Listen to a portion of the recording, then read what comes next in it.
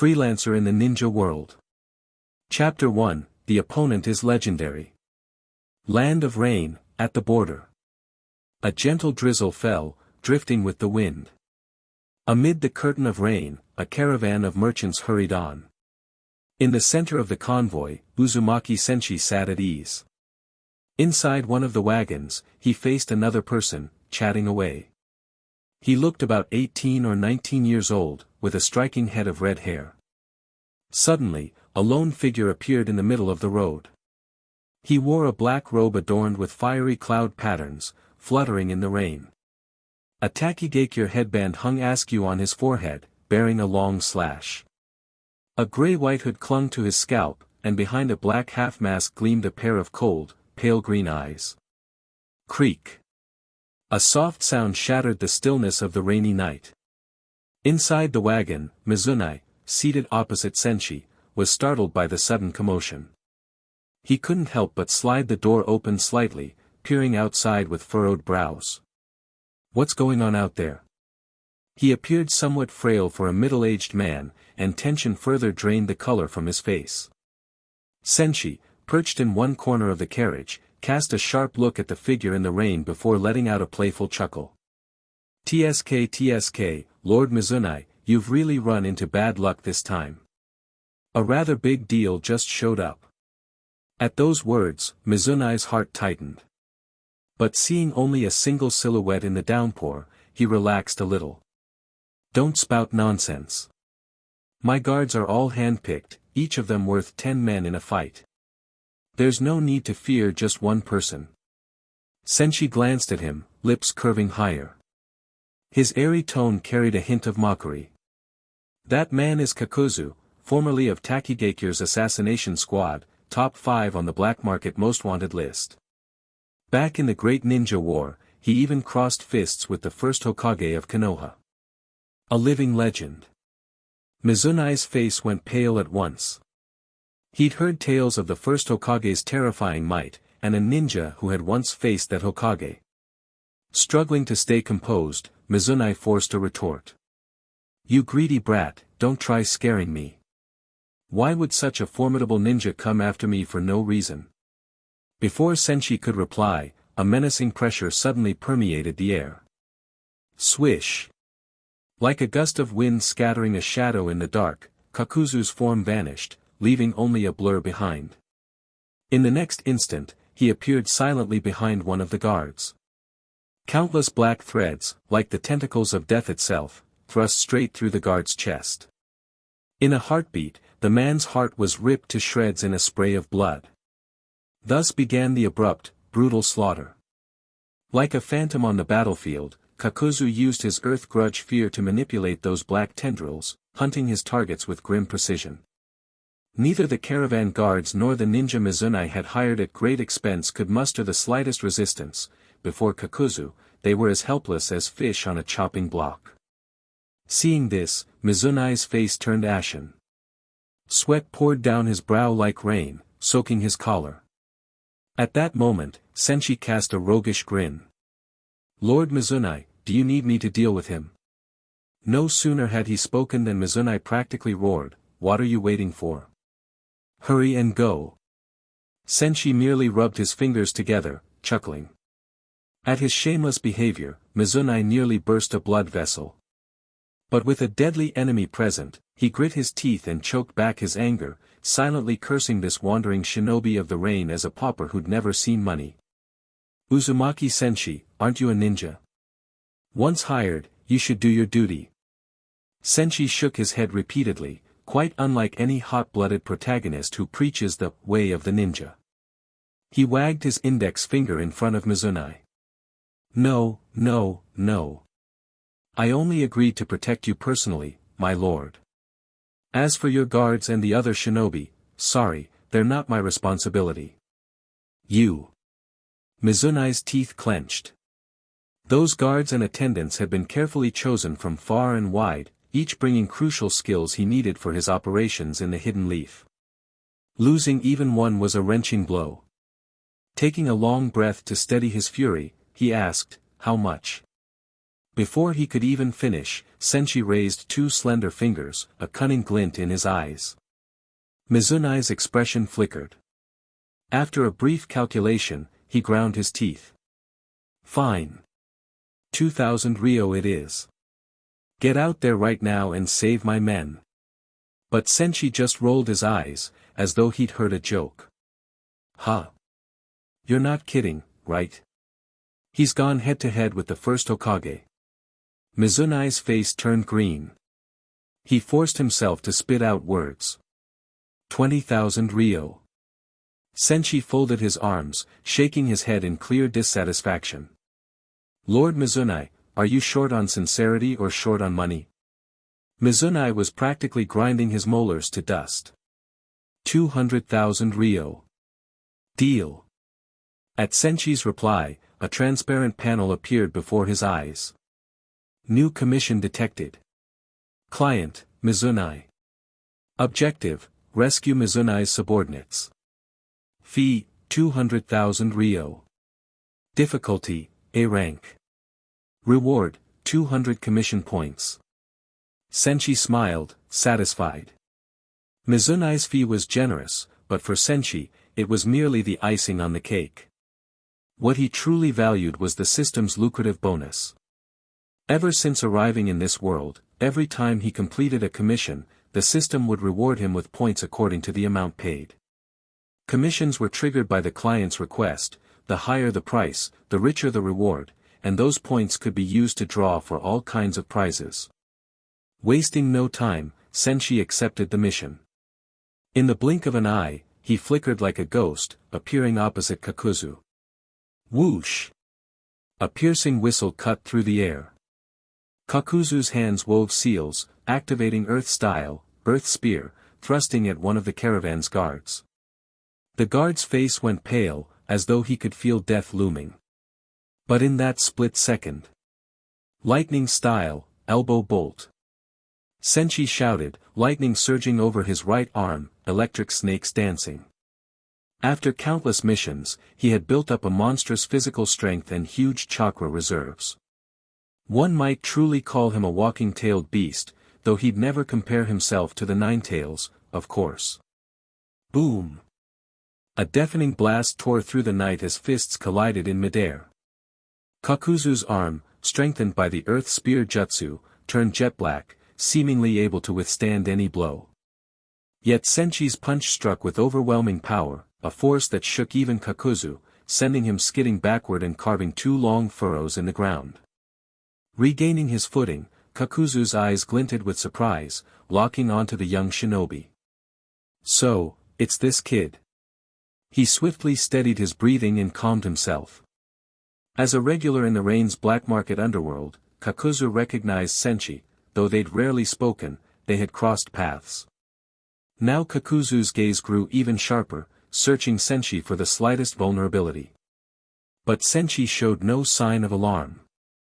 Kakuzu realized that his earlier failure was partly due to his own carelessness. Still, he remained confident, he had not yet revealed his trump card. Just then, Senshi spoke again. Kakuzu, why not forget this job? Go take on something else. Kakuzu's forehead veins bulged in anger. He glared at Senshi, biting out his words. Damn kid. Secret technique, Earth Grudge Fear. Without further talk, Kakuzu's chakra flared dramatically. Provoked by Senshi's taunt, he unleashed his full power immediately. Seeing Earth Grudge Fear activated so soon, Senshi looked startled, as though he'd spotted a pig climbing a tree. Really? You're going all out the moment we meet? It's not easy gathering those hearts. No need to lose them all here. Kakuzu did not reply. With a roar, he released one of the Earth Grudge Fear masks, which shot at Senshi like a ghost. Fire Style, Searing Migraine. From the fire mask's gaping maw, a wave of flames burst forth, rushing toward Senshi like a seething tidal wave, threatening to swallow him whole. Then, almost simultaneously. Wind Style, Pressure Damage. The wind mask let out a sharp screech, spewing a giant compressed wind sphere that instantly churned into a violent gale. Wind-fed flame, the blaze swelling in intensity, and in the blink of an eye, Senshi was engulfed in a sea of fire. A satisfied smirk crossed Kakuzu's face, one that froze almost immediately. Within the raging flames, Senshi's figure abruptly burst into a cloud of white smoke, leaving behind only a wooden log. Lightning style, backhand chop. Senshi's speed was like lightning, a streak of brilliance slashing across the night sky. In a flash, he reappeared behind the fire mask's heart. With lightning-wreathed hands, he sliced it apart, leaving it scorched and smoking. Seizing that opening, Senshi gathered his chakra and lunged at the wind mask in a blur. Blue arcs of electricity crackled wildly around him, illuminating the battlefield in a flickering glare. In that brief instant, his lightning-charged hand cut through the wind mask as though slicing hot butter, annihilating it in one strike. Chapter 2, Spying. Crack. A crisp shattering sound rang out. 2 precious hearts were lost just like that, and the job still hadn't been completed. Kakuzu felt such heartache that he could scarcely breathe. He fixed Senshi with a cold, piercing stare. However, Senshi didn't pursue another attack. He reined in his aura, shrugged, and spoke in an easygoing, teasing tone. Are we still going? We're both in the black market business, just trying to make a living. There's no need for us to risk our lives fighting over a commission fee. Why don't we each take a step back and leave it at that? If you ever need my help in the future, I'll give you a 10% discount, friends rate. When Senshi finished, Kakuzu's expression darkened. His emotions were all over the place. He took a deep breath, trying to calm his seething anger. Then he gave Senshi one final frigid glance before turning and leaving. Recalling the scene moments before, where Kakuzu had slaughtered so many as though it were child's play, Mizunai and the others still felt their hearts pounding. The caravan guards, as well as the various ninja Mizunai had spent so much time and money hiring, were only now snapping out of their daze, as if awakened from a nightmare. We're still alive, like we were dragged back from the gates of hell. The ninja our boss hired is incredible. Those jutsu were practically blinding. If not for him, we'd have been dead a long time ago. Their eyes brimmed with the relief of survivors, still clearly shaken by the fear Kakuzu had instilled. Yet at that very moment, Mizunai suddenly blew up. As the client, he was filled with rage. How could you let him get away? He roared in anger. Throughout the battle, Senshi had held an overwhelming advantage, cornering Kakuzu. If he'd put in just a bit more effort, he could have kept that monster from escaping. Yet the man who had killed so many of his guards had simply walked away. Mizunai felt his blood pressure spike. Upon hearing his outburst, Senshi merely raised a hand and mockingly rubbed his ear. Lord Mizunai, you only hired me to rescue your subordinates. Whether to chase him or capture him was never part of the deal. Aren't your men safe now, every last one of them? The job's done, so about that 200,000 Rio commission, time to pay up, don't you think? With that, Senshi stretched out a hand, palm facing upward, casually awaiting Mizunai's response.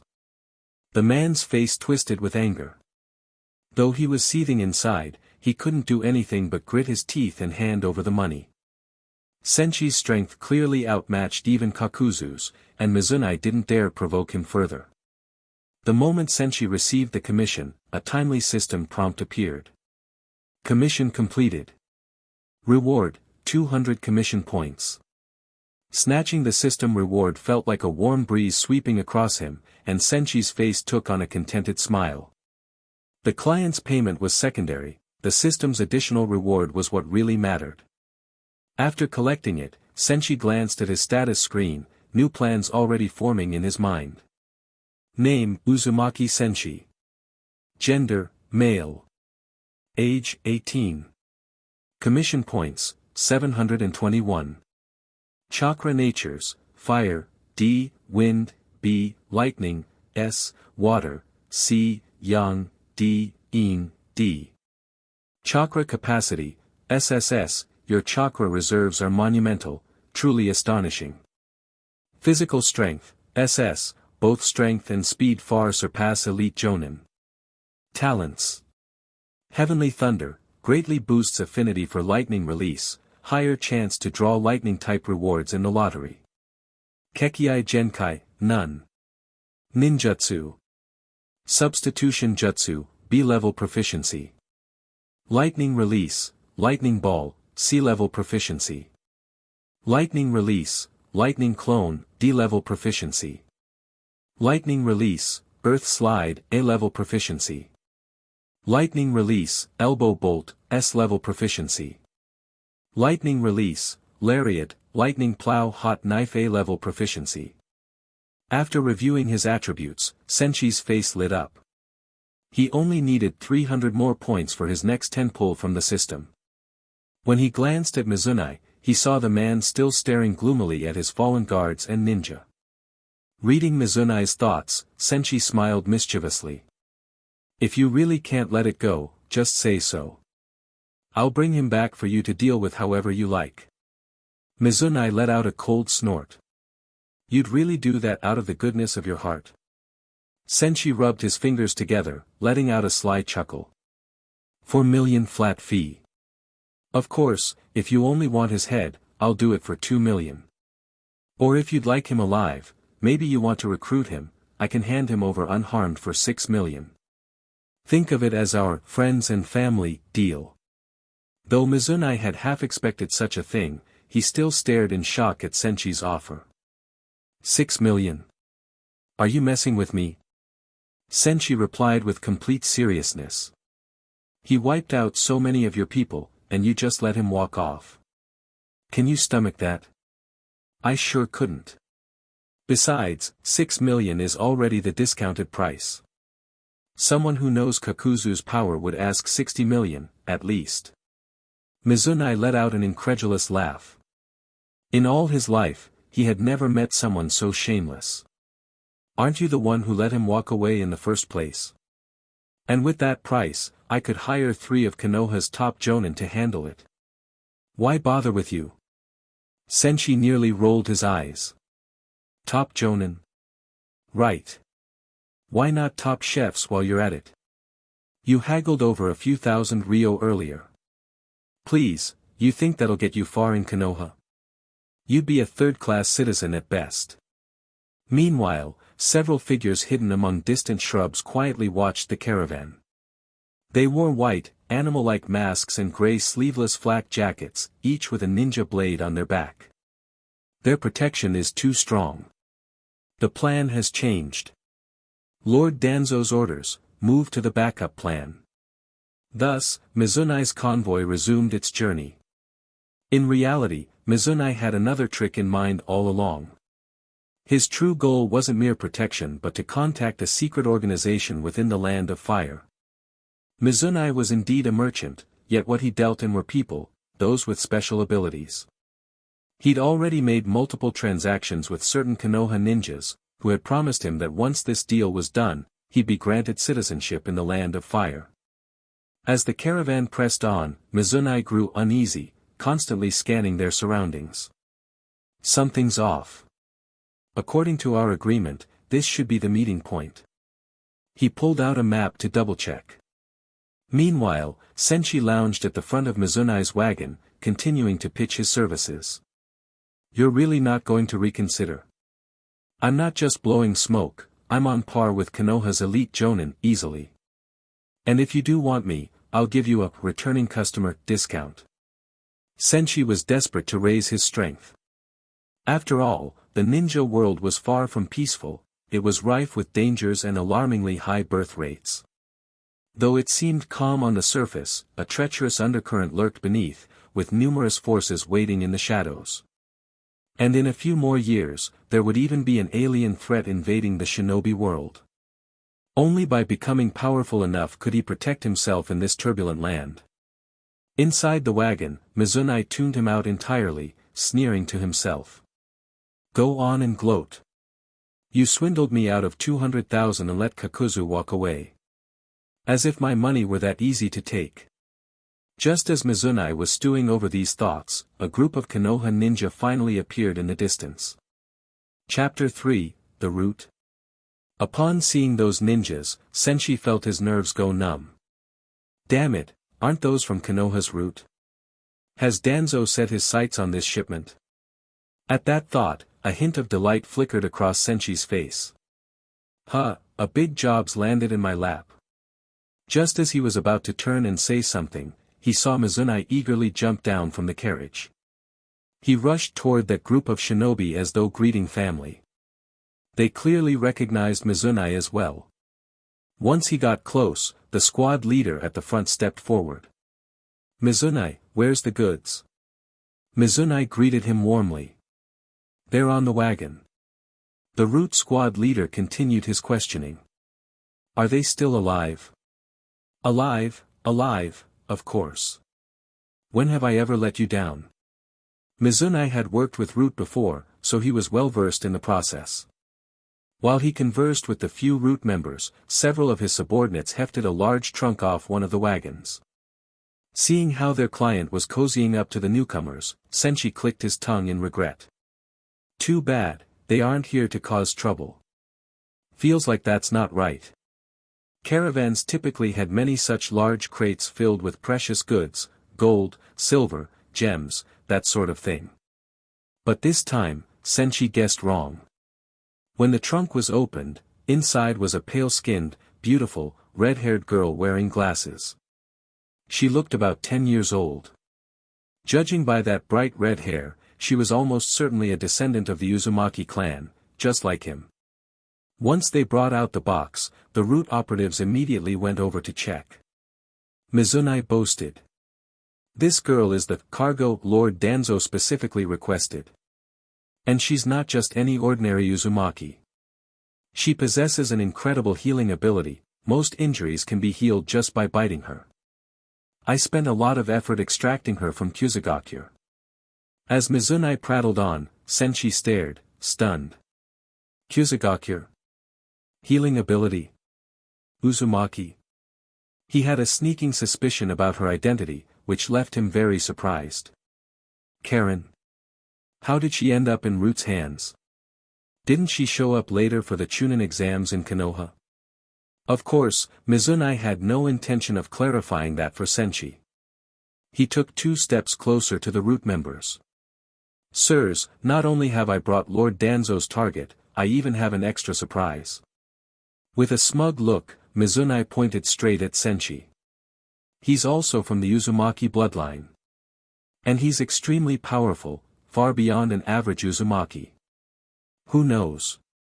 He might already have awakened a special ability that Lord Danzo wants.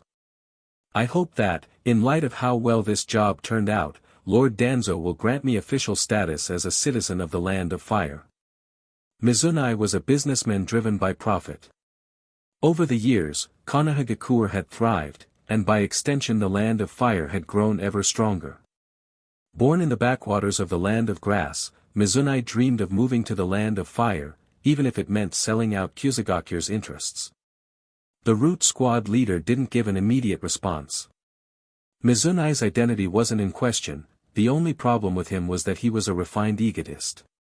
But for Root, that could actually be an advantage, so long as he posed no threat to Konoha and could help Root protect the village. Feeding him some scraps would make him a very handy tool, and one that could be sacrificed any time. Of course, if not for Senshi's presence, this entire convoy might well have been annihilated by Kakuzu. But now, Mizunai and the Root members were making no effort to hide their plans from Senshi. They clearly thought that, backed by Konoha's operatives, there was no reason to sneak around. Senshi, standing at a short distance, heard them loud and clear. Good grief. That bastard Mizunai is actually trying to treat me like cargo, too. The Root squad leader by Mizunai's side didn't immediately attack, he simply scrutinized Senshi with a keen gaze, focusing especially on his red hair, then gave a satisfied nod. Not bad. Lord Danzo will take your request into serious consideration. Mizunai felt that, with those words, his acceptance into the Land of Fire was practically guaranteed. Elated, he glared at Senshi and said. A worthless wandering ninja. A greedy idiot. Did you really think I hired you because I admired your abilities? Ha! You fool! And you dared swindle me out of 200,000 Rio? Now I'll show you my money doesn't come free. None of the root members bothered to contradict him. Mizunai wasn't qualified to order them around, of course, but he was shamelessly borrowing their authority. Danzo wanted Uzumaki clan survivors, and if Senshi was indeed one such survivor, someone Mizunai had brought along, then Root was more than happy to take him as well. Sensing the hostility in their eyes, Senshi felt half amused, half annoyed. These small fry, didn't they see Kakuzu wiping out entire squads without breaking a sweat? And they still think they can mess with me? It wasn't that Senshi held any personal grudge, he just knew that Root specialized in espionage, data theft, stirring up rebellion in small countries, and fomenting strife within Konoha itself. But in terms of individual combat prowess? Aside from Danzo himself, few among them could hold their own against a real threat. If they'd faced Kakuzu, they would have been wiped out. Now they planned to capture him. Sure enough, the 5 or 6 root ninja began to fan out, encircling him, but it brought Senshi no sense of pressure, only frustration at the way Mizunai and the ninjas stared at him like he was just another piece of merchandise. TCH. I'm a hired hand, not for sale. Root agents always acted with swift decisiveness. They clearly had no desire to exchange insults. As they closed in, the squad leader spoke in a frosty tone. Subdue him and take him back to Lord Danzo. At his signal, the other ninja moved. Clang! With a sharp ring, their short swords slid from their scabbards, and they charged Senshi at high speed. Knowing Senshi was no pushover, Mizunai still yelled. Everyone, help the Konoha ninjas. Take him down. Anyone who helps capture Uzumaki Senshi gets 10,000 Rio. Although Senshi could casually earn 200,000, to the regular guards and hired mercenaries, 10,000 Rio was a considerable sum, especially easy to earn with the famed Konoha ninjas in front. It felt almost like picking money off the ground. Without hesitation, they followed suit. Senshi could only shake his head, half annoyed, half amused. So that's how it is, these guard dogs have such short memories. Have they already forgotten the terror they felt at Kakuzu's hands? And as for Root, if they'd really analyzed how he'd just battled Kakuzu, they should have realized his true level. Swish, swish, swish. His thoughts were cut short by 3 shuriken flying toward him, each tagged with an explosive note. The shuriken came fast, but Senshi moved faster still, like a streak of lightning. Boom, boom, boom. The 3 explosive tags detonated on empty air.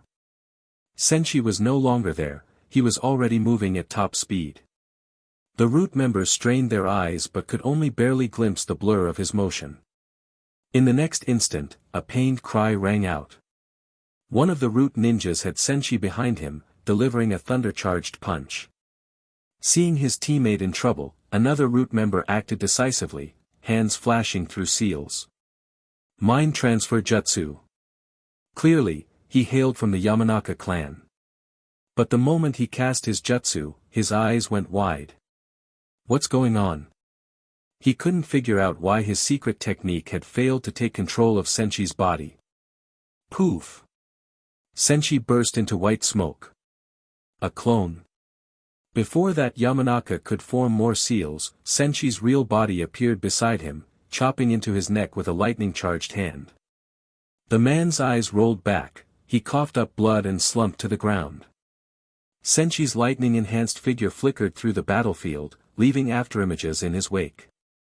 Against the combined force of root, caravan guards, and random hired ninjas, his massive chakra reserves and physique, rivaling the Raikage's, let him hold the upper hand effortlessly. Chapter 4, Orochimaru. In no time, Senshi had already materialized in front of the root squad leader, a member of the Aburame clan judging by the insect jar on his back. Before the Aburame could unleash his poisonous bugs, Senshi swung a hand chopping down with a burst of lightning release chakra. Lightning release, horizontal chop. With a roar, the man flew like a kite with a snapped string, crashing hard to the ground. Ordinary route operatives and mercenaries alike stood no chance. Senshi tore through them like a tiger among sheep, dispatching them swiftly. Mizunai watched the scene, pupils contracting in fear and shock. In his mind, Konoha shinobi, especially Danzo's agents, were invincible. Had he not witnessed it himself, he would never have believed Senshi could defeat them so effortlessly. Swoosh! A blur of motion, and Senshi was suddenly right before Mizunai, who stumbled back in alarm. What are you doing? Faced with Senshi's horrifying strength, Mizunai trembled from head to toe, words tripping over his tongue. To his surprise, Senshi merely narrowed his eyes in a smile. You met up with those Konoha ninjas, so that means my escort mission is finished, right? Mizunai stared at that unsettling grin, chills creeping down his spine. He didn't know why Senshi would bring that up at a time like this. He only knew that his life was in Senshi's hands and he didn't dare argue. Nodding fervently, voice shaking, he said. Why yes. The escort job is complete. So, the payment? Senshi pressed. Mizunai frantically pointed to a carriage nearby. The money I promised you is on that wagon, 300,000 ryo. It's all there. At his words, Senshi walked over to the carriage and found a heavy suitcase loaded with bills. The moment he picked it up, the system chimed in his head. Commission completed. Reward, 300 commission points. Carrying the hefty case, Senshi slowly approached the large trunk. With a loud creak, he lifted the lid. Inside, the red-haired girl curled up like a frightened kitten, just as he'd suspected, it was indeed Karen. Do I take her along or not? He hesitated. Originally, he just wanted to boost his strength via system missions without meddling too much in canon events, especially ones tied to major plotlines. But after thinking it over, having Karen around might be useful, and perhaps it wouldn't change the overarching narrative too drastically. Moreover, with his immense chakra reserves, a physique comparable to the Rakich's, and a decent repertoire of jutsu, he'd have little trouble fending off Danzo's wind release and shuriken, though the Akatsuki would still be a headache. Deciding on the spot, he hoisted Karen over his shoulder and swiftly left. Meanwhile, Kakuzu had quietly returned, but this time, he wasn't alone. A pale-skinned, androgynous man in the same black robe with red clouds followed at his side. Kakuzu hadn't truly fled, he'd gone to seek backup. And he had never taken a loss like that quietly. That man's skin was unnaturally white, his eyes as cold and narrow as a snake's. There was no doubt, he was one of the legendary Sannin, Orochimaru. They raced through the forest at astonishing speed, the scenery zipping past as though someone had hit fast forward. Orochimaru hissed as they ran. That wandering ninja, he's that Uzumaki Senshi from the AIM, correct? Ever since witnessing the power of Nagato's Rinnegan, Orochimaru had taken an interest in the Uzumaki clan. He and Danzo had an agreement to acquire several Uzumaki survivors. Ninjas like Senshi, who regularly took black market jobs, were few in number and well known. Hearing Orochimaru's question, Kakuzu nodded slightly, eyes flickering with cold anger. Yes. It's him, Uzumaki Senshi. I underestimated him before. If not for his sudden interference, I would have completed my mission. Orochimaru raised an eyebrow in slight surprise. You're telling me you weren't his match? Enough to warrant asking for my help? Kakuzu quickly clarified. Not that I can't beat him, only that the best move, given the battlefield conditions, was to withdraw and regroup. One-on-one, I might need a long fight to decide a winner, and I wasn't interested in a drawn-out battle. 2-on-1, though, we can take him down quickly. The real goal here is that shipment, requested by the client. A convoy that can hire someone like him must be transporting something extremely valuable.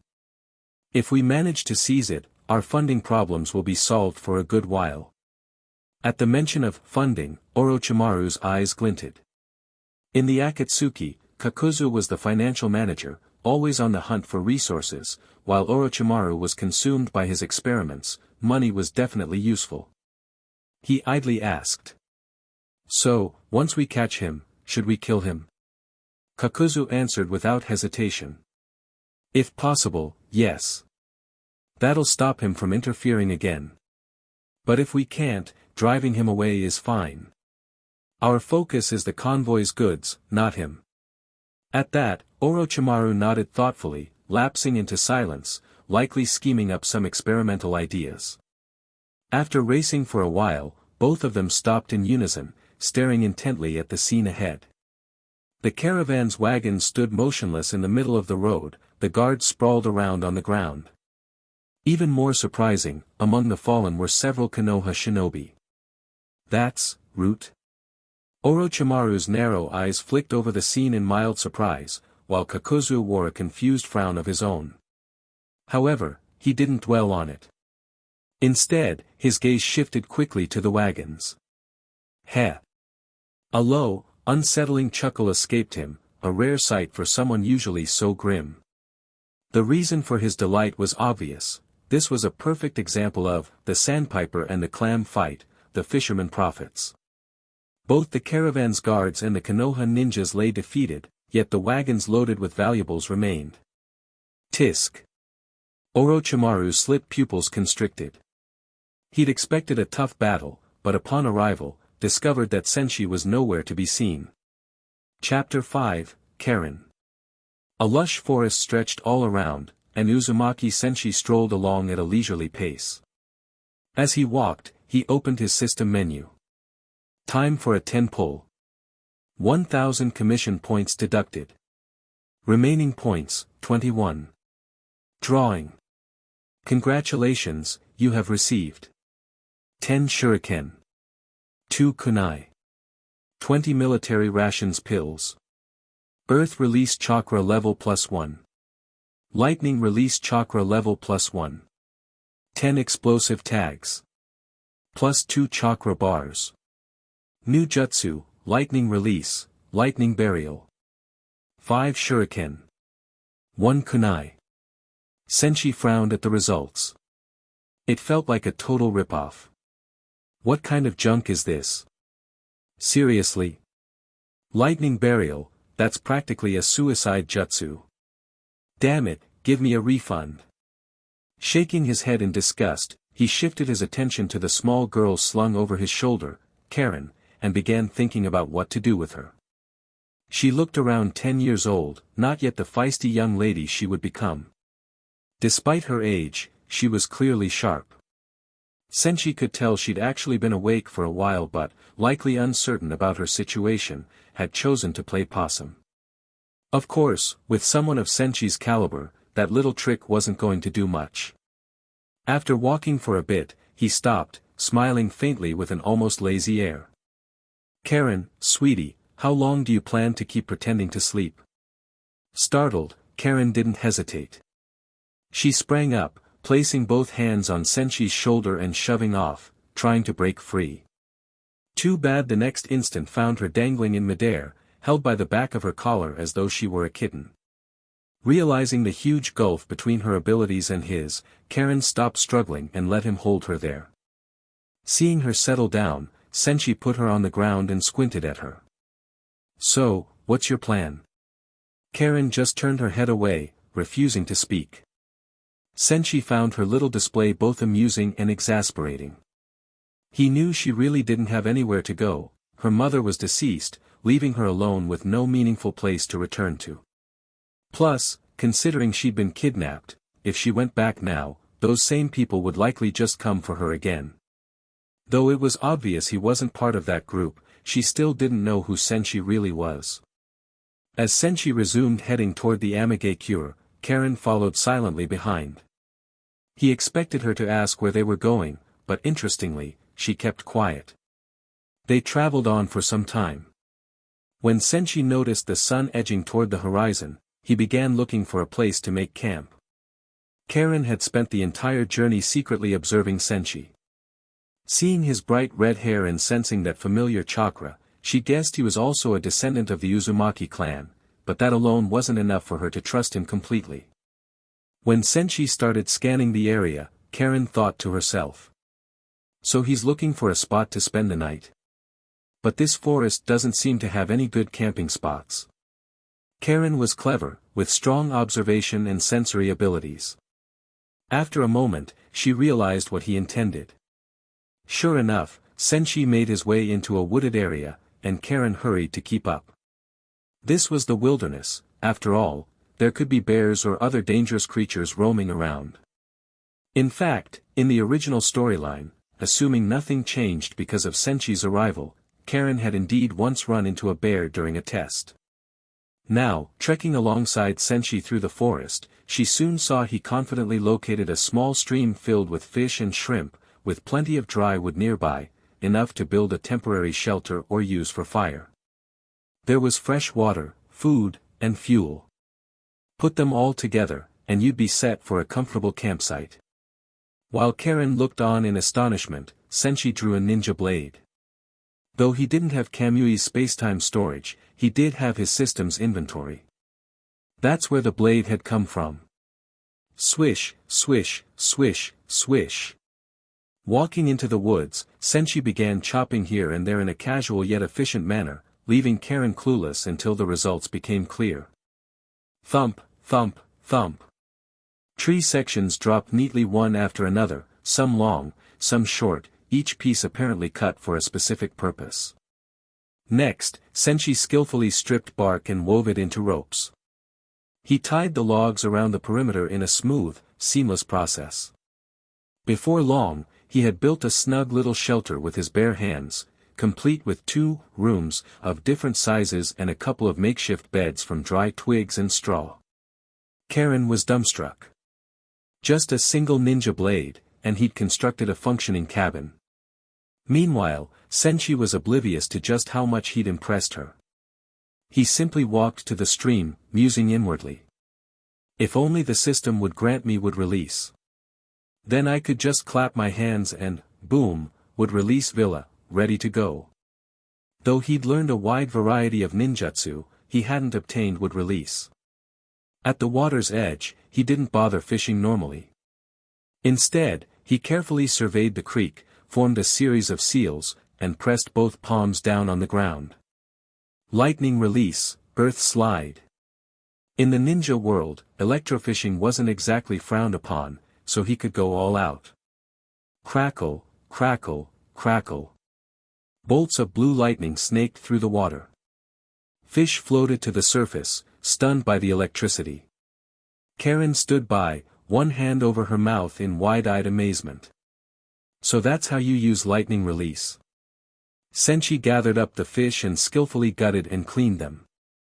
Living the life of a mercenary meant a lot of traveling on foot and camping in the wild, so he had plenty of practice. As he lit a campfire with some dry wood and placed the fish above the flames to roast, he retrieved a small bottle from his tool pouch, really from his system inventory, containing salt and other seasonings. After all, grilling fish or chicken without spices would be far less tasty. The sky gradually darkened, and Karen settled down by the fire. Having observed him so long, she felt more or less convinced that Senshi posed no threat. Soon after, he handed her a piece of grilled fish. Here, eat up. Wouldn't do to let you go hungry, or you'll lose your value. Karen swallowed a bit of saliva. Value? Does he plan to sell me? Still, the aroma of that grilled fish was irresistible, there must have been some special method to his cooking. After a brief hesitation, she took the fish and bit in. To her astonishment, it was the best meal she could remember having.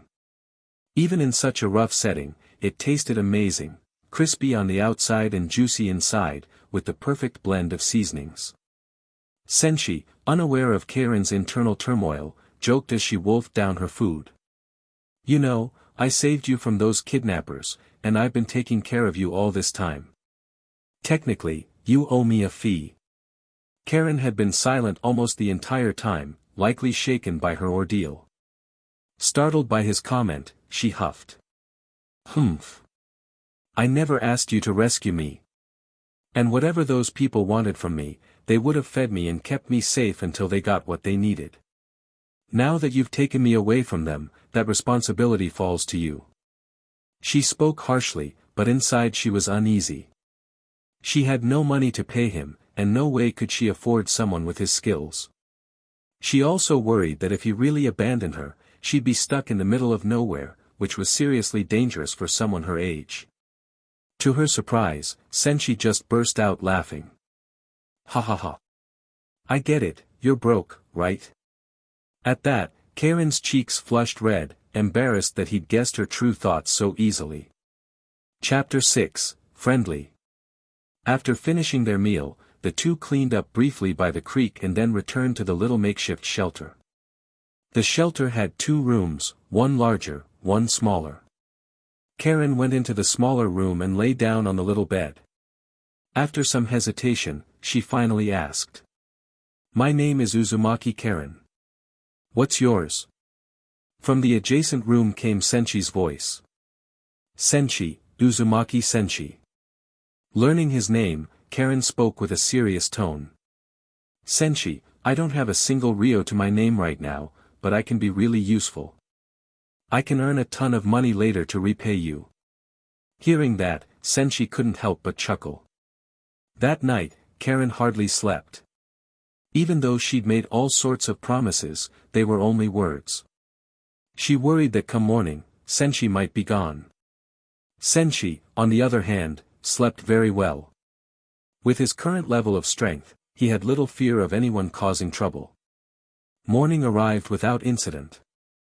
After washing up at the creek, Senshi set off again with Karen. She had been traveling alongside him for a while and was slowly getting used to his presence. Eventually, she asked. "Senshi, where are we going?" He answered offhandedly. "We're headed to the Ames black market to pick up a commission." Karen nodded, hoping she could be of some help. As they neared the village, Senshi dug into his ninja pouch for the AIM forehead protector and fastened it in place. Everything about the Amigakure fascinated Karen, and she looked around curiously as she followed him. Passing a stall selling deep-fried meatballs, she couldn't help but swallow hard. Senshi casually pulled out 100 ryo and handed it to the stall owner. "2 orders, please." The stall owner took his payment and quickly served up 2 portions of fried meatballs, passing them to Senshi and Karen. Overjoyed, Karen blushed at Senshi's glance and quickly averted her gaze. I can be useful. I'll pay you back for all this." Senshi just smiled and didn't make a fuss. Continuing onward, he said. "Karen, for a while I need you to stay put here. I'm going to the black market to pick up a job." Chewing her meatball, Karen shook her head vigorously. "No way. I'm sticking with you." Since he was going there for a commission, she didn't want to be left behind. She was banking on proving her worth. "You're not really capable of much right now. If you come along, I'll have to take care of you." Karen hadn't fully developed her abilities yet, and keeping her by his side could be dangerous. But instead of arguing, Karen simply clung tightly to his leg. Senshi scratched his head in mild exasperation. This pretty much means you're hiring me as your bodyguard, you realize that? And that's no easy job. I'll have to charge extra, you know." He was mostly joking, but Karen clenched her small fists, saying. I'll pay you back." Senshi was surprised by her sincerity. In the end, he brought her along to the Ames black market. On the way, he also helped her pick out some new clothes. She chose a light purple outfit, seemingly fond of that color. After paying, Senshi figured he might as well go to a nearby ninja tool store to restock his supplies. Since he'd snatched Karen from her captors, bringing her along, he had no desire to let her go to waste. Her abilities were quite valuable if nurtured properly. She could serve as a good assistant. Only after wrapping up these errands did Senshi finally head for the Amigakure black market with Karen. The closer they got, the fewer ninja were around, but those they did see gave off a menacing air. Most who survived on the Ames black market had blood on their hands. Before long, the pair spotted someone familiar, and that person clearly noticed them, too. In the black market, there weren't many regulars one might call acquaintances. Who else could it be if not Kakuzu? What's got you all on edge? Orochimaru looked around but saw nothing out of place. Kakuzu kept his eyes fixed on Senshi's location and said, "Straight ahead, about 50 meters." Following Kakuzu's line of sight, Orochimaru spotted the wandering shinobi he'd seen a few times before in the black market. "So that's the guy who cost you 2 lives, He regarded Senshi with a flicker of curiosity. For Kakuzu, losing a heart basically meant losing a life. During his last encounter with Uzumaki Senshi, not only did Kakuzu fail the mission, he lost 2 hearts. He and Orochimaru had tried to salvage something from the convoy, but the crate they'd snatched didn't contain the client's intended goods. Kakuzu now knew the real target was a red-haired girl. Thinking of that, he looked down and noticed the girl by Senshi's side, a light purple coat, glasses, and vivid red hair. "Orochimaru, that little girl next to him is exactly the target our client wants." Orochimaru peered at Karen. "So, do we attack him here in the black market?" It was tricky. Kakuzu had experienced Senshi's power firsthand, and fighting in the Ames black market wasn't always the best option. Better to test the waters first. With that in mind, Kakuzu went straight up to Senshi and Karen, blocking their path. Knowing how strong Senshi was, he remained on guard. Next to him, Orochimaru kept his arms hidden under his robe, ready to strike with snake-like speed at any moment. Kakuzu had told him often about how formidable this Uzumaki Senshi was, so Orochimaru wasn't taking any chances. But what happened next took Orochimaru completely by surprise. Suddenly confronted by Kakuzu, Senshi didn't get angry. Instead, he stepped up with a big grin and grabbed Kakuzu's hands, greeting him warmly. "Kakuzu. What a pleasure. You got a new job for me already? I knew you were the real deal. Who in the black market doesn't know Kakuzu? Anything I can do, just say the word. I promise 100% success rate." Kakuzu was left baffled by this barrage of enthusiasm. What the hell is he talking about? Orochimaru also looked a bit confused. Was this goofy fellow really the same ninja powerful enough to cost Kakuzu 2 hearts? At such close range, Senshi looked completely off guard. Orochimaru realized that if he launched a sudden ambush right now, there was a good chance he could kill him in one blow. Some distance away, Karen was left gaping. She sensed strong hostility from Kakuzu and Orochimaru toward Senshi, so she'd expected an immediate fight.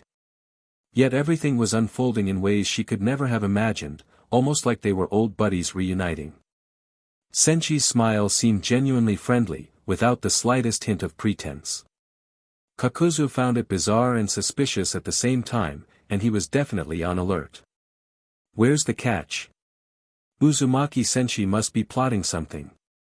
Orochimaru, too, was studying Senshi closely, wondering if this open, defenseless posture was just an act. He was fairly confident he could turn Senshi into a corpse right now, but he noticed no immediate hostility from Senshi. Meanwhile, Kakuzu remembered how arrogant Senshi had seemed before. Now he looked like a fawning merchant. How could these be the same person? It was night and day. In any case, Kakuzu had no desire to stand around making small talk. He shook his head. "I'm not here to hire you."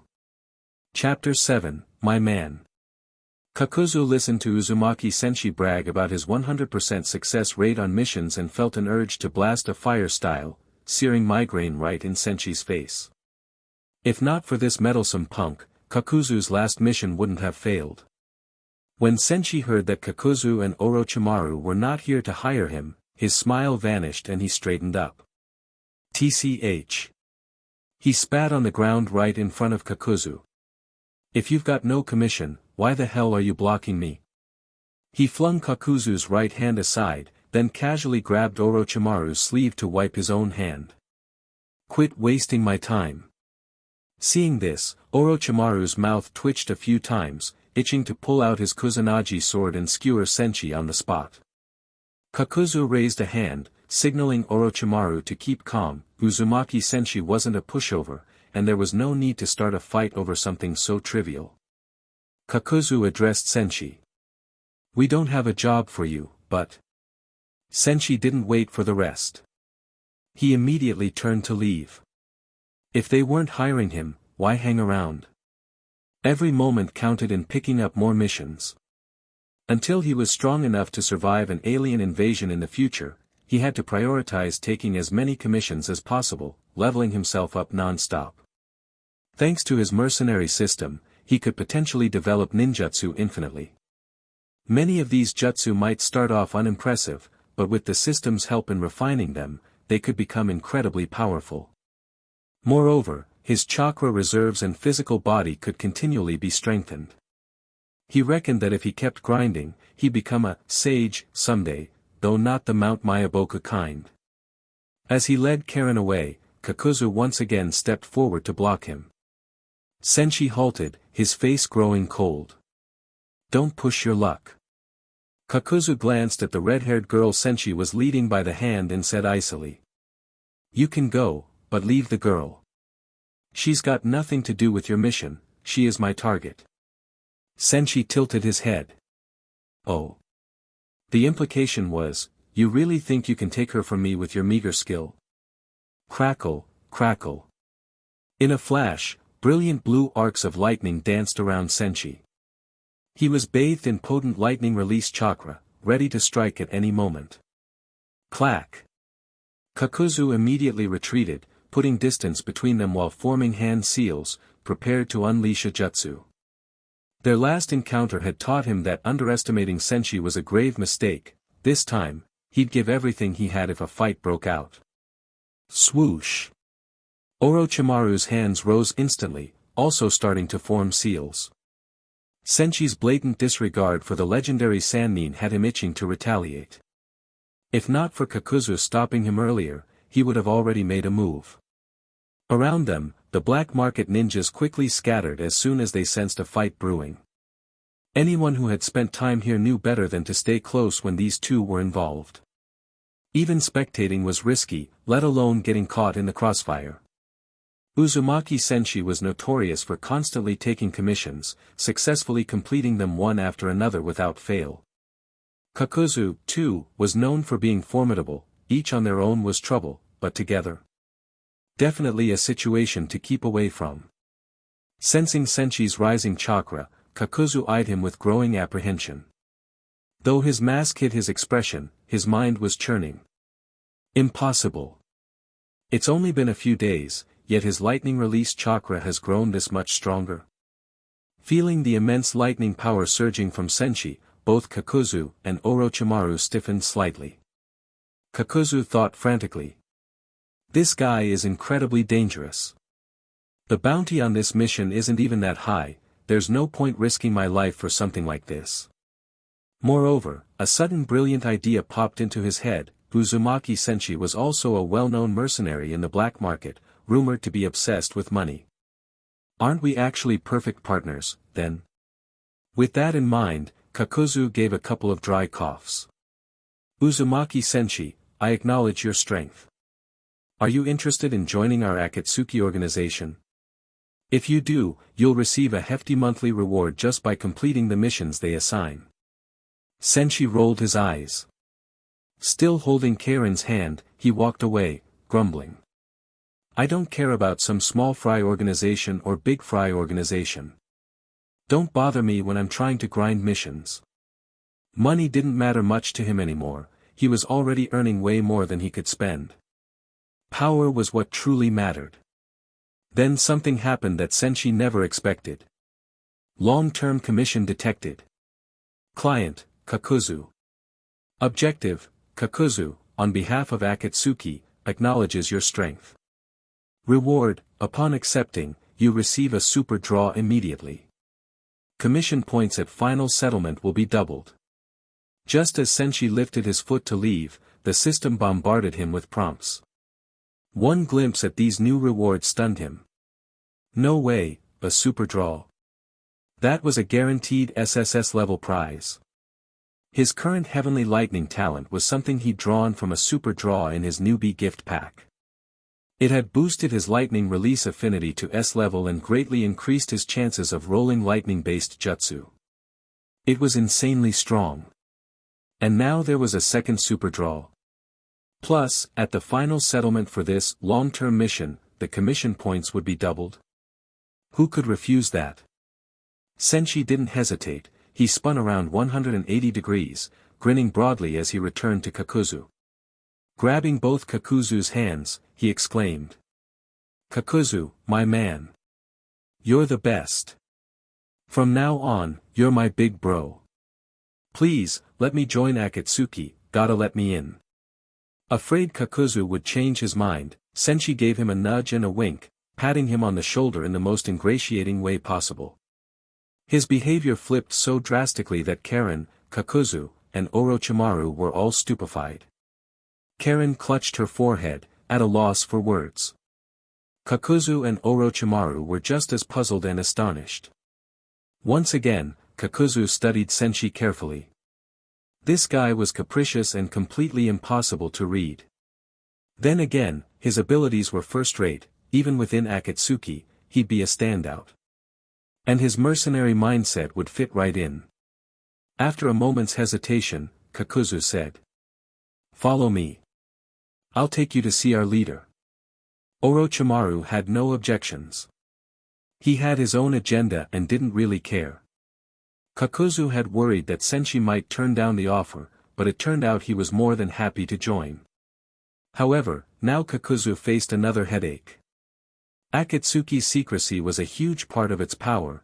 Few outsiders knew the location of its bases, let alone its leader. Yet Uzumaki Senshi was already strolling toward the Amigakure Tower, leading a bewildered Karen by the hand as if he knew exactly where to go.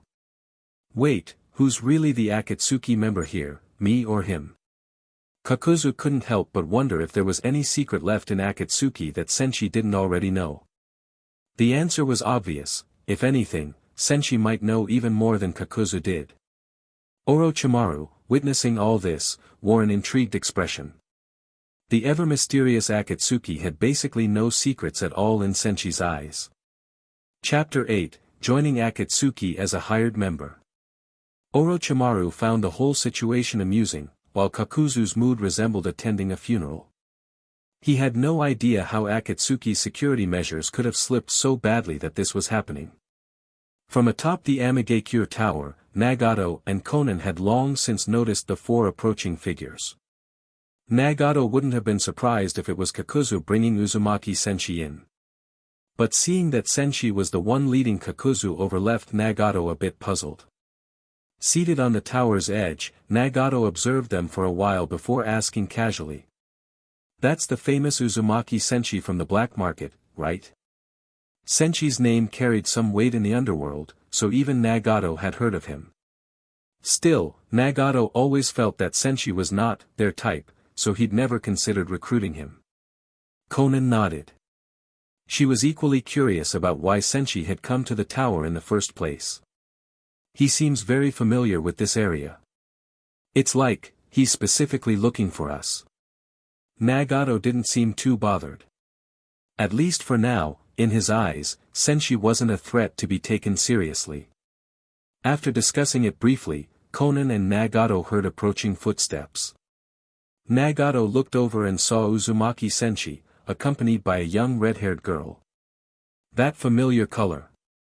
Someone had once told him that red hair was characteristic of the Uzumaki clan. Because of the wars, the Uzumaki clan had been scattered all over. It was quite rare to see three different people, each presumably of Uzumaki descent, all in the same area. Nagato glanced briefly at Senshi, then turned to Kakuzu. "What's going on?" In a measured tone, Kakuzu replied. "I believe Uzumaki Senshi is well suited to join the Akatsuki." He didn't mention that Senshi first refused, then abruptly insisted on joining. In Kakuzu's mind, Senshi's train of thought back then must have been abnormal. Still, as long as he was willing to do work for Akatsuki, that was good enough. Nagato continued. What about his abilities? Kakuzu took a breath and answered. He's very strong. His success rate on black market missions is 100%, the only person in the AIM's black market with that record.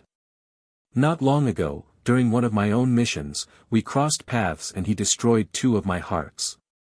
Nagato and Conan had known Senshi was a decent ninja, but they hadn't realized just how formidable he truly was. For him to destroy 2 of Kakuzu's hearts and leave unscathed clearly put him at a level worthy of joining Akatsuki. Nagato next turned his gaze toward Senshi. You wish to join Akatsuki? Why? Senshi answered without hesitation. Leader Nagato, I'm very happy to join. As for why, because Kakuzu-san invited me, so I've got to give him some face. Hearing this, Kakuzu's face twitched slightly. Nagato and Conan remained impassive on the outside, though inwardly they were speechless. What kind of flimsy reason was that? At least they didn't have any issues with Senshi's identity. He'd grown up in the Amigakure, only venturing out for his mercenary work. He had no real affiliation with other hidden villages. After a brief pause, Nagato nodded. You can join, but you'll have a probationary period. During that time, you and Kakuzu will operate as a 2-man cell, and he'll be observing you. After the probation is over, we'll reveal some of Akatsuki's core information to you. Before Nagato could finish, Senshi interrupted. No problem. But I have a few conditions. Nagato's eyes flickered slightly. Not just one condition but a few. Akatsuki had taken in plenty of strong ninja, but someone like Senshi, this was a first. Let's hear them. Both Conan and Kakuzu, as well as Orochimaru and Karen, shifted their gazes to Senshi. The young man cleared his throat, then said. 1. First, I want to join Akatsuki as a hired member. 2. Second, I'll need a monthly salary. It doesn't have to be huge, 100,000 ryo, about the standard pay for an A-rank mission. I think that's fair, considering I did take Kakuzu's 2 hearts in 3 seconds. My record speaks for itself. Kakuzu was mortified that Senshi would lay it all out in front of everyone.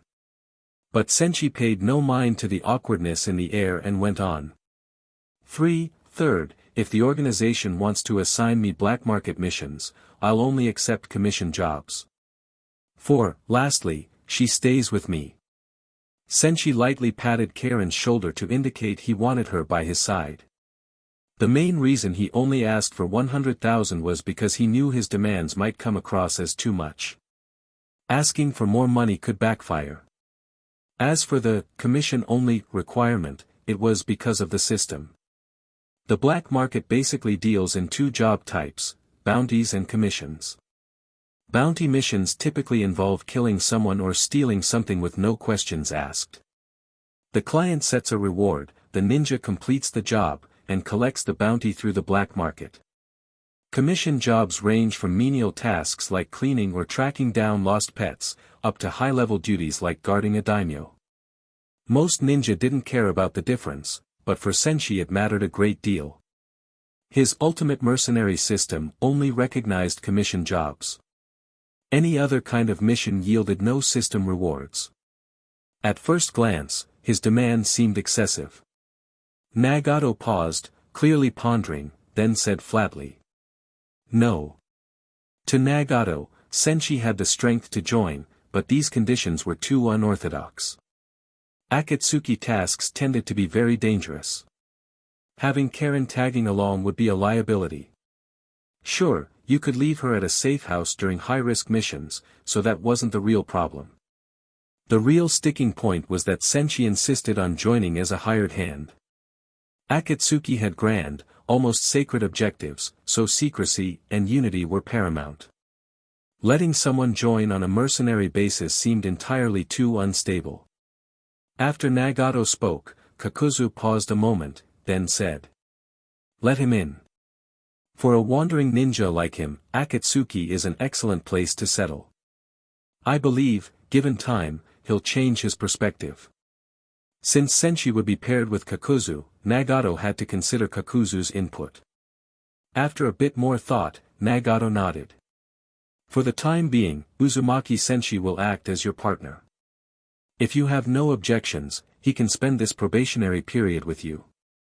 Nagato trusted Kakuzu because if any partner turned out to be problematic, Kakuzu would simply kill them. Orochimaru, on the other hand, just smirked. I wonder how long this rookie will last. Once Nagato officially approved Senshi's membership in Akatsuki, the system prompt finally sounded in Senshi's head. You have joined Akatsuki and accepted a long-term commission. System reward number 1, 1 super draw. Hearing that, Senshi's eyes lit up, and he instantly pulled up his system panel. Draw. He couldn't care less about the so-called Death Squad. All he wanted was this super draw from the system. Drawing super reward. Congratulations. You've obtained an SSS rank reward. The Rumble Rumble Fruit, Naruto World Adaptation. The Rumble Rumble Fruit. Glancing at its info, Senshi couldn't stop grinning. Name, Rumble Rumble Fruit, Naruto Adaptive. Rank, SSS. Origin, a rare treasure from the One Piece world, now adapted for the ninja world with negative side effects removed. Development level, D. Current unlocked abilities. Mantra, observation sense every disturbance within a certain radius. Lightning Finger, release lightning from your fingertips to attack. Lightning Teleportation, transform into electricity, moving through electric fields or conductive materials. Thunderbolt, Inazuma turn an arm into lightning to form a massive thunder pillar, striking targets within your mantra range. Lightning Form, become pure lightning, generating light and heat to negate all physical attacks. Discharge, 360-degree omnidirectional lightning barrage, hitting everything in range. None of the others in Akatsuki knew what Senshi was doing. They just saw him suddenly break into a suspicious grin, which quickly grew wider and more unsettling. Konan, Nagato, Kakuzu, Orochimaru, everyone was a bit taken aback by the eerie pleasure on his face. Karen, likewise, was baffled. Senshi was already an oddball for wanting to bring a young girl on missions and only accepting commission jobs. But now he'd started cackling out of nowhere, his grin getting bigger by the second, looking downright abnormal. Even Nagato's gaze grew more serious. This team is getting harder and harder to manage. Chapter 9, Non-Stop Commission. After these past few encounters with Uzumaki Senshi, Kakuzu had come to realize just how odd this fellow truly was. So when Kakuzu saw Senshi behaving like this now, he felt surprisingly calm.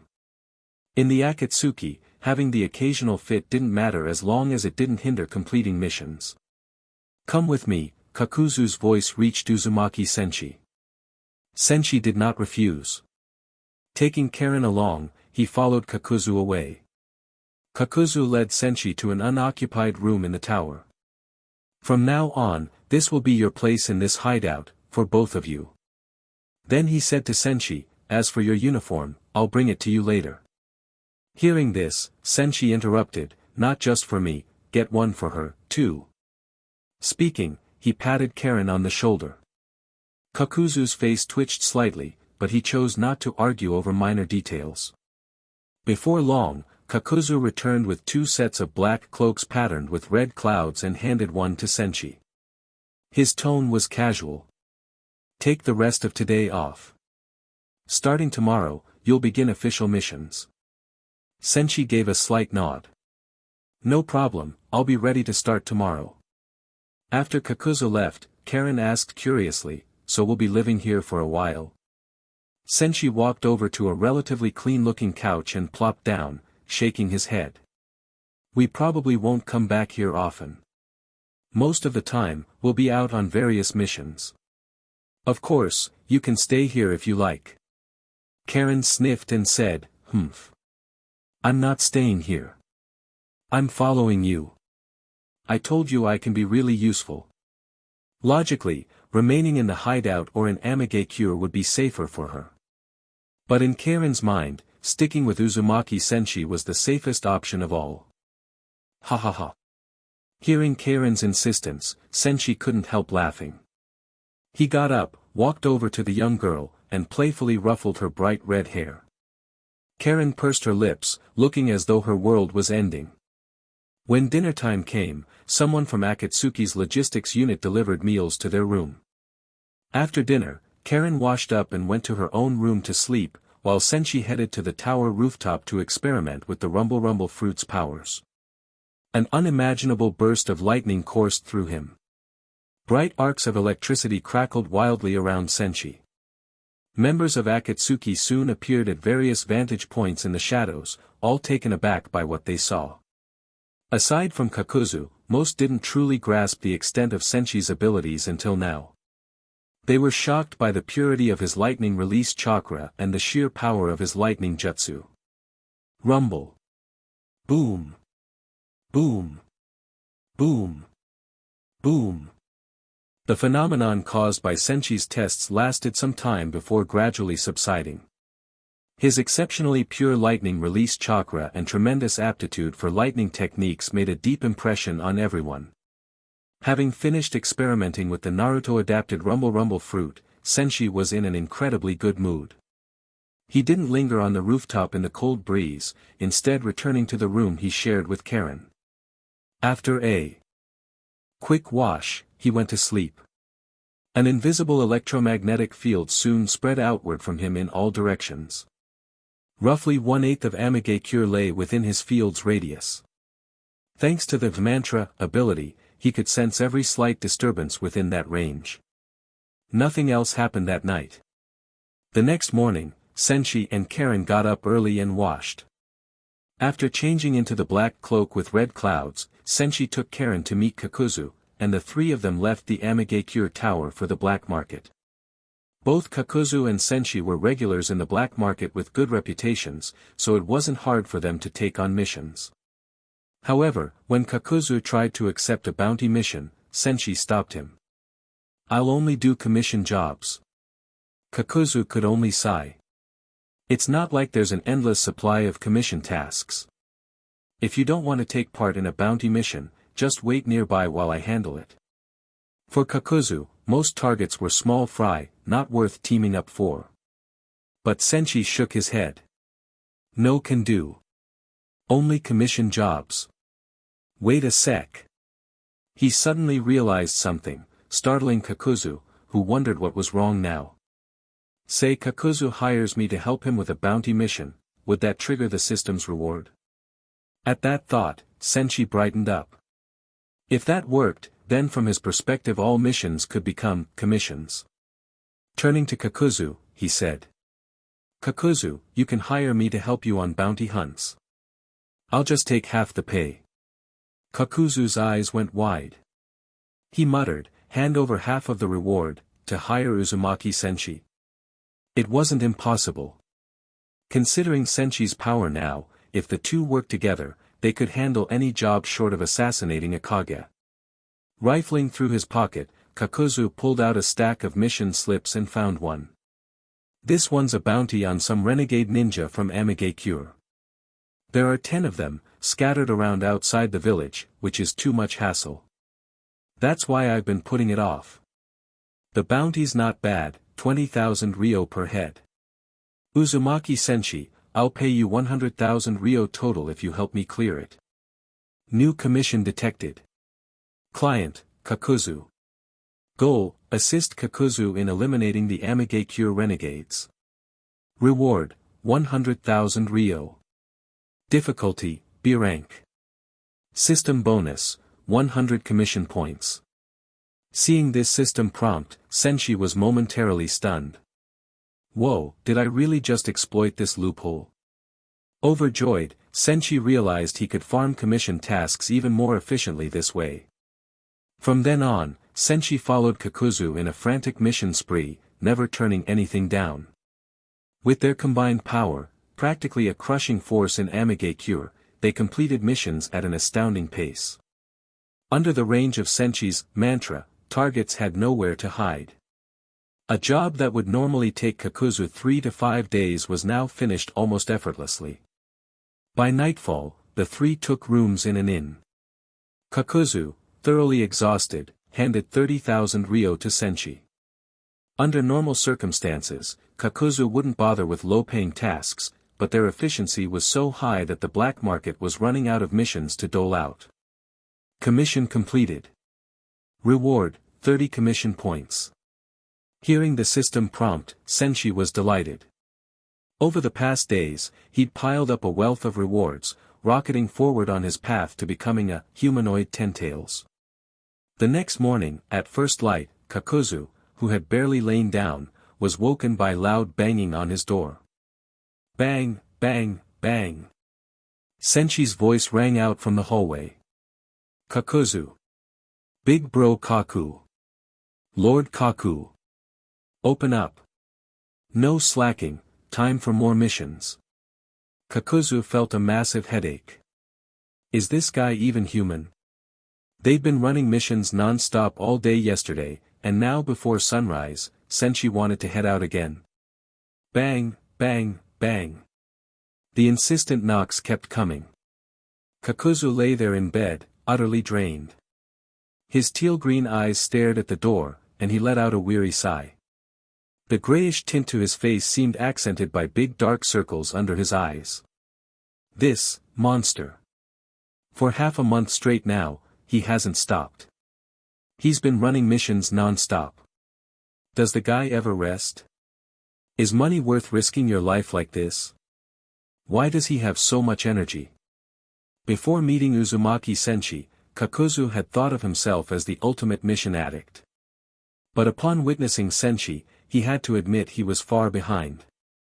Yesterday they'd worked from morning to night, and now he was back at it at the crack of dawn. Didn't he get tired? How was he always so full of vigor?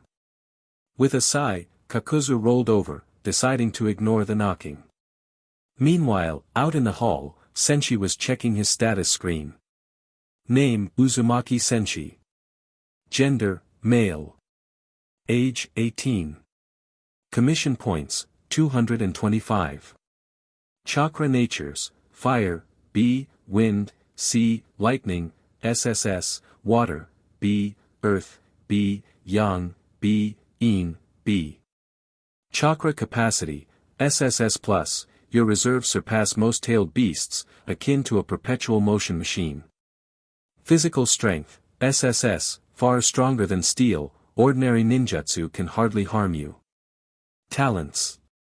Heavenly Thunder, greatly boosts lightning release affinity and probability of drawing lightning-type rewards. Rumble Rumble Fruit, Naruto-adapted SSS rank treasure from the One Piece world, side effects removed. Development level, A. Unlocked abilities. Mantra, sense all movements within a certain radius. Lightning Finger, fire off lightning through your fingertips. Lightning Teleportation, transform into electricity to move through electric fields or conductive materials. Inazuma, Thunderbolt, turn your arm into lightning to form a colossal thunder column, striking surrounding targets or pinpointing any within your mantra range. Lightning Form, become lightning itself, releasing heat and light to negate physical attacks. Discharge, blast electricity in a 360-degree radius without discrimination. Divine Punishment, condense a pillar of lightning for sustained bombardment of an enemy. Electrotherapy, use electrical current to revive a stopped heart, making it beat again. Lightning Metallurgy, melt metals with electricity to reshape them, potentially creating weapons. Lightning Shockwave, generate a supersonic shockwave amid crashing thunder, knocking back incoming attacks. 30 million volts, Thunder Beast, gather lightning into a wolf shape for a destructive strike. 30 million volts, Thunderbird, gather lightning into a bird shape for a swift aerial assault. Kekiai Genkai, none. Techniques. Substitution Jutsu, S level. Lightning Release, Lightning Ball, S level. Lightning Release, Lightning Clone, A level. Lightning Release, Earth Walk, S level. Lightning Release, Heavy Current Rage, SS level. Lightning Release, Lariat, Lightning Plow Hot Knife S level. Lightning Release, Lightning Burial, A level. Chidori, A level. Chapter 10, Snake Bros Commission. From the status panel, it was clear that his total chakra had surpassed the SSS tier, reaching SSS+. An SSS level amount of chakra was already on par with most of the tailed beasts. SSS+ meant he now had reserves comparable to the 8 tails or 9 tails. Still, SSS+ was not the system's upper limit, he could continue growing his chakra pool. Previously, even though he had tailed beast, level chakra and physical strength, he had a glaring weakness: his ninjutsu development wasn't very advanced. That problem had now been resolved quite nicely. After half a month of non-stop mission grinding, most of his ninjutsu had reached A rank. Moreover, he had raised the development level of the Rumble fruit to A rank, unlocking most of its skills.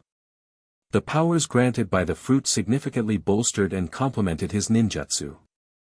All of this only made Uzumaki Senshi thirst even more to grind missions and get stronger.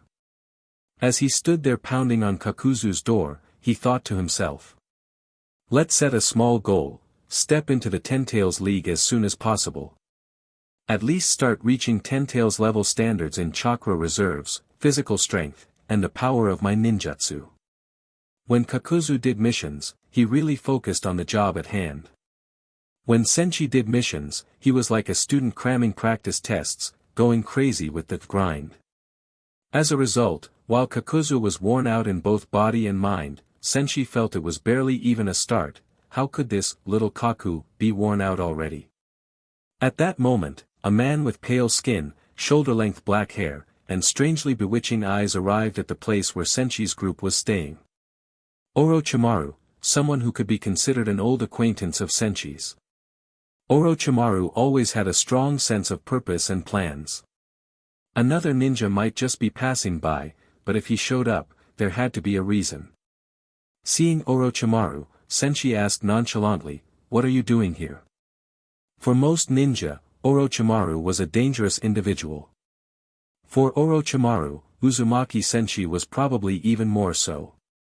Flicking out his long, narrow tongue with a sinister air, Orochimaru said, "I've come to discuss a business deal with you." The second Senshi heard those words, he changed his expression in a heartbeat, dropping his earlier indifference for a bright, enthusiastic smile. "Oh Snake Bro. You're like my own brother, got any tough problems you need my help with?" At that sudden shift in attitude, Orochimaru's eyelids twitched. Moments ago, Senshi had regarded him as a stranger, and now he acted all familiar. Orochimaru shook his head at Senshi's question. "No commission. I'm here to buy her." He raised his hand and pointed to Karen, who had appeared behind Senshi at some point. Karen, who had come out of her room when she heard noises, froze in panic. Lying in bed 1 minute, and now trouble had found her. Orochimaru was here to purchase her. She grew nervous because, after traveling with Senshi and Kakuzu and seeing Senshi's ways, she knew money came before almost anything for him. She worried he might agree to Orochimaru's proposal. Over the past weeks, she'd realized she couldn't leave Senshi, she didn't want to leave him. But Karen didn't yet know her worries were groundless. Senshi wasn't frantically doing missions for money, he wanted the system rewards that made him stronger. Sure enough, when Senshi realized Orochimaru's intention, he put on a textbook-worthy display of changing faces again. Rolling his eyes, he turned away from Orochimaru, not even bothering to look at him. Not interested. He'd thought Orochimaru was bringing him a commission, but the guy just wanted to buy his little mascot. Although Karen hadn't matured fully yet, she could still use Kagura's mind eye to scan the surroundings. She was a pretty handy assistant. Besides, doing missions with Kakuzu, an old guy nearing a century in age, could be a bit dull. Trying to talk about current news or interesting tidbits would inevitably reveal a generation gap. Having a little girl around added a bit of fun. Why would he sell her? Even though Senshi refused outright, Orochimaru didn't leave immediately. It seemed he still had further plans. He briefly considered just taking Karen by force. But upon sensing that subtly dangerous glint in Orochimaru's eyes, Senshi showed a smile. Since obtaining the Naruto-adapted Rumble Rumble fruit, he hadn't met any opponent worth going all out against. Orochimaru, being one of the legendary Sannin, was certainly formidable. But another thought suddenly crossed Senshi's mind. He remembered how the first long-term commission he had taken had yielded insanely good rewards. The memory left him wanting more. Could he possibly lure Orochimaru into giving him a similar long-term job? As Orochimaru was about to lose patience and strike, Senshi held up a hand. Wait. Orochimaru paused. Karen got even more nervous. She looked at Senshi with anxious eyes and whispered, Are you really going to sell me? Tiny tears glistened in her red eyes. Seeing her pitiful face, Senshi found it amusing. He couldn't resist flicking her on the forehead. What are you even thinking? How could I possibly sell you? Karen relaxed a little, feeling a warm glow in her heart. Yet, recalling how Senshi usually did things, she couldn't help but add timidly, but, what if he offers more money? Senshi froze, thought about it seriously, then said with equal seriousness, well, my principles and bottom line are always flexible, but this time it's non-negotiable. If it were any other matter, sure, add money and they could talk. But selling Karen? That profited him nothing. He already had more money than he knew what to do with. Realizing he wouldn't budge, Orochimaru considered, then dropped the idea of seizing Karen on the spot. While observing Senshi's transformation when he consumed the Rumble Rumble fruit, he'd seen how powerful the young man had become. Forcibly taking a subject from him might be more trouble than it was worth. It'd be better to hire him to capture other test subjects instead. With that, Orochimaru smiled chillingly. In that case, why not accept a commission from me to capture children from other ninja villages, kids with Kekkai Genkai? I'll pay you 200,000 ryo for each suitable target. In Orochimaru's mind, given how greedy Senshi seemed, there was no way he would refuse. Long-term commission detected. Client, Orochimaru. Objective, Orochimaru hires you to capture children with Kekkai Genkai. Reward, 200,000 ryo per child. Mission rank, B. Mission bonus, 200 commission points per child. Seeing the system prompt, Senshi was a bit taken aback. Orochimaru really was offering a fortune. But kids snatched that way would certainly face a grim fate. That is a mighty tempting offer. But I refuse. I'm not about to do something that depraved. He left it at that, not wanting to speak further for fear that he might accidentally say, add more money. Even so, no amount of money would entice him on a mission like that. Orochimaru's eyes lingered on Senshi. After a moment's hesitation, he turned away without a fight. Swish. He had just turned when, with a flash of body flicker, Senshi appeared behind him. Orochimaru smirked slightly. Something else? Senshi nodded solemnly, then launched into a self-promoting spiel. Lord Orochimaru, since you're so interested in test subjects, what about me? Strictly speaking, I'm perfectly suited to be one of your experiments. Orochimaru. Did he look like an idiot to be told something like that? Or was Senshi's mind truly abnormal? You really couldn't apply common logic to this ninja. Unfazed, Senshi went on, I'm also a descendant of the Uzumaki clan, my body is quite special, and I possess a certain degree of regenerative and healing ability. I think I have a lot of research value, no? At that, a wicked grin tugged at Orochimaru's lips. Compared to analyzing those physical traits, he was now more intrigued by the uniquely twisted way Senshi thought. In the shinobi world, plenty of people had bizarre mindsets, but seeing that plus extraordinary power, Orochimaru had only encountered two such cases, this Uzumaki Senshi and his loathsome old teammate, Jiraiya. As Senshi tried to pitch himself as Orochimaru's test subject, Karen could do nothing but cover her face, she was too embarrassed to watch. Chapter 11, Pitching. Orochimaru's expression was peculiar, his vertical pupils contracting as he tried to figure out what the other party was really up to. Lord Orochimaru, in fact, that a special thing about me goes beyond that. Take a look. After speaking, Uzumaki Senshi's form rapidly began to change. ZZZT. Only moments ago he had been perfectly normal, yet now he transformed into a being of pure energy, enveloped in arcs of lightning. This is.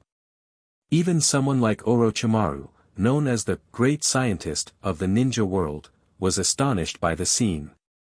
He had seen a similar ability before, with certain ninjas able to turn their bodies almost entirely into water.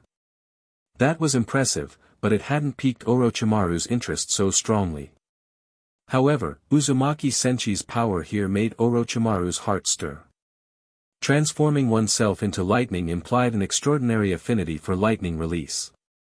Not only that, but lightning could serve as a power source for various high-energy ninja tools. Plus, from what Orochimaru knew, Uzumaki Senshi's lightning release jutsu were already top-tier. Mulling it over, Orochimaru grew even more intrigued. Not bad at all. Could this be some brand new Kekkei Genkai? Moreover, can a body that can so easily transition into a pure energy state even age in the normal sense? Energy can weaken or vanish, but it doesn't grow old like flesh does. That thought made Orochimaru even more tempted. If he could obtain Uzumaki Senshi's body, if he used it as a vessel, his ninjutsu research might enter an entirely new realm. But he still needed to test whether Senshi's abilities were truly as impressive as they looked, or if it was all style with no substance. Orochimaru eyed him up and down before speaking. Follow me. I want to test your capabilities and confirm whether you're worth a long-term contract. As a scientist, Orochimaru wouldn't jump to conclusions without verifying. Senshi shrugged. No problem. Karen, however, was a bit nervous, since these two had nearly broken into a fight moments earlier. In an open space, Uzumaki Senshi and Orochimaru stood facing each other. Karen, not far away, clenched her delicate fists, inwardly worrying about Senshi. Orochimaru let his arms hang at his sides without adopting any particular stance. Among ninja, he was an unusual one, he could unleash bizarre jutsu anytime, regardless of posture. Heh. Are you ready? Orochimaru spared a glance at Senshi's youthful face. He only knew what Kakuzu had told him and had never witnessed Senshi in action himself, so he didn't truly know how strong Senshi was. Senshi beckoned Orochimaru with a casual gesture, signaling him to make the first move. Orochimaru, however, chose not to strike, he chose to stretch. Swish. His neck elongated like rubber in an instant, his head lunging forward like a serpentine maw to bite at Uzumaki Senshi. Whoosh. Facing the attack, Senshi extended his hand and unleashed Lightning Finger, a technique that fired lightning release chakra from a fingertip. ZZZT.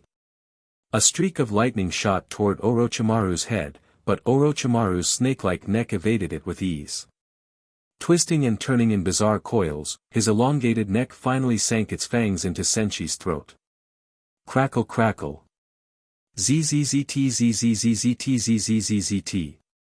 Yet in that same instant, the normal-looking Uzumaki Senshi transformed again into a body of electrical energy. Orochimaru's bite ended up shocking him to a crisp, burnt inside and out by the high-voltage current. Simultaneously, a short distance away, Orochimaru tore open his own neck, forcing himself out of that snake-like husk. He had escaped the intense electric shock by discarding his shell. Orochimaru's jutsu often shared a common theme, Orochimaru spitting out snakes, snakes spitting out Orochimaru, Orochimaru spitting out Orochimaru, and snakes spitting out snakes. Having abandoned his old body and escaped electrocution, Orochimaru quickly formed hand seals and slammed a palm to the ground. Formation of 10,000 snakes. When the technique took hold, Orochimaru opened his mouth, and countless summoned snakes flooded toward Uzumaki Senshi, hissing to bite. Karen's face went pale at the sight, as the very ground seemed carpeted in snakes. But Senshi showed no concern. Lightning release, earth slide. ZZZT la la. ZZZT ZZZT ZZZT. With the rumble fruit enhancing his abilities, Senshi's lightning release had become exponentially stronger. The moment he cast his technique, the space around him formed a net of lightning that quickly grew denser. Before long, that net morphed into a kind of electric field. No matter how many snakes rushed in, they were all reduced to ash. Hidden shadow snake hands. Swish. Swish. Orochimaru's two arms shot out like serpents, aiming to sink their fangs into Senshi. ZZZT. Lightning flickered around Senshi.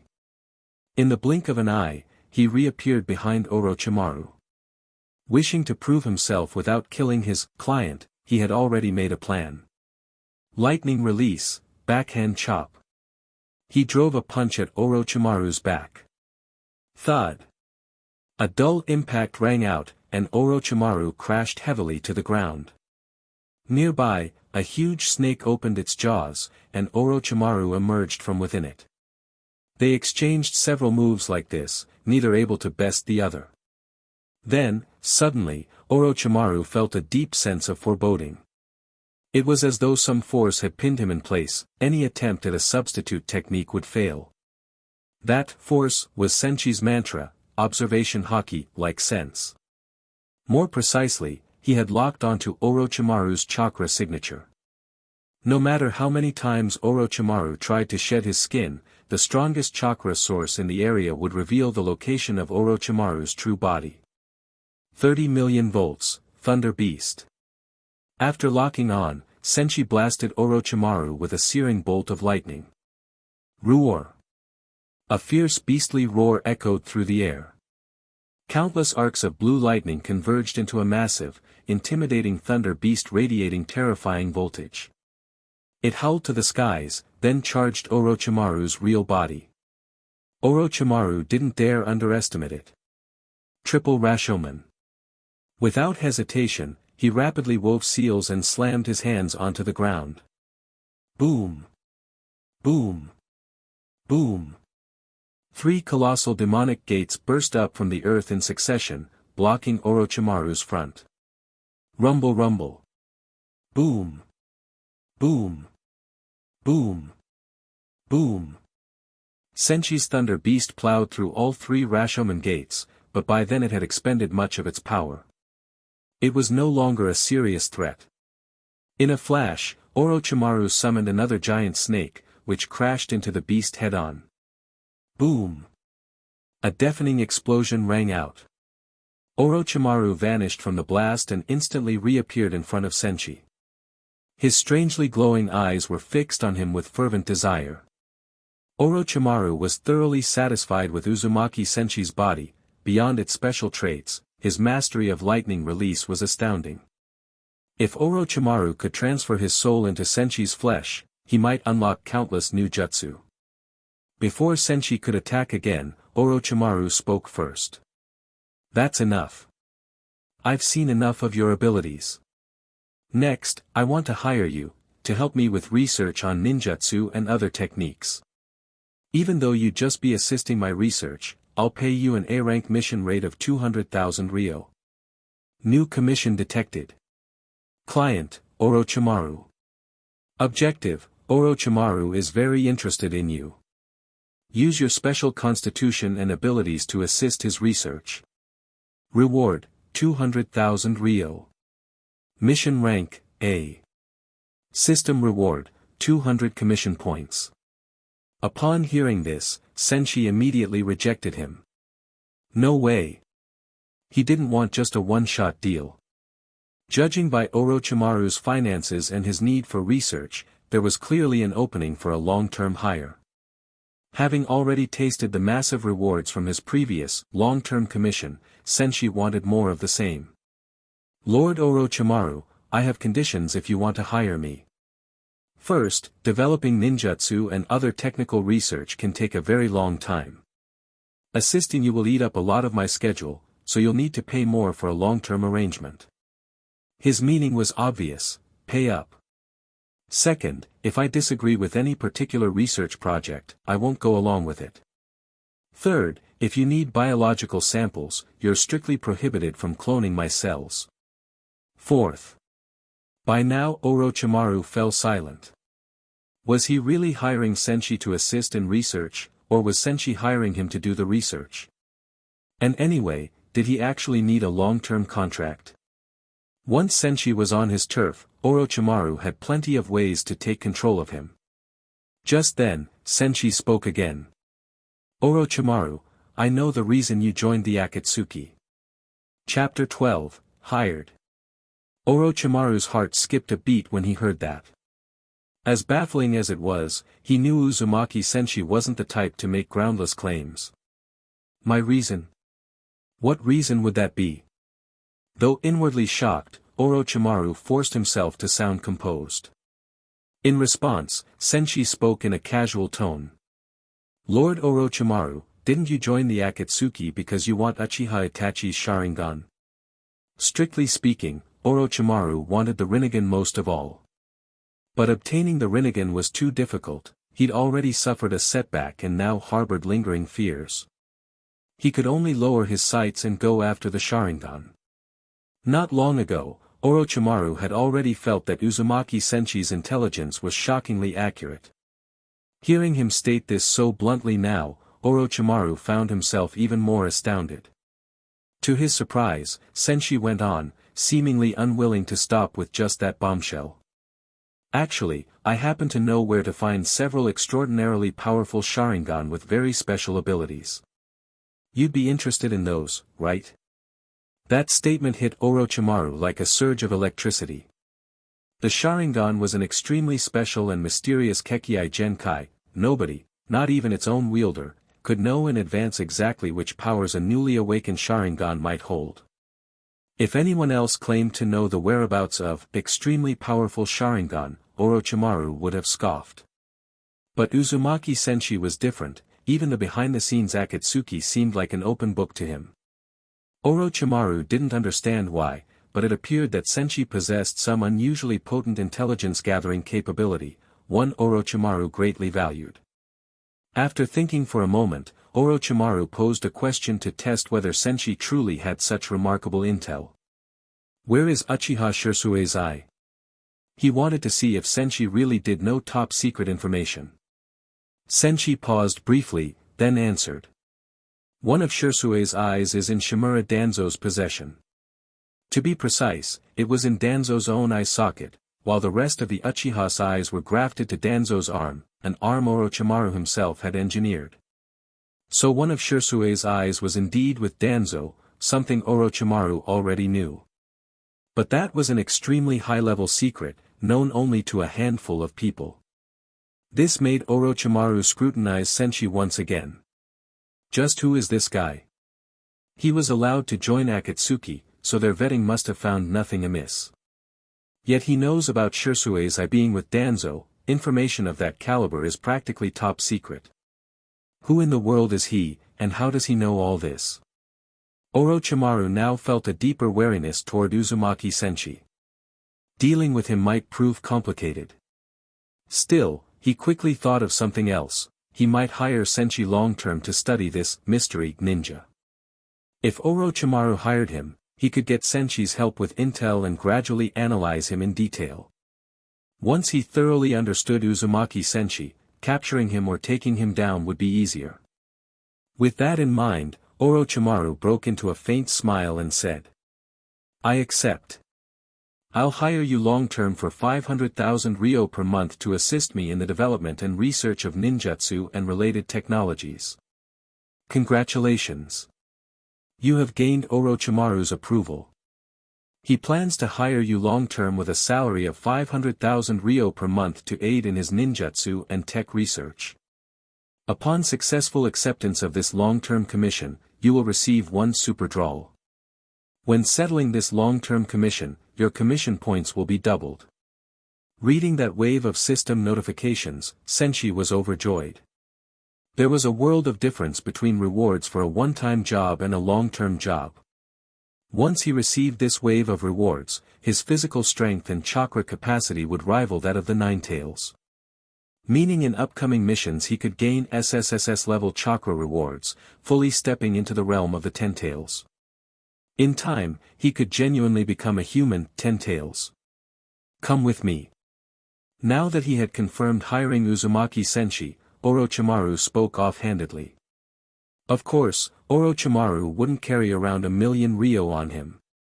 He planned to pay Senshi 500,000 ryo first, then take him to one of his nearby hideouts to do some research.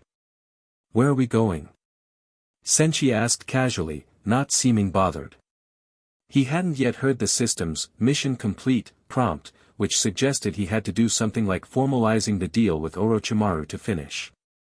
Leading the way, Orochimaru answered, first the money exchange, so I can withdraw your 500,000 ryo.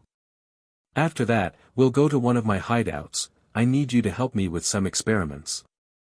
Senshi nodded. Once he had the money, the mission would be considered complete. Along with Karen, he followed Orochimaru through town until they reached a moneylender's establishment. Orochimaru signed a document there, receiving a case containing 1,000,000 ryo. Swish. Orochimaru pushed the case over to Uzumaki Senshi and said, "Here's 1,000,000. Our employment relationship is now official. Now you'll come with me to my place and assist in some experiments. You have successfully taken on a new long-term commission, assisting Orochimaru's scientific research. System reward number 1, 1x super draw." The moment the system prompt appeared, Senshi's grin grew impossible to contain. Long-term commissions were no easy feat, and if the client status didn't meet certain criteria, the system wouldn't even recognize the job. Akatsuki was the top mercenary force in the shinobi world, so it certainly qualified. Though Orochimaru was currently with Akatsuki, he was no mere minion. He had his own faction, making him eligible to issue a long-term commission. Senshi opened his system menu excitedly. "Gimme a draw. Drawing super reward. Congratulations. You have obtained an S-rank reward, unlocking a new rare attribute. You have unlocked World Affinity. Future draws may yield additional World Affinity bonuses. New entry on the status panel, World Affinity. Current affinity with this shinobi world, C." Senshi was a bit perplexed by what he drew. World Affinity? What even is that? And it's only S-rank? Ugh, Snake Bro, can't you do better? He himself didn't feel any immediate change, but Orochimaru definitely noticed something. In that instant, Senshi had emitted a wave of energy that made Orochimaru's pupils shrink in shock. What did you just do? Orochimaru stared at Senshi in alarm. He had sensed an extremely familiar presence, one reminiscent of the first Hokage. Yet not exactly. Most people wouldn't pick up on that distinction, but Orochimaru had done countless experiments with certain cells, so he recognized the aura all too well.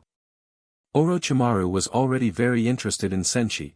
After that sudden burst of a familiar, intense aura, he was even more fixated on him. And then the case of money vanished from Senshi's hand.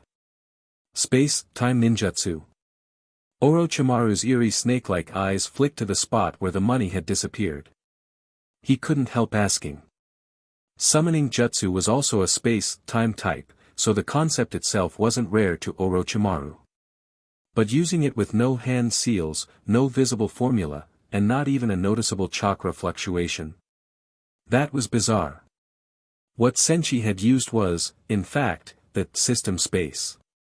He had simply placed the case inside it. Seeing Orochimaru's dumbfounded face, Senshi found it amusing. Outwardly, though, he remained calm, as if this was just a trivial technique. Karen, too, was left blinking in confusion. With her sensory abilities, she normally picked up on the subtlest chakra changes, yet she hadn't noticed any technique at all. Senshi had felt no need to fear Orochimaru earlier, and now that his power had surged again, he was even more interested in seeing Orochimaru's hideout. Orochimaru's original plan was to trap Senshi there, but now he decided to pursue normal cooperation first. This peculiar, outlandish shinobi was tough to handle, and he also had immense research value. Orochimaru wanted to study him thoroughly. Under Orochimaru's lead, the three arrived at his local hideout. Upon stepping inside, Senshi felt mildly disappointed. Though it was a well-equipped lab, none of Orochimaru's more bizarre or genius creations were here. Rustle rustle. Orochimaru unrolled a scroll onto the floor, revealing a strange black-inked formula. After that, he said to Senshi. Sit in the middle of the seal. I want to examine your chakra and cellular traits in detail. Chapter 13, Finally, Wood Villa.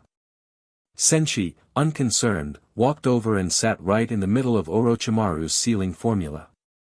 Apparently, Orochimaru had developed this technique to aid his research.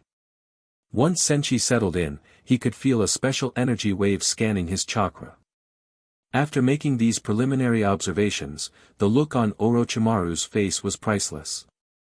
He had great confidence in his own research-supporting technique, so he believed the measurements were accurate beyond doubt, and what he saw left him thoroughly astounded. What on earth? How does he have such a massive and pure chakra reserve? How can he have tailed beast-level affinity with the lightning nature? His physical constitution might rival, even surpass, the legendary Third Rakich's. This body is beyond amazing, it's a flawless vessel. Orochimaru stared at Senshi, who was sitting calmly in the center of his experimental seal. He could barely resist seizing that body for himself right then. But the terrifying amount of chakra inside Senshi, his incredible constitution, and his mastery of lightning release all kept Orochimaru grounded. Without meticulous preparation, there was no way he could handle Uzumaki Senshi head-on. Bzzz. After a while, the glowing lines of Orochimaru's research seal faded. Orochimaru spoke. That's enough for now. I'm finished with today's tests. In truth, Orochimaru was also thinking about whether to hire Senshi to capture the Rinnegan from Nagato or the Sharingan from Uchiha Itachi. With Senshi's enormous power, they might even have a shot at taking Nagato's Rinnegan. But Orochimaru decided against it, for now. He planned to study Senshi over the long term and eventually steal his body as the perfect vessel. Only then would it be easy to claim the Sharingan or the Rinnegan himself. Senshi, of course, had no idea Orochimaru was thinking that far ahead. After cooperating on the research, he and Karen left Orochimaru's hideout. Once they were away, Karen looked up at Senshi. That guy means you no good. You need to be careful. Hearing that, Senshi reached out and ruffled Karen's hair. Ignoring her annoyed glare, he messed it up thoroughly. Ha ha ha. You've got it backward. He's the one who should be careful. At this point, Orochimaru no longer posed any threat to him.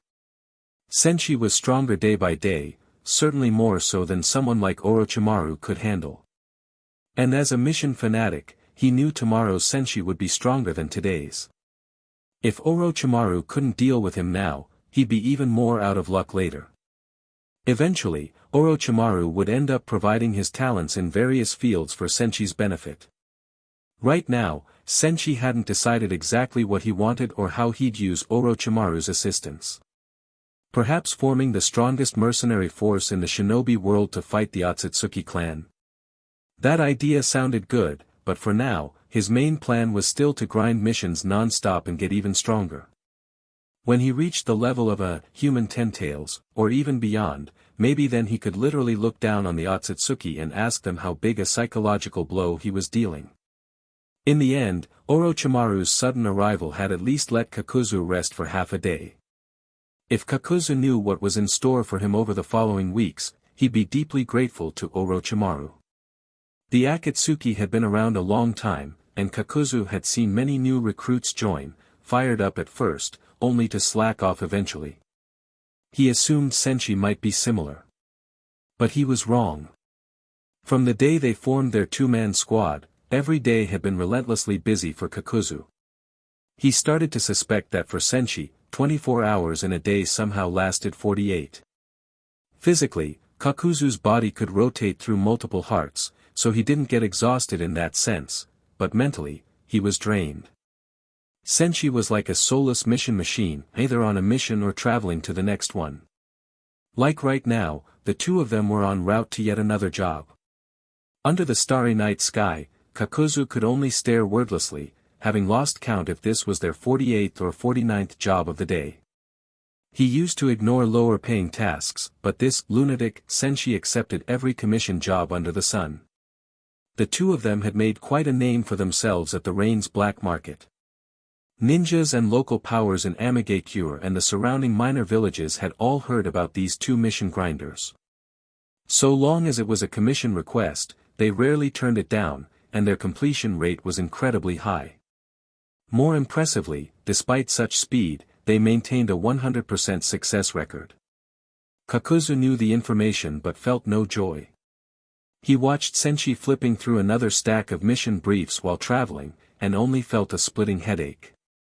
Maybe I should take a mission to assassinate the fire daimyo, then end up in prison for a while, just to get some rest. Senshi continued studying the mission details as he walked, now carrying Karen on his back. The girl was still young and couldn't keep up with the insane round-the-clock schedule as easily as Kakuzu could with his multiple hearts. Earlier, she dozed off while walking, so he let her rest on his back. Half an hour later, they finished that day's 50th commission and arrived at a hot springs inn. Kakuzu was worn out. Before heading to his room, he told Senshi, "We're taking tomorrow off, no missions. Then we can carry on." Senshi flatly refused. "No way. We can't betray Leader Nagato's trust or fail the organization's expectations." Kakuzu simply ignored him and went to his room. Honestly, it had nothing to do with Akatsuki's trust. Senshi just cared about money more than life itself, preferring to drop dead on the job if it meant squeezing in more commissions. Where some ninjas dream of becoming Hokage, of protecting their village, Senshi's ninja way boiled down to two words: make money. Unaware of his partner's frustration, Senshi returned to his own room with Karen. He set her on the bed so she could get a proper night's rest. As for himself, he pulled out the day's commission earnings and system rewards to start rolling. Now that word of their deeds had spread, the number of tasks coming in had skyrocketed. Over these days, he'd racked up a huge sum of commission points, over 10,000. Seeing the system panel show. Commission points, 10,102. He couldn't stop smiling. But after a while, his face started twitching from smiling too hard. It was truly a massive haul. Time to draw. 10,000 commission points deducted. Remaining, 102 points. Drawing. Congratulations, you have received Shuriken times 3. Kunai times 3. Ninjutsu, Lightning Release, Chidori, level +1. +1 bar of chakra. World Affinity level +1. Congratulations, host. Ninja World Affinity has reached C rank, you have unlocked the Wood Release Kekiai Genkai. Unlocked Wood Release, current level, D. New Jutsu learned, Wood Release, Cutting Technique. New Jutsu learned, Wood Release, Wood Clone Technique. New Jutsu learned, Wood Release, Wood Transformation Technique. Huh. What's going on? Gaining 1 point of World Affinity unlocked Wood Release for me. So now I can do that Wooden Villa Jutsu I wanted. The next day at dawn. Boom. A loud crash, and Senshi burst through Kakuzu's door. Kakuzu steadfastly refused to rise, he needed his rest. But Senshi's next move stunned him, he simply grabbed Kakuzu and hauled him off to the Rain Black Market to pick up another job. It truly was necessary for Kakuzu to come along, he'd been a fixture of Amigakure's black market for ages. With his formidable reputation and a near-flawless success rate, many clients knew him by name. Rumor said he had once assassinated the god of shinobi, the first Hokage. That legend made him a top pick in the black market. Although Senshi's own name had been rising quickly, it still couldn't compare to Kakuzu's. After all, Kakuzu was an old G from back in the day. So thanks to Kakuzu's golden reputation plus Senshi's skyrocketing fame and their willingness to take almost any commission, they had a thick wad of mission briefs at nearly all times, a dream come true for countless clients who once never had a chance of hiring Kakuzu. Now, with the unstoppable duo's insane pace, those same employers couldn't believe their luck. Chapter 14, Crazy Grinding. During this stretch of time, the two of them worked together to complete commissions with a 100% success rate, piquing the curiosity of potential clients far and wide. On the way to the Amigakure black market, Kakuzu finally refused to be hauled over S-class, prisoner style by Senshi. The two simply walked there together, one in front and one behind. Sure enough, as soon as they arrived, they instantly drew the attention of a crowd of employers. A swarm of people surrounded them. It's Kakuzu and Uzumaki Senshi. Where? At last. I came here just to find them. Their success rate is insanely high. That's right. This is my second time hiring them. Amazing. Our village might really be saved now. In the Amigakure black market, talk buzzed among the many employers present. Everyone was discussing Kakuzu, the black market's legendary agent, and Uzumaki Senshi, its newest rising star. A team-up between the deathless legend of the underworld and its hottest newcomer felt like an instant guarantee of reliability. More astonishing yet, they had never once failed a job. Watching the dense throng approach, Kakuzu's face twitched visibly. Ugh. Apart from that single-minded lunatic Senshi, no normal shinobi would take on all these random jobs. Some of these missions are so trivial they could be handled by a few genin in any average village. Sigh. That madman is throwing his life away for money. He followed along behind Senshi, sighing in his heart. Thanks to their widespread fame, they didn't even need to visit the broker's counter. Employers came flocking to them directly, mission slips in hand. Unlike Kakuzu, who remained grumpy at the scene, Senshi was beaming ear to ear, practically shaking with excitement. He called out to all the eager clients. No need to crowd, line up and take turns. Listen, whether your mission is high-paying or low-paying, whether it's extremely difficult or ridiculously easy, as long as the payment matches the difficulty, and it's a commission-type job, we'll probably accept.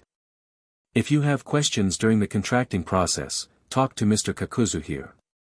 If you're all set, just queue up, come to me, and hand me your mission slips one by one. With that, the crowd did exactly as told, forming two long lines. Upon reaching Kakuzu and Senshi, each client passed forward their slip and hashed out the fee and timeline. If a mission was open-ended and the pay suitable, it required only a quick discussion and confirmation. Seeing this mass of people, Kakuzu's scalp tingled. In his mind, he was doing calculations. So many missions, how long will this take? A lot of them pay practically nothing. Under normal circumstances, I'd just pick a few big bounties. They're turning the Ames black market into a catch-all request board, somebody's even got a job to find a missing cat. Ugh. Suddenly came the noise of crackling wood. A newly formed wood clone appeared by Senshi's side, who handed the clone one of the mission slips. Kakuzu just stared, hardly reacting to the surprise of seeing wood release in the first place. What are you doing now? While flipping through more mission forms, Senshi explained without pause. I recall hearing about ninja who use shadow clones to go to the academy for them. So if some tasks are trivial and time-consuming, why not use wood clones for those? He had just unlocked wood release and was keen to put wood clone technique to use. That slip was from an employer who wants us to tutor a would-be genin in shuriken practice. Low-level stuff like that, I'll just send a wood clone to handle it. That'll free me up for more challenging missions. As Senshi spoke with unrestrained enthusiasm, Kakuzu felt his head spinning. So the wood clone wasn't to reduce overall workload, it was to let Senshi focus on even tougher jobs.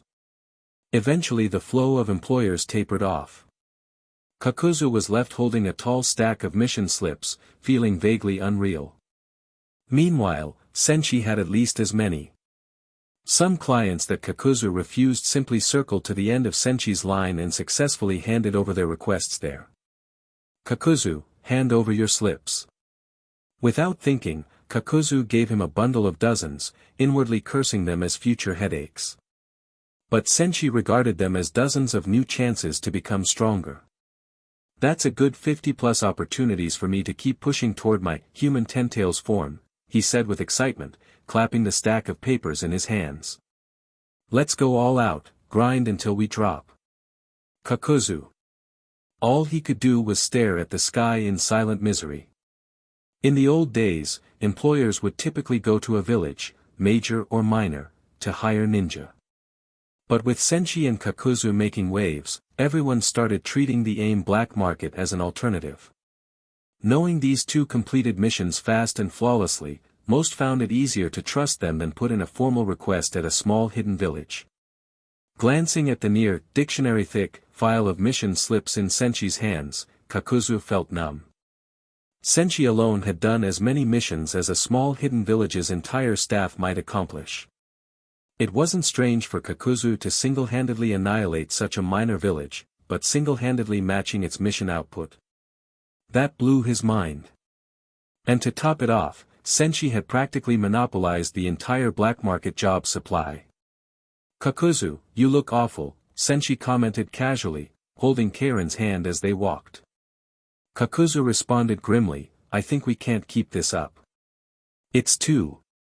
Senchi halted, considering briefly, then nodded seriously. You're right, Kakuzu. We really can't go on like this. Kakuzu exhaled in relief until he heard the rest. We've been too slack before now. We could totally come back here 3 times a day, morning, afternoon, and evening, to clear out new missions. Just thinking how some clients must be anxiously waiting for us makes my heart ache. Kakuzu's face went from miserable to pitch black. That's not what I meant. All the while he mulled whether he could feasibly use his combined ninjutsu to kill Senchi. Keeping this schedule, he would die from overexertion. Running missions at max load day after day for nearly a month had him exhausted. In the old days, Kakuzu fondly recalled, any bothersome partner he could eventually discard. But that wouldn't work here. Senchi was too powerful to dispatch so easily. Nearby, Senchi and Karen were busily counting money.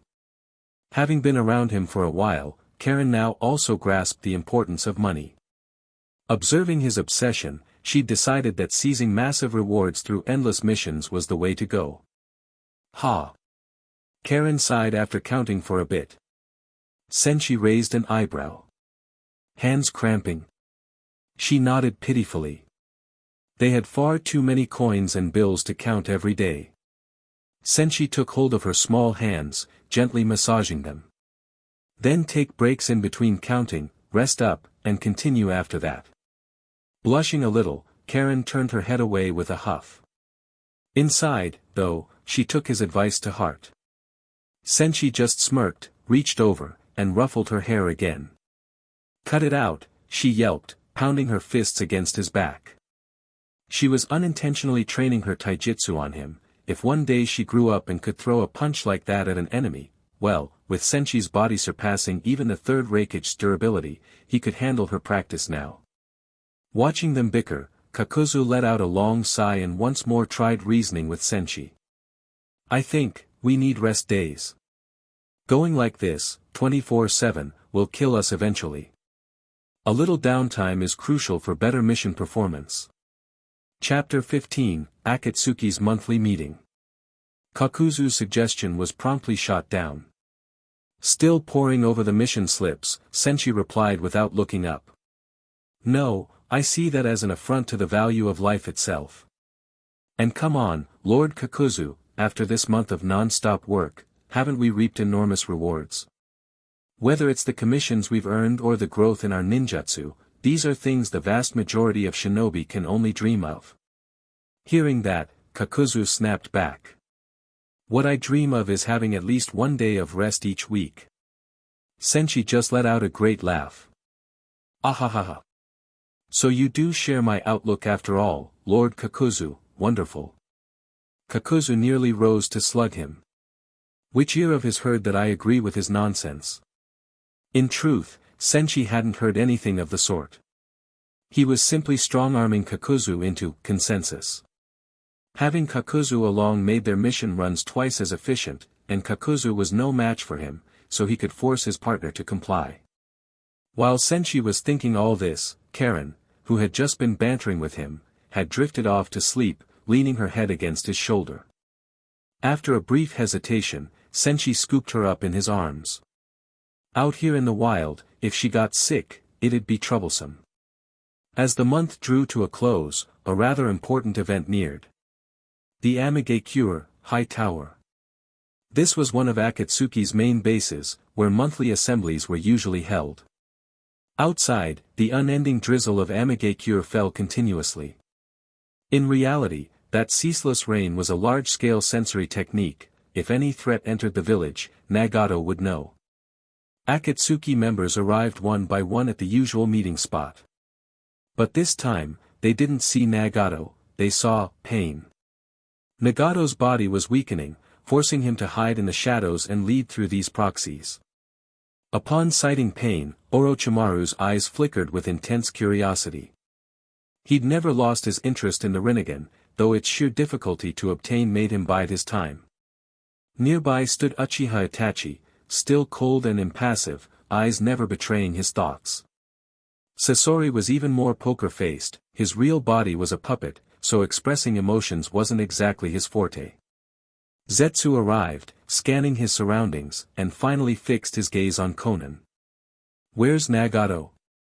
Usually they'd see Nagato in a wheelchair, but he was absent this time. The others were likewise curious, so they all glanced at Konan after Zetsu's question. Konan's gaze swept across them, her tone utterly calm. Nagato will be training for a while. From now on, for the foreseeable future, he'll continue leading Akatsuki through him.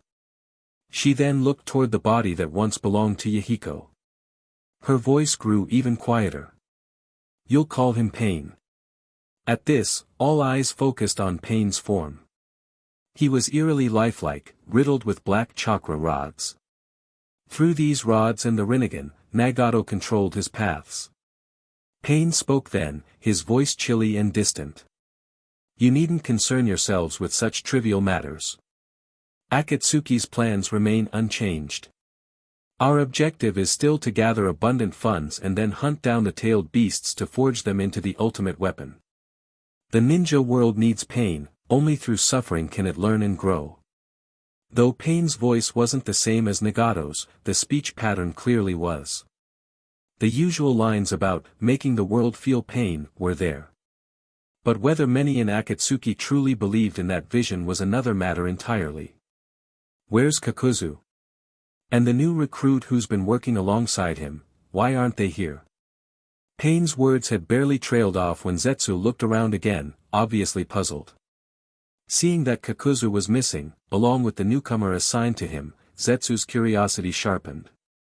Upon hearing the second question, several among them wore odd expressions. The Kakuzu two-man cell had long been nicknamed the Death Duo. In the past, Kakuzu had led quite a few partners to their deaths. If his new partner was absent, chances were he was dead as well. At first, Zetsu didn't connect the dots. After a moment, he realized, then his half-black, half-white face curved into a mischievous grin. Just then, three figures arrived late, Uzumaki Senshi, Kakuzu, and Karen trailing behind. They were the last to show up. Karen, the cute little mascot, clung close to Senshi, while Kakuzu dragged himself along in the rear, clearly exhausted. Seeing everyone already present, Senshi gave an apologetic smile. Sorry to keep you waiting. On the way here, we handled a few tasks, so we got delayed. At his bright grin, many Akatsuki members looked surprised. They hadn't expected that after a month, a newcomer partnered with Kakuzu would still be alive. The Death Duo label was no joke. Over the years, Kakuzu had indeed caused the demise of more than one colleague. So surviving nearly a month alongside him spoke volumes about Senshi. Nagato, through Pain, originally hadn't expected much from Senshi. Among all the members, only Uzumaki Senshi had demanded so many conditions for joining. But now, 1 month later, he was not only alive but had contributed greatly to the organization. In Nagato's mind, it must mean Senshi also bore a deep loathing for this rotten world. He seemed in a hurry to inflict pain upon it. Conan's impression of Senshi, the newbie, wasn't bad. He reminded her somewhat of Yahiko in his spirited, carefree demeanor. Except Senshi was even more offbeat than Yahiko had been. Thinking of the intel she'd heard regarding his frenzied mission pace, Conan's cool, lovely face took on a faintly peculiar expression. While others looked visibly surprised, Orochimaru was rather unperturbed. He mused inwardly. Someone like him wouldn't die so easily. His lightning release mastery alone is staggering. The other day, I had to use a triple Rashomon just to barely hold off one of his attacks. Little did Orochimaru know that by now, Senshi had grown so much stronger that they couldn't even play together anymore. If they fought again, Senshi might use the hell stab, one finger thrust to skewer him outright. As for Sasori, he had no strong opinions about Senshi either way, only that if Senshi could survive a month with Kakuzu, he was qualified to remain in Akatsuki for the time being. Not far away, Hoshigaki Kisame leaned toward Uchiha Itachi, speaking quietly. "Hey, Itachi-san, what do you think of the newbie?" Itachi paused.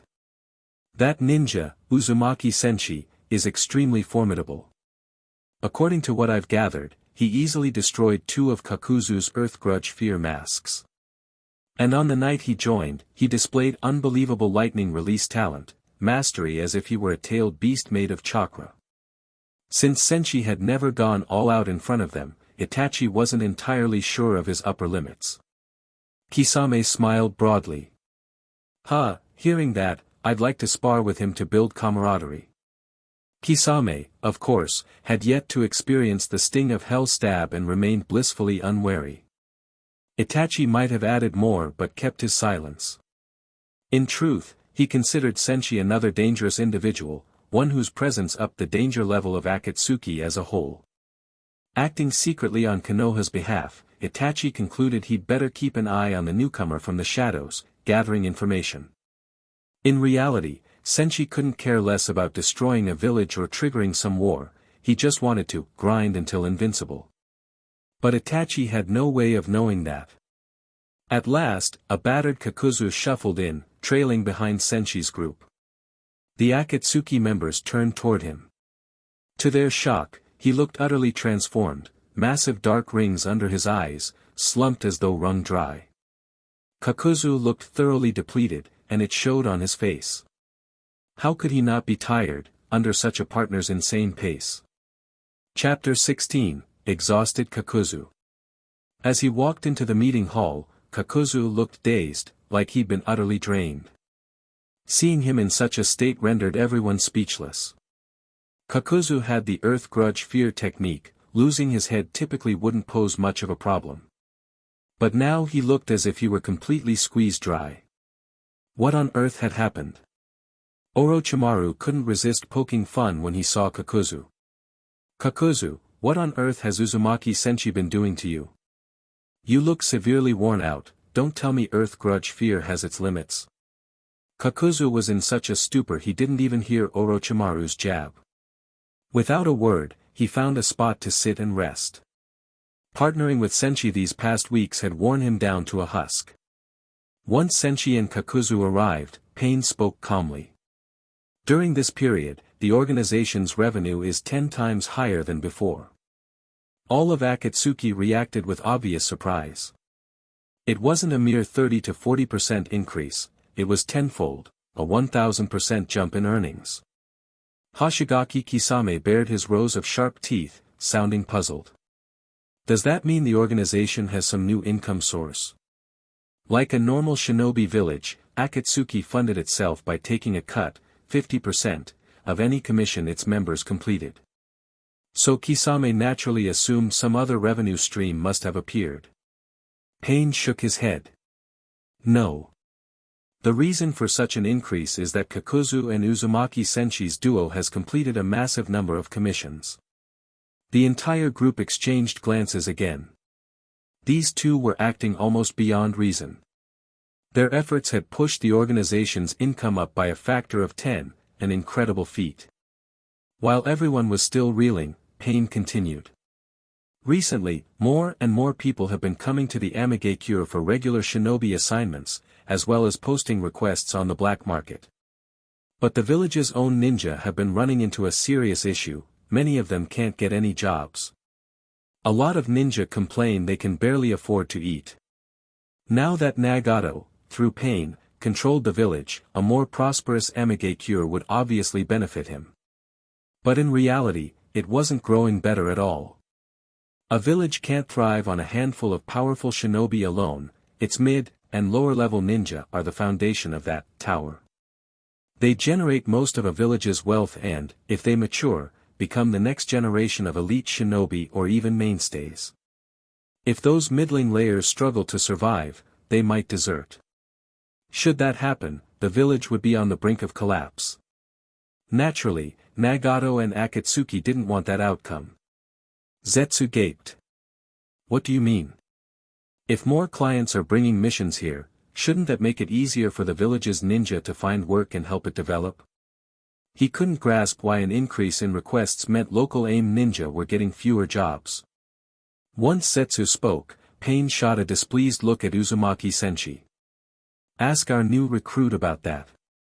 Everyone's eyes turned to Senshi, who was off in a corner counting money. Startled by their looks, he gave an embarrassed laugh before answering sheepishly. I'm just doing my part for the organization. I fully endorse Akatsuki's vision. Continuously taking on commissions is my way of the ninja. Also, if any of you need a ninja for hire, just come to me, I'll give you a 5% discount. And if you have leads on clients who need to hire someone, pass them to me. Once I'm paid, I'll split off 5% to you. At first, Senshi seemed self-conscious. The more he spoke, though, the more earnest he became. Clearly, when it came to mission work, he was dead serious, no joke at all. Karen, meanwhile, could only facepalm.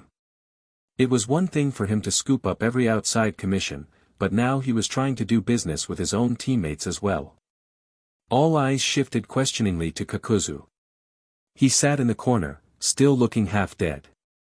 In Akatsuki, he was considered the king of hustle. Yet somehow, Senshi had driven him to this state. Just how outrageously driven was Senshi? Zetsu glanced back and forth between the sprawled Kakuzu and the money-counting Senshi.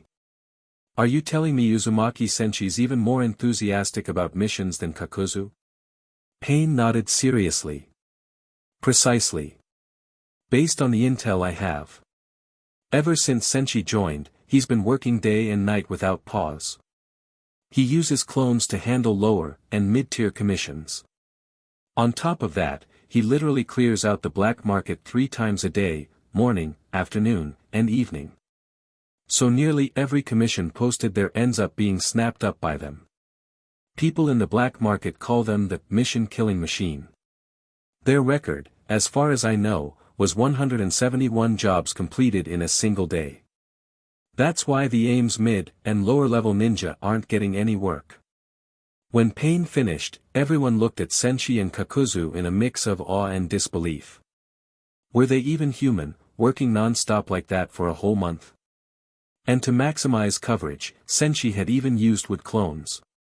Itachi had once used shadow clones to attend the ninja academy on his behalf, thinking that was as extreme as it got. Now he realized there was always a higher mountain. Senshi just smiled shyly. Figure out a way to switch partners. Orochimaru, my old partner, was definitely much better by comparison. At that thought, Kakuzu glanced at Orochimaru, his former teammate. Orochimaru had his issues, but next to Senshi he seemed downright preferable. At least Orochimaru didn't operate like a perpetual motion mission machine, churning out back-to-back assignments day and night.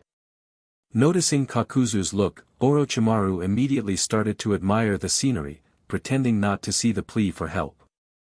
He took in the surroundings with apparent detachment, sneering inwardly. Heh.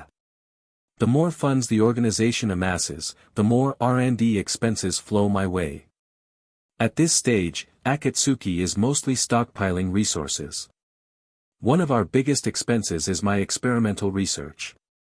Plus, I've already hired Uzumaki Senshi to assist me long-term. You're barking up the wrong tree, Kakuzu. Kakuzu couldn't read Orochimaru's mind, but from his expression alone it was obvious Orochimaru had zero interest in teaming up again. Kakuzu found himself missing the good old days with Orochimaru. The immortal duo at least sounded better than this overworked duo. Seeing Kakuzu's woebegone face, Conan felt a little sorry for him. He'd long been the organization's most tireless workhorse, but now he was hollow-eyed and battered. Of course, if even Kakuzu, who possessed the earth grudge fear technique, couldn't keep pace with Senshi, then pairing Senshi with someone else made no sense at all. Moreover, Kakuzu had serious name recognition for missions, and combining him with Senshi was absolutely a strong plus strong partnership. Whether it was picking jobs or carrying them out, everything went smoothly. But after observing Kakuzu, who looked as limp as a wilted plant, Conan finally spoke. You and Senshi will remain a two-man cell. However, Pain will adjust the mission system in the village to put limits on Senshi. When Conan finished, Pain also spoke. Though you two caused some minor problems for the Amage cure, it doesn't affect the bigger picture. From now on, the village's mission system will be changed. Lower-level tasks won't go to the black market. The village will specifically assign such jobs to its own ninja who aren't getting any work. As for you two, when you pick up missions here in the village, you don't have to hold back. You're free to complete them as you wish. Realizing the extent of Senshi's enthusiasm, Pain had no intention of suppressing him, he was simply rebalancing the village's mission system. That way, the middle and lower-tier ninja would have jobs and the village could remain stable, while Senshi could still operate at full capacity. Mid and lower-level ninja form the backbone of a hidden village. If they collapse, so does the village itself.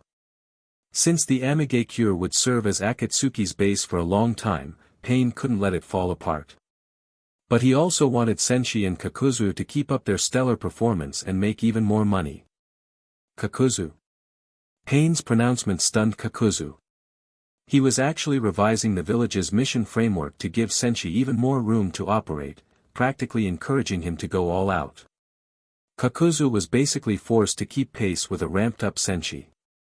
How was that fair? Senshi, however, was displeased. I don't agree. Cutting me off from all low-difficulty tasks is impossible. I can cut down on them, but not cut them out entirely. Because of his mercenary system, Senshi's power spike was fueled by completing missions non-stop, even sending wood clones on easy jobs.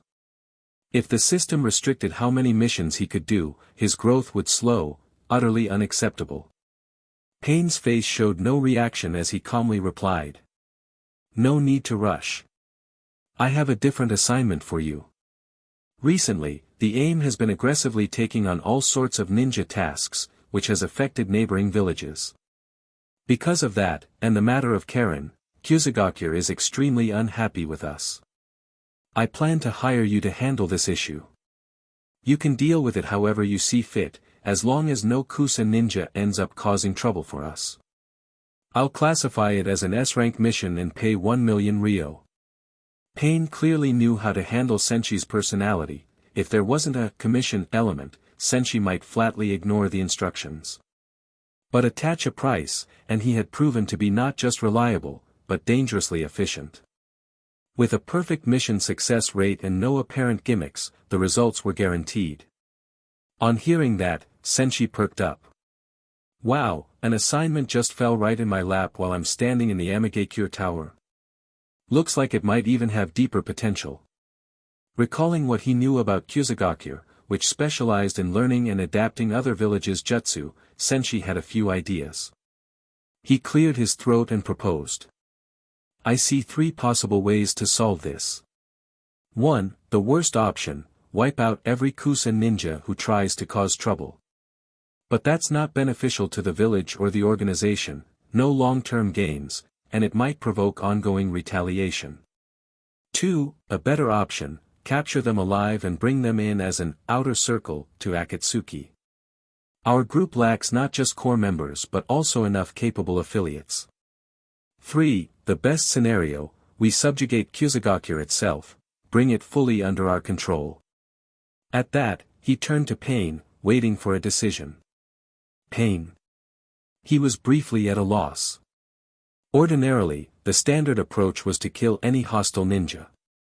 Since when was capturing them for recruitment or outright taking over their village a possibility?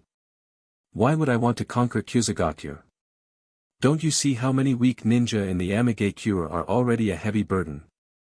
Why add more? His words were blunt but made sense. Kyuzugakure's ninja might be worthless, just more freeloaders.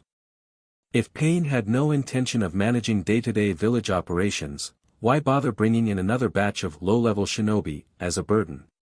If the village's normal function didn't matter, even the weaker aim ninja were arguably superfluous. Chapter 18, Raise the Fee. Senshi understood that Pain's philosophy was to cultivate an elite route. Essentially, Akatsuki's core was formed of high-caliber S-rank missing nin from the major villages. But Senshi rephrased his own viewpoint and presented it. Lord Pain, you're missing an angle here. Akatsuki's next goal is to capture tailed beasts and craft them into a weapon. The 5 great shinobi villages each have one, whereas the smaller villages do not. As the 5 major powers expand, they put tremendous pressure on the smaller villages, undercutting their survival and growth. If that's the case, why not subjugate or ally with these smaller villages, banding together against the big 5? Are we seriously planning to pit only our meager handful of core members against the 5 great nations? Hearing that, Pain fell momentarily silent. He had never considered such a strategy. But, the enemy of my enemy is my friend. From that angle, there were indeed plenty of potential allies for Akatsuki and the Amigakure among smaller shinobi villages. At present, Akatsuki's recruiting strategy was to seek out elite S-rank missing nin, Kakuzu, Sasori, Orochimaru, Kisame, Uchiha Itachi, and Zabuza before he left, among others. Each possessed remarkable abilities, yet for one reason or another had become unwelcome in their home villages. Aside from these core elites, Akatsuki had only a small handful of low-level outside members, and even that number was sparse. Originally, Nagato's, Pain's, plan was indeed to keep following the elite path, bringing in powerful missing nin from various villages. Yet Senshi's words were perfectly valid. The smaller villages had no chance to compete with the 5 major ones, and thus inevitably harbored grudges against them. Subjugating or allying with some smaller villages to resist the great powers was a realistic plan. While Pain mulled this over, Senshi too was inwardly criticizing Akatsuki's structure. Because the organization's core members are all top-tier missing nin, on paper it looks impressive, everyone is S-rank. But, in reality, there aren't that many of them, you can count them on 2 hands. As soon as a slightly challenging mission comes up, it's typically the same small group being dispatched. If we're short on personnel, Nagato himself ends up controlling the 6 paths of Pain to capture people. This reveals 2 big problems. First, the top-level fighting force is inadequate. Second, there's zero system in place for developing new talent. Nagato was aware, in part, of these weaknesses. But until now, if his subordinates could do the job, they did, if not, he'd deploy Pain. However, Senshi's suggestion opened a new line of thinking. By using this approach, Akatsuki could rally more strength and achieve their goals faster. Pain was still weighing the pros and cons when Senshi spoke again. Right now, the Amigakure isn't short on work requests. More clients than ever are coming here to commission shinobi. Thanks to Kakuzu and me, I expect even more will come in the future. I've heard that some employers who live far from here have started visiting specifically because of our growing reputation in the black market. As that reputation continues to spread, the number of new clients will only rise. If we subjugate or ally with Kyuzugakure, there's a lot to be gained. We can harness the Kusa ninja's capacity for learning and researching jutsu to work for us. Not to mention, we'd bring in extra revenue. And if we expand our pool of mid- and low-level ninja, some might develop into remarkable talents. We could assign them moderately difficult missions, leaving only top-priority work to our core members. In short, there's so much more we can do in this direction, all of which would benefit the organization's future. Hearing him out, many Akatsuki members around the high tower stared at Senshi in astonishment. Until now, they only knew him as a mission lunatic. But it turned out he also had a certain knack for planning and strategy. For a fleeting moment, some wondered if Senshi might serve as a tactician for Akatsuki, akin to how the Nara clan functioned in the Konoha. Then, almost immediately, they dismissed the idea.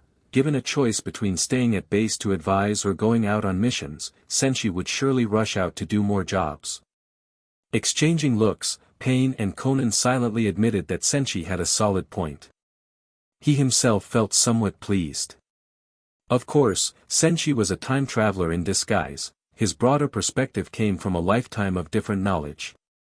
The notion was essentially, forming alliances to confront a common enemy, and the smaller villages, squeezed by the Big Five, could be potential allies or vassals. Finally, Pain reached his decision. He turned to Senshi and spoke in a serious tone. "Your suggestion is good. I'll adopt your highest-level plan, subjugate Kusagakure." Hearing this, Senshi's eyes lit up. He rubbed his hands together, then turned to Pain. "Gotta raise my fee." "Pain." Senshi shrugged, looking sheepish but speaking bluntly. "Different tasks come at different prices. If you want me to deliver a more comprehensive service, I need extra compensation. After all, if you want the horse to run, you gotta feed it, right?" Confronted with such a weirdo, Pain could only compromise or else assign the mission to someone else. But none of the other members were ideal for this job, and if it succeeded, Akatsuki stood to gain a lot. So, after some deliberation, Pain relented. "Fine, 10 million ryo for you and Kakuzu to bring Kusa under our control." Senshi shook his head. "Lord Pain, Kusagakure's situation is complicated.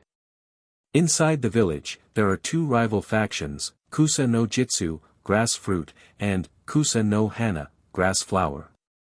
They're locked in intense infighting and are extremely xenophobic, so they won't be easy to handle. Plus, their ninja specialize in studying and adopting jutsu from other places. You might see techniques from large, mid-sized, and minor villages alike. And rumor says there are powerful ninja tools, perhaps even relics from the Sage of Six Paths, in Kusagakure." Senshi was still expanding on the difficulty of the task when Pain cut him off. "I get it. Just get to the point." Senshi grinned, rubbing his fingers together.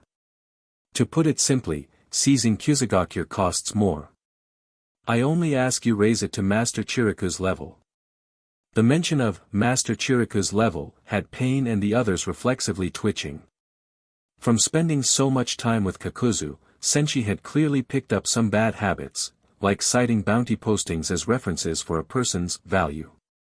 This was rude, but in a mercenary's eyes, so it went. Pain glanced at Kakuzu, who was more familiar with bounty listings.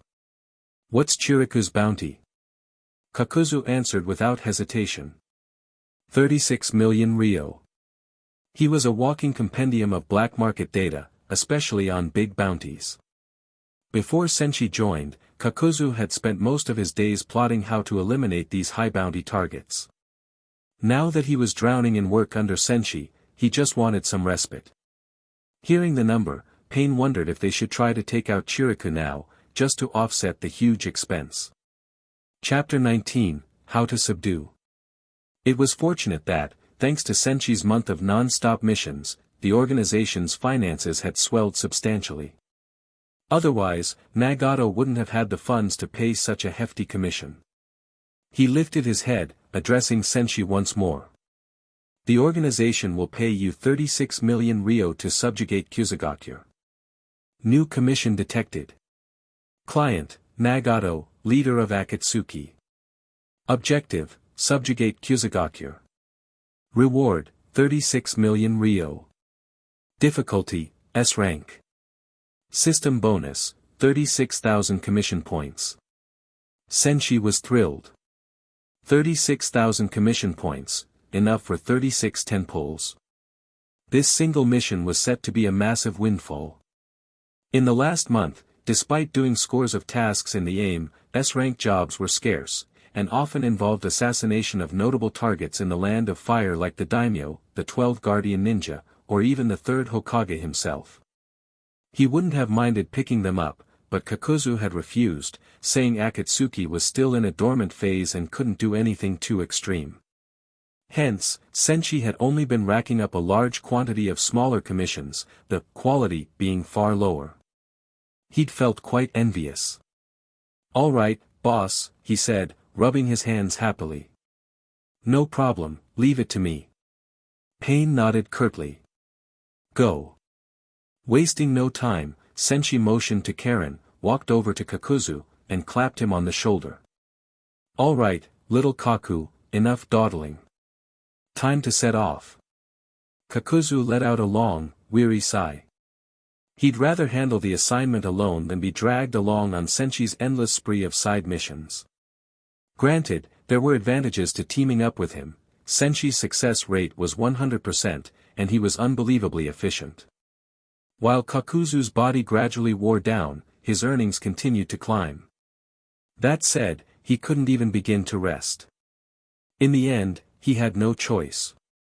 So, he followed Senshi out of the Amigakure, joined by Karen. Soon, they were making their way down the road. Knowing they were returning to Kyuzugakure made Karen nervous. There, she and her mother had been treated like living medicine bags. Whenever a Kusa ninja was injured, they would force her or her mother to let them bite them, healing their wounds.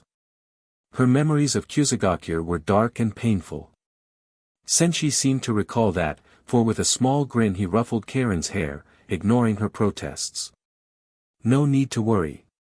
Once we arrive, I'll beat down every last person who bit you, one by one." Karen blinked, suddenly realizing that, compared to the Kusa ninjas, Senshi was likely more terrifying. And once he completed this new mission, he'd become even stronger. Not only that, a future alliance between Kyuzugakure and the AIM might lead to more tasks, letting him power up endlessly via the mercenary system. Plus, there was a big job waiting back in Kusa, someone from the Kusa no Jitsu faction named Mui, who wanted to capture a Jinchuriki to harvest a massive amount of chakra and unlock the Box of Ultimate Bliss, a certain legendary ninja tool.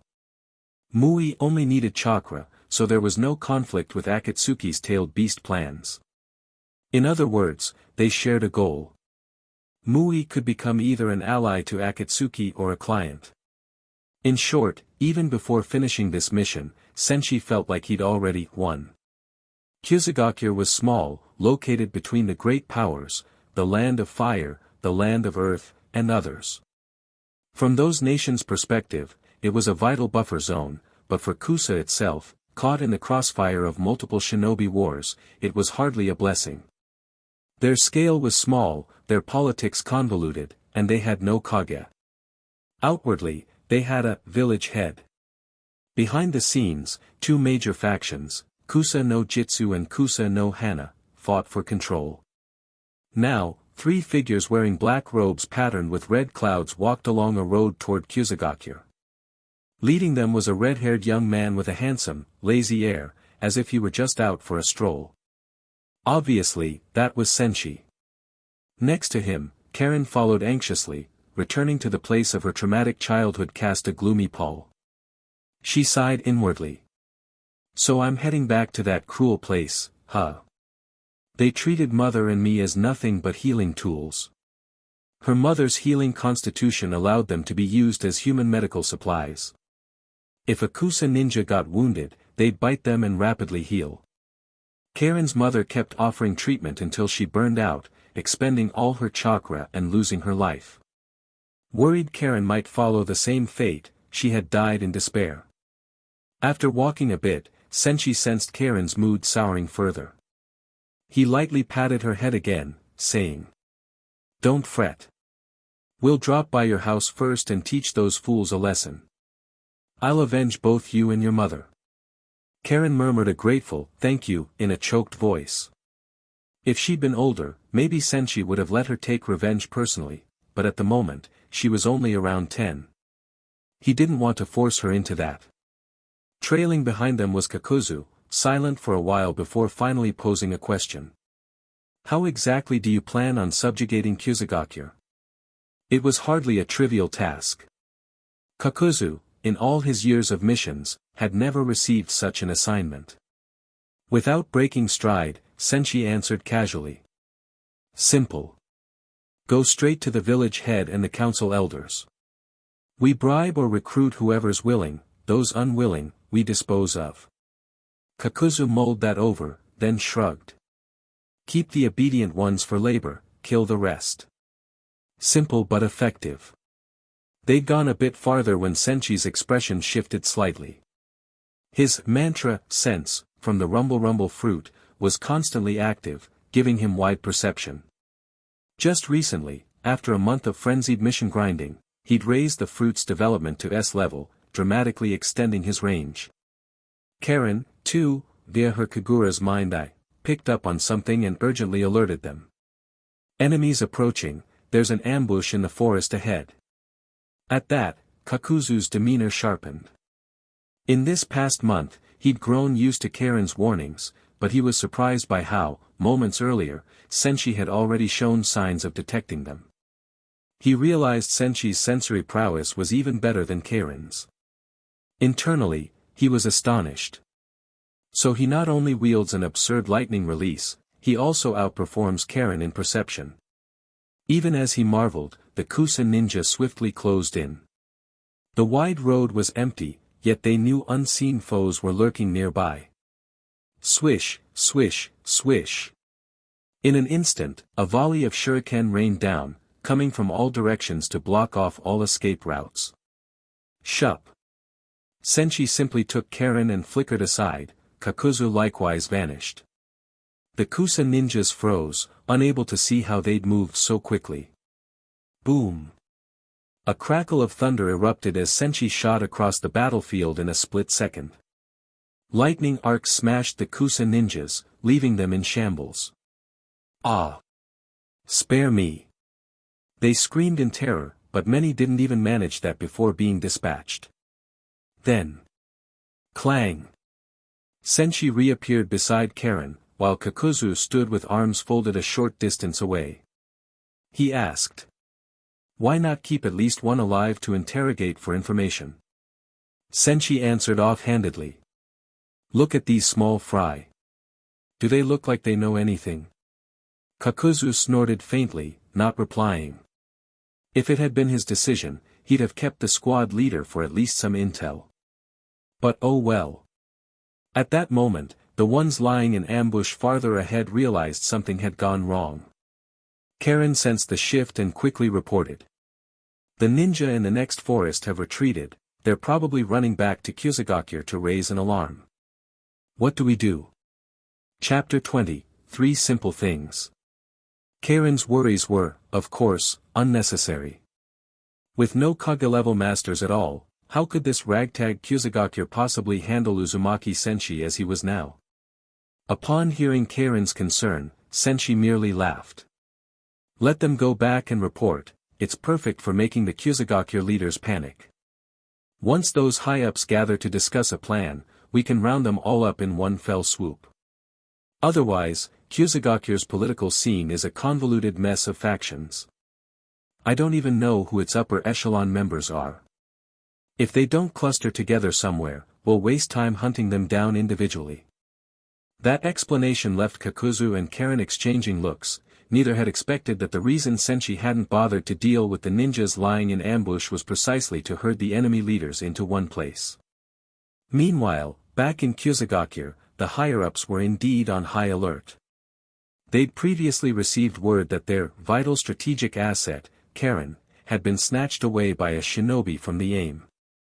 And recently, that enemy had been brazenly flaunting the fact by openly keeping Karen at his side. That was intolerable. Boldly walking around with Karen as though nothing were wrong, that was clearly a gigantic slap in the face to Kusa. Even though corruption and chaos reigned inside Kusa, they were unanimous on one point: they had to eliminate the red-haired AIM ninja who had abducted Karen and reclaimed their critical strategic resource. They couldn't afford to provoke Konoha or Kirigakure, but surely they could handle the Amigakure, right? It wasn't as if Hanzo the Salamander was still around to make them quake in their boots. Little did they know, after Hanzo's demise, the AIM had gone from being merely tough to downright steel-walled. Not even a Kage-level ninja from the great nations could guarantee they'd escape unscathed if they caused trouble there. Kyusugakure Conference Room. Village Chief Chiya, along with the elders and top figures from Kusa, various factions, had all convened. Chiya glanced at one of the village's masked umbu. "Repeat the intel we've gathered." Wrapped tightly in bandages, that Kusa umbu spoke in a neutral, toneless voice.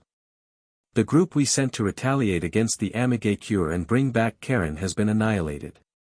All 22 of our ninja are dead, including 2 jonin in command. According to intel from our umbu, it was the red-haired ninja who seized Karen that killed them. His name is Uzumaki Senshi, originally from the Amigakure, and in recent times he's been highly active on the AIM's black market. Right now, this ninja is headed straight for Kyusugakure, bringing his companions and Karen with him." As soon as they heard this, everyone in the room was shaken. Their supposed retaliation squad, 2 team-leading jonin among them, had been wiped out. Granted, a jonin from a small village might be on the weaker side, perhaps more like elite chunin level in a big village. But from Kusa perspective, their own jonin were still extremely formidable. For them to be wiped out like that wasn't because the Kusa shinobi were that incompetent, but because the opponent was far too strong. All the top brass began talking at once. "Is this intel accurate? Just one AIM shinobi named Uzumaki Senshi killed our 22 ninja by himself. Why is he coming to Kyusugakure with Karen, turning himself in? How many are with him? Who's assisting him?" The meeting turned noisy. Only one individual, Mui, dressed in a dark red cloak, remained calm. All he cared about was capturing a tailed beast to drain its massive chakra and unlock that damned ninja tool. Village matters didn't hold much interest for him. Still, he'd heard a few rumors about Uzumaki Senshi, apparently a ninja who risked his life for money, always off on a mission or en route to one. Capturing a tailed beast by himself would be tough. Maybe he could collaborate with Senshi. Silence. The village chief, Chiya, called for order. Sweeping his gaze around the room, he waited for quiet before speaking again. "The umbu's intel is reliable.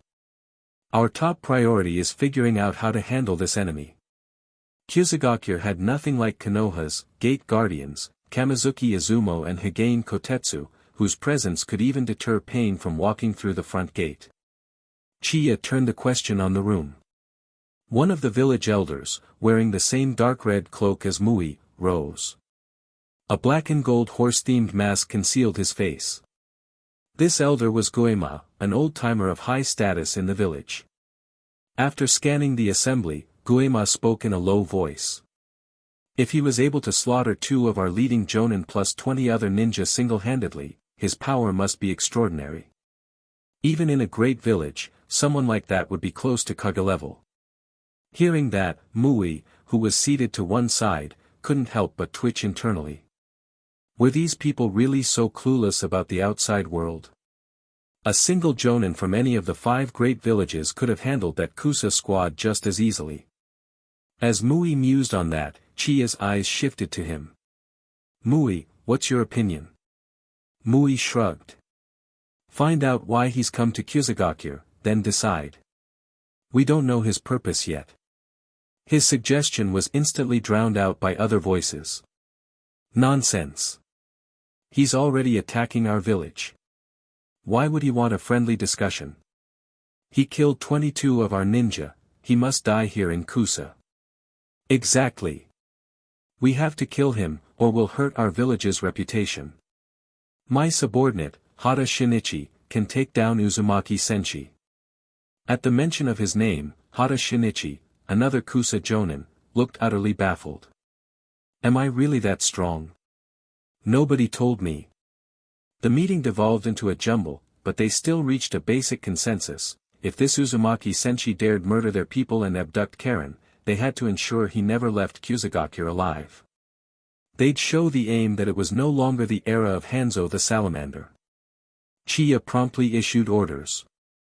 Hata Shinichi, along with all Jonin not currently deployed, and the elite Umbu, everyone go stop the intruders. Kill Uzumaki Senshi and whichever aim shinobi is with him. Bring Karen back. At that, Hata Shinichi and the other Jonin saluted and vanished. At Kusagakure's entrance, Uzumaki Senshi strolled right in with Karen, showing no sign of caution. Let's go to your house first, pack up whatever you want to take. Then, once we leave, we can move your things back to the Amigakure. Karen nodded obediently. The group of three headed to the small home she'd once shared with her mother. Immediately, Karen began collecting her meager belongings. She hadn't lived here for a while, and it seemed other ninja had ransacked the place in her absence. Everything was scattered, the house turned upside down. Familiar sights in that room caused Karen's tears to flow silently as she tidied up. Just then, Kusa Ninja arrived outside under the leadership of elite Jonin Hata Shinichi and the Umbu captain. Sensing them, Karen grew anxious, rushing to the window to look. She saw Senshi, arms folded, speaking casually to Kakuzu. Oi, Kaku, why don't you do something for a change? Show a bit of effort. This is an assignment for both of us, don't just sit back the entire time. At Senshi's words, Kakuzu calmly tossed 3 kunai in the air. Swish, swish, swish. They soared forth, instantly piercing the throats of 3 Kusa ninja. After punching cleanly through, they tore through 3 more behind them. What was that? The Kusa ninja froze in shock. Yet after a moment's stunned silence, they went on the offensive. Kill them. Water style, water dragon bullet. Fire style, grand fireball. As they rapidly formed seals, Senshi stomped 1 foot on the ground. Lightning release, earth slide. ZZZT ZZZT ZZZT. Streaks of bright blue electricity danced wildly across the earth, arcs snaking around at high speed. In the blink of an eye, the Kusa ninja were convulsing on the ground in droves. Only a small handful, like Hata Shinichi, evaded with a body flicker. Lightning finger. Senshi raised a single finger, discharging a lance of lightning that instantly bored through Hata Shinichi's shoulder. Another flurry of beams followed, sending each Kusa elite crashing to the ground, twitching helplessly. Looking at the still-breathing Umbu captain, Senshi said. Gather all the top officials of Kusagakure and tell them to come here. I have a few words for them. Of course, if they'd rather not, I can always wipe out Kusagakure completely. The Umbu captain, pale with terror, scrambled off at once. Not long after, every major figure of Kusagakure arrived, having realized by now that these intruders were no mere jonin. Village chief Chiya came too, clearly amazed by how young this Kage-level ninja was. Trying to keep his voice steady, he asked. What business do you have in our village? Senshi held up 3 fingers. I'm here for 3 reasons. 1. I want Kusagakure to punish whoever caused Karen's mother's death. 2. From now on, Kusagakure is to become a vassal of the Amigakure. 3. Where's Mui? I'd like to discuss a certain deal with him. On hearing that, Chiya flew into a rage. You. That's going too far. Chapter 21, Mui. Kusagakure and Amigakure were both only mid-tier or small villages, so why should Kusa become Aim's vassal? Other top figures in Kusa likewise shook their heads, unwilling to comply. They only came in person because Uzumaki Senshi was formidable and at least willing to talk. If negotiations fell through, Kusa might still be able to pay a steep price to kill him. Kusagakure won't bow down to anyone. We'll never execute our own ninja. We're open to sincere negotiation, not threats. We're all prepared to go down together if necessary. Seeing their defiance, Senshi decided there was no point in continuing a fruitless debate. He simply raised an arm, pointing to a wooded area in the near distance, and asked. Do you see that open field? The Kusa elders exchanged puzzled glances. That place is obviously a forest. Why is he calling it a field? As they looked, a violent surge of lightning chakra began radiating from Senshi. 60 million volts, Thunder Dragon. In a flash, endless arcs of electric blue light gathered before him. Rohar. A dreadful dragon's roar pierced the air, as countless bolts of lightning release coalesced into an enormous thunder dragon. Boom! Boom! Boom! Boom! Boom! Roaring with unimaginable power, it barreled through the distant forest. Trees and shrubs burst into splinters or scorched cinders. The once lush grove was obliterated into a wasteland of ravines and charred debris. Witnessing that, the Kusa officials instantly quieted. Even a tailed beast might manage such destruction at best. Those elders who had been shouting moments earlier all changed their tune. But on second thought, our village may indeed have done some things wrong. Those who harmed Karen and her mother must be severely punished, to preserve justice in Kusa. Kyuzugakyur doesn't have it easy, we should learn from Aim's path to resilience. Only under Aim's leadership can we hope to develop, despite the 5 great nations oppressing us. We fully agree to Lord Senshi's terms. Faced with a humanoid-tailed beast like Senshi, how could they dare object? Even someone as powerful as Mui said nothing. Of course, many of them were only yielding on the surface. Senshi's power was too fearsome, so they feigned submission while planning how to deal with him later. It wasn't long before all those responsible for Karen's mother's death were brought outside her old home. On your knees. Kusa's elite Jonin Hata Shinichi barked, wielding his blade. He'd been almost instantly overwhelmed by Senshi, so he cowered around him. But with these bastards, he felt free to go all out. Lucky for him, he'd never been involved in abusing Karen's family. Shuck, shuck. As Shinichi's blade flashed repeatedly, heads rolled one after another. These ninja had overused Karen's mother's healing ability until she died far too young, all her chakra drained. Now that they fell here, the vengeance for Karen's mother was done. Watching from inside the house, Karen felt only sweet relief. She looked at Senshi, gratitude shining in her eyes. Inwardly she vowed she'd prove her worth someday. Without him, she would surely have shared her mother's grim fate. After avenging Karen's mother, Senshi glanced at Kakuzu, then turned to the Kyuzugakyur chief. This man here once fought the god of shinobi, Hashirama Senju. He's Lord Kakuzu. For the matter of becoming Aim's vassal, you Kusa leaders can discuss it with him. Kakuzu's expression stiffened, no escaping these negotiations now, it seemed. Upon hearing Senshi's introduction, Chiya grew solemn. I see, Lord Kakuzu, then, please come with us to the conference hall to discuss next steps. Kakuzu didn't refuse, leaving with Kusa's upper echelon. Meanwhile, Mui remained behind, as earlier Senshi had mentioned wanting to talk business with him. Curious, Mui waited. Once the others were gone, Senshi approached him casually. Mui, you want to capture a tailed beast, right? Until now, Mui had stayed calm, but his face changed sharply at these words. Tiny flames of fire chakra danced in his hands. Indeed, he had that goal, but it was a secret. How did Senshi know? Before Mui could act, Senshi went on.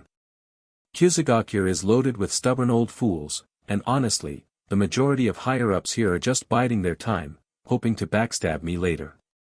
I'm not about to waste my energy subduing every one of them individually. Let's cooperate. I'll help you capture a tailed beast, for a friendly fee, of course, and in return, you take total control over Kusa's leadership.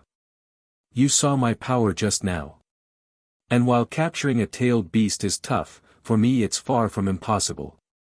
In truth, For someone at Senchi's level, tackling a tailed beast wasn't all that hard, but obviously he wouldn't say so. One must ask a high price and settle lower, after all. Besides, capturing a tailed beast ideally meant a long-term commission. These legendary, nuclear weapons, of the ninja world deserved the highest rank, and the best system rewards. Mui fell silent, torn between shock, excitement, and caution. He wondered how Senshi knew he needed a tailed beast's chakra. Still, there was no doubt about Senshi's strength. But truly siding with Senshi against the Kusa elders?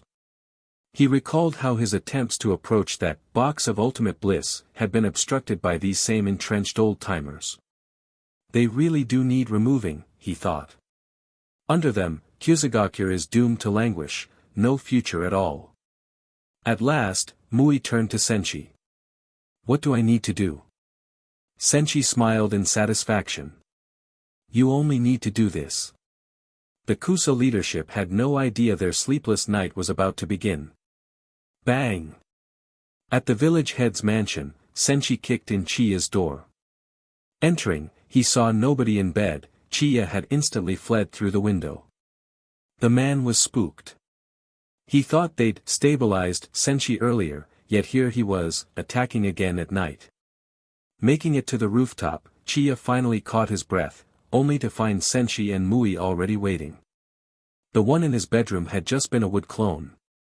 Seeing the pair, Chiya was both shocked and furious.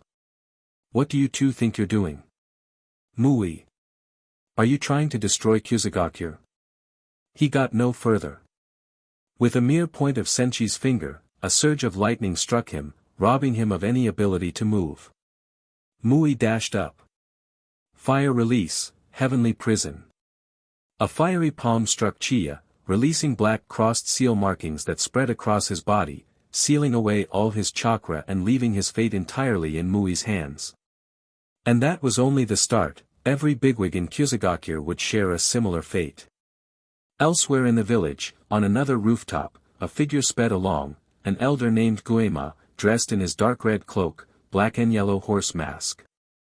Moments earlier, he'd received an urgent message from another elder, Ginyu, warning that Mui had betrayed them and was helping Senshi, the invader, seize control of Kusa's leadership. Damn it! I need to escape the village and seek refuge in Konoha. Guema poured every ounce of speed into his flight, though he still wasn't sure he could make it out safely. And indeed, he was right. Two figures flickered into sight, blocking his path. Glancing at them, Guema trembled in rage. Uzumaki Senshi. We already agreed to become the Aim's vassal, why attack us further? And Mui, you despicable traitor, helping an outsider seize our village leadership. But Senshi wasn't in the mood for discussion. He raised a hand. Lightning finger. ZZZT. A radiant blue arc zapped Guema, electric snakes dancing across him. The power gap was monumental. The elder had no chance to dodge and now lay paralyzed, muscles locked by crackling bolts. Fire release, heavenly prison. Chapter 22, It's easy. Mui stepped up to Elder Guema and slammed his palm down. Buzz. Two intersecting black sealing patterns instantly appeared on Elder Guema's body. From that moment onward, all of Kusagakure's top brass, including village chief Chiya, were under Mui's control.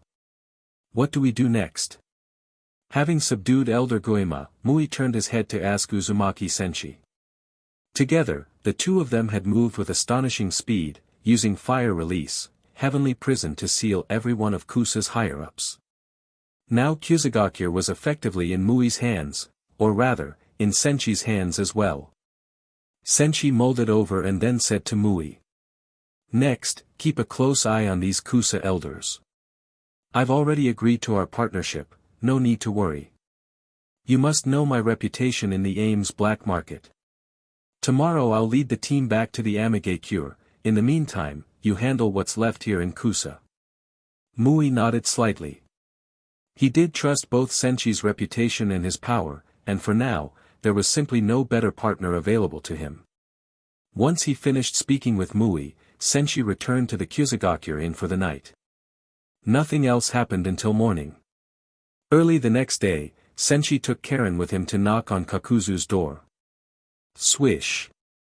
To Senshi's surprise, Kakuzu slid the door open just as he was about to knock. Compared to all that non-stop mission work in the past, this assignment, subjugating Kusagakure, had been far more leisurely for Kakuzu. Yesterday, after signing the relevant agreements with Kusa's leaders, he had returned to his room at the inn to rest. Ever since partnering with Senshi, he'd seldom had a proper night's sleep, so it was a rare treat to get one. Seeing Kakuzu, Senshi greeted him with a grin. "Morning, Kaku. Everything sorted here in Kusa. Now we'll head back to aim to hand in the task, then get started on the next one." Hearing that last line about a next mission, Kakuzu felt like it was overkill, his pleasant mood from sleeping in evaporated instantly. Soon enough, the three reached Kusagakure's gates. Unlike when they arrived, this time the higher-ups were all there to see them off, Chief Chiya, Elder Guema, Elder Gueho, and so on. None of them came by choice, of course, it was clearly Mui's idea. While Kakuzu hadn't actually participated in last night's operation, he knew at least the basics of what those leaders had gone through. Karen, on the other hand, was a bit taken aback. She'd fallen asleep after dark and was unaware of the late-night events. Seeing all these formerly high-end mighty bigwigs now sending them off, she assumed that after Kusa became a vassal to the aim, these lofty figures had bowed their heads. Right before leaving Kusagakure, Senshi spoke up to Mui. "You come with me back to the aim so you can meet with their upper management. Amigakure Tower, inside a room equipped with life support systems, this was where Nagato and Konan's real bodies were." After a brief conversation, Konan asked, "Do you think Senshi's plan will succeed?" Nagato nodded. "He's got a good plan, and he's capable of carrying it out. If he and Kakuzu fail, I'll send the 6 Paths of Pain to handle it. As we gather tailed beasts and make our tailed beast weapon, it's inevitable we'll stand against the 5 great nations. Rallying a number of mid-level or small villages to our side, and selecting promising shinobi from among them to train as our elites, that's an excellent idea." Though Nagato had faith in Senshi and Kakuzu, he didn't yet believe they'd already succeeded in subjugating Kusa. At that moment, Nagato's expression changed slightly. Noticing this, Konan asked, "What's wrong?" Nagato's face showed confusion. "They're back." He was monitoring the entire Amigakure, so naturally he spotted Uzumaki Senshi's group of 4 swaggering through the downpour. Konan wondered. Back so soon? Did they fail or give up? They haven't even spent 3 days in Kusa, how could they have subjugated it so quickly? Realistically, just scouting out the situation should have taken at least 2 or 3 days. Nagato couldn't answer for sure, but after a moment's thought he replied. "Judging by their demeanor, it doesn't look like they failed or gave up. They're almost at the tower. We'll see for ourselves in a moment." At that point, Senshi, Kakuzu, and Karen were heading for Akatsuki's base within the tower. Mui, coming as Kusagakure's emissary, wasn't brought up to the organization's quarters. Senshi had him wait in an inn somewhere in Amigakure. Plenty of people were at Akatsuki's base. All were surprised to see Senshi and Kakuzu back so soon. They knew the pair had left not long ago for the mission, who would have guessed they'd return so quickly. As Senshi and Kakuzu headed to see Pain, the other members gathered in the tower's plaza, curious as to why they were back. Standing near Uchiha Itachi was Kisame, pale-skinned, shark-like. With a glance at Senshi and Karen, Kisame asked. "Hey, Itachi-san, how come Kakuzu and that new kid are back so soon? I thought their mission was to subjugate Kusagakure. Is capturing an entire shinobi village these days really so easy?" Kisame's face was full of puzzlement. Itachi shook his head, also clueless about how the pair could have returned so abruptly. Orochimaru, Sasori, and Zetsu were there as well, all eyeing them with curiosity. The 3 soon arrived before Pain himself, who looked at Senshi impassively. Did you run into trouble? Senshi paused momentarily, then answered offhandedly. Trouble? Nah. What trouble could we possibly have? Taking down a place like Kusa is no big deal. Pain, Konan, Orochimaru, Sasori, Kisame, and Zetsu all turned to stare at Senshi, astonished. Even going out on a short camping trip would have taken longer than that, so if Senshi wasn't lying, the mission's speed was insane. Pain fixed Senshi with a level gaze. Explain how the mission went. Senshi summarized succinctly. Kakuzu and I entered Kusagakure, then. He recounted their operation in Kusa step by step. When finished, he retrieved the contract that Kakuzu and the Kusa higher-ups had signed, pulling it from his spatial storage. Most in Akatsuki already knew Senshi had some kind of space-time ninjutsu, so no one was especially stunned to see him produce documents from nowhere. By the time Pain heard the entire mission report, he was inclined to believe the subjugation was indeed successful. And seeing the actual signed agreement only solidified that certainty. Senshi and Kakuzu had truly completed their mission. Pain's face remained expressionless, but behind that, Nagato, controlling him from the life support chamber, was extremely shaken. Sure, Kusa was only a medium to small shinobi village, but it couldn't be subdued that easily. For Senshi to do it in a swift, overwhelming manner was impressive even by Nagato's standards. Others in Akatsuki were also shocked. Orochimaru narrowed his serpentine eyes and scrutinized Senshi with renewed interest, privately mulling. This guy must have deeper power than he's shown.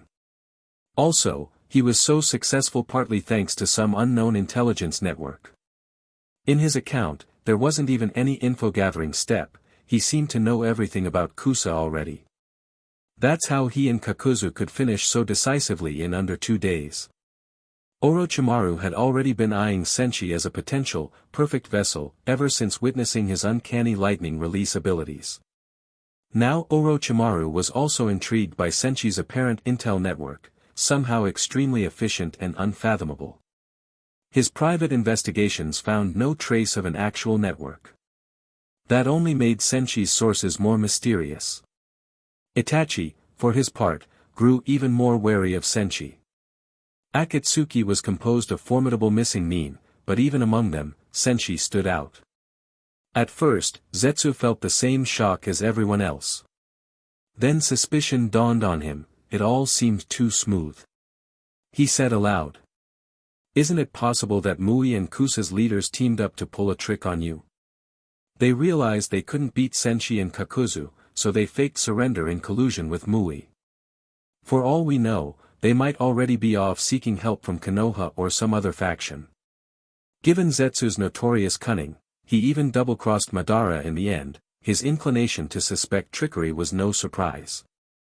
Interpreting others' actions with a schemer's mindset, he naturally considered that Kusa might be simply pretending to yield. Chapter 23, 36 Pulls. Let's start capturing Pokemo, tailed beast. Zetsu's comment left Uzumaki Senshi rather speechless. He had plenty of information about Mui that he hadn't shared, and felt no need to. But as long as one understood Mui well enough, they would know he wasn't putting on an act this time. After Zetsu voiced his doubts, Pain and the rest of Akatsuki turned their attention to Senshi and Kakuzu. Senshi merely smiled and said calmly. The actual person in charge of Kusagakure now, Mui, came here with me to the AIM. He's currently staying at an inn in the Amigakure, arranged by me. Konan, as one of AIM's top figures, can go have a talk with him about how our villages can cooperate and develop. Whether Kusa truly submitted to the AIM will become clear once negotiations begin. Hearing this, Zetsu's expression became a bit strained. If Kusa's true leader wasn't genuinely bowing to the AIM, he obviously wouldn't have come all the way to the Amigakure. Plus, Senshi's details were quite convincing, so the story seemed pretty credible. When Senshi finished speaking, Pain immediately gave orders. Konan, head to the inn where the Kusa envoy is staying and discuss the development and cooperation between our two villages. Also, settle Senshi's payment. At Pain's words, Konan handed a check, redeemable at the local money exchange, to Senshi. Commission completed. You have successfully subjugated Kyuzugakure. Task reward, 36,000 commission points. Receiving such a sizable reward put a huge grin on Senshi's face. Especially since he was planning to double dip on another profitable venture right away. After claiming his reward, he wasted no time and immediately triggered a lottery draw. 36,000 commission points deducted. Remaining points, 302. Drawing. A full 36 times 10 pull. Senshi couldn't be bothered to check every single reward. He simply summoned his status panel. Name, Uzumaki Senshi. Gender, male. Age, 18. Commission points, 302. Chakra attributes. Fire, A. Wind, S. Lightning, SSSS.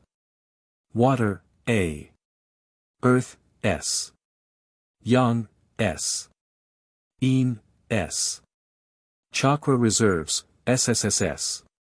Your chakra reserves have surpassed even all the tailed beasts, reaching the 10 tails level, limitless. Physical strength, SSSS. Ordinary ninjutsu can no longer break your defenses. Natural energy, A. Natural energy is like an old friend to you, controlling it feels completely natural. Rare attributes. World affinity, Shinobi World S. Unlocked abilities, would release, natural energy affinity, Mayfly technique. Talents. Heavenly thunder, greatly increases lightning release affinity, raising the chance of drawing lightning-type rewards in the lottery. Rumble Rumble fruit, Shinobi adaptation, development, SSS. Kekiai Genkai. Would release, A. Ninjutsu.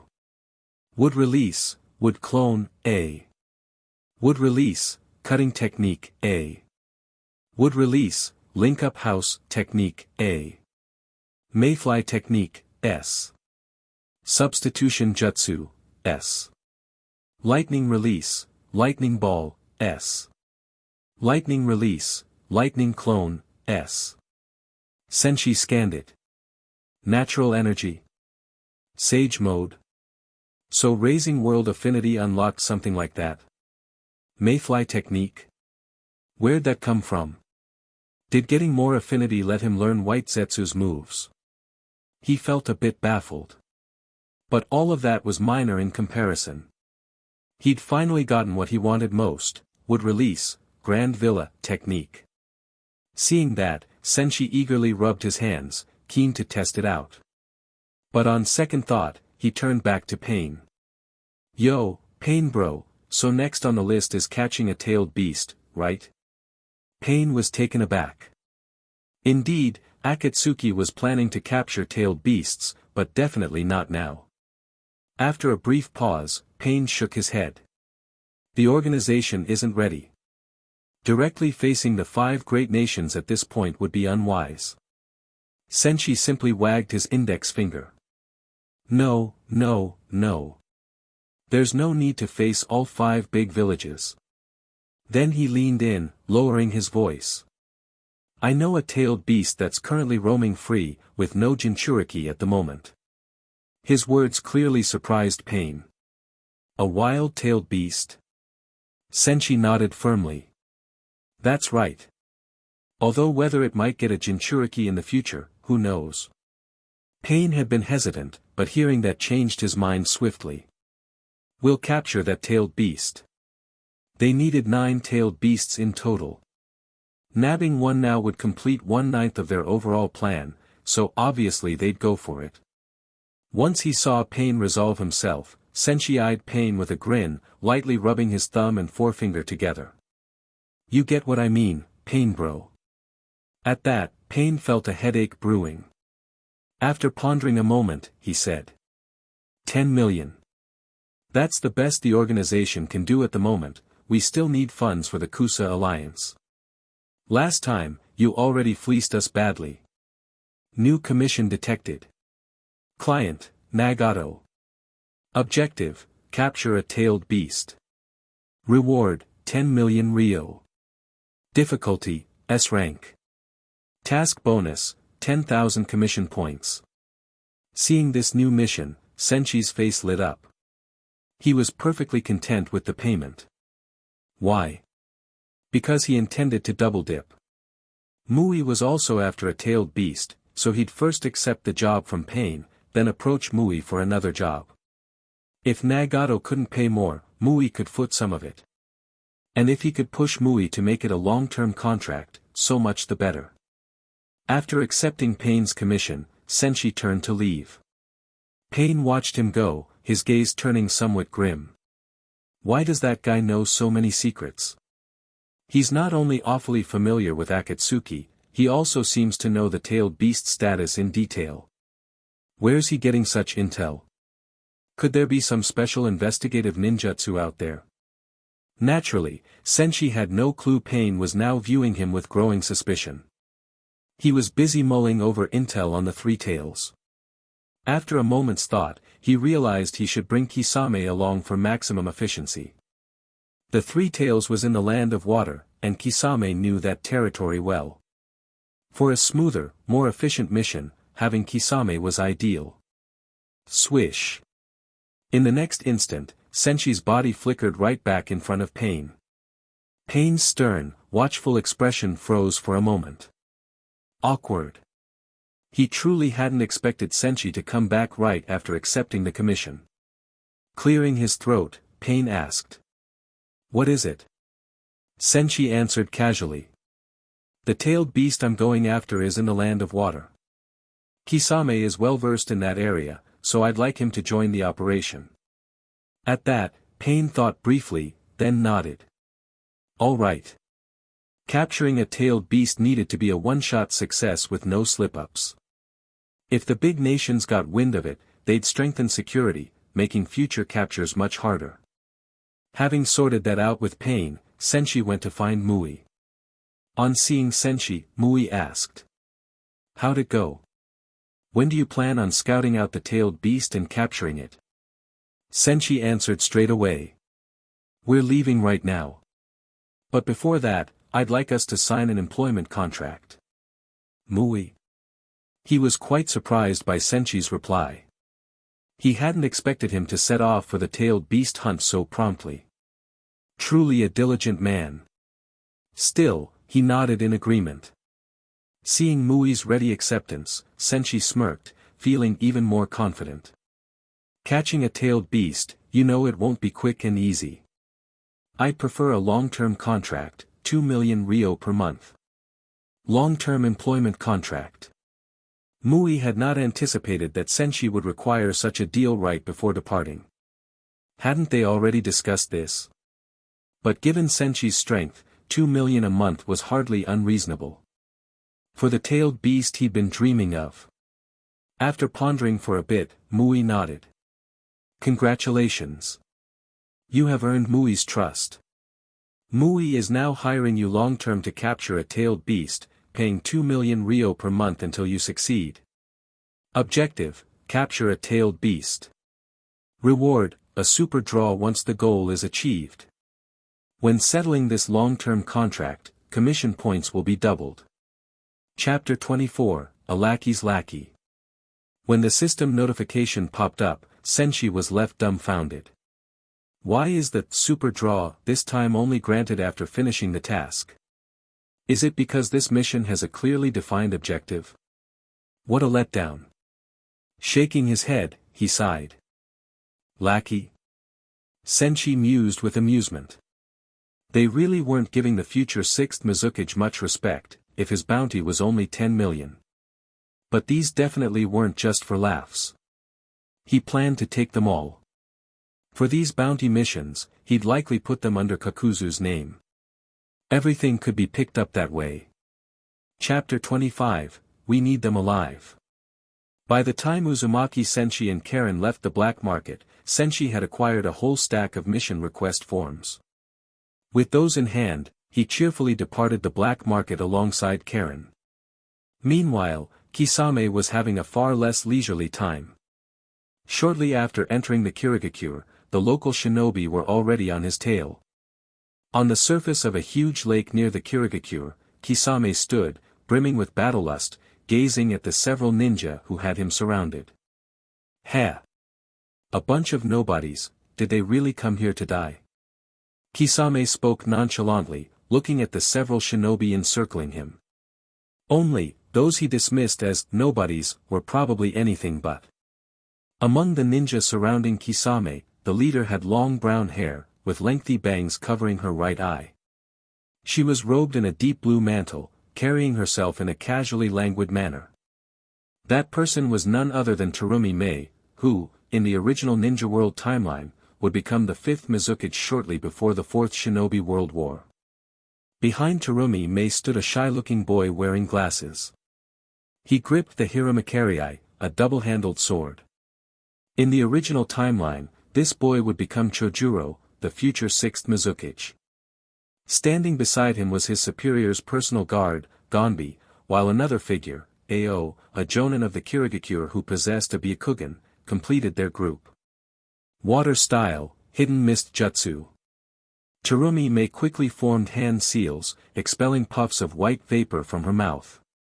Her hidden mist jutsu was quite formidable. During the 4th Shinobi World War, she could even use it to block the Rinnegan's vision. Thick white fog rolled in, blanketing the battlefield in the blink of an eye. Immediately, Chojuro, Gonbi, and Ao leapt into action. Terumi Mei's technique hindered Kisame's vision but left her own allies unaffected. Water style, water collision wave. Gonbi and Ao also formed seals in a flash, launching attacks at Kisame. Meanwhile, Chojuro brandished Hiramakari, charging Kisame head-on. Confronted by the group's pincer attack, Kisame remained unruffled. His strength was immense, and his chakra reserves were famously vast, earning him the nickname, Tailless-Tailed Beast. Swish! Behind him lay the huge sword Samahata, which Kisame promptly grasped in his hand. Water style, water shark bullet technique. As his enemies closed in, Kisame formed a one-handed seal, conjuring a shark-shaped bullet of water around himself. It enveloped him entirely, propelling him straight for Chojuro. Gonbi and Ao's attacks missed as Kisame barreled forward inside his water shark bullet. Swish! Swish! Swish! Seeing Kisame approaching, Chojuro hastily swung Hiramakari, unleashing multiple azure chakra orbs in an attempt to repel him. Hiss! Kisame, spotting this, curled his lips into a sneer. Boom!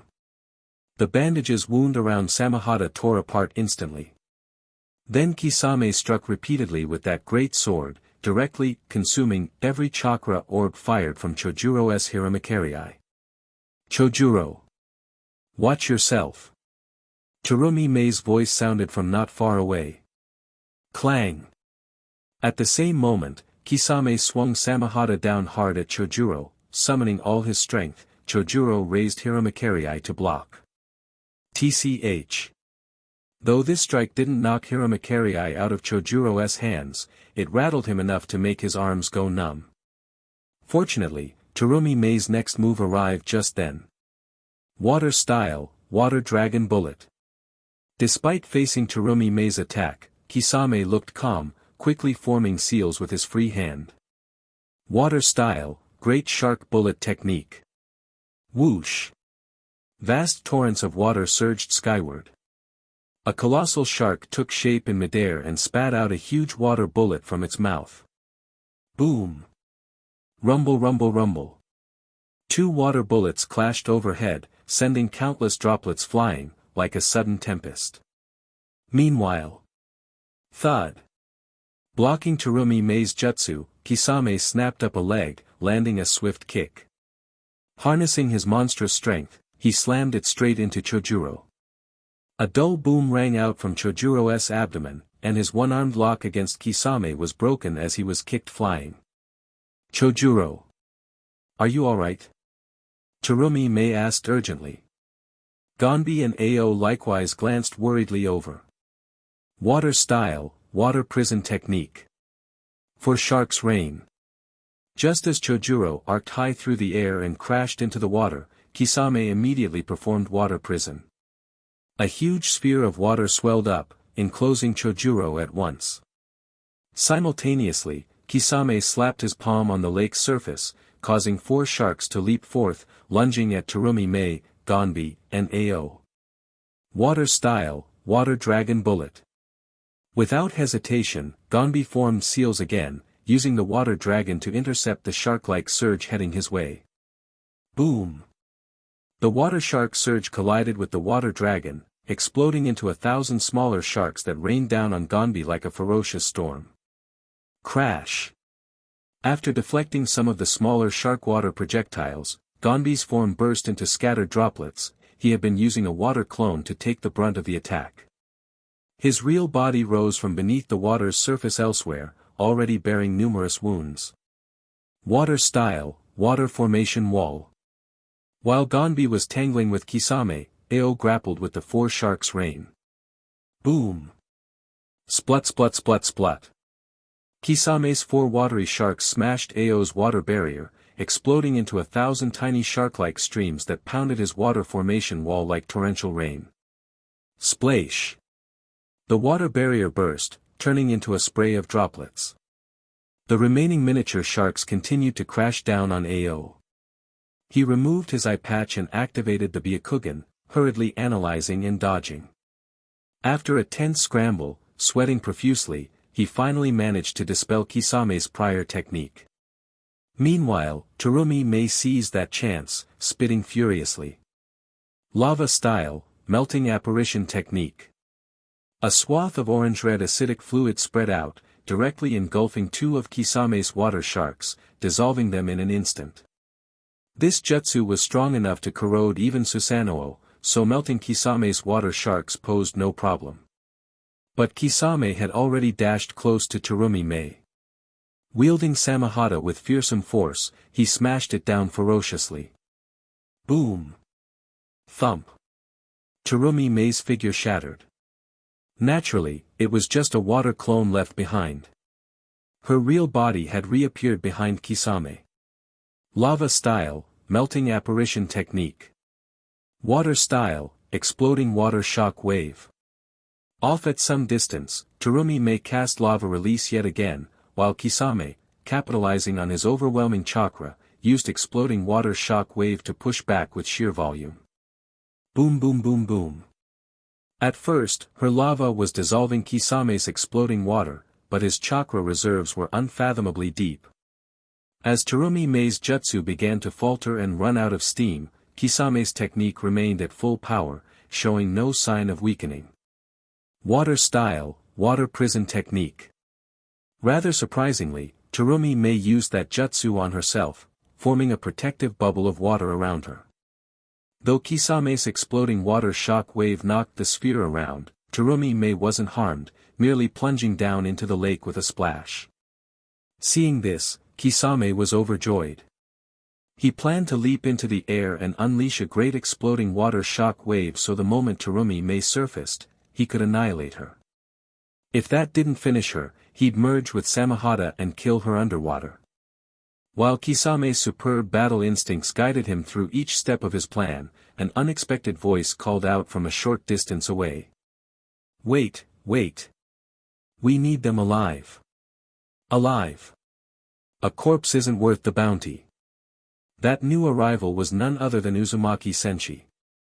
But upon hearing Senshi's words, Kisame did not stop. Instead, he sped up his ceiling, weaving hand signs faster and faster. Hey, what's the big idea, buddy? Seeing Kisame's reaction made Senshi rather displeased. Is he blatantly ignoring me? Up in midair, Kisame's body ascended, forming complex seals at the same time. Inwardly he was scheming. I've heard from Itachi that this brat, Uzumaki Senshi, is supposedly extremely powerful. Perfect chance to see just how tough he really is. When he reached the peak of his jump, Kisame completed a jutsu involving countless seal gestures. Water Style, Great Exploding Water Shock Wave. With that final seal, Kisame opened his mouth wide, releasing a massive flood of water. It spread everywhere like a tidal wave roaring down on them. 60 million volts, Thunder Dragon. Initially, Senshi considered using the 200 million volts, Thunder God, move, but fearing it might kill Kisame, he toned it down to Thunder Dragon. Roar! ZZZT. Crackle. Countless dazzling blue lightning arcs converged in an instant, forming a thunder dragon more terrifying than any before it. Letting out a roar, it surged upward. All the massive waves around them were electrolyzed clean away by the intense, high-voltage current of the dragon. Kisame, lauded as the tailless-tailed beast, stood opposite Senshi, who was essentially a walking ten-tails. Though Senshi currently only had part of the ten-tails strength, that was already beyond what Kisame could handle. Furthermore, thanks to the rumble fruit, Senshi's power had grown drastically. Kisame watched in alarm, realizing he was losing in terms of raw chakra. His great exploding water shock wave was already winding down, whereas Senshi's 60 million volts, Thunder Dragon, was still going strong. Chapter 26, All Match Up.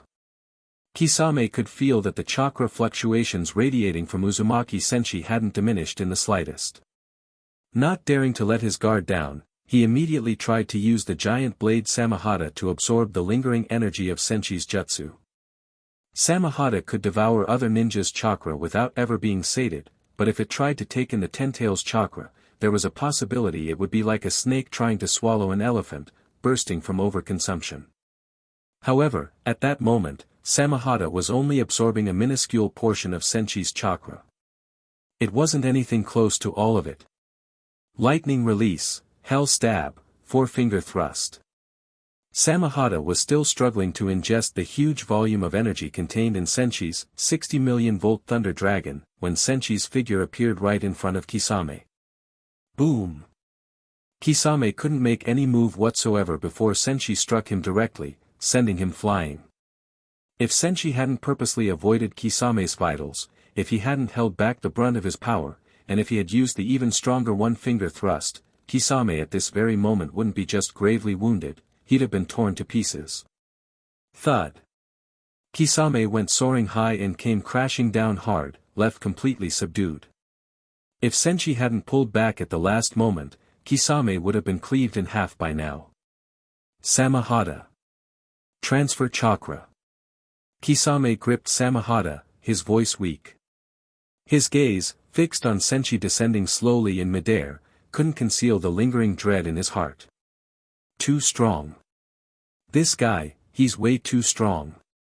It's just ridiculously overpowered. He only used the four-finger thrust, not even the one-finger thrust. At the last second, he even avoided my vitals and intentionally drew back. Otherwise, I'd already be dead. At this point, Kisame truly had been scarred by the overwhelming might of Uzumaki Senshi. Meanwhile, floating gently down from midair, Senshi showed no signs of having spent any energy at all in the earlier skirmish. He was perfectly composed. It was obvious that Kisame had fought with his full strength, whereas Senshi had used just a fraction of his power and handled him with ease. By now, Terumi Mei had helped Chojuro break free of the water prison. She, along with Chojuro, Ao, and Gonbi, stood in stunned silence, watching Senshi land lightly on the water's surface. Kisame, who had practically overpowered those four by himself, had now been beaten down by Senshi's unstoppable, crushing strength. Terumi Mei stared at Senshi intently for a long while, her eyes eventually sharpening. Uzumaki Senshi's appearance matched up perfectly with data on a certain high-profile individual. The so-called task butcher in the Ames black market. The unstoppable mission machine. The mission slaughterer. Because Master Genji was advanced in years, Terumi Mei was essentially handling most of the village matters, so she was familiar with the intel on Senshi, though the rest of the Kiri might not know much. Uzumaki Senshi, the rising star in the Ames black market. Possesses an unbelievable affinity for lightning release, supposedly having mastered nearly every lightning-style ninjutsu in the ninja world. His mission efficiency is extremely high, with a 100% completion rate. During those missions, he's defeated quite a few powerful opponents. Kakuzu, Orochimaru, even Kisame, these S-rank rogues, have all fought him and lost. As she recalled that intel, the future 5th Mizukage was forced to acknowledge how frightening Senshi's strength was. Throughout ninja history, from ancient times to now, the number of ninja who'd never once lost in battle could be counted on one hand. And here stood a seemingly very young Senshi who was one of those few. What terrifying power! And what terrifying talent! Wasting no time, Terumi Mei guided Chojuro, Ao, and Gonbi in offering sincere thanks to Senshi. They didn't really know why he had intervened to save them, but it was beyond doubt that without him stepping in, they likely would have suffered serious casualties. As an S-rank rogue from the Kiri, Kisame's prowess was anything but ordinary. Besides monstrous strength by nature, his chakra reserve was unimaginably large, his water release was advanced to a near-perfect level, and wielding the giant sword Samahata made him even more dangerous. Even so, the four of them combined were no match. Especially near the end, Kisame's great exploding water shock wave had been about to crash down on them, and Terumi Mei wouldn't even have been able to break out of the lake. Chojuro, trapped by water prison, plus an already wounded Gonbi and Ao, would have been promptly overrun. Deprived of their help, Terumi Mei wouldn't have stood a chance at beating or escaping Kisame. Hence, her gratitude toward Senshi only grew. Thanks to his abrupt intervention, swift, crushing, unstoppable, he defeated Kisame and prevented all the dreadful outcomes that were about to happen. "Sir, thank you for saving us just now." "I am." But Terumi Mei abruptly broke off, realizing something so bizarre that words failed her. Sure, Senshi's sudden arrival was already astonishing, but what happened next was even more surreal. Right after rescuing them, Uzumaki Senshi casually pulled out a stack of commission forms, checking them carefully one by one, as though it were the most normal thing in the world. First, he drew out one particular mission slip, studying the photo closely, then comparing it to Terumi Mei in detail. The deep blue robe, the brown hair, the bangs covering one eye, that tall figure, it was a perfect match. So this kunoichi in front of him was indeed the one pictured, Terumi Mei. Having confirmed there was no mistake, Senshi nodded seriously. "Terumi Mei, bounty is 20 million ryo." After confirming her identity, Senshi produced the second mission slip for a cross-check. This one showed a stern-faced middle-aged man, indeed matching the photo and description. He was none other than Gonbi, one of Genji's personal guards. Glancing briefly at Gonbi, Senshi then looked back down at the slip. Gonbi, 8 million ryo. TSK, not a bad price. He didn't have much impression of Gonbi, who remained in the Kiri most of the time, but the slip's detailed photo and write-up left no doubt. Next, Senshi turned his gaze on a third person whose features were quite distinct, typically sporting an eye patch and possessing a byakugan underneath. He'd already used that byakugan during the fight with Kisame. This was none other than Ao, a Kiri Jonin.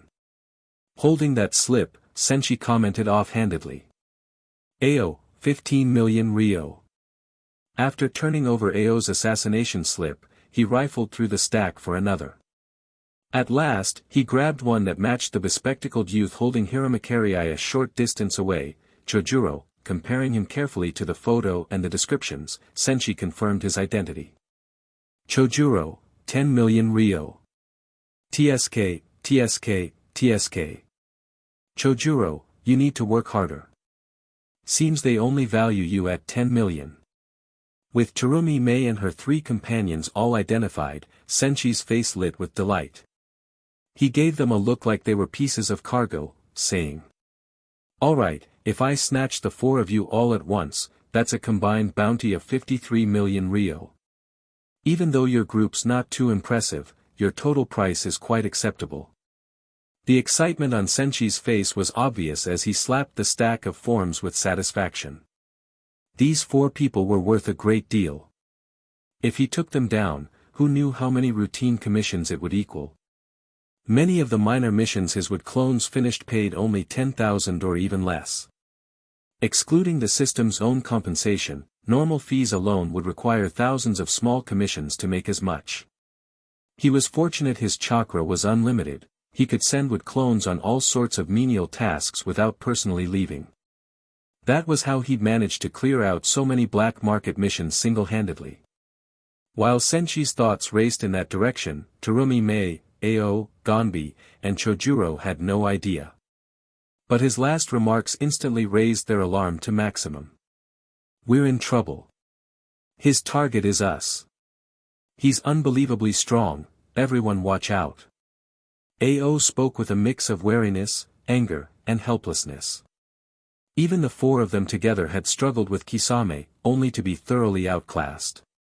Had Senshi not intervened at the last second, Kisame might have killed some of them.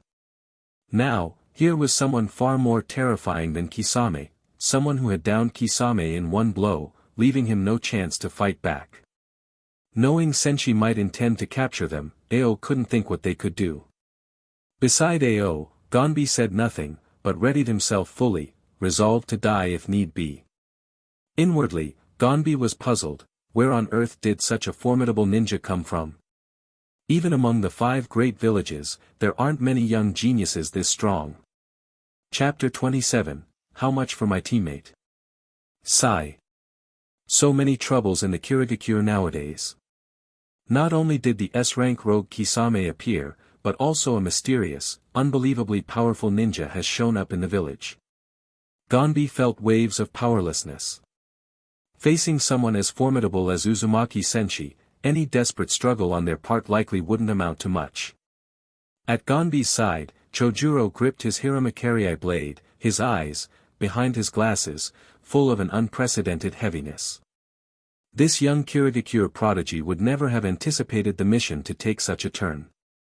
2 enemies showed up today, each more frightening than the last. Kisame's strength was somewhat within reason, but Senshi's strength was off the charts, so extreme that Chojuro had no idea how anyone could possibly defeat him. Everybody, calm down, don't make any sudden moves. This ninja is extremely dangerous, if we fight, it'll likely cost us lives, maybe all of ours. Terumi Mei's voice carried over, warning Gonbi, Ao, and Chojuro not to take any reckless action. After halting them, she quickly shared what she knew about Uzumaki Senshi. She had been assisting the elder Genji for some time, thereby receiving intel from multiple sources. Among that intel was information on the recent task maniac duo in the black market, Senshi and Kakuzu, who had risen to fame. Though it might not help much, Terumi Mei still gave her teammates a concise briefing. That man is a wandering ninja who's been making waves in the Ames black market recently. His name is Uzumaki Senshi. Lately he's been sweeping through the black market in the Amigakure, accepting nearly every available commission. And he's never failed once. With his ultra-high efficiency and 100% success rate, he's caught the eye of numerous wealthy patrons. During his missions, he's clashed with several powerful ninjas, Kakuzu, Orochimaru, and even Kisame, and they all lost to him. Hearing this, Senshi raised an eyebrow. Oh. My reputation's reached even the land of water now. It's just a small achievement, nothing worth praising. He winked slyly at Terumi Mei, as if saying, "You're in luck," then quipped. "Hey there, beauty, just for that sweet talk, if you hire me, I'll give you a 10% discount." Who on earth was praising you? Chojuro's heart instantly sank to rock bottom. Encountering a ninja of this caliber, how could you possibly defeat him, even if you dug the first Mizukage out of the grave? They had already witnessed how Senshi handled Kisame earlier. Kisame was totally outmatched, and from Senshi's relaxed demeanor, it was obvious he hadn't even given it his all. Realizing how daunting Senshi was, Ao's face turned grim, and his voice trembled slightly. "Terumi Mei, you should withdraw. Gonbi, Chojuro, and I will hold him off. You are the village's future, you can't afford to die here." Though Ao spoke of holding him off, he knew full well they had no way of truly stopping Senshi. He was an enemy they simply couldn't match, at best they could buy a little time. While the group was mired in despair, Terumi Mei suddenly thought of something. She hurried forward and shouted. "Lord Uzumaki Senshi! Actually, I do have a commission with a hefty reward. Perhaps you'd be interested. Senshi, who had been flipping through his stack of bounty forms and tallying data, instantly perked up upon hearing Terumi Mei say she had a job for him. He had only been joking earlier, but there really was one. In a moment, his entire attitude flipped 180 degrees. Before, he'd looked at Terumi Mei in the same way you'd appraise a bounty target. Now, his face radiated a sincere businesslike smile. Doing jobs. That's his specialty. Ahem. Clearing his throat, Senshi put on an air of professional seriousness. Please, go ahead, tell me the details. Terumi Mei, stunned by how quickly he changed his tune, realized with amazement that this man was exactly as the intel described. As long as there was a commission, he'd take it, no matter the place or time. She half suspected that even if a great ninja war broke out, if Senshi took a mission, he'd finish that first before joining the fray. But now was hardly the time for random thoughts. Though she might have temporarily defused the threat by offering a mission, the man in front of them was still extremely dangerous. Terumi Mei glanced at Kisame in the distance. He was healing himself by channeling chakra through Samahata, and then said uncertainly. I want to hire you for 8 million ryo to capture the S-rank rogue Kisame on behalf of the Kirigakure. Would you consider it? She spoke with some apprehension, eyeing Uzumaki Senshi. This mission might sound silly, she thought, but with the Kiri's current need, it was worth a try. Judging from their outfits, Senshi and Kisame appeared to be from the same organization, but they had just fought each other. Moreover, the intel said that he'll accept almost anything if the pay is right. Yet something unexpected happened. New commission detected. Client, Terumi Mei. Objective, help Kirigakure capture the S-rank rogue Kisame. Reward, 8 million ryo. Difficulty, S-rank. Task bonus, 8,000 commission points. 8 million. Senshi felt quite displeased. Seriously? These folks couldn't even handle Kisame together and they only offer 8 million? That's not even as high as Chojuro's bounty. The enthusiasm on Senshi's face vanished at once. You see my attire and his, right? Slinging an arm around Kisame's neck, he patted Kisame's chest. This here is Hoshigaki Kisame, an S-rank rogue ninja, otherwise known as the tailless-tailed beast. He's got top-tier water style that can flood a desert with a lake. Extremely formidable. He's my reliable partner, with whom I share excellent teamwork. You want me to catch him? For only 8 million. Who do you think you're shortchanging here? Terumi Mei pointed from Kisame to Senshi, her face blank with shock. He, with you, is a partner. A reliable partner with perfect teamwork.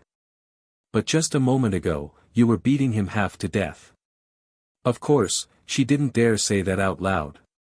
Kisame, feeling awkward at being half embraced, tried shifting away. But he also felt that iron grip on his neck and thought better of it. Ahem. As if realizing how odd his words sounded, Senshi coughed lightly. However, I do take my job seriously. If you insist, it's not impossible. Let's discuss further. At first, when she thought Senshi might refuse outright, Terumi Mei's heart had nearly stopped. But hearing he wasn't turning it down, just requesting more money because Kisame was his partner, bizarre as it sounded, at least averted the immediate crisis. Raising the price was no problem for Terumi Mei. Understood. No issue there. She nodded decisively. In that moment, Terumi Mei contemplated, so could the Kiri basically hire him long-term, pay him to do missions for us? If he alone could do what even the entire Kiri ANBU might fail at, like subduing Kisame with only a few moves, then using part of the ANBU budget to keep him on retainer might be well worth it. As soon as Terumi Mei agreed to raise the sum, Senshi glanced at Kisame beside him. A chill coursed through Kisame. He realized Senshi wasn't joking at all. The look in Senshi's eyes told him plainly that Senshi was truly considering trading him in for money. Struck by disbelief, Kisame blurted. You can't actually plan to trade me for a bounty, right? Senshi answered nonchalantly. Why not? He acted like selling off an Akatsuki colleague was a completely matter-of-fact practice. Kisame felt goosebumps. Our organization wouldn't allow that. If you hand me over for money, how will you explain yourself when you go back? Senshi waved a hand dismissively. PSH, no trouble at all. Kakuzu's killed off loads of teammates and never had an issue. Those brutally frank words made Kisame's back run cold. In Kakuzu's case, it was sub-partners dying on missions, not being sold out, he thought. Senshi touched his chin, scrutinizing Kisame as if judging a piece of merchandise while pondering pros and cons. He recalled that in the original storyline, Orochimaru once ambushed Itachi and ended up being chased down. Which implied that selling out a comrade might indeed lead to repercussions. Kisame felt increasingly uneasy beneath Senshi's appraisal-like stare but dared not make any sudden moves. His life was quite literally in Senshi's hands at the moment. Meanwhile, Senshi wrestled with a dilemma. Akatsuki still had the tailed beast capture tasks to exploit, 8 more after the one they were about to do. Each tailed beast alone might net at least a 10 million or more. Possibly the total dwarfed anything the Kiri would pay for Kisame. Let's not forget a Jinchuriki plus a tailed beast could go for far more. Chapter 28, Payment Plan. Senshi shook his head, sighing dramatically. It seemed Kisame couldn't be sold after all. Looking at Terumi Mei with great regret, he said. What a shame. I can't sell Kisame to you. Do you have any other jobs? Terumi Mei had finally regained her composure from her initial fear. Uzumaki Senshi's strength was too terrifying. She had previously worried that he might act recklessly and attack at the slightest provocation. But now, after personally verifying the intel about Senshi, she confirmed that he was someone she could negotiate with. Capturing Kisame himself wasn't the real issue, getting Samehada back was also an acceptable outcome. She spoke again. Lord Senshi, the Kirigakure would like to hire you for 5 million ryo to help us retrieve Samehada. New commission detected. Client, Terumi Mei. Objective, retrieve Samehada for the Kirigakure. Reward, 5 million ryo. Difficulty, S rank. Mission bonus, 5,000 commission points. Only 5,000 points. Well, that was still 5 10 pulls in the system's lottery. Basically free money. Senshi beamed and said. That's easy. As he spoke, he walked straight over to Kisame and, with complete seriousness, stretched out his hand. Hand it over. You heard the mission details, the Kiri wants Samehada back. Besides, it belonged to the Kiri in the first place. Just give it back to them already. Kisame. Without Samehada, wouldn't he just become Hoshigaki Oni? Many of his most powerful jutsu required Samehada to function properly. Kisame quickly protested. Samehada is part of my strength. What you're doing now is no different from selling me. Hearing this, Senshi frowned. Your standard for being sold out is pretty low, huh? This doesn't count as selling you. Seeing Kisame clutching Samehada for dear life, refusing to let go, Senshi sighed in frustration. This was going to be tricky. But no matter how difficult it was, he couldn't just drop the mission. He was a professional when it came to completing jobs. After thinking for a moment, he realized that the real problem came from Terumi Mei and the Kirigakure. Turning to her, he asked. Why does the Kiri need Samehada back? Terumi Mei answered honestly. The current state of the Kirigakure is unstable. Several families who still support the blood mist policy are secretly plotting in the shadows. Outwardly, the Kiri seems peaceful, but it's like a bomb that could go off at any moment. We plan to reclaim the missing mist swords, rebuild the 7 ninja swordsmen, and strengthen the village to suppress these unstable factions. Ah. So that's why. You should have said so sooner. Hearing this, Senshi's expression instantly changed, his face now full of enthusiasm. Rebuilding the 7 ninja swordsmen. That's pointless. Even the original 7 swordsmen weren't strong enough, let alone a new group. But, you could hire me to stabilize the Kiri instead. 100% completion rate. Everyone says it's great. Chirumi Mei. Gonbi. Ao. Chojuro. Bringing in external power to handle the internal crisis of the village. Was that, really an option? But on the other hand, if Senshi could actually suppress the rebellious factions, the Kiri would achieve instant peace. Would he really accept the Kiri's commission and help solve this problem for them?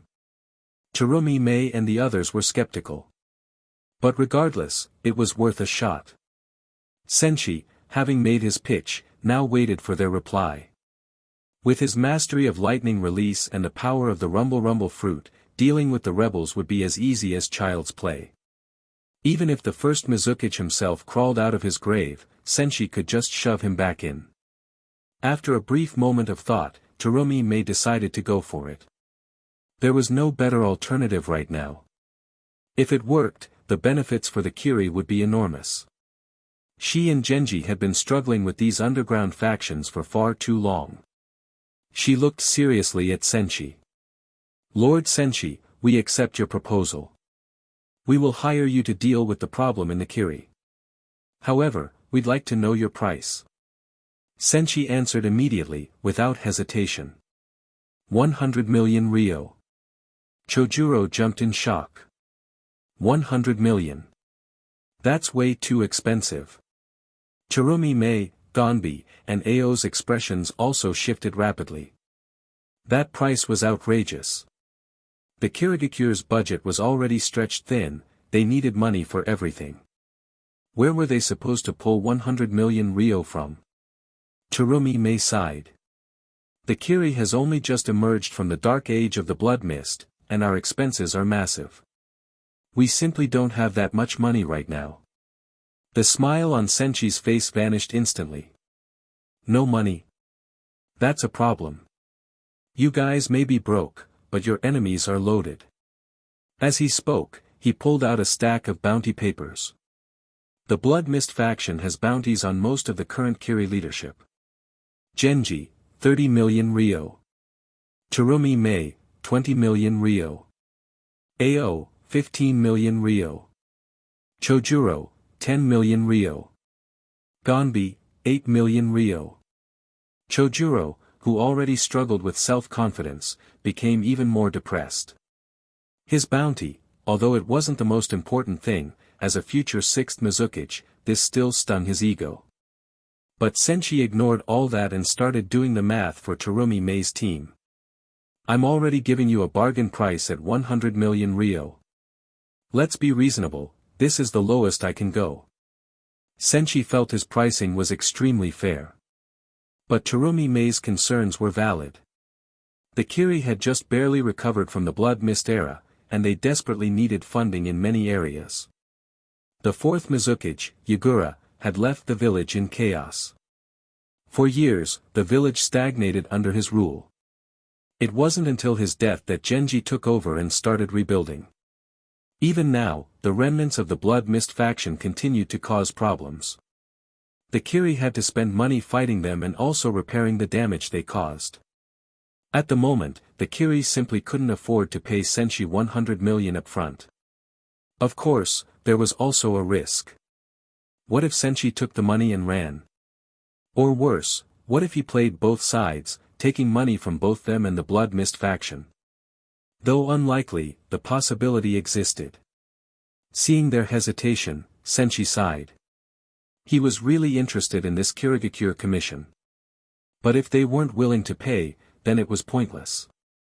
Letting out another sigh, he said.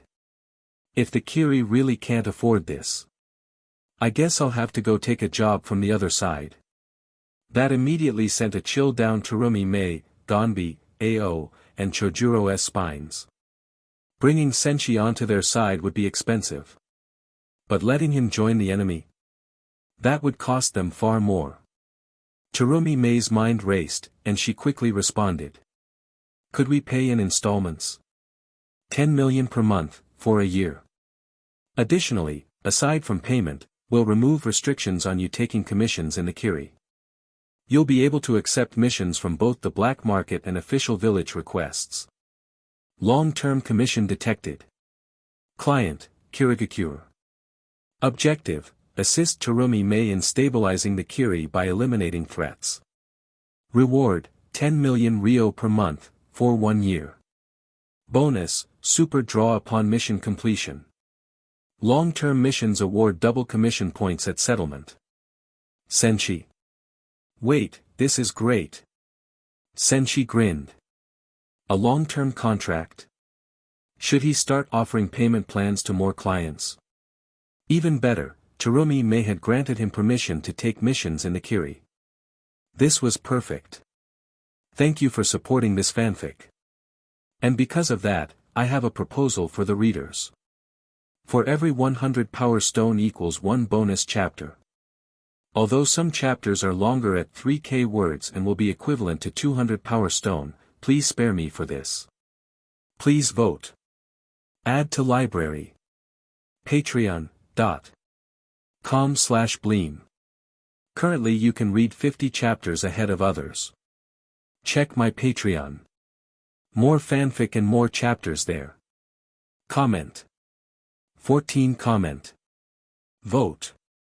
Chapter 29, I have a way. A temporary lull fell over the rippling surface of the lake. Terumi Mei, Gonbi, Ao, and Chojuro all simultaneously swallowed hard, sweat beading on their foreheads. If Uzumaki Senshi accepted Terumi Mei's proposal, then everything would be fine. But if he rejected this long-term employment plan, the 4 of them would be done for today. Senshi's power went far beyond the Kage level. One could say he had reached that realm but then surpassed it by a wide margin.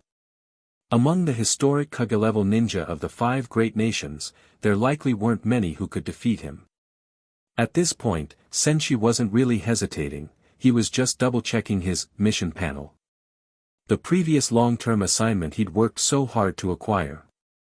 Yet this time, a new one had come along quite easily. Recalling that, his face broke into a professional smile. Not only did he possess unquestionable combat power, but his ability to handle tasks was just as solid. I accept your village's hiring proposal. Once your village pays the first part of the commission, we can talk mission details. Hearing that, Terumi Mei's heart finally settled. Gonbi, Ao, and Chojuro all breathed a deep sigh of relief as well. In the past few minutes, they had managed to avert a massive crisis for the village. All thanks to Terumi Mei. If not for this beautiful, brilliant, and, in truth, still unmarried lady's quick thinking, the 4 of them would already have been packed up by Senshi and handed over to the Blood Mist faction. After calming herself, Terumi Mei retrieved a check from her wallet, one that could be cashed for 10 million Rio, and gave it to Senshi. You have successfully accepted a new long-term commission. Client, the Kirigakure. Objective, assist Terumi Mei in suppressing the village's internal instability. The moment he took the check for 10 million from Terumi Mei, Senshi heard the system's prompt in his mind. Just like with the previous mission, this one also only awards the super draw after completion, which was quite vexing. Still smiling, Senshi looked at Terumi Mei and her group. We can discuss the mission details now. Those words sparked excitement in Terumi Mei, Gonbi, Ao, and Chojuro. For now, they had only paid 10 million and already hired a ninja whose strength rivaled that of an entire village's Kage to help them solve a problem, quite a bargain for them. One side was happy to hire, the other side happy to be hired. And it certainly helped that Uzumaki Senshi took on missions with total commitment. If he did accept a job, he never failed. Terumi Mei inhaled deeply, steadying her excitement. She gazed at Senshi earnestly. Lord Senshi, my idea is for us to locate the Blood Mist upper echelon. If you could show your strength in front of them, if you can personally take down a major ninja on the Blood Mist side, that'd be perfect. After Terumi Mei's suggestion, O stepped in to add. Yes, if you can strike a blow against the Blood Mist followers, they'll have to think twice about making any move later. They might be so intimidated by your power that they'll just stay in line. As soon as they finished, they looked at Senshi with anticipation. If Senshi agreed, it really would be money well spent for them. But Senshi just shook his head. That plan's no good. Do you even know where these people are hiding? Sure enough, none of them, Terumi Mei included, could answer. If they'd had clear intel, they would have already targeted the key figures. Unfortunately, such information was far too scarce. Terumi Mei sighed, regret etched on her lovely face. I'm sorry. The Kiri currently doesn't have enough intel. Gonbi, Ao, and Chojuro shared in that disappointment. Now that they'd hired an ultra-powerful ninja like Senshi, it was a shame not to capitalize on it fully. But as they were feeling down, Senshi gave a little chuckle and rubbed his hands as though he had an idea. I actually have a way to track them down. Terumi Mei blurted out almost reflexively. What is it? Right after speaking, she realized it might be dangerous. She knew Senshi well enough now to suspect he had his own motives. Gonbi, Ao, and Chojuro could not guess what hidden trouble might lie here, so they simply waited. Senshi didn't keep them guessing, he took out the same stack of commission slips from before. The very first one was the wanted, Terumi Mei, slip. Terumi Mei. Gonbi. Ao. Chojuro. All four were stunned. Did he think their money wasn't enough? Had he taken the payment and refused to do the job? Seeing their looks of shock, Senshi quickly realized they'd misunderstood. Sure, his moral lines in mission-taking were quite flexible, but he wouldn't just pocket their money, skip the job, and kill them. Clearing up the confusion, Senshi spoke. My method is very simple. I'll capture all four of you alive and hand you over to the Blood Mist. Then I'll follow in secret to see where they take you. With your status, if they manage to seize you, they definitely won't handle you at some low level. They'll bring you to their top brass. At that point I show up and take them down in one blow. How's that sound? Hearing this, Chojuro instantly jumped. No way, no way. If they kill us immediately instead of taking us to their leader, we'd never see them. Not to mention they'd seal our chakra, and we'd have no chance to fight back. Chojuro finished, and Senshi patted him firmly on the shoulder. Kid, you don't trust my strength, huh? If I'm in the shadows, what could possibly go wrong? Besides. Just as he trailed off, he showed them a type of lightning release the four had never seen. ZZZT. Suddenly, his body crackled with pure lightning chakra. In a blink, he transformed into electricity and seeped into a ring on Terumi Mei's hand. This. Terumi Mei stared at the ring on her hand, eyes wide, cheeks flushed with disbelief. Gonbi, Ao, and Chojuro were likewise utterly slack-jawed. Senshi had converted his entire body into lightning, something typical only of living chakra forms like tailed beasts.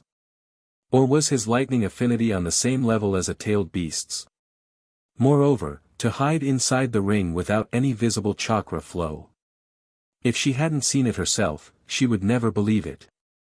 With that little demonstration, Senshi used the ability from his rumble fruit, fully turning his body into lightning chakra and moving/hiding in a conductor. Having fully mastered his own powers, he could do so without harming Terumi Mei in the slightest. Seconds later, that bolt of lightning emerged again and reformed into Senshi in front of them. Even with his chakra subdued as much as possible, its immensity still shocked the four from the Kiri. In their eyes, Senshi's chakra reserves must be close to that of a tailed beast. Unbeknownst to them, Senshi had already stepped into the Ten-Tails range, doubling the usual tailed beast capacity or more. Witnessing this, Terumi Mei's team finally somewhat agreed to Senshi's plan. Then again, in Terumi Mei's mind, even if they refused, he'd force them to comply anyway. She could see how he was constantly glancing from them to the bounty slips. Terumi Mei pursed her lips in resignation. Fine, Lord Senshi, we accept your plan. Right after. Crack, crack, crack. Tree branches sprouted, and several wood clones familiar from the Konoha style emerged. With Senchi's near-infinite chakra, each clone still carried high-level power. Many jonin from smaller villages wouldn't even beat one of his clones. Splitting off a few wood clones, Senchi said breezily. Stay here for now, don't wander off. I'll go grab my companion, then we'll head to the black market and deliver the mission. Though unsettled, Terumi Mei's group nodded after some thought. Their hearts still pounded with anxiety. Meanwhile, Senchi left the lakeside to rejoin Kisame, who looked dazed. Senchi patted him on the shoulder. Come on, got another job to do. After 30, commission get. Kisame's injuries had completely healed by then, yet he still felt rather speechless about Senchi. Previously, that guy had gone at him so hard that if not for Samahata transferring him chakra and helping him heal, he might well have died right there in the Kirigakure. And now, Senchi was acting as though nothing had happened, once again treating him as a partner for the next mission, as if it wasn't just recently that Senchi had nearly beaten him to death on the spot. Afterward, with Karen in tow, Senchi headed back to the hot spring inn where they were staying. Inside the inn, Kakuzu was soaking comfortably in a hot spring, getting ready for bed. Ah! It's been ages since I last had a nice soak and then drifted off to sleep. Looking extremely satisfied, Kakuzu lay down on his bed. He felt a bit of gratitude and pity for Kisame, guessing that Senchi must have been off, torturing Kisame instead of bothering him. The thought made Kakuzu's pale green eyes light up with a hint of amusement. Once he got himself settled in, Kakuzu closed his eyes. For some reason, after shutting his eyes, he found himself peeking at the door one last time. Every time he got cozy, about to enjoy some decent rest, that mission maniac Senchi would come crashing in. Fortunately, Senchi was apparently busy tormenting Kisame this time, not showing up at the worst possible moment. Thus, Kakuzu eased his entire body and shut his eyes, ready to slip into dreamland. Bang! Before the contentment and bliss could even fade, Senchi already performed his signature move, kicking the door wide open, then flickering in with a body flicker to stand right by Kakuzu's bed, deftly reaching out to grab him. Kakuzu's pale green eyes snapped wide open. He could practically recite what Senchi would say next. Hey, Kaku. There's a new mission. Why are you sleeping? Get up and let's go. Why waste your limited life on the meaningless act of sleeping? Kaku. New missions in, why are you still asleep? Senchi seized hold of Kakuzu, shaking him, all while parroting the very lines Kakuzu had memorized. And as Kakuzu well knew, if he stubbornly refused to get up, Senchi would just sling him over his shoulder to carry him off to the mission. Sigh. Exhaling in resignation, Kakuzu asked. What about Kisame? Can't you team up with him instead? Senchi chuckled. He's coming, of course. We'll all head out on this mission together. Kakuzu grunted, instantly feeling better. At least now it wasn't only him being tormented by Senchi. Despite not wanting to at all, Kakuzu left his comfy bed. Ever since embarking on the ninja path, he couldn't recall many times he'd slept peacefully. So was this his so-called ninja way? Kakuzu sighed inwardly. Under Senchi's lead, the group of 4 soon made their way to the Kiri's black market. By now it was nighttime, so traveling under the stars left Karen feeling rather sleepy. But that wasn't a big issue, she soon dozed off on Senchi's back, drooling in a pleasant dream. On the way, at an intersection, the wood clone brought Terumi Mei and the others, who had their chakra sealed, over to rejoin them. In the main hall of the Kiri black market, the manager verified Terumi Mei's group's identities and confirmed that their chakras had been sealed. Then, pulling out a small card from his coat pocket, he handed it to Senchi. Bring them to the address shown on this card. Wait for the employer to pick them up, and you'll receive the commission. Senchi took the card, studied it carefully, and nodded. The note indicated a valley just outside the Kirigakure, not far away. He double-checked the location and led everyone toward that valley. Hold on. Are we just going to barge right in there? What if it's a trap? Ao asked. Having his chakra sealed made him feel very insecure. Senshi shrugged. If it's a trap, you can always request a rescue mission. Then I'll help you get out. Hearing that, Ao promptly shut his mouth. Another word or two, and he might lose everything.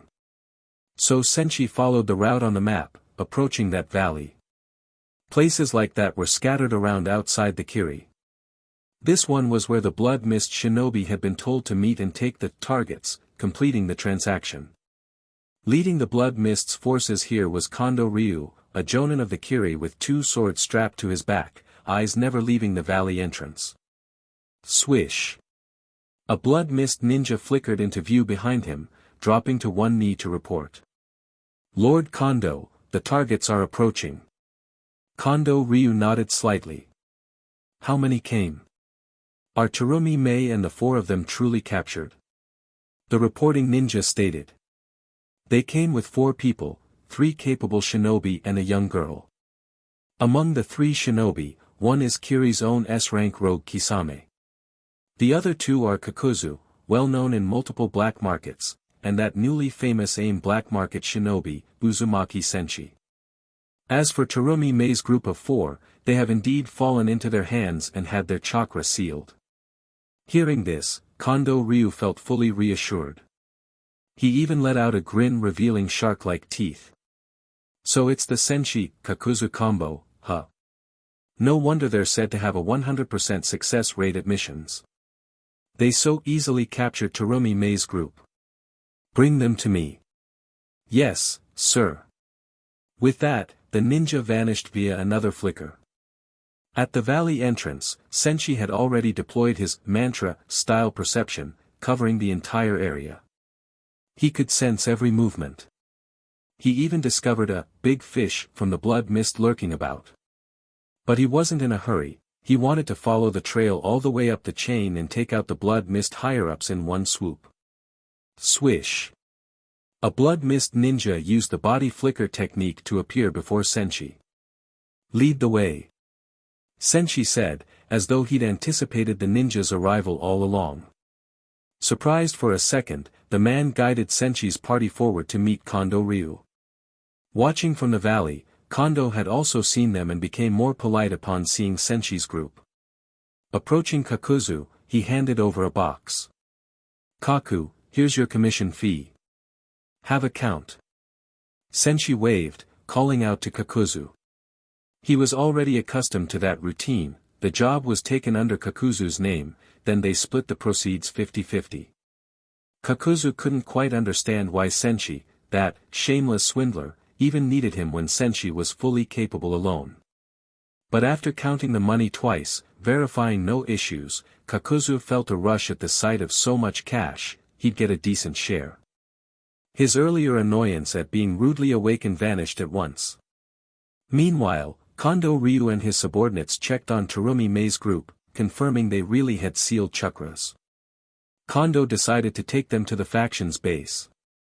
Around the Kirigakure lay numerous scattered islands, and the Blood Mist base was on one such island near the village. Once satisfied with the 4's condition, Kondo brought them along. Inside the Blood Mist hideout, Karatachi Tachiai and Hozuki Getsuki were awaiting good news from Kondo Ryu. In the Kiri, both the Hozuki clan and the Karatachi clan were big families. The Hozuki had produced the 2nd Mizukage, Hozuki Genjetsu, and the Karatachi clan had produced the 4th Mizukage, Karatachi Yagura. Karatachi Tachiai and Hozuki Getsuki were both clan elders within the Kiri. But right now, the village was mostly in Elder Genji's hands, so these two had limited official influence. Additionally, they were staunch supporters of the 4th Mizukage's Blood Mist policies. When Yagura was being controlled by Tobi, they had also been brainwashed into believing the Blood Mist approach represented the true will of water, necessary for a strong Kirigakure. They saw Genji's people, Terumi Mei, Gonbi, Ao, Chojuro, as hindrances to the Kiri's revival. Thus they wanted to remove Genji's subordinates, even the lackey's lackey, namely people like Chojuro. They had great faith in Kondo Ryu's abilities. He was an elite jonin, solid in both skill and reliability. Yet they had no clue Kondo would bring them a new boss today. Soon enough, Kondo Ryu arrived at Karatachi Tachiai's office. How did it go? Karatachi Tachiai asked immediately upon seeing him. Kondo Ryu gave a slight bow, speaking politely. Lord Tachiai, everything went exceptionally well. That ninja from the AIM is indeed formidable. I've verified that Terumi Mei's 4 subordinates are who we thought, no mistakes. Their chakras are fully sealed. I've already brought them here. Shall I have them brought in for you and Elder Getsuki? Karatachi Tachiai, overjoyed, exclaimed. Bring them. Yes, sir. Kondo Ryu nodded and went out to make arrangements. Chapter 31, Make Kiri Great Again. Before long, Terumi Mei and the other 3 were brought inside one after another. Seeing that Terumi Mei, Gonbi, Ao, and Chojuro had really been captured, both Karatachi Tachiai and Hozuki Getsuki were overjoyed. Ha ha ha. The left and right hands of Genji, all in our clutches this time. Terumi Mei's group felt both shock and anger upon witnessing the top leaders of the Blood Mist faction in person. It was unexpected, but at the same time made sense.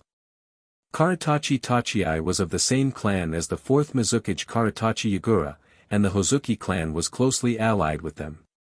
Moreover, Karatachi Tachiai and Hozuki Getsuki were elder-level figures in the village. Naturally, if they weren't of such status, how could they openly oppose Elder Genji? Terumi Mei glared furiously at these 2 older men. You 2 are elders of the village, so why are you doing this? Wasn't the suffering brought by the Blood Mist policies enough? Today's Kirigakure improves with every passing day, can't you see that? She wanted to keep talking, but Karatachi Tachiai and Hozuki Getsuki were so enraged that they began trembling all over. Silence. Karatachi Tachiai cut her off, then continued. What do you even know? You and that self-important old fool Genji are making the village a total mess.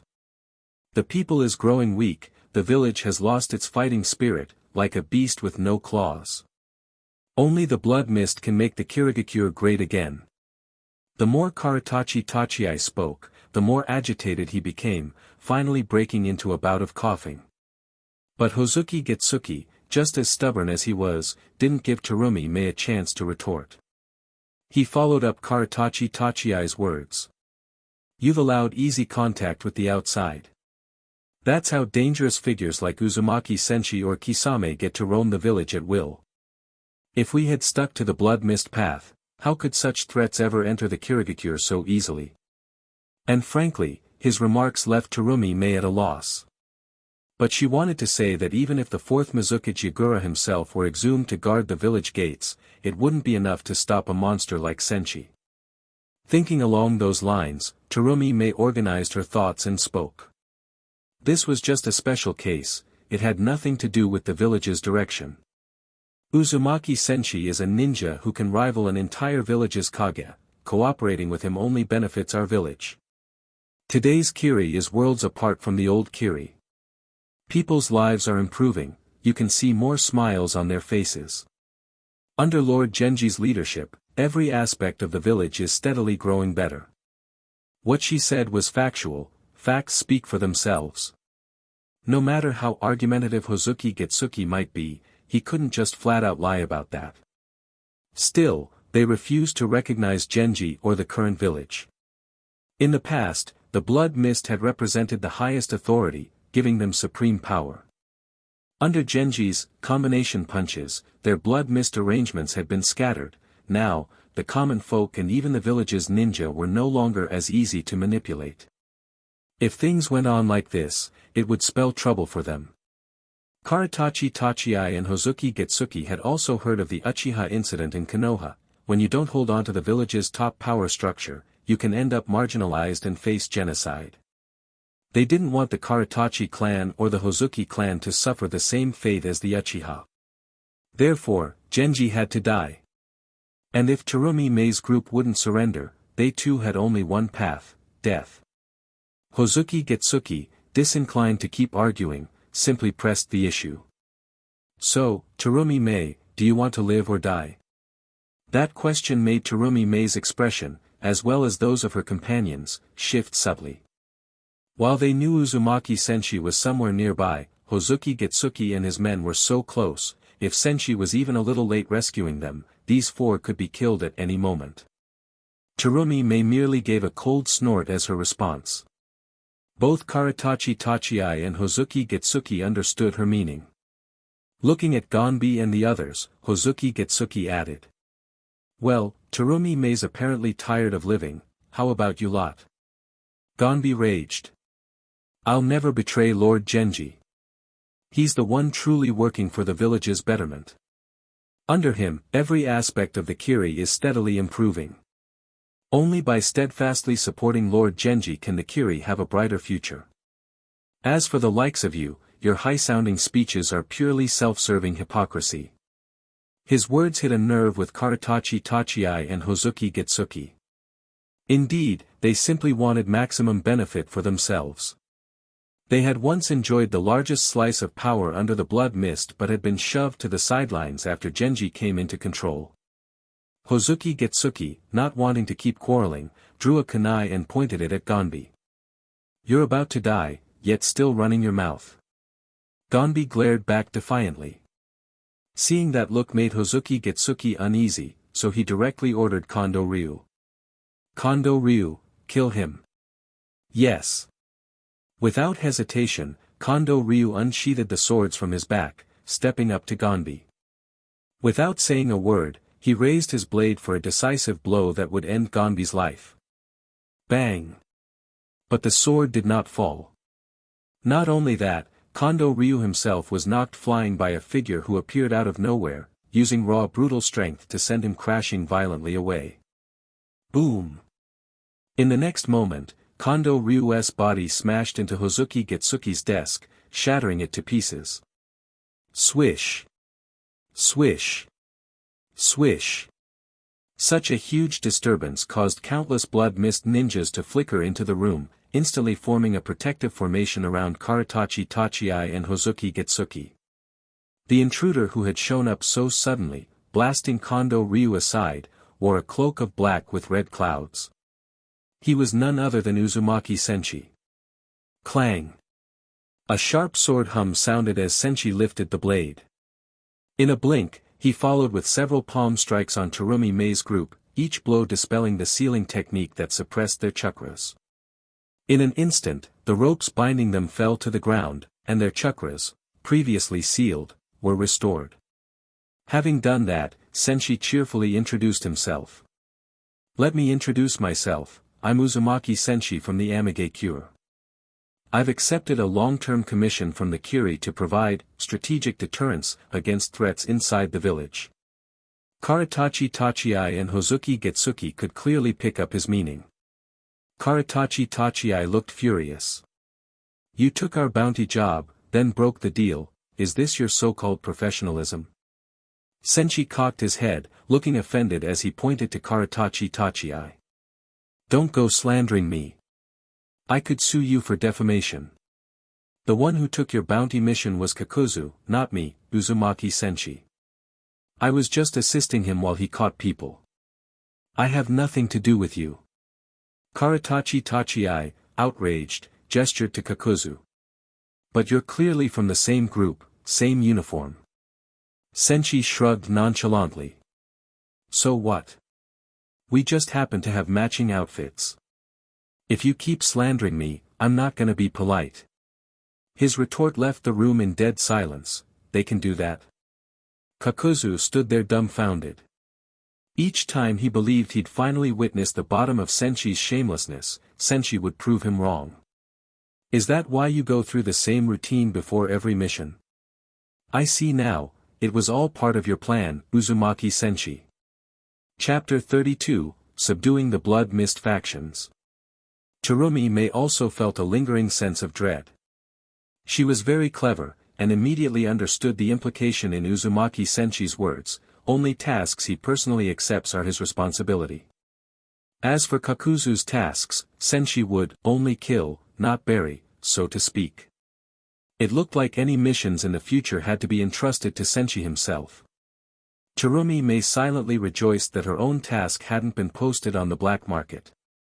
Though Senshi's sudden appearance took Karatachi Tachiai and Hozuki Getsuki by surprise, this was still the Heart of Blood Mist territory. No matter who Uzumaki Senshi was, now that he'd arrived, he wouldn't leave here. Karatachi Tachiai bellowed, giving an immediate order. Kill them. Meanwhile, Hozuki Getsuki pointed directly at Senshi and told Kondo Ryu. Kondo Ryu, deal with that man. Kondo Ryu, huh? I'm the one to fight Uzumaki Senshi. At hearing Elder Hozuki Getsuki's command, big question marks floated above Kondo Ryu's head. Certainly, Senshi had blindsided him just now, sending him flying. But as an elite jonin of the Kiri, he'd been utterly unable to respond when Senshi attacked. Didn't that fact alone show how monstrous this young ninja's strength was? They had already measured each other in that single blow, and the gap was clear. If Kondo Ryu were able to handle Senshi, Hozuki Getsuki would have already proclaimed him the fifth Mizukage or something. Kondo Ryu, why are you hesitating? I told you to take care of that self-proclaimed Uzumaki Senshi. After a brief pause, Kondo Ryu steeled himself. Yes, sir. Swish. Right after uttering that, he flickered at Senshi. But everyone saw how Kondo Ryu attacked and was instantly defeated.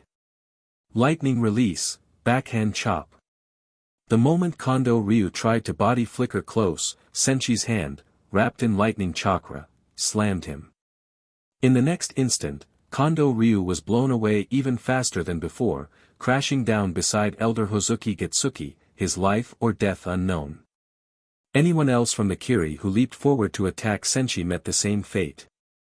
ZZZT. ZZZT. ZZZT. In Hozuki Getsuki's office, bright blue arcs of electricity flashed back and forth. Swish. Swish. Swish. Ah. Right now, everyone present was an elite of the blood mist. But in Senshi's eyes, they were like sheep being attacked by a tiger. Rampaging around, he flung the entire throng of blood mist elites into disarray. Almost in the blink of an eye, he subdued all of them. Terumi Mei and her group just stared, slack-jawed. They hadn't even had time to lift a finger, the fight was already over. Karatachi Tachiai and Hozuki Getsuki, along with the rest of the blood mist members, were all equally dumbstruck. They already knew Senshi had to be Kage level, but, did the Kiri truly have enough money to hire someone this formidable? Meanwhile, Senshi, having finished off the last of them, turned to Hozuki Getsuki and Karatachi Tachiai with a relaxed smile. Hey, you old codgers, what's next? Still insisting on your blood mist village? You claim it's all for the village's sake, but in the end you just can't bear to lose your own power, right? Karatachi Tachiai, Hozuki Getsuki, and every jonin or elite jonin left in that office froze like statues.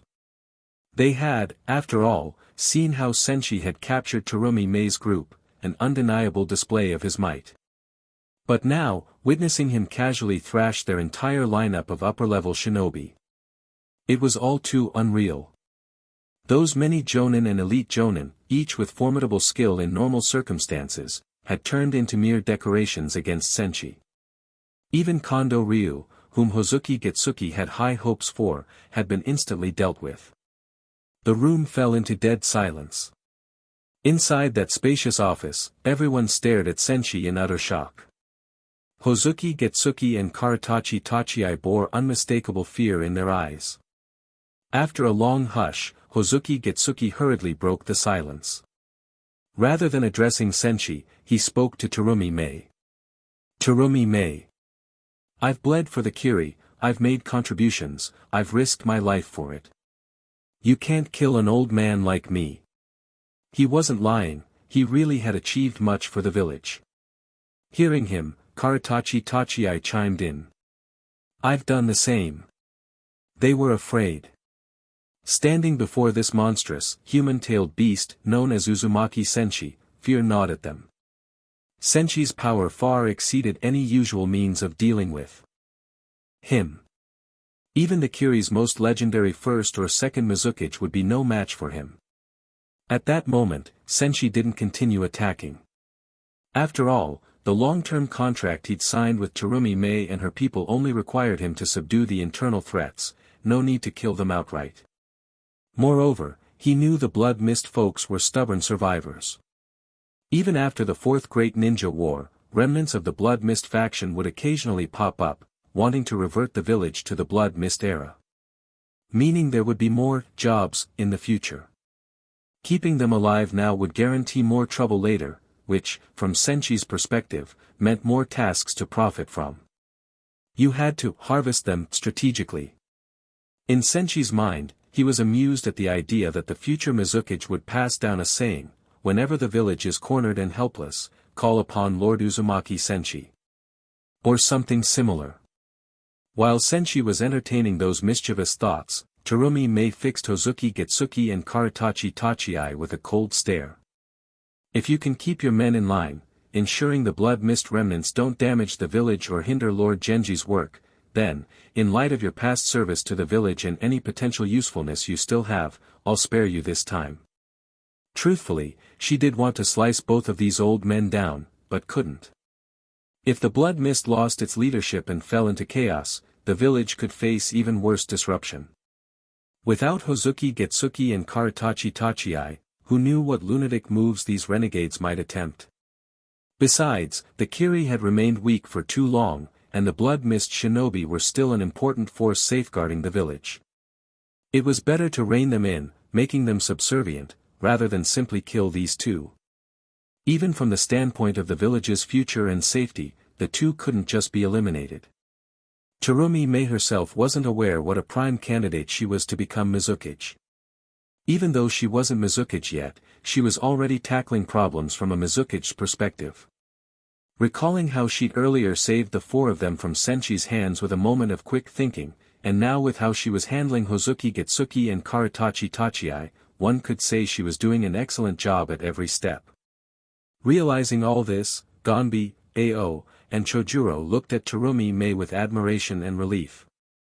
There was hope yet for the Kirigakure. This beautiful, brilliant, and capable woman really did seem fit to be Mizukichi.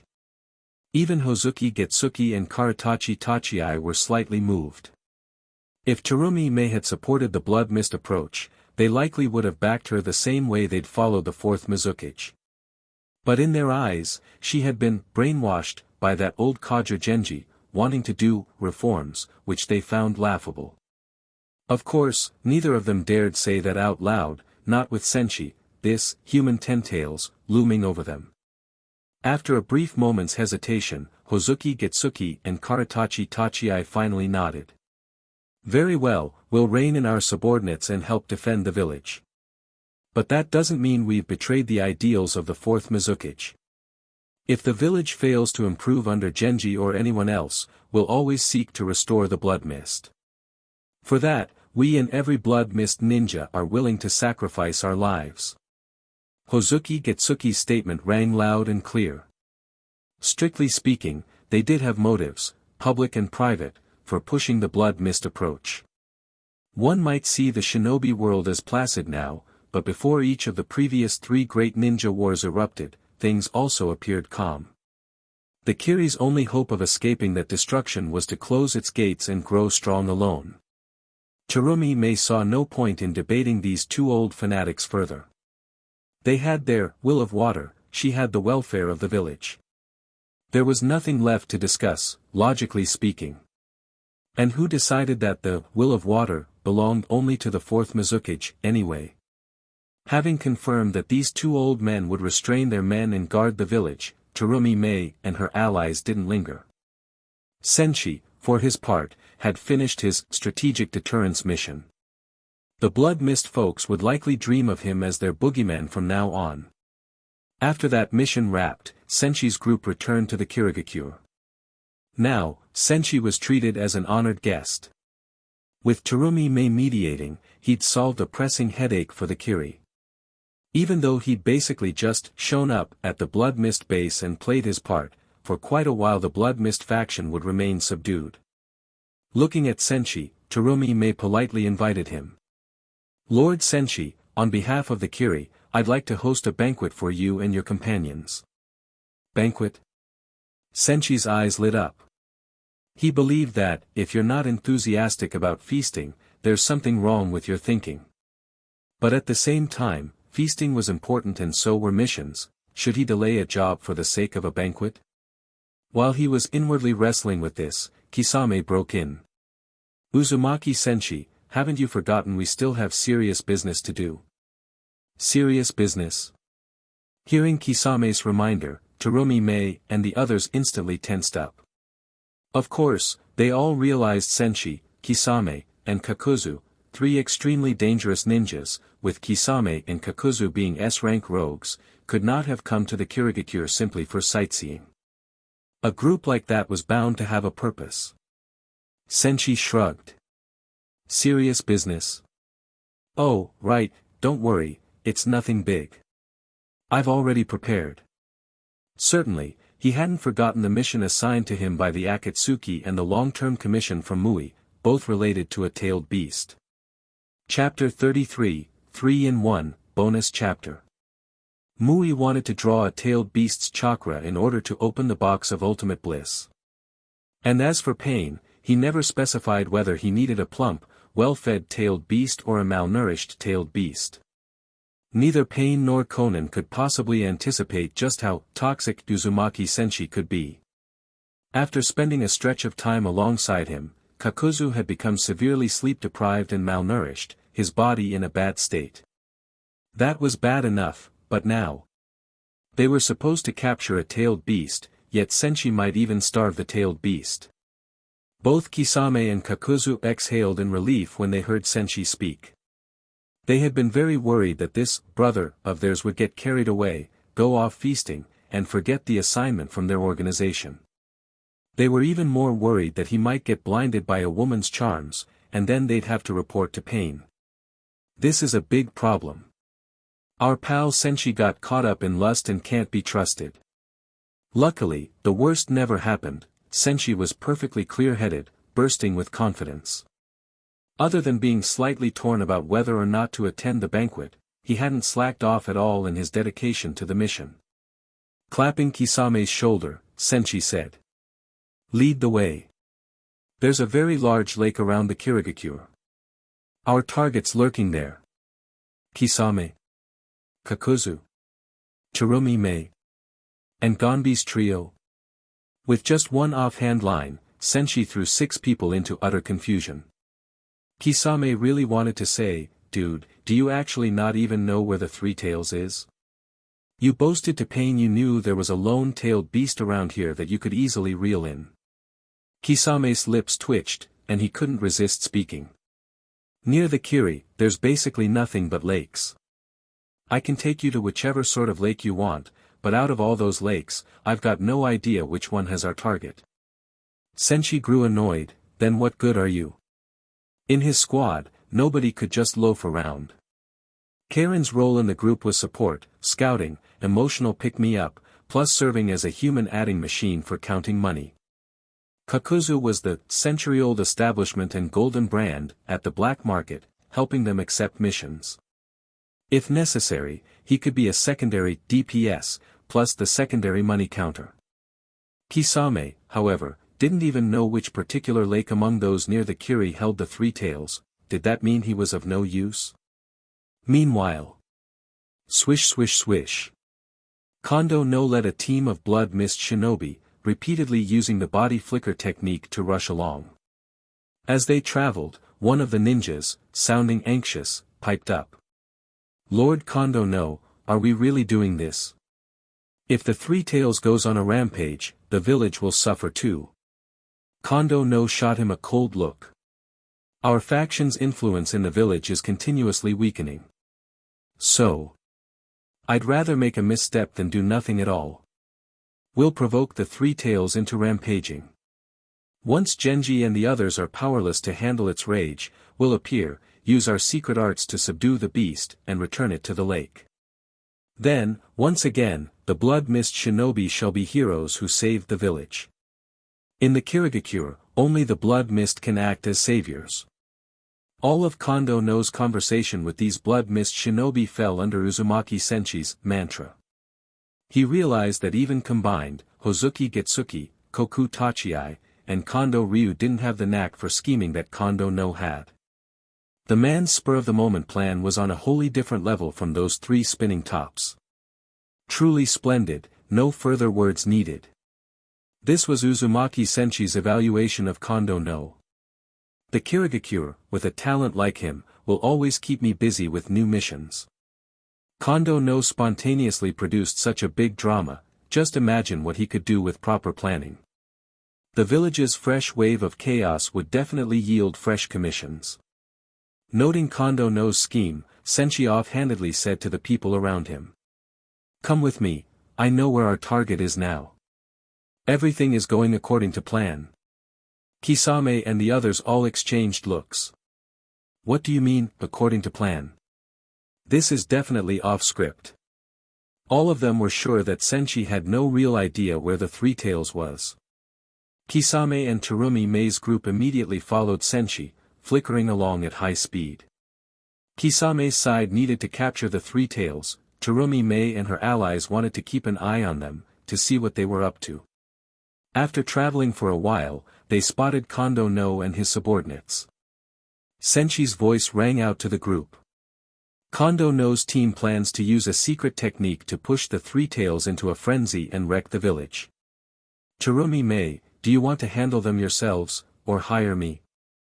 By now, Senshi was more and more adept at double-dipping or even triple-dipping. Given that tailed beasts were the ultimate weapons of the great nations, anything to do with them was always a huge deal. While rushing onward, Terumi Mei asked in a panic. Is there still time to stop them? Senshi shook his head. Looks like it's too late. Elsewhere, Kondo No's four-man group reached a giant lake surface. Swish, swish, swish, swish. They molded chakra at their feet, standing firmly on the water, then quickly formed hand seals in unison and slammed their hands onto the lake. Boom! The entire lake trembled at that moment.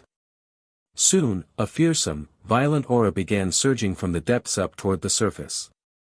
A vicious grin spread across Kondo No's face. The show's about to start, let's go. With that, he and his three companions disappeared via body flicker. What had been a serene lake, tranquil for who knew how long, was now roiling and boiling. Crash! Splash! Wave after wave pounded the shoreline. It was as if the lake had turned into a goblet of wine in someone's shaking hand. Rumble! Even the earth began to quake with a deep roar. Next moment, a savage aura erupted skyward from the lakebed. Boom! Countless columns of water sprang up. A massive, gray, turtle-shaped tailed beast rose from the bottom. Its enormous body was covered in drab gray scales, with three long tails extending behind it. That beast was the Kiri's formidable tailed beast weapon, the Three Tails, Isabu. This upheaval was soon noticed by the entire Kirigakure, and a large number of its shinobi raced to the scene. Naturally, Terumi Mei's group, being the fastest, arrived first. Seeing the Three Tails, extremely agitated as it emerged from the lake, Terumi Mei felt despair. Right now, the Kiri simply lacked the firepower to handle the Three Tails. Maybe in the end the Blood Mist faction would come, save the day, but who knew how many villagers would die in the meantime. With no other recourse, Terumi Mei turned to Uzumaki Senshi to commission him to subdue the rampaging tailed beast. If we hire you, how do you plan on dealing with it? Senshi casually answered. I'll knock out the Three Tails and force it back into this lake. Terumi Mei nodded. All right. On behalf of the Kiri, we'll pay you 10 million ryo to subdue the Three Tails, prevent it from ravaging the village, and drive it back under the lake. New commission detected. Client, Kirigakure. Objective, subdue the three tails, stop the rampaging beast from destroying the village, and return it to the lakebed. Reward, 10 million Rio. Mission rank, S. Mission bonus, 10,000 employment points. Senshi inwardly grinned upon receiving the new commission. This marked yet another triple dip. Akatsuki needed a tailed beast. Mui wanted a tailed beast's chakra. Terumi Mei needed him to subdue the three tails. He could fulfill all three tasks simultaneously. After Terumi Mei announced the mission, Senshi beamed. With pleasure. But have your Kiri shinobi step back. At this time, a large number of Kiri ninjas, undaunted, were attempting to hold off the three tails. Though courageous, their strength couldn't possibly stop a rampaging tailed beast. Hearing Senshi's words, Terumi Mei quickly barked. Everyone, withdraw immediately. Help evacuate the villagers nearby, do not stay here. Those words had effect, many Kiri ninjas departed at once. Others insisted. We'll stay to block the three tails. The rest of you follow Lady Terumi Mei's orders. Seeing some leave and some remain, all prepared for the worst, left Terumi Mei furious. Their jutsu wasn't even on par with little fireballs from the Uchiha clan, yet they truly believed they could block the three tails. Nevertheless, these stalwarts began frantically weaving seals. Water release, water collision wave. Splash, splush. Swoosh, swoosh. Dozens of ninjas cast the technique simultaneously, impressive in scope. A surge of huge water waves formed. Rushing swiftly, they barely soaked the three tails' forepaws. Isabu. Even in a berserk state, the beast seemed puzzled. Was that an attack? I didn't feel anything. Seeing it pause, the Kiri shinobi on shore got excited. It's working. Again. Again. Keep Isabu away from the village. Water release, water collision wave. Those dozens of Kiri ninjas were all pumped up. Terumi Mei, however, had a face dark as thunder. What's effective about that? Sure enough, the monstrous three tails advanced, barreling through their endless watery surges. Against Isabu, their ninjutsu was mere scratching. Once more, Terumi Mei shouted. Retreat. All of you, move back now. Gonbi likewise bellowed. Get out of here. Hurry. Chapter 34, A Mere Three Tails. As the three tails, Isabu, continued drawing near, the many shinobi who had just tried stopping it with water release, water collision wave were left utterly petrified. But after Terumi Mei and Gonbi's reminders, they snapped out of their shock and hurriedly retreated. However. Splush.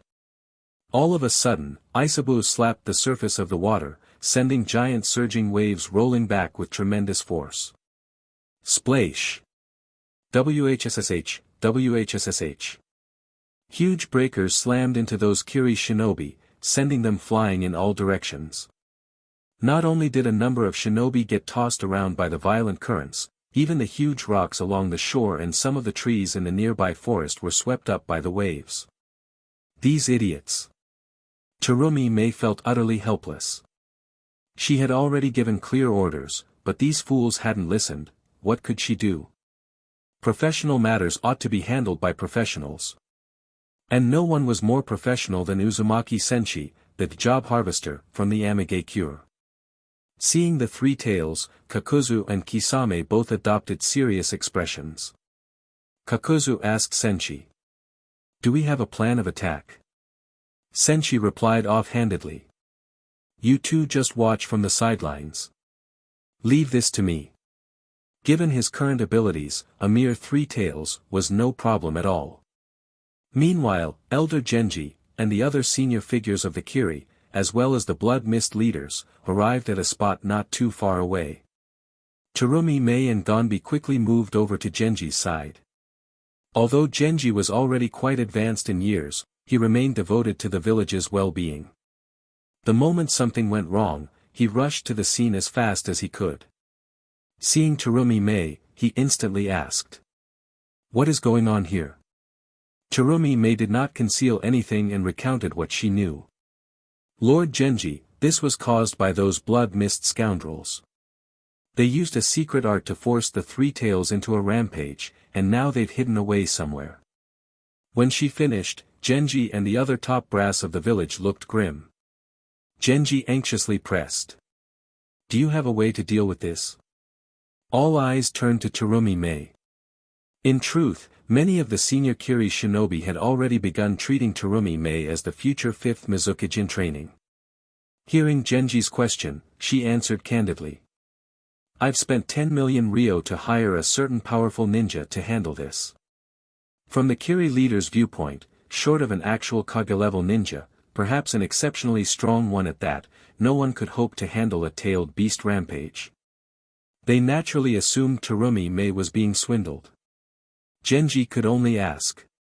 Any backup plan? Or maybe we can negotiate with the blood mist. He did not believe any hired ninja would actually show up.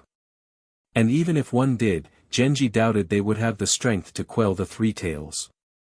The rest of the Kiri High Command felt the same. On the blood mist side, Karatachi Tachiai and Hozuki Getsuki both watched in shock as Isabu rampaged. Hozuki Getsuki turned to Kondo Ryu behind him. Who caused this? Of all the people in the blood mist, they had the deepest knowledge of the Three Tails.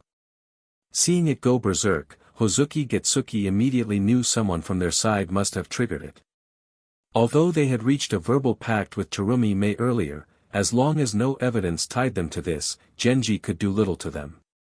Hozuki Getsuki recognized that this situation posed a golden opportunity.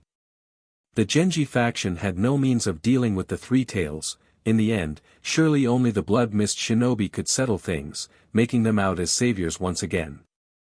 I did. Kondo No's grim voice emerged as he appeared behind Kondo Ryu's group. You did well. Seeing Kondo No, Hozuki Getsuki's eyes gleamed with approval. Karatachi Tachiai also spoke. For a brighter future of the village, certain sacrifices are inevitable. If people die for the sake of the village's advancement, then that's a worthy death. Clearly, these 4 blood mist fellows were no good guys. To them, some villagers' deaths were insignificant if it would let the village develop better. However, their plan was about to fail spectacularly. What is that? Kondo Ryu's pupils shrank as he stared out at the lake. Hozuki Getsuki, Karatachi Tachiai, and Kondo No similarly peered in that direction. Swish! They all witnessed something that made their scalps tingle. A bolt of blue lightning flashed to Isabu's face. Then that human figure actually held the Three Tails' protective shell as though shoving the giant turtle, like pushing a small hill backward. Wah! What on earth? Oh my God! Everywhere around them, people who witnessed this scene were utterly stunned. They had assumed there would be a dreadful battle here. But as it turned out, it seemed there would be no danger at all, for from the start, Uzumaki Senshi was completely overpowering the Three Tails. Ha! Using only one hand to push the Three Tails back. Even Elder Genji and the senior Kiri shinobi who'd arrived wore expressions of disbelief. Only moments ago, they doubted Terumi-Mei's claim about hiring a powerful, outside ninja. Yet this man, apparently using raw strength alone, was forcing the Three Tails backward. Terumi-Mei, Gonbi, Ao, and Chojuro had previously seen Senshi fight, but now they realized he was far stronger than they had imagined. At that point, Senshi was continually pressing the Three Tails from the shoreline back toward the center of the lake. Such a display shocked everyone but also thoroughly enraged Isabu. The beast gave a furious roar, launching a more savage attack on Senshi. Boom! ZZT, ZZT, ZZT, ZZT. Isabu raised one massive claw and slammed down at Senshi. Instantly, lightning chakra armor flared all around Senshi. With his strongest shield, he simply endured the Three Tails strike. Boom! Yet Senshi didn't even budge. Taking the force of that blow, he raised his head at the beast and grinned. You ever heard of a stone wall before? This is a 10-tails level strongest shield, buddy. Of course, the beast didn't understand his words, merely sensed provocation from this human, unforgivable. Meanwhile, the watching crowd was floored once more. Just one hand pushing the three tails backward and tanking its direct hits without moving an inch. What kind of monster was this? Terumi Mei's group was likewise speechless. HSSS. Even the elderly Genji and other high-ranking Kiri officials gasped in shock. Long after they'd gasped all the cold air they could, Chojuro still stood slack-jawed, no more cold air to inhale. Not far away, Karen felt her own tension melt away. Ever since Uzumaki Senshi had rescued her, she'd been following him, gradually relying on him, whereas in Kusa, she could hardly ever sleep from fear. Now she could nap on his back and drool freely, though she still grew a bit uneasy when he faced a tailed beast alone. Fortunately, it seemed he was handling the three tails just fine. Kakuzu too was staggered by what he saw. He's definitely gotten stronger again. How can anyone improve so fast? While Kakuzu pondered that, Kisame was intently watching Senshi's fight with the three tails, shocked as well. At present, the fight wasn't an even match but a one-sided beatdown. Senshi was basically toying with Aisabu. Roar! As the beast scuffled in close quarters, it kept howling. Eventually, it lifted its claw for another furious swipe, which Senshi directly caught. I'm a tailed beast, it might have been thinking. Innately powerful, terrifyingly destructive, with massive chakra reserves. Yet this human. It feels like he is the tailed beast, completely reversing the script. Boom! Seething, Aisabu opened its enormous jaws wide, lunging to bite down on him. This frightened all the onlookers. Careful! Look out, the beast's about to attack you. Oh no! He didn't dodge. But their fears were groundless. Next, Senshi demonstrated the terror of a human ten-tails. Up you go! Seizing Aisabu's giant forepaw, he abruptly flung the tailed beast's mountain-like body aside, swinging it around several times. Swish, swish, swish, swish. Boom! After swinging it in a circle, he tossed the three tails far away. It hurtled downward, smashing into the lake and sending columns of water into the sky. Waves exploded outward in all directions.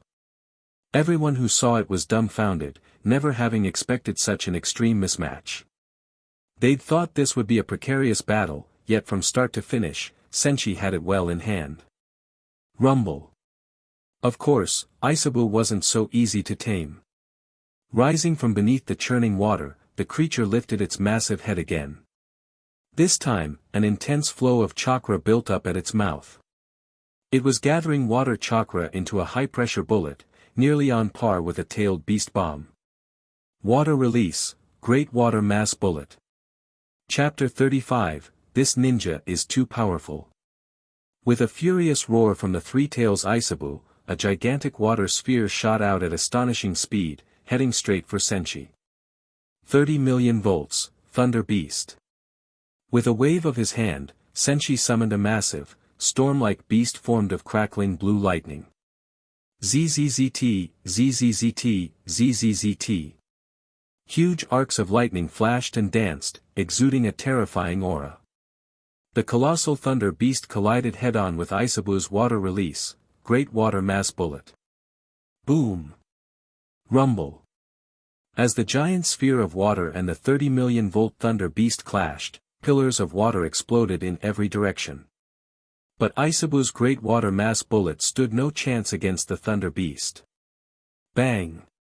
In short order, the water cannon was shattered, and the crackling thunder beast plowed right into the three tails' massive frame, smashing it sideways. Roaring just a moment ago, could only shrink back. Not too long ago in Kirigakure, it had been brutally beaten by Senshi. It hadn't forgotten that.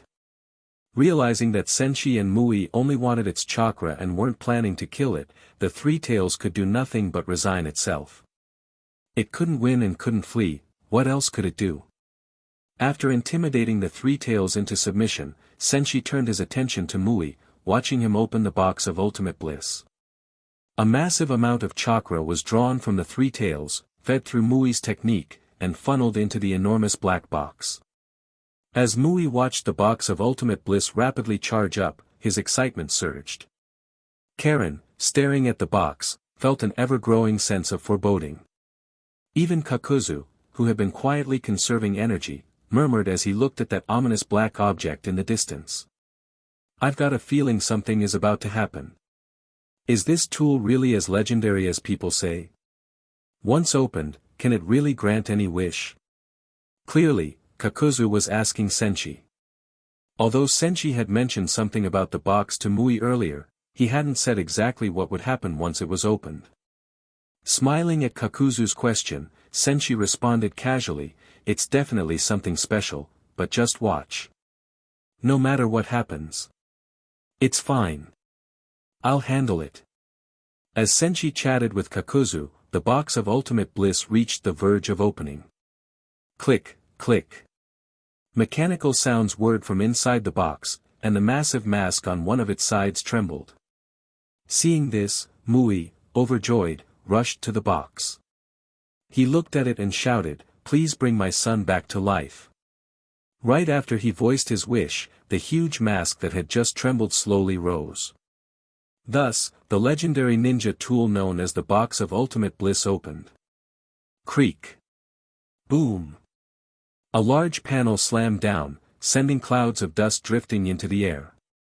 When they finally cleared, Karen and Kakuzu stared in shock at the figure that emerged, a young man stepping out of the box. Mouth agape, Karen gasped, "This ninja tool, can it really grant any wish?" Senshi shook his head. "Of course not." Puzzled, Karen asked, "But that person?" She didn't finish her sentence. Instead, she shouted in warning, "Watch out. That thing isn't your son. His chakra feels really off." With her mind's eye of the Kagura, Karen had already sensed something unusual. But Mui wasn't listening. His eyes were locked on the young man who had stepped out of the box, tears welling up as he spoke. "Muku. My child." The Muku, who emerged from the box of ultimate bliss, looked a bit dazed. Hearing Mui's call, he appeared happy, though something in his expression also showed conflict. "Father, I." He himself didn't know what was going on. He seemed to have been resurrected by some strange means, yet he sensed he wasn't truly himself anymore. Worse still, his consciousness was rapidly fading, replaced by bloodlust and destruction. Mui, unaware of the box's true nature, believed his son had truly been resurrected. But Senshi knew better. As Mui was about to rush forward and embrace his child, where he would no doubt be killed on the spot, Senshi flickered beside him and placed a hand on his shoulder. "Take a good look. Is that really your son?" Chapter 40, Back to Pain. Senshi's words made Mui freeze for a moment. He took a closer look. Sure enough, the young man in the distance was indeed Muku. But almost immediately, his pupils contracted sharply. Muku's body began changing at high speed. Only moments earlier, he'd been fine, yet in the blink of an eye, darkness completely swallowed him up. And then, a hideous monster, one with 4 sharp, snow-white fangs, no head, a face merged with its abdomen, and huge wings, appeared before them. This creature was called Satori, and it possessed the ability to read people's minds and beguile them. Because it could see into others' thoughts and move at high speed, it could almost evade any attack. Even more terrifying was its astonishing physical power. Mui was so shocked by its appearance that he momentarily lost himself. He couldn't accept this outcome. Even the legendary ninja tool of the Sage of Six Paths couldn't bring his son back to life. Did that mean he would never see his son again? Also, what was the connection between this monster and his child? Had the box of ultimate bliss transformed his son into that thing? On top of that, Mui also had a deep question: how did Senshi know so much about the box of ultimate bliss? After all, it was a secret treasure of Kyuzugakure, and even Mui himself didn't know many of its mysteries. Yet seeing how things played out, it was exactly as Senshi had foretold. Just then, Senshi's voice rang in Mui's ear, pulling him out of his thoughts. Mui, that monster isn't your son. Don't get confused. Fall back, I'll handle it. Before he had even finished speaking, Senshi's entire body was already enveloped in lightning-style chakra. With a flash, he launched himself at Satori. Indeed, this monster's power to read and beguile people's minds was no joke. The moment Senshi attacked, it predicted his strike and flew skyward to escape. However, faced with someone as fast and strong as Senshi, a human ten-tails, so to speak, Satori's mind-reading ability wasn't so helpful. First of all, it couldn't keep up with his speed. And secondly, it would soon understand true fear. You won't be able to hit me. After dodging one of Senshi's attacks, Satori's voice echoed. Hearing this, Senshi broke into a grin. Just now, he'd merely been testing out Satori's capabilities, unsure yet how he wanted to deal with it. Satori had solid abilities and strength, worst case, maybe it could be turned into a rare summoning beast. That said, if it were killed, it would simply retreat back into the box of ultimate bliss. Senshi planned to see if, after beating Satori down, it might surrender willingly. Lightning style, horizontal chop. Senshi's figure reappeared right in front of Satori. This time, Satori clearly sensed a flood of terror. It had read Senshi's intent, but it simply couldn't match his speed and had no way of dodging this blow. Boom! A hand chop wreathed in crackling lightning chakra slashed down brutally. The power behind it was both mighty and razor-sharp. Satori's strengths lay in 4 key areas: powerful attacks, swift movement, mind-reading, and mental manipulation. While fighting Senshi, it could see everything going through his head, enabling it to dodge the moment he initiated an attack. Unfortunately, in both speed and raw power, Senshi was superior. He was a true master of lightning release. Furthermore, ever since he'd enhanced his body with the rumble fruit, he was all but immune to any mental manipulations. Another ninja might have found Satori extremely tricky, but against Senshi, Satori was completely outmatched. Using the horizontal chop, Senshi's hand struck Satori's shoulder with immense force, knocking the monster clean out of the air and slamming it down onto the ground below. Crash! With a heavy thud, Satori crashed into the earth. Whoosh! Spreading its wings, it tried to take off again. At the same time, it realized Senshi intended to close in for a rapid flurry of attacks using lightning brutality horizontal chop. Though Satori knew Senshi's plan from reading his thoughts, it still couldn't dodge in time. Senshi's voice rang out, lightning style, lightning brutality horizontal chop. Slash! Slash! Slash! Slash! This time, lightning arced across Senshi's entire body. His internal lightning-style chakra was surging non-stop. Bang! Bang! Bang! As each of Senshi's hand chops rained down, Satori predicted them all but still couldn't get out of the way. Lightning-style, thunderbolt. After dishing out a flurry of hits, Senshi seized Satori in a sudden grapple. Lightning chakra roared across his entire body. In an instant, Satori was driven down from midair, hurtling earthward like a falling star. Boom! Rumble! A deafening explosion shattered the surroundings. Dust flew in all directions. Chunks of rock, blasted apart by the impact, hurtled through the air. As the dust cleared, Senshi of course stood there unharmed, while Satori lay sprawled on the ground, dazed and its chakra in disarray. Even then, Senshi didn't let up. He attacked once more. Lightning style, backhand chop assault. Boom!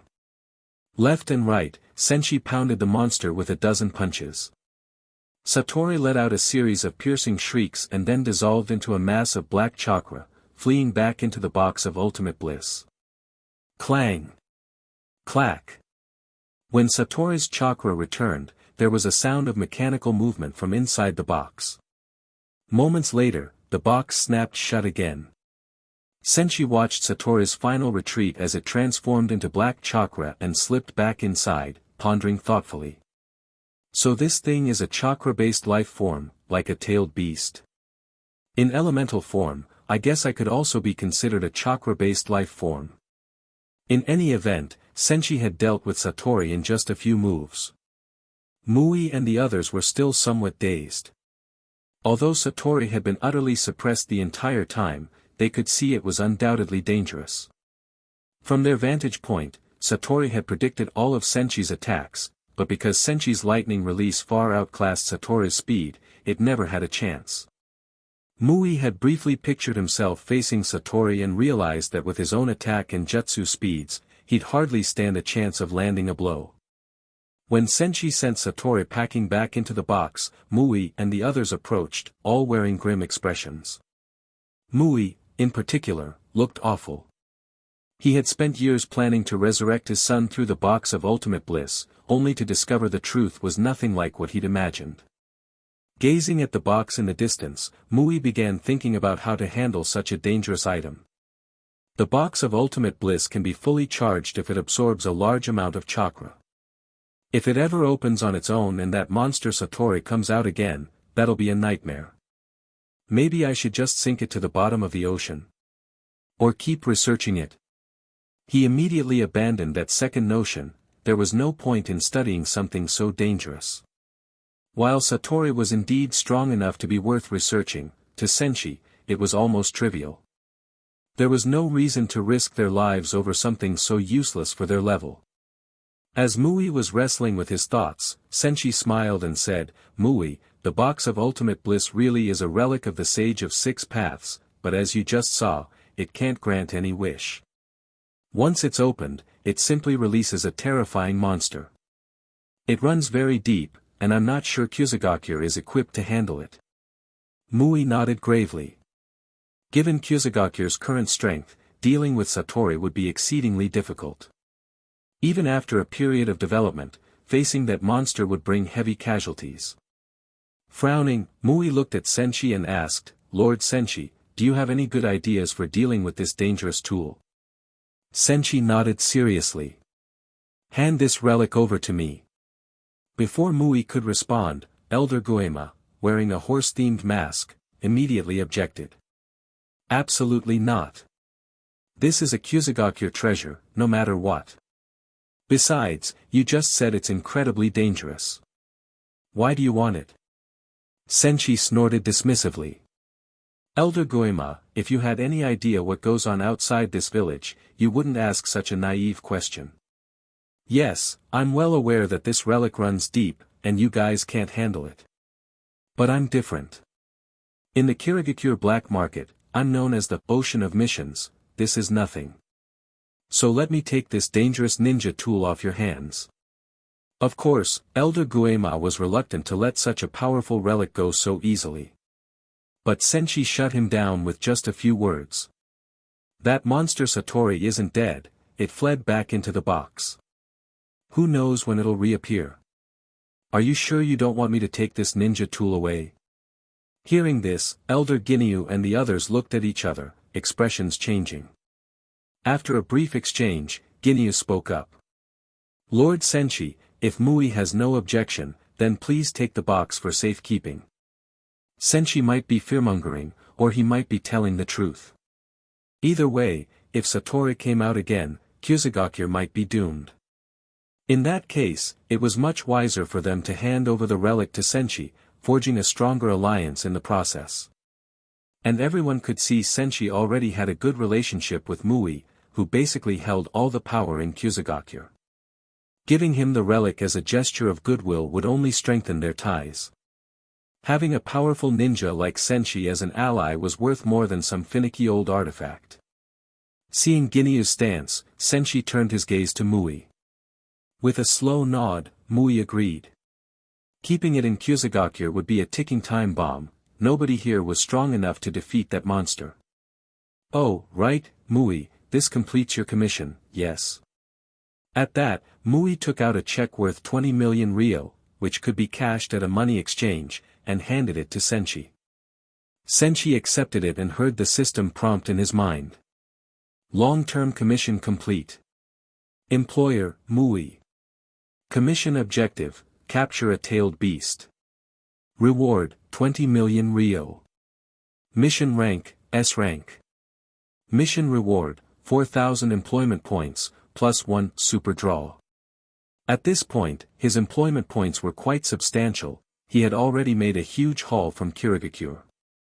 The total had exceeded 5 figures, enough to do 120 10 times draws, and still have 2 super draws. He'd earn yet more once he handed over the tailed beast to Pain. He was practically swimming in rewards. Afterward, Senshi released the 3 tails from his summoning contract and stored the box of ultimate bliss in his system's spacetime dimension.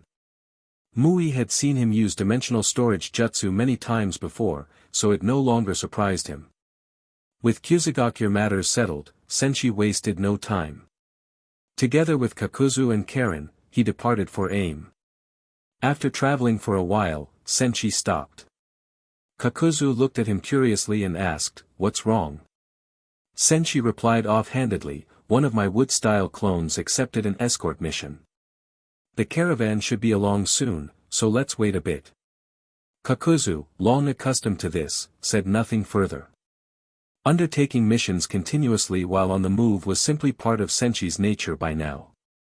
The route from Kusagakure to Kirigakure had once been perilous, but lately it was much safer. Why? Because after Kusagakure and Amigakure allied, there was a lot more traffic. Both villages had stationed plenty of ninja along this vital road. Without any trouble, the 3 reached Amigakure again. Senshi went straight to Pain to deliver the captured tailed beast. Word had already spread through the Akatsuki that Senshi, Kakuzu, and Kisame had managed to capture a tailed beast. This time, in the open area of Amigakure, not only Pain and Konan arrived, several other Akatsuki members showed up as well. Summoning Jutsu. Boom. White smoke gushed upward and billowed out in all directions. A moment later, the 3 tails Isabu appeared before everyone. But its appearance had changed dramatically. Seeing the 3 tails now so emaciated, practically skin and bones, and much smaller than before, everyone's expressions turned peculiar. Konan, her gaze on the wasted-looking Isabu, couldn't help but twitch at the corners of her mouth. What in the world had that guy done to the beast? In a room atop Amigakure's tower, Nagato, hooked up to his life support system, was equally stunned. Just a few days without seeing Uzumaki Senshi and he's turned the tailed beast into a starved husk. The rest of Akatsuki looked at Senshi with doubt and confusion. Kakuzu, who knew the truth, couldn't be bothered to explain. He simply found a nice spot to sit and recover his strength. Partnering with Senshi meant you needed to seize every chance to rest, otherwise you'd die of exhaustion sooner or later. Chapter 41, Bonus Chapter. Senshi summoned the sickly, weakened 3 tails, and Pain handed over the check he had already prepared. With that check, Senshi could withdraw 10 million Rio at the money exchange. Commission complete. Employer, Akatsuki. Objective, capture a tailed beast. Reward, 10 million Rio. Mission rank, S rank. Mission reward, 10,000 employment points. Catching a tailed beast yields a huge bounty, as well as a large number of employment points, another big windfall.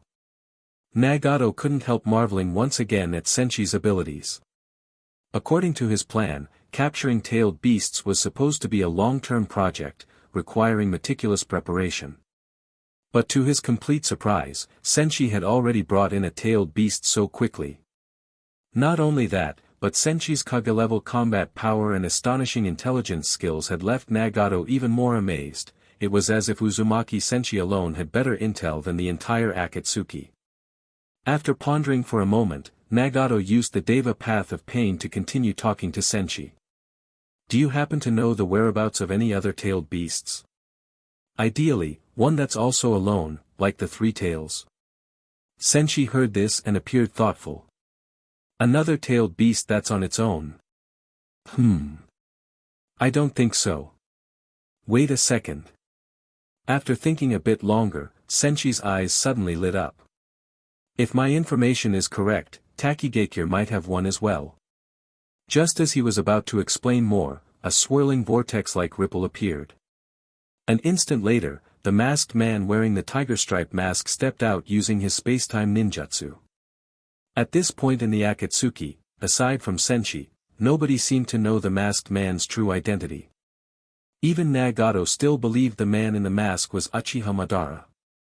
But of course, Senshi knew perfectly well who was behind that mask, Uchiha Obito. If Obito had been less pessimistic back then, maybe he could have awakened Double Kamui and avoided his tragedy.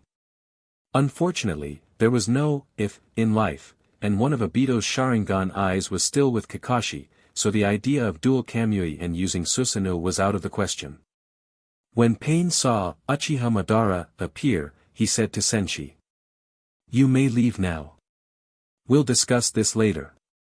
Hearing that, Senshi couldn't help silently griping in his head. Nagato's body is already crippled, and Obito is aiming to cripple his mind as well. How wicked. Pain and Toby both disappeared in the swirl of the vortex. "You've already captured a tailed beast." Obito's voice carried a note of surprise and doubt. In his mind, the tailed beast plan wasn't supposed to start for another 2 or 3 years. Pain replied truthfully. The new recruit to the organization, Uzumaki Senshi, is extremely capable. Not only does he have Kage-level strength, but he also seems to have an unbelievable intelligence network. Obito asked, a bit taken aback. An unbelievable intelligence network? Pain nodded slightly. Yes. Even before joining us, he knew everything about the Akatsuki. He also knows the secrets of the major shinobi villages as if they were second nature. For example, he was the one who told us about the wild three-tails residing in a lake near Kirigakure. And he basically captured the three-tails on his own. Hearing all of this, Obito, hidden behind his mask, couldn't help gaping in shock. But of course, with his face covered, Pain couldn't see his expression. Meanwhile, Senshi had already taken Karen back to his residence. He wasn't in a hurry to take on more missions, he intended to do some serious lottery pulls, draws, first. He had accumulated 130,912 employment points, so surely he could get something good, right? Senshi opened the system interface. Let's start with 10 pulls. 10,000 employment points deducted. Remaining points, 120,912. Drawing. Congratulations, you have obtained. Chain explosion tag scroll *1. Sai. A Conan capture kit. Ichiraku ramen *10. A Naruto capture kit. 3-color dango *20. Whoa there. So this time I've got an Uchiha Itachi capture kit. Itachi was known to like sweets, especially 3-color dango, though not many people knew that. Technically speaking, his real bait is his foolish little brother, but oh well. Senshi saw that he'd gotten a big pile of food, ninja tools, some everyday items, and a few negligible ninja techniques, nothing really good. Even so, he wasn't upset. From all his time adventuring in the shinobi world, he knew you have to use up your bad luck so that good luck can follow. That means he was probably building up good fortune for a better pull next time. Another pull. 10,000 employment points deducted. Remaining points, 110,912. Drawing. Congratulations, you have obtained World Affinity +1. Oh. The first one's already big. Current World Affinity, Shinobi World SS rank. New ability unlocked, Sage Body. At that moment, Senshi felt an incredible sensation throughout his body. Each of his cells began transforming and upgrading. Over time, his body was evolving into the Sage Body. All at once, he sensed his perception of both chakra and natural energy becoming sharper and more sensitive. A massively heightened life force coursed through his limbs. Overjoyed, Senshi realized his ninjutsu had grown stronger, his wood style more potent, and his total chakra pool larger. He was a bit taken aback at how quickly things were progressing, first wood release, then sage mode, and now straight to the sage body. He really was heading in the same direction as Senju Hashirama. When Senshi came to his senses, he had already finished that draw. He couldn't be bothered checking the rest of the items, he'd just look at them all once he was done. Let's keep going. Just as he was about to do another draw, the lottery screen showed a message. You have reached 1000 uses of the basic draw, which meets the conditions for upgrading the prize pool. Upgrade now. So it could be upgraded. Senshi stroked his chin. Indeed, most of the items from the basic draw weren't very useful to him anymore. Might as well upgrade. 100,000 employment points will be deducted to upgrade. Remaining points after that, 10,912. Upgrade in progress. Time remaining, 72 hours. How much? 100,000 points. That's 110 pulls worth. Gone in one shot. Senshi nearly choked. He pressed a hand to his chest, taking a moment to calm himself. All right, no need to be angry. I still have 2 super draw attempts I can use. Super draw in progress. Congratulations. You have pulled an SSS rank reward, a pair of Eternal Mangekyo Sharingan. TCH. This is ridiculous, what a waste. If I'd gotten these earlier, I might have been excited. But for me, at this point, Eternal Mangekyo is somewhat underwhelming as an SSS reward. Even Susanoo might be weaker than my current body. Plus, there's no telling what Mangekyo ability it comes with. In the shinobi world, a big draw to the Mangekyo Sharingan is the unique ability that comes with it. But the gap in strength among those abilities can be huge. For instance, Amaterasu has the hype but famously 0 kills. Meanwhile, Kamui is unbelievably overpowered, teleportation, intangibility. One-eyed Obito spent half the series looking invincible. Senshi shook his head, unimpressed with most Eternal Mangekyo powers. Alright, system, let's keep going. Gimme something good. Super draw in progress. Congratulations. You have pulled an SSSS rank reward, Karma Seal, pure version. Whoa. Is that what I think it is? Straight up Otsutsuki powers. A fancy tattoo. Is that in the same prize pool as the Eternal Mangekyo? Senshi immediately checked his panel. Name, Karma, pure version. Rank, SSSS. Description, a special power of the Otsutsuki clan, granting near immortality. As this power develops, the user's body is slowly transformed into that of an Otsutsuki. Current development level, D. Unlocked abilities. 1. Parasitic transference and reincarnation, compress oneself as data within the karma and implant it into another's body. Once it fully unseals, resurrect through them. 2. Absorption, completely absorb all jutsu formed by chakra, converting it into stored chakra for your own use. 3. Regeneration, instantly heal injuries without activating any special technique, letting the body heal on its own. 4. Space-time portal, summon a black-red circular gateway like a miniature black hole, allowing free travel between spaces. Wow, so now I'm heading straight into Six Paths territory.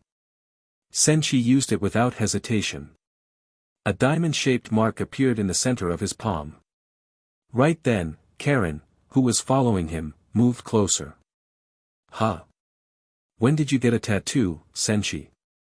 Senshi suddenly remembered he still had the pair of Eternal Mangekyo Sharingan in the system inventory. In this world, having absolutely unrivaled power was always a priority, so every boost to strength was crucial. But at this point, he no longer needed the Mangekyo. Meanwhile, Karen was pretty much just baggage on missions. Perhaps he could let her have the eyes so she'd be able to protect herself. Karen, I have something good for you. Hearing that, Karen's face lit up with curiosity. She couldn't help wondering what Senshi intended to give her. "Close your eyes," Senshi said. Karen obediently shut them, cheeks flushed, her heart pounding as she imagined what Senshi might present. Once her eyes were shut, Senshi tapped her forehead with 2 fingers, just like how Itachi had once transferred his ocular powers. Then he selected the Eternal Mangekyo Sharingan pair in the system. Using Eternal Mangekyo Sharingan, Karen's body trembled slightly. She felt 2 distinct flows of chakra entering her eyes, triggering some impossible evolution. In that instant, her power seemed to multiply exponentially. "What is this? It feels like I have more chakra now, and my eyes." Senshi smirked. "Heh, it's a real treasure, Eternal Mangekyo of the Uchiha clan." Karen's eyes went round. After her travels with Senshi and Kakuzu these past few months, she'd seen enough to know just how precious this gift was in the shinobi world. Tears welled up in Karen's eyes. Besides her mother, Senshi was the only one who had ever truly cared for her and looked after her. She had no idea how she could repay him for everything he'd done. Even though she sometimes threw little fits, she always tried her best to help Senshi in whatever small ways she could. But in her mind, she was still mostly useless, especially in the face of such an overwhelming gift. She felt a deep sense of inadequacy. "Why are you crying? Does it hurt somewhere?" To his eyes, she didn't look physically hurt, just emotional. Karen didn't answer, she simply lunged into his arms, sobbing. "Senshi, I don't know how to become truly useful to you." "Wah." Tears rolled down her cheeks like beads on a broken string. Senshi realized what was going on and gently patted Karen's head to reassure her. "Don't worry. I'll help you get accustomed to these Sharingan soon, see what abilities they grant you, and help you get stronger. Then you can assist me with all kinds of commissions." Karen wiped her tears and looked up at him resolutely. "Senshi, it seems a lot has changed in Amigakure lately. How about we go check things out? I'll treat you to something." He thought briefly, then nodded. "Sure. We've been constantly on the road doing missions, so we haven't really taken a look around the village in a while. Let's go." He took Karen's hand and headed to Kakuzu's room. Knock, knock, knock. When Kakuzu heard the knocks, the corners of his mouth curled into a faint, confident smirk. "Heh heh. Senshi, this time you're the one off guard. As soon as I got back, I immediately rested. Now you're here knocking, so I'm fully recovered and ready for another multi-day mission grind. I bet you haven't rested yet, so you're definitely going to lose this time." The door creaked open before Senshi could barge in, and Kakuzu spoke in an insolent tone. "Mission details?" He was sure that if Senshi came looking for him, it must be for a mission, so he cut straight to the point. Senshi sighed, shaking his head as if disappointed. "Kakuzu, don't you know we have to balance work and rest properly? Why are you always thinking about missions? That's not good. You might have 5 hearts, but Karen and I can't keep up with that pace." Kakuzu. All 5 of his hearts trembled at that remark. If he could beat Senshi in a fight, he might have already punched him. Talk about blame shifting. It was obviously Senshi who was the tireless workaholic, running continuous missions back-to-back without rest. Kakuzu took a deep breath and asked. "If it's not about a mission, then what do you want?" Senshi shrugged. "We're going out for a walk. Karen's treating. Wanna come?" Kakuzu suddenly felt all his enthusiasm vanish, looking like he'd lost the will to live. "You two go. I'm tired." Senshi blinked. "But didn't you just finish resting?" Scram. Kakuzu snapped. Chapter 42, Takikage. The development of the shinobi world is uneven. The 5 great shinobi villages grow rapidly, while medium and small shinobi villages develop much more slowly. Among the 5 great shinobi villages, Konoha grows the fastest. Compared to those large villages, the medium and small ones seem almost stagnant in both economy and ninja strength. However, there are two hidden villages that are exceptions, one is Amigakure, and the other is Kusagakure. During the reign of the demigod of the shinobi world, Hanzo of the Salamander, Amigakure adopted a policy of isolation. In Hanzo's later years, he lost his fighting spirit and had no desire for progress, caring only for ease and comfort. Although one might say he had fought wars all his life and deserved some enjoyment, under his rule, neither the village's shinobi nor the civilians achieved the life they wanted. In that sense, Hanzo himself also failed to enjoy true comfort. Later, once Nagato killed Hanzo, he still maintained the village's isolation. Even the news of Hanzo's death did not reach the outside world immediately. Because of its long-term isolation policy, combined with AIM's perpetual rainfall that hindered crop growth, the village's shinobi and ordinary citizens had long lived in hardship. But Senchi's proposal convinced Nagato, bringing about huge changes in Amigakure. All over AIM, many new shops have opened, some even run by merchants from Kusagakure or other shinobi villages.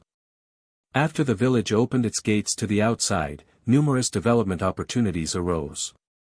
Even the local shinobi can now receive more missions. Compared to before, Amigakure has become livelier, with voices of joy here and there. In front of a newly opened ninja tool shop, a crowd of shinobi and curious onlookers had gathered. I hear this Crafts of Grass ninja tools store has quite the background. The speaker was a ninja with a small reputation in AIM's black market, named Chitaki.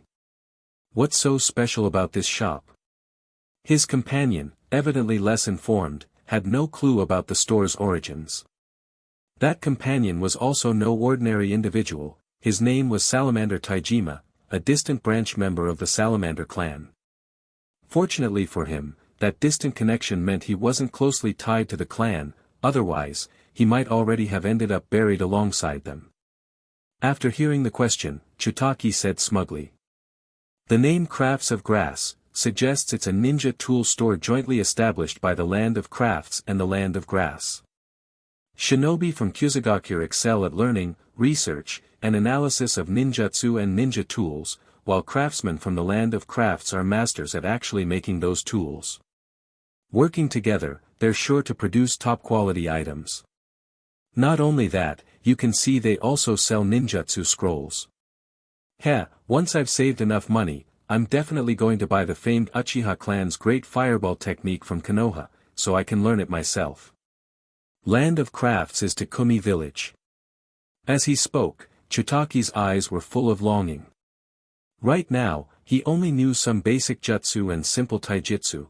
When performing missions, he typically had to rely on taijutsu because he lacked impressive jutsu of his own. Hearing this, Salamander Taijima responded enviously. You're lucky, Chitaki, that you can save up any money at all. All my mission pay goes to spending in taverns and hot spring inns. But by the time Chitaki eventually does scrape together the money to buy that scroll and masters the jutsu, Taijima might realize how lucky he was not to spend money on it. After all, even for actual Uchiha clan members, the great fireball technique rarely achieves stellar results. It might be even weaker in its second-hand form obtained from Kusagakure nin. Right now, however, Chitaki remains oblivious to that. Suddenly, Chitaki's expression took on a hint of gratitude. I hear it was all thanks to the mission machine of the black market, Lord Uzumaki Senshi, who convinced God and Angel to open the village. He also made the alliance between AIM and Kusa possible. Otherwise, our village wouldn't have improved so quickly, and our lives wouldn't be so comfortable. In his words, God refers to Pain's Deva path, and Angel refers to Conan. Taijima nodded solemnly. Yes, it's all thanks to Lord Uzumaki Senshi's suggestion, and thanks to God and Angel for adopting it. Otherwise, who knows how long we would have remained stuck in that miserable state. Taijima recalled walking AIM streets in the past, seeing that almost everyone, civilians and ninjas, wore gloomy expressions. Now, though, even just looking around, one could see joy and relief on many faces. Chitaki continued. Speaking of which, it's been a while since I last saw Lord Uzumaki Senshi in the village. He brought about this alliance between AIM and Kusa, ushering in all these changes. If our village could establish more partnerships with other hidden villages, our future would be even brighter. Taijima immediately chimed in. I haven't seen Lord Uzumaki Senshi for a while either, but I did hear a rumor. Of course, Senshi himself had no idea that so many AIM ninjas were discussing him. At the moment, he and Karen were seated at a ramen stand. Karen stared at the ramen before her, unable to help swallowing hard. This was a specialty that originally came from the prosperous Konoha, a dish AIM had never had before. Karen picked up her chopsticks, inhaled the fragrant aroma, and happily said, "Well then, let's eat." Meanwhile, Senshi sipped his noodles and asked casually. Manager Kikuwa, has the village changed much lately? Kikuwa answered firmly. Yes, it has. Senshi continued. In what ways? This time, Kikuwa thought carefully, then replied. Lord Senshi, ever since the village started working with Kyuzugakure, a lot of things have changed. For starters, we have a much greater variety of grains and vegetables. In the old days of isolation, with the village under constant rain, we couldn't grow crops easily. Food supplies were scarce, and most people had never tasted produce from outside. Back then, almost nobody could make direct contact with the outside world, we were completely locked in. Because of that, goods were in short supply, and prices remained high. Life was difficult, and people could barely make ends meet. Even the shinobi didn't have it easy, especially during the time when you, Lord Senshi, were snatching up so many missions in the black market. But now it's different. AIM has gone from isolation to openness. Those dark days of hunger and hardship are over. Nowadays, caravans from Kyuzugakure arrive almost daily, bringing large quantities of fruits, vegetables, and other goods to sell. Plus, many new shops have opened, some even funded by merchants from Kusa. Indeed, God and Angel really did bring peace and prosperity to our village. Senshi, who had been busy with missions, had no idea AIM had changed so much. He was a bit surprised to realize that just by doing his farming, rapidly completing tasks, he'd ended up bringing so many benefits to the village. Suddenly, a voice interrupted. So, you two are eating ramen here? At some point, Kakuzu arrived. Senshi, taken aback, asked. Weren't you going to rest? Kakuzu felt a wave of frustration inside. Rest? I've already slept for a full day and night, only for this jerk to say we're not going to do any missions now. He sighed inwardly, feigning indifference. I can't sleep. He coughed twice, then changed the subject. Not only has everyday life changed drastically for civilians, but the shinobi lifestyle has also shifted quite a bit. In the black market, there's been a surge of commissions coming from Kyuzugakure, though most of them aren't worth much. Kakuzu, known as the strongest hired hand in the shinobi world, had been working since the time of the first Hokage, Hashirama Senju. His obsession with money was extraordinary, but not enough to make him kill himself with overwork. Even so, when forced to team up with someone like Senshi, who was a total mission terrorist, he had no choice but to slow down. Bringing the topic back, Kakuzu went on. Because Kyuzugakure's ninjas are really good at research and analysis, they've helped AIM's ninjas get high-quality ninja tools for less. They're also offering other villages ninjutsu scrolls, which our people can purchase and learn. Normally, most ninja academies only teach the 3 basic techniques, transformation, clone, and substitution, plus a few other basics. If you're born into a famous clan, maybe you can learn a half-decent jutsu, like the Uchiha's lukewarm Grand Fireball. If you're not from a prestigious clan and you live in a smaller village like AIM, you have to do your utmost for the village and earn the higher-ups' approval just to learn more advanced ninjutsu. But now that Kusa is cooperating with AIM, our range of jutsu options has greatly expanded.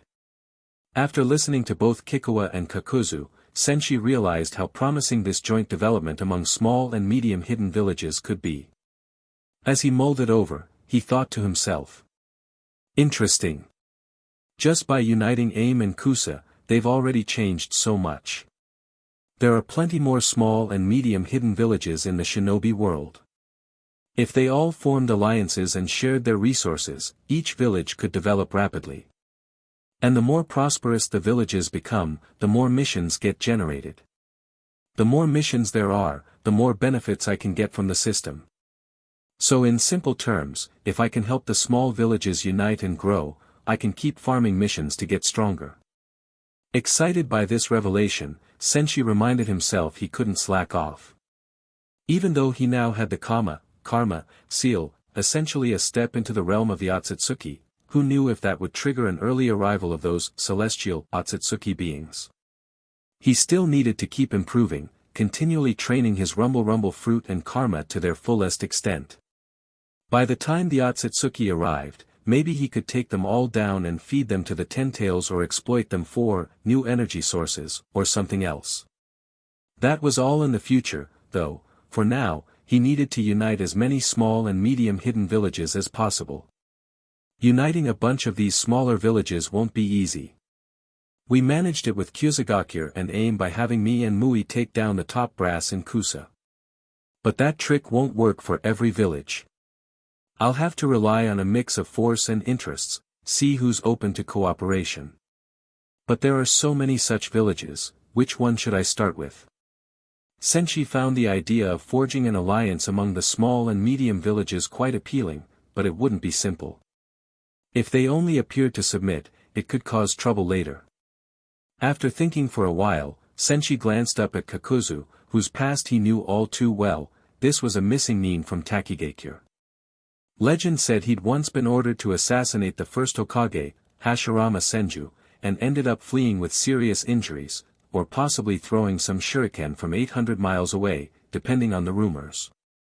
Regardless, Takigakure had punished him severely for failing, pushing him to steal their secret Earth Grudge Fear technique and defect. Those events happened so long ago that it was hard to tell exactly what had transpired. Possibly, Takigakure's leadership had set Kakuzu up, sending him on an impossible mission to kill Hashirama as an excuse to get rid of him. That left Kakuzu understandably bitter, believing in nothing but money. Senshi guessed that if Kakuzu were asked how he felt about Takigakure, he'd have plenty of resentment. That made the plan easier. If Senshi wanted to unite the smaller villages one by one, perhaps he should start where he was, dealing first with Taki. Turning to Kakuzu, Senshi asked. Kakuzu, what do you think of Takigakure? The moment he heard Takigakure, Kakuzu's gaze instantly sharpened. He had lived through many years and seen how the leadership back then had basically conspired to kill him. Meanwhile, Konoha had already gone from its first Hokage to its fourth, then the fourth had died, and they'd brought the third back. But no one in all that time had proven capable of assassinating Hashirama. It was obvious those old geezers in Taki had set Kakuzu up to die from the start. After a brief pause, Kakuzu's tone turned cold. Why do you ask?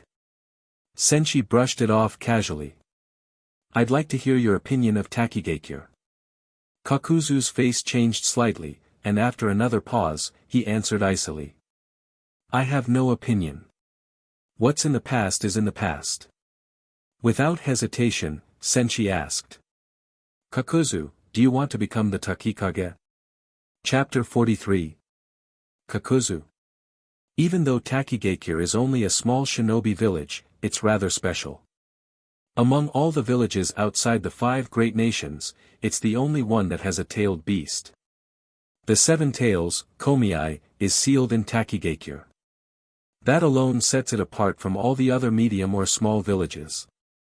When Senshi spoke, Kakuzu's body stiffened, almost throwing out his century-old back. What the heck is he talking about? Senshi was suggesting Kakuzu become the Takikage. Kakuzu knew Senshi very well. Senshi never gave away benefits for no reason. If Senshi was tossing him a carrot, there had to be a massive pit behind it. Without overthinking, Kakuzu immediately shook his head. This isn't feasible. Takigakure isn't like Kyuzugakure, they have a Jinchuriki. Hearing that, Senshi just grinned and spread his hands. A mere Jinchuriki, how is that a problem? Kakuzu. His words left Kakuzu momentarily stunned. Then he thought it over and realized Senshi might be right. Senshi had effortlessly crushed the wild three tails before. Even though a tailed beast is stronger when it has a Jinchuriki, especially a perfect Jinchuriki like Yagura, who can combine forces with his beast to achieve more than the sum of its parts, Kakuzu suspected that even a fully synchronized Seven Tails Jinchuriki wouldn't be much of a threat to Senshi.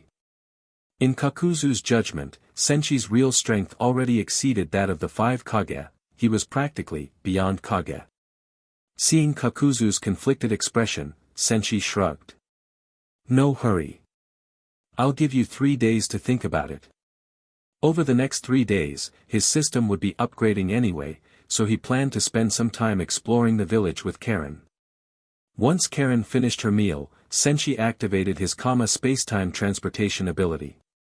A dark red vortex, like a black hole, formed behind them, and then the two vanished from sight. They reappeared at the top of a tower in Amigakure. Thanks to the village's perpetual rain, its architecture was dominated by metal piping, and people typically lived on the lower levels while leaving the upper levels for storing bodies. No sooner had Senshi and Karen arrived than a flurry of paper flew in from afar, quickly assembling into Conan's figure. At the sight of Senshi and Karen, Conan wore a blank expression. What are you two doing here? They were, after all, quite close to the life support chamber where Nagato's real body was kept. Currently, both Nagato and Conan saw Senshi as the most dangerous individual in the Akatsuki. There was no telling if he might one day accept an assassination contract targeting Nagato himself. Senshi hadn't expected that merely coming here to watch the rain with Karen would draw Conan's attention. But once he probed briefly with his mantra, he understood the reason. Nagato's real body was indeed nearby, and although that location had protective measures, it couldn't block his sensory ability. Conan had rushed over as soon as Senshi turned up in that area. Senshi waved lightly. Miss Conan, we came to watch the rain. Hearing that, Conan remained poker-faced, though internally she was rolling her eyes. Growing up in Amigakure, she'd had more than enough of the rain, and it held no appeal for her. After Yahiko's death, she had lost any interest in such things anyway. Karen, on the other hand, also wondered why Senshi had brought her here. But once she learned that it was just to see the rain, she couldn't help rolling her eyes, too. Miss Conan, Senshi said gently, there's still so much in life that's beautiful. You just need to learn to look for it. Long ago, Conan had been a much more cheerful girl. After Yahiko's death, she was devastated and became the cold, impassive, ice queen she was now. She initially didn't feel like humoring Senshi, with no immediate tasks that needed his attention. His presence here made her uneasy, so she felt the need to keep an eye on him. Hearing his remark about the beauty in life, Conan couldn't resist responding. The only beauty in your life is the endless stream of missions, isn't it? From what she knew, Senshi's greatest interest lay in taking on missions, earning pay, and just working non-stop. Surely that was the beauty he talked about, right? Senshi let out a hearty laugh. Hearing Conan's deadpan sarcasm, delivered so seriously, was unexpectedly amusing. Who in their right mind would think of never-ending missions as the pinnacle of a fulfilling life? Missions were only a means, not the end. His real joy came from growing stronger. Even Kakuzu was in it for the money, not just for the sake of missions. While Senshi roared with laughter, Conan looked puzzled but sensed he wasn't hostile. Maybe he genuinely had come just to appreciate the rain. She herself saw no appeal in the constantly overcast sky and the ceaseless drizzle that made the streets slick. She'd never liked it, especially after Yahiko's death. As she was pondering this, Senshi spoke again. Miss Conan, you could have Kusugakure's shinobi redesign the village a bit. Right now, our drainage system is too primitive, and the architecture lacks aesthetic appeal, it's like a big factory. She didn't respond. Honestly, she didn't feel that strongly about it, and in her mind, Amigakure was already a lot better off than it had been under Hanzo, or back when it was locked down. She figured if the village had been this stable back when she, Yahiko, and Nagato were young, they would have lived a much happier life. With that in mind, Conan said. The village is already fine as it is. Your previous ideas worked well, but the Akatsuki's goal isn't to build up the village. Even if we perfect this place, when another war breaks out, pain and despair will just return. Only by realizing the Akatsuki's ultimate objective can we achieve genuine, everlasting peace. Karen was baffled. Senshi, however, knew exactly what this was about, a plan engineered by Black Zetsu to resurrect Otsutsuki Kagaya. For the time being, he had no intention of exposing that, but he did hope to steer Conan in a more positive direction. Miss Conan, after Aim and Kusa formed their partnership, both villages made immense progress in every aspect. If all the medium and small villages banded together, like a shinobi alliance, even the 5 great nations would have to think twice before waging war. Each small village has its own specialties or unique local products. If they all traded with each other, every village would see rapid growth. Right now, we've only combined Aim and Kusa, and look how far we've come. If more villages join this alliance, Amigakure and the others will advance even faster. While he spoke, Conan's eyes betrayed a thoughtful expression. He'd mentioned this idea before, and at the time, both she and Nagato had been uncertain if it was viable. Seeing Aim and Kusa's success proved that maybe Senshi's model had merit. If more villages joined such a shinobi alliance, it could greatly reduce the likelihood of war. Starting with the First Shinobi World War, it was always the large nations that battled, while smaller ones got trampled. Villages caught between big countries inevitably became the battlegrounds. After a moment's deep consideration, Conan raised a critical question. But why would other medium or small villages follow Kusugakure's example and cooperate? How can you be sure? It was a tough question. Kusugakure's alliance with Amigakure only worked so smoothly because Mui had, in effect, wiped out the old leadership, and now he was in full control. Conan's question wasn't easy to answer, but Senshi replied anyway. It's actually doable. We can subdue them with force first, then reason with them, offer both pressure and profit. If we show them both power and benefits, they'll come around. Besides, now that Aim and Kusa have grown so fast, spies from those other villages probably already reported back. When the leaders see all the perks that an alliance brings, some of them might come knocking on their own. Of course, the 5 great nations won't be thrilled about a tightly bonded alliance of smaller villages. Most of these smaller villages have been victims of the great nation's expansion, or else they're basically the great nation's vassals. If they unify, it'll definitely impact the great nation's interests. As Senshi explained all this, Karen's eyes were already spinning in confusion. It was far too complicated for her. She's still got a ways to go, Senshi thought, if she wants to become the next mission machine. Conan, on the other hand, was deep in thought. The Akatsuki's goal of gathering all the tailed beasts put them directly at odds with the 5 great nations. Relying on the Akatsuki alone, or on Amigakure alone, wouldn't be enough to handle the inevitable conflict. But if other medium and small villages joined them, it might further Akatsuki's plans significantly. Meanwhile, Conan's real body conferred telepathically with Nagato. Nagato, what do you think of what Senshi just said? Although Nagato's body was frail, his mind was sharp. After a moment, he answered. If he can actually make it happen, it's a solid idea. Back in the first Hokage's time, the ninja world experienced a brief peace thanks to Hashirama's overwhelming power. If Senshi's shinobi alliance can form, a bunch of small villages might avoid war for a long stretch. More importantly, once the Akatsuki starts collecting tailed beasts, will inevitably clash with the 5 great nations. Aim alone, or even the Akatsuki alone, won't suffice to challenge them. But if enough smaller villages stand with us, we can push our plans forward. The key is whether he can get them to willingly join this alliance. Anyway, there's no need to intervene now. Let's watch and see what he does next. Cough, cough. Nagato broke into a fit of coughs, and Conan grew worried, recalling how important both Yahiko and Nagato were to her. She'd already lost Yahiko too soon, she didn't want anything to happen to Nagato as well. Standing atop the tower, Conan's paper clone fixed Senshi with a long look, then dissolved into countless slips of paper that scattered in the wind. Watching, Karen felt a twinge of envy. Senshi, I want to learn that jutsu. No, Senshi replied, tousling her hair. You really don't. Conan's paper ninjutsu wasn't exactly something you could just learn, and as far as Senshi could recall, only Conan had ever demonstrated it. It's probably some special secret technique. You can't just pick it up. Karen didn't dwell on it. Senshi, could I go buy some ingredients and practice cooking? She looked at him, eyes full of hope. Senshi thought it over.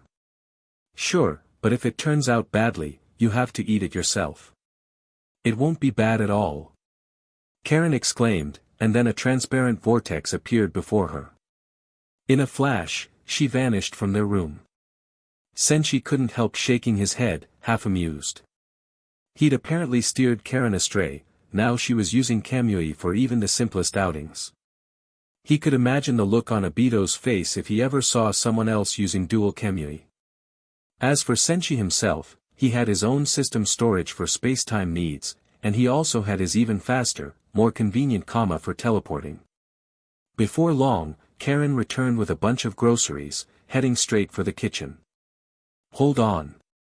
The thought of Kushina's notoriously questionable cooking flashed through Senshi's mind, and he quickly stopped Karen. Since it's your first time cooking, let's practice in an open area outside, it's safer. Gathering the tools and ingredients, Senshi teleported Karen to a clearing in the wild. Senshi, Karen asked, perplexed, why do we have to cook out here? Senshi chuckled. Sometimes, ninja might say they're cooking, but in reality they're making explosive tags. It's safer out in the open. Karen rolled her eyes, then focused on rinsing the ingredients in the nearby creek and chopping them on a board. After just one glance, Senshi knew he'd made the right call bringing her outside. As cute as Karen was, her knife skills were abysmal, each piece she cut came out a bizarre shape. She built a small fire with wood, heating up the pan and pouring in half the pot of oil, more like a quarter, but still way too much for stir-frying. Senshi could only rub his forehead in exasperation, thinking, at least I'm not expecting gourmet cuisine here. Clearly, Karen had no experience cooking at all. Woof. Because there was too much oil left on the heat for too long, the oil caught fire. Karen, startled, rushed to the creek to fetch water. Stop! Senshi shouted.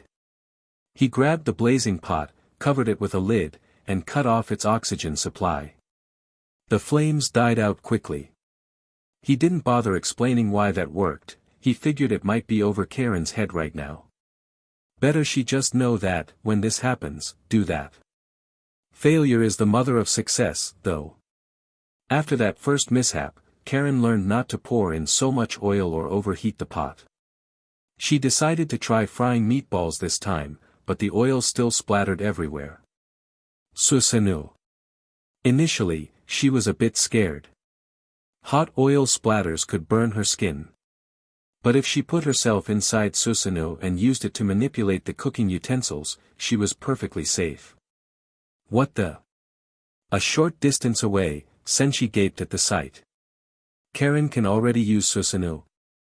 Well, I guess she does have Eternal Mangekyo Sharingan now. Still, seeing Susanoo used for cooking was mind-boggling. Imagine how the Uchiha ancestors would react, rising from their graves in protest. Then again, a jutsu is just a tool, so if Susanoo helped Karen cook safely, there wasn't really a problem. In the end, her cooking was relatively successful, though her methods were, unconventional. She'd probably need to do it outdoors from now on. She tearfully ate her own blackened fried meatballs, which were technically edible, but definitely not what you'd call delicious. After packing up her cookware, Senshi used his Kama teleportation to bring them back to their lodgings. Having a tattoo did indeed make travel a breeze. He could go anywhere, anytime he liked. Chapter 44, Don't Try to Trick Me. How about what we discussed a couple of days ago? Have you given it some thought? Forgive me, but I must refuse. Kakuzu shook his head decisively. Senshi wore a look of genuine surprise. He really hadn't expected Kakuzu to refuse. Why, he couldn't help asking. After a slight pause, Kakuzu slowly replied. Based on what I know about you, going to Takigakure with you is definitely a trap. I have every reason to suspect that you just want to trick me into doing manual labor. So, I'm not going. Hearing this, Senshi thought to himself that Kakuzu had gotten wiser, seeing the big picture so clearly. Still, he needed Kakuzu to help him carry out any plans in Takigakure. Kakuzu, as a living fossil of that village, knew its ins and outs better than anyone. Bringing Kakuzu along would make everything go more smoothly. After a moment's thought, Senshi said. Kakuzu, how can you look at it that way? Come on, think about it. Ever since we started partnering on missions, haven't your earnings multiplied many times over? This trip to Takigakure is definitely not a trap. Besides, remember how they slandered you and wanted to execute you, even though you were a hero of Takigakure. Aren't you still holding a grudge? You know, there's a rumor going around the shinobi world. When you went to assassinate the first Hokage, supposedly you threw 2 shuriken from 800 miles away and then ran for it. As Senshi spoke, Kakuzu's expression grew increasingly grim. Indeed, the old folks from Takigakure deserved to die for what they did back then. Seeing Kakuzu show a hint of wavering, Senshi pressed on. Just say the word, and I'll take you back there in no time to settle this once and for all. Even then, Kakuzu still shook his head. Takigakure actually has quite a few strong jonin. And from the intel I've gathered, Takigakure's tailed beast Jinchuriki is a perfect Jinchuriki, someone who can fully utilize the beast's power. That, combined with their many skilled jonin, would cause us huge trouble if we start something there. It'd be loud, and word might get out to other villages. Spy networks exist everywhere. If our actions in Takigakure were exposed, we'd be in a very bad position. By the looks of it, Kakuzu had indeed thought carefully about the matter. There was something else on his mind, too. Back when he accompanied Senshi to Kusagakure, he'd met Mui, the man who held absolute power there. Once Mui took charge, he looked exhausted, as if he'd aged 10 years overnight. That was only natural. A shinobi village has countless problems to deal with. Becoming the Kage of Takigakure would bring nothing but headaches, and Kakuzu strongly suspected that Senshi's aim was to get him doing the dirty work again. No matter what Senshi said, Kakuzu had resolved to refuse this time. But then another unsettling thought occurred to him. He turned to Senshi and asked. Wait a second. You just mentioned stuff from decades ago, events that happened before you were even born. Takigakure has always been cut off from the outside world. So how do you know all these ancient details? Senshi didn't answer directly. He just gave a mysterious smile. Information like that, is it really so hard for me to find out? At that, Kakuzu stopped talking. He'd known for a while now that Senshi possessed a strange yet incredibly efficient intelligence network, one that surpassed even Orochimaru's or the Akatsuki's. While others might not know such old secrets, it wouldn't be surprising if Senshi did. Yet, no matter what Senshi said, Kakuzu wasn't about to let himself be roped into labor again. Ignoring his protests, Senshi threw an arm around Kakuzu's shoulder. Come on, no need to be shy. Let's go see the leader and ask for a mission. This time, we'll make sure you finally settle that old score. Kakuzu wanted to say no, that he only cared about making money now, not traveling far to Takigakure. But he had no chance to refuse.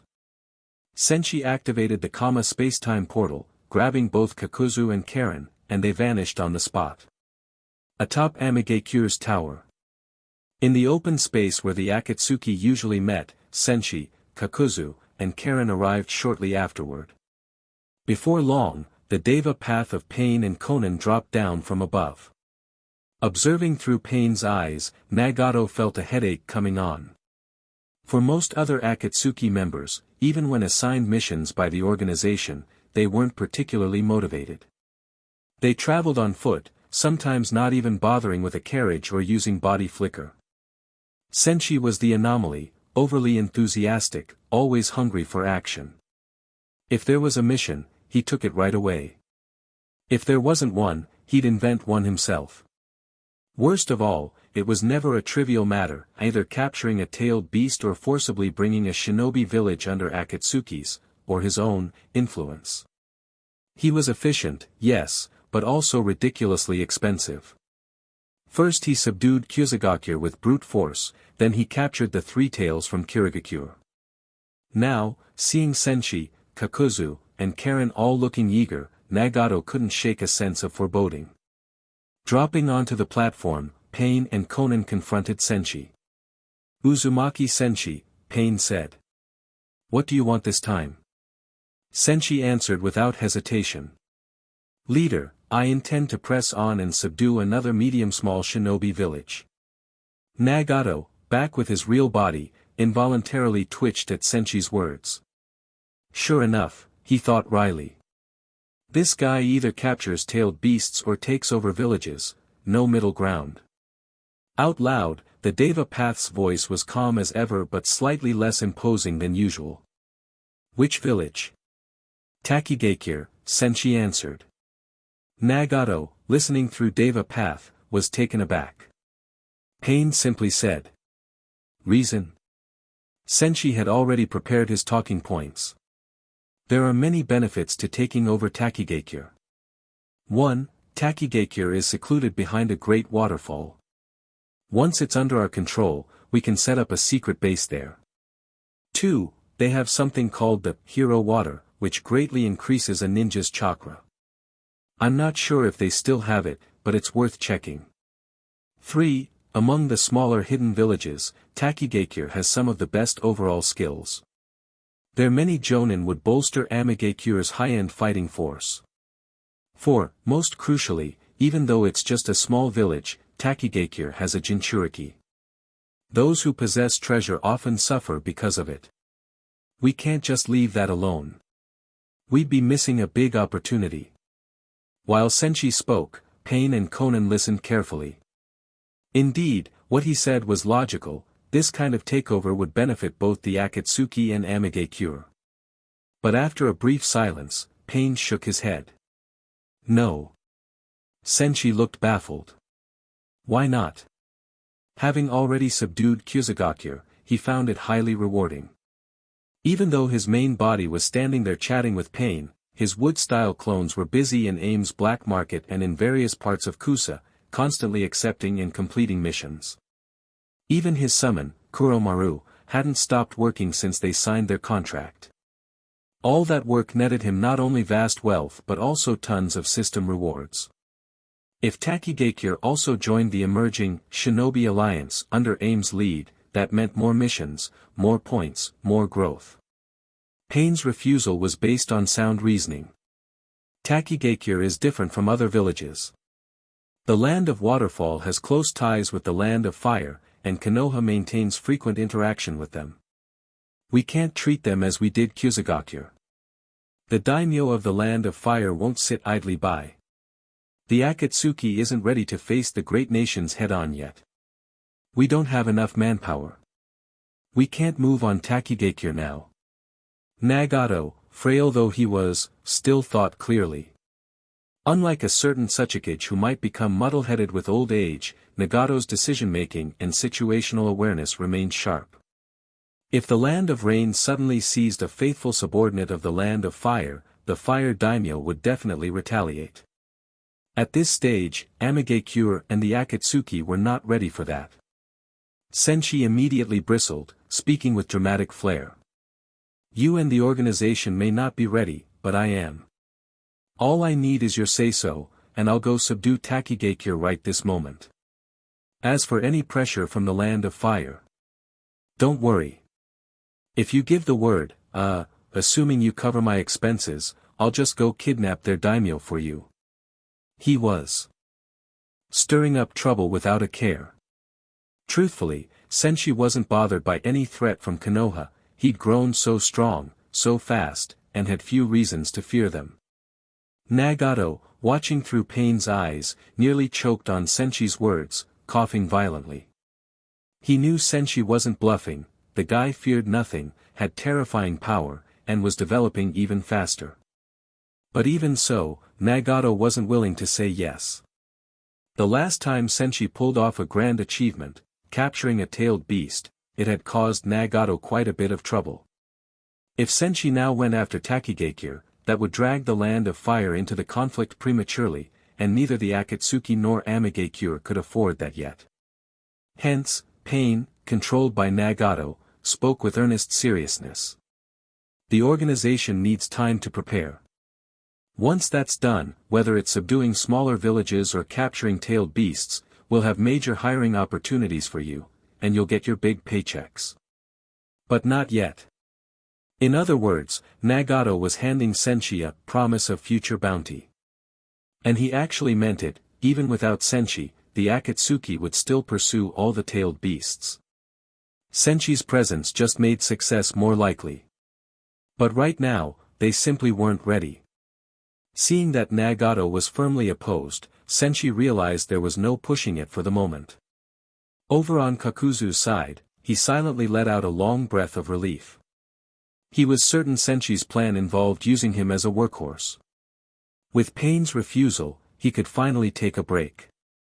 After all, Senshi's wood-style clones could handle most low- or mid-level missions. Kakuzu hoped that meant some leisurely days ahead.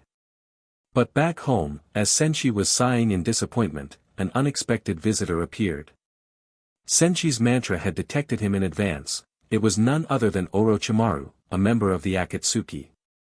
Knock, knock, knock. The pale-skinned Orochimaru arrived at Senshi's door, knocking lightly. Senshi opened the door at once. Orochimaru, what brings you here? Orochimaru's lips curved into a chilling smile. Slowly, he produced a long-term mission request. Senshi's eyes widened, then he looked slightly awkward. It hadn't been too long ago that Orochimaru tried to purchase Karen for research, which Senshi had refused. Instead, he'd offered up his own unusual abilities, like his elementalization, for Orochimaru to study. They even fought, ending in Senshi obtaining a long-term mission contract from him. But to be honest, Senshi had only wanted that contract for the super draw reward, not for any genuine interest in letting Orochimaru keep studying him. After signing the deal, he had only provided Orochimaru with 2 drops of blood and 2 strands of hair. Eyeing Orochimaru's contract now, Senshi asked curiously. Orochimaru, you're still looking for more research material? Senshi intended to brush the whole thing off. He'd already gained the super draw reward, so from his point of view, there was no need to continue. But Orochimaru wasn't so easily fooled. He looked at Senshi and said. Since we signed our long-term deal, you've only given me 2 drops of blood plus 2 strands of hair. That's 4 samples in total. Don't you think that's far too little? Senshi forced a laugh. Ha! Orochimaru, you're thinking too small. Just 1 drop of my blood is worth dozens, or even hundreds, of ordinary samples. And considering how quickly I'm growing in power, the difference between the first and second blood samples I gave is huge. So, how's your research on those 4 samples going? He was clearly trying to brush it aside. Orochimaru's thoughts, however, were racing. Indeed, the material he provided is incredibly precious and unusual. His cells can rival those of Hashirama. In some respects, they're even more perfect. His lightning release aptitude is simply mind-boggling. Each drop of blood could launch a dozen research projects. Even the difference between the 2 blood samples is vast. His power level jumped tremendously in that time. I haven't had enough time to study them thoroughly, anyway. Orochimaru wouldn't say these things out loud, of course. Instead, He met Senchi's gaze and said seriously. Let's discuss it in my lab. I have a new mission commission for you. At that, Senshi brightened right up. Alright, sure. Just as he spoke, he activated his Kama portal again, instantly transporting Orochimaru, and Karen, into the latter's research base. Orochimaru felt a brief shock. He realized that Senshi's space-time ability was, in some ways, even more advanced than the second Hokage's Flying Thunder God. Flying Thunder God required a special seal, Senshi's jutsu seemed able to reach anywhere at will. Senshi and Karen had been here a few times before, but they were surprised to see that Orochimaru had apparently moved more research equipment into the lab. There was also stuff missing, presumably relocated to other bases. Orochimaru might be in the midst of moving house. Senshi recalled that Orochimaru later founded the Otogekure in the land of rice fields. Perhaps he was already making preparations for that. As Senshi let his thoughts wander, Orochimaru pulled him back to the present. Taking out a scroll, Orochimaru slapped it against the floor. Ha! Chapter 45, I Want a Living Uchiha. Right at the moment Orochimaru was fiddling with the scroll. Congratulations, host. The lottery system upgrade is complete. Intermediate draws are now available. Each draw costs 1,000 employment points, with a minimum of 10 draws. Senshi's mind went blank for a moment. How much? 1,000 points for a single draw. He had anticipated that the cost might go up after the upgrade, but he never expected it to jump tenfold. Quickly, he glanced at his balance. Employment points, 15,231. Let's try one pull and see how it goes. Deducting 10,000 employment points. Remaining balance, 5,231 points. Drawing. Congratulations. You've obtained 1 pair of Sharingan. Shikatsumiyaku, Dead Bone Pulse, a Kekai Genkai. Plus 10 chakras. Plus 8 physical strength units, labeled Kai. X10 LV80, Surprise Apples. Plus 6 physical strength units, Kai. 1 Thunder Stone. X100 Ichiraku Ramen. He'd drawn chakra again. In fact, after his chakra and body strength had both reached SSSS level, he hadn't drawn any similar upgrades for a while. Apparently, you have to upgrade the system first before you can draw these again. What's more, the odds of getting good items seem significantly higher now. He even drew 2 Kekai Genkai at once, plus 2 other strange items. Thunder Stone, a mysterious stone containing evolutionary power.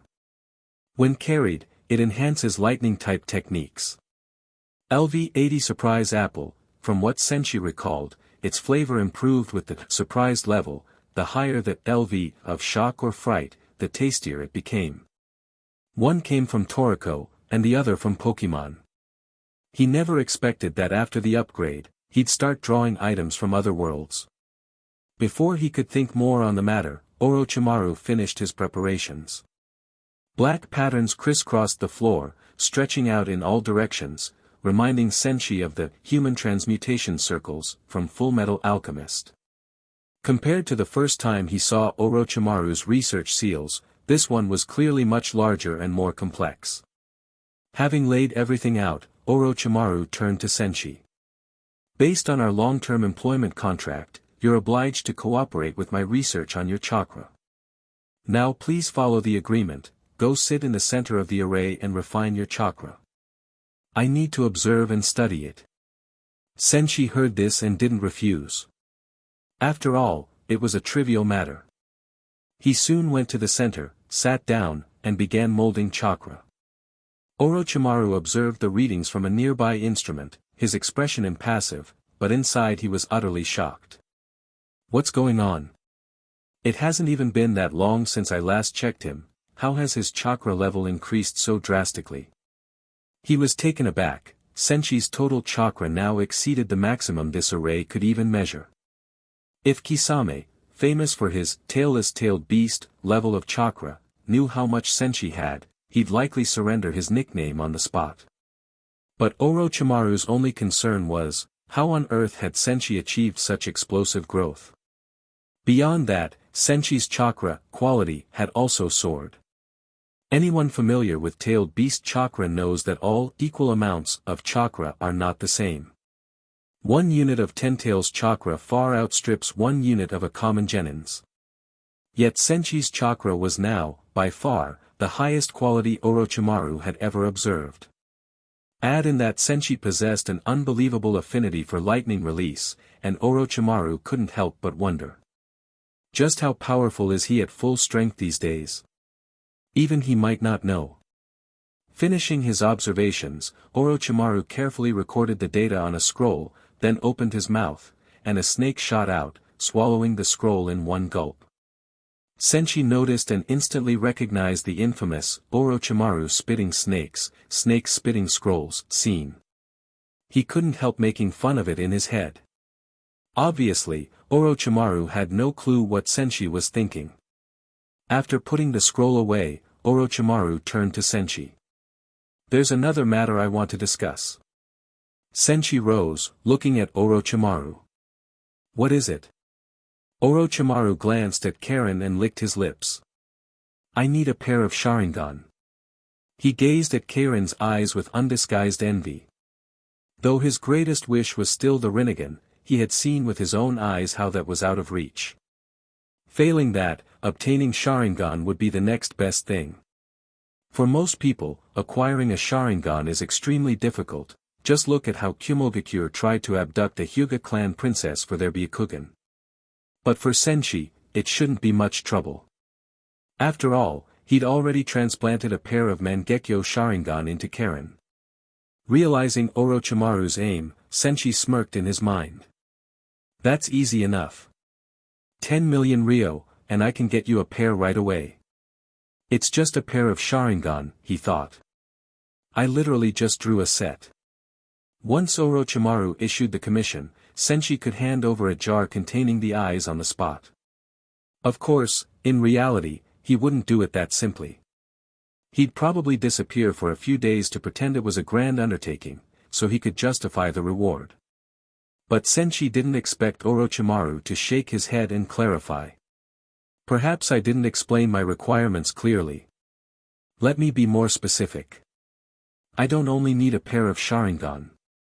I also need a living member of the Uchiha clan who's already awakened their eyes.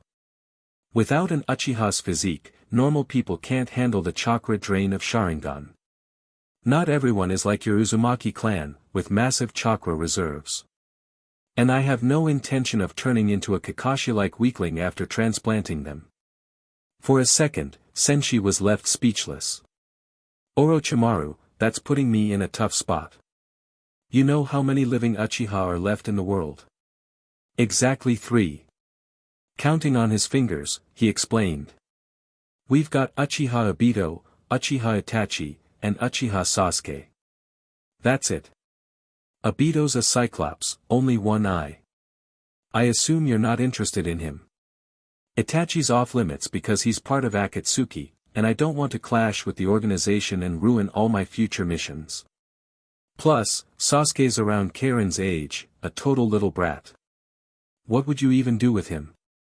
Inwardly, Senshi couldn't help rolling his eyes at how Orochimaru had insulted Kakashi's stamina. For all people tease Kakashi about his low chakra, that never stopped him from using Earth Release, Earth-style wall and carving 4 dog heads into it. Maybe that was the last stubbornness of Copy Ninja Kakashi. If nothing else, he never actually collapsed from overuse, not in any definitive sense. As Senshi broke down these hidden pieces of intel, Orochimaru was left dumbfounded, yet again. He'd heard rumors here and there but not in such detail, and certainly not all tied together so neatly. He'd lost count of how often Senshi's uncanny intelligence network stunned him. No matter how secret the intel, Senshi always seems to know. Intelligence gathering is part of a ninja's power, and Orochimaru realized all over again that Senshi was beyond compare in this department, though in his mind, he labeled Senshi's brain circuit as the only questionable point. After regaining his composure, Orochimaru asked. So how exactly do you know all this? Senshi just gave a cryptic grin. Trade secret. He certainly wasn't going to reveal that his intel came from a system. Let Nagato or Orochimaru investigate all they want.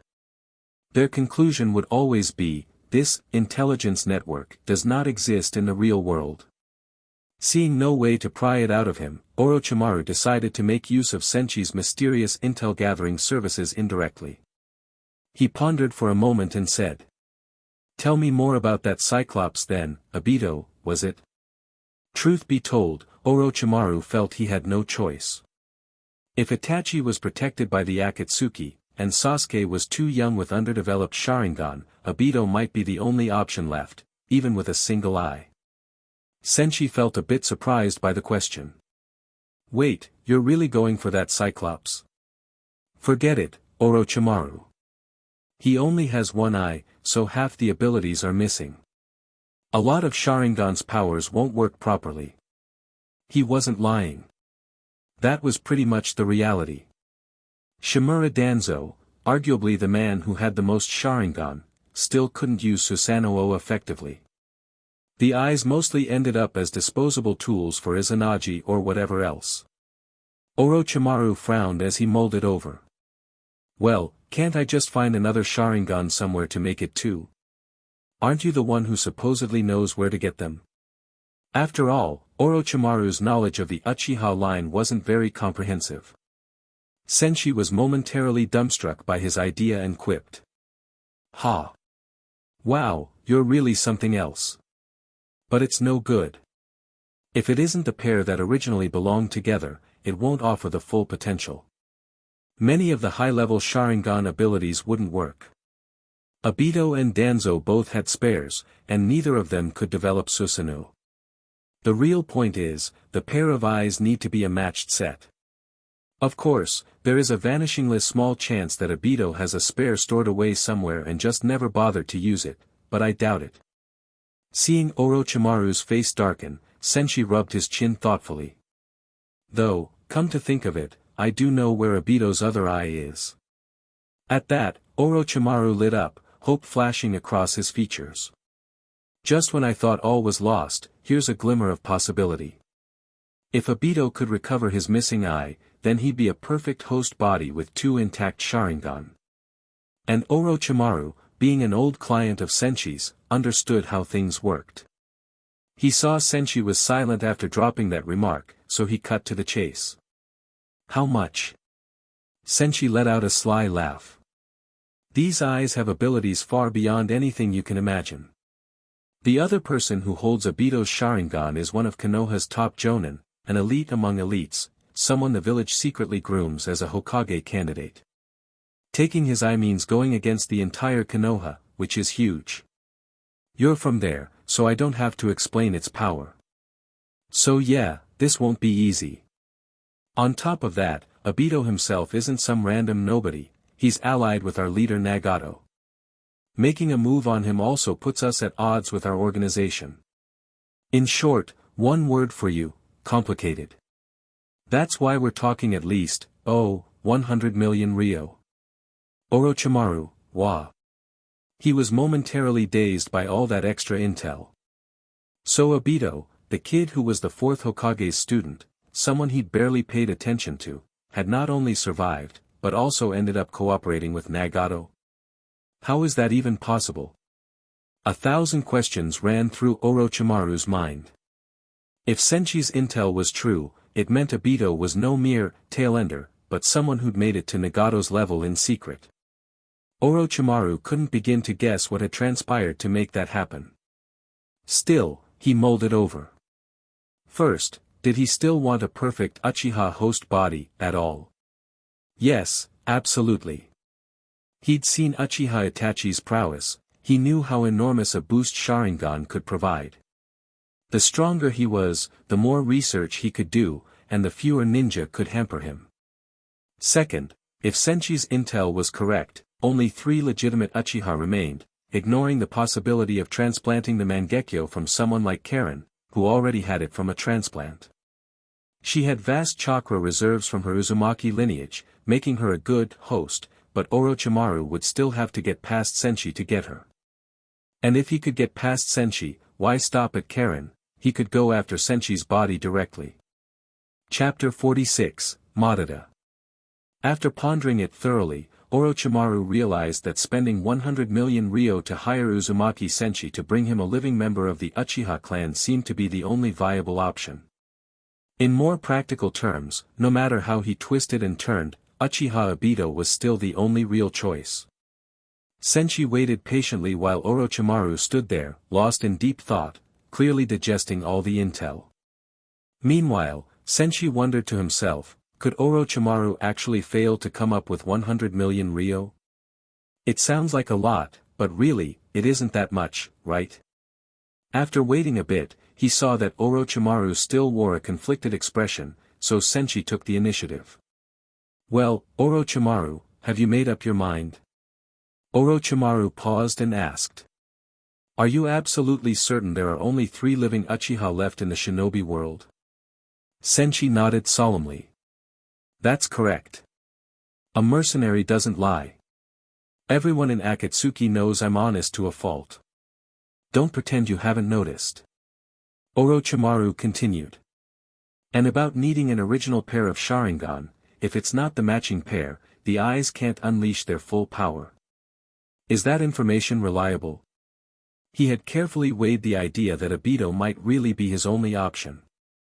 Letting Obito go from 1 eye to 2 eyes should, in principle, be easier. Senshi apparently had channels to acquire Sharingan.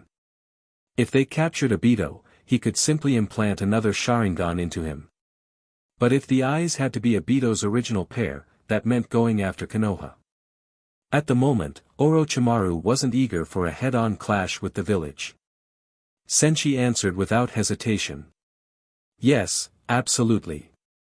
Don't doubt my professionalism.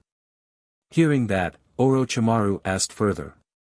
What if you have a pair of Sharingan already, couldn't you simply replace Obito's single eye with a matching set? Senshi silently gave Orochimaru credit for his inventive angle. Logically, if you transplanted a perfectly matched pair into Obito, the Sharingan should function normally. But after a short pause, he explained. Mangekyo powers vary tremendously. Some abilities are extremely useful, others fairly lackluster. At that, Senshi recalled one particularly notorious Mangekyo ability, Amaterasu, legendary in name, but often underwhelming in actual combat. It burned the 4th Raikage arm, sure, yet many times it got shrugged off by enemies simply discarding a piece of clothing or something similarly trivial. Orochimaru pondered a while but didn't decide immediately. He looked at Senshi, speaking in a serious tone. I need time to reflect on everything I've learned today before making a decision. He needed to analyze the pros and cons in detail. Senshi wasn't bothered and simply replied. Take your time. Think it over and get the money ready. You pay, I deliver. With that steep price tag laid out, Senshi and Karen left Orochimaru's base. Orochimaru's skill in research was top-notch, but making money was not really his forte, and he rarely sold his results. Senshi had no idea whether Orochimaru would be able to come up with the enormous sum he'd requested. Maybe, but, this was Orochimaru, after all. When the two exited the base, Karen asked offhandedly. Senshi, is there any particular food you really want to eat? I could learn to cook it specifically. Senshi shook his head. Karen, the path of cooking is a long one. For now, stick to simple stuff, like instant ramen. Karen froze for a moment and then realized he was teasing her. Senshi, you're stifling a future culinary genius. Pouting, arms crossed before her chest, she stuck out her lower lip in protest. Senshi found that adorable and was tempted to ruffle her bright red hair into a nest. Silly brat, being tsundere is so old-fashioned. He smirked slightly. A sudden idea crossed his mind, why not use those scare apples to bribe her? He'd drawn LV-80 scare apples earlier, a unique fruit from the anime, Toriko. When you shock or scare them, they develop levels and funny facial expressions. The higher the level, the more delicious the apple. Level 100 was the max, so at level 80 they were presumably already top tier in taste. Curious about the flavor, Senshi decided this was a perfect moment to bring them out. He took 2 of the strangely patterned apples from his inventory space and handed one to Karen with a smile. "Karen, I have a really tasty fruit here, wanna try it?" Karen turned away, feigning indifference. "Well, if you insist on me trying it, I guess I can manage." Senshi chuckled and handed her one. Initially, Karen assumed it was just an apple, but the moment she actually looked at it, she nearly jumped out of her skin, clearly repulsed. "You! Senshi, this apple looks so gross. It's so weird, are you sure it's edible?" Seeing her reaction, Senshi couldn't help laughing. These are high-grade items only available from an advanced system draw, no chance they'd taste bad. "Karen, never judge an apple by its cover. It's like how my handsomeness can't be measured with normal means." As he spoke, he raised his own bizarrely patterned apple and took a bite. Crunch. All at once, it felt like an electric shock zippered through his mind. A fresh, sweet fragrance exploded on his taste buds, so vivid that his entire body seemed to sing with bliss. Every cell shouted in unison, so good, it's unbelievably good." Karen stared, seeing how much Senshi was enjoying that hideously colored apple, and she soon caught a whiff of a rich fruit aroma wafting her way. She swallowed hard. After traveling alongside Senshi for so long, she could tell he wasn't faking anything, he really found it delicious. Besides, to her, Senshi was indeed the coolest guy around, he wouldn't just trick her over something like this. Steeling herself, Karen took a chomp. Crunch. Instantly, electric jolts seemed to dance through her mind. The wonderful flavor rolled along her tongue from tip to root, spreading through her entire body, she could practically feel every cell locking into place. How can a fruit be this delicious? She finished the odd-looking apple in no time, and still felt like she wanted more. "So," Senshi teased with a grin, "I wasn't lying, was I?" She hummed happily, still savoring the lingering taste. "Senshi, I'm gonna work even harder on my cooking skills now." In his head, Senshi was thinking, that's really not necessary. After all, he'd never known any Uzumaki who was good at cooking, quite the opposite. He even suspected that the reason Naruto didn't get sick from expired milk was because Minato had built up a poison resistance from Kushina's questionable cuisine, which was then passed down genetically. Still, he wasn't about to discourage Karen. It was right then that someone blocked their path. Senshi glanced up casually and couldn't help smirking, a familiar face. A man in a gray robe and a tiger-striped mask stood before them. None other than Masked Man, Toby, the very Obito they had just been discussing. What a pleasant surprise, he'd just been talking with Orochimaru about capturing Obito, and the man himself turned up. Senshi eyed him with a crafty smile, choosing not to reveal Obito's identity. "Oi, if it isn't Mr. Masked Stranger. What's the deal, are you stopping me to give me a commission?" Standing on the path, Obito, still posing as a mysterious masked man, responded with a cheerful laugh. "Indeed I am. I've got a number of tasks, only a formidable ninja like you can pull them off." He spoke while slowly approaching Senshi. Had Danzo been in Senshi's place, he might have snarled, "Get away from me, you wicked Uchiha brat." But Senshi merely looked on in mild interest. He found Obito's words suspicious, but let him get closer. "So," Senshi said, "what sort of commission are we talking about?" Obito didn't answer directly. He walked closer, speaking in an offhand tone. "Why don't you guess, Senshi? After all, the mission I have in mind is..." He didn't even finish his sentence. The moment he was within range, he struck. Swoosh! In a flash, he lunged at Senshi, aiming to grab hold of him. With a haughty Uchiha laugh, he shouted. "Madara! Still not done, or, I'm not finished yet," in a rough pun on Madara. The move was abrupt. Moments ago he'd been smiling about a mission, and now he flipped the tables completely. He struck out with stunning speed, something that would catch most people off guard. Obito's single-minded pursuit of creating a world with Rin alive made him relentless. Once he decided to act, he was thoroughly decisive. But for Senshi, an opponent of Super Kage level, Obito's speed was like child's play. While it might have overwhelmed an average Kage level fighter, for Senshi it was like watching someone move in slow motion. He could easily dodge or even slam Obito to the ground if he wanted. Yet Senshi didn't resist. He watched with mild amusement. He recognized exactly what Obito intended: he's trying to warp me into the Kamui dimension.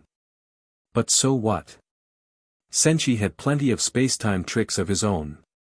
Obito's Mangekyo might be amazing in general, but Senshi had Kama, which was at least as convenient, if not more. Besides, Senshi was also curious: why would Obito suddenly go after me? By all rights, there's no direct conflict of interest between us right now. So Senshi simply allowed Obito's hand to land squarely on his shoulder. Obito was momentarily shocked but also elated at how easily he succeeded. He had read Senshi's intel, estimating less than a 10% chance of success even with a sneak attack. Still, with Kamui's phasing ability, he could at least remain undefeated if things went south.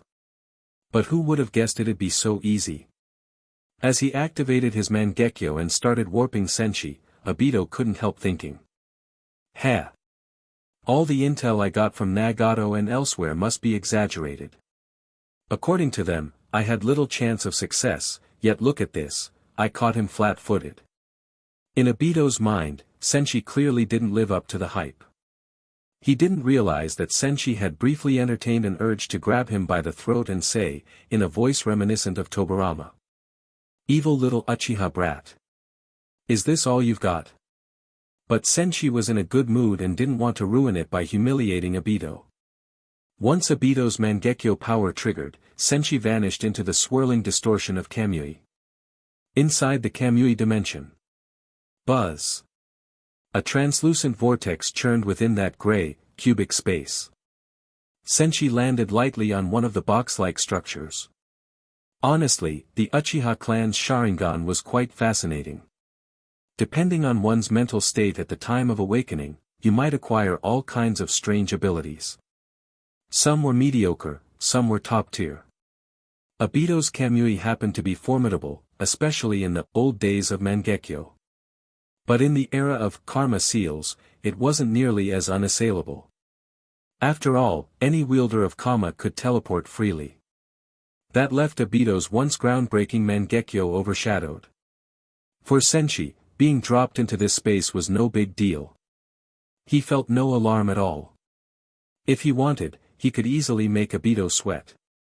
Chapter 47, Reality is Cruel. For instance, he could activate his Kama space-time ability right in front of Obito's face. Just flick his sleeve and teleport right out of there. Then if Obito got upset after going through all that trouble only to see Senshi escape in an instant, well, that would be Obito's problem. But Senshi didn't do that. Instead, he strolled around the Kamui dimension, unhurriedly taking in the scenery.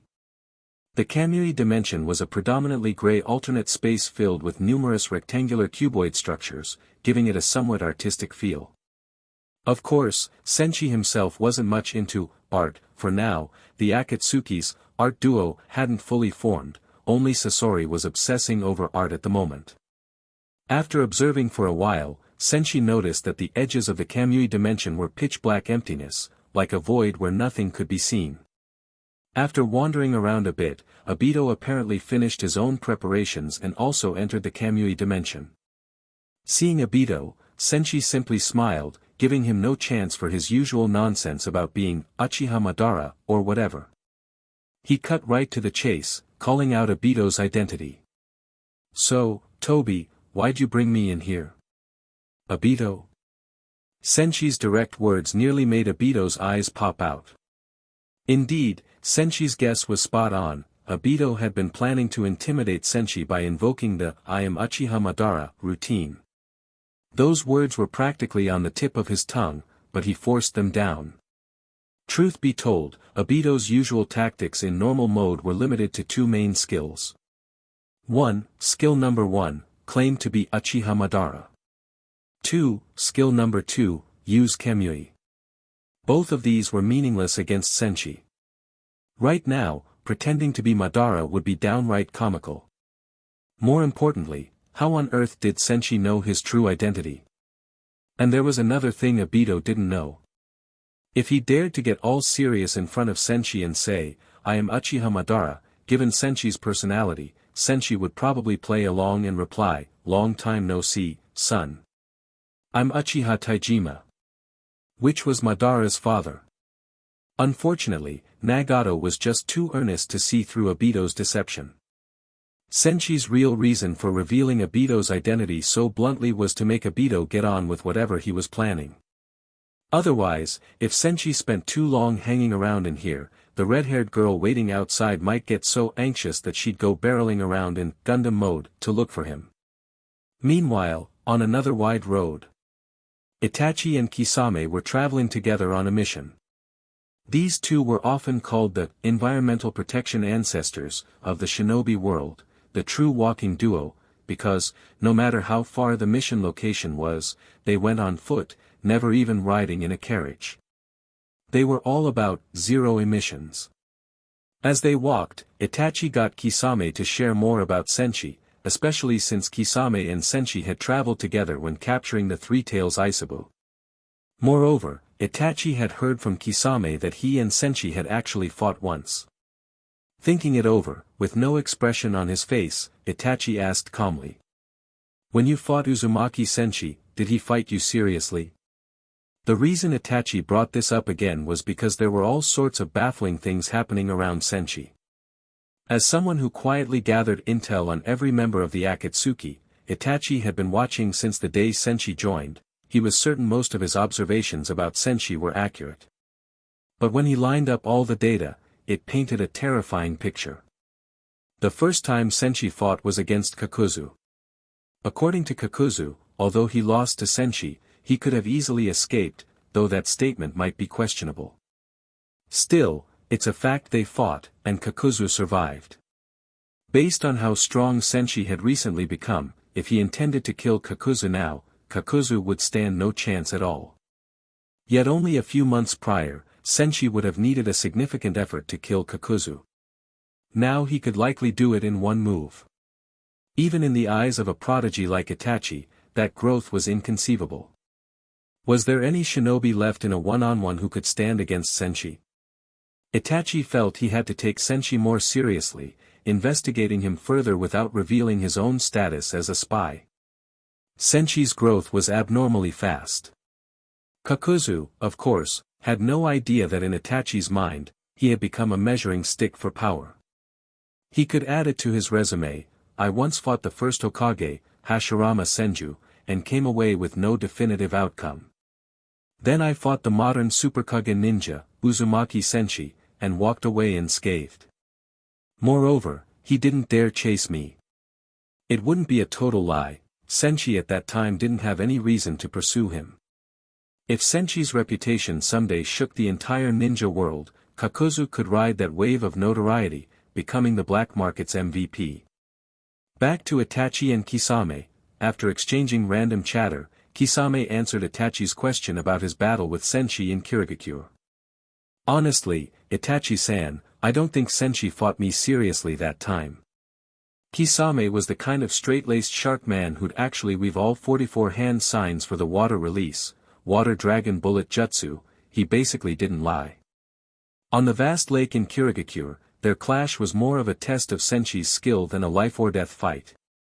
Kisame bared his teeth in a grin. Kakuzu has this habit of killing his own teammates, and Senshi was a bit offbeat to begin with. Partnering on a mission with Kakuzu only caused him to adopt some of Kakuzu's ways. While we were on that mission in Kirigakure, Senshi was primarily interested in cashing in on the bounty, so he insisted that I keep the targets alive. He said dead targets are worth less. At the time, I wanted to see for myself what Senshi was made of, since Kakuzu claimed he was extremely powerful. But once the fight began, despite Senshi not really going all out, I still got completely crushed. I nearly died. Remembering that encounter at Kirigakure's lake, Kisame couldn't help feeling emotional, even though it happened quite a while back. Even back then, Senshi was already very strong, now he'd grown even more formidable. If not for his own resilience and the healing from his sword, Samahata, Kisame would likely have been killed outright. He trusted Itachi enough to tell him everything truthfully. Unlike many other Akatsuki members, each harboring their own agendas, Kisame actually believed in the group's ultimate goals and stayed to see them through. Hearing the full details of Kisame's narrow escape, Itachi concluded that Senshi was an extremely dangerous individual. His danger rating rose even further. Itachi even thought, if Senshi had been born earlier, Uzushigakure might never have been destroyed. Under Senshi's leadership, the Uzumaki clan could have built a village to rival the Big Five, given his Superkage-level might and strategic vision. After all, in part thanks to his ideas, Aim and Kusa had allied, both enjoying significant development. But it was too late now, Land of Whirlpools was gone, and Uzushio was ancient history. Otherwise the ninja world would be a much livelier place. Itachi and Kisame pressed on, only to find someone suddenly appear in the middle of the road, blocking their path. It wasn't Obito, he was still tangled up with Senshi in the Kamui dimension. The person facing them was another old acquaintance and fellow Akatsuki member, Orochimaru. Orochimaru looked troubled. He desperately wanted a perfect container to possess, but that was proving far too difficult to obtain. After Senshi had left, Orochimaru stewed over it a long time and finally decided to check with Itachi. Orochimaru had some knowledge of Itachi, he didn't consider Itachi a real threat at this point. When Orochimaru first gained fame as one of the legendary Sannin, Itachi hadn't even been born yet. In his eyes, Itachi's performance in the Akatsuki had been fairly average, he hadn't shown any overwhelming power. So Orochimaru believed if he challenged Itachi, he stood a good chance of winning. More importantly, Orochimaru had no desire to become a wanted traitor targeted by Senshi. The rest of the group wouldn't even need to lift a finger if they could just throw money at Senshi, who would happily hunt down and finish him off. Thus, he planned a sneak attack under the guise of a friendly sparring session to incapacitate Itachi, haul him away to some hidden base, and perform his living corpse reincarnation. Uchiha bodies were far too perfect as vessels. If he succeeded in taking over Itachi's body, Senshi's threat would be greatly diminished. So when he blocked Itachi and Kisame's path, Orochimaru stuck out his tongue in what he considered a friendly smile and said, "Uchiha Itachi, I have a favor to ask. I've been developing a new jutsu, and I'd like you to test it with me, just a simple sparring match." He finished, but Itachi's face remained expressionless. He had no interest in fighting Orochimaru.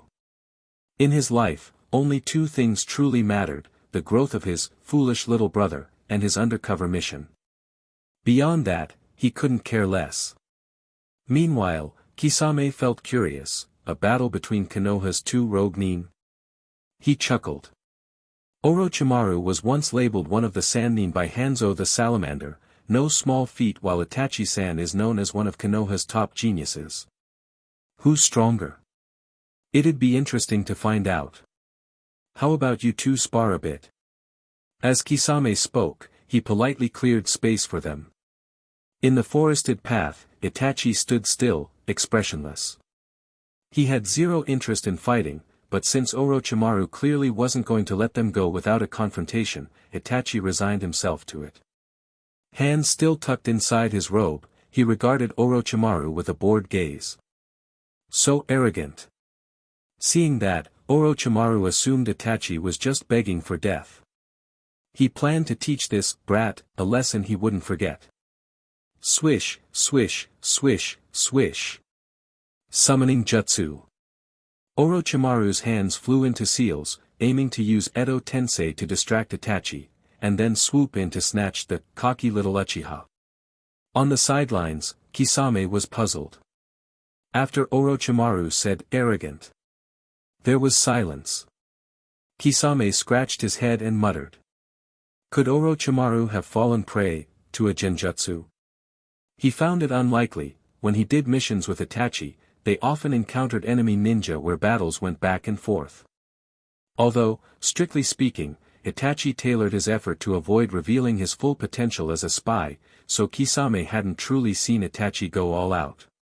But Orochimaru was a legendary Sannin. How could he be bested like a random nobody from their usual missions? What Kisame didn't realize was that whenever Itachi faced skilled opponents, he often held back for covert reasons.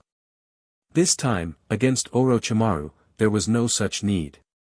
Even before Orochimaru spoke, Itachi had already released a genjutsu on him. Now he was drawing Orochimaru into a mental illusion space. In that blood-red dimension full of strange black cubes, crows cawed, gradually coalescing into the form of Itachi at some distance. Orochimaru's mind reeled. Damn it, when did he cast this genjutsu?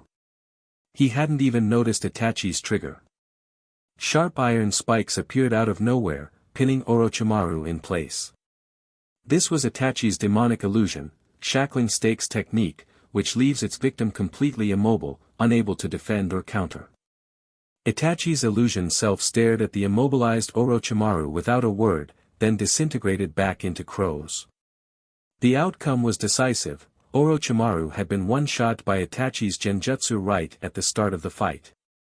When the illusion finally ended, Orochimaru collapsed to his hands and knees, panting heavily, thoroughly shaken.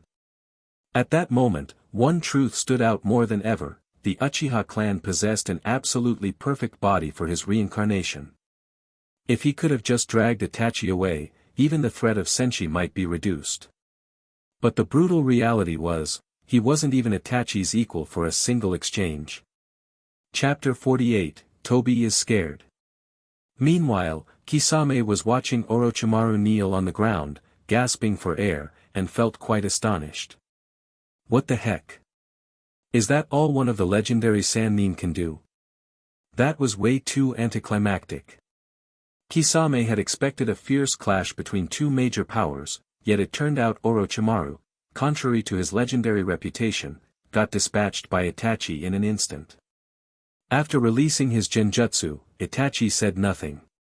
He simply continued on his way, as though defeating Orochimaru was trivial. No extra words, no additional reaction, he just left. Kisame glanced at Orochimaru, then hurried to catch up with Itachi. Orochimaru stared at Itachi's retreating figure, his expression dark and grim. I underestimated him. That Uchiha brat really is unfathomable. His genjutsu is truly superb, I didn't notice a thing. And judging by how calm he looked, he must be hiding even more power. Even if I carefully planned an ambush, I still might not beat him. That left Orochimaru deeply conflicted. Did he really have to pay a sky-high commission of 100 million ryo just to hire Senshi to capture a living Uchiha for him? At the same time, within the Kamui dimension, Obito recovered from the shock of having his identity unmasked. From behind his mask, he scrutinized Senshi again. Inwardly, he was thinking. So he saw through my identity in one shot. Surprising, but only that much. This is my Kamui dimension, my turf. Now that he's trapped here, he's at a total disadvantage. With that in mind, Obito felt quite secure. As far as he knew, Uzumaki Senshi was a musclehead ninja, someone like a Kumogakure brawler specializing in lightning-style taijutsu. If he dragged Senshi into Kamui, Senshi was as good as a sitting duck. People like that might be fearsome in close combat, but they weren't adept in spacetime ninjutsu. Hence, Obito began questioning Senshi. Looking at Senshi, Obito spoke in a low, severe voice. All the intel on you in the Akatsuki, it's fake, isn't it? A ninja like you couldn't possibly have grown strong enough to capture the Three Tails alone without some organization or clan backing you. So what's your real identity? Whom do you serve? And why did you really join the Akatsuki? You'd better get it straight, the position you're in now isn't favorable. Spill everything, down to the last detail. Obito suspected that Senshi might be some secretly trained ninja from a certain clan or faction who had infiltrated the Akatsuki with hidden motives. Obito couldn't tolerate that possibility. After all, the whole business of collecting tailed beasts was something he'd orchestrated in the shadows, step by step, as part of his Eye of the Moon plan. According to that plan, the Akatsuki was supposed to gather tailed beasts stealthily, and in his view, it was too early to start the capture phase in earnest. After pelting Senshi with questions, Obito paused and waited. Since this was the Kamui dimension, Senshi had nowhere to run, so Obito believed he could take his time. Senshi listened casually and then answered in an indifferent tone. All the intel the Akatsuki has on me is actually correct. That data wasn't provided by me personally, the Akatsuki themselves investigated it. How could it be wrong? If the records they have are accurate, that already rules out me being from some big clan or major faction. I'm just an ordinary wandering ninja who happened to cross paths with them. In truth, the more precise description would be that he was just a passing Superkage-level ninja. As Senshi spoke, Obito watched him keenly. Obito had asked several questions in one go, and Senshi obviously hadn't answered them all. Yet Obito didn't rush him. He had all the time he needed in Kamui. Meanwhile, Obito was analyzing the impact of Senshi having joined the Akatsuki. The Akatsuki's top-tier forces are limited. They can't mount a swift blitz to capture all the tailed beasts. If the tailed beasts start disappearing one by one, the 5 great nations will definitely notice. If they respond by deploying more elite shinobi to guard the beasts, the Akatsuki will have a hard time capturing the rest. So this Uzumaki Senshi, who already handed over the 3 tails, is both a help and a hindrance. Pondering it all, Obito concluded that Senshi's presence in the Akatsuki was far more of a liability than a boon. Senshi had single-handedly taken the 3 tails, and then talked Nagato into aligning Amigakure with Kusagakure, pulling the Akatsuki away from the planned path and out of Obito's control.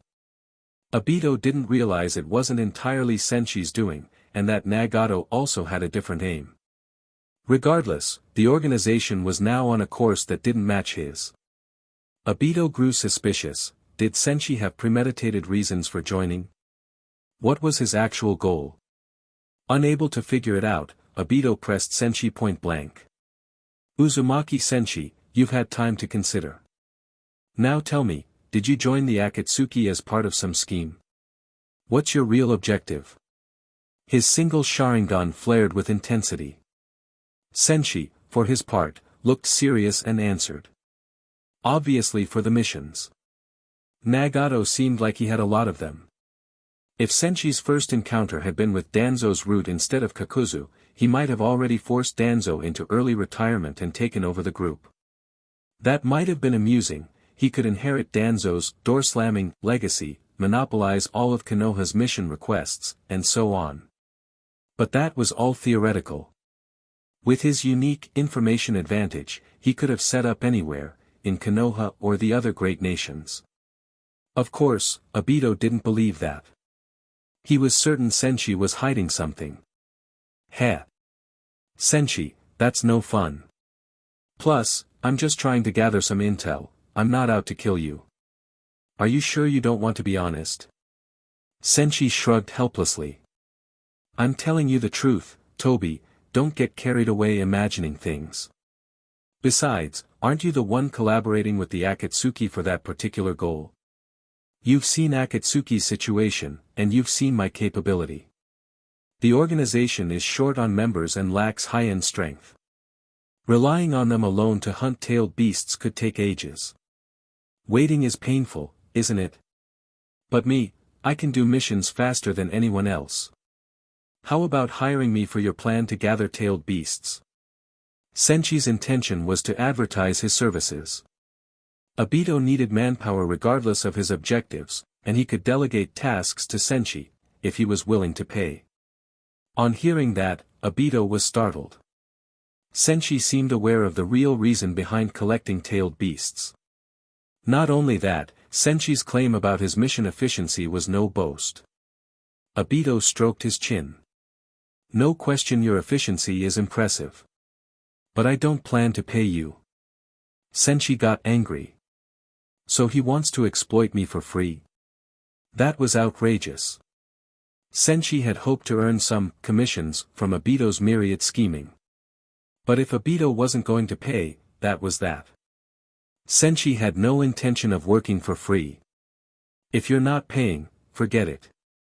In the shinobi world, it was either you mooch from them, or they mooch from you.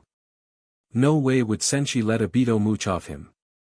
Doing paid missions and receiving system rewards was how he kept powering up, preparing for possible future alien threats.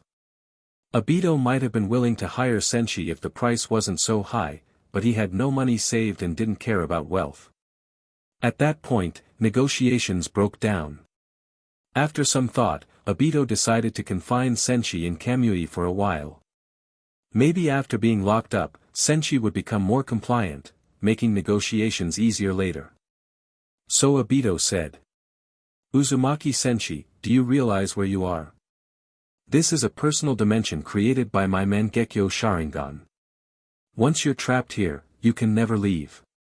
You'll remain here, reflect on things, and then come clean about your motives and sincerely work with me. Only then will I let you out. Otherwise, you'll stay here forever. And if I do release you and you still refuse to cooperate, I'll just drag you back in again. If I could catch you once, I can catch you twice. Finishing, he stared at Senshi, expecting shock. But Senshi showed no reaction at all. That left Obito puzzled. Guess he's not taking my words seriously. Maybe he thinks he can escape Kamui somehow. Heh, he's dead wrong. With that, Obito waved his hand. Think it over here, Senshi. I'm leaving now, but I hope next time I come back, you'll be ready to cooperate. He used his Ijutsu, forming a transparent spiral ripple, and vanished from Kamui, feeling rather smug at having trapped Senshi so effortlessly. But the moment he reappeared, he was stunned, because Senshi was standing right there with a broad grin. Ah, Toby. Long time no see. That bizarre scene nearly scared Obito half to death, making him question whether he'd been caught in a genjutsu. He yelled inwardly, "What's going on? How did he get out?" No answer came. Alarmed and uncertain, Obito dove back into Kamui to investigate. Once inside, sure enough, Senshi appeared shortly afterward as well. Previously, Kamui had been Obito's personal domain. Now it was evidently open to Senshi at will. Obito finally saw Senshi open some kind of dark red, black hole-like portal and just walk in again. At that point, the Mangekyo-wielding Obito felt an overwhelming dread under Senshi's tattoo-based space-time ability. Damn! How is this possible? His mind nearly crashed. He was experienced with space-time ninjutsu, but Senshi's method was something entirely different. Plus, even if Senshi could use teleportation, entering Obito's private Kamui dimension was a different matter altogether. Looking at Obito's shocked face, Senshi said cheerfully.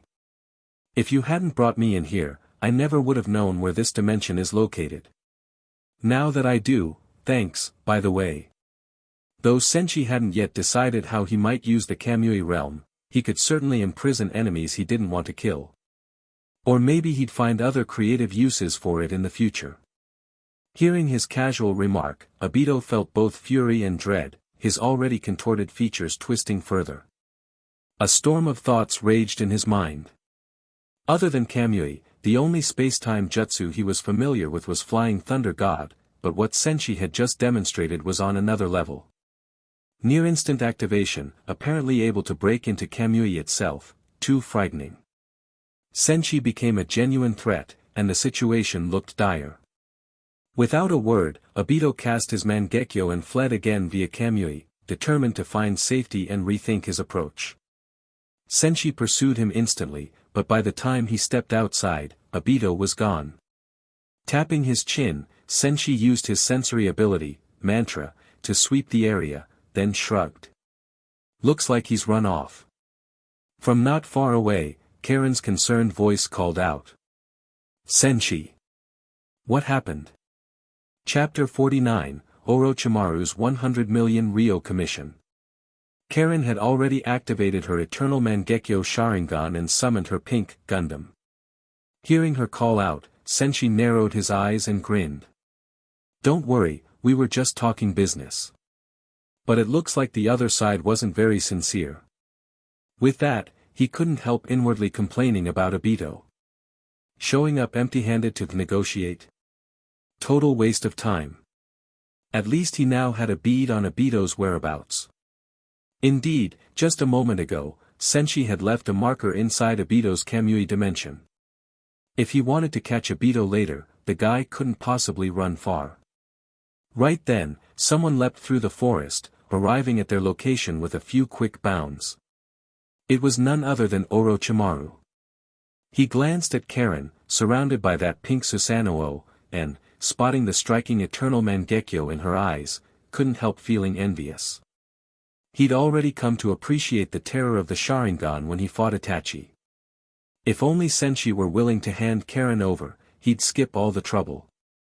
But Orochimaru didn't push that. He was worried if he even hinted at it, Karen might come charging at him in her Gundam, and that would be more trouble than it was worth.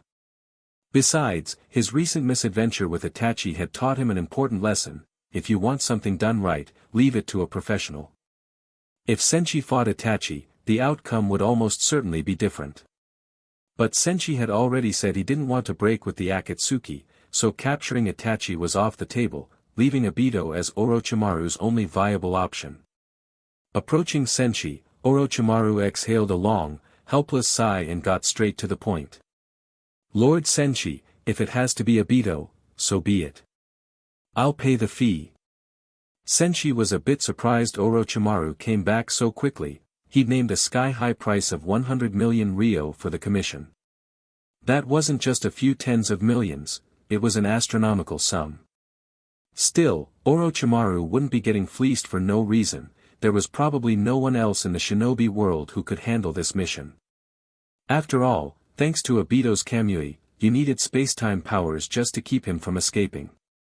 And if Orochimaru also wanted Obito's other Sharingan, currently with 50-50 Hatake Kakashi, that was tricky intel to begin with, never mind infiltrating Konoha to snatch it. Truth be told, the Sharingan caused as many problems for Kakashi as it solved. He didn't have Uzumaki physiology with near-limitless chakra, nor did he have Hashirama cells to freely power the eye.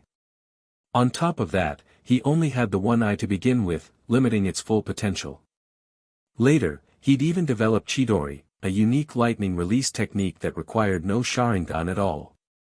Clearly, Kakashi would still have become formidable without it. Standing on the wooded path, Orochimaru finished speaking and waited for Senshi's reply. In his view, Senshi was the only one who could pull off this task. Senshi thought so too. Although going to Konoha, he'd best not walk right up to the main gate.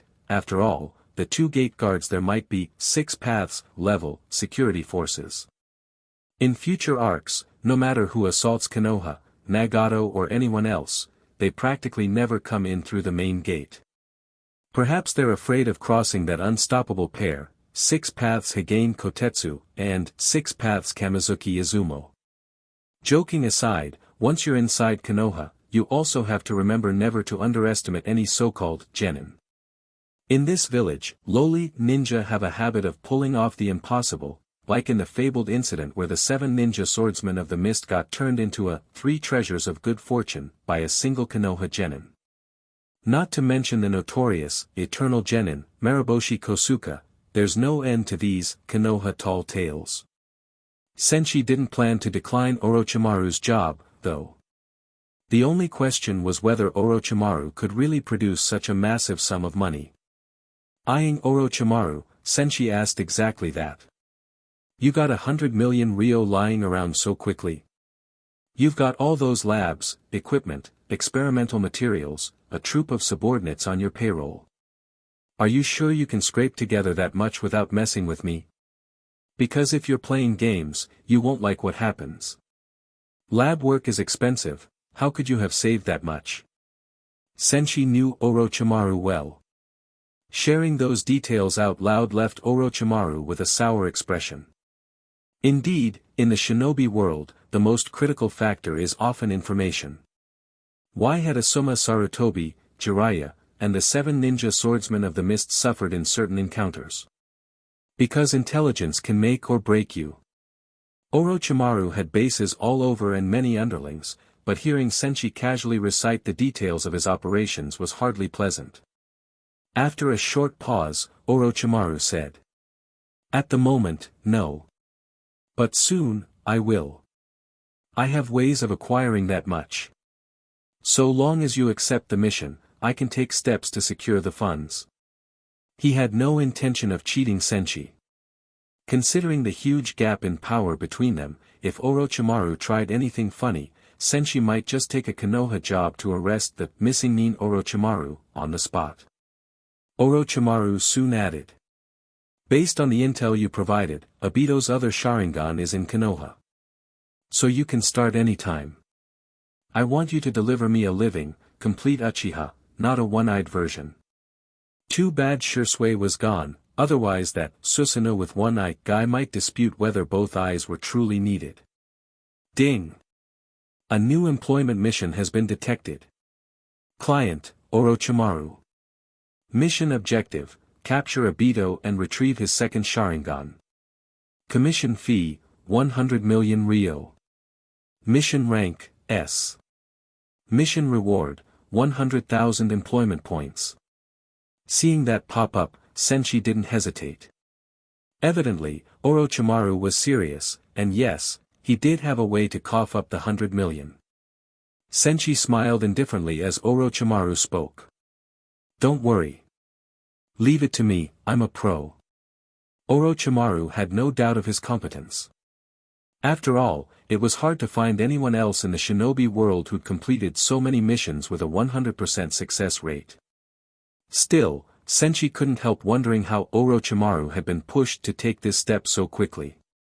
Maybe it was that disastrous fight with Itachi. Or maybe something else had triggered him.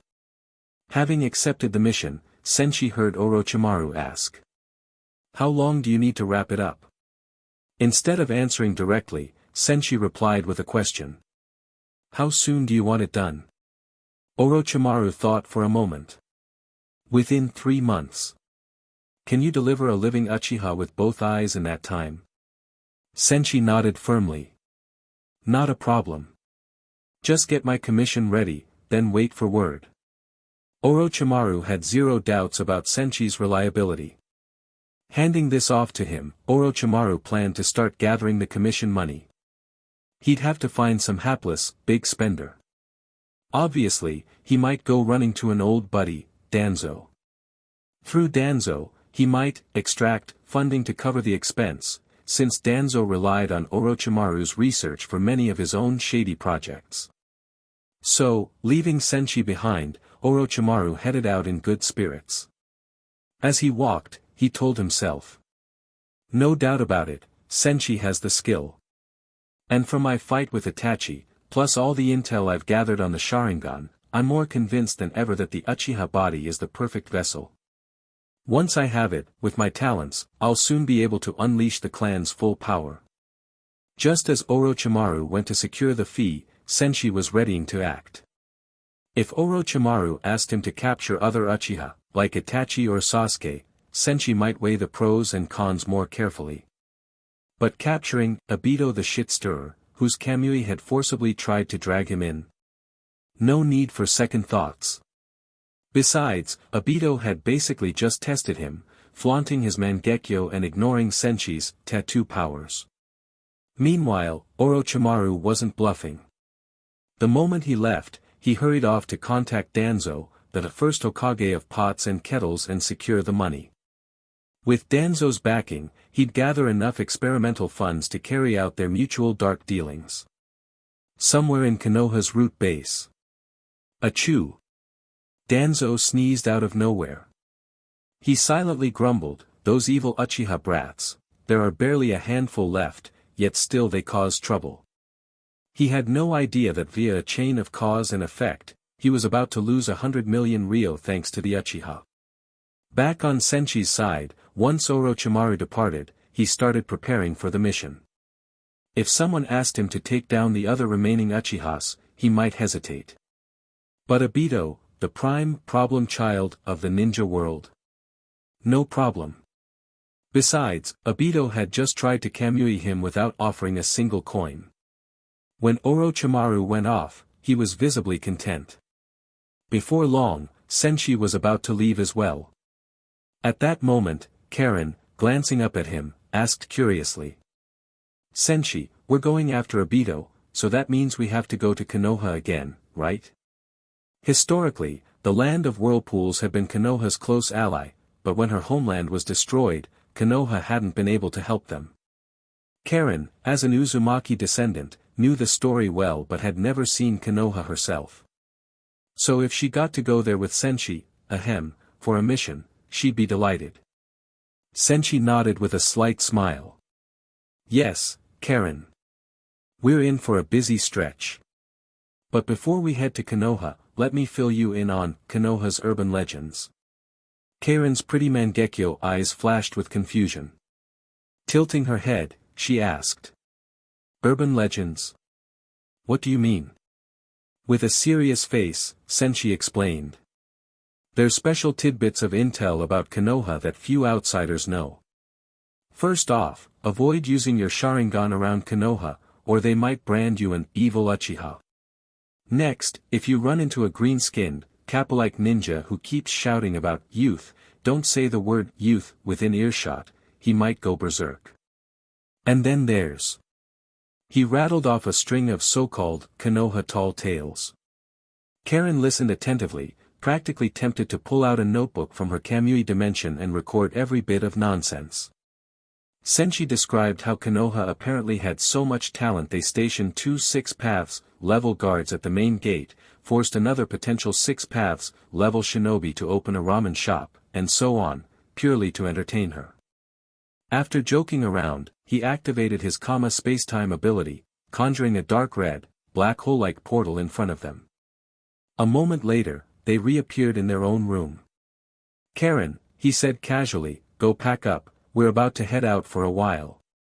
Okay. Karen bustled around in her bedroom, organizing her things. Then she ran to the kitchen, storing her cookware in her Kamui dimension.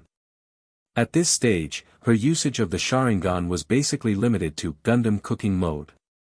The first Hokage, Hashirama, once admired Madara's creativity in summoning Susanoo with a tailed beast overlay. If he ever saw Karen frying meals in a pink Susanoo, he might marvel at how the innovative spirit of the Uchiha had been passed down. Once she finished, the two of them dashed over to Kakuzu's door. Senshi kicked it open, but contrary to his usual scenario of scaring Kakuzu out of bed, he found Kakuzu already sitting there calmly, legs crossed, as though he'd been expecting him. Chapter 50, Would Release, Villa. Senshi wasted no time and went straight to the point. Kakuzu, we've got a mission. He shouts loudly. It's time for our Mission Crazy Squad to shine again. We're heading off to Konoha for a big job. Sitting properly on his bed, Kakuzu met Senshi's gaze with a calm, confident stare. It was too bad Amagekyu's tobacco trade wasn't developed, otherwise he'd probably have lit a cigarette, taken a lazy drag, and then replied in a haze of smoke. Still, maybe he'd get to rob Konoha's crown prince later, who knew? Once Senshi explained why he'd come, Kakuzu's face took on a look of regret. He shook his head decisively, speaking in an unusually firm tone. Sorry, I won't be joining you this time. Senshi. After a brief pause, Senshi couldn't help but burst into laughter. Kakuzu, you're getting ahead of yourself. Do you think your decision even matters? It seemed to Senshi that Kakuzu had forgotten the fear of being forcibly hauled off to the black market for non-stop missions. Yet instead of using force, Senshi asked calmly. Why won't you come along? Given that Kakuzu was the greatest hired hand in the shinobi world, a man who'd been at it since the first Hokage's era, his famous name held sway in black markets everywhere. When they weren't actively on a job, Senshi would let Kakuzu rest. But now a mission had presented itself, so naturally Senshi wanted to bring him. Kakuzu sighed and spoke with a hint of sarcastic resignation. It's not that I don't want to, I've just got a new mission already. He spread his hands, feigning helplessness, though beneath his mask his grin was practically unstoppable. He wasn't lying, he really did have another mission. Senshi, curious, asked. What mission? You can do it with me. Kakuzu shook his head in regret. No can do. My assignment and yours won't line up. The organization told me to recruit a new member, so I can't go with you this time. I'll be setting off soon to do just that. You should go on and carry out your own mission. Senshi. At a loss for words, he finally complained. If you don't come along, that means I'll lose out on so many commissions I could pick up on the way. After all, Senshi's brand was relatively new, he'd been active in the black market less than a year. Kakuzu, on the other hand, was a century-old big name. When traveling around Amigakure, Kyuzugakure, or Kirigakure, Senshi's own notoriety was enough to land them tasks easily. But beyond those regions, his mission terrorist reputation wouldn't open as many doors. Hearing that, Kakuzu felt secretly overjoyed. Serves you right, Senshi. All those times they traveled together, Senshi had treated him as some tireless ox, running missions day and night without stopping. Now, at last, the Akatsuki had given Kakuzu a special assignment of his own, meaning Senshi couldn't rope him in. Seeing the dumbfounded look on Senshi's face only made Kakuzu more smug. He said, with an air of mock seriousness. I, too, mourn that we can't join forces to scour missions on our way to Konoha. It's truly a shame. But there's nothing to be done. I promise there'll be a next time. Senshi, skeptical, asked. So why do I feel like you're not mourning at all, but rather enjoying this? Kakuzu flat out denied it. I was trained in Takigakure, no matter how amusing the mission topic, I don't laugh. Right then, I'm off. With that, he practically fled his own room, afraid he wouldn't be able to contain his glee and would burst out laughing any second. At last, he had the upper hand. He'd been waiting ages for Senshi to come back, just so he could gloat. Once Kakuzu had gone, Senshi went to see Kisame. If Kakuzu wasn't willing, maybe the honest shark would do. The Akatsuki usually operated in pairs, supervising and helping each other.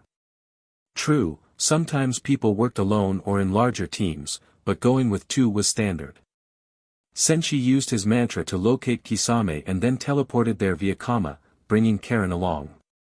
The moment Kisame saw him appear out of nowhere, he felt a jolt of unease, troubles here. This devil of a guy just randomly showed up with some fancy spacetime jutsu. He licked his lips nervously and asked. Uzumaki Senshi, what do you want? Senshi cut straight to the point. I have a mission in Konoha. Want to come along? At that, Kisame shook his head with such vigor that his silhouette seemed to blur. No, no, no way.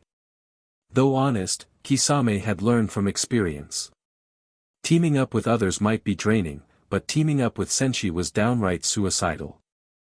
That time in Kirigakure, Senshi had beaten him half to death, then almost sold him to collect a bounty. Meanwhile, when working with Itachi, he might have to walk everywhere at a snail's pace, but at least it was safe. He trusted Itachi, who might be the only one in the Akatsuki who definitely wasn't an undercover agent. Kisame's face now showed aversion, fear, and outright refusal. Seeing Kisame's unwavering stance, Senshi was speechless. What the? You guys all bail at the crucial moment. None of you'll go. So I have to do this alone in that dangerous village. Kisame said nothing but privately thought, facing Konoha's ninja, at least I can flee if it's too tough. Facing Senshi, I can't fight him or outrun him. At that moment, Karen peeked out from behind Senshi's shoulder, speaking gently but resolutely. Don't worry, Senshi. If they're all turning you down, I won't. I'll go with you any time. I'll never dislike going on missions together. Senshi turned to see Karen's earnest expression, and he couldn't help smiling wryly. Still, a sense of warmth spread in his chest. It was always better to have a companion than go alone. Thanks, Karen. All right, then, let's get going, cough, cough. Karen, determined, nodded vigorously. The small arms she had wrapped around Senchi's neck unconsciously tightened, nearly choking him. She was set on being a competent partner, no letting Senchi down. If Senchi knew what she was thinking, he would have realized this was the power of bonds. In the shinobi world, that's the supreme law. If you break it, even an Otsutsuki god might get smacked around. Karen was thrilled. Previously, she was just his little assistant. Now, she was a genuine partner. But after they walked a short distance, Senchi suddenly paused, face darkening. Confused and worried, Karen asked. Senchi, what's wrong? He complained. We're heading into unfamiliar territory. I tried to pick up an escort mission from a caravan, but we were out of luck. Missing out on that is a total waste. He didn't particularly care about the monetary reward, he cared about the system's bonus. Karen just blinked, wondering what was so serious, then offered. So, we can just teleport ourselves with spacetime ninjutsu, right? Senchi shook his head. No. I wanted that mission so I could build some reputation in places where I'm not known. This time I plan to send out wood-style clones everywhere along our route to local black markets, to gain notoriety so I can snag missions easier in the future. With that, he wove signs, and a series of wood-style clones sprouted from the ground like men out of the earth. Senchi decided Kakuzu must never hear about his failing to land an escort mission. His image as the unstoppable, mission killer, would suffer. Observing all those clones, Karen gasped. Senchi, is it really okay to send so many wood-style clones? Won't that drain your chakra? She was no stranger to large chakra reserves herself, but it still seemed insane. Senchi, ruffling her red hair into a messy tangle, replied. It's fine. Feels like I hardly used any chakra at all. Fuming, Karen pouted her cheeks and swung her little fists in mock anger. Senchi had a habit of messing up her carefully groomed hair. So annoying. He took off running, lightning quick, and she gave chase, unable to match his speed until she used her spacetime jutsu herself. ZZZT. A swirling, translucent vortex opened before her, and she vanished, reappearing right in Senchi's path. If he didn't have dimensional tricks, he'd never outrun me now. Senchi was really just teaching Karen combat tactics through playful scuffling. She was a highly versatile ninja, after all, a sensory type, a medical type, and now someone with the eternal Mangekyo. He wanted to help her develop her fighting powers properly. Susanoo. Karen knew that Senchi's games were part of her training. So the moment she teleported in front of him, she activated Susanoo in a flourish. Boom! A skeletal pink frame enveloped her. Transparent flesh formed over its bones, then armor plating, until it had legs, and eventually a full suit of armor. Then she controlled Susanoo to attack Senchi. Clang! A sword rang free from its scabbard with a horizontal sweep. Swoosh! Countless trees behind Senchi were sliced down. He leaned backward, disappearing into a dark red vortex, courtesy of his kama, and re-emerged above Susanoo, lightning flickering around him. Eat this Yaboku. Boom! Even though he wasn't using full force, the blow made Susanoo tremble. By now, Senchi's mastery of lightning release eclipsed any Reikage in history. If the Kumogakure knew, they'd probably beg him to teach them. Swoosh! Susanoo's blade struck upward. This time, Senchi didn't teleport away. Instead, he dashed in a lightning-quick movement, appearing right by the giant's forehead. Chop! Wham! Lightning crackled as his punch hammered Susanoo in the head, making it totter precariously. If he were to unleash his full arsenal, like the true several thousand hands, that would basically reenact Hashirama versus Madara. After trading about 30 moves, he said to Karen. That's enough for today. Karen deactivated Susanoo and asked eagerly. Did I improve? Senshi nodded, thinking to himself how far she'd come. In the original timeline, Karen might have been stumped by a single bear. Now she could flatten multiple bears unless a certain Doraemon plus Nobita duo turned up. That said, he also noticed her offensive repertoire was limited. Against run-of-the-mill foes, she might easily dominate, but she didn't need Susanoo for just anyone. Still, he pushed that thought aside for now. Before long, the two arrived at a clearing. Senshi clapped his hands together and cast a technique. Wood release, Villa Jutsu. Boom. Boom. Boom. Rows of wooden beams and boards sprang from the ground, rearranging themselves. In just moments, a luxurious wooden villa stood before them. Clearly, Senshi knew how to enjoy himself. He'd taken the wood-style four-pillar house jutsu, also joked about as the wood-style two-bedroom suite, and elevated it into a full-blown villa by virtue of his massive chakra tonnage. Possibly, Captain Yamato would feel envy at seeing Senshi's advanced version of the jutsu. Glancing at the new house, Senshi said casually. Karen, let's rest here tonight. Chapter 51, Go Big or Go Home. Senshi was feeling rather vexed. He realized he'd been short-sighted before. He really should have taken Kakuzu with him all over the ninja world to do missions, spread his fame, and then, no matter where he went, he wouldn't have trouble finding work. Just then, Karen tugged at his sleeve. Senshi, I can sense Orochimaru's presence somewhere nearby. Hearing that, Senshi paused for a moment, then understood. For a long time now, the so-called first Hokage of pots and kettles, the 5.5th Hokage, aka Shimura Danzo, had secretly funded Orochimaru's experiments. Don't worry about it, Senshi said. We don't need to bother with him. Normally, Senshi wouldn't keep his mantra ability active all the time. The barrage of information would be too noisy. Knowing Orochimaru was lurking didn't concern him. He already had a good idea of what Orochimaru was up to. A short while earlier, Orochimaru stood in the leafy path for a moment. Soon, a Konoha ninja leaning on a cane, one arm wrapped in bandages, approached from a distance. It was Shimura Danzo. Seeing Orochimaru show up in person, Danzo was somewhat surprised. I never expected you to come here yourself. That's unexpected. Since you've come in person, I take it there's been huge progress with those projects I hired you for. Orochimaru gave a snake-like grin. Of course. We've made significant progress, but it's still incomplete. If I'm to continue my research, I need funds, lots of them. Danzo's face instantly darkened.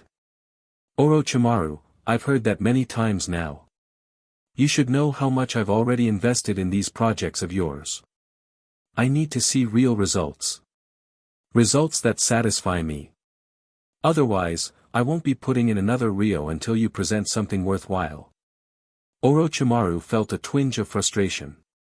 One of Danzo's prime directives had been for him to cultivate Hashirama's cells. Orochimaru did have some success, but he wasn't about to hand it all over yet. So long as he withheld it, Danzo would keep the funds flowing. But now, with the matter of obtaining a perfect Uchiha vessel, he had no choice but to offer at least some tangible findings. Finally, he decided to show part of his progress with Hashirama's cells. He gave a curt nod. Of course I have something that'll please you. No sooner did he say that than a loud crack noise echoed from afar. Crack crack. Clack, clack. It was quite the ruckus. Both Orochimaru and Danzo turned at the commotion, only to see a massive, lavish wooden villa rising amidst the trees. Danzo was completely stunned. Wow! This scale of wood release. Have you developed the first Hokage's cells to that level now? Compared to those previous failures, this is on a whole different plane, marvelous. I'm very pleased. Elated, he made to hurry toward that giant wooden construct. Orochimaru, seeing the villa, froze momentarily and then quickly realized Danzo was misunderstanding. As far as Orochimaru knew, in the current ninja world, there was really only one person who could perform wood release on that scale, Uzumaki Senshi. Obviously, Senshi must be nearby building that wooden mansion for some reason, perhaps preparing to snatch the Sharingan from Konoha. So professional. Observing Danzo's mistake, Orochimaru felt secretly delighted. Lucky me. This is the perfect chance to swindle him. A wood release of such magnitude is on par with the first Hokage's. And Senshi definitely has no idea what's going on here. Which means, he won't even know to claim a share of the research funding. Excellent. Having been influenced by a certain mercenary, Orochimaru now excelled at extortion tactics. Spotting this golden opportunity to empty Danzo's pockets, he suppressed a snicker while Danzo stared, intent on going closer. Orochimaru quickly coughed. It's no use going over there. That individual is in an uncontrolled state. If you approach, you might get attacked. Danzo stopped, frowning. What's going on? Orochimaru sighed in feigned helplessness. As I said, the results are still incomplete, so I can't fully control them. Danzo's already grim face looked even darker now. He spoke coldly. Orochimaru, I've poured so much money into your research, and you're telling me now you can't control the subject? Orochimaru shrugged offhandedly. Danzo, research is research. As long as I produce results, that's good enough. Once we have a breakthrough, we refine it until the flaws are gone. Think of how ninjutsu is developed. Once you have a prototype, you keep perfecting it until it becomes truly powerful. Danzo didn't want to hear any of that. All he wanted was for Orochimaru to meet his demands. But he'd shelled out huge sums of money already, and for what? Dissatisfied, he grimaced. Orochimaru leaned in with a crafty tone. Look, you can see for yourself how great this achievement is. The wood release on display doesn't lose out to the first Hokage's. The one real drawback is its instability. With a bit more funding, I can perfect it. And then, I might even implant these new Hashirama cells into you, letting you wield wood release yourself. At that, Danzo's scowl remained, but inwardly he was reeling. You mean, your newly cultivated Hashirama cells could be transplanted into me? Then I could have this level of wood release. Orochimaru laughed internally. If he really had cells that gave people, first Hokage level, wood release, he would have used them on himself already.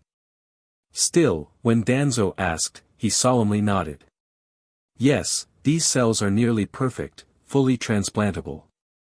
Once implanted, you'd gain incredible wood release power. Of course, like I said, the process is incomplete, so the research must continue. He was basically bamboozling Danzo, who was out of his depth when it came to scientific research. Staring at the giant wooden villa in the distance, Danzo was deeply tempted. He thought, I've told Hiruzen countless times that sacrifices are unavoidable for the sake of the will of fire. Remember the era of the first Hokage, when Konoha was unbeatable? That was thanks to wood release. Being able to harness that again would be phenomenal. People might die. Well, that's the price we pay. Hiruzen, you're too soft. If you saw this scale of wood release, you'd realize I was right all along. He grew more and more excited, picturing how he would soon prove himself right to the Sandaime, and how Konoha would grow stronger with the mass production of wood release wielders. His heart pounded at the thought, and he looked to Orochimaru. How much funding are we talking about? Orochimaru answered blandly. 1 billion ryo. Danzo's lone eye bulged in disbelief. How much? Folding his arms, Orochimaru repeated decisively. 1 billion. In past dealings, Orochimaru had adopted a steady drip approach, asking for modest sums over time, occasionally throwing Danzo a few small successes. But this time, since he had no real way to produce such a massive wood release for Danzo, why not go big or go home? A one-off, sky-high demand. An eerie hush fell upon the forest, only broken by the faint rustle of the breeze tousling Orochimaru's long hair and Danzo's robe. Although Orochimaru was a missing nin, his scientific expertise was nearly unmatched. Danzo needed him. Their relationship was never exactly pleasant cooperation, but both had found it mutually beneficial. Orochimaru was no entrepreneur. If Danzo refused to pay, Orochimaru would have to waste time scraping funds from elsewhere, which he didn't want. Likewise, Danzo's root needed Orochimaru's inventions. Finally Danzo spoke, his eye cold. 1 billion. Orochimaru, do you know what that kind of money represents in the shinobi world? Nobody can just whip that out of nowhere. Are you messing with me? Why do you suddenly need so much? Danzo wasn't sure what Orochimaru was scheming. Usually he only asked for relatively modest amounts, showing some progress each time. Today he wanted an astronomical sum. Yes, certain bounties in the exchange houses might be listed at insane figures, like 7 billion, but that was all theoretical, no one ever actually got it. Danzo, being ruthless, could still gather a fair chunk of money if it wasn't too huge, but this was too much. Orochimaru's golden eyes stared back, as if expecting Danzo's pushback. No matter, he knew Danzo's weak point. With a sly grin, he responded. Well, in that case, there's nothing for it. If you can't provide the necessary funding, we'll have to suspend the project. Danzo's eyes went bloodshot. Suspend the project? Don't be ridiculous. There was no way Danzo would allow that. He'd dumped so much capital into Orochimaru's research, money, secret test subjects, all sorts of shady deals, and now at the brink of success, Orochimaru threatened to abandon it. Never. Orochimaru smiled inwardly. Danzo's reaction was exactly as he expected. All the time and resources Danzo had already put in were a sunk cost. Although Orochimaru occasionally gave Danzo some moderate results, he never turned over a definitive breakthrough. And now that Danzo glimpsed such a powerful wood release, or so he believed, there was no turning back. Even a cunning fox like Danzo, Orochimaru thought, is just like a gambler who's put in too many chips to back out now. Danzo stood silent for a long while, torn. He cursed Orochimaru for daring to extort him like this, yet what choice did he have? Finally, he asked. If I give you enough funds, how long before you finish? How long until I can fully master a wood release rivaling the first Hokage's? Orochimaru answered without hesitation. It's already in the final stage. I'd estimate 2 months. You've seen with your own eyes that would release out there. No need for me to say more. Just think, if Root gets a hold of a technique to mass-produce would release users, imagine what that means for Konoha, and for you. Chapter 52, Shimada. Orochimaru's words were filled with temptation. For Danzo, it was almost irresistible, like a certain star who, upon seeing the goat, simply can't walk away. Even so, Danzo still wore a grim expression. After some deliberation, he finally said. Give me 3 days. I'll have an answer for you then. Elsewhere, hidden in the woods. Out of curiosity, Senshi was using his mantra to eavesdrop on Orochimaru's conversation. He only caught bits, focusing on Orochimaru's bargaining with Danzo over research funding. Whoa! Orochimaru really is black-hearted, asking for 1 billion ryo just like that. Senshi smacked his lips in disbelief. Orochimaru's current commission to hire him was set at 100 million ryo, Senshi had felt that was already pretty steep. Yet here Orochimaru was, asking Danzo for 1 billion. After Senshi was paid, he'd certainly fulfill Orochimaru's request 100%. But what Orochimaru had just done amounted to tricking Danzo with empty promises, and Danzo actually believed it. Senshi shook his head. He had at least some understanding of Orochimaru's research progress on wood release. Even if there were some minor breakthroughs, they were nothing to brag about. Maybe he could grow a 3-room, 1 living area, sized wooden hut, at best. How had Danzo fallen for this? 1 billion ryo.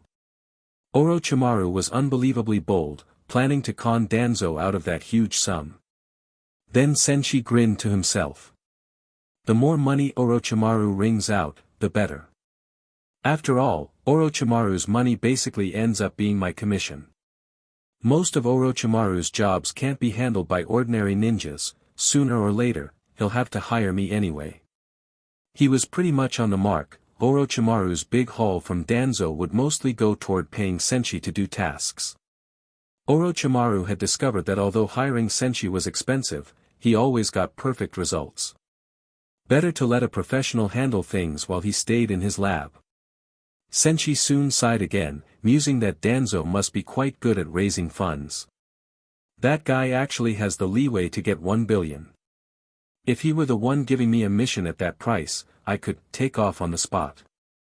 Now that he thought about it, maybe he should see if he could snag a job from Danzo. Since Danzo could collaborate with a slimy traitor like Orochimaru, why wouldn't he pay a top-notch mercenary like Senshi? In the woods, Orochimaru's every movement was under Senshi's watch, though Orochimaru was oblivious. Feeling content about duping Danzo, Orochimaru headed off, leaving Danzo standing there, staring in silence at the massive wooden villa. 1 billion ryo was an astronomical number to a normal person, and even for Danzo, someone who didn't care about wealth but loved power, coming up with that sum was no small matter. Still, as a high-level figure in Konoha, he had some means of drawing funds. Now, he was like a gambler with one final throw of the dice, to bet on Orochimaru's experiment or not. Inside, he was shaken to the core. If I stop now, all my previous investment is wasted.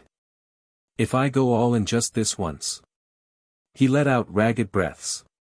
The money he'd poured into Orochimaru's research felt like pieces cut from his own flesh. He wouldn't accept not getting results. But if he invested more, maybe it would yield that long-sought wood release. That thought was like a shot of adrenaline to Danzo's system, making his single eye redden with excitement and the hand gripping his cane tremble. He pictured returning to Konoha wielding a perfect wood release, forging an entire army of wood users, reviving the village's glory. Then, in that scenario, 1 billion ryo would seem trivial. He'd be hailed as Konoha's hero, surpassing Hiruzen, possibly even getting pushed onto the Hokage seat. As the fervor set in, Danzo's mind underwent a subtle shift. His craving to merge with Hashirama's cells perfectly and gain the first Hokage's godlike power grew wild, nearly drowning out his rationality. Scenes he'd longed for danced before his eyes. You'll regret this, Danzo. Hiruzen, I'm the real Hokage. Boom. Under the bright sun and gentle breeze, Senshi and Karen continued through dense, emerald forests. Thanks to wood release, villa, camping outdoors was hardly different from staying at home. In fact, with the air so fresh, sleeping amid the trees was even more relaxing. Karen was excited to see Konoha, Senshi not so much. He knew Konoha's layout better than most anyway, and from what he recalled, there wasn't anything major going on there right now. Karen, on the other hand, was in a great mood. Long ago, she'd heard about Konoha's prosperity, and she knew they'd once been allies of the Uzumaki in the land of whirlpools. Konoha even adopted the Uzumaki clan spiral on their flak jackets. If only Konoha hadn't been too busy dealing with its own troubles when the land of whirlpools was destroyed, maybe she and her mother wouldn't have had to flee to Kusagakure. Though, nowadays Kusagakure had changed drastically under Mui's leadership. In the past, it had been a horrific hell for Karen. Eventually, they reached a winding mountain path. Not far off, a boy was training hard. He wore a dark blue shirt bearing a red Uchiwa fan on the back, climbing a perilously steep cliff. Kids that age usually wouldn't do such dangerous training, but this boy was different, his eyes full of grim determination, harboring a deep grudge against the man who'd murdered his entire clan, his brother, Uchiha Itachi. Huff. Sasuke exhaled a heavy breath. He trained at maximum intensity every single day, but at 9 years old, he had no idea when he'd become strong enough to avenge his clan. Over a dozen wounds, both big and small, covered him, all from harsh training. I'll climb the rest of the way, then take a short rest. Like this, risking death daily might squeeze out more of his potential, forging an iron will through repeated brushes with danger. But... crack! When Sasuke grabbed a protruding rock, he realized too late it was badly weathered. It crumbled in his hand, causing him to lose his balance and tumble off the cliff. Ah! Senshi and Karen had been strolling along the mountain trail, relaxed. Suddenly, they heard that cry and saw a boy falling from the cliff. Konoha kids are all this reckless? Senshi muttered. If they're not jumping around defacing the Hokage rock, they're doing extreme training on a vertical cliff. Even as he grumbled, lightning flashed around his body in a burst of chakra. An instant later, he appeared beside the falling boy. In Sasuke's shocked eyes, both he and Senshi vanished into a dark red vortex. When they emerged from that swirling hole, they were back on solid ground. Sasuke stared at him in utter disbelief. Karen peeped out from behind Senshi's shoulder, pushing up her glasses. Ha! A good-looking boy fell from the sky. While surprised, she took a closer look. Sasuke was quite handsome. He'd been the youngest son of the Uchiha clan head, a veritable prince before the massacre. What, like him? Senshi teased, narrowing his eyes at Karen's reaction. Better not let my little assistant get kidnapped by Sasuke. In the original timeline, Karen ended up tailing him around. Without missing a beat, he pressed Karen's head back down. Karen promptly flattered. He's nothing compared to you, Senshi. He grinned. Then how about I treat you to your favorite pork cutlet bowl for lunch? You're the best, she squealed, hugging his leg in delight. Meanwhile, Sasuke, having just witnessed Senshi's lightning speed and spacetime ninjutsu, was stunned. But he quickly collected himself. Gaze flicking between the red-haired man and girl, he reined in his usual coldness long enough to offer a polite thanks. Thank you for saving me. Despite what he'd gone through, he was, after all, the son of a major clan, well raised to show manners. Senshi waved it off casually. No need. Your big brother and I, 157, go way back. Sasuke's eyes went wide. You know Itachi. Before Senshi could answer, a familiar figure emerged from behind a tree, Orochimaru. Senshi was a bit surprised, hadn't that guy left already? Seeing Senshi, Orochimaru gave a signature sinister grin. From a distance, I saw such a large scale would release. I figured it had to be you. Here to carry out that mission I gave you, are you? Senshi had thought Orochimaru would vanish after swindling Danzo. Guess not. He shrugged. What else did you think? I have a job to do. I work efficiently. Orochimaru let out his odd version of a hearty laugh. Hehe. Your efficiency is as staggering as ever, I see. Not bad at all. Hiring you was definitely the right call. No matter what I assign, you deliver. He was genuinely impressed by Senshi's speed.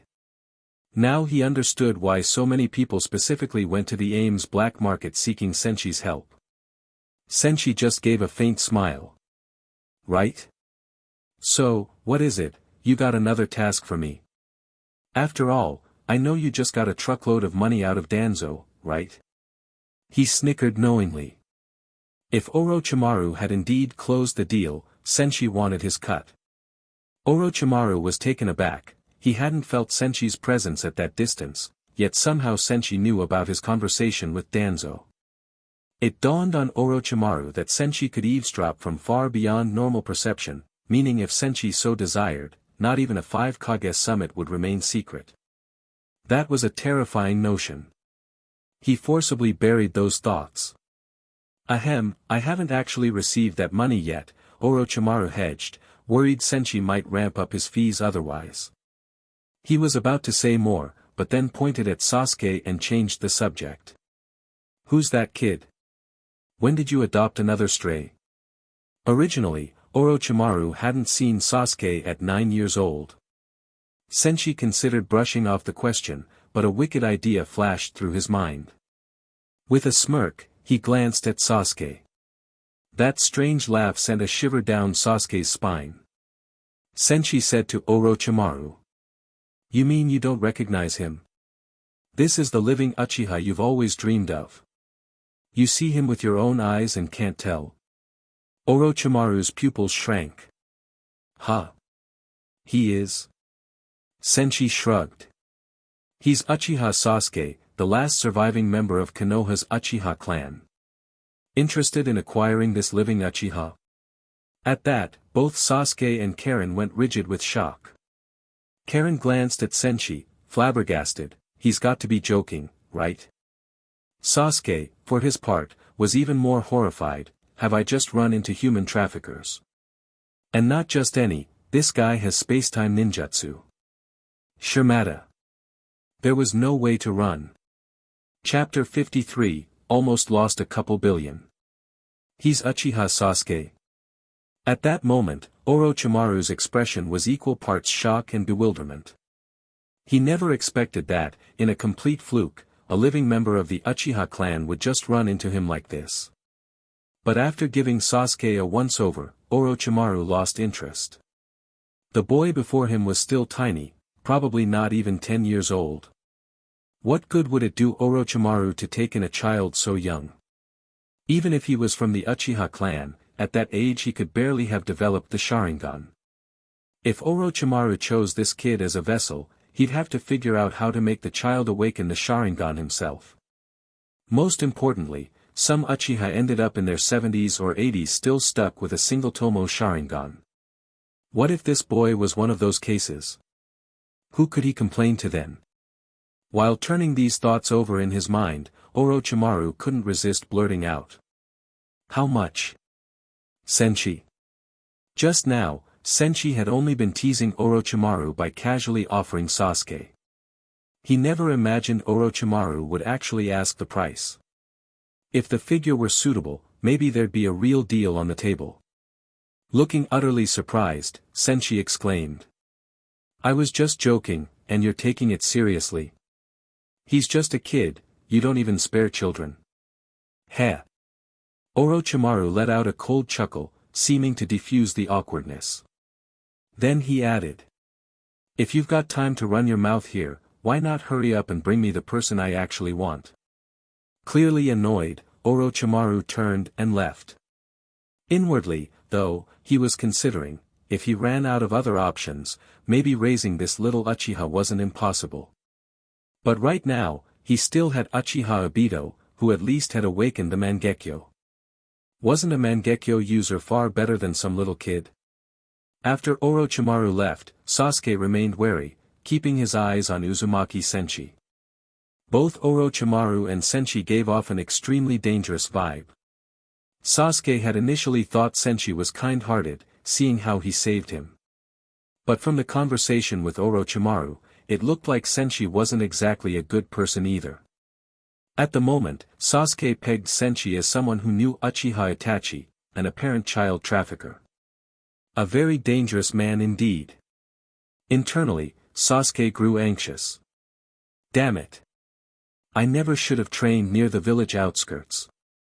With our massive power gap, I'd need at least 5 more years of training, maybe longer, just to have a shot at beating this guy. Right now, I'm not only weaker than he is, I can't even run away. What do I do? Senshi, seeing Sasuke all tense and ready to bolt, felt a bit amused. He reached out and ruffled Sasuke's naturally spiky hair, like it was plastered up with gel. Relax, I was just messing with Orochimaru. I'm not going to traffic anyone.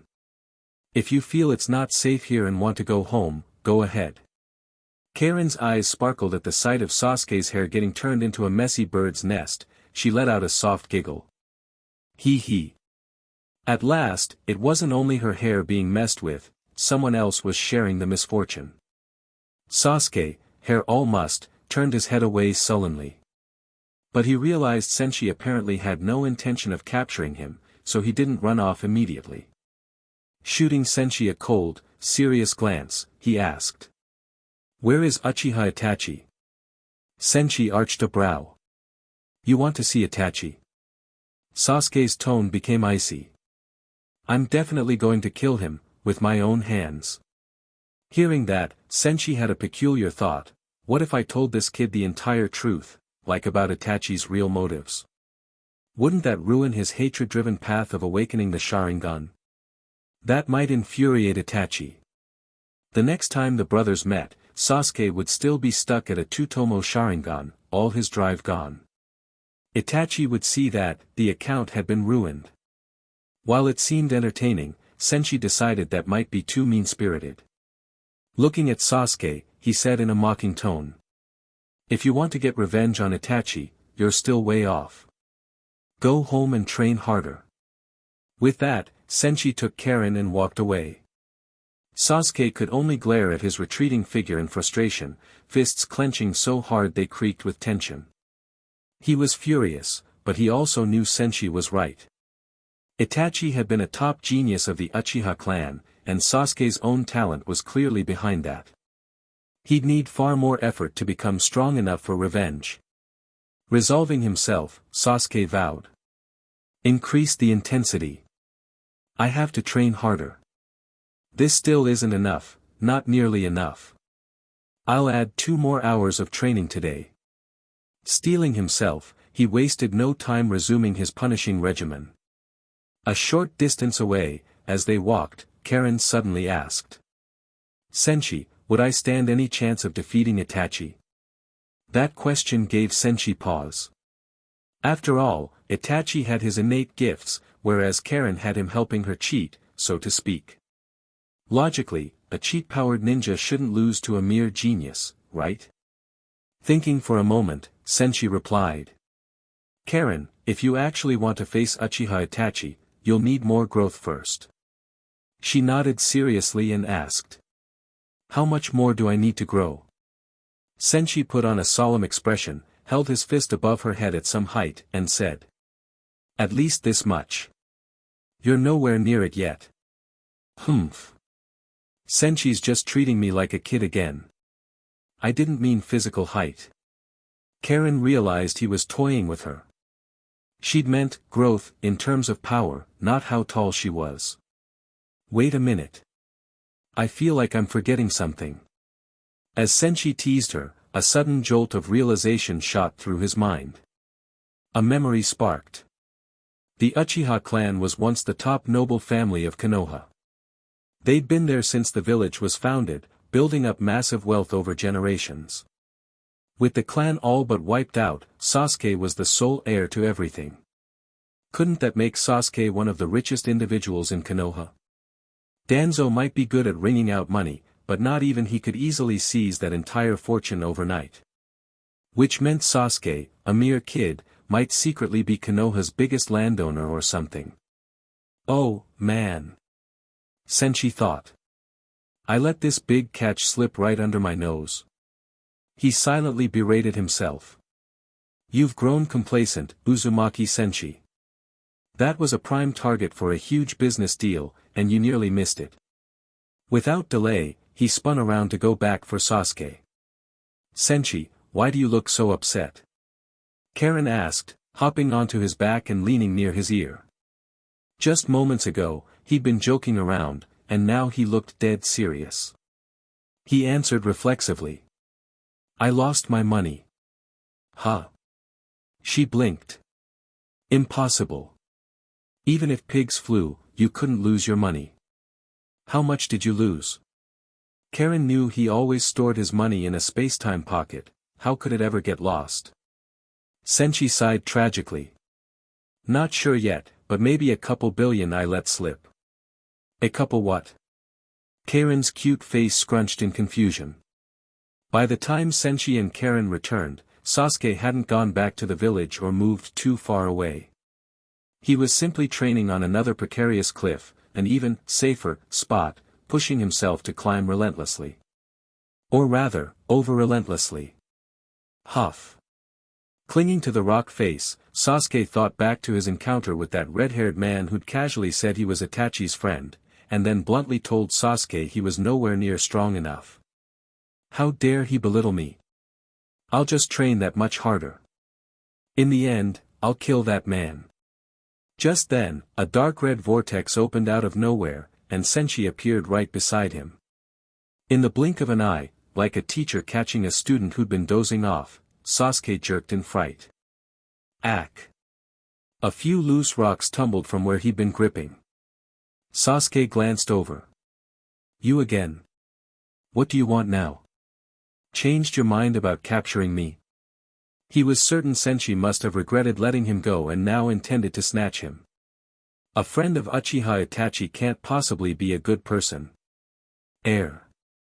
Senshi felt a bit awkward. Seeing Sasuke's hostility, he cleared his throat. Relax, I'm not here to abduct you. He couldn't help regretting teasing the boy earlier. Sasuke now clearly saw him as a villain. The first impression was thoroughly messed up. Nonetheless, he pressed on. Sasuke eyed him warily, climbing to the top of the cliff just to keep some distance. There he asked. Then why are you here? Senshi decided to cut to the chase. Sasuke's chief interest was Itachi, after all. Putting on a confident smile, he said. Sasuke, you really want to see Itachi, right? I can take you to him, and supply plenty of intel on him, too. Senshi was tempted to brag that he was one of the top 3 info sages, rivaling Jiraiya and perhaps an Otsutsuki with knowledge from beyond. Indeed, he knew intel others didn't. Senshi's big speech made Sasuke's face freeze. He clenched his fists again, trembling with rage and excitement. Uchiha Itachi. He wanted revenge more than anything, but he still didn't trust Senshi. Staring coldly, he asked. Why would you be so kind? Why help me find Itachi? Senshi waved dismissively. Even if I took you right now, it'd do you no good. Hear me out. He rubbed his hands together, adopting a professional, earnest demeanor. Sasuke, listen carefully. Standing before you is the greatest mercenary in the current ninja world, Uzumaki Senshi. The black market calls me the nightmare of bounty boards, the mission terrorist, the scourge of Ronin. So far, I've taken countless contracts, all completed in record time with a perfect success rate. I've battled Kirigakure's tailed beasts and many other powerful foes. There are simply too many feats to list. Putting it simply, so long as you pay me a generous commission, I can handle any job. Senshi rattled off a string of accomplishments, leaving Sasuke quite dazed. At length, the boy snapped out of it, half incredulous. How much would it cost, to lead me to Uchiha Itachi? Seeing Sasuke's reaction, Senshi was thrilled. This might work. But just leading Sasuke to Itachi wouldn't help. Sasuke was too weak. Right now, meeting Itachi would only bring him trauma. Senshi planned a bundle deal, full-service tutoring plus intel plus an escort to Itachi, maximizing his profit. After thinking a moment, Senshi continued. Going to find Itachi right now means nothing. And your current training is too slow for real growth.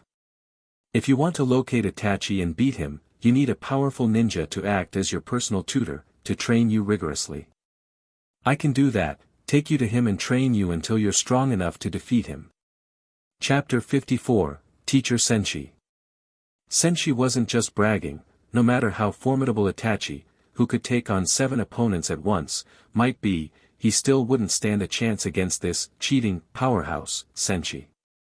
Sasuke, however, doubted Senshi's words. He did acknowledge Senshi was strong.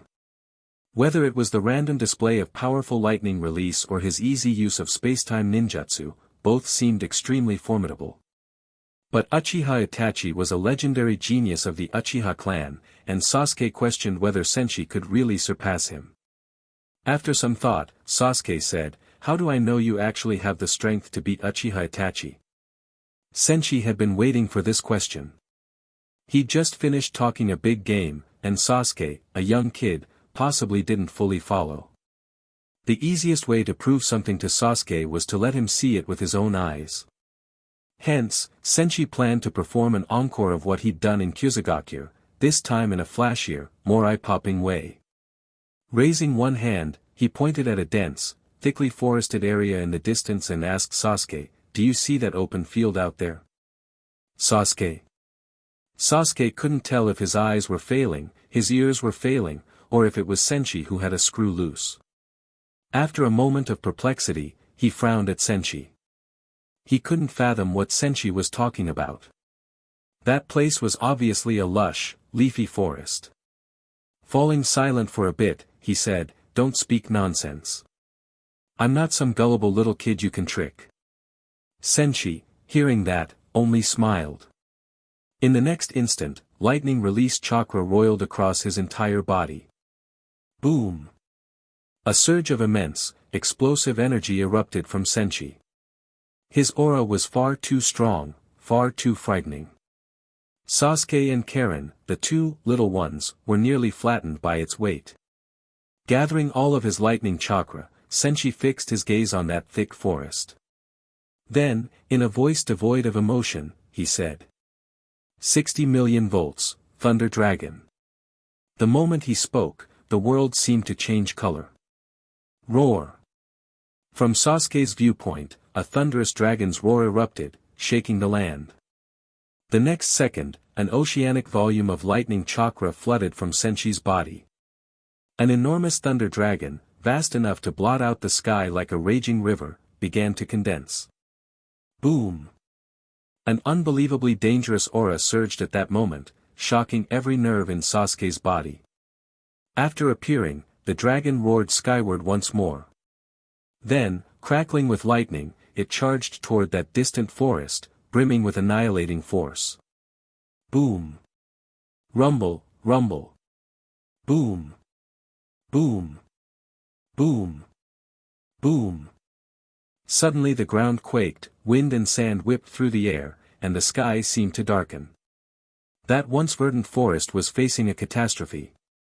The terrifying thunder dragon bulldozed through it with unstoppable might, disintegrating towering trees into ash and pulverizing huge rocks into dust. Under the thunder dragon's 60 million volt power, it was as though any and all traces of the forest's existence were obliterated. It no longer seemed like the power a mere ninja could wield, but something that belonged to the realm of gods. After the dragon passed, the endless forest lay level to the ground. Sasuke was left utterly stunned. At his current level, he couldn't even imagine, let alone comprehend, how there could be such a high-tier lightning release. And this seemingly carefree young man wielded such terrifying might. Sasuke's little heart was shaken to its core. The destructive power of that jutsu was simply astounding, cataclysmic, was no exaggeration. If it was that level of force, even Itachi might not withstand it. If Sasuke were to master such power, he could definitely kill that man, avenge his parents and his entire clan. Seeing Sasuke so flabbergasted he was practically turned to stone, Senshi couldn't help smiling wryly. He'd been a bit worried about this jutsu's destructive range, so he hadn't used it at full power. Without wood-style users around to replant, it might take at least 2 or 3 decades, maybe longer, to regrow a forest of that size. Even so, Sasuke was indeed tremendously impacted. This was a far cry from throwing shuriken in midair and watching them clash. Compared to this, the fire release, great fireball technique was just a simple, family barbecue, jutsu. Sasuke stared at the newly flattened forest for ages, speechless. Maybe someday, if Uchiha Sarada asked her father why lightning release, Kirin was so powerful, Sasuke might say, "My Kirin is merely a poor imitation of the 60 million volt thunder dragon taught by my private tutor, Uzumaki Senshi." But that was far in the future. Right now, Sasuke was still a child. In the wake of this shock, Sasuke couldn't help but long, 12 parts longing, for Senshi's technique. Gulping, he stared at Senshi, asking, Could I learn that jutsu?"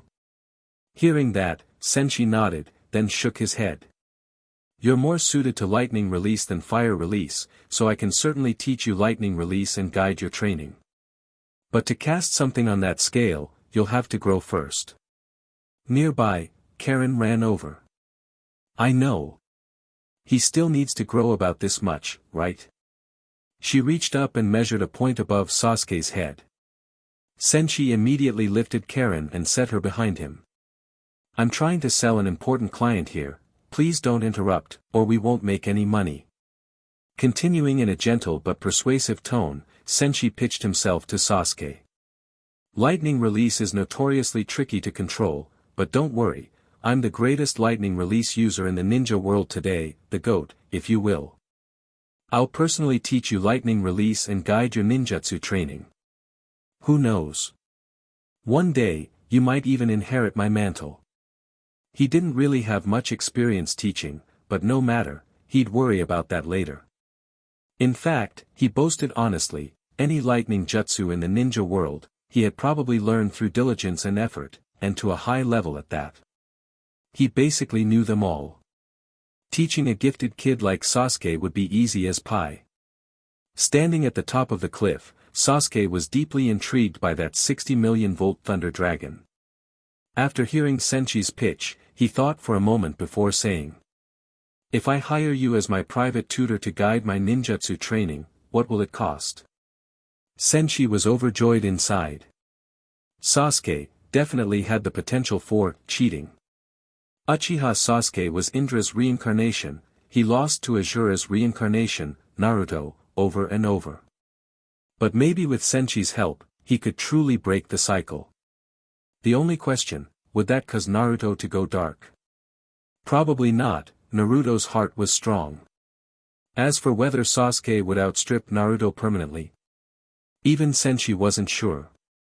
Having sorted his thoughts, Senshi said seriously, if you want me as your private tutor, you need to issue a long-term hiring contract. Learning ninjutsu won't happen overnight. As for the fee, 12 million ryo a year, and you hire me for at least 3 years. From various Konoha mission logs, a Jonin's yearly income was around 3.71 million ryo. Nobody knew how many Jonin-level ninjas were in the Uchiha clan, but in any case, as the sole survivor, Sasuke inherited all their wealth. Combined with the clan's legacy stretching from the Warring States period to now, Sasuke was likely insanely wealthy, maybe the wealthiest individual in Konoha. So Senshi set a steep price, 12 million a year, for a 3-year minimum. Then he could earn a whole Sarutobi Asumas worth just training Sasuke in ninjutsu, no need for life-and-death fights with Jonin of Asuma's caliber. Better yet, Senshi could continue employing his, if no mission exists, create one, principle. Sasuke had little interest in money himself. Hearing Senshi's fee, his first reaction was, that's actually quite cheap. Hiring a powerhouse like Uzumaki Senshi at that price for private tutoring? A pretty good deal. So after mulling it over, Sasuke nodded. Alright. I hereby officially hire you, Lord Senshi, as my private tutor to guide my ninjutsu training. His expression turned serious. Until the day I can kill Uchiha Itachi. New long-term hiring mission detected. Client, Uchiha Sasuke. Objective, act as Sasuke's private tutor, instructing him in ninjutsu until he kills Itachi. Compensation, 12 million ryo/year. Mission rank, S rank. Mission reward, 1 super draw. Senshi was somewhat surprised to have landed a long-term hiring contract that would last until Sasuke managed to kill Itachi. He was delighted. Plus, there was a super draw reward, he'd gotten his strongest powers so far from those lotteries. After accepting Sasuke's mission, Senshi followed him back to Konoha. As long as you weren't a runaway criminal or wanted by another village, you could freely enter the village. With Karen in tow, Senshi arrived at Konoha's gates alongside Sasuke, seeing the famous 6 Paths gate guards, Kotetsu Higane and Izumo Kamizuki. They were diligently checking every person who passed. If they spotted suspicious types, they might respond with seeking truth orbs to the face, who knew. Sasuke, done training outside the village, a familiar Konoha ninja called, greeting Sasuke. Sasuke nodded. Yeah.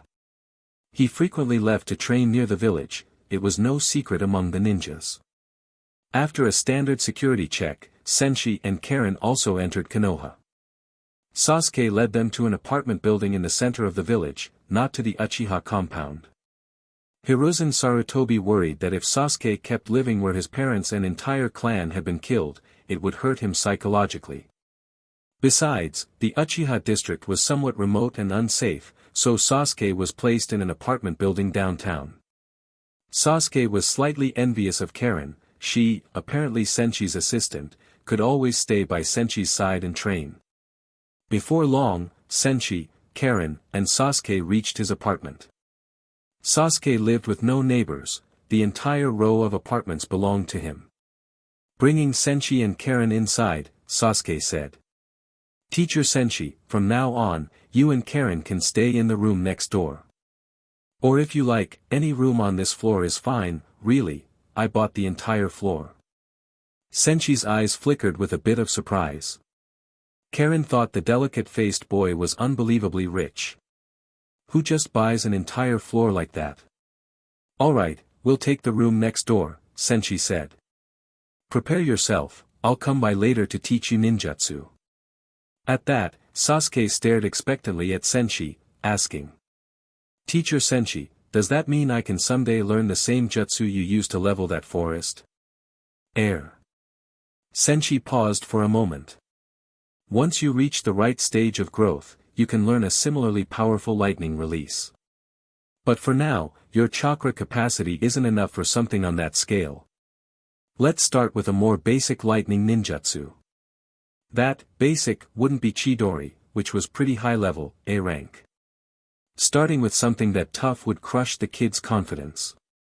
Senshi, after pondering, thought of an introductory jutsu even Sasuke's future daughter, Sarada, would learn, lightning ball.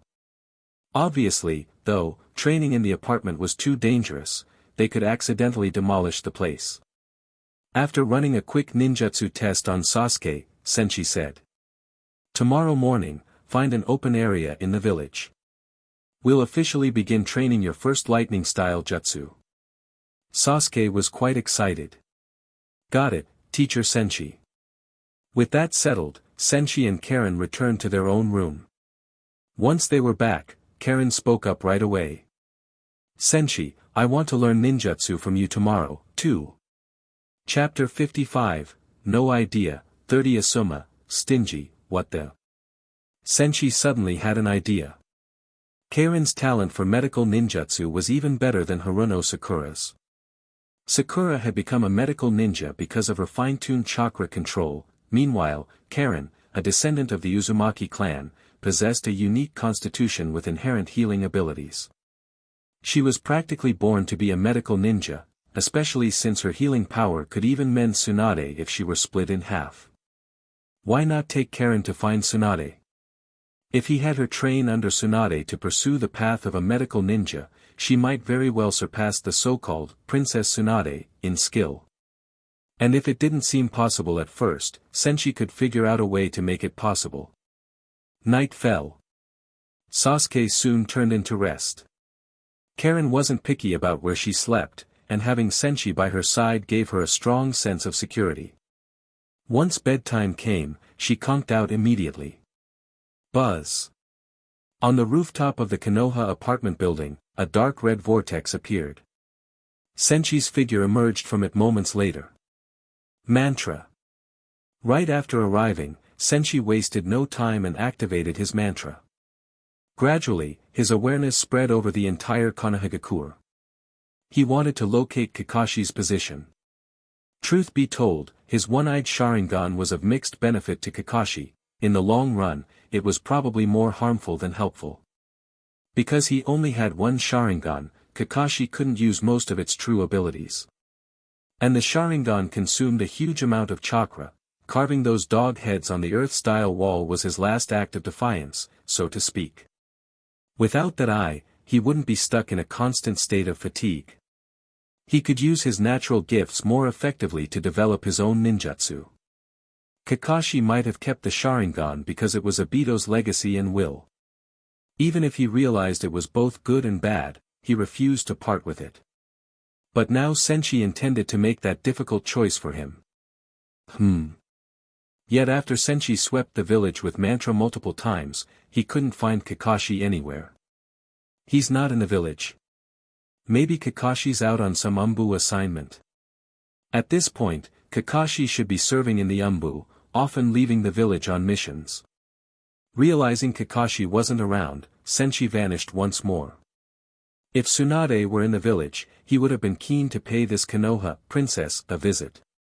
But at this period in time, Tsunade was likely off somewhere gambling again, or maybe changing into a younger form to dodge her gambling debts or whatnot. Thinking this through, Senshi mused that hiring Tsunade as Karen's personal teacher actually sounded feasible. He wasn't short on money, anyway. All the money from grinding missions was basically just a number at this point, and he couldn't spend it all if he tried. And it would be a good deed, helping Tsunade handle her debts while giving Karen a good mentor. Of course, this would require more consideration. Tsunade currently had her hemophobia, and overcoming that wouldn't be easy. Double-checking that Kakashi really wasn't in the village, Senshi used his space-time technique to return to his room. At daybreak, per their agreement, Senshi took Sasuke and Karen to a clearing in the forest for ninjutsu practice.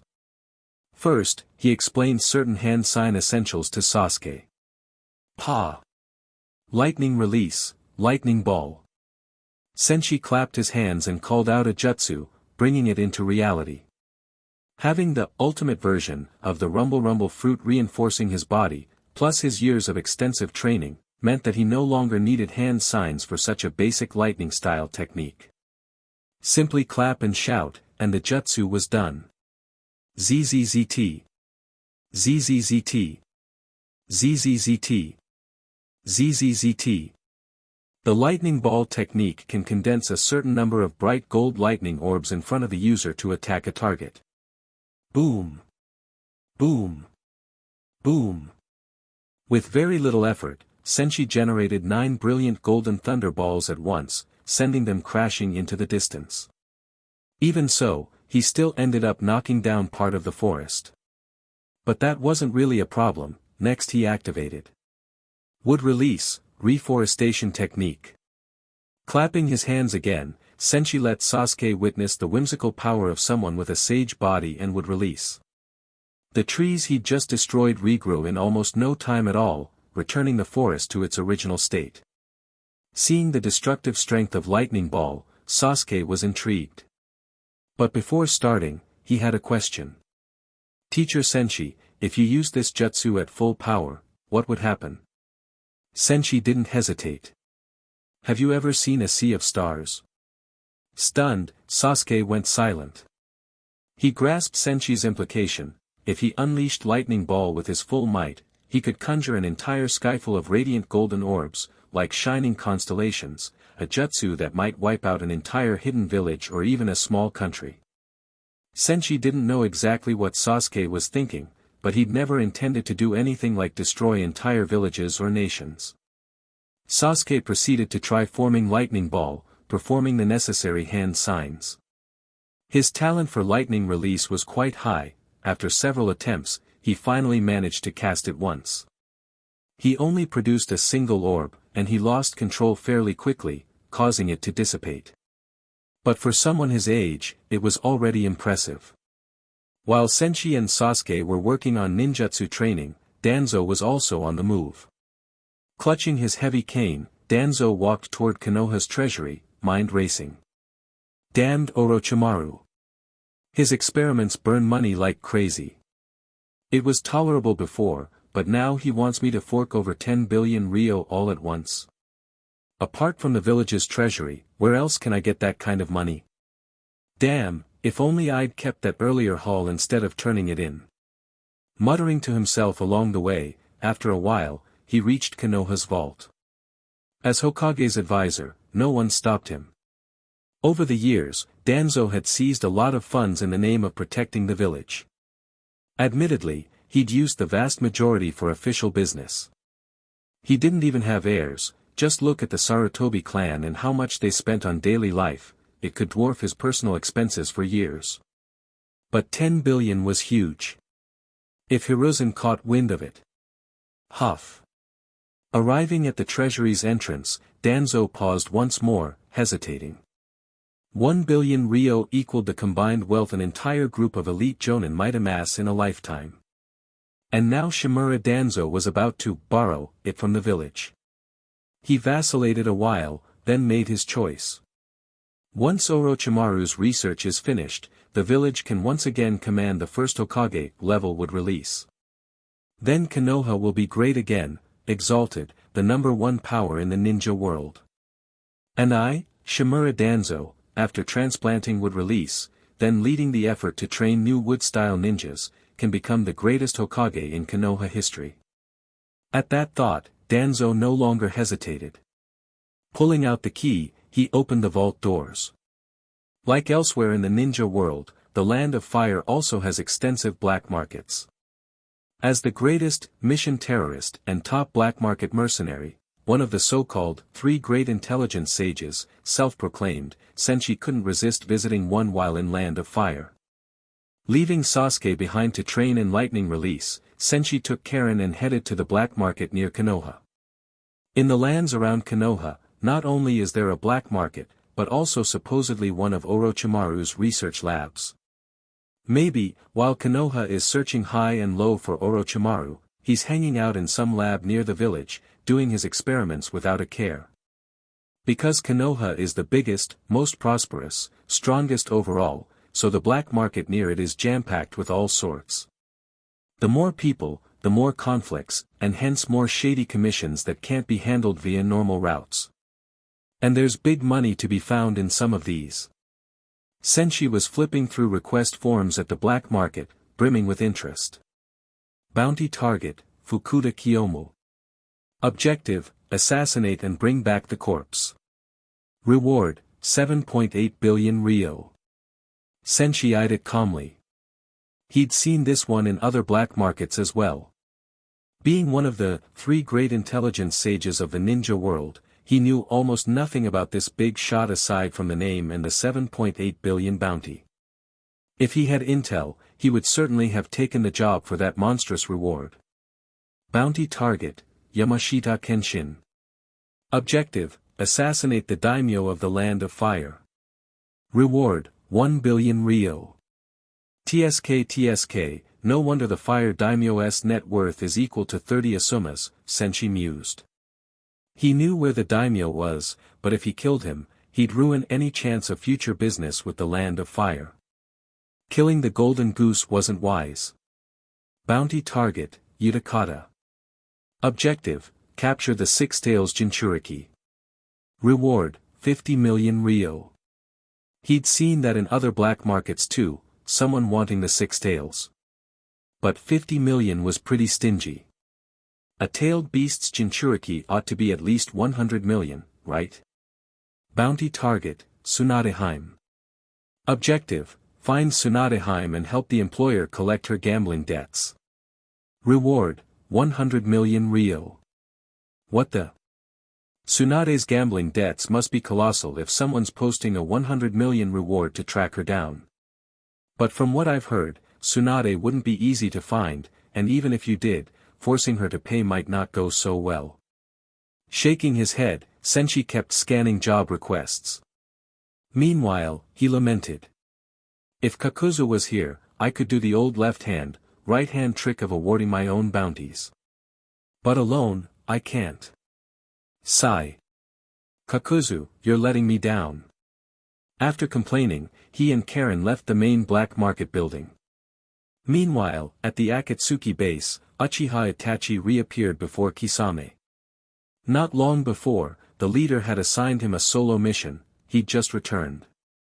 Usually, Akatsuki operated in pairs, but there were exceptions. Seeing Kisame, Itachi asked casually. Anything unusual happen while I was away?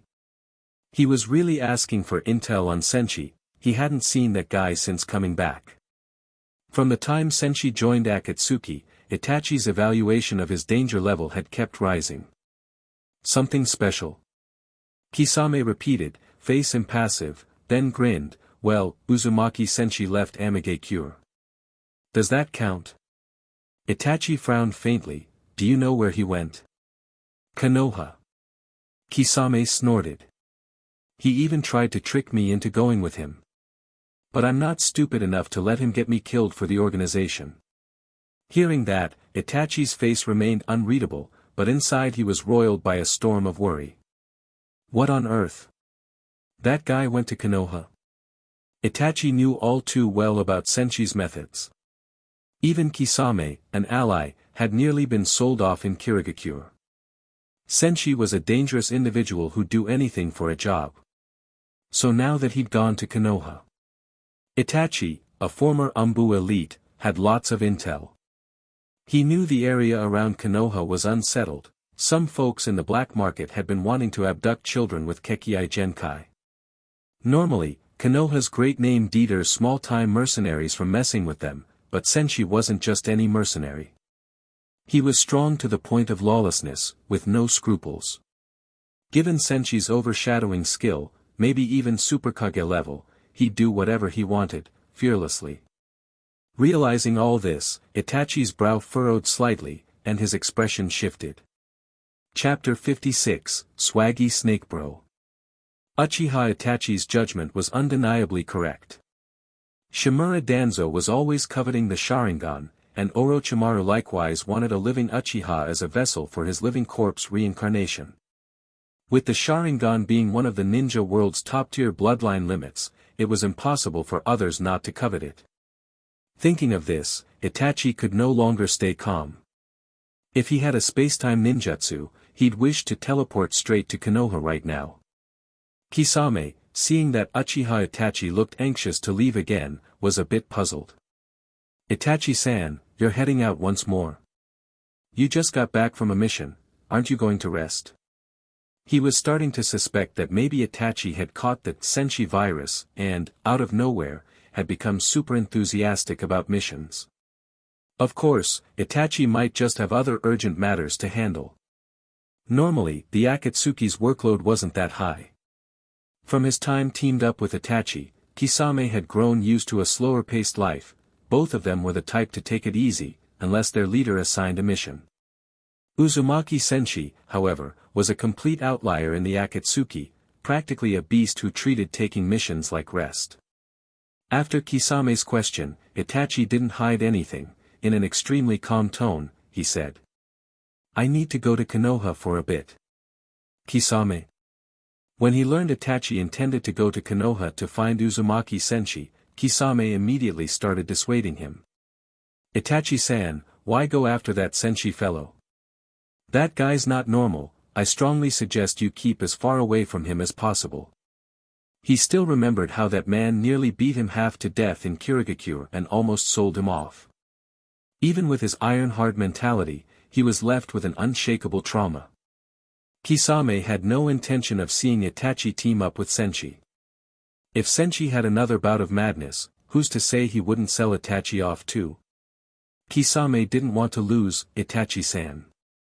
Itachi spoke in a level voice. I have no choice, I must go. Are you coming with me? He was confident in himself, but he felt a strong sense of oppression from Senshi. If it came to a fight, he might not be able to beat Senshi alone. Having Kisame by his side would increase his odds. Right now, in Itachi's mind, Senshi posed an even greater threat than the Akatsuki's own leader. Kisame instantly shook his head so fiercely it practically left afterimages. Itachi-san, Yamaro Disu ne. Senshi may be an Akatsuki member, but until he finishes a mission, he absolutely won't treat us as comrades. When it came to dealing with Senshi, Kisame's thoughts were absolutely clear, keep your distance. After all, the memory of being nearly sold off in Kirigakure needed a lifetime to heal. Just hearing about teaming up with Senshi for a mission or something was enough to send chills down his spine. He'd rather not lose Itachi-san as well. Seeing Kisame's reaction, Itachi merely nodded slightly and swiftly left the Akatsuki's base. Kisame watched his departing figure with a complicated look on his face. Truly, it wasn't about lacking bonds, blame Senshi for being so heartless. If Kisame ended up in that guy's hands again, perhaps there'd be no return. He didn't fear Uchiha Madara nearly as much, but as for Senshi, just recalling that terrifying grin, Senshi's self-styled, professional, kind service smile.jpg, made Kisame's skin crawl. In the forest around the outskirts of Konoha, Orochimaru was quite looking forward to the next step of his plan. Amid that excitement, there was a bit of unease. I wonder if Danzo settled things on his end. If he actually raises 1 billion Ryo, a great many of my upcoming projects become easy to push forward. With Uzumaki Senshi's terrifying power and inconceivable mission efficiency, so long as I have enough funds, many of my research projects can advance in leaps and bounds. Just picturing it caused Orochimaru's mood to keep climbing. He had personally tested many times that Senshi's strength was enormous. Even if the 6 paths of pain confronted Senshi, they likely wouldn't be his match. With such an insanely strong figure clearing obstacles, whatever research materials Orochimaru desired, so long as he was willing to pay, Senshi would be certain to fetch them. Plus, Senshi possessed an intelligence network that Orochimaru still didn't fully understand. Other ninjas might not be able to glean the necessary intel, but Senshi typically could. Even Senshi's own body offered extreme research value. And if Orochimaru had a perfect Uchiha vessel while simultaneously digging deeper into Senshi's secrets, combining all those advantages could break technical barriers, fulfilling his goals might be just around the corner. Danzo, for his part, might disappoint everyone else, but never Orochimaru. 1 billion Ryo sounded ridiculous to anyone, yet Danzo set his concerns aside and conjured the funds for Orochimaru's research anyway. In the future, if the ninja world advanced scientifically thanks to Orochimaru's work, the ninjas ought not to forget the contribution made by the 5.5th Hokage, Shimura Danzo, who'd sponsored so much research funding. Without Danzo's consistent support, Orochimaru's R&D path couldn't have gone so smoothly. Danzo had arrived with a money-filled case not far from Orochimaru, looking at him wordlessly. Orochimaru showed a grin more benevolent than ever, practically splitting his face from ear to ear. Danzo-dano, is the research budget I need finally ready? At this, Danzo's face was expressionless, silent. Inside the box in his hand lay stacks of notes, each redeemable at the money exchange for 1 million Ryo, and there were 1,000 of them in all. Even though he had mentally prepared for this, handing such an amount to Orochimaru still made his heart ache. After a long silence, Danzo fixed Orochimaru with a stern gaze.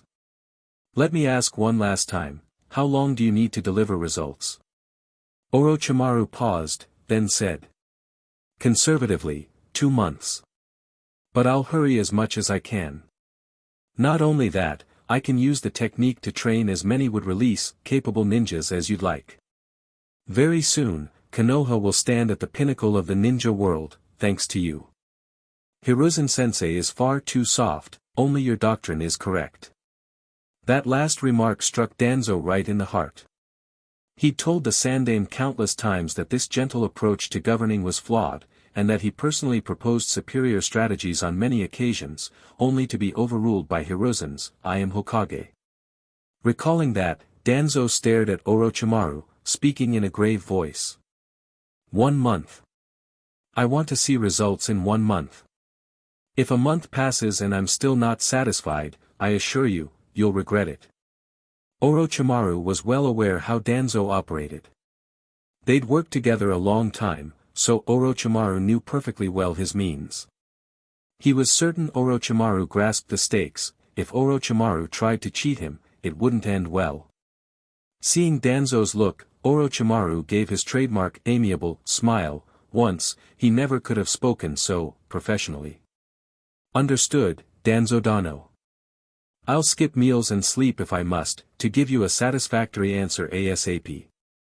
Danzo snorted coldly. It had better be so, or you'll never withstand the consequences of toying with me. With that, he handed the cash-laden box to Orochimaru. Orochimaru opened it for a quick count. Meanwhile, Danzo couldn't help imagining the scene when, after transplanting would release, he appeared before Hiruzen with true several thousand hands. Just picturing Hiruzen's reaction made his heart race. He looked back at Orochimaru. Go. Complete your research at once. You know full well I'm no expert on the technical side, but I do respect your craft. Achieve success, and I can give you even more support for further experiments. Danzo Dano, just wait for my good news. I'll be off now, Orochimaru said, then turned to leave. Danzo had no intention of keeping him around. He couldn't wait for time to fast forward a month. Meanwhile, Senshi was wandering Konoha's streets with Karen. After Karen hinted that Orochimaru was around, Senshi used his mantra to eavesdrop on the conversation between Orochimaru and Danzo. Learning that Orochimaru had indeed acquired 1 billion ryo made Senshi's eyes shine with excitement. Orochimaru's money was basically his commission money, after all. So Senshi immediately decided to head toward Orochimaru's location. Orochimaru, unaware of how mantra worked, knew that Senshi possessed a powerful perception jutsu but had no idea that within a certain range, Senshi could monitor his every move. Right now, Orochimaru was as happy as a big spender with 1 billion coins in a game. Then, all of a sudden, his expression froze. He saw Senshi approaching with a broad grin. Yo, if it isn't Snake Bro. Fancy meeting you here. Long time no see, look at you, more suave and dashing than ever. You heading somewhere, or itching to get back to your experiments? Indeed, all geniuses spend 99% of their time sweating in private. I truly admire you. While Senshi spouted all this, Karen pressed a hand to her forehead in disbelief, knowing the real story. Senshi obviously discovered Orochimaru's location by eavesdropping with mantra. Upon learning Orochimaru had gotten the 1 billion, he rushed right over. Just as Danzo may not understand technology, but respects technology, Orochimaru might not be a black market professional, but he certainly respected the black market pro Senshi. If Senshi was this cordial, it almost certainly meant he had ulterior motives. Sure enough, Orochimaru hastily cut him off. Uzumaki Senshi, I don't have any new jobs for you right now. If you have time to chat me up, maybe get back to finishing your existing tasks. Orochimaru, though he held a hefty 1 billion ryo, wasn't letting it cloud his judgment. He always handled matters with calculation and purpose. This was a one-shot trick he'd pulled on Danzo, meaning he couldn't expect more in the future. He also had to worry about Danzo taking his life.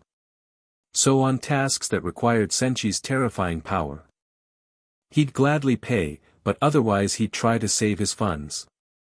He'd used so much effort to trick Danzo, he wasn't about to blow the money away. Hearing Orochimaru's direct, somewhat forceful attitude, Karen was a bit surprised. Previously, Orochimaru had been quite smooth in dealing with Senshi, knowing he needed Senshi's power.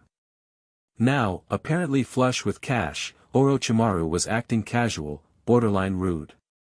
Senshi thought, that snake's grown bold after pocketing some cash. Indeed, being rich gave you swagger. Still, Senshi was helpless, Orochimaru was still a client. He had indeed accepted the huge commission from Orochimaru to capture a living Uchiha, Obito, specifically. And Orochimaru now had an additional 10 billion. So he had every right to be arrogant. Until Senshi found a way to bleed that money out of him, anyway. Still complaining inwardly, Senshi spread his hands. Orochimaru, haven't you seen my diligence? The moment I accepted your mission, I rushed here to Konoha. But the ninja who has Obito's other Sharingan isn't in the village, what could I do? The ninja world's huge, I can't go combing every corner looking for him. And that giant stash of money you got, what good is it if you don't use it, right? We're both from the same organization, practically old buddies. Surely it's better for us both to enjoy it than for you alone to have all the fun. Why not commission me for some additional tasks? Wouldn't that be great? He sighed, then gestured at Karen. You see how I'm struggling. Karen's just a little girl, forced to go everywhere with me on missions. Times are tough, she's going hungry and growing thin. Karen's small head sprouted a big question mark. Not at all. She definitely hadn't lost any weight, she was probably gaining it. Meanwhile, Orochimaru's mouth twitched uncontrollably, evidently wanting to flash a huge question mark of his own. Chapter 57, Damn. Danzo is in delusion again. Before Senshi finishes the mission he accepted, he's certainly not going to let himself be taken advantage of so easily. Moreover, as one of the foremost researchers in the ninja world, indeed, as its foremost scientist, Orochimaru had already learned the most efficient way to communicate with Senshi. In short, how much does it cost? Fine, let's do it. When it came to Senshi, any talk not related to a mission was best left unheard, let alone believed, otherwise you might end up like a certain shark, falling for his flattery and getting sold off one day without realizing it. Karen was feeling a bit angry. True, Senshi had no shame, no principles, and no bottom line when it came to securing employment commissions, but wasn't Orochimaru a bit too rude? She started contemplating whether she should hop into her Gundam, Susanoo, and chase Orochimaru down, to teach him some manners. Naturally, Orochimaru had no idea what was going through Karen's head, or else he might have felt grateful to the universe, or to the Sage of Six Paths, for sparing him. Walking around outside, you run into an Uzumaki descendant who even has an eternal Mangekyo Sharingan. The question is, could he seize that massive opportunity? As for Senshi, he paid Orochimaru's attitude no mind. He was content to wait until the day he could fleece Orochimaru of everything, just to see if Orochimaru could stay that arrogant. Nonetheless, he did feel some regret. Sigh. Too bad. This time I couldn't squeeze any mission out of Orochimaru. The ninja world is getting tougher by the day. Even Orochimaru has wised up, can't fool him so easily anymore. Used to be I could show off my elemental form ability to trick him into giving me a long-term commission. Now, though, he just ignores me. All my powers of persuasion have nowhere to go. Missions are really becoming harder to get. Senshi felt quite drained, and he blamed Kakashi. All because Kakashi wasn't lazing around in Konoha, otherwise Senshi wouldn't be in this predicament. He then recalled that at least Terumi Mei in Kirigakure was more obliging. Whenever he asked Terumi Mei for a mission, she'd simply say yes. But that village, being the former Blood Mist, was always tight on funds. They couldn't pay much to hire the greatest mercenary of their era. Sigh. Kakashi's ruined my plans. Can't that stubborn mutt just stay quietly in Konoha so I can help him make the tough decision of giving up that Sharingan? As Senshi walked on with Karen, complaining non-stop, they unexpectedly ran into yet another acquaintance. Rather, Senshi knew the person, but the latter hadn't met him before. Approaching them was none other than the first pot Hokage, Shimura Danzo. Danzo, for his part, had been returning to the village in a buoyant mood, his dreams of a brighter tomorrow dancing in his head. But after walking a bit, he realized a serious oversight. He'd been so overjoyed that he neglected a few important details with Orochimaru, such as arranging check-ins every 10 days or so on the experiment's progress. More crucially, they hadn't agreed on a secure time and place for the final delivery. That was obviously critical.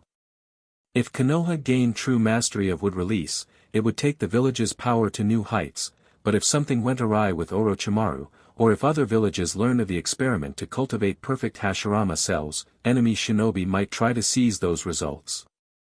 Danzo wanted to warn Orochimaru about maintaining strict secrecy and about handing over the finished product in the safest possible conditions.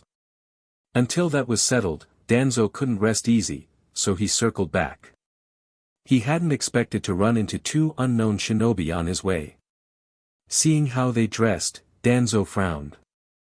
Are they Akatsuki members? Why are they here? Others might not recognize Senshi's and Karen's outfits, but Danzo did. Although the Akatsuki was still fairly obscure, its secrecy and particular attire were on Danzo's radar. As the head of Root, he had vast intelligence channels, and Root personnel were adept at gathering info. He knew Orochimaru was part of the Akatsuki, too. Although Orochimaru hadn't shared much intel on them, Danzo still knew a bit. That made it beyond doubt that this man was part of Akatsuki. Quickly recalling everything he knew about them, Danzo regarded Senshi with a frown and barked. Who are you? State your identity. What's your relationship with Orochimaru? And what business do you have near Konoha? Senshi inwardly chuckled, well, the pot Hokage in the flesh. Since his collaboration with Orochimaru was still ongoing, Senshi wouldn't expose Orochimaru, lest Danzo storm off in a rage and Senshi lose out on any more jobs from him. At the same time, Senshi had no intention of letting a big patron like Danzo slip through his fingers. A man who could casually shell out 10 billion was definitely a super Kage-level goldmine. He turned to Danzo with a grin and began introducing himself, certain that with Danzo's intel network, the latter would know his name. Danzo Dano, let me introduce myself, I am Uzumaki Senshi. Sure enough, the moment Senshi said his name, Danzo's face changed. On one hand, he was startled that Senshi knew who he was. After all, not everyone in Konoha knew Danzo, let alone outsiders. But more importantly, he recognized this ninja was indeed Uzumaki Senshi. Danzo knew about Senshi's extensive activity in various black markets, even earning the moniker, strongest ninja in the underworld. Danzo's expression hardened. Senshi pressed on in a professional tone. Danzo Dano, I am the strongest mercenary in the black market. With your intelligence resources, you shouldn't find that surprising. Over the years, I've accepted countless commissions, large and small, and always accomplished them quickly, with a 100% success rate. I believe no other ninja in the world has done as many missions while maintaining such perfection. So, Danzo Dano, are you looking to commission a job? In Senshi's mind, if Danzo was foolish enough to give Orochimaru 1 billion at once, there was no reason he couldn't cough up another 10 for a separate job. Having finished his self-introduction, Senshi let Danzo stare him down with that single eye for a while, until Danzo finally spoke in a murky voice. So you're Uzumaki Senshi, huh? Humph. In one of your previous jobs, you not only wounded my men, but also seized the Uzumaki clan property I'd spent ages seeking, and yet you dare to hawk your services to me? Karen gasped in shock. Ah. This was the man who tried to grab me back then. Realizing that the bad guy who'd wanted to capture her so long ago was Danzo, Karen ducked behind Senshi. She might be strong now, but like Chopper on Luffy's ship, people still have reflexive fears. Senshi. Thinking a moment, he did recall a mission from long ago, when he rescued Karen. He'd nearly forgotten until Danzo brought it up. But it didn't matter, he had something to say in response. As the strongest, most reliable mercenary with a 100% success rate, he couldn't allow any stain on his reputation. Senshi responded with a calm smile. Danzo Dano, it seems you haven't clarified the facts. 1. The first time that merchant hired me, it was to guarantee his personal safety. 2. Even the second, last-minute job request from that merchant was merely for the safety of his subordinates. 3. I had no idea I was carrying away any cargo from the caravan. I thought I was just rescuing an innocent child. 4. As for injuring your men, that was because they themselves tried to mess with me. I assume back then you hadn't given them orders to attack me, correct? So you see, it was just a misunderstanding. Senshi bothered to clarify at such length only because he saw Danzo as a big sucker. Danzo had been tricked by Orochimaru, so Senshi thought he might as well make use of it. Danzo, of course, rejected Senshi's explanation. No matter how persuasive Senshi sounded, he'd still ruined Danzo's plan that time. Staring down Senshi, Danzo let out a cold snort. Humph. I don't trust you. Unless you hand over the girl by your side, you and I are enemies. If it weren't for your meddling, she'd already be my property. With that, Danzo's eyes bulged. He'd noticed that the red-haired girl behind Senshi possessed Mangekyo Sharingan. In the shinobi world, few could claim more familiarity, or obsession, with the Sharingan than Danzo. He was the real Sharingan collector. Though he detested the innately evil Uchiha clan much like the second Hokage had, Danzo carried that loathing to new extremes. The Uchiha might be reluctant to use their eyes for forbidden jutsu like Izanagi, but Danzo willingly burned through them. They might be unwilling to ride certain vehicles, but Danzo stood up on them and pedaled away. Now that he realized Karen was an Uzumaki plus she had Mangekyo, Danzo made up his mind, he must take these eyes. She could also serve other purposes. An Uzumaki descendant fused with Mangekyo? The possibilities were endless. Either he could bring her to root and brainwash her, or hand her to Orochimaru as the perfect experimental subject.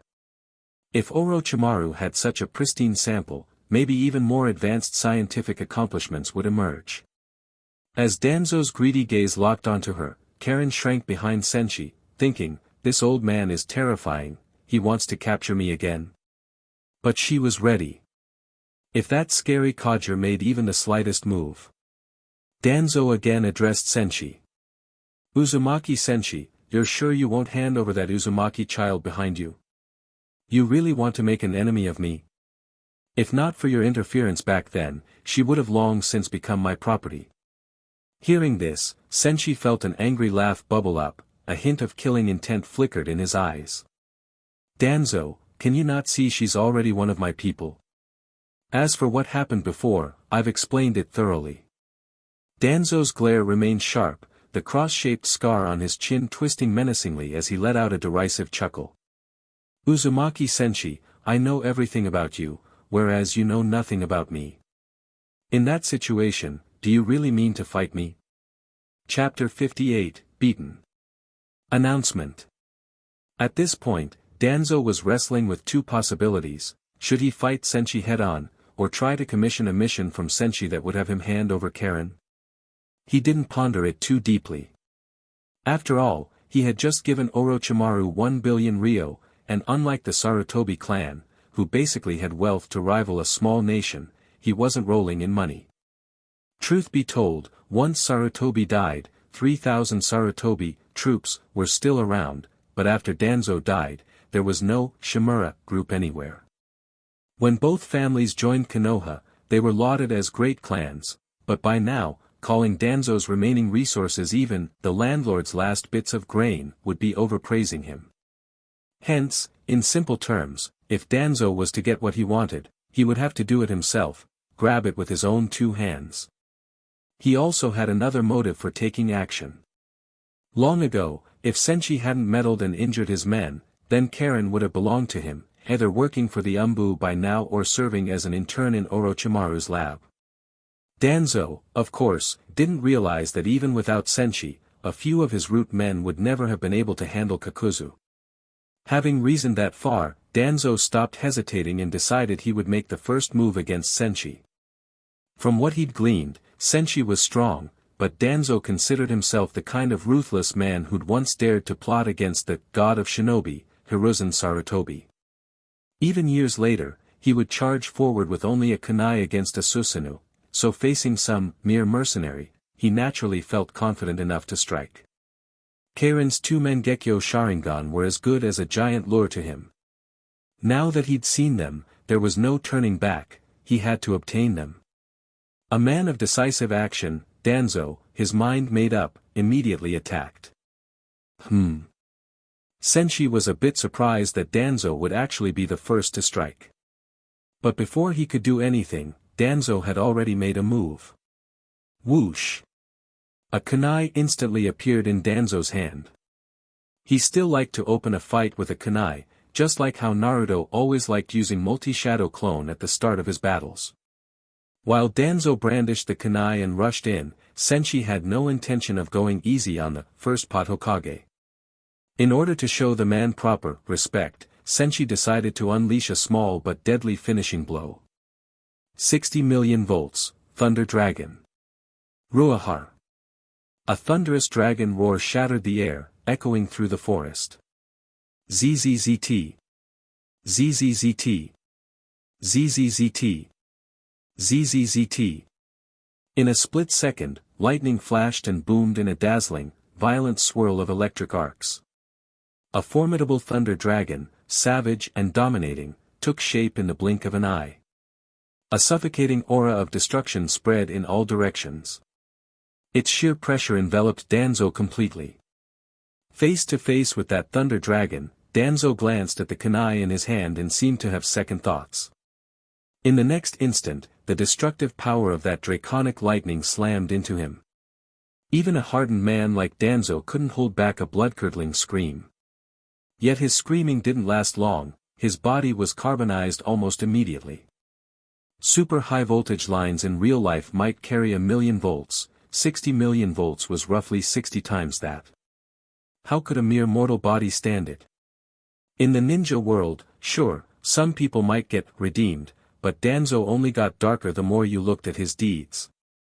Under the excuse of protecting the village, he'd done who knew how many immoral or self-serving acts. None of that mattered to Senshi. As far as he saw it, maybe if Danzo had at least offered him a job first, Senshi wouldn't have minded. But the man had set his sights on Karen right in front of him. Senshi wasn't about to show mercy. Thanks to Senshi's Thunder Dragon, Danzo had basically no chance to fight back. After the single dragon strike turned him to dust, Senshi muttered. Today was supposed to be a good day, I was hoping to land a big mission. Who knew I'd get stuck dealing with this creep instead? He was still annoyed.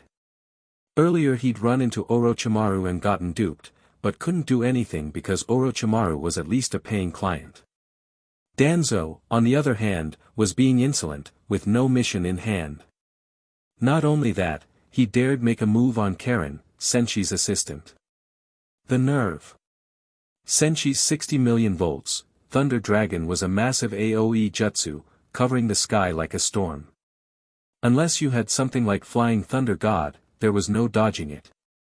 Danzo, having no such technique, was forcibly enveloped by the unstoppable lightning. His flesh was vaporized instantly. Yet, lo and behold, smoke but no injuries. Moments after being destroyed, Danzo reappeared without the slightest scratch. And then he even started mocking Senshi. As per the intel I had, you do indeed have remarkable skill in lightning release, far above average. But even that level of jutsu is useless against me. Though Danzo kept up that fearless talk, in his heart he was deeply shaken. Uzumaki Senshi. The rumors of his monstrous lightning release aren't exaggerated at all.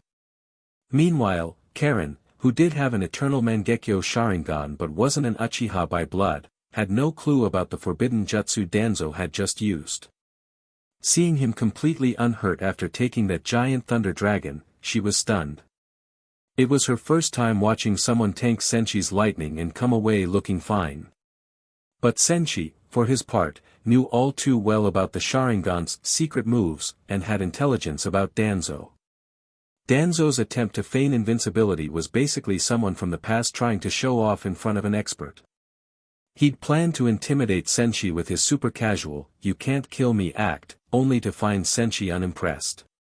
Senshi actually just shook his head. If you're this weak, all the extra lives in the world won't help you. As Senshi spoke, he raised his hand again, obviously preparing another thunder dragon. With his monstrous chakra reserves, he could spam that technique all day. Danzo then heard a phrase he didn't even comprehend. I can do this all day. He'd intended to put on a show of being impervious, but Senshi was already about to unleash the same jutsu again. 60 million volts, Thunder Dragon. Before Danzo could respond, another colossal lightning dragon crashed down upon him, scaring him out of his wits. How can this be possible? That level of lightning release, it shouldn't be cast so casually. Senshi just eyed him with a mocking grin. For me, that level of lightning release is quite casual. I can cast even stronger ones if I want. Impossible. Danzo spat back. At best you can cast it twice, then you'll be drained. After that, you'll face my wrath. He firmly believed no one but the first Hokage had such monstrous chakra. Even an outstanding genius, or someone called the God of Shinobi, would be exhausted after 2 or 3 uses. But Senshi's only answer was another furious lightning dragon. Soon Danzo realized that was the third consecutive time he'd been blasted, each time respawning thanks to his Izanagi. As the pattern continued, Senshi's strength showed no sign of waning, while Danzo's stash of Sharingan on his right arm dwindled alarmingly, each lost eye corresponding to one usage of Izanagi. And each strike also brought unimaginable pain, though he could deny death with Izanagi, the intense agony of being incinerated was not negated. Over and over, he was forced to endure being blown to ash. The forest around them was obliterated by the first thunder dragon. After repeated blasts, the area had turned into a massive crater. Danzo stood in that deep crater, his heart brimming with dread, each time emerging, unharmed, only to suffer the next wave. No. This can't be. Am I trapped in a genjutsu? Finally, fear gripped him entirely. He had no desire to die again and again. He recalled certain root intel about Uzumaki Senshi. At last he decided to swallow his pride and try one last resort. Right before Senshi could fire off yet another thunder dragon, Danzo collapsed to his knees, shouting loudly. Wait! Spare me! I have a mission. Don't kill me, I have a mission for you. With no other choice, he pinned his hopes on Senshi's obsession with missions. Senshi paused the next attack. Danzo fell heavily on the ground, breathing harshly. Only one Sharingan was left on his arm.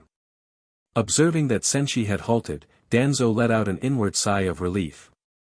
He had survived, albeit battered and traumatized by repeatedly dying. Up above on higher ground, Senshi stood and gazed coolly at Danzo in the pit. A mocking contempt edged his face. Sure enough, Danzo was the type who needed a thorough thrashing to behave. Indeed, if Danzo had first offered a mission or two, Senshi wouldn't have had to do this. But not only did he not provide a job, he even tried to snatch Senshi's assistant, Karen, on the spot. Outrageous. Senshi raised an eyebrow, half smiling dangerously. Oh. So you no longer want Karen? Danzo promptly shook his head so hard it left afterimages. No, no way, I don't want her anymore. Chapter 59, Danchan's Commission. Are you kidding me? At a time like this, how could he still dare demand Karen? Sure, she had the Sharingan, but she wasn't some innately evil Uchiha who had to be exterminated no matter what. There was no need to throw his life away. Had it not been for the root organization's collected intel being useful, and him risking all his pride in that last-ditch gamble, by now he'd already have been ashes on the wind. After witnessing Senshi's terrifying power, how could Danzo still dare lay a hand on Karen? In Danzo's eyes, making a move on Karen in front of Senshi was even riskier than making a move on Sasuke in front of Uchiha Itachi. Karen, hearing Senshi's words, felt deeply touched. Up to this moment she'd been puzzling over why Senshi seemed so angry. Now she understood, he was standing up for her. Thinking this, Karen couldn't help hugging Senshi's leg. Boo-hoo. Senshi's the coolest. She spoke in a whimpering tone, with a face like she was about to burst into tears. Senshi let out a snicker, reached out casually, and flicked Karen on the forehead. All right, hop on. Yay. Sir. With that, Karen hugged his leg with one hand, gave a salute with the other, then scrambled up Senshi's thigh and onto his shoulders, latching onto him like a little ornament. She poked her head out, brows angled, lips pouting, and glared seriously at Danzo. After addressing Karen, Senshi once more turned his attention toward Danzo. He snorted coldly and spoke in a frosty tone. You've heard about the quality of my services. The price isn't cheap. Can you afford it? Seeing that the immediate threat to his life had passed, Danzo climbed up from the ground and nodded. Of course. I'm a high-ranking figure in Konoha. Any price can be negotiated. Senshi's expression eased a bit. All right then, talk. What's your mission? Senshi's words caused Danzo to fall into an awkward silence. That last-minute ruse, shouting about having a mission, had merely been a ploy to save his life. He'd never actually intended to hire Senshi for anything. In the remnants of this devastated forest, the air turned tense and awkward. Karen seized this chance to trip Danzo up. She was quite vengeful. After all, back then Danzo's subordinates had tried to snatch her from Kusagakure. If she hadn't run into Senshi, who knew what horrible fate awaited her? Her eyes gleamed slyly. "Hey, could it be you actually don't have a mission at all?" She spoke as though alarmed, covering her mouth in mock surprise. "Tch. Senshi, he's messing with you." Hearing that, Senshi couldn't help but burst into laughter. "So you were playing me for a fool, Danzo? You sure are gutsy." As he spoke, Senshi lifted his hand skyward. "Bzz bzz bzz. Rumble. ZZT. ZZT. ZZT. ZZT." Suddenly, lightning flashed wildly, the peals of thunder echoing throughout. Then an earth-shaking thunder god figure descended. 200 million volts, thunder god. Because this was the ninja world, you might also call it lightning style, Gundam technique or lightning Susanoo. As this enormous giant made of storming lightning rose up, Danzo's pupils shrank in fear. From Danzo's perspective, this lightning release dwarfed even Senshi's previous thunder dragon by several magnitudes. The towering lightning titan loomed at a distance, bringing Danzo unprecedented pressure. He didn't have many Izanagi uses left. Another conflict, and he'd be finished. He hadn't even become Hokage or revitalized Konoha yet, so there was no way he wanted to die in such a baffling place. Karen also eyed Senshi's 200 million volts thunder god, quietly thinking, is that Senshi's version of Susanoo? Looks so powerful. As expected of Senshi. Fortunately, Danzo did still have some wits. At this critical moment, he deliberated carefully, and came up with a plausible pitch. Turning to Senshi, he hastily spoke. "Uzumaki Senshidano. I'd like to hire you to be my bodyguard." Senshi cocked his head. "Your bodyguard? You think you're worthy of that? Who do you think you are, having the qualifications to hire me?" Danzo froze, then quickly said. "And no, not a bodyguard. I want to hire you to act as my security advisor." Not. Senshi waved both hands in dismissal. That gesture made Danzo's heart seize, nearly stopping in terror. Does this guy plan to kill me for sure? Danzo felt himself on the brink of despair. He was stuck like every other opponent who'd ever faced Senshi, too weak to fight, with no chance to run. The moment the battle started, their survival depended on Senshi's whim, not themselves.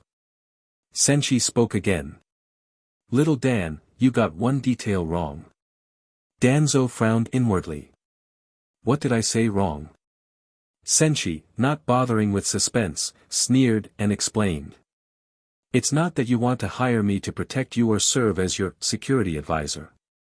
It's that you're begging me to become your advisor, to ensure your personal safety." Put in more professional terms, earlier, when Senshi had asked Danzo for a mission, it was a buyer's market. Danzo held the initiative whether or not to pay for Senshi's service. Now it was reversed, a seller's market. If Danzo couldn't buy Senshi's security service, then he'd lose his life. And Senshi wouldn't hurt his own reputation in the slightest. After all, Danzo started the fight, not him. Hearing this, Danzo quickly nodded. "Yes, exactly. I'm begging you to be my security advisor." He said so while cursing inwardly. Where in the ninja world do you find this kind of business tactic? This was basically Senshi holding his head down, forcing him to comply. Senshi continued, wearing an air of professional courtesy. "Danzo, you know my situation. Considering the number of missions I take and my 100% success rate, calling me the greatest mercenary before and after all ages isn't an exaggeration." He was paving the way, intending to drive up the price. Danzo listened in exasperated silence, thinking, with that power, he could just become a Kage and be famous. Why the heck is he an Amigakure as some merc? Senshi moved on. Since you acknowledge my power, let me cut to the chase. I don't take ordinary commissions anymore. And whatever mission I do accept, there are some added conditions I must emphasize. Danzo wanted to ram his head into a wall. According to Root's intel, Uzumaki Senshi was obsessed with money, and scrupulous in chasing missions. Yet here Senshi was claiming he doesn't take most missions. Senshi then said. Moreover, no matter what kind of request, there are special terms. Danzo, seething inside, remained outwardly calm. He'd endure, just stay alive to fight another day. So Senshi spelled out his demands. 1. This request must be an indefinite long-term mission. Danzo's gut reaction was to refuse. Indefinite? Where had he even heard of such a thing? But that was only the first demand. Who knew what else Senshi would say? He had no choice but to keep quiet. Seeing Danzo's sullen face, Senshi grasped that Danzo found his term unreasonable. So he added. 2. Danzo must pay an annual fee of 100 million ryo as commission. Danzo was about to try recalling the hand seals for his 4 symbols seal to blow himself up. He gave Orochimaru 1 billion for a shot at acquiring Hashirama's would release. Paying Senshi might yield nothing. Little did he realize that in truth, Senshi, unlike Orochimaru, would definitely produce results if hired. That was the difference between 100% success and someone who might just devour your funds. Meanwhile, Senshi went on. 3. I only guarantee you won't be killed. If someone beats you half to death, but you're not in mortal danger, I won't step in. That was simply insane. This was less a security advisor, and more like some overlord. Before Danzo could fully process it, Senshi cut him off with one last addition. For now, that's all. If I think of something else, I'll add it later. Hearing this, Danzo's eyes screamed, just kill me now. But, recalling his many unfulfilled objectives, like becoming Hokage and making Hiruzen acknowledge his ideals, he suppressed his fury. A ninja must endure what most cannot. Inhaling deeply, trying to tamp down his terror and anger, Danzo spoke with forced calm. Lord Senshi, I accept all your additional terms. I request to hire you indefinitely as my security advisor at a rate of 100 million ryo per year. He said this using enormous willpower to keep from grinding his molars to dust. Just then, Senshi's system prompt appeared. New long-term hiring mission detected. Client, Shimura Danzo. Objective, serve indefinitely as Danzo's security advisor, ensuring he isn't killed. Compensation, 100 million ryo per year.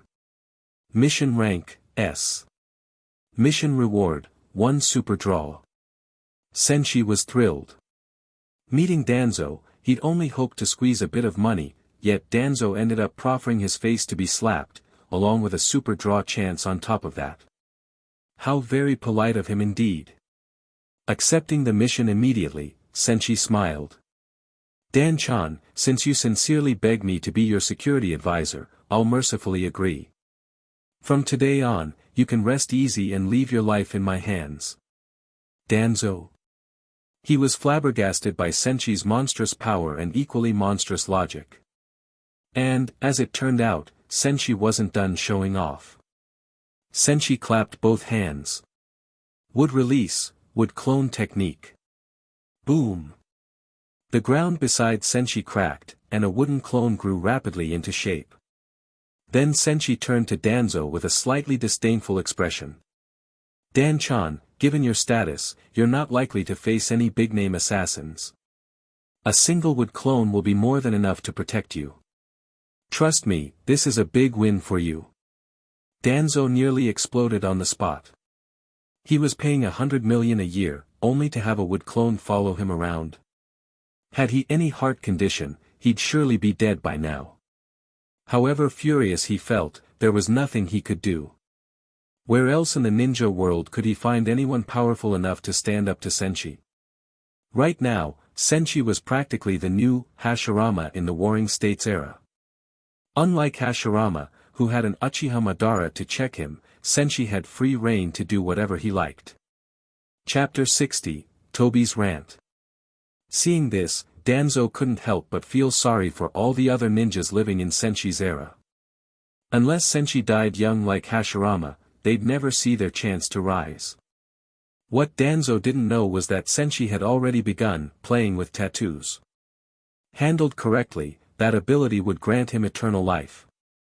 But there was something else bothering Danzo. Why could Senshi use wood release?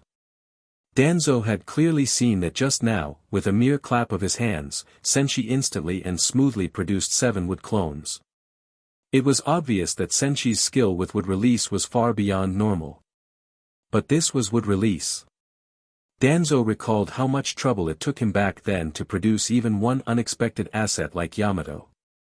More recently, he'd just spent 1 billion ryo hiring Orochimaru to keep refining Hashirama's cells. Now here was Senshi casually saying that wood release wasn't anything special and that he could use it, too. Danzo was left flabbergasted. Wasn't wood release supposed to be exclusive to the Senju? While Danzo brooded about this issue, Karen, who was perched on Senshi's back, was whooping it up. Awesome! The nasty old geezer finally got taught a lesson by Senshi this time. Feeling giddy, Karen turned cheerily to Senshi. Senshi. I've made up my mind. To thank you for protecting me, for caring about me, for looking after me, and for standing up for me, I'm going to cook something super tasty just for you. Senshi. Hearing Karen's words, Senshi's heart gave a thump. The smile on his face vanished without a trace. Karen, why would you repay kindness with vengeance? His comment made Karen pause briefly before realization struck. Ugh. She'd already tried her absolute best to make something delicious. Senshi, that's so mean. How dare you belittle my cooking? I challenge you to a duel. With that, she spun her little fists like windmills. Senshi sighed inwardly at the sight. Karen really does have that explosive temper, the same girl who once beat Suigetsu so hard his brains nearly popped out. Since she was attacking, Senshi naturally wouldn't just stand there. He casually reached out, musing up her neatly styled red hair, turning it into a bird's nest on the spot. Hey! That's awful. Having her hair messed up, Karen was so furious she almost discovered some new finishing move. Wait! From the corner of his eye, Senshi glimpsed something off to the side. Senshi!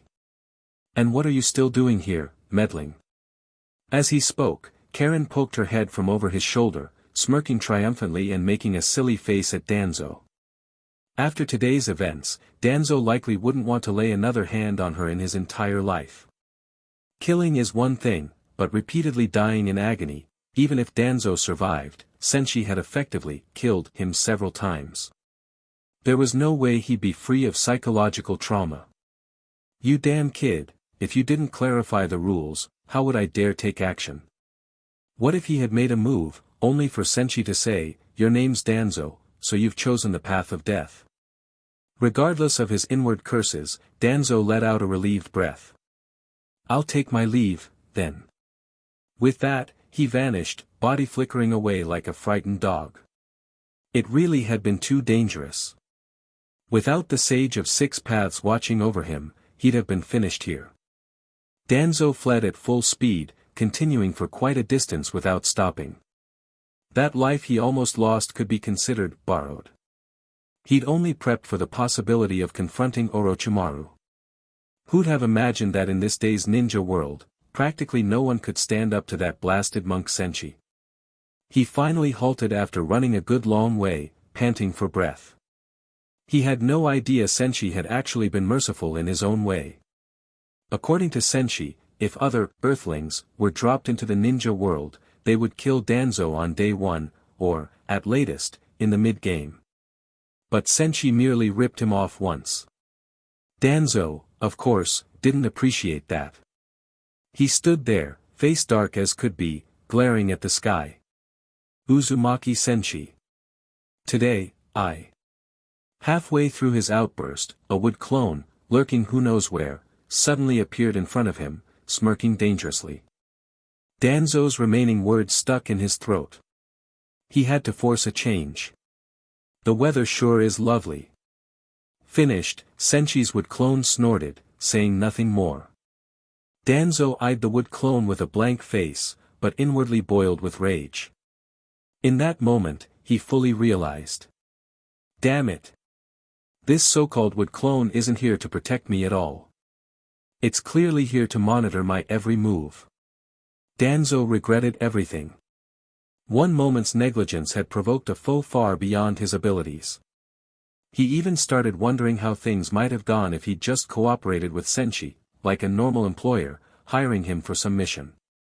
Taking such a nasty tumble, Danzo had finally learned a measure of humility. Of course, what Danzo couldn't know was that it wouldn't be long before he'd feel extremely lucky to have run into Senshi today. Meanwhile, back in Amigakure, a certain ninja arrived at the top floor of the Akatsuki Tower. In a secure and hidden room, Nagato remained in his life support apparatus, pondering. Not long ago, he'd dispatched Kakuzu to recruit a new member. He wondered if things had gone smoothly. Based on his knowledge of Kakuzu, it shouldn't be an issue to bring that potential recruit back. Knock, knock, knock. At that moment, someone rapped on Nagato's door.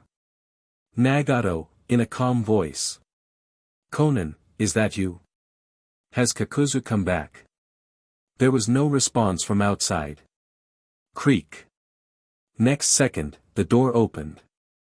It wasn't Conan, but rather the masked man calling himself Uchiha Madara. Nagato? He was a bit taken aback. Usually, Madara would slip in without warning, using his space-time ninjutsu. So for him to appear by merely walking, and even knock on the door was unusual. Nagato quipped. "That's a rare sight. Who'd have thought you'd bother knocking?" From what he knew, the masked Uchiha had a peculiar habit. Even though he had limbs, he loved to pop out of nowhere and frighten people. Hearing the remark, Tobi, Obito, under the mask looked sullen. He silently cursed. Damn that Uzumaki Senshi. If not for Senshi, Tobi wouldn't be walking around at all. But there was no alternative. Kamui's dimension was no longer safe, and he feared Senshi might have rigged traps inside. Stepping in could be fatal. Life seldom goes as planned, and many worries can't be shared. He mulled it over, then spoke in a low, severe tone. Nagato, Uzumaki Senshi is extremely dangerous. His existence threatens our plan. He must be eliminated as soon as possible. Nagato? Those words astonished Nagato. What nonsense is he spouting now? After thinking a moment, Nagato began defending Senshi. Since joining the organization, Senshi's been very cooperative. Amigakure is flourishing as well, though he sometimes acts a little silly. Why kill him now?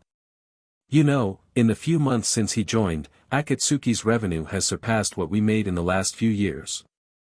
If you want me to execute such a high-performing member, I'll need a clear and valid reason. Nagato was more than satisfied with Senshi's contributions so far. Senshi did have clear flaws, but for the organization, his benefits far outweighed any drawbacks. Nagato glanced at Madara with perplexity. Could Madara have fought Senshi, maybe even lost? Otherwise, why this sudden push to kill him? Tobi's scarred face tensed up behind the mask. He could sense Nagato clearly had no intention of killing Senshi. That simply wouldn't do. Tobi's plan required Senshi gone. Uzumaki Senshi is unlike the other Akatsuki members. He's a bigger liability than asset to our mutual goal. Nagato cut him off. You mean more of an asset than a liability, right? Quit the empty words.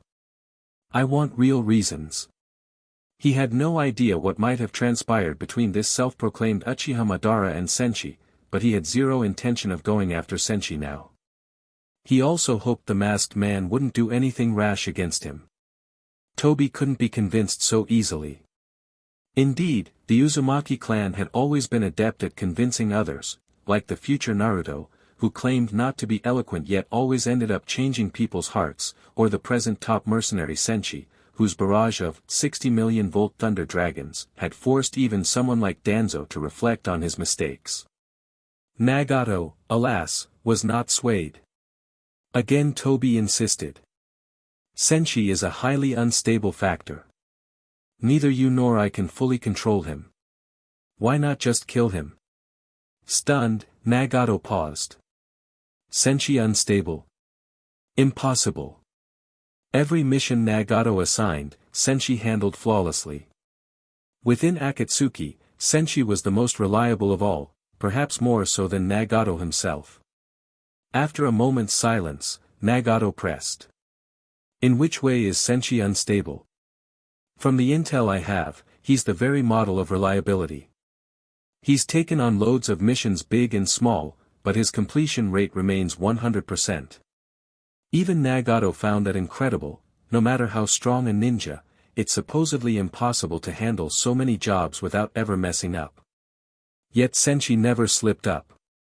Having said that, Nagato added with a faint smile. Relax, Uchiha Madara. I know Uzumaki Senshi well. He may be short on money, but he's extremely steady, very dependable. If anything, Toby felt even less at ease after that. Wordlessly, he raged inwardly. Damn it, you're all money grabbers. If I don't eliminate the ticking time bomb Senshi, how am I supposed to enact the Eye of the Moon plan? Although Toby had set the Akatsuki's rise in motion from the shadows, ultimately it was Nagato who decided policy. Toby could only influence him, not command him. There was no doubt, Nagato was truly the leader. Only Nagato controlled the group's finances. Senshi had joined and continuously done missions only because Nagato had hired him, and indeed, he and Nagato shared the same blood. Toby needed no imagination to see that if he ever clashed with Nagato, Senshi, the wild card, would side with Nagato. Originally, Toby planned to dispose of Nagato and Konan near the final stages of his Moon Eye plan. Nagato and Konan were powerful but lacked cunning. Everything had gone smoothly until the sudden appearance of Uzumaki Senshi. If Toby wanted to continue toward the plan's final phase, he first had to handle Senshi.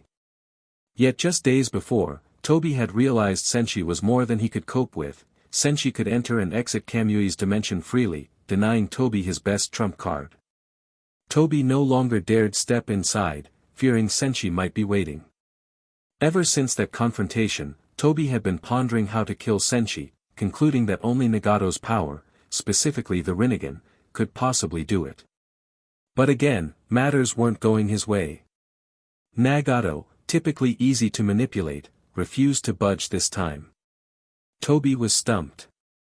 Nagato, have you thought about it? You can hire Senshi to work for Akatsuki, but anyone else could also hire him and aim him at us. This was no idle worry. From Nagato's own intel, Senshi really might do that if the price was right. Nagato considered it briefly. After only a short time, he responded. Even if I wanted to fight Senshi, I might not be able to win. He spoke mildly. Senshi's main area of activity was the Amigakure black market and surrounding territory, all under Nagato's watch. Other people might be clueless as to Senshi's level, but Nagato had a perfect view. Even if he hadn't witnessed Senshi's missions firsthand, the sheer speed of his completions told Nagato plenty. Nagato wasn't a fool. He'd calculated that even the 6 paths of pain together might not easily prevail. Senshi hadn't harmed the organization. Why pick a fight with him over a non-existent threat, especially given that as a top-tier lightning user with insane speed plus a space-time teleport, Senshi could vanish on a whim. Enraging him would only earn them a formidable enemy. That made zero sense. Toby didn't realize that, unlike him, Nagato did have his own calculations. Unless forced, Nagato would never choose to fight Senshi. After some thought, Nagato gave Toby a piece of information. So far, nobody's seen Senshi use his full power. No one knows exactly how strong he is at 100%. My advice, drop any idea of moving against him, or you'll be the one in trouble. Hearing that, Toby bristled. What nonsense! The Rinnegan is legendary, how could Senshi possibly stand against it? Humph. Nagato, you're just making excuses because you don't want to move against him. Nagato shook his head gravely. They are not excuses. All of the data he had suggested that if Madara wanted to investigate, he could easily confirm it. But Toby lacked the proper understanding of Senshi, otherwise he wouldn't be making such a ridiculous demand. After hearing Toby rant for ages, Nagato remained as immovable as a boulder, leaving Toby increasingly anxious. If we won't kill him, then at least drive him out of the organization. If not, our plan will fail. Still unhurried, Nagato shook his head. Unless he does something that endangers Akatsuki, I won't take action. I can't go after him just because you tell me to. Finally, Toby lost his patience. Enough, Nagato. Must you insist on doing it your way? Nagato too was angered. In a cold tone, he declared. Uchiha Madara. I'm the leader. I decide how to handle him. Nagato, you'll regret this. With those words, Toby stormed off in fury, slamming the door behind him. Bang! Chapter 61, The Copy Ninja. In one corner of Konoha's forest. After Senshi returned with Karen, they came here. This was the place where Sasuke practiced lightning release. During the period that Senshi had been in Konoha, Sasuke was here under his instruction, training in lightning release. Sasuke's talent for lightning release wasn't bad at all. Even though he was just a kid, the lightning release technique Senshi taught him had already shown steady progress. Of course, it could also be that the lightning release, Thunder Ball Jutsu was too simple, so Sasuke picked it up quickly. Lightning release, Thunder Ball. In the forest, Sasuke swiftly formed seals, his movements highly practiced. ZZ. ZZ. ZZ. ZZ. Golden lightning crackled, little arcs of golden electricity shimmering in the air before gradually forming 3 lightning orbs. In such a short time, Sasuke had already brought lightning release, Thunder Ball to this level. Senshi acknowledged both his diligence and talent. Boom! Boom! Boom! The next instant, the 3 golden lightning orbs shot off, blasting the branches of a nearby large tree into splinters. Huff! After using that jutsu, Sasuke slowly let out a breath. Gazing at the nearby branches he had blown away, he couldn't help recalling the day on the cliff when Senshi had used lightning release to destroy an entire forest. His home tutor, Uzumaki Senshi, could annihilate a boundless stretch of woods with thunder. Meanwhile, he could only use lightning release to blast off tree branches. Sasuke was frustrated. He didn't know how long it would take for him to reach Senshi's level. Not enough, far from enough. He needed even more hard work and training. At that moment, though, Senshi placed his hand on Sasuke's head. Since they were in the so-called head-patting village, a little local custom was not to be forgotten. Sasuke, you're making good progress.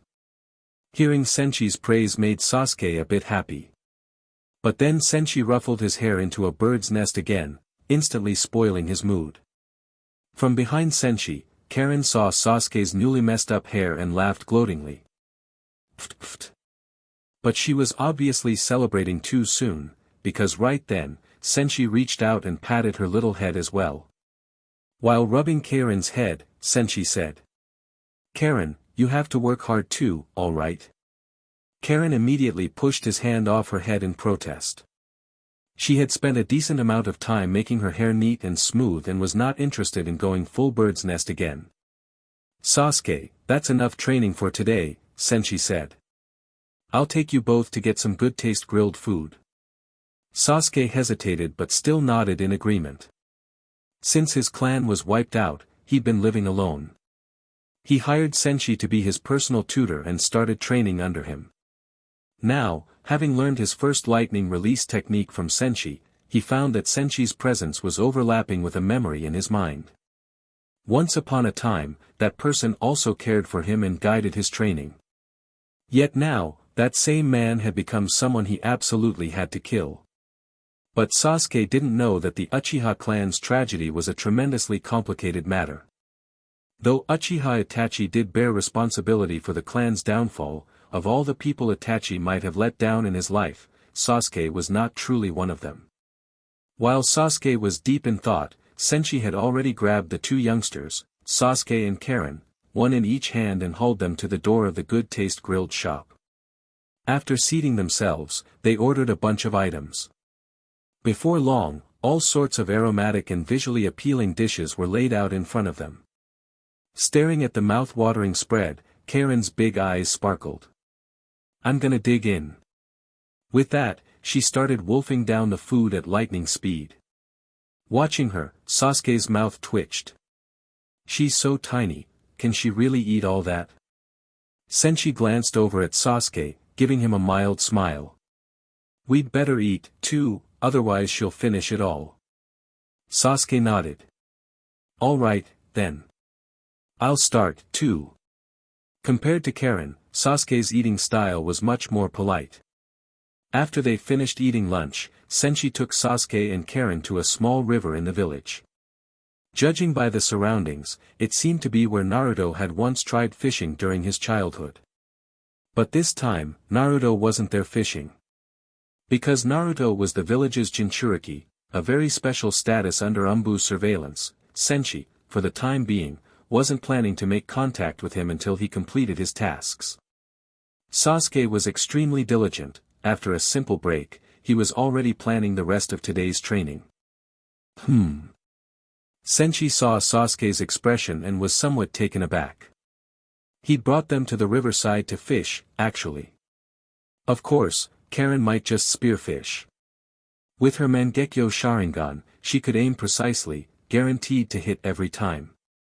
Senshi was just about to take out fishing rods from his system storage when he casually spread his mantra to scan the village. Immediately, he noticed someone by the memorial stone in Konoha. Oh!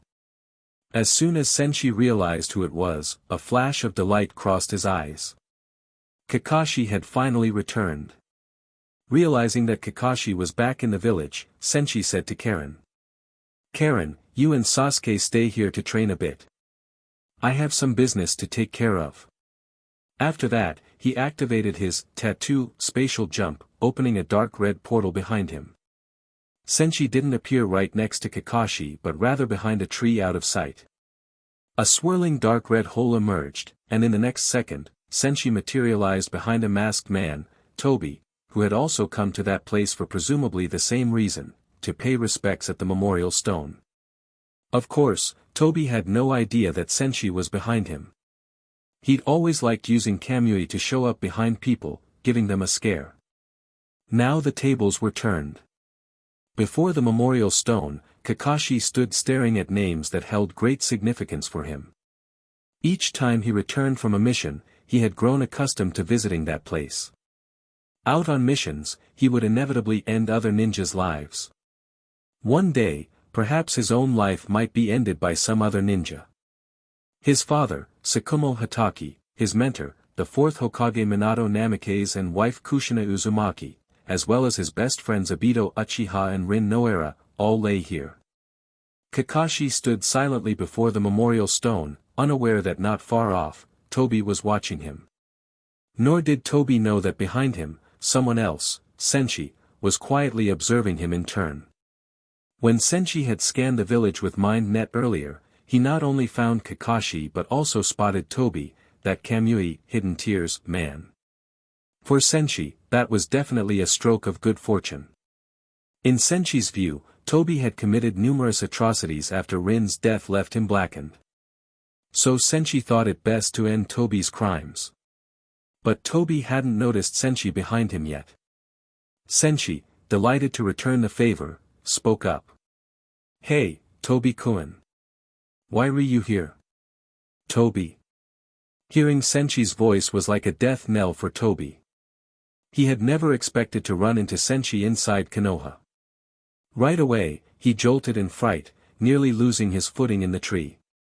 Spinning around, he saw, sure enough, the person who'd haunted him, Uzumaki Senshi. With cold sweat on his brow, Toby stammered. "You Uzumaki Senshi, what are you doing here?" He wore an internal expression of utter horror. Senshi ignored Toby's shock. He merely cast a glance at Kakashi in the distance, then asked Toby. "Thinking about revenge, are we?" Toby, behind the mask, grew even more wary and demanded. "What are you trying to do? And why are you here?" With a casual smile, Senshi replied. "I'm here to help you, of course. Don't you want to kill Kakashi?" He was indeed up to some scheme of repurposing every resource, trying for a multi-layered job. Perhaps Toby could be of last-minute use to him. One job, 2 paydays. That kind of idea was sweet as honey. If Toby were to hire him to kill Kakashi, that'd be a big win. Afterwards, Senshi could do good deeds, in the process quietly cleaning Toby's sins. Perfect. But Toby sounded perplexed. Why would I kill Kakashi? Meanwhile, by the memorial stone, Kakashi wrapped up his moment of grief and left the area. Seeing that, Toby wasn't in the mood to talk to Senshi. He hopped down from the tree to leave. But Senshi blocked him. Toby's eyes flashed dangerously from under the mask. Hearing Toby's question, Senshi raised his brows. "Huh? You're just letting Kakashi go like that? He's the one who personally pierced Rin, right? Doesn't that make you want revenge?" Senshi's words shocked Toby. Because not many people knew that detail, which meant Senshi's intelligence was insane. Inside, Toby felt a chill. On the surface, he maintained a cold front. "You think something like that can affect me? What exactly are you trying to do?" Facing Toby's interrogation, Senshi put on an innocent expression. "I'm trying to help you. One word from you, and I'll handle Kakashi for you right away, and I'll only charge you a friendly rate. How about it?" Hearing that, Toby felt even more certain that Nagato's info was on point. Senshi was the type who would do anything for a mission or for money. Other ninjas might betray their village for some reason. Senshi might simply do it because someone paid him. Senshi's eager look, hoping Toby would hire him, made Toby declare a curt "kamui," as he teleported away with no intention of sticking around. As Toby fled, Senshi shrugged helplessly. He could go chase if he really wanted, maybe wait for Toby in the kamui dimension. But the more pressing matter was that now Kakashi was back, and Senshi needed that Sharingan. So he scanned again for Kakashi's location, invoked the comma-based space-time jump, and went to find him. In a corner of Konoha's forest. Leaving the memorial stone behind, Kakashi walked gloomily with shoulders drooping, head bowed, and eye hidden under his mask. Suddenly, he sensed something and raised his gaze. Not far from him, a dark red spatial vortex appeared. In the blink of an eye, a figure emerged. It was Senshi. With interest, Senshi studied Hitaki Kakashi, the genius ninja of Konoha. The ninja world had many ninjas, but true geniuses were few. Hitaki Kakashi was quite special. No matter who he fought, he seemed able to go a few rounds, though whether he could win was another matter. Senshi was a bit curious. If Kakashi fought him, could it be a 50-50 match? While Senshi sized him up, Kakashi, full of caution, studied Senshi. In a serious tone, Kakashi spoke. Around 20 years old, red hair, wearing the black cloak with red clouds. You can create that dark red wormhole whenever you use your spacetime ninjutsu. So you're Uzumaki Senshi, who's risen to fame lately around the black markets of Amigakure and Kusagakure. Senshi was surprised. Oh. You can figure all that out. It seemed Kakashi had quite a knack for intel. Indeed, Senshi thought, the rumored and famed, copy ninja, must have some real skill. He's also a disciple's disciple of Jiraiya, one of the 3 Sannin of intelligence. After stating Senshi's identity, Kakashi somberly continued. If you're blocking my path here, then am I your target? Faced with Kakashi's calm reasoning, Senshi was a bit taken aback. You deduced that as well? Between Tobi and Kakashi, the difference in analysis was stark. Tobi saw Senshi appear behind him and demanded what he wanted. Kakashi saw Senshi appear and deduced that he must be Senshi's mission target. Kakashi gave a short explanation. You, Uzumaki Senshi, known as the mission terrorist, the Grim Reaper of the black market. You're always either on a mission or en route to one. If you showed up here, it's not hard to guess I'm probably your mission objective. Senshi said, indeed, outwardly, but in his mind, he found it amusing. No wonder people call you a child prodigy, Chunin at 6, Jonin at 13. That calm composure is truly impressive. While Senshi spoke, Kakashi kept silent, remaining on high alert. But Senshi hadn't come here just to chat, he went straight to the point. I'm here for your Sharingan. If you don't want unnecessary pain, do it yourself. Kakashi was surprised. He never thought the reason Senshi was after him was purely for the Sharingan. Then again, Senshi wasn't the first to covet it. Long ago, Danzo from Root had also been interested in that eye. Knowing Senshi's motive, Kakashi lifted his headband. He wasn't planning to hand over the Sharingan. He intended to fight Senshi, employing full force. After all, with an opponent like Senshi, letting one's guard down for a moment would result in losing the Sharingan, or possibly losing one's life. Revealing the Sharingan, Kakashi stared at Senshi, voice grave. From the intel I gathered, your specialty is lightning release. Coincidentally, lightning release is also what I excel at. It's rare to encounter such a strong lightning release user, here's my chance to test myself. Hearing that, Senshi couldn't help showing a strange expression.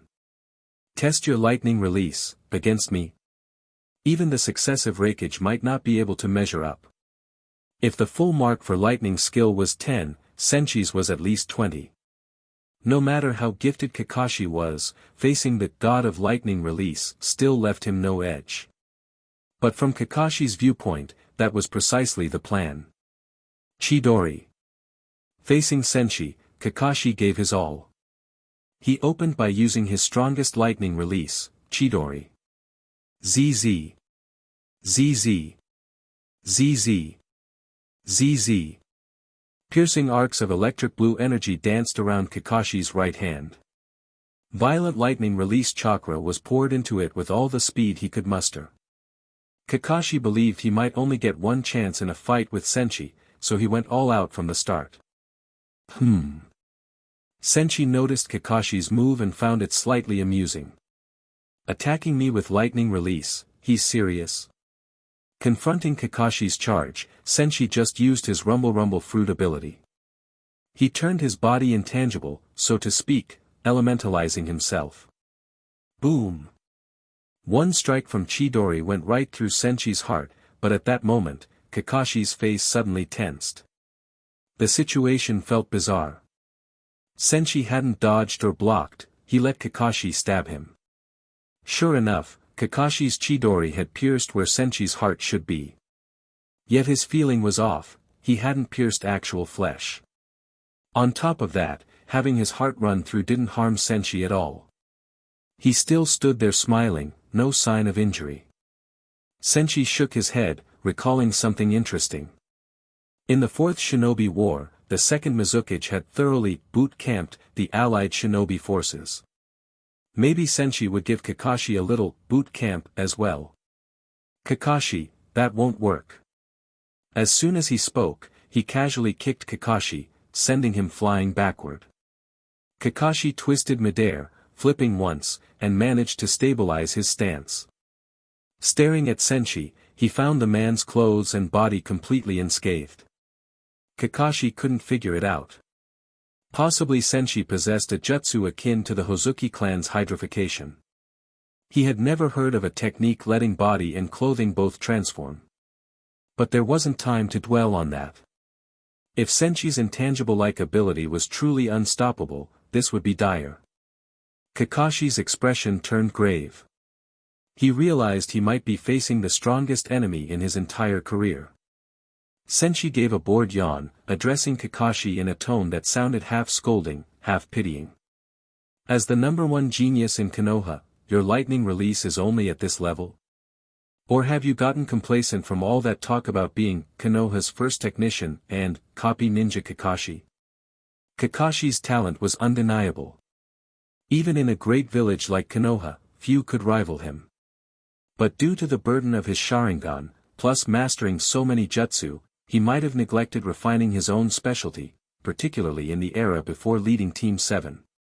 ZZ. ZZ. ZZ.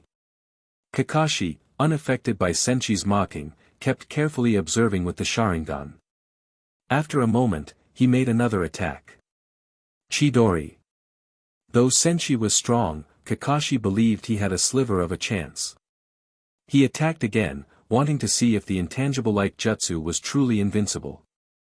Relying on the Sharingan's dynamic vision, he launched at a speed faster than before, rushing to Senshi's front. And then, the moment Kakashi brandished Chidori a second time, he was dumbfounded. Huh! Senshi hadn't even used space-time ninjutsu, he simply moved at an unimaginable speed, disappearing right before Kakashi's eyes. Kakashi's pupils shrank sharply as he panicked inside. How is that possible? What kind of speed is this? He was well aware that an expert at lightning release might be terrifyingly fast. But Senshi's speed was beyond reason, Kakashi's Sharingan couldn't even track him. First time, Senshi just stood still for Kakashi's strike, it achieved 0 damage. Second time, Kakashi attacked faster, but Senshi vanished before his eyes. This is bad. The instant that realization flashed through Kakashi's mind, it was already too late. Chapter 62, Onizen. Elbow Bolt. At the moment he realized something was wrong, it was already too late. Senshi's voice suddenly came from behind him. When Kakashi swiftly turned around, he was struck in the abdomen, a terrifying blow carrying immense force sent him flying into midair. Still airborne, Kakashi had no time to reorient himself before Senshi closed in on him again. Amid crackling thunder and flashing lightning, the two of them slammed hard to the ground. Boom! The instant they landed, stone and earth around them were instantly shattered. Spiderweb-like cracks crazily spread in all directions, and thick dust churned in the wind. When the dust settled, Senshi stood there without the slightest injury, not even ruffling his hair. Kakashi, on the other hand, had suffered severe damage. Had Senshi intended to kill him, Kakashi would already be dead. Indeed, it proved that a genius-type ninja was still no match for someone who worked so hard. Senshi could subdue Kakashi with ease, all thanks to his sweat and toil. Next, one mustn't forget the local custom after arriving at Headpat Village. Having defeated the elite Jonin from Headpat Village, one naturally had to perform this ritual. After patting Kakashi on the head a couple of times, Senshi, somewhat sighing with a lonely expert demeanor, said, "It'd be a pity to kill off a genius of your caliber. I've achieved what I have today solely through hard work, so I've decided to give you enough time to train and grow. Once you've reached a sufficient level, come challenge me again, prove that genius can prevail over effort." Fortunately, Karen wasn't here, otherwise, she'd be blinded by the dazzling aura of Senshi's sweat and hardworking pride. "I already gave you a chance just now. Since you wouldn't remove the Sharingan yourself, I'll just have to do it for you." With that, Senshi lashed out, a sharp kick to Kakashi's chest, followed by a lightning-fast grab. Before Kakashi could grasp what was happening, his Sharingan was already in Senshi's hand. In the moment that sharp pain came, Senshi had placed Kakashi's Sharingan into a small container. Kakashi clutched the gaping wound around his empty eye socket, mind full of sorrow and despair. That Sharingan was an extremely precious Kekii Genkai of Konoha, and moreover, Obito's keepsake. But there was no helping it, Uzumaki Senshi was far too strong. If he really intended to, Senshi could instantly kill Kakashi. Under Kakashi's despairing, resentful gaze, the unthinkable happened. Senshi pulled out yet another glass jar and casually tossed it to the ground in front of Kakashi. I'm not some devil. Consider this in exchange, take it.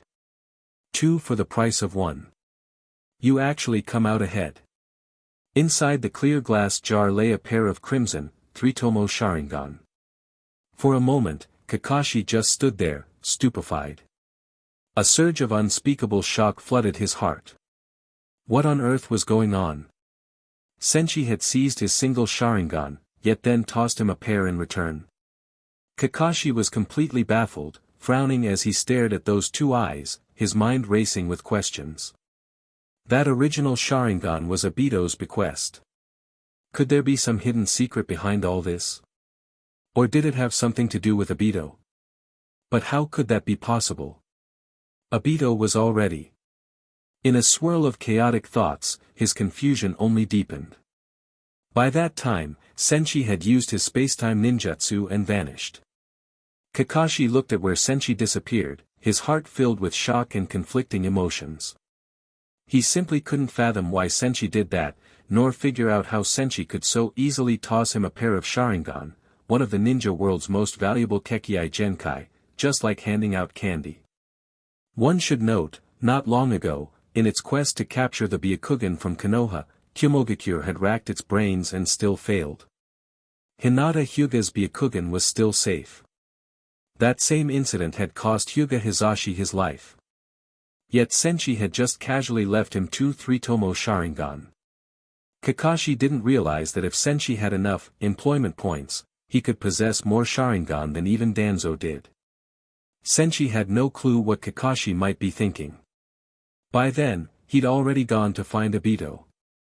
Meanwhile, Obito was still speeding along his route, continuously using the body flicker technique. Deep down, he was grateful. Phew, thank goodness I ran fast. He felt quite satisfied with how he'd handled things just moments ago. Before he could relish that feeling, a dark red vortex-like portal quickly appeared not far away. Spotting that ominous, crimson-black spiral, Obito's heart gave a jolt. Underneath his mask, his expression showed deep wariness. Still, he forced a tone of annoyance. Uzumaki Senshi, what's your deal now? Senshi wore a playful grin as he looked at Obito.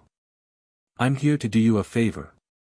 Reality's too cruel, so I thought I'd send you to that wonderful world where Rin is still alive. His words were filled with unconcealed killing intent. Obito, behind the mask, instantly looked horrified. Nagato, you sold me out. Although Senshi had never been friendly, he'd never directly shown intent to kill. Now he was openly gunning for Obito's life, and in Obito's mind, the only explanation was that Nagato had leaked the details of their conversation. Without a second thought, Obito tried slipping into his intangibility state and fleeing. But Senshi had no desire to continue their game of cat and mouse. Raising an arm, Senshi unleashed a terrifying lightning column that instantly swallowed Obito. Rumble. That enormous electric current froze Obito in place.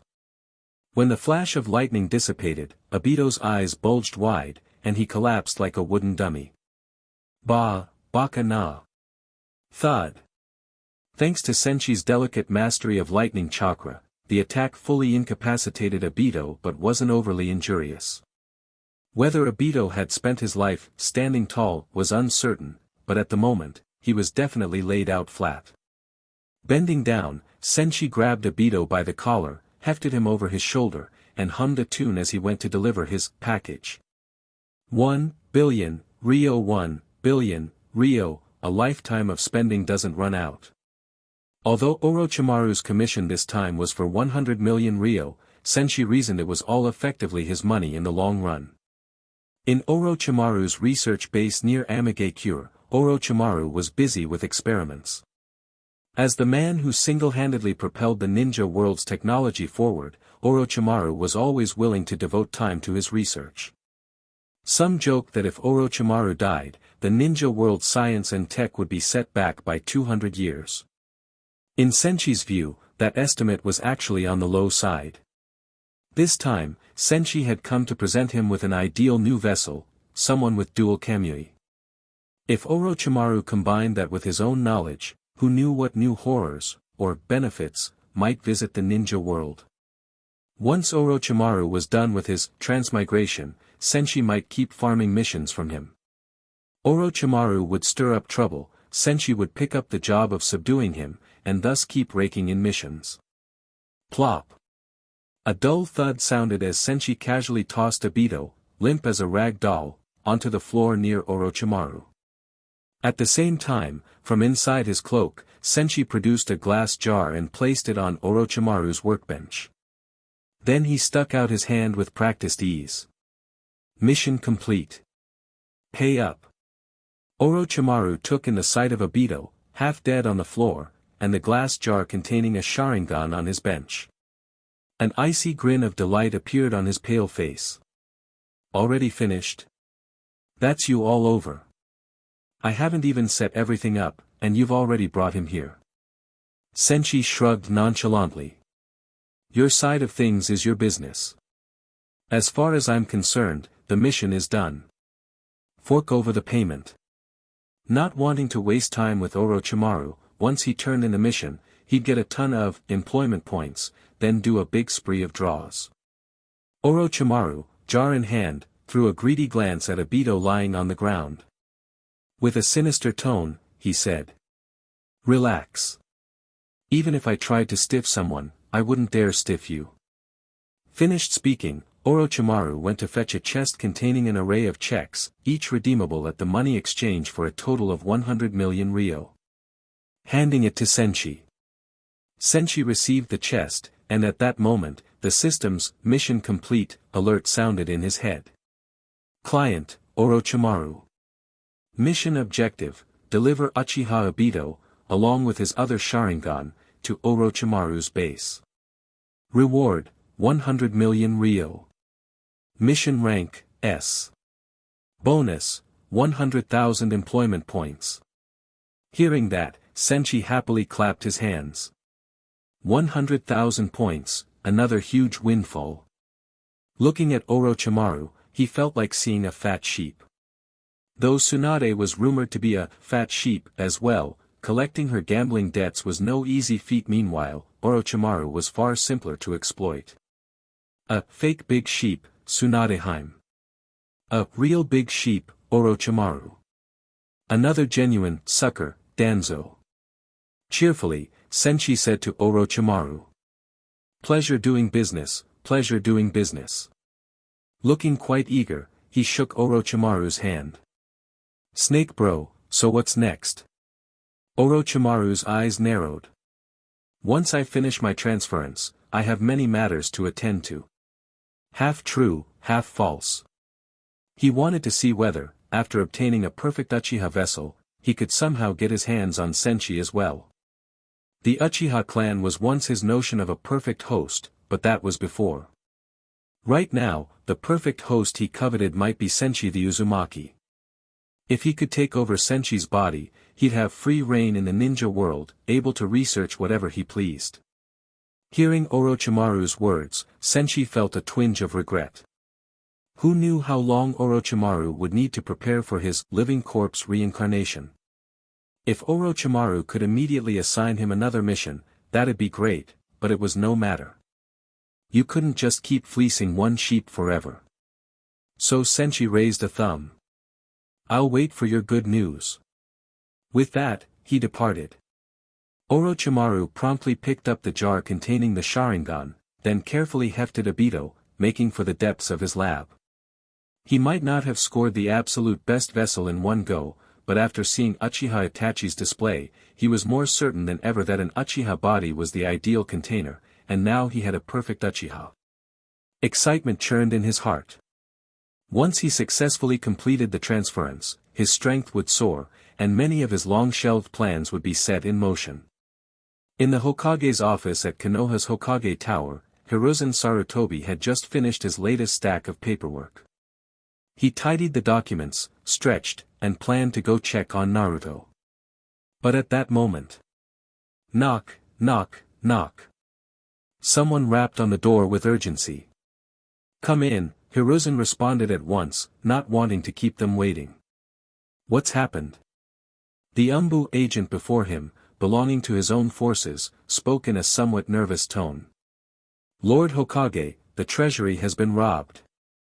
Sarutobi was stunned.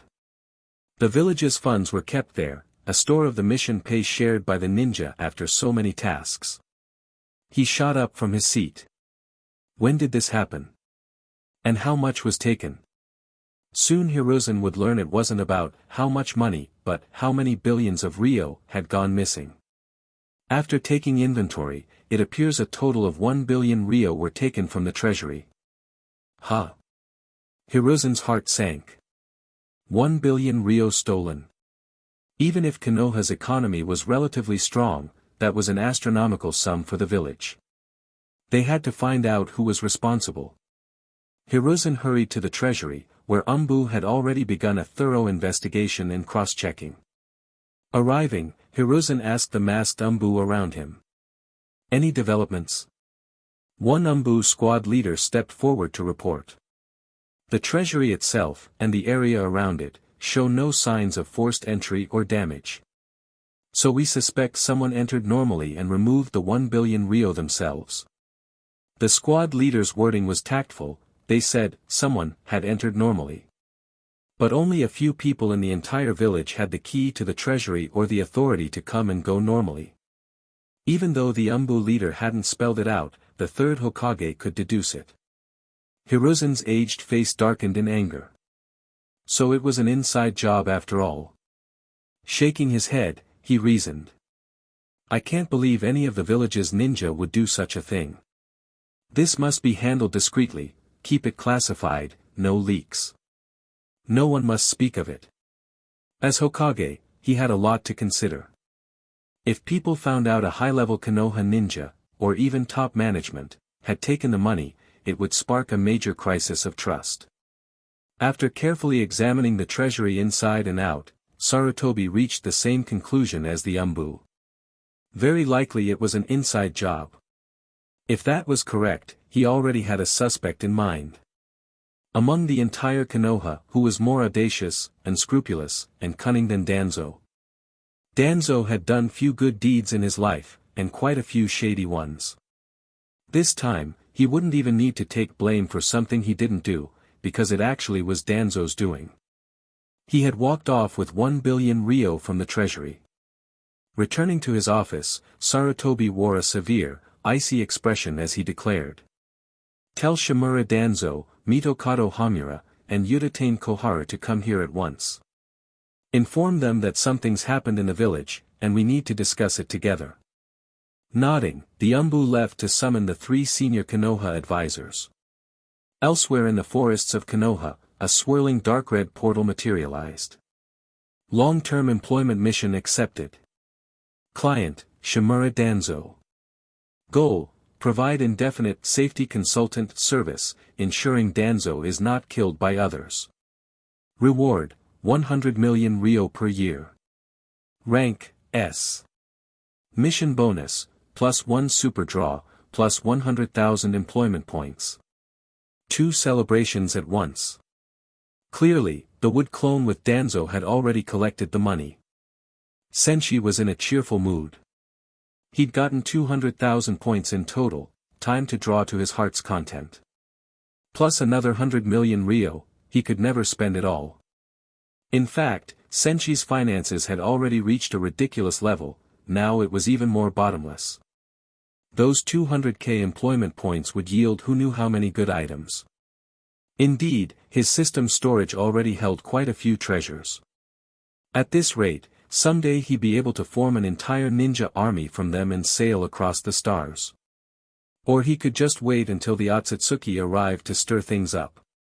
The more chaos in the ninja world, the more missions to be had, the more missions, the more points, the better he'd draw, and the stronger he'd become. It was all looking terrific, his future unlimited. Senshi decided that later tonight, he'd treat Karen and Sasuke to a fancy meal in celebration. Using the tattoo space-time technique, Senshi appeared back in the forest area, only to find something wrong. Where had his big little assistant gone? Neither Sasuke nor Karen was in sight. Ah! Not too far away, Sasuke was pinned underfoot by Itachi, while Karen had activated her initial Susanoo, enveloping herself in a huge pink skeleton. Karen's little face was tense and stern, staring at the intruder who'd shown up. Seeing that from a distance, Senshi felt a hint of amusement. Here it is, the iconic scene has arrived. But first, Senshi approached Karen rather than look on at the iconic brothers drama. Karen, did Itachi give you any trouble? Seeing him appear, Karen immediately relaxed upon sensing that familiar chakra. Her heart warmed further when she heard him ask if the intruder had hurt her. She quickly shook her head.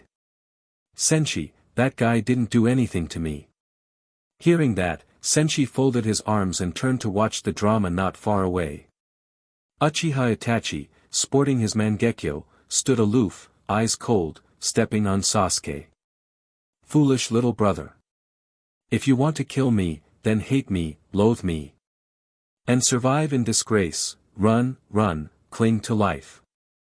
Then someday, when you have eyes like mine, come and face me again.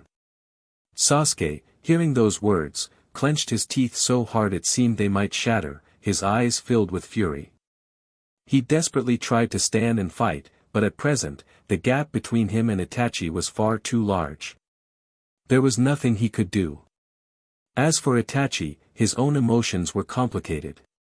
He'd rushed to Konoha upon hearing that the extremely dangerous Uzumaki Senshi was in the village, fearing for Sasuke's safety. Arriving, he quickly gathered intel. Apparently Senshi hadn't harmed Sasuke. In fact, Senshi was now acting as Sasuke's personal tutor. Under Senshi's guidance, Sasuke had picked up a decent mastery of lightning ninjutsu for his age, but that wasn't enough. Sasuke still needed greater hatred and loathing toward him. Only such intense pressure would force Sasuke to push himself to the limit, powering up to kill Itachi. Sasuke's current progress was passable in Itachi's eyes. But after seeing that Karen, a non-Uchiha, had not only awakened the Mangekyo but was using Susanoo, Itachi felt that maybe he was too soft in beating his little brother. This girl was about Sasuke's age, after all, and if she could do it, so theoretically could Sasuke. Plus, Karen's presence confirmed that Senshi had done extensive research on the Sharingan. While Itachi lectured his brother, Senshi asked Karen how they ended up in that predicament. Karen, still a bit shaken, explained. Not long ago, that person suddenly showed up at the place where Sasuke and I were training. The moment Sasuke saw him, it was like he went berserk. He charged straight at the guy, trying to fight him. I got worried the guy might kill Sasuke, so I followed from behind, all the way here. Once she finished, Senshi basically understood. He wasn't going to let Itachi keep dishing it out on Sasuke.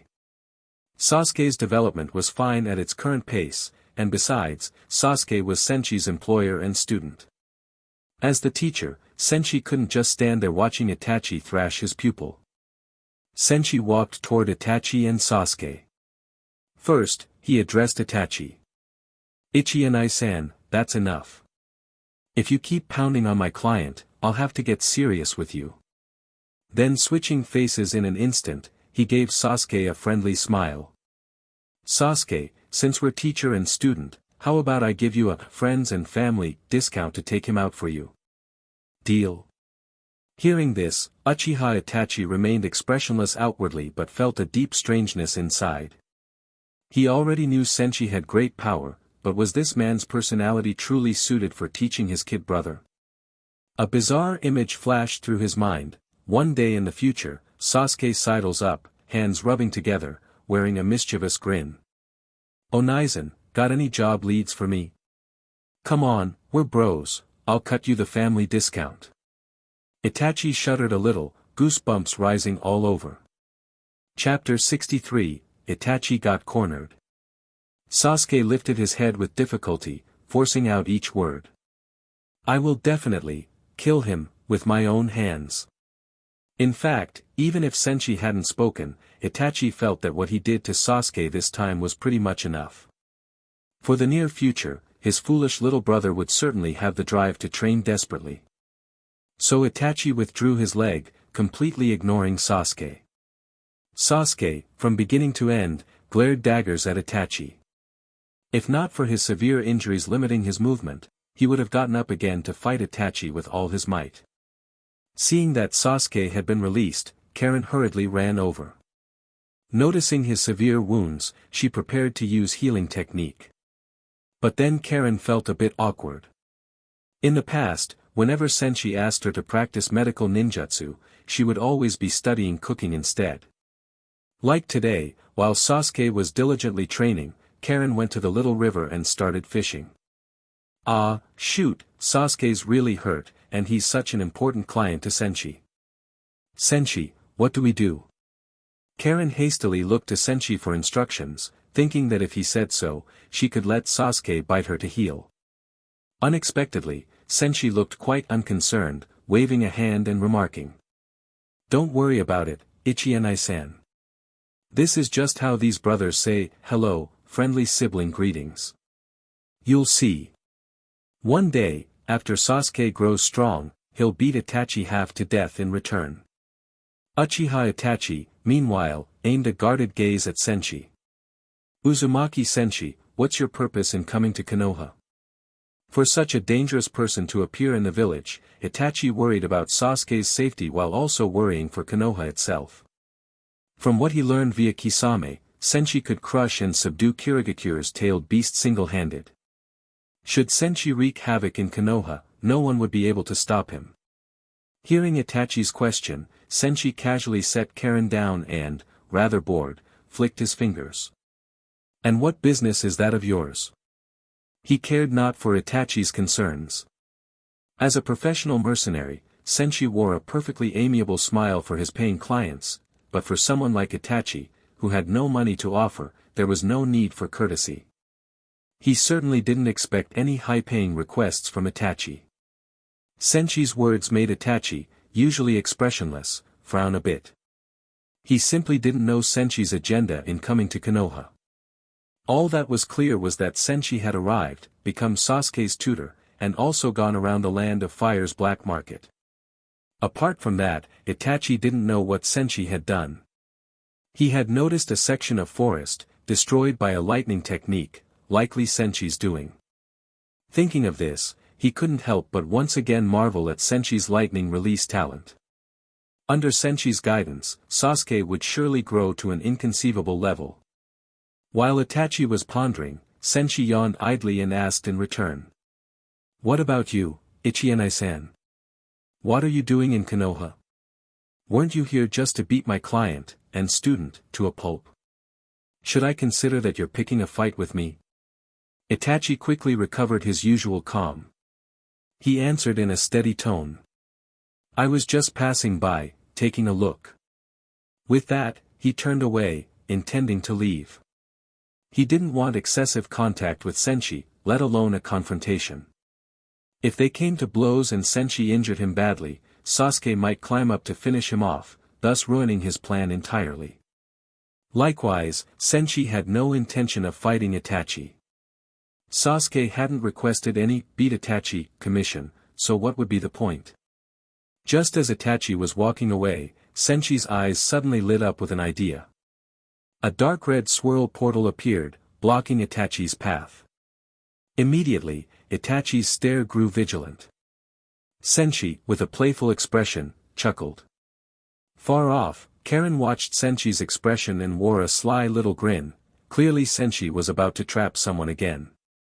Sure enough, Senshi turned to Itachi and said.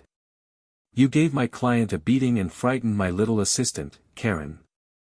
Did you plan to just leave it at that? Those words made Itachi more on guard. Before he could think any further, Senshi leaned in slightly, lowering his voice. Ichienai-san, you wouldn't want your foolish little brother learning your secret, would you? Instantly, Itachi's expression changed dramatically. Itachi. Though it seemed unbelievable, he had a feeling Senshi really did know something. This made sense, given that Kakuzu, Orochimaru, and Kisame had all said Senshi possessed an information network beyond common understanding. Itachi feigned composure. Secret? I have no secret. But Senshi continued without letting him off. Of course I'm talking about that deal you made with Konoha's. He abruptly cut off. Clearly, Itachi understood exactly what he meant. At those words, Itachi's face took on a look of utter shock.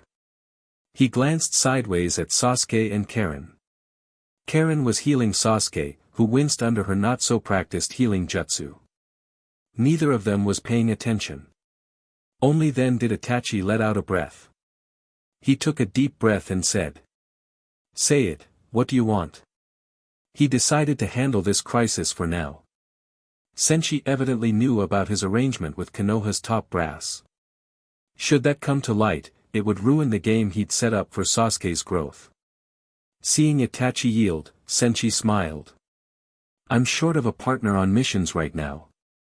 At that moment, far away in Amigakure, the shark-faced Kisame sneezed.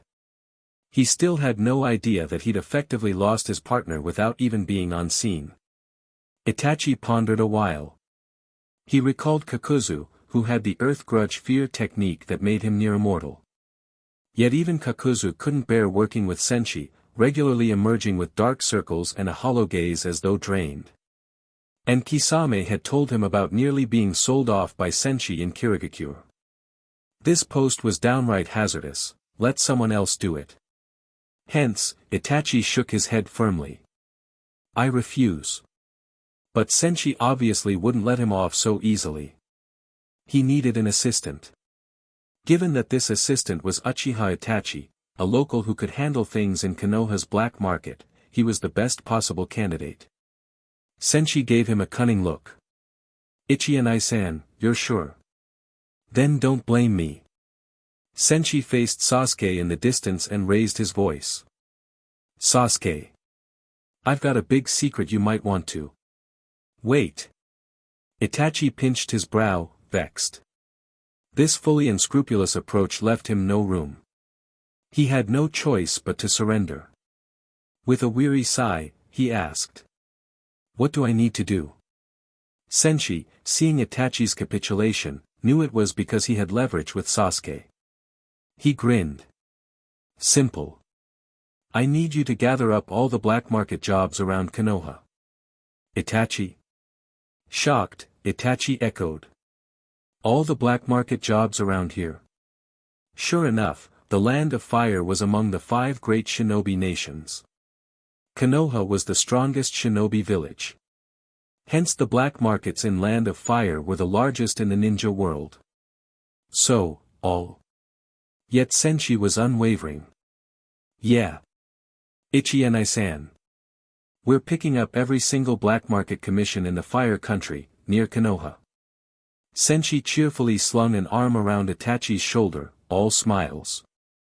"Come on, we can chat as we go." Watching Senshi walk off with an arm around Itachi, Sasuke stood there dumbfounded. That big secret. Today's lesson. His expression turned sullen. He's obviously in league with Itachi. Liar. Meanwhile Karen, noticing Sasuke's face darkening, piped up soothingly. "Relax, that guy who beat you won't have a good end. You saw Senshi's face, Itachi's in for big trouble." But Sasuke didn't cheer up. "Tch. Anyone close to Itachi is unreliable." That set Karen off. "Hey. That's not fair. Senshi's a super reliable ninja." She folded her arms, adding, "As long as it's not pinned to a job, Senshi's always reliable." Her summation was downright perfect. Sasuke snorted. What difference does that make? He still wore his scowl, but some part of him was grudgingly forced to agree that Senshi's training had quickly raised his skill. He simply hated that Itachi had shown up, that Senshi had parted without finishing the lesson, plus the notion that they seemed suspiciously friendly. While Sasuke was fuming and Karen was complaining, a dark red swirl portal appeared behind them. In a flash, Senshi walked out with a faint cough. Startled, both kids jumped. Thwop. Thwop. He flicked his fingers in 2 quick moves, giving them each a little smack on the head. Then, with a genial grin, he chided. "You two brats, how can you talk behind teacher's back like that? Karen shot back. But I wasn't. She secretly griped it was all Sasuke, I was just telling the truth.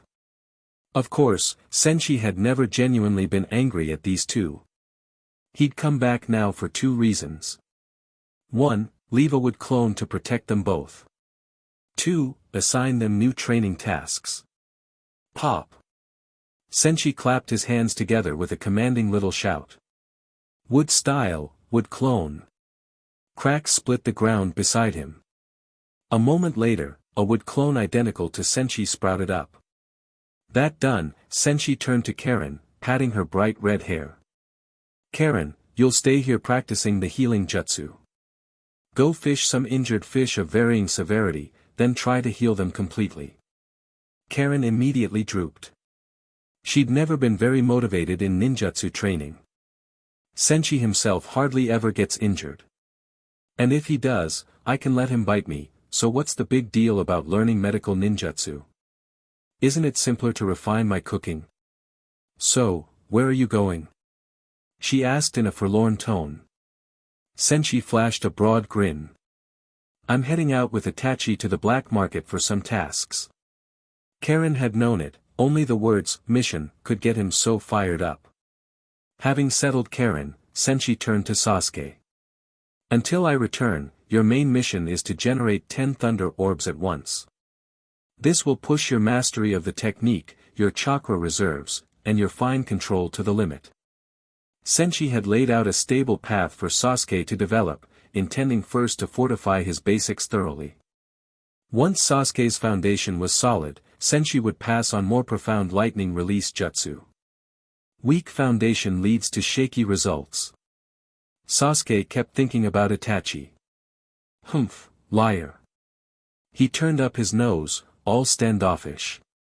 Senshi, though, paid that no mind. As long as your fundamentals stay firm, I've got loads of lightning release techniques. You can learn as many as you like. Chapter 64, It's gone, but not completely. Konoha, at the Hokage's office in the Hokage residence. Inside were Sarutobi Hiruzen, Shimura Danzo, Udatane Koharu, and Mitokado Hamura, Konoha's F4, all seated together. Once everyone was present, Hiruzen spoke bluntly. 1 billion ryo has gone missing from Konoha's treasury. 1 billion ryo is by no means a small amount of money. Hiruzen, as Hokage, had experienced who knows how many storms in his life. Holding that position, a ninja needed sufficient poise and strength of character, and Hiruzen of course possessed those. Yet even he, upon hearing such a piece of news at first, was utterly shocked. The base pay for an S-rank mission begins at 1 million ryo. Calculating from that minimum standard, one would need exactly 10,000 S-rank missions worth of pay to reach that sum. And a ninja village typically takes half the total reward from missions performed by its ninja, meaning a total of 20,000 S-rank missions would be needed for the village to gather that much. If all that were to be done within a single year, Konoha's ninja would have to complete an average of 55 S-rank missions every single day just to earn that sum in time. Never mind S-rank, on an A-rank mission, normally one cannot simply finish in the span of a single day. Having realized such a staggering sum had disappeared from the village treasury, Hamura and Koharu were both enraged. Danzo's expression too became extremely grave. He was putting on an act, of course. The others might not know how the village money disappeared, but he certainly did. Seething with anger, Mitokado Hamura said. Hiruzen, what in the world is going on? How could so much money suddenly vanish from the village treasury? Money, to shinobi, is extremely important. A shinobi village exists to train and support ninja, but it is also home to many civilians whose own or whose children's talents may qualify them to become ninja. Those large numbers of people cannot all be fed just from ninja mission pay. Thus each village needs the daimyo of its great nation to grant periodic funding. That is why the daimyo, despite not residing in the village, still has a significant influence on it. If a village's citizens want to live well, if the village as a whole wants to develop further, it will require the daimyo's financial aid. At this moment, Koharu and Hamura, both glaring at Hiruzen in growing dissatisfaction, clearly expected answers. As Hokage, Hiruzen was responsible, no matter what explanations he might give. Confronted by their discontent, Hiruzen spoke calmly. I personally, along with our top Umbu, investigated the site. No sooner had he said this than Koharu pressed him. What's the result of that investigation? Hiruzen did not conceal anything and reported plainly. Inside the Konoha treasury, and in the surrounding area, there were no signs of destruction. All indications suggest it was done by an insider. Those words caused both Koharu and Hamura's faces to change drastically. Within Konoha, those who can come and go from the treasury at will are basically only these four. They were all fiercely loyal to the village. Yet if, from someone's point of view, it was, for Konoha's sake, one of them might have quietly used that enormous sum for what they believed could revitalize the village. Such a possibility existed. Hiruzen, Koharu, and Hamura all wore solemn looks as they directed their gazes at Danzo. Among them, the one with the greatest likelihood to do something like that was surely Danzo. Danzo maintained a dark expression, looking equally severe, as if outraged and troubled by the same matter. Hamura hesitated a moment, then said, uncertainly. The Root's information gathering is always excellent. You have no relevant intel on this? Hamura's words were fairly courteous. Danzo's face turned gloomier, and he answered coldly. No. At present, what he needed to do was deny everything, no matter what. Seeing that after Hamura had raised the topic to this extent, Danzo remained tight-lipped, Hiruzen grew even more frustrated. He demanded. In that case, Danzo, tell us your view on this. A sum this large cannot simply go missing. We owe the whole village an explanation. 1 billion ryo was no trivial figure. It demanded an absolute explanation. During the time the treasury was robbed, Hiruzen continued, Koharu, Hamura, and I had not even gone near it. The meaning was perfectly clear, the Umbu monitoring everyone's movements across the village could corroborate that none of the three had touched the treasury. Hence the question of who did it was obvious. Danzo's face was grim, as though it might drip water. Of course, from his perspective, so long as they could not produce ironclad evidence that it was him, he would not admit a thing. While Danzo was confronting Konoha's F3 in anger, Orochimaru, in a certain facility's deepest chambers, was in the final stages of his impure world reincarnation, of his living corpse reincarnation technique. This shinobi world's scientific forerunner was about to conduct yet another major experiment. In his view, if he fully obtained the body of an Uchiha, it would open new horizons. In his subterranean research base, everything was prepared. In a fluid-filled tank, Uchiha Obito, subdued by Orochimaru, was resting silently. One side of Obito's body was evidently not his own, but Orochimaru was in too much of a rush to investigate further. He wanted that Uchiha vessel so badly, he could taste it. He double-checked each element. Then, making a hand sign, Orochimaru, voice quivering with excitement, exclaimed. An Uchiha body. So worth anticipating. Thanks to so much preparation, he finally had it. Ugh. His neck lunged forward like a snake, biting down at Obito's neck inside the fluid tank. At once, Orochimaru's body and Obito's body established a chakra link. His soul, following that channel of chakra, slowly migrated into Obito's body. This took neither too long nor too short. Very soon, Orochimaru discovered something that astonished him. Within Obito's body, there was another soul. What? How can this be? Even one as knowledgeable as Orochimaru found it mind-boggling. He had foreseen all sorts of scenarios for reincarnation, but had never once imagined he would encounter something like this. Slightly cursing in his mind. That wretched brat Uzumaki Senshi actually gave me a problem-laden Uchiha. Meanwhile, around the land of fire near Konoha, at a certain black market. Uzumaki Senshi and Uchiha Itachi's entry caused many eyes to turn. Itachi stated icily to the black market staff. I want to accept every single mission you have. Raised in the shadows, black markets remain a colossal presence in the shinobi world, their intelligence networks not lacking.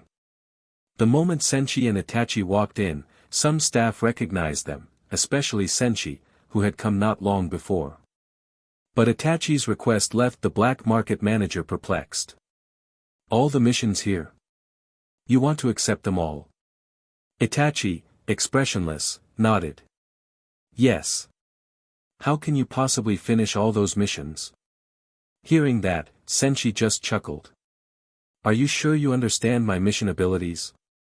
It was a pity the manager wasn't the type to respond with, I've long wanted to see what it's like for the so-called black market legend at his peak. So Senshi found it slightly dull, made a dismissive wave, and said. Doesn't matter if we can do them or not, your job is just to hand them all over. He pointed to Itachi, telling the manager to hurry up. The Land of Fire was a great nation, so it really did have a mass of black market missions. But Senshi didn't care, no matter how many or how tricky. As they took every mission from the black market, the many other ninja present looked on in disbelief. They're crazy. Taking every mission in the hall. But not everyone there was clueless. One ninja piped up. Don't you know anything? That red-haired man, that's Uzumaki Senshi. Instantly, the entire place fell silent. A name is as weighty as a tree's shadow. Senshi's name carried absolute authority in the black market. Gah! After a while, everyone drew a sharp breath. Some recognized him, the man who had performed countless missions. He had the highest completion rate.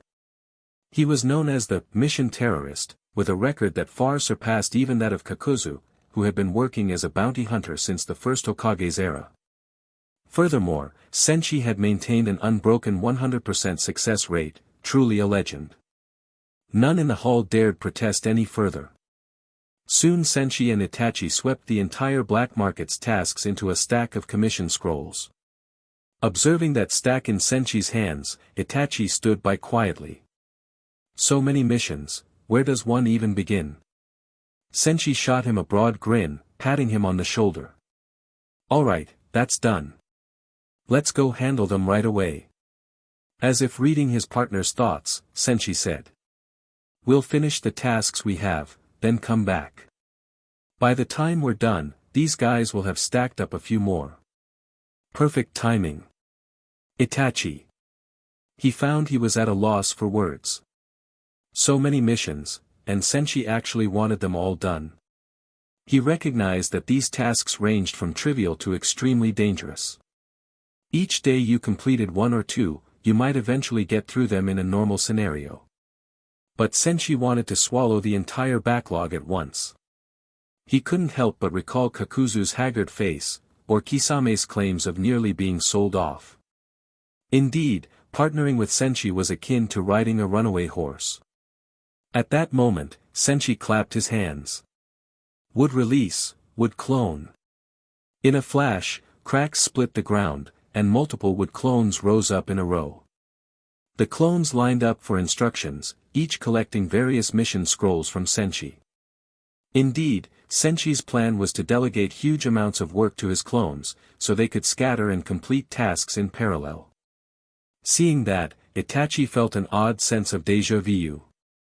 As a boy, he had occasionally used shadow clones to handle chores or training. Now Senshi was similarly employing wood clones to mass-handle black market tasks. Finally, Senshi pulled out one mission scroll labeled, Capture a Dangerous Missing Nin, tossed a few more to his clones, then turned to Itachi. Alright, let's go. This scroll's the first. He placed a hand on Itachi's shoulder, a swirl of dark red portal opened up, and they disappeared into the swirling space. While Senshi and Itachi were busily harvesting missions in the black markets outside Konoha, the Konoha itself wasn't calm. An electric Pokemon, Sasuke. Itachi might get paralyzed, though. Wearing a malicious grin, he inadvertently exuded a menacing aura that made resting Itachi shudder. Senshi was obviously plotting something again. Eventually, Senshi spotted an especially good find in his system space, which Orochimaru would surely love. Snake Fruit, Mythical Zoan, Yamata no Orochi, Ninja World Optimized. S-rank reward, from the world of One Piece. This animal type, Mythical Zoan, Devil Fruit is even rarer than the Logia class. Abilities. Yamata no Orochi, the user can transform into the 8-branched serpent. Each head has its own consciousness, attacking from different angles.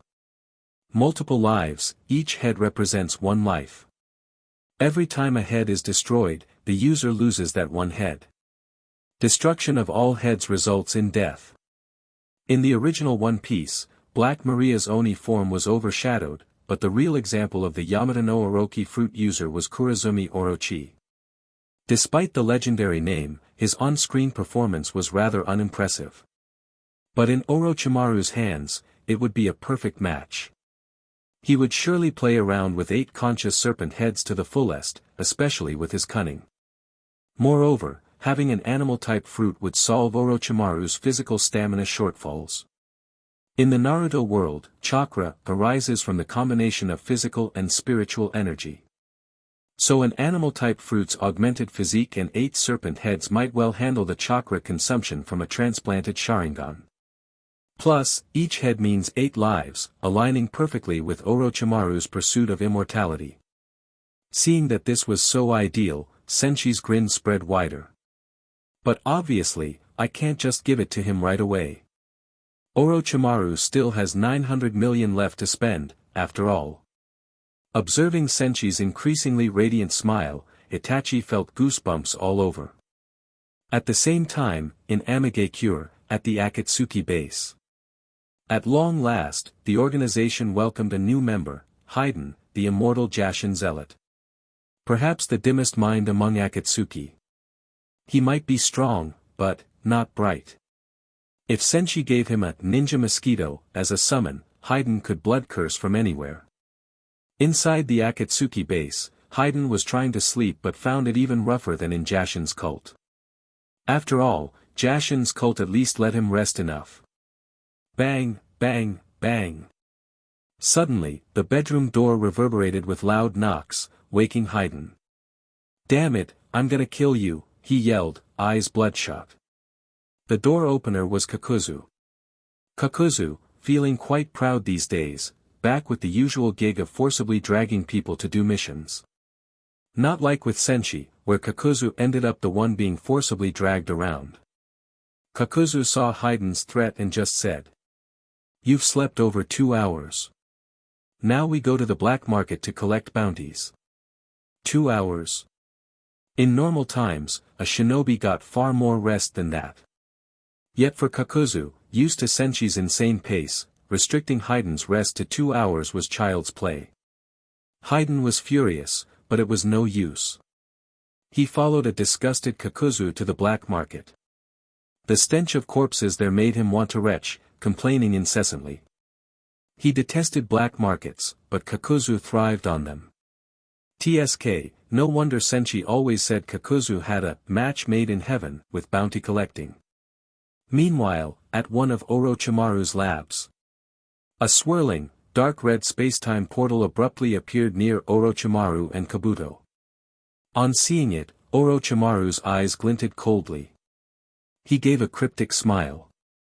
"You finally came. Well then, what's your plan to solve this issue? You don't appear to have brought a suitable vessel." Noticing no one else at Senshi's side, specifically, not Uchiha Itachi, Orochimaru grew suspicious. Because Orochimaru had repeatedly wanted to capture Itachi for a body, Itachi naturally refused to come near him. Senshi, for reasons of client confidentiality, didn't force Itachi to accompany him on this matter. Senshi strode forward, chin up, and said, "Orochimaru, this time I guarantee that your request will be the greatest boon you've ever reaped. For the sake of giving you a perfect body, I've found something unseen in the entire shinobi world." Orochimaru's eyes flashed with curiosity.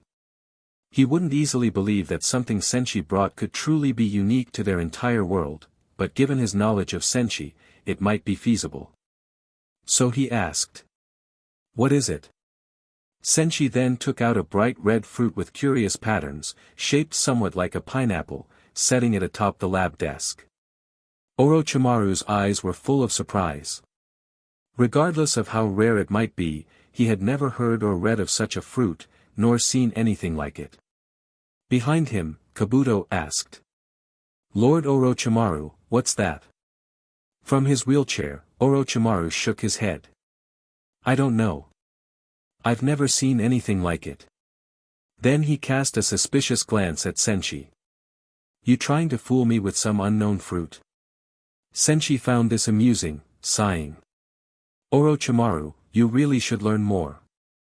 You don't even know about this legendary treasure. He was plainly messing with Orochimaru. Yamata no Orochi fruit did not exist in the shinobi world, of course. How could Orochimaru know? Hearing Senshi call it a legendary treasure, Orochimaru's curiosity grew. It's a legendary item? Senshi nodded solemnly. Yes. This fruit is called the Yamata no Orochi fruit. By eating it, you'll gain the ability to transform your body into the eight-headed serpent, the Yamata no Orochi. Before Senshi could continue, Orochimaru was already taken aback. Even with all his research and knowledge, he had never heard of something that transforms someone into a legendary beast just by eating it. But he listened in silence, and Senshi elaborated. While in Orochi form, each head has its own mind, attacking from every angle. Senshi internally pictured how Orochimaru might develop each serpent head to employ a variety of ninjutsu. 8 heads, 8 ninjutsu, or 8 variations of the same ninjutsu in synergy. The potential was huge for someone with Orochimaru's intellect. Seeing Orochimaru's face reveal more and more eagerness, Senshi grinned. But he still wasn't finished. As well as the multi-life ability. You effectively get 8 lives from it. Even if you truly die once, as long as all heads aren't destroyed, you'll live on. At that, Orochimaru nearly leaped from his wheelchair in shock. All his life, he had pursued immortality. With living corpse reincarnation, he was already the shinobi furthest from death, but that method alone might not secure everything. Now, with the possibility of 8 lives, plus an entirely new approach to healing, if he harnessed that principle, he might systematically research the fruit to create further healing breakthroughs. By reversing death itself, normal injuries would become trivial. Hence, Orochimaru stared at the fruit with blazing eyes. He was dying to grab it right away, unstoppable excitement welling up within. Kabuto was stunned at his lord's reaction but kept silent. Then, just as Orochimaru reached out for the fruit, Senshi pulled it back. Hey now, the Yamata no Orochi fruit is absolutely unique in this shinobi world. You don't imagine you can get it for just 100 million ryo, do you? I'm not gouging you. But next, you'll have to give me as many big jobs as I want, and they've got to be extra large. Senshi concluded with a mischievous grin. Chapter 67, After Sales Service. Bonus Chapter. The Yamata no Orochi fruit in Senshi's hands would likely just be good for chopping off an opponent's head, it wouldn't allow him to fully utilize the fruit's abilities. But in the hands of a talent like Orochimaru, it's bound to yield impressive results.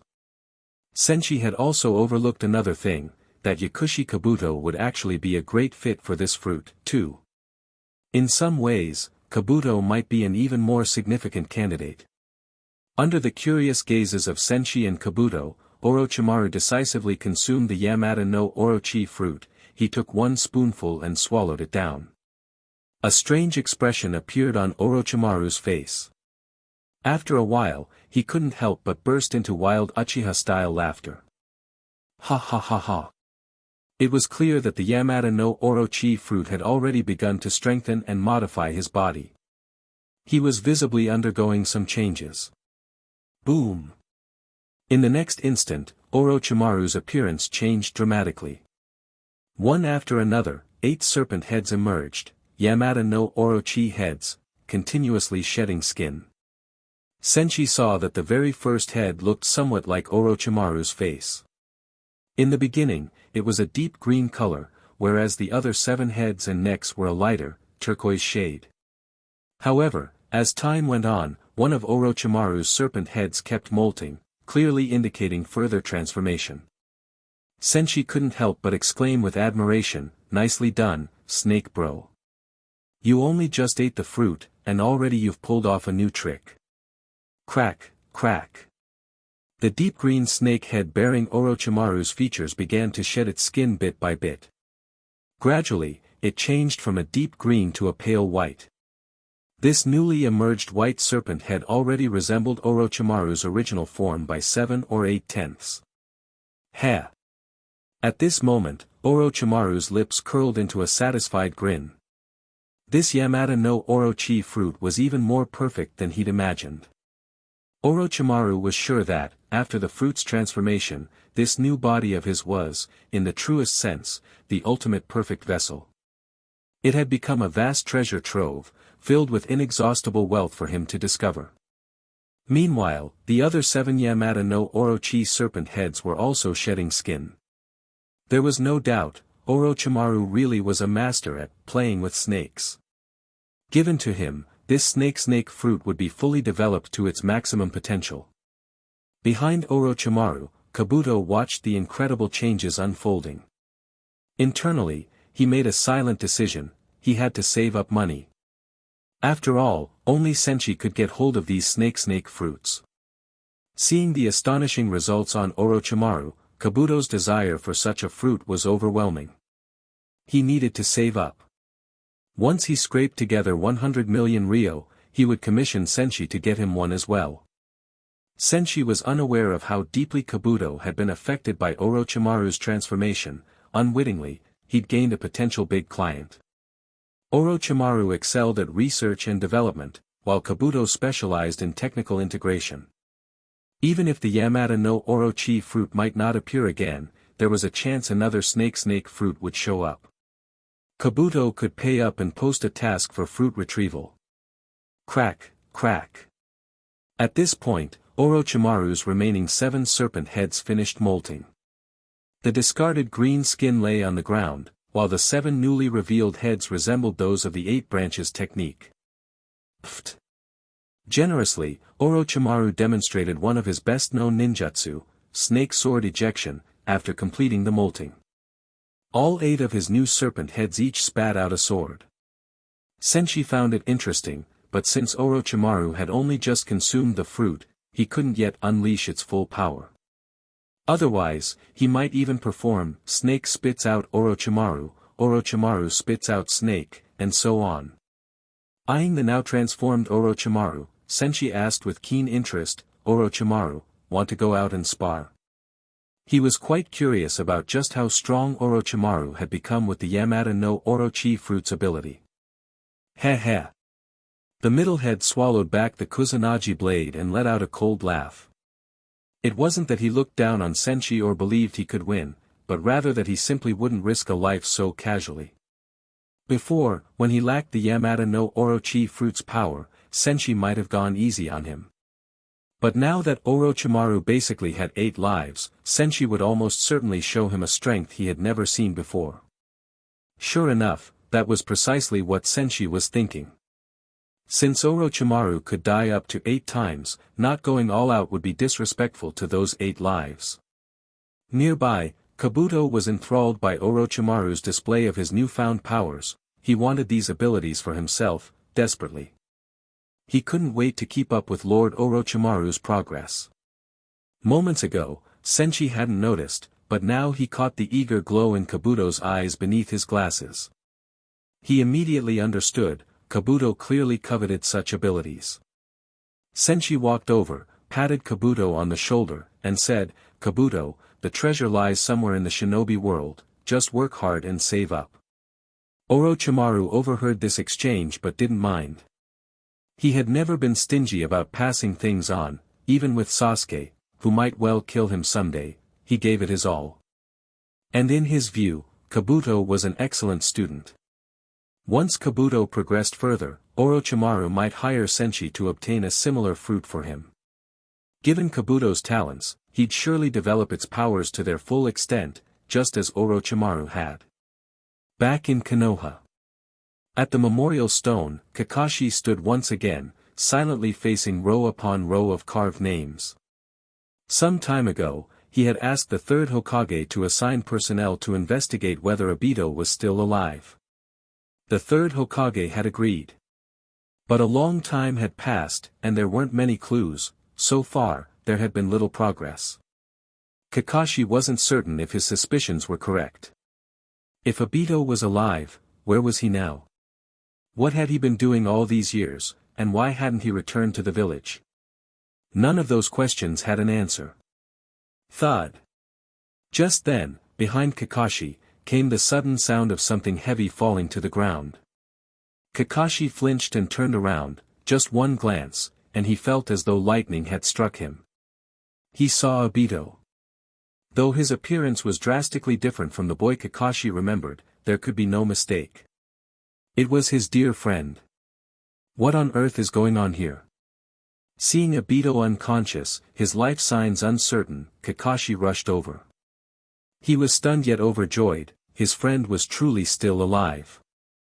Obito, Obito, what happened to you? Kakashi called out repeatedly, but Obito didn't respond. Seeing how bad his condition was, Kakashi didn't hesitate and immediately took him to Konoha's hospital. Once there, Obito was treated right away and spent a full hour under medical care before being transferred to a ward. Obito's mind had been in a fog the whole time. He vaguely recalled encountering Uzumaki Senshi and a very dangerous individual. Before he could use Kamui to escape, the foe had critically wounded him, leaving him utterly defenseless. Memories of what came next were fuzzy. He only had a general idea, with no details. In a Konoha hospital room, Obito finally, groggily, opened his eyes. He saw Kakashi standing not far away, by the windowsill. The instant Obito regained consciousness, Kakashi noticed. Overjoyed to see him awake, Kakashi hurried over and asked with concern, "Obito, how are you feeling now?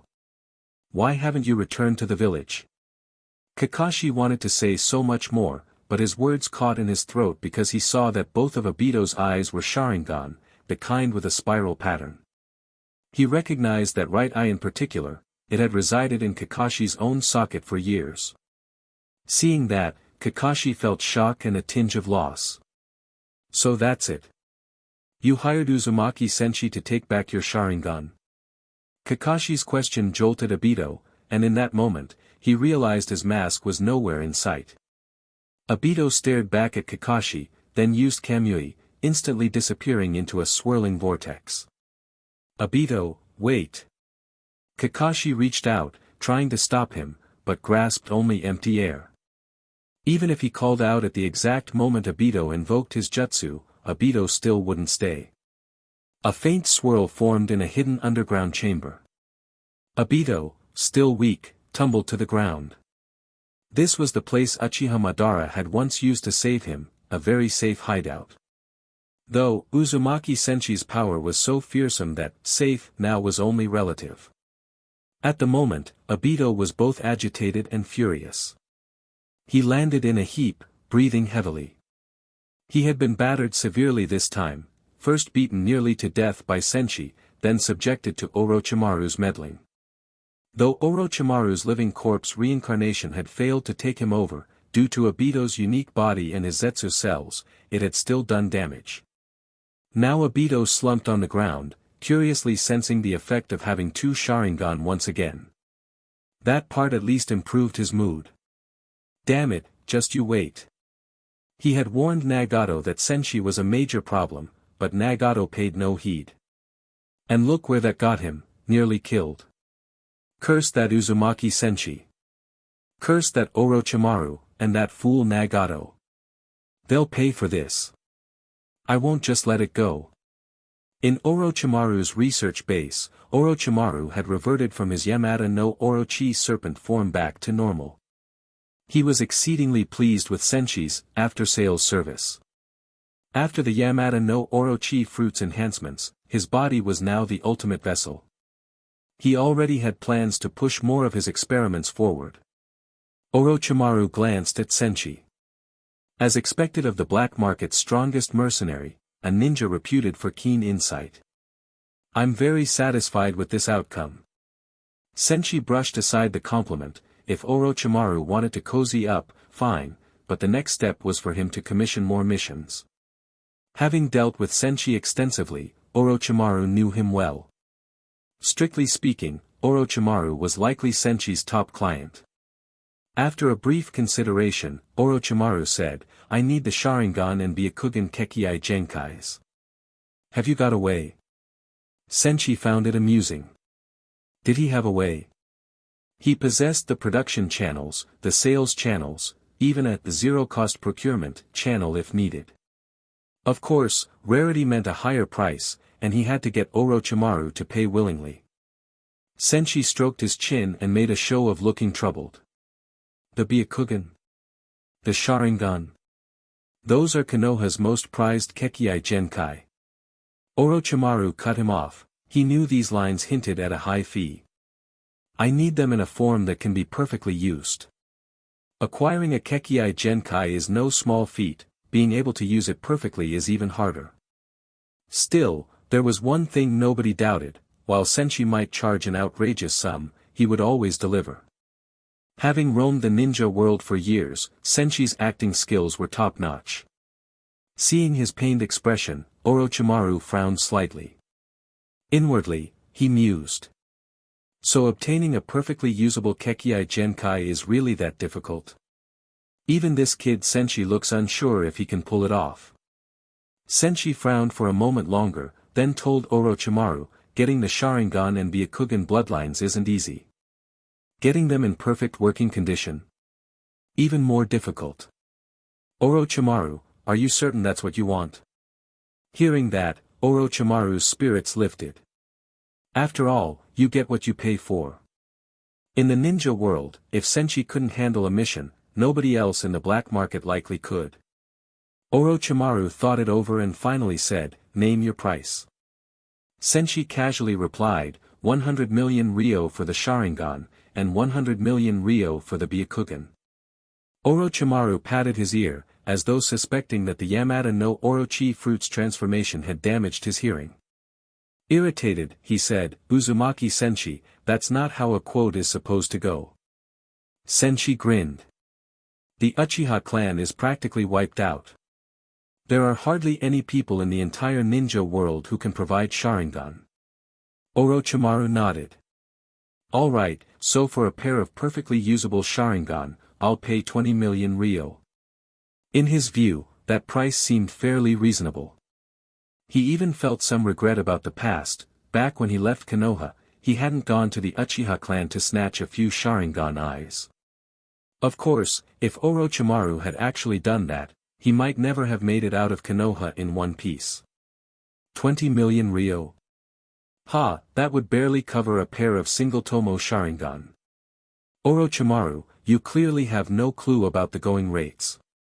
Orochimaru let out a cold laugh without saying anything more, waiting for Senshi to continue. Chapter 68, Money is Needed. Snake bro, I've already told you most of what I know about the Sharingan. Hand on your heart, do you think charging you 100 million ryo for a pair of 3 tomo Sharingan is really that expensive? Senshi had just rattled off a bunch of hot facts about the Sharingan to Orochimaru. Sure, they're effectively hot swappable, ready to use once transplanted. But without a special constitution, simply being unable to deactivate them at will becomes a huge liability. Look at Kakashi, an undisputed genius. He's been dragged down to a 50-50 reputation largely because of his Sharingan. His chakra consumption has become the stuff of legend, people practically use him as a measurement unit for chakra. So while obtaining a Sharingan might be relatively easy, getting one that you can fully and perfectly utilize is a whole different problem. Granted, thanks to his system's rewards, Senshi actually wouldn't have any real trouble handling it. But if he didn't make Orochimaru sweat a little, how else could he drive up the price? Thus, Senshi continued his pitch. I've already told you, there are only 3 Uchiha left in the entire shinobi world. Obito and Itachi are both useless to you. That leaves only Sasuke. Orochimaru rocked his snake-like head, thinking it over. That's true. But Sasuke's just a kid, Senshi pointed out, shrugging. And now that you've got the power of the Yamata no Orochi fruit in your body, are you really going to give that up just to take over a little Uchiha boy? Or wait until he grows up? At that, Orochimaru fell silent. Senshi's argument wasn't without merit. Once Orochimaru realized neither Obito nor Itachi could be of any real use to him, he had briefly considered Sasuke. But the kid wasn't his priority at all. Yes, in the original timeline, Orochimaru eventually decided on making Sasuke his new vessel, though that was more out of desperation. Kimimaro was on death's door, and Orochimaru's own body was failing. Even so, Orochimaru, convinced of his success, ended up getting reverse-killed by Sasuke. Though he survived in a fragmented form, he was out of action for quite a while. Senshi absolutely did not want that repeating in this world. He was trying to talk Orochimaru out of it, worried that if Orochimaru did set his sights on Sasuke, not even having 8 lives would be enough to keep him safe. Let's not forget that Sasuke currently has a tutoring contract with Senshi. If Orochimaru also came after Sasuke, then Sasuke would be learning from both Senshi and Orochimaru simultaneously. Add in Sasuke's own stubborn, obsessive personality and the rage that drives him, and his growth would skyrocket. Soon enough, Sasuke would be far beyond Orochimaru's control. And if that ended badly, Orochimaru might wind up dead. As for Senshi, that would mean losing out on future mission rewards. That was unacceptable. Luckily, Orochimaru wasn't all that fixated on Sasuke right now. For one, Orochimaru was still strong and healthy, with both his arms intact, he was in his prime and didn't see much worth in a mere Uchiha child. For another, raising Sasuke would require time and resources. It'd be more cost-effective to rely on Senshi, the walking task completion machine. After all, up to this point, with Senshi's frightening abilities and extensive intel network, there was no task he couldn't accomplish. Having worked it through in his mind, Orochimaru's expression shifted to a sly grin. Yes, indeed. Which brings us to the real question, how exactly do you plan on getting me a pair of Sharingan that I can use perfectly? Senshi put on a pained look. It's definitely tricky, though I do have a rough plan in mind, it's just that. He trailed off, letting his gaze linger on Orochimaru. Having dealt with Senshi for so long, Orochimaru instantly grasped his meaning. Gritting his teeth in reluctance, he snapped, fine. 100 million is 100 million. But then Orochimaru changed the subject. I agreed to pay 100 million for the Sharingan, but the Byakugan is a different story, isn't it? The Hyuga clan is still living in Konoha. All you'd have to do is sneak in and grab someone. Wouldn't that easily net you a pair of Byakugan? I've even heard that over in Kirigakure, there's some Byakugan killer who already snatched one Byakugan. Doesn't that prove it's not that hard? Hearing that, Senshi rolled his eyes. Ugh, Orochimaru, are you planning to be a one-eyed snake? If you don't mind that, sure, I can go harvest that single Byakugan for you. Don't worry, it'll cost less than 100 million. Orochimaru was momentarily at a loss for words. He obviously didn't want just a single Byakugan. Scowling, he said, but if the Kiri shinobi could get hold of one, you definitely wouldn't be weaker than them. Right? Senshi shook his head. Snatching a Byakugan isn't the hard part. But do you think simply getting them solves all the problems? Look at AO from the Kiri, once he took that Byakugan, Konoha slapped him with a high-level wanted notice. And unlike the Kirigakure, which can take care of its own, I'm just a small-time wandering shinobi. Could I really afford to ignore Konoha's bounty on my head? I wouldn't be able to eat or sleep soundly. If I ended up mentally unstable from all that pressure, who'd be responsible then? Orochimaru couldn't help but stare at Senshi, who was now putting on a melodramatic show of anguish. In just a few days, Senshi's shamelessness seemed to have grown even faster than his power. This was the so-called strongest mercenary of the black market, the number of people out there who want him dead is basically infinite. And he's worried about a Konoha bounty? Before Orochimaru could respond, Senshi continued, besides, the Hyuga clan is divided into the main house and the branch house. Killing a few branch members might not be a big deal, but if you kill someone from the main house, you're basically kicking a hornet's nest. And anyway, sure, the branch house Byakugan can be transplanted, but it's branded with the caged bird seal. Is that really what you want? Hearing that, Orochimaru's eyes flickered with thought. He certainly knew about the caged bird seal, a technique specifically designed to prevent Hyuga eyes from falling into enemy hands. Even if someone did manage to snatch those eyes, the seal would destroy them. That's why almost all Byakugan remain strictly within the Hyuga clan. Obviously, Orochimaru wasn't interested in any sealed branch house eyes. Even if the clan slipped up and the eyes somehow escaped the seal intact, he had no interest in that sort of defective product. After pondering it carefully, he realized Senshi's point was correct. Getting a fully functional pair of Byakugan was no easier than getting Sharingan in perfect working order. Still suspicious, Orochimaru cast a sidelong glance at Senshi, who just gazed back with supposedly sincere eyes. But Orochimaru had a strong hunch that Senshi had some shady trick up his sleeve. And right now, only Senshi seemed capable of pulling it off. So Orochimaru swallowed his doubts and said, "Fine, 200 million it is. As long as you deliver the goods, 200 million is no problem. New employment mission accepted. Client, Orochimaru. Goal, acquire a pair of Sharingan and a pair of Byakugan, both fully usable. Reward, 200 million Ryo. Rank, S rank. Mission bonus, 200,000 employment points." Senshi looked at the system screen, clearly delighted. Good fortune puts one in a great mood. Even Orochimaru's grim, constipated expression now looked oddly handsome to him. Seeing Senshi had accepted the job, Orochimaru asked, "So, Senshi, how do you plan to get the Byakugan, exactly?"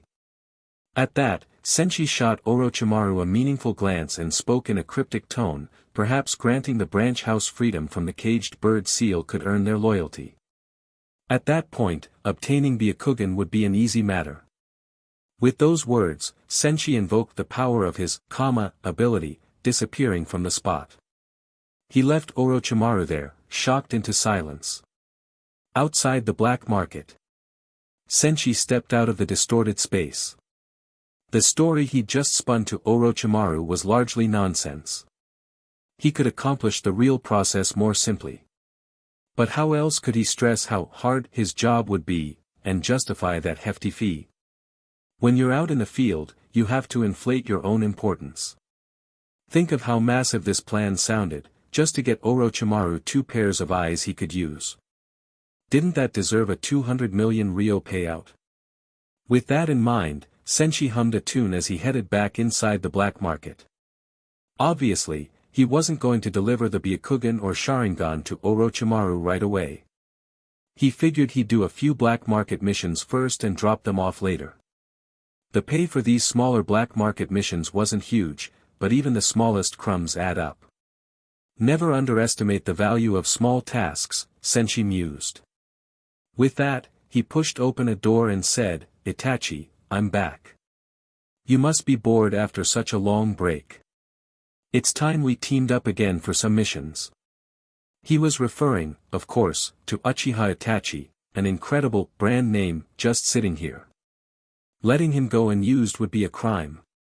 But when he opened the door, there was no one around. A bad feeling settled in Senshi's gut. Could it be that his beloved partner, his dear brother-in-arms, his perfect collaborator, Uchiha Itachi, didn't wait around like they'd agreed? No way. He muttered. He hurried forward, spotting a note on the table. Picking it up, he read only 4 concise words. Summoned by the organization. Don't worry. Behind them was a small crow's mark. One glance was enough for Senshi to know who had left this message. The sky seemed to fall. Itachi ran off. Senshi glared at the slip of paper, grinding his teeth. That precious, living brand name had vanished. Of course his mission efficiency would plummet now, costing him time and money, both in direct rewards and employment points. And whose fault was that? Itachi's. That guy was now indirectly depriving him of who knows how many employment points. Wait, if you think about it, those were Senshi's to earn, so if they vanished, that means Itachi now owed him that much. Clenching the paper, Senshi cursed, "Itachi, how dare you run off like that? Do you know how much you've made me lose, how much you've cost the organization?" The more he thought about it, the more annoyed he became. But Itachi was broke. There was no way to squeeze any money out of him. Yet Senshi just couldn't swallow this frustration. At last, he made a ruthless decision: he'd train Sasuke into the strongest Pokemon possible. Once Sasuke encountered Itachi, he'd unleash some real payback, and Itachi would learn the meaning of true cruelty. That thought brought a mysterious smile to Senshi's face. If Karen were around, she'd know that whenever Senshi smiled like this, someone was about to have a very bad day. Meanwhile, a weary Itachi had returned to the Akatsuki hideout. Suddenly, a chill ran down his spine, as if something terrifying had locked onto him. He could guess who it was. Senshi must have noticed his absence. Even so, Itachi felt no regrets. Just 3 days at Senshi's side had been more exhausting than his entire tenure in the Umbu. Another few days, and he might die of overwork before ever reuniting with Sasuke. Senshi is definitely not someone I want to get mixed up with again, Itachi thought with lingering dread. He yawned, quickly laid down in his room, and finally succumbed to a deep sleep he hadn't enjoyed in a long time. Senshi had his own concerns, but Danzo had bigger problems on his end. The fourth Hokage, Namikaze Minato, in his ninja career, completed a massive number of missions. But even if we take the lowest reward for each mission and then account for Konoha's split of the earnings, that legendary Kage-level ninja only racked up around 100 million ryo in personal income over his entire career. Yes, even someone as great as Minato earned only about 100 million ryo through missions, after all the standard splits and minimum payouts. And yet Danzo had misappropriated 1 billion, 10 times that, which basically required the combined lifetime efforts of 10 Kage-level ninjas like Minato to accumulate. Konoha, Root Division. A member of the Shimura clan walked up to Danzo, looking nervous. His name was Shimura Isshin, responsible for expanding the clan's territory. Glancing at Danzo, who was seated high above him, Isshin spoke in a trembling voice, "Lord Danzo, our latest application was denied again." Danzo frowned, displeasure written all over his face. Seeing that, Isshin hastily added, "It was the third Hokage, Hiruzen Sarutobi himself, who rejected it. There's nothing we could do." Hearing that, Danzo slammed his fist on the desk. With a bang, the wooden tabletop broke into splinters. Again with this nonsense. I've served Konoha from the shadows my entire life, and this is how the village treats the Shimura clan. Furious, he waved Isshin away, then called over another subordinate. "That assignment I gave you, how's it going?" The kneeling root ninja bowed his head. "Lord Danzo, Lord Sarutobi Hiruzen has cordoned off the area for his own vital matters. Right now, only the Umbu are allowed in. We of Root have been shut out completely." Danzo's anger flared even hotter. "He's even pushing his reach into Root, is he?" he snapped. "I want to see what Sarutobi Hiruzen's plotting. Does he think this village is his personal property?" With that, Danzo stormed out and marched to the Hokage's office in a fury. Sarutobi Hiruzen, pipe in hand, looked a bit surprised to see him. In a friendly tone, he said, "Danzo, what brings you here instead of Root?" "Hiruzen, what exactly are you trying to do?" Danzo snarled, face twisted with rage. "It's only been a few days, and already you've reassigned all members of the Shimura clan from their posts, rejected every Root request, and sealed off every mission site we planned to go to, barring us from entry. What is your goal here, Hiruzen?" This is Konoha, not the Sarutobi estate. I'm not dead yet. At that, Sarutobi Hiruzen dropped his genial facade. His face grew cold as he said, "Yes, Danzo. This is Konoha, not the Shimura estate or your route. You took 1 billion ryo from the village treasury, without a single word. That's 1 billion, not a million or 10 million. On a normal day, if you borrowed a bit, I'd turn a blind eye. Even 100 million or 2, maybe I'd pretend not to see. But 1 billion? Even for Konoha, that's an astronomical amount." Hamura Mitokado and Koharu Yudatame, the two advisors, turned their gazes on Danzo, waiting for his response. Glaring, Danzo insisted, "I never took that money."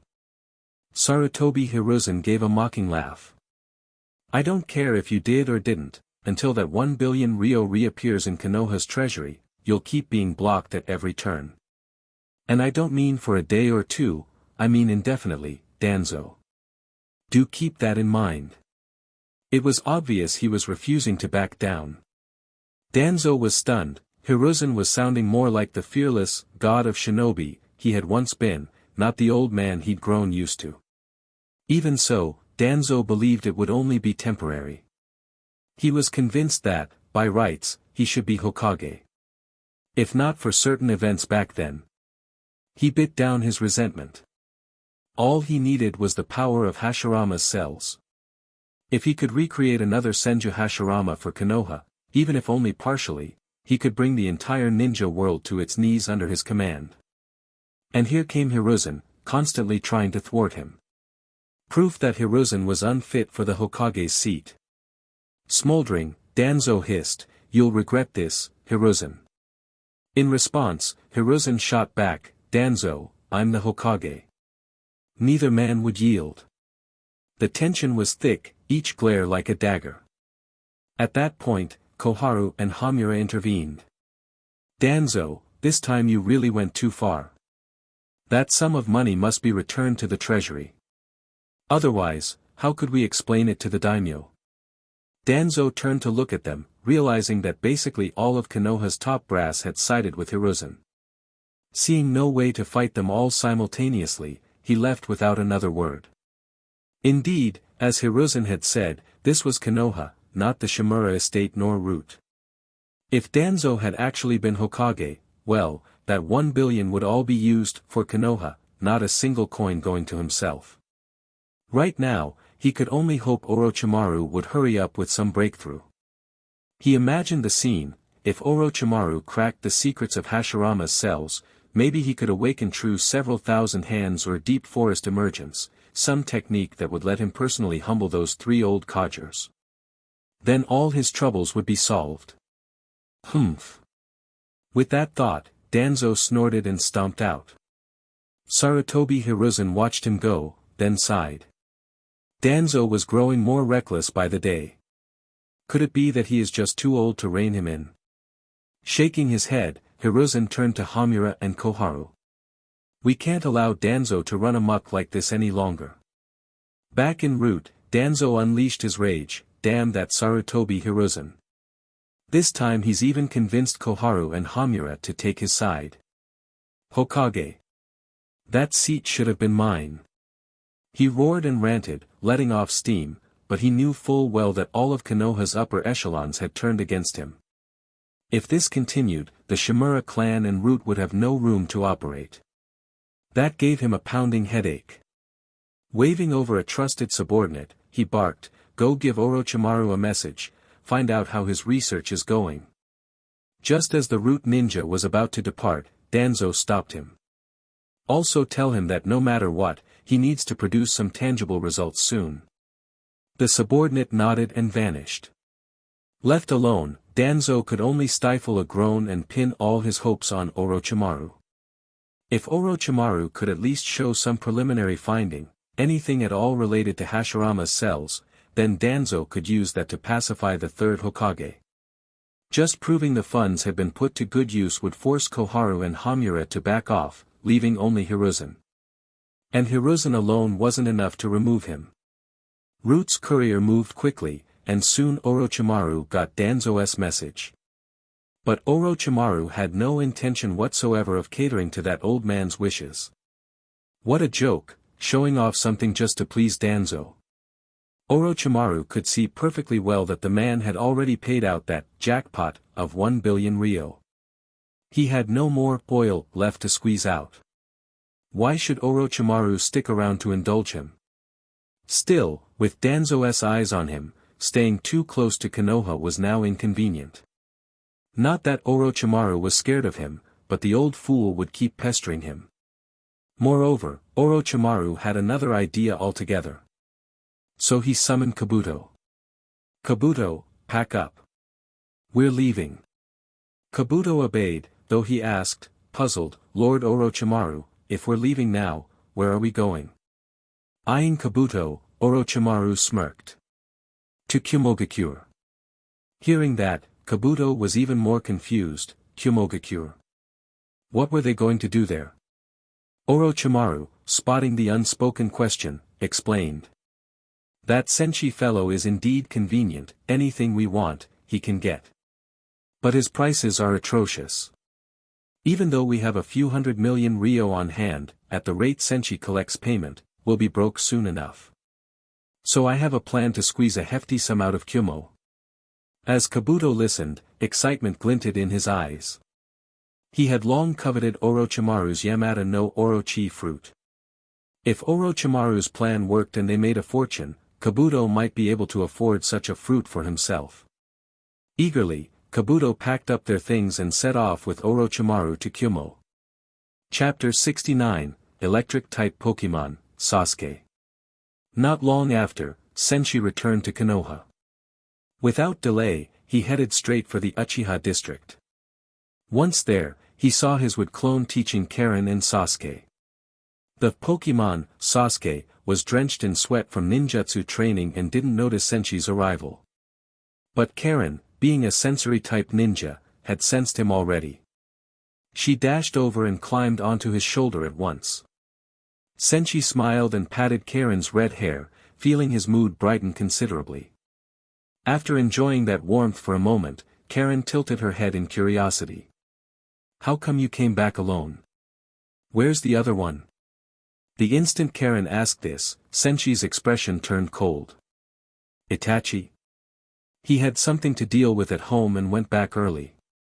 Even Karen couldn't help shivering at Senshi's cold tone. She had no idea why Itachi had left, but just seeing how Senshi looked made it clear that someone was in for a rough time. Not that she minded, if that Uchiha Itachi had angered Senshi, he deserved anything that was coming to him. Senshi walked over to Sasuke and pulled him away from his ninjutsu training in one quick motion. Sasuke had just been about to launch his lightning release, lightning ball, but before he could, he felt himself lifted off the ground like a little chicken. Instinctively, he was about to fight back, until he saw the person grabbing him was Senshi. Frowning in annoyance, he mumbled, "Sensei, what are you doing?" Then he realized. "Wait, you're not the wood clone, Sensei, you're back." Seeing two versions of Senshi, one real, one clone, Sasuke got excited. While the wood clone could teach him ninjutsu just fine, he knew how overwhelmingly strong the real Senshi was. In Sasuke's mind, being taught by the actual Senshi was multiple times more effective than being taught by a clone. His power would grow much faster that way. Sasuke was just about to ask what new training Senshi had planned for him, when he saw Senshi produce a few odd-looking items and thrust them into his hands. Puzzled, Sasuke stared at the strange objects. "Sensei, what are these?" It wasn't Sasuke's fault for having limited knowledge, these things were just too bizarre. He'd never seen anything like them, not even in rumors. Calmly, Senshi told him, "They'll make you stronger, strong enough to stand a chance against Itachi." Hearing that, Sasuke murmured in confusion, lowering his head to study the items carefully. On the far left was a deep green gemstone with a streak of orange lightning etched inside it. Apart from that, it looked just like an ordinary jewel. At least it was identifiable as some type of gemstone. The other two were even more abstract, two thin, silvery discs with holes in the center. They looked a bit like weapons but seemed too soft to serve that purpose. If anyone else had handed him such items, Sasuke would have taken them for junk salvaged from somewhere. These really make me stronger. Skepticism filled Sasuke's face. He couldn't figure out how such weird objects could possibly be as powerful as Senshi claimed.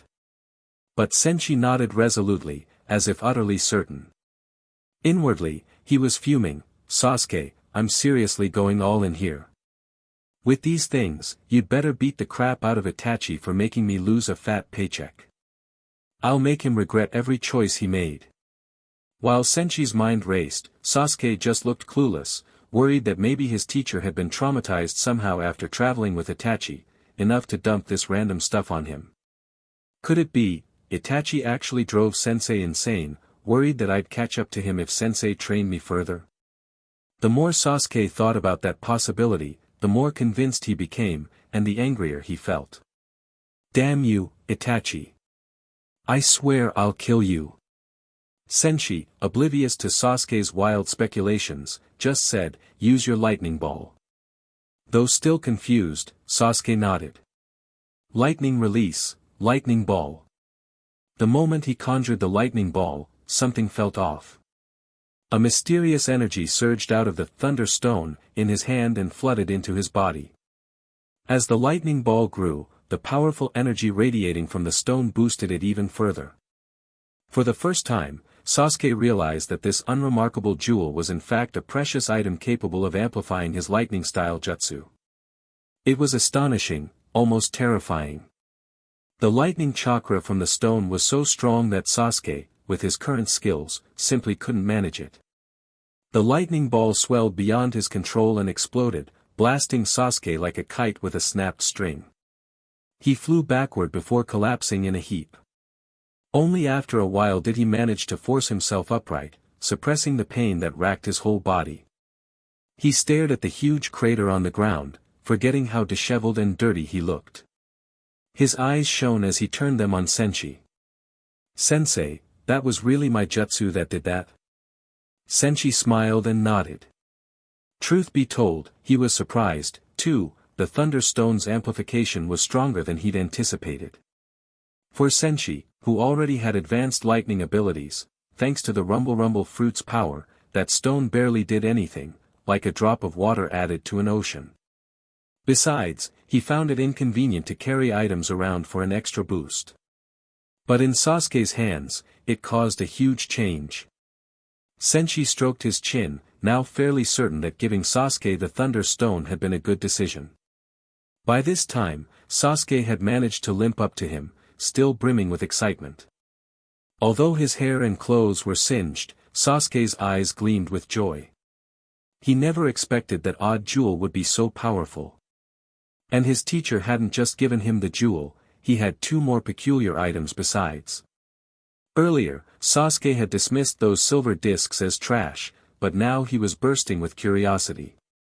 If the jewel was this strong, maybe the discs would be equally amazing. Sasuke felt embarrassed for ever doubting his teacher. He recalled his earlier suspicion that Sensei might be broken or going insane because of Itachi. He wanted to slap himself for the mere thought, how could he doubt such a teacher? Senshi was treating him more kindly than a father would a son. Pointing to one of the discs, Sasuke asked excitedly, Sensei, I get what the stone does now. But what about these? Senshi gave a mysterious smile. The one you just used is called a Thunder Stone. It amplifies your lightning ninjutsu if you carry it with you. As for that round one, that's called an motor drive, or let's say, the electric engine. Electric engine? Sasuke repeated, baffled. It was another name he'd never heard before. But by now, he'd learned that anything Sensei gave him was guaranteed to be top-notch. It was probably another lightning-related booster. Is it also something you just carry around? Sasuke asked, recalling how he hadn't felt any new effect earlier. Shaking his head, Senshi explained, no, this one's single-use. To activate it, you have to break it. Break it? Though uncertain, Sasuke trusted his teacher. He gripped the electric engine learning device and crushed it in his hands. It splintered into tiny lights, which sank into his body. A warm, gentle power began altering him from within, and even Sasuke could sense the change. He inhaled sharply, trying another lightning ball. This time, keenly aware of his previous failure, he mustered all his concentration. But as soon as the lightning ball formed, he realized something was off. Even with the engine, there was no obvious power boost. Confused, Sasuke allowed the lightning ball to disperse. "Sensei." He turned to Senshi, who merely laughed. "Electric engine doesn't amplify your own lightning ninjutsu. Instead, it..." Mid-sentence, Senshi formed a huge crackling thunder in his hand. The lightning, under his total control, was intimidating in size but precisely measured in strength. He hurled it straight at Sasuke's chest. To Sasuke, who didn't know Senshi had carefully restrained the lightning's power, it looked like a death sentence. Fear overwhelmed him. "Don't tell me, Sensei was never on my side. Just like Itachi." In that instant, Sasuke thought his world was ending. Even the light in his Sharingan seemed to fade. But a few moments later, he heard Senshi's voice. "Sasuke. Why are you just standing there?" Sasuke blinked in confusion and looked down at himself. "I'm not dead." Senshi almost laughed in exasperation. "Of course not. Why would I kill you after all I've invested? That'd be a massive waste." Sure enough, Sasuke's clothes were singed around the chest area, but his body was untouched. There wasn't even a bruise. "Don't just stand there. Hit me back," Senshi said, then quickly added, seeing Sasuke ready another lightning ball, "No ninjutsu, use taijutsu." Nodding, Sasuke grabbed a kunai and charged. Even as he moved, he noticed something stunning. He was fast, far faster than he'd ever been before. He practically rocketed forward, pouring the momentum into his weapon. It crashed into Senshi with a resounding clang, sending a jolt up Sasuke's arms. Senshi chuckled. "Feel it? That's the electric engine's power. An average A-rank lightning jutsu can't harm you anymore. If anything, it feeds you energy. It boosts your physical abilities." A glow of understanding lit Sasuke's eyes. "Like what I just did, increasing my speed?" Wearing a satisfied, "you're a quick learner," expression, Senshi nodded. Delighted, Sasuke then looked to the remaining disc in his hand, the other, TM. Without waiting for instructions, he crushed it as well. Immediately, a flood of information poured into his mind. Sasuke winced at the pain of sudden knowledge overload. Gritting his teeth, he endured it, letting that new data merge into his brain.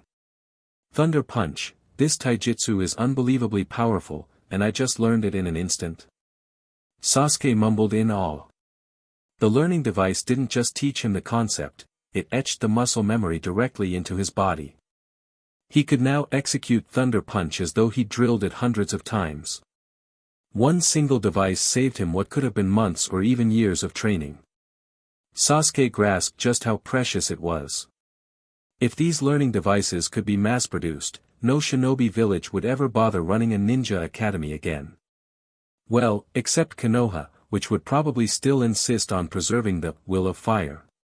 Yet, for something so valuable, Senshi had handed it to him without hesitation. All Sasuke had to do was pay 12 million ryo a year for his lessons. Does Sensei really need money that badly? With his power, earning that amount must be trivial. Why would he bother teaching me so meticulously, giving me such rare tools?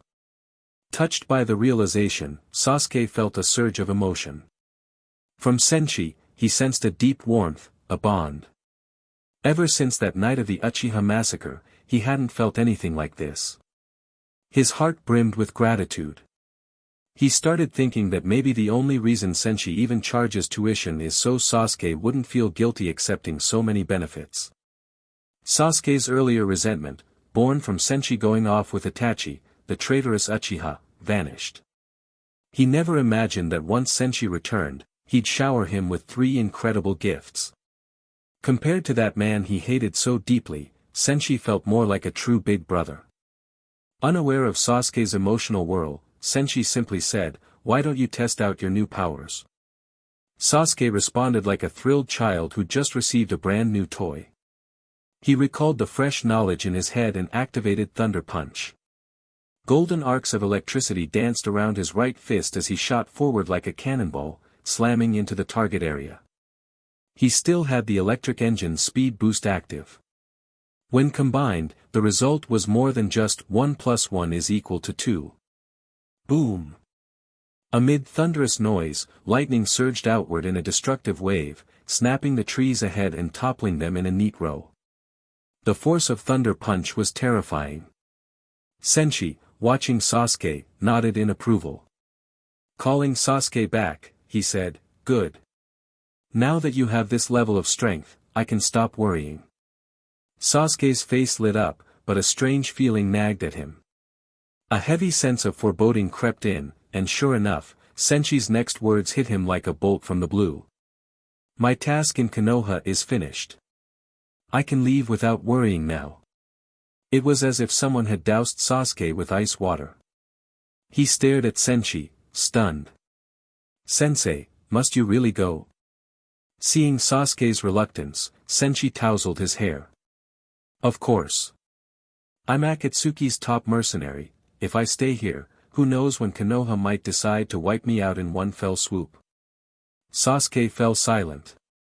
He knew as well as anyone how absurd it sounded to say that Senshi feared Konoha. Yet if his teacher had reasons to leave, Sasuke couldn't force him to stay. Still, he couldn't hide how upset he felt. Over these past days, training alongside Senshi and Karen, he'd made tremendous progress. He'd even grown to enjoy their company. Sasuke found himself smiling more than he had in years. In them, he felt a warmth he never experienced among the Uchiha or even in all of Konoha, the warmth of family. And now that source of warmth was leaving. Reaching for a last-ditch excuse to hold Senshi back, Sasuke mumbled, "What about my lessons? Without your guidance, I can't kill that man." For once, the notoriously aloof Sasuke sounded hesitant. But Senshi only said, "Don't worry. No matter what happens, my wood clone will stay here to teach you. As long as you follow the plan, trust me, you'll be strong enough to beat the crap out of that Ichienai-san guy." Sasuke said nothing, even though he should be thrilled by the promise that he'd someday defeat Itachi and kill the man who betrayed his clan. But his sense of loss overshadowed that triumph. No doubt, Sasuke hated watching Senshi leave. Pouting like a little kid, he was clearly unhappy about their impending farewell. Chapter 70, Naruto. Karen could clearly sense Sasuke's dejection. You didn't even need a sensory-type ability to see it. He was practically wearing his unhappiness on his face, and the air around him was thick with dejection. Putting herself in his shoes, she could understand how he felt. In a way, just like her, Sasuke saw Senshi as the beam of light that illuminated his world. During this period, aside from Senshi's wood clone, Karen was the one who spent the most time accompanying Sasuke in training. From observing how relentlessly he trained, it was clear his talk of killing that man wasn't just talk. Sasuke genuinely intended to give anything and everything to accomplish it. Over time, Karen also learned about Sasuke's past. The older brother he once admired had, in one single night, personally murdered all of their clan and family. Even Karen, who had endured inhumane treatment in Kusagakure, felt a chill hearing that. Because of this, she cared quite a bit for Senshi's new student, who was like a little brother to her. If one day Senshi told her he was leaving, even for a good reason, Karen knew she too would feel lost and lonely. Thinking about that, Karen looked at her little brother with concern. Right now is when I should step in. She was quite certain that, given Senshi's mission-driven personality, he wouldn't notice Sasuke's emotional turmoil. Without me, this place would fall apart sooner or later, she thought. That notion made Karen's cheeks suddenly grow hot, as though steaming, but she quickly shoved it aside. Turning to Sasuke, she said, "Don't worry, Sasuke. If you want to see us, we can come back any time." As she spoke, a pair of crimson eternal Mangekyo Sharingan appeared in her eyes. Seeing this, Sasuke's heart skipped a beat, his grief momentarily forgotten. He recognized the strange pattern. He'd seen something similar in Itachi's eyes on the night his clan was destroyed. That's the Sharingan. Karen straightened her back with pride. Yes, these are the eternal Mangekyo Sharingan. My dojutsu lets me teleport freely through space. As if to prove her words, Karen's body abruptly phased out, and a second later, she reappeared behind Sasuke. He whirled around, staring in disbelief. Speaking in a knowing tone, Karen continued, "It's an advanced Sharingan ability. Don't worry, if you work hard enough, you'll reach this stage, too. And there's an even more powerful technique, but I won't spoil that. Once you unlock your own eternal Mangekyo, you'll find out." Off to the side, Senshi watched them chat and just shook his head, smiling. He knew very well how Karen really got those Sharingan. She was acting as though she'd trained tirelessly for them, and as for that even stronger ability, no doubt she meant Susanoo. In truth, most of those abilities came from Karen's special hacks. But Sasuke, of course, didn't know all that. He only saw the eternal Mangekyo in Karen's eyes and its mysterious spatial teleportation. A spark of hope rose in him, quickly overshadowed by sadness at the impending farewell. He drooped again, looking dejected. Noticing this, Karen hurriedly continued, "As for Senshi, your teacher, his ability is even more impressive. Though he doesn't have the eternal Mangekyo, he's placed a teleportation marker here. He can appear with a single thought. So if you ever want us back, just tell his would clone. We'll come right away. It's really easy for us to visit you, no problem at all." Karen shot Senshi a meaningful look, and he nodded slightly, confirming her words. Sasuke understood perfectly well how powerful his teacher was, so it was no surprise he could come and go at will. But still, the fact remained, they would be parting ways. Knowing it didn't make accepting it any easier, and Sasuke's sadness remained. He'd just received 3 gifts that excited him, yet the surge of grief snuffed that excitement out. That was how intense Uchiha emotions could be. Especially Sasuke's, ever since that night his clan was annihilated, his feelings had grown more and more obsessive. He wasn't as extreme as he'd become in the future, but the tendency was already there. It's just the nature of the Uchiha. Seeing his glum face, Senshi rose and clapped his hands. "All right, enough talk about sad farewells. Let's go eat something good, shall we?" "Yay!" Karen cheered, raising both hands before Sasuke could respond. She'd been cooped up in the Uchiha district for so long that she was dying for something tasty. She followed Senshi, then beckoned Sasuke. "Come on, let's go. Think of it as a reward for all your hard training lately." Sasuke forced a small smile and joined them. Once they stepped out of the Uchiha district, Karen asked Senshi curiously, "So, Senshi, does Konoha have any special local dishes?" Senshi grinned at her, a bit cryptically. "For sure. Here, let me show you around. Let's head for Ichiraku Ramen and taste the real thing." After all, Ichiraku Ramen was legendary, no ninja passing through Konoha could resist trying it. Though Senshi had gotten an Ichiraku Ramen prize from his system before, actually visiting the shop was a completely different experience. It wasn't especially crowded at Ichiraku Ramen at that time of day, so the 3 of them had plenty of space. After sitting down and placing their orders, the delicious aroma soon wafted out as they were served heaping bowls of ramen. Smelling it, Senshi's mouth watered. Being Konoha's most famous eatery, the taste was naturally top-notch. He dug in eagerly, devouring 3 bowls in a row and even ordering a 4th. Meanwhile, Sasuke had just finished his first bowl. Watching his teacher's appetite, he asked, "Sensei, were you really that hungry?" Senshi let out a deep sigh. Seeing this, Karen looked at him curiously as well. Slowly, Senshi explained, "When we're out and about, Karen here usually cooks for us. Let's just say, it's an experience. He trailed off, wearing a pained expression at the memory. Sasuke might be rather dense, but he couldn't miss that look. He cast a sympathetic glance at Karen. Feeling their stares, Karen's face turned bright red. Clenching her small fists, she pouted at Senshi, "Just you wait. Someday my cooking is going to be." Suddenly, her words froze.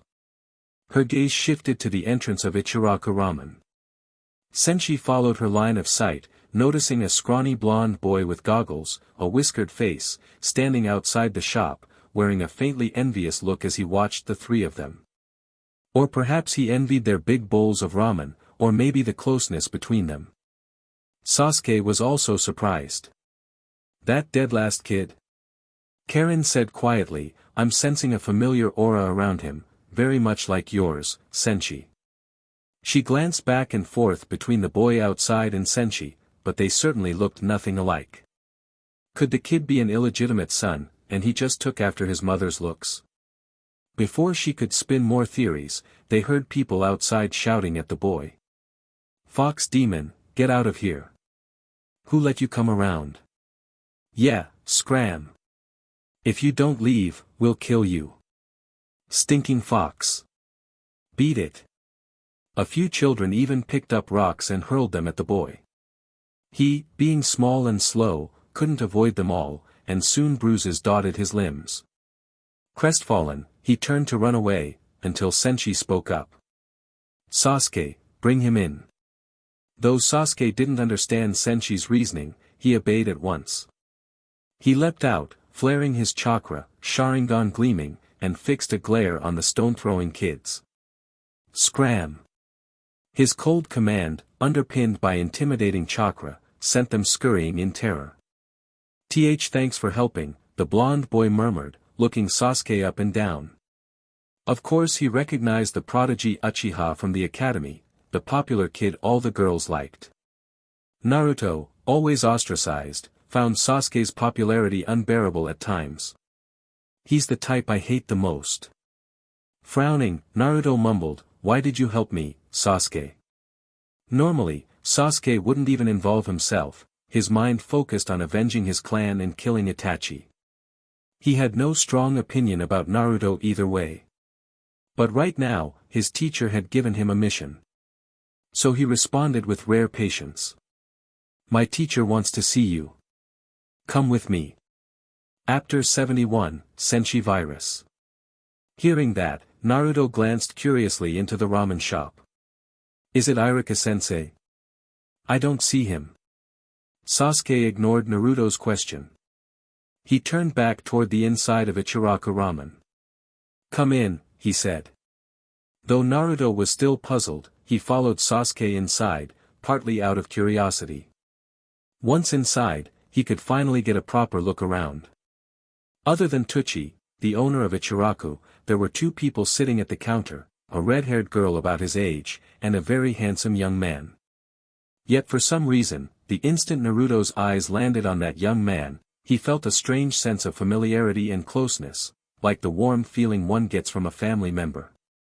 He wasn't stupid. One look told him that this extraordinarily good-looking man was most likely Sasuke's teacher.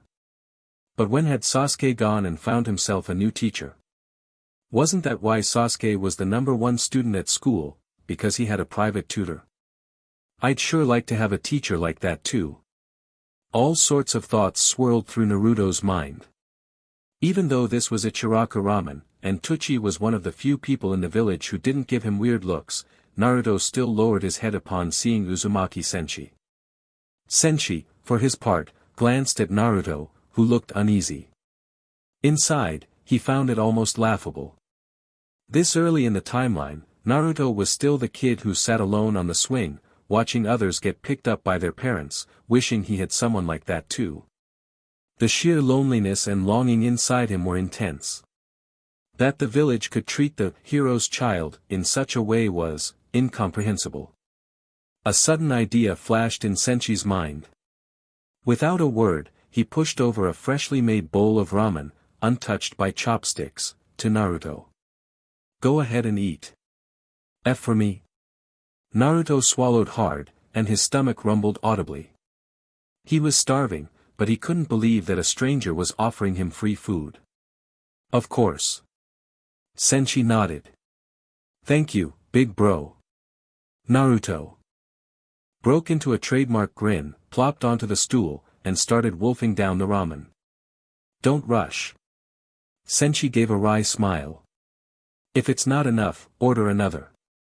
Just don't make yourself sick. He recalled clearly that nobody really looked after Naruto, so the boy usually survived on expired instant noodles and milk.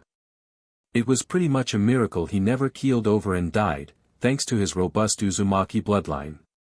Karen watched with a skeptical look, glancing between Naruto and Senshi. She'd never seen Senshi be so gentle to a stranger. It wasn't at all like his usual behavior. Could this boy truly be Senshi's illegitimate child? Why else would Senshi treat him so kindly, especially when their chakra signatures felt somewhat similar? That possibility flitted through her mind, and she couldn't help herself. Why does his aura feel so familiar? Is he your? Karen trailed off. Senshi nodded. Of course you find it familiar. He's one of our clan. Those words shocked both Naruto and Karen. Naruto even paused mid-bite. They both blurted the same thing, our clan. Senshi smiled and nodded. Naruto Uzumaki, right? I'm Senshi Uzumaki, and this is Karen Uzumaki. Meanwhile, before heading to Kumogakure, Orochimaru first planned to return to Amigakure. He wanted to set up some sort of revenue project before leaving. People often say Orochimaru is cunning, insidious, cruel, and vile. They also claim he's arrogant and foolish. He lost more than once to the Uchiha brothers, after all. But it's hard to deny he's also a master of science in the shinobi world. He's perpetually researching and developing new methods. And his sheer survivability is second to none. He's notoriously difficult to kill, even Senshi finds the idea of killing Orochimaru a headache.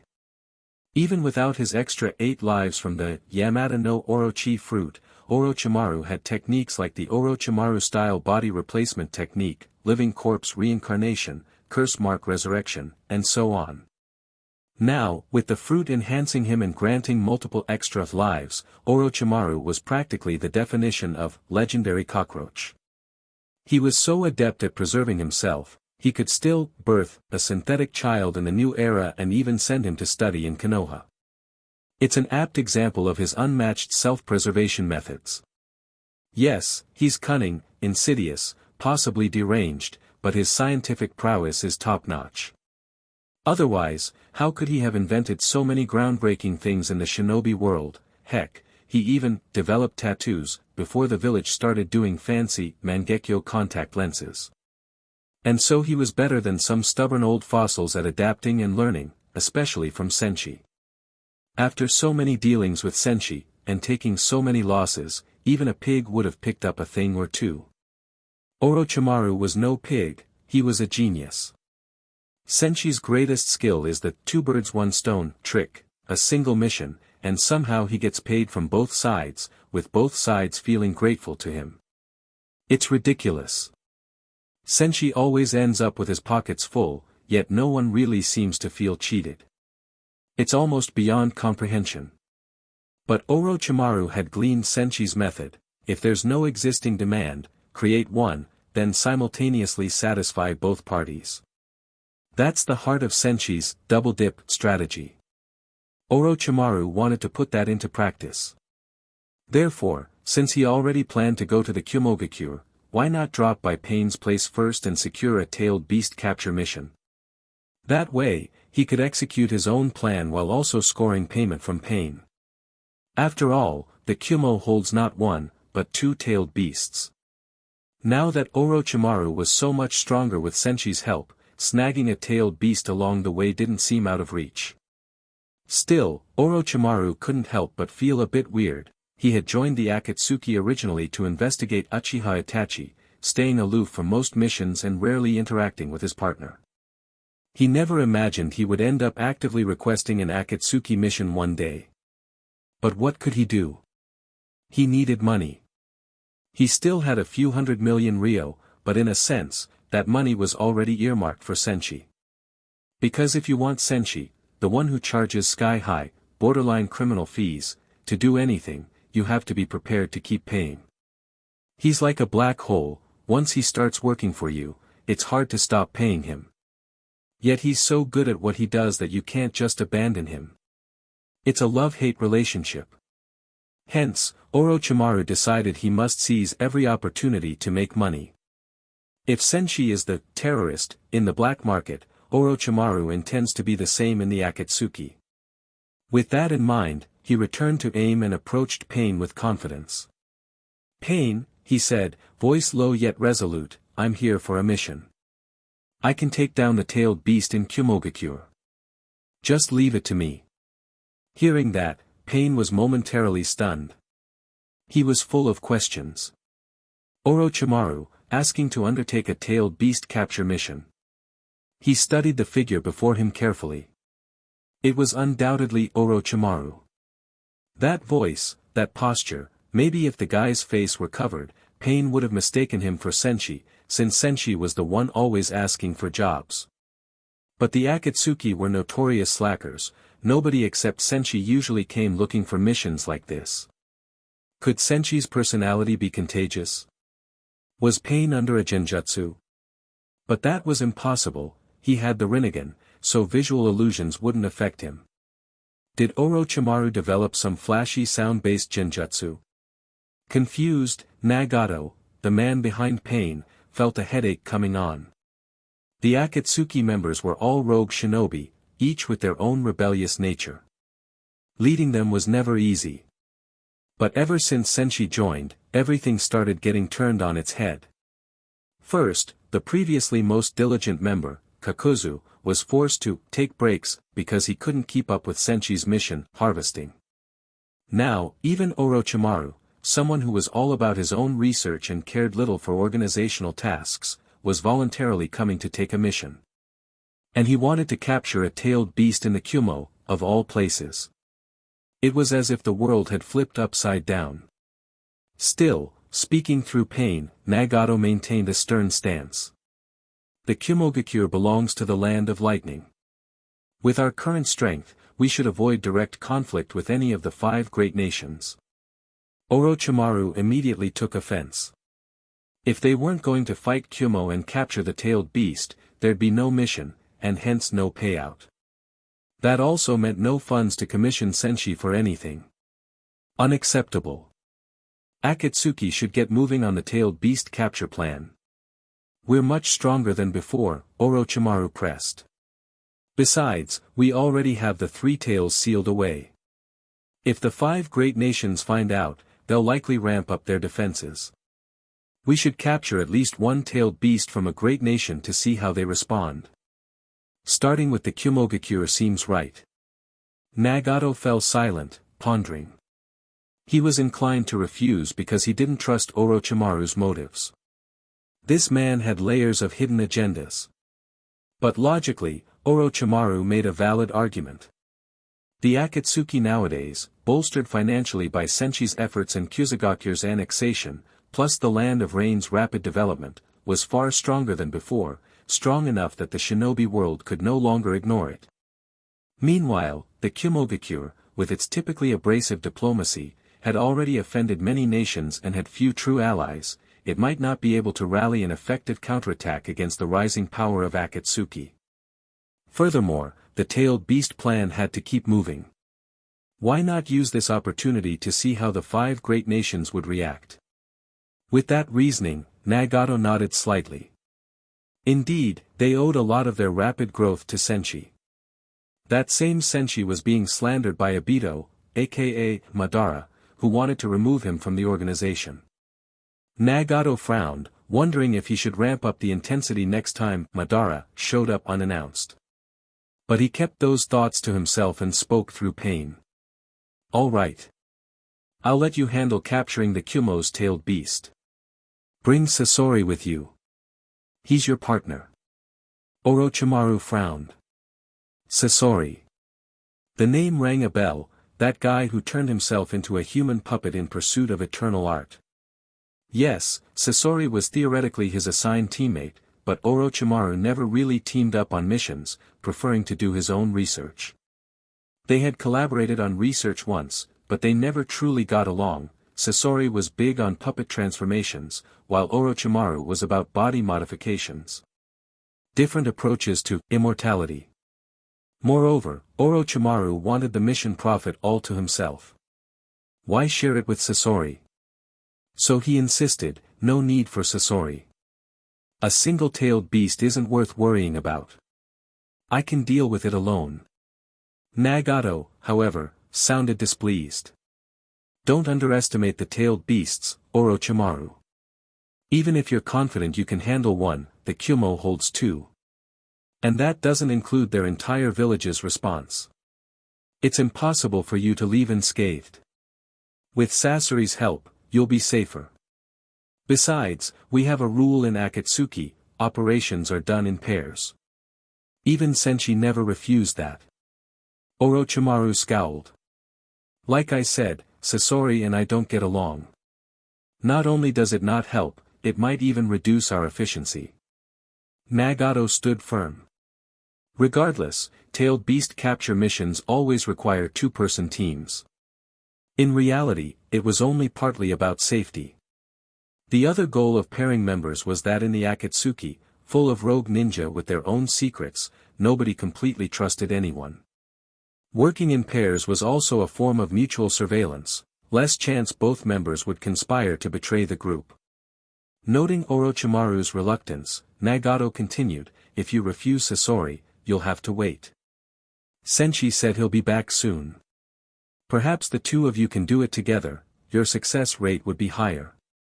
That made Orochimaru's heart skip a beat. He sensed danger at the mere idea of letting Senshi in on his plan. He had a strong feeling he'd come out on the losing end of any such collaboration, so he quickly backpedaled. And never mind. I'll go with Sasori. Tomorrow, no, this afternoon, we'll depart. Nagato gave a blank nod. Very well. I appreciate your effort. You're dismissed. But Orochimaru's next words nearly made Nagato spit blood in shock, almost succumbing to the Senshi virus on the spot. Hold on, leader. We still need to discuss my mission fee. Meanwhile, in Konoha's root division, Danzo sat behind a desk, frowning at the documents in front of him. They detailed Root's current dire situation with painful clarity. Bang! He slammed his fist down on the table in rage. Orochimaru, that accursed snake. Danzo was truly furious, more so than he had been in a long time. Orochimaru's disappearance was like defecating on his head. Yet ironically, Danzo had no way to get back at him. Worse, he couldn't even contact Orochimaru at this point. Seething, Danzo glared at the stack of papers, files sent over from the Hokage's office, and an undercurrent of resentment built up in him. Just then, a member of the Shimura clan entered. Shimura Moya, nervous as could be, approached Danzo. Everyone en route knew Danzo had been in an abysmal mood lately. He was mercurial at the best of times, but recent events had only made him more volatile. None of them wanted to bring him bad news, but Moya, being from the main branch of the Shimura clan, had drawn the short straw and was forced to make the report. He had already heard the loud crash of Danzo's fist hitting the desk before entering. Now he could see cracks webbing across the tabletop. Swallowing hard, Shimura Moya steeled himself for the worst, fearing that if he delivered the bad news, Danzo might slap him dead on the spot. But he had no choice. He stepped forward, though he could barely speak. Danzo eyed him darkly and snapped, "You come in here without reporting? Do I have to toss you an interrogation to loosen your tongue?" Moya trembled under Danzo's biting words and forced himself to talk.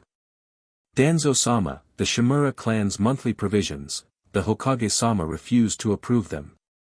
He also said. At that point, Moya's voice grew quieter and quieter, until even Danzo, with his honed hearing, couldn't make it out. "Speak up." Danzo roared. "What did Hiruzen say?" Stammering, Moya replied, he said if we want money, we should ask you to fund it. The village won't pay a single coin. Crash. Before he could finish, Danzo slammed his palm onto the table again. Wooden splinters flew in all directions with enough force to cut Moya's face to the bone.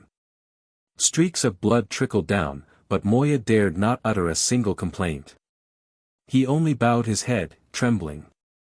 Sarutobi Hiruzen, you really don't take me seriously, do you? Danzo roared, fury blazing in his eyes. He cut a scathing glance at Moya.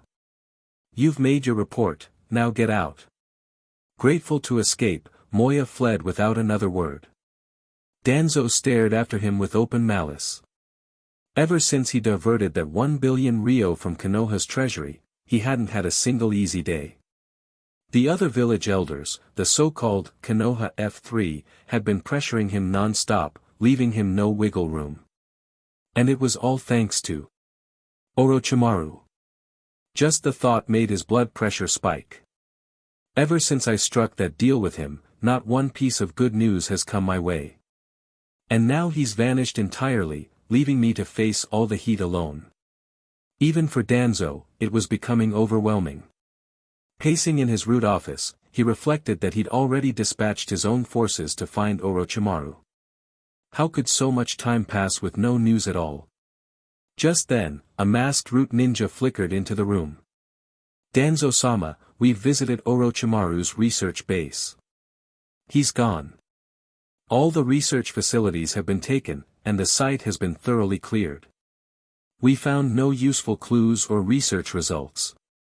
Hearing that, Danzo's anger burned so fiercely he couldn't even put it into words. It's obvious now, Orochimaru practically took the money and ran. Yet he hadn't even received a single coin for himself, it was all in Orochimaru's hands. If Orochimaru had at least shown some shred of progress, perhaps Danzo could have used that to placate Konoha's leadership. But now, there was nothing, and the bigwigs all assumed it was Danzo who spent the money. Even as Kage of the Shadows, Danzo felt buried under a mountain of blame he couldn't shrug off. Should he go try explaining everything to Hiruzen? He instantly dismissed the thought, Hiruzen likely wouldn't believe him, or he'd pretend not to, using it as grounds to take root away. That would end any hope Danzo had of becoming Hokage. Unthinkable. He kept pacing until finally, a certain face flashed through his mind, Uzumaki Senshi. That ninja. If he accepted my protection commission, maybe there's a chance I can use him to get some money back. Chapter 72, Wind, Flying. Normal. Type Pokemon. Konoha. Ichiraku Ramen. When Naruto heard the news, he froze on the spot, forgetting all about the ramen in his hands. Family. Clansmen. Those words had always seemed so distant, something he'd yearned for his entire life. And now someone was telling him that he really did have clan members alive in this world. Naruto blurted anxiously. Big bro, you have the same surname, Uzumaki, but you're not a Konoha ninja. Are we really from the same clan? And the others, are they not in Konoha either? At that, Naruto's eyes were wide, clearly filled with a longing for something that had seemed impossible before. Senshi nodded lightly. For now, besides the few of us, there aren't many Uzumaki left. But yes, we're definitely your clansmen. You and I share the same blood. As he spoke, Senshi reached out and ruffled Naruto's hair. Feeling the warmth from Senshi's palm, Naruto blanked out for a moment. He touched his cheek and winced. Ow, that hurts. He let out a cry of pain, but then burst into a big grin. Standing off to the side, Sasuke looked at Naruto with disdain, clicking his tongue in annoyance. Sensei, this dead last, he's actually from your clan. That loser who couldn't even master the basic 3 academy jutsu was from the same clan as Sasuke's all-powerful teacher. Humans really do differ more from each other than humans from dogs. Naturally, Senshi caught the meaning in Sasuke's words and just smiled. Sasuke, don't underestimate Naruto. In certain ways, he's a genius. He wasn't just flattering Naruto. Sasuke had no way of knowing that, in the future, he and Naruto would team up against the Otsutsuki with some transformations basically derived from the 3 Academy Jutsu. In terms of clone and transformation jutsu, once Naruto became a genin, nobody could match him. One night was all it took for him to learn the multi-shadow clone, and his sexy technique had single-handedly humbled countless top-tier foes. At that moment, Karen shifted her gaze off Senshi's face and onto Naruto's head. Pointing to his bright blonde hair, she asked Senshi. Senshi, your hair and mine, and Nagato's, are all red. But this guy named Uzumaki Naruto has yellow hair. I mean, my mom told me the symbol of the Uzumaki clan is their red hair, right? Hearing that, Senshi snickered inwardly. Why? Probably because that blonde gene from a certain family line is just too strong. Outwardly, however, he shrugged. He's in the second stage of being an Uzumaki, basically going Super Saiyan. Karen blinked, looking baffled. Huh? What's that supposed to mean? Senshi, don't tell me you're joking again. Senshi stroked his chin. I know you're curious, but just wait. If I ever draw some Saiyan bloodline in my lottery, I'll show you a real blonde form. Naruto, meanwhile, had no idea what they were babbling about. He was terrible at academic subjects, and to him, Karen and Senshi's banter was total gibberish. But he did grasp one crucial point: Sasuke was the academy's top student thanks to extra training with this private teacher, Senshi Uzumaki. Damn. He's my own clan member, Naruto thought, feeling even more awkward. Then he gathered his courage and asked. Big bro, can I learn ninjutsu from you, too? Senshi pondered a moment. He held no hostility toward Naruto, who was essentially a good kid.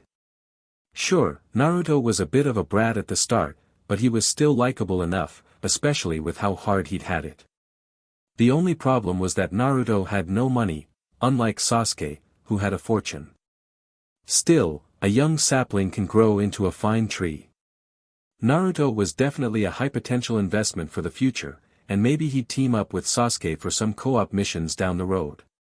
With that in mind, Senshi nodded. Sure, no problem.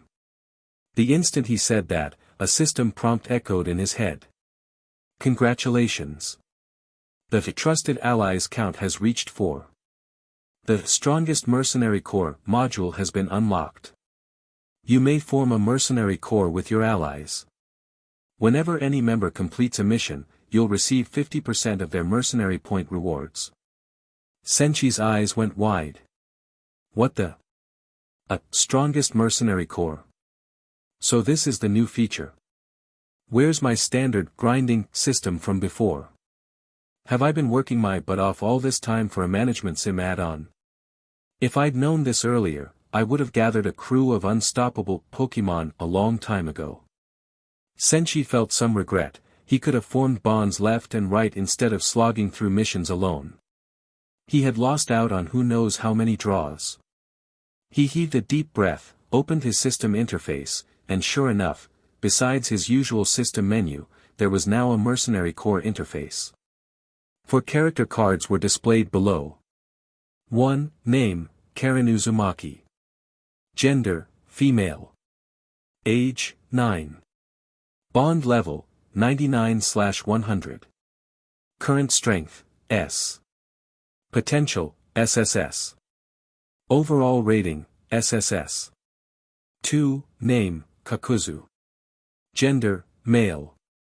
Age, 84. Bond level, 82/100. Current strength, S. Potential, S+. Overall rating, S+. 3. Name, Sasuke Uchiha. Gender, male. Age, 9. Bond level, 69/100. Current strength, B+. Potential, SSS. Overall rating, SSS.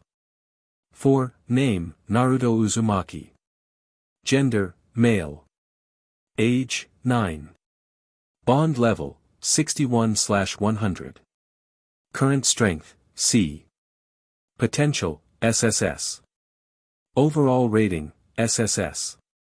Wow, 3 SSS ratings. Senshi was startled. He understood Sasuke, Naruto, and Karen being top tier, but Kakuzu, too? The same Kakuzu who always complained about not wanting a partner? Apparently, the old Sundra was in as well. Senshi felt a sudden surge of emotion. Kakuzu, buddy, you must miss me after all this time. Don't worry, I'll team up with you on missions soon enough. With that in mind, Senshi turned to the 3 kids. I just formed a mercenary corps, and I'd like you 3 to join. Is that okay with you? Karen gave no objection, she agreed without looking up. Sasuke, unclear on what exactly a mercenary corps was, also had no reason to refuse. His teacher had been good to him, so he trusted him. Naruto, not really understanding either, saw the others agree and followed suit. After finishing their meal, the group returned to the training ground. This time, Naruto was with them. On his first time training together with the others, Naruto acted like a wide-eyed country bumpkin, unable to contain his excitement. He was darting around, checking everything out like he had ADHD. Sasuke ignored Naruto, quickly settling back into his own training routine. Even though a skilled TM had given him direct mastery of Thunder Punch, Sasuke's combat experience was still limited. He needed dedicated practice. While Naruto was busy gawking, Sasuke concentrated lightning around his fist. Boom! The electric-type Pokemon, Sasuke drove a crackling punch into a large tree. It was so thick that it would take 3 people joining hands to circle it, yet under the force of Sasuke's thunderclap blows, the tree looked frail. After a few hits, it gave a groan before toppling over. Naruto jumped at the sound. He stared at the fallen tree, then at the lightning dancing around Sasuke's fist, and gulped audibly. What the heck? Back in the academy, Sasuke was considered a prodigy, but the gap between him and the other students hadn't felt this huge, just more techniques. Now, though, he'd gained an ability so strong that if he hit Iruka with that punch, Sasuke might be begging him not to die. It had only been a short time, yet Sasuke was already this powerful. And it was all thanks to that man, Senshi Uzumaki. Envy flickered in Naruto's eyes. If I'm taught by him, could I be this strong someday, too? Naturally, Senshi noticed Naruto's expression but didn't say anything. Instead, he quietly opened his system's lottery feature.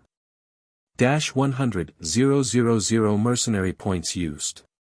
Remaining, 120,935 points. Drawing. Congratulations. You've obtained Kekkei Genkai, Shikatsumiyaku, Dead Bone Pulse, X1. Spicy Chili Pills X20. Explosive Tags X10. Chakra Pack, 5 cards, worth. Ichiraku Ramen X15. Etc. Scanning over the loot, Senshi picked through for something that might suit Naruto. The new mercenary corps system had given him a fresh perspective. One person's power was limited, even with wood clones. No matter how strong, he couldn't handle all the missions at once, and he also had other goals in life. With the mercenary corps, though, the more people under me, the more tasks we can do at once. 50% of their earnings might not sound like a lot, but it adds up. Of course, he wouldn't let just anyone join. It wasn't a dumping ground.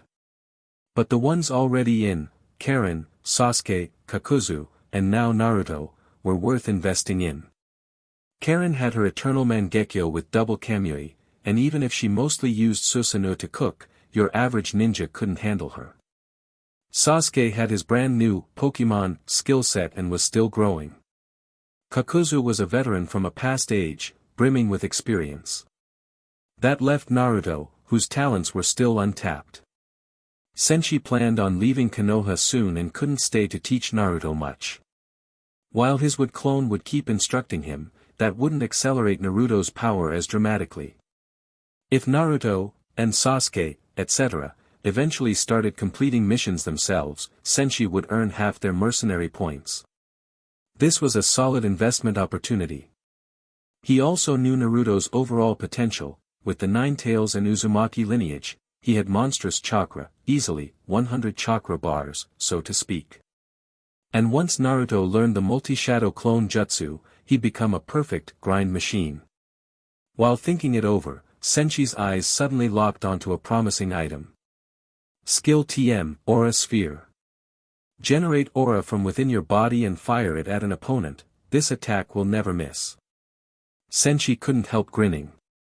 Sasuke is my electric-type Pokemon, so Naruto can be Lucario, huh? Aura Sphere is like forming at a chakra ball, which Naruto is practically a pro at. Alright, this is it. He took the Aura Sphere disc out and handed it to Naruto. Here. Think of this as my parting gift to you.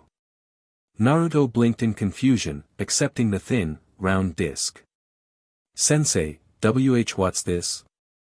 Now that Senshi had agreed to teach Naruto, the boy had switched to calling him Sensei, just like Sasuke did. Before Senshi could answer, Sasuke spoke up in a haughty tone. Dead last will be dead last, huh? This is a skill learning disc, it's extremely precious. My new ninjutsu came from one of these. Naruto froze. Sasuke's terrifying new technique came from this? Now Senshi's just handing it to me. Did that mean he'd be able to learn something just as powerful? He imagined the looks on everyone's faces, especially Sakura's, and grinned. Yes. Thanks so much, Sensei. I'll work really hard. Senshi gave him a small smile. No worries. But it won't be the same as Sasuke's move. He got Thunder Punch because he's more suited for lightning release, whereas yours is called Aura Sphere. Your primary nature is wind, so I figure this suits you better. Hearing that, Naruto felt a surge of gratitude. His new teacher had not only given him something precious but even made sure it was the best possible fit for him. Naruto felt warmth spread through his heart. He clenched his fists, vowing to master it as soon as possible. Off to the side, Sasuke added. Just crush it, and your body will automatically learn the technique. Naruto did so. The learning disc shattered into shimmering fragments that flowed into his body. Instantly, countless pieces of knowledge about Aura Sphere filled his mind. Without a word, he dashed toward a nearby tree and unleashed the technique. The chakra inside him condensed into aura form, piercing straight through the trunk in a blink. Senshi nodded in satisfaction, seeing Naruto's success. It's probably time for me to leave. After all, Naruto and Sasuke were far from able to run missions independently, so they wouldn't be earning him points anytime soon. There was an XP bag named Kakuzu waiting in the Akatsuki. Senshi had to hurry over and get him fully on board. The sooner, the better, that 50% cut of mission rewards was too good to waste. He'd give Kakuzu some perks to speed up his mission turnover. The motto, grind till you drop, but don't actually drop. With that thought, Senshi set off toward Amigakure, his mind swirling with new plans. Chapter 73, Invitation. Amigakure, late afternoon. Haiden and Kakuzu stepped into the black market, dropping several wrapped heads onto the table in front of the client. All the ninjas you placed bounties on are in there, Kakuzu said. The client opened the bundles, verified that the targets were correct, and paid promptly. Clearly, this particular client wasn't someone to be trifled with. If the payment had been stingy, Kakuzu would have had no qualms about taking the client's head as well to recover his losses. Having received his payment, Kakuzu scanned the bounty board and frowned. There were quite a few postings, but most of them were either low-paying or required a lot of tedious work. As an ancient, battle-worn shinobi, Kakuzu couldn't spend his days running around doing everyone else's errands like feeding pets or babysitting, right? In that moment, Kakuzu suddenly pictured Senshi in his mind. If only Senshi were here now. With his wood clone technique, Senshi could have easily breezed through all those trivial tasks, leaving the more profitable missions for them, no need to even pick and choose. So convenient.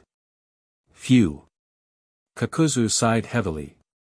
Never realized how troublesome life would be without Senshi around. His Earth Grudge Fear technique was nowhere near as convenient as Senshi's wood clones for rapidly handling multiple assignments. Eventually, Kakuzu picked out one bounty that at least looked decent and somewhat profitable. Right then, Haydn, who'd been standing silently to one side, spoke up. "Kakuzu, are you serious about taking more jobs? Are you out of your mind? Don't you value your life at all?" Haydn stared at him in disbelief.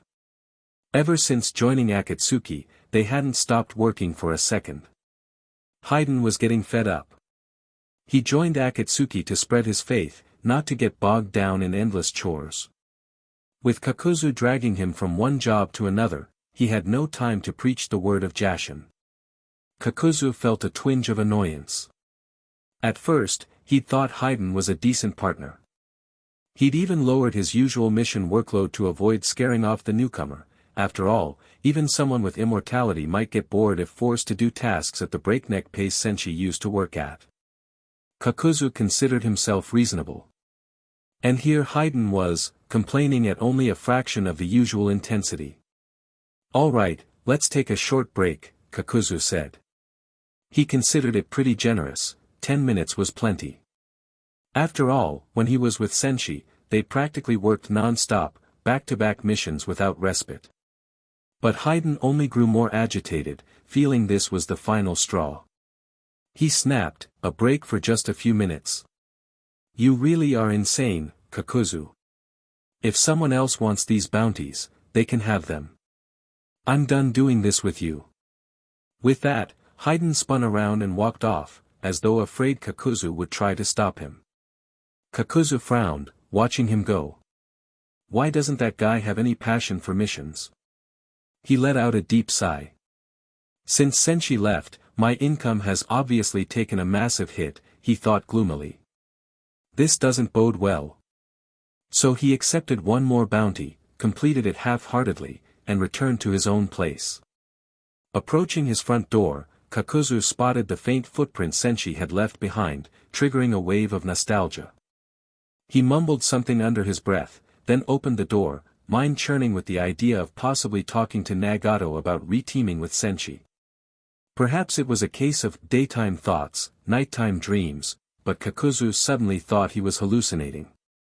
There in his room, where Senshi was absolutely not supposed to be, was Senshi himself, sitting casually on Kakuzu's bed with his legs crossed. Noticing Kakuzu enter, Senshi waved cheerfully. "Yo, Kakuzu, long time no see." Kakuzu froze for a second at the familiar voice.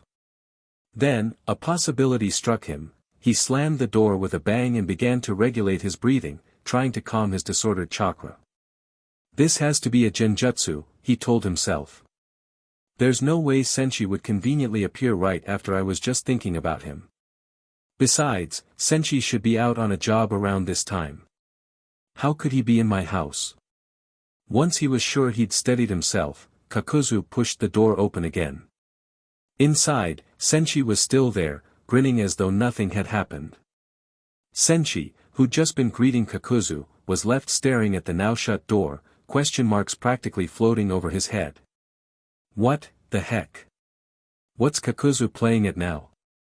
Before Senshi could get up and check, Kakuzu opened the door a second time and swore loudly, "Damn it, it's not a genjutsu, it's really you, Senshi. What are you doing back here?" Senshi shrugged. "What do you mean, what am I doing? Of course I'm the real deal. I'm back because I finished my mission." "What, you're not happy to see me?" At those words, Kakuzu wore a complicated expression. Yes, he'd missed their glory days of high-efficiency mission-taking, and the large profits that came with them. But to have Senshi suddenly show up like this made him anxious rather than excited. It wasn't that Kakuzu disliked or feared Senshi. He had indeed felt nostalgic for their partnership. But Senshi's frenzied approach to mission after mission was inhuman. Kakuzu wasn't mentally prepared to jump right back into that 24/7 workaholic lifestyle. Reacclimating to Senshi's pace was daunting. Kakuzu's mood wavered between wanting more money with faster efficiency and worrying about being worked to death by Senchi's insane schedule. He stared at Senshi with an extremely conflicted gaze. Seeing that look, Senshi felt a chill run down his spine. What's with him? I'm just cracking a joke, why the intense stare? Fearing things might get out of hand, Senshi quickly said, the reason I'm here is actually important. I've created a mercenary corps. Do you want to join? Chapter 74, Senshi's Proposal. Mercenary Corps. Kakuzu echoed the words almost reflexively. The Akatsuki organization was rather freeform. As long as one didn't betray the group or jeopardize its interests, it tolerated quite a lot from its rogue ninja members. After all, if it weren't so tolerant, it never would have allowed the likes of Orochimaru to linger around causing trouble, nor would it have let Sasuke form Hibi/Taka later on. Furthermore, everyone in Akatsuki had secrets, and Nagato never pried into them. So, whether Senshi started his own mercenary group or Kakuzu decided to join, it was not an issue in itself. The only thing that puzzled Kakuzu was why Senshi had suddenly decided to create such a group. Was there some sort of business he couldn't handle alone? Senshi's expression turned serious. He spoke slowly. I believe that a single person's power is limited. Even if you and I keep going around the clock, we can only handle all the black market requests in one place at a time. But with a mercenary corps, it's different. We'd be acting as a united whole. We could have ninja members stationed across the shinobi world, each of them taking on different bounties and jobs. Not to mention, we could share resources, share intel on different areas' bounties, that sort of thing. My plan is to build a big-name brand, the strongest mercenary corps in all the shinobi world, bar none. Whereas the Akatsuki moves in secret, we could be as high-profile as we like. One day, the entire shinobi world will know of our corps, and whenever they want to post a mission request, they'll think of us first.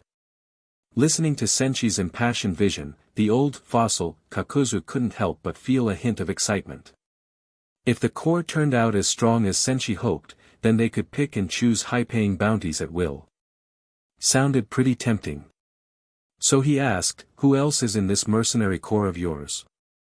Senshi replied matter-of-factly, Karen Uzumaki, Sasuke Uchiha, and Naruto Uzumaki. Kakuzu was speechless.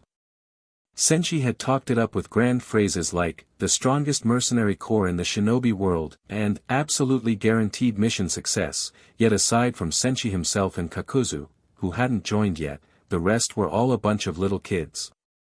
All I see are a few brats. Don't tell me this is just you and Karen playing house. Kakuzu grumbled, sounding unimpressed. Senshi shook his head. I'm always serious when it comes to missions. You should know that by now, Kakuzu. After a moment's thought, Kakuzu shrugged. Fine. I'll join. Hearing this, Senshi broke into a grin and clapped Kakuzu on the shoulder. He'd guessed that out of all the shinobi in the Akatsuki, indeed, in the entire ninja world, Kakuzu was one of the few who both qualified and met the conditions for joining his mercenary corps. He wouldn't disappoint. All right, then. Take it easy for now. With that, Senshi activated his ability and vanished from the spot. Kakuzu froze in place, baffled. Take it easy. Did Senshi just say that? Wasn't the usual routine for Senshi to immediately drag him off to some black market hub for round-the-clock bounty runs? Kakuzu had already prepared a bunch of excuses, like how he was partnered with Haydn, or that he bounties in your name, and then hire me to help complete them. Got it? I'm a generous guy. You're a newbie, but I won't rip you off, we'll split the rewards 50/50ths. Deal? He wasn't lying, Senshi didn't really care about the money itself, just the mission points from being hired. So Haydn would get 50% of the cash reward, same as when Kakuzu first partnered with Senshi. Of course, to Senshi, it wasn't ripping him off, he called it guiding Haydn toward mutual prosperity. Unfortunately for Senshi, Haydn, who was basically penniless, didn't understand his good intentions. He cursed inwardly, are all these Akatsuki guys crazy? They go on about some great goal, to bring peace to the ninja world, but every one of them is obsessed with these bounty missions. Kakuzu wasn't too bad, at least he didn't force me. But this Senshi guy just dragged me along whether I wanted it or not. However, with Senshi's arm clamped like a vice around his neck, Haydn didn't dare curse aloud. Instead, he tried, if it's just missions, can't you do them alone? Senshi shot him a fierce look, tightening his hold. We're all buddies here. How could I keep the money-making all to myself? Of course I want to share it around. Didn't you see Kakuzu rush in to find me as soon as he could? I turned him down, giving you the opportunity because you're new. Plenty of people would kill to partner with me, you know. Senshi spoke earnestly, as though the joy of mission grinding was some sacred faith he was sharing. Haydn, however, felt only confusion. So why not go with Kakuzu, then? But before he could finish, Senshi threw him a murderous glare, and Haydn swallowed his words, hastily correcting himself. I mean, I don't need money. Why not let someone else enjoy this opportunity? He sounded righteous, like some selfless hero. But Senshi didn't give him a chance to refuse. With a sharp yank, he tightened his grip on Haydn's neck. Haydn's face started turning blue. Sure, Haydn was immortal, but he could still feel pain and the fear of suffocation. This is your chance to temper yourself and grow stronger, Senshi lectured. Why are you newbies so ungrateful? Haydn couldn't reply, he was too busy trying not to pass out. Finally, he raised his hands in a sign of surrender. Senshi eased up. Haydn gasped for breath. Fine, I'll do tasks with you. Could you at least let go so I can accept a bounty and then formally hire you? Senshi nodded, releasing him. But the moment Senshi's hold slackened, Haydn grabbed his scythe and slashed furiously at Senshi, yelling. You think I'll just go along with your crap? I hate everything about the black market. Die. Haydn expected to see blood or at least hear a groan. But instead. Crack. His supposedly high-grade scythe shattered on impact, as if striking unbreakable metal. Haydn stared in bewilderment. This scythe was a prized weapon of the Jashin cult, how could it just snap off on the target's body? He hadn't sensed any visible chakra or defensive jutsu. Either this was an illusion, or Senshi's body was far tougher than any high-grade ninja tool. But he had no time to think, Senshi's sinister laugh echoed in his ears, accompanied by the popping of his knuckles. Done with your swing? Heh, guess it's my turn now. Enough, enough. Senshi bro, I'm sorry, please stop. Haydn's pained wails reverberated around the black market. Immortality was great, but Senshi's blows were as hard as steel, and while Haydn might not die, he still felt pain. Worse, each punch targeted a vital spot. And because Haydn was immortal, Senshi didn't bother holding back at all. Haydn couldn't break even a bit of Senshi's skin, so he had no counterattack. He once got this undead body via experiments in Yugakure's Jashin cult, being the only success case. Even then, it was easier compared to what he was enduring now. Back then, after the experiments, he at least gained power. But this? All he was getting was endless suffering. At last, Senshi paused, leaving Haydn bruised and trembling. I'm someone who prefers to reason with people. If you still don't want to, I can keep teaching you logic. Haydn gulped. You, call that reason? Senshi let lightning crackle around his palm, flashing a sadistic grin. Oh, I have plenty more reasons I can show you. Care to continue? Haydn was momentarily speechless. He'd had enough. Thoroughly cowed, he willingly consented to start doing bounties alongside Senshi. The setup was the same as before, Haydn would pick up the missions and formally hire Senshi, who would then help him complete them. Only he never imagined the workload would be that intense. Haydn finally understood why Kakuzu used the word grind rather than just do. This wasn't normal mission taking, it was a marathon of mayhem. Haydn used to think Kakuzu's schedule was nuts, spending most of the day on jobs. But now he saw that Kakuzu was actually gentle compared to Senshi, practically an angel of mercy. Under Senshi, there was no rest. None at all. From the moment he said, yes, it was, accept bounty, hire Senshi, complete bounty, collect reward, and repeat, endlessly, with no break. Several days later, Senshi returned to Amigakure with Haydn in tow. By that time, Haydn was like a soulless husk, physically alive but mentally numb. Indeed, while his immortality kept him from dying, it did nothing for the damage to his psyche. Even the painful experiments that granted him immortality had been easier than this. Back then, at least, he'd gained something. Now, all he had was emptiness. We're finally done, he muttered, trudging along behind Senshi like the walking dead. Senshi ignored him. Honestly, Haydn had proven to be quite useful, although he'd become quieter and quieter, that only improved efficiency. Thanks to his immortality, Senshi didn't have to worry about his condition. They just kept grinding missions without pause. Senshi smacked his lips thoughtfully. He probably would have stayed out even longer if he didn't worry about leaving Karen alone. What if she tried practicing Susanoo-based cooking and accidentally blew up the whole village? He wanted to quickly see how she was doing. Reaching home, Senshi opened the door to find Karen boredly practicing mystical palm technique on a fish, presumably to sharpen her healing skills. He nodded in approval, though he still hadn't stumbled upon that rumored deep-pocketed, big client. Starting early was good. Noticing Senshi's return, Karen dropped the fish, still wriggling, and ran over. Senshi, where did you go? You didn't even say a word before leaving. She looked annoyed, a pout forming on her lips. Senshi patted her head and yawned. I had some urgent work, sorry.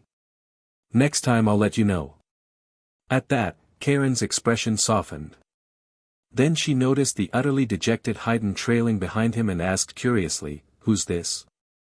Senshi clapped Haydn on the shoulder. This is Haydn, a new member of Akatsuki. Don't underestimate him, maybe one day he and I will be the best of partners. Haydn didn't dare talk back. He wanted nothing more than to run far, far away. But all he managed was a half-hearted smile that looked worse than crying. Hello, he stammered. Karen responded politely, Hi, I'm Karen Uzumaki. She eyed him with curiosity. In all her time with Senshi, she'd never seen him praise anyone so highly.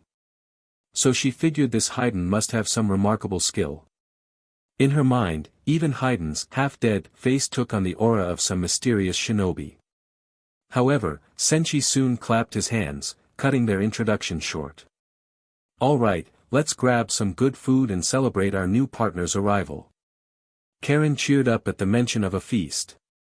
As for Haydn, he was absolutely overjoyed. Anything that wasn't grinding missions was heaven. Dinner took quite a while, not because Senshi demanded some extravagant spread, but because Haydn ate unbearably slow. Possibly relishing his first real break in days, he savored every mouthful as if tasting the greatest delicacies, his face practically glowing with relief.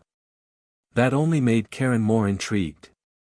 At the same time, in a high tower in Amigakure, Nagato and Konan sat in silence. After some time, Konan finally spoke up. Nagato, do you think Senshi's proposals are feasible?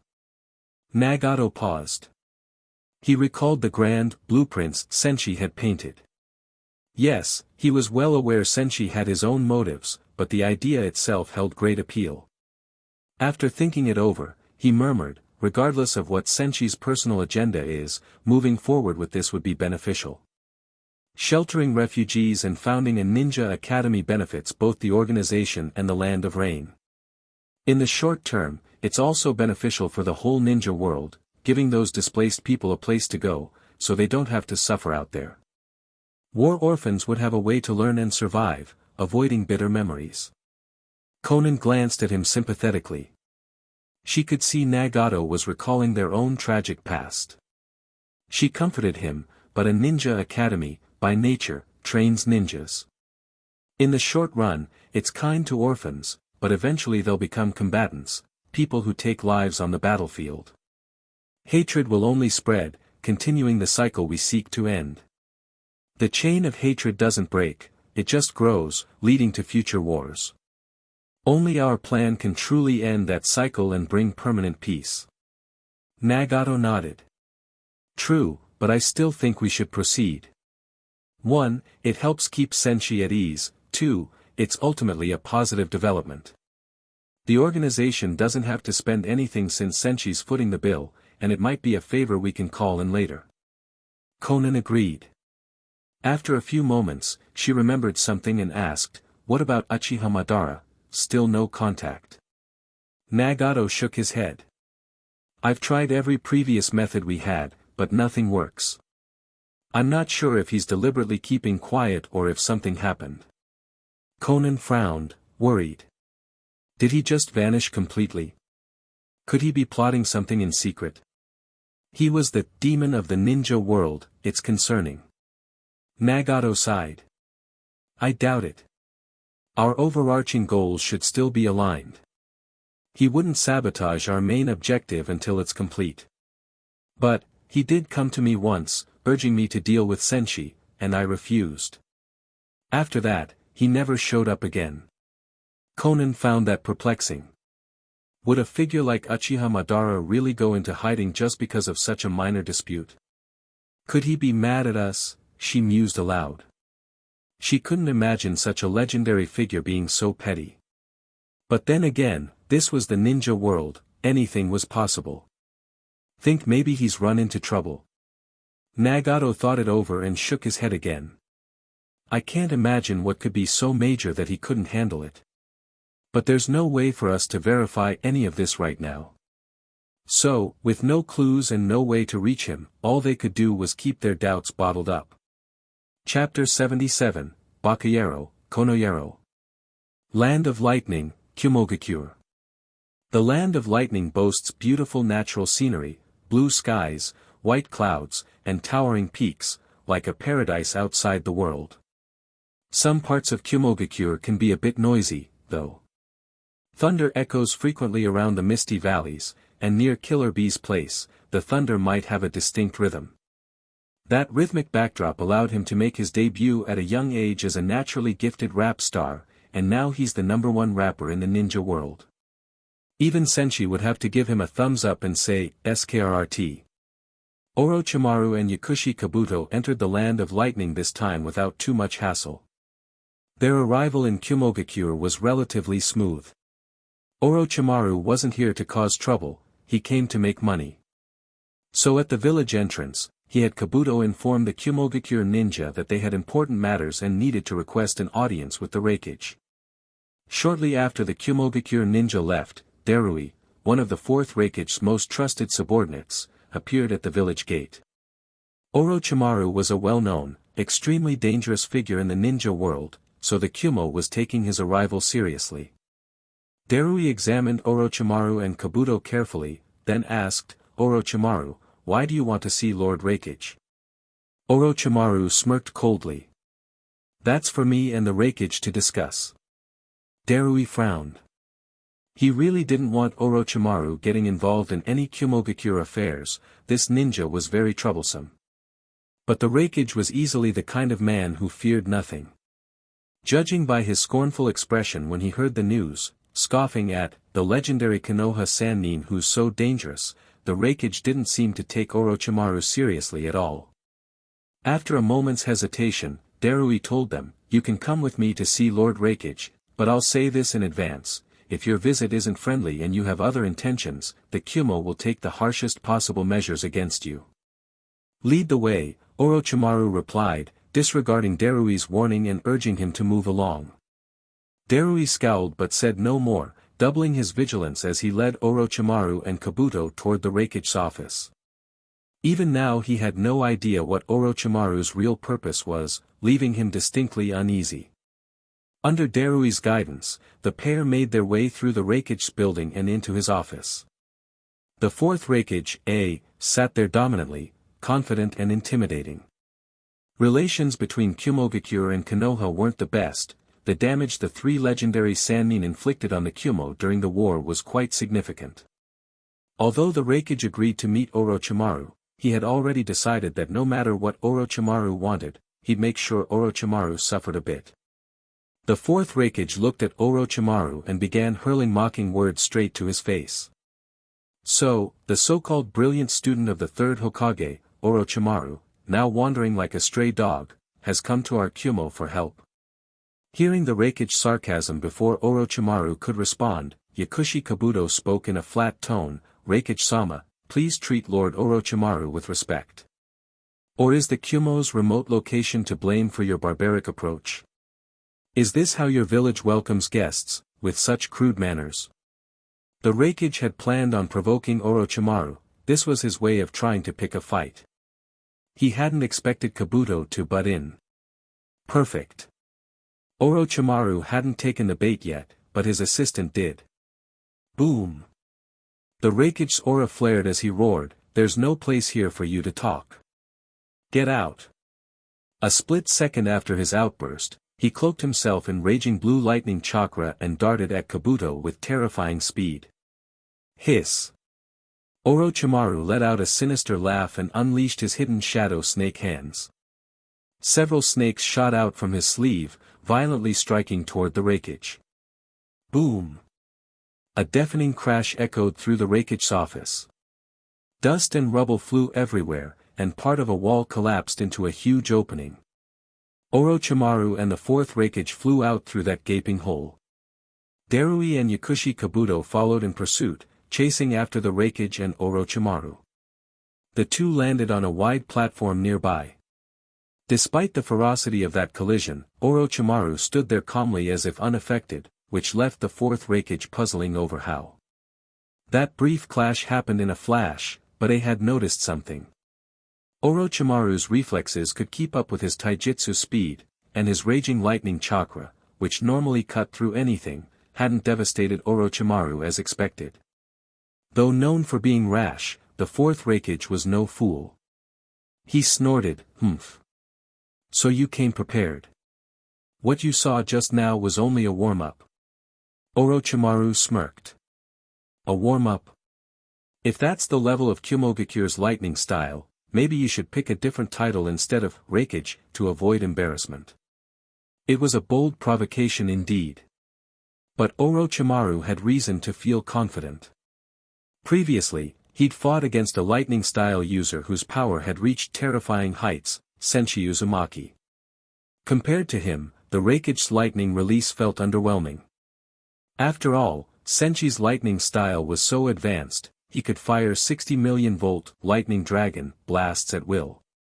The fourth Raikage was unquestionably an elite among lightning jutsu practitioners, but Orochimaru had long since analyzed Senshi's techniques and optimized his own ninjutsu accordingly. Those preparations might not work on Senshi, but using them here against the Raikage was far more than enough. Most crucially, after obtaining the Yamata no Orochi fruit from Senshi, Orochimaru had evolved into a new, perfect vessel. His strength now surpassed any previous peak. So, although the fourth Raikage was brash and explosive, as soon as Orochimaru openly disrespected him, he erupted. Chop! Surging with formidable lightning chakra, the Raikage dashed forward with unimaginable speed, swinging an arm chop that could slice through almost anything. Orochimaru responded again. Countless snakes poured from his sleeves, surging at the Raikage like a tsunami. Having endured Senshi's hell training, Orochimaru was no longer fazed by lightning users. Hiss! Hiss! Hiss! Each time the Raikage slashed, he beheaded a snake's head, yet more snakes instantly replaced them, seemingly infinite. Enraged, the Raikage increased his attack, lightning oppression horizontal chop. He charged Orochimaru with ferocious power. Orochimaru greeted him with no courtesy, brandishing his signature technique, snake sword ejection. A giant serpent mouth gaped wide, and the Kusanagi blade shot forth at lightning speed, stabbing at the Raikage. Though his lightning armor protected him from harm, the Raikage found himself increasingly startled by Orochimaru's skill. His lightning chakra only mildly affected Orochimaru, whose resistance was suspiciously high. Suddenly, one of Orochimaru's snake arms coiled around the Rakige's body several times like a python. Though strangling someone as physically strong as the Rakige to death was impossible, the unimaginable scene unfolded. Before Darui and other Cloud Shinobi's shocked eyes, Orochimaru hurled the Rakige away, slamming him into the ground. Boom! The Rakige hurtled through the air and landed heavily, fracturing the stone floor like a spiderweb. Yo-yo! Bakayero, Konoyero, who dare harm my big bro? A white-haired man wearing sunglasses and holding a blade appeared. It was none other than the other half of the AB combo, the Eight-Tails Jinchuriki, Killer B. A frowned at him. B, what are you doing here? Killer B made a couple of rhythmic gestures and replied, whenever someone wreaks havoc in the Kumo, I'm always there to rap it out. Yo-yo, can't let them trash the place, so let's lay the smackdown, big bro. With that said, Killer B charged straight at Orochimaru. Seeing B's move, the Rakige didn't hesitate. He leaped toward Orochimaru again for a joint assault. Orochimaru quickly formed hand seals and crouched. Formation of 10,000 snakes. Hish. From Orochimaru's mouth poured a veritable ocean of poisonous snakes, swarming to devour the Rakige and Killer B. Yo-yo, your snakes are many, annoyingly plenty, B rapped as he brandished 8 blades in a storm of steel, chopping down the endless serpents, but you've ticked us off, so you won't have any days left.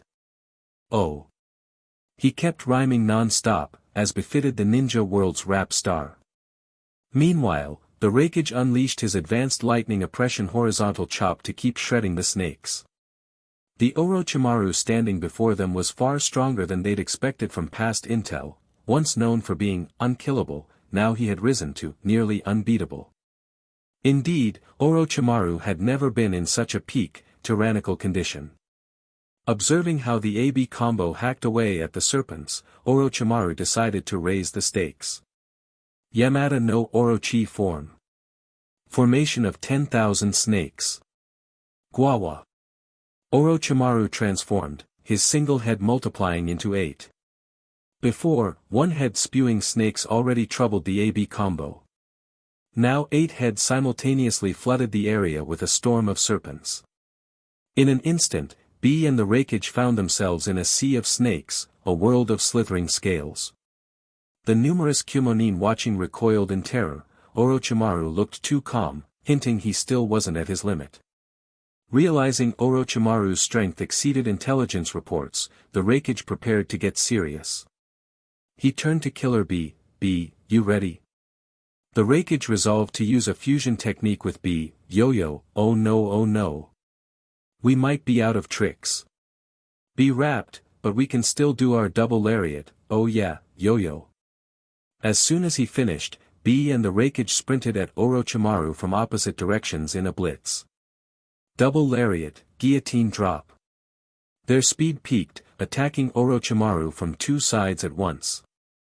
At the center of their collision, Orochimaru's middle head was snapped clean off. But the AB combo had no time to celebrate. Orochimaru emerged unharmed from the broken stump. It was simply a disposable snake body substitution. Standing there completely intact, Orochimaru sneered, so, was that enough warming up? Do we keep going? Yo-yo. You're tough, man. What are you doing here in the Kumo, got a plan? Killer B shot Orochimaru a couple of rap poses. He and his big brother were still able to fight, but it was obvious Orochimaru wasn't here simply for a life-or-death struggle. Therefore, B asked straight out. Although B's way of speaking was odd, Orochimaru understood. He gave a sinister grin. Should we really discuss our business right here? The Rakige snorted, turning back toward his office, which now had a gaping hole in one wall. They headed back inside. Killer B, glancing at the hole, rapped, yo-yo. Big bro's so rash, another hole in the wall's so brash. The Rakige grimaced, irritated at B's remark, and got straight to business with Orochimaru, speak. Why have you come? Smack. Orochimaru clapped his hands in a summoning gesture. Ninja art, summoning. A wooden post emerged from the floor, followed by a large coffin rising from beneath. Bringing a coffin, huh? Orochimaru's so bad, giving the Raikage a reason to be mad, said B, still rapping, Bakayero, Konoyero, while the Raikage's rage flared even more.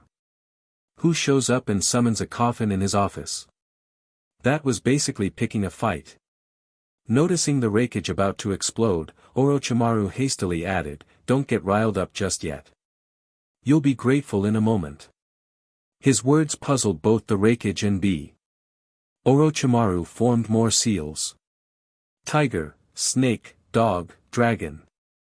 Edo Tensei.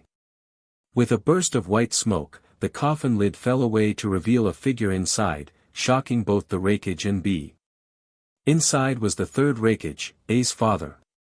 Dad? The fourth Raikage gaped at the man in the coffin, eyes wide like saucers. Yo-yo. This jutsu is hot, bringing Big Bro's dad back from the plot. B exclaimed, as the revived third Raikage stepped forth with a towering presence. At first, the third Raikage seemed very disoriented. He recalled fighting 10,000 enemies for 3 days and nights until he died of exhaustion. Why was he here now? And how had his son grown so much? He looked to the fourth Raikage in confusion. What's going on here? Equally baffled, the fourth Raikage shook his head. Dad, I don't know either, Orochimaru did this. He then turned to Orochimaru again, who gave an icy grin. It's a technique allowing the dead to return to this world. The father and son Raikage were stunned by what they were hearing, but they didn't dwell on the jutsu for long. The third Raikage turned to his son. How's the war? The fourth Raikage responded honestly, Father, the third great ninja war ended. Right now, Kumogakure is stable. The 5 great nations have minor disputes but no large-scale war. As for the tailed beast, B has become a perfect Jinchuriki of the 8 tails, no more worry about Gyuki. Hearing this, the third Raikage burst into hearty laughter, pounding his son's shoulder in approval. Ha ha ha. That's wonderful news. You've done well. Though the fourth Raikage was physically very strong, he still felt like his father's slaps were like hammer blows. Yet he was overjoyed, his father only displayed such excitement when he truly approved. But just as the Raikage was about to converse further, the third Raikage's body suddenly fell limp, reverting to a lifeless corpse. The fourth Raikage was horrified, his father disappeared.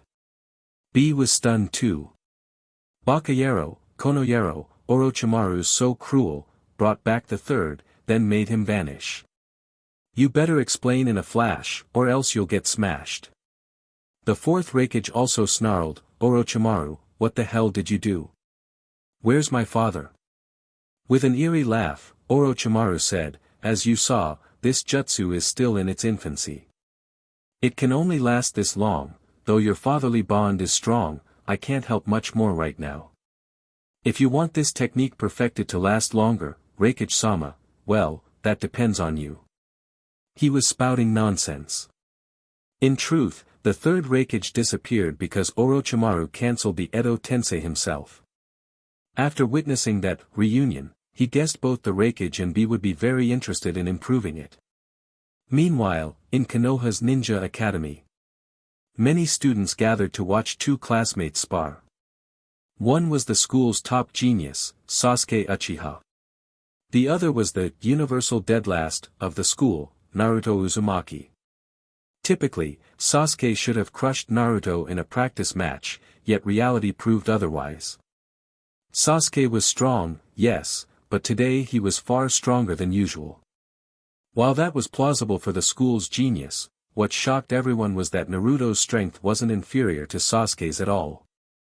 For classmates like Haruno Sakura, Yamanaka Ino, and even their homeroom teacher Irika, the high-level showdown between Naruto and Sasuke was unbelievable. Swish! Naruto's kunai glinted as it slashed toward Sasuke's throat. The speed made everyone, especially Sakura, gasp. How would Sasuke handle such a swift attack? Humph. Sasuke curled his lips, did a slick backward somersault, dodging Naruto's strike. Mid-air, he flung 3 shurikens spinning at Naruto. Whoosh! Clang! The shuriken tore through Naruto's figure, only to reveal it was a puff of white smoke. Naruto had used a body replacement technique, leaving a wooden log behind. Wah! Not only that, Naruto reappeared a short distance away and immediately hurled his kunai back at Sasuke. Sasuke was still in mid-air, nowhere to brace himself, making Sakura and others even more tense. Yet Sasuke showed no panic, twirling gracefully 720 degrees. In a flash, he seized Naruto's thrown kunai mid-spin and landed lightly on his feet. So cool. Though Naruto's moves today were also cool, Sasuke's style was simply more elegantly flashy, prompting squeals from girls like Sakura. Naruto, of course, felt annoyed, knowing his power was no less than Sasuke's, but he couldn't match Sasuke's flair. On a nearby rooftop, the elderly third Hokage, Hiruzen Sarutobi, watched with clouded eyes, frowning deeply. This shouldn't be happening, he murmured. Chapter 78, Will of Rain. On the training field at the Ninja Academy, Sasuke and Naruto were still locked in their high-level duel. But the third Hokage's mood had become rather heavy. He had been swamped by all sorts of problems lately. First, the Forest of Death was mysteriously razed to the ground. Then 1 billion ryo vanished from Konoha's treasury. And as if that weren't enough, even Sasuke and Naruto had started showing strange developments. Sasuke was the sole surviving Uchiha in Konoha, while Naruto was the 4th Hokage's son as well as the village's Nine-Tails Jinchuriki. One way or another, nothing could be allowed to happen to these two. Yet a few days ago, the Ninja Academy sent word that both Sasuke and Naruto had reached the graduation standard. When he heard this, Hiruzen Sarutobi was taken aback. It wasn't too surprising that Sasuke, already the Academy's genius, might have leaped forward in skill. But Naruto was the Academy's eternal deadlast. How could it be that he had already met the graduation requirement? That left Hiruzen puzzled. After all, Konoha's deadlast students were never simple. Jiraiya, Obito Uchiha, Might Guy, Naruto Uzumaki, each had turned into a formidable force as they grew.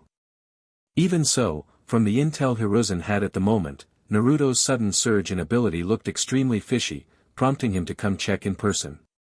And indeed, the school's teachers hadn't been exaggerating. Sasuke and Naruto had truly reached the standard for an early graduation, perhaps even far beyond it. This baffled the third Hokage deeply. And they hadn't even fought all out. If they had, the so-called the professor, Hiruzen himself, would have witnessed 2 new jutsu he'd never seen before, Lightning Punch and Aura Sphere. It seemed he'd been too busy dealing with Danzo and had failed to keep an eye on Naruto. Curse that Danzo. Amigakure, the black market. After Orochimaru had obtained his perfect vessel, Senshi had also found his perfect partner, Haiden. At present, Haiden had that smoky-eyed look, his dark circles were even worse than Gaara's. During missions, Senshi had a policy of using Haiden's immortality as far as it could go. If he was truly immortal, then just work him to death, again and again. It was Haiden's first time suffering so much since acquiring his immortal body. He did enjoy pain, physical pain, that is, but not this kind of mental torment. He couldn't remember how many days it had been since he'd slept, forced to run endless missions alongside Senshi. He felt half-crazed. On Senshi's back, Karen was hugging him like a little octopus, sound asleep. Seeing that, Haiden felt jealous. Staring at Karen, who slumbered away behind Senshi, Haiden groused angrily, "Why does she get to sleep?" Senshi cast him a complicated look, yet didn't argue. He replied casually, "She's tired, obviously, so she's sleeping. Don't ask silly questions in the future." Haiden promptly jammed his scythe into the ground. "I'm tired too." Hearing that, Senshi grinned and lifted a hand. Bzzz. Rumble. A towering bolt of lightning slammed down, engulfing Haydn completely in crackling electricity. When it dissipated, Senshi glanced at the blackened Haydn. Feeling awake now? That was a nice jolt, right? Haydn was left dumbfounded, thinking Senshi's even more brutal than the Jashinists themselves. Back in his cult days, not even they had used electroshock therapy to keep him awake. With black smoke curling from his mouth, Haydn couldn't say a word, but Senshi didn't need him to speak, his meaning was obvious. Haydn was definitely wide awake now. Ha ha ha ha. Good job, perfect partner. All charged up, yeah. Let's keep grinding more tasks to make up the time we've wasted. Haydn wanted to die right there and then. Not too far away, Kakuzu stood in a corner of the black market holding a thick stack of mission posters. His glowing green eyes squinted at the distant lightning flash, face dark. He recognized it as Senshi's lightning jutsu. He felt a wave of gloom as he recalled that Senshi saw Haydn as the best partner. On the one hand, he felt indignant. On the other, he found it laughable. No way could Haydn be Senshi's perfect teammate. Comparing their records. Kakuzu had been on the job in the ninja world for 60-odd years. Haydn couldn't compete. Kakuzu had spent most of his life zealously doing missions, Haydn never cared. Kakuzu's knowledge of every black market was unmatched. He'd been at this longer than most black markets existed, while Haydn hardly understood the black market at all. No matter how you look at it, Haydn wasn't an ideal partner. So Kakuzu burned with resentment, but resolved to channel it into mission grinding. Just you wait, Senshi. You'll soon see who's the second best mercenary in the ninja world, and who's truly your best partner. Senshi himself had no idea Kakuzu was right here in the black market. But it didn't matter. Kakuzu was a self-propelled, excellent worker, or beast of burden, so to speak. Senshi didn't doubt his motivation or efficiency in taking commissions. He also knew that while people might question Kakuzu's powers, no one could doubt his hunger for money. A short while later, Senshi noticed something strange. He started receiving continuous system prompts. Mercenary Corps member Kakuzu has completed a task. You've earned 200 employment points. Mercenary Corps member Kakuzu has completed a task. You've earned 500 employment points. Mercenary Corps member Kakuzu has completed a task. You've earned 100 employment points. Senshi counted them, there were dozens. He was taken aback by how many missions Kakuzu had done. Wow, Kakuzu's going all out now. Not a word, and suddenly he finished a bunch all at once. At once, Senshi felt both astonished and pleased. Kakuzu's made progress indeed. He's graduated from Mission Maniac 1.0 to Mission Maniac 2.0. The future looks bright. He started considering whether to give Kakuzu a boost. After all, Kakuzu was a core member of the Mercenary Corps now. Senshi did have an item that seemed tailor-made for him. Just then, sheets of paper fluttered in from the distance. Before long, the lovely figure of Konan, though only a paper clone, appeared in front of Senshi. Her cool voice said evenly, all the preparatory work you proposed is basically done. Refugees everywhere should be receiving news that the Land of Rain is offering them shelter. Of course, many small nations and the 5 great nations will also catch wind of this. Senshi wasn't worried about that. This wasn't a small-scale gesture but a massive move. Amigakure and the Land of Rain had begun wholeheartedly accepting refugees and building a fully staffed ninja academy. Of course the other nations would catch on fast. Conan's clone then continued, the opening ceremony for the ninja academy is more or less ready. I was hoping you could come and deliver a speech as the principal. Senshi nodded. No problem. I'll head there now. At that, Conan's clone dispersed into dozens of paper butterflies. As Conan anticipated, the rumors spread swiftly throughout the ninja world, like a hidden gust of wind. The many refugees learned that if they went to the Land of Rain, they'd receive help, food, shelter, and for eligible children, an academy education. And so people began pouring in. Those who arrived earliest found that Amagakure truly didn't lie. They settled in, were given temporary housing, and their kids were admitted to the new ninja academy. Where once Amagakure sealed itself off, it now appeared extremely active. Reactions from the other lands varied. Land of Water, Kirigakure.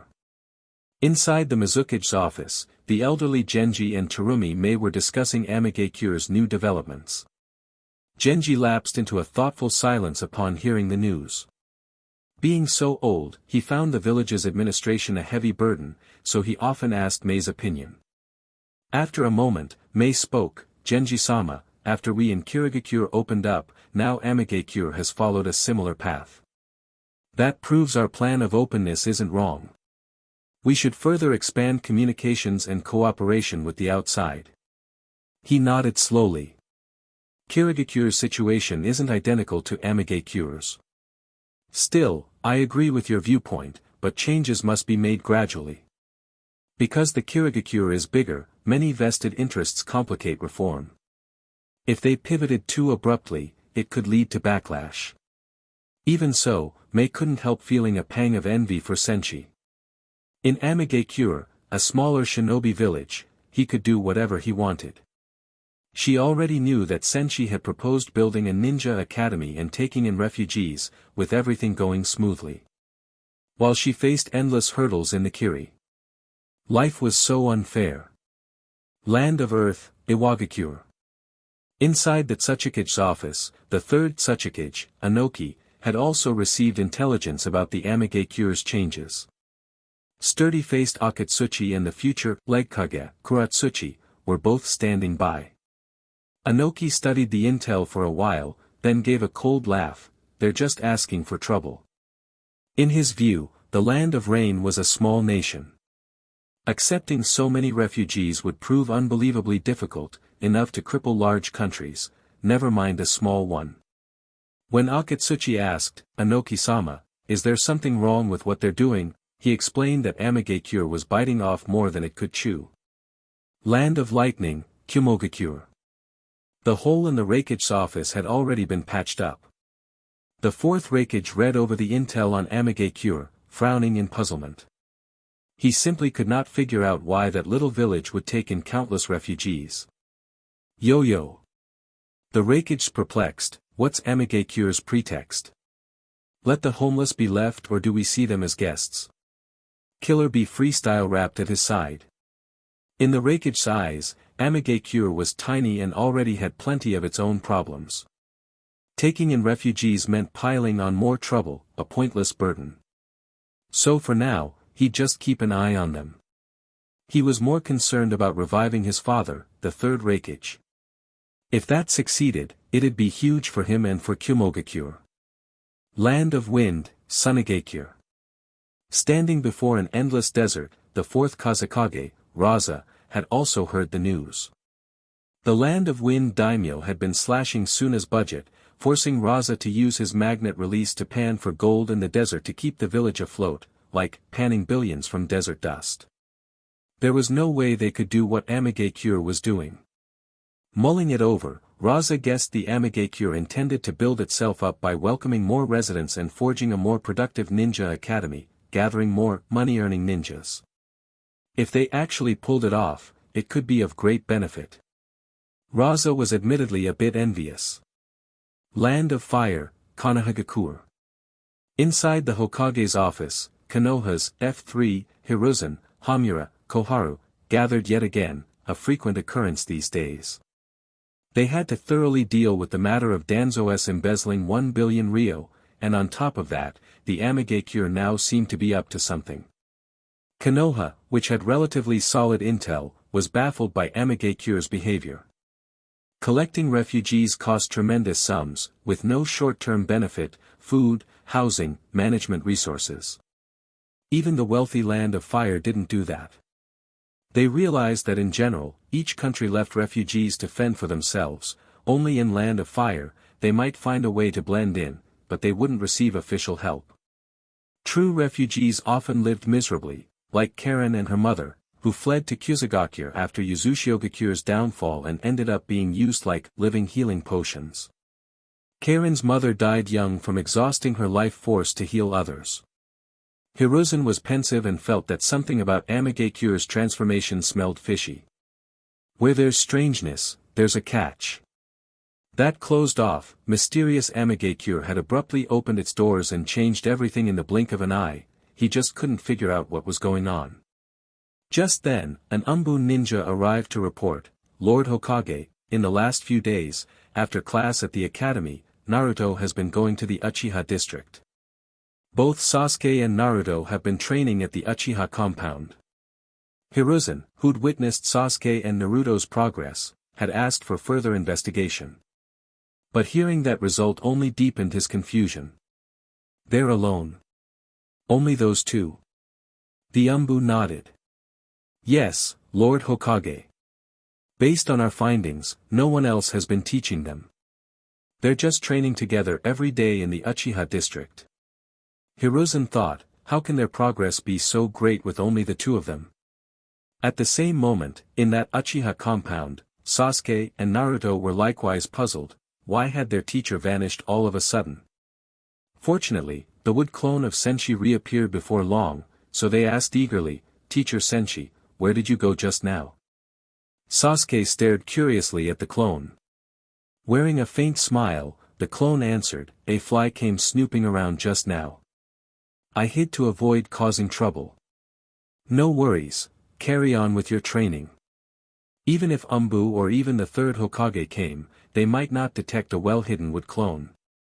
At the gate of Amagakure's new ninja academy, Konan and Kakuzu stood waiting. Kakuzu couldn't fathom why Senshi would lavish so much money on refugees and a new academy. But it wasn't his money, so he couldn't care less. Shortly after, Senshi arrived with Karen and Haiden in tow. Upon seeing Haiden's wretched appearance, scorched and zombified, both Konan and Kakuzu were stunned.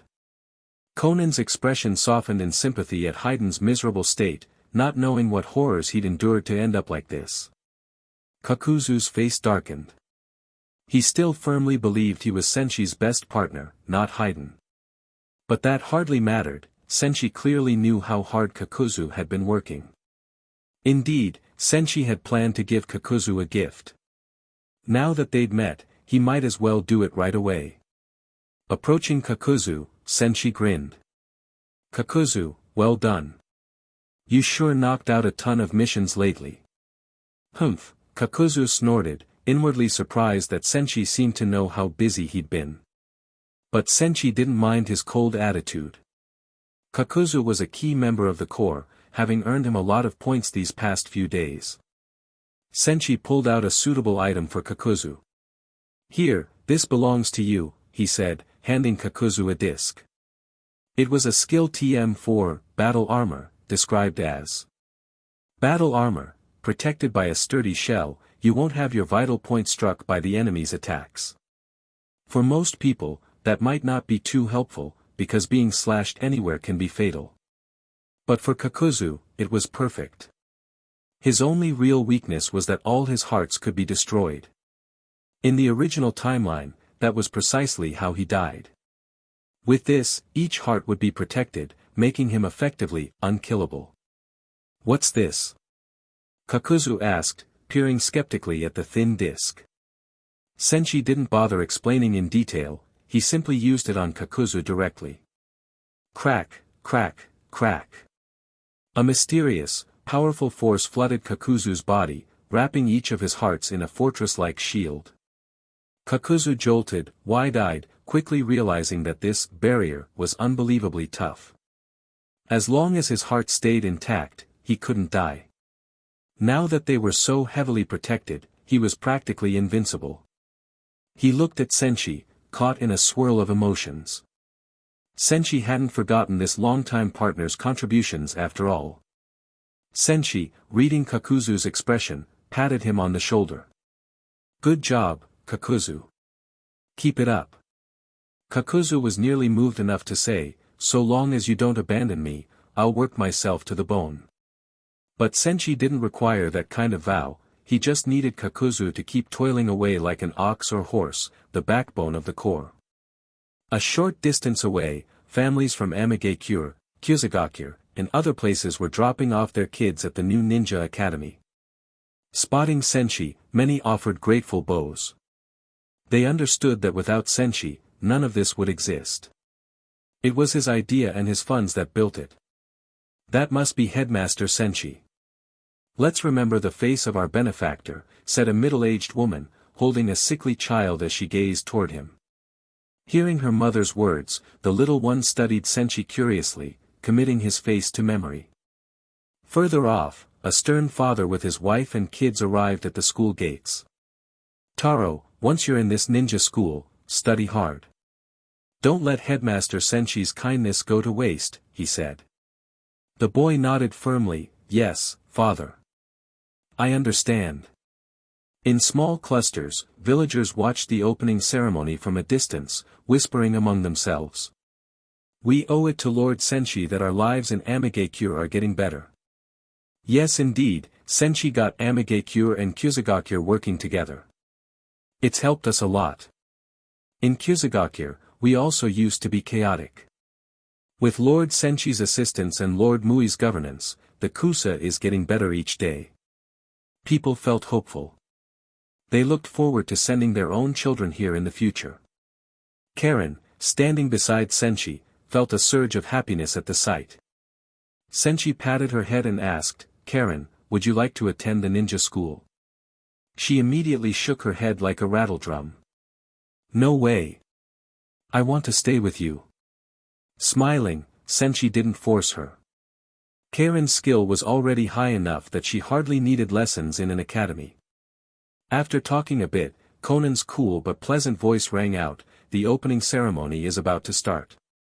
Let's go inside so you can give the principal's address. Senshi nodded, got it. With Karen, he followed Conan into the academy building. This new school had been remodeled from older structures, so Senshi initially expected it to be crude. To his surprise, everything was well equipped. He cast Conan a look. Conan, you got these facilities done so fast. Your efficiency matches my own for missions. He wanted to tease a smile out of the frosty beauty, who was so often cold as ice. Indeed, Conan's efficiency in setting up the academy and the refugee shelters was extraordinary, both tasks involved massive complexity. Yet she'd handled them swiftly. In response to Senshi's praise, she remained as remote as ever, her heart seemingly frozen. Senshi, not one to give up easily, pulled out a certain item from his system inventory, a scroll for mutual multiplying explosive tags, something like a special lure for Conan. Conan's eyes did brighten slightly upon seeing it. Senshi had given her a gift like this before. Indeed, she paused only a moment before accepting it with a soft thank you. Though her voice was still icy, the distance between them seemed a bit less.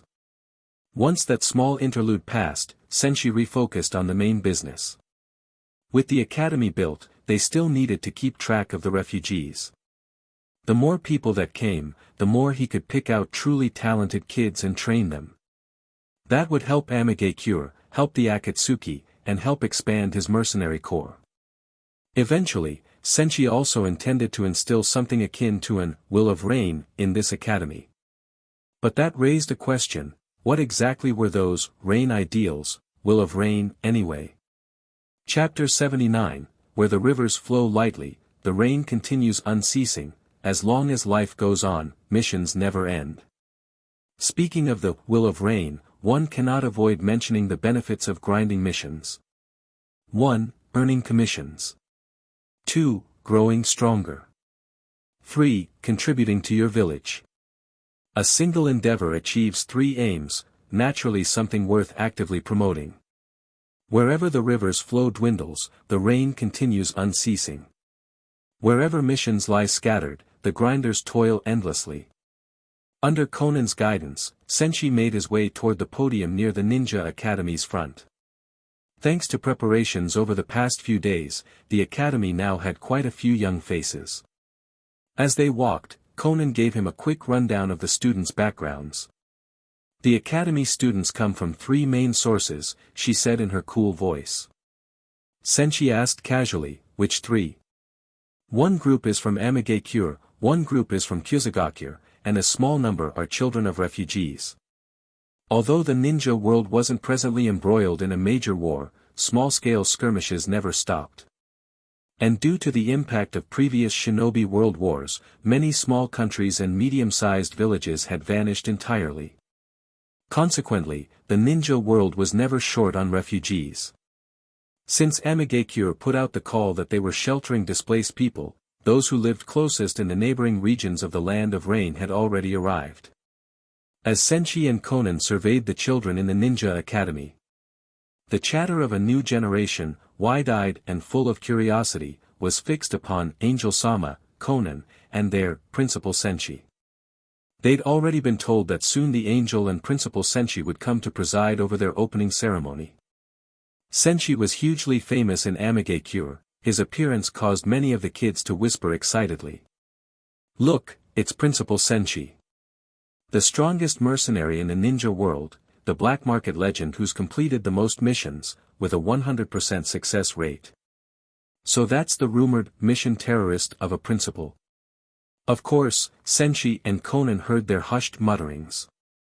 Seeing all the kids gazing at Senshi with such adoration, Konan mused that these youngsters lacked a realistic view of his lifestyle. Senshi's mission intensity was insane, no second shinobi in the world could endure that pace. Once they started real missions, they might not admire him quite so much. But Senshi was pleasantly surprised. He could sense those students' nascent will of rain. It was a good sign. Among them, there might be a future black market legend. Amid all the stares, Senshi stepped onto the podium. The Ninja Academy's students, along with the teachers, turned their eyes upon him. Senshi was unfazed. After a brief mental pause, he began his address. "Ninja Academy teachers, students, hello, I'm Uzumaki Senshi." With that, the crowd broke into thunderous applause. The entire Amigakure was paying attention, as was Nagato from the high tower. In the realm of missions, Senshi was truly the top ninja in the world, but could he do education, too? They would see. After a long moment, the clapping subsided, and Senshi continued, "The ninja world is harsh. A weak person can't even ensure their basic survival here, let alone enjoy life. One major goal of founding this academy is to give you all the foundation to become strong ninjas, so you can survive in this cruel reality and strive for a better future." Those words resonated deeply with the kids from Amigakure and among the refugees. Both groups had endured the fallout of war. Standing nearby, Konan silently agreed, as did Nagato, watching from his hidden chamber. He recalled how he, Yahiko, and Konan had only survived thanks to Jiraiya's teaching. Now, Senshi was for these children what Jiraiya had once been for them. But Senshi wasn't done. He'd laid this groundwork for a more crucial point. As a ninja, strengthening yourself is the utmost priority. And the most effective way to grow stronger is by completing missions. Only by tempering yourself mission after mission can you become forged like steel, capable of excelling as a ninja. Konan brought a hand to her face. Up in the rain tower, Nagato's expression turned equally perplexed. Other Akatsuki members, observing from afar, were likewise torn. Of course he ended up talking about his beloved missions again. A boy in the crowd raised his hand. "Principal, why do we have to do missions?"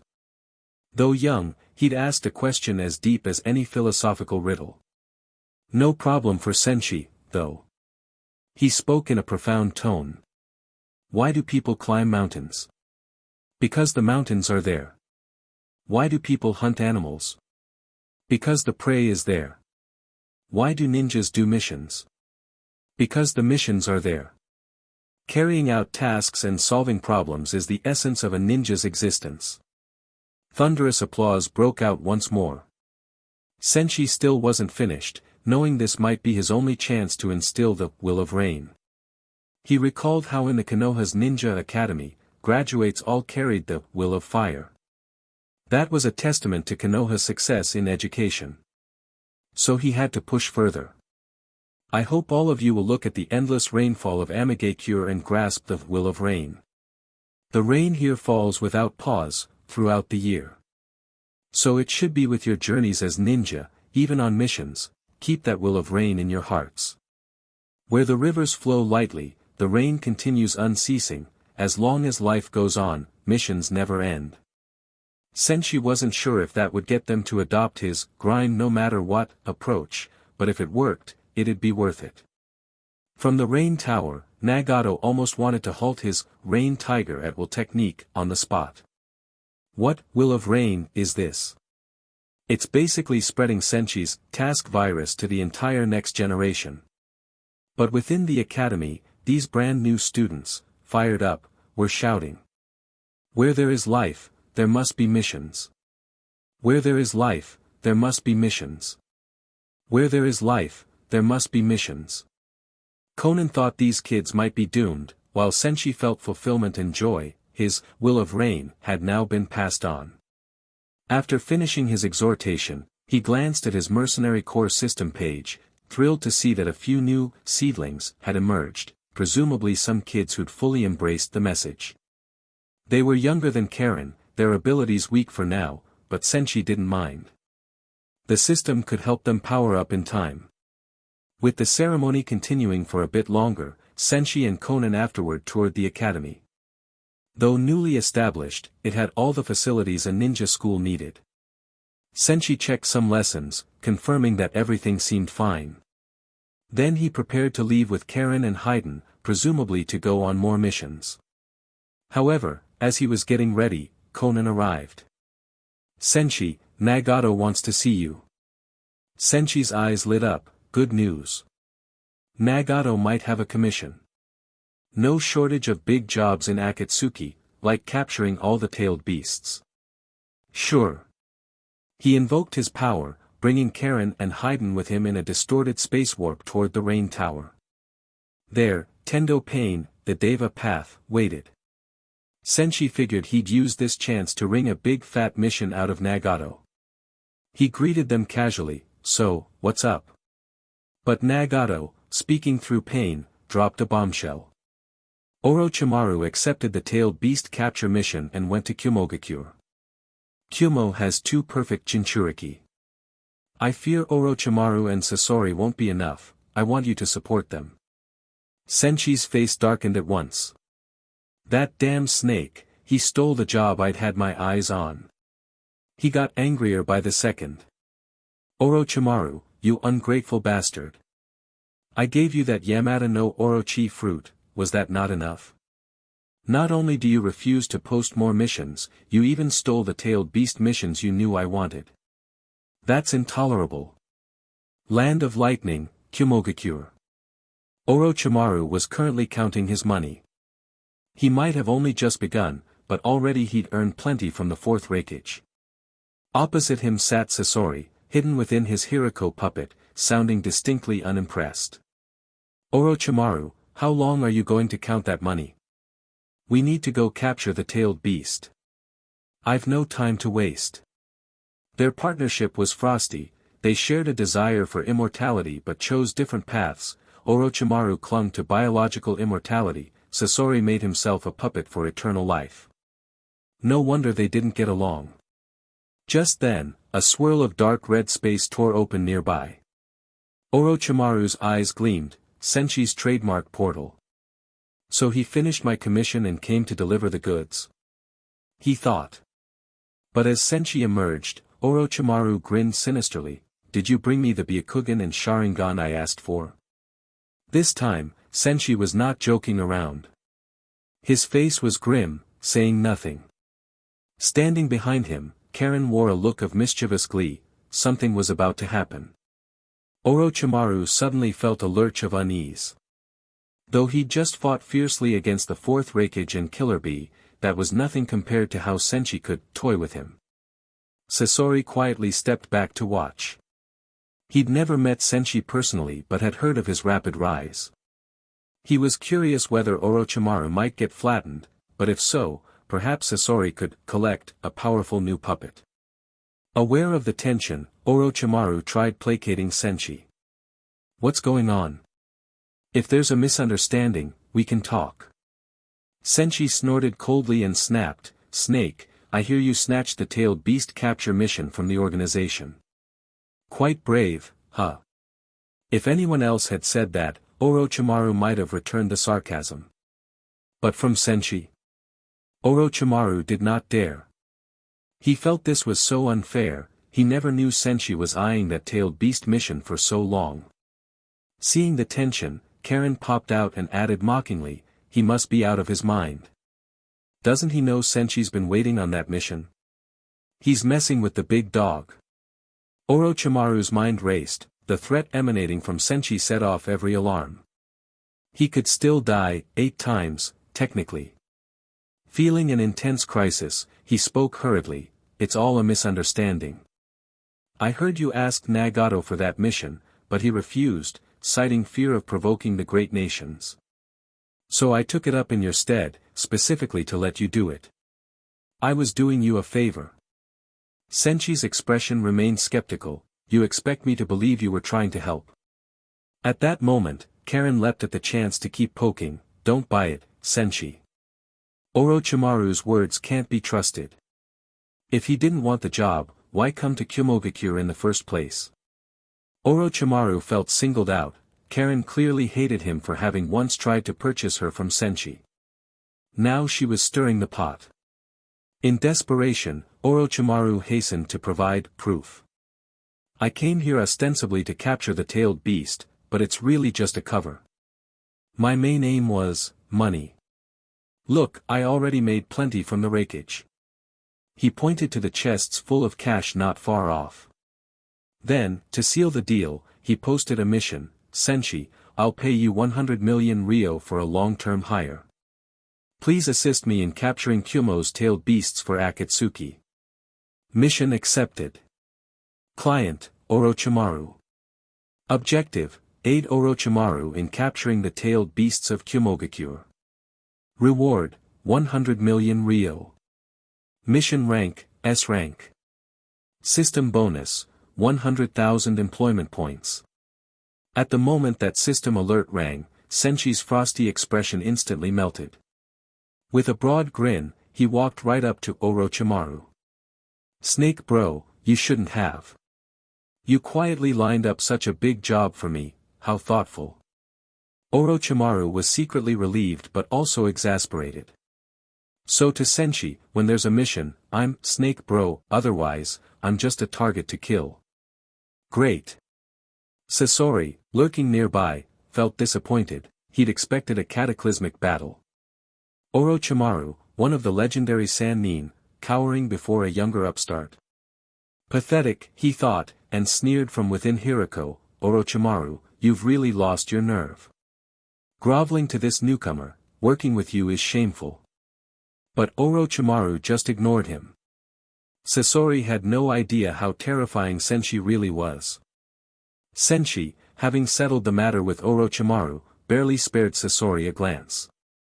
He'd focused entirely on Orochimaru. After all, once he was being paid, there was nothing left to fight about. Chapter 80, Danzo exploiting a bug. Seeing who it was, Senshi realized this wasn't just nobody but rather one of the ninja world's art masters, Sasori of the Red Sand. Just now, Sasori had taken a jab at Orochimaru, and originally, Senshi wanted to help Snake Bro and stir Sasori up a bit. He knew exactly how to get under Sasori's skin, just say, art is an explosion, Daidara's motto, the same way you'd needle some IMP with a wanna wear Daedric boots, kind of line. After all, in Sasori's artistic vision, art should be eternal, not a transient moment. However, Senshi refrained for fear of further corrupting Karen. One can study good for 3 years yet learn bad in a day. Karen already had a sly streak and was cooking stir-fry with Susanoo, quite outlandish. If he also added those questionable ideas to her repertoire, it might get out of control. Senshi, however, didn't realize he wasn't much better than Karen. While she used Susanoo to cook, he used lightning release to electrocute fish, both equally bizarre in their own ways. At the moment, Senshi chose not to provoke Sasori by debating artistic philosophies.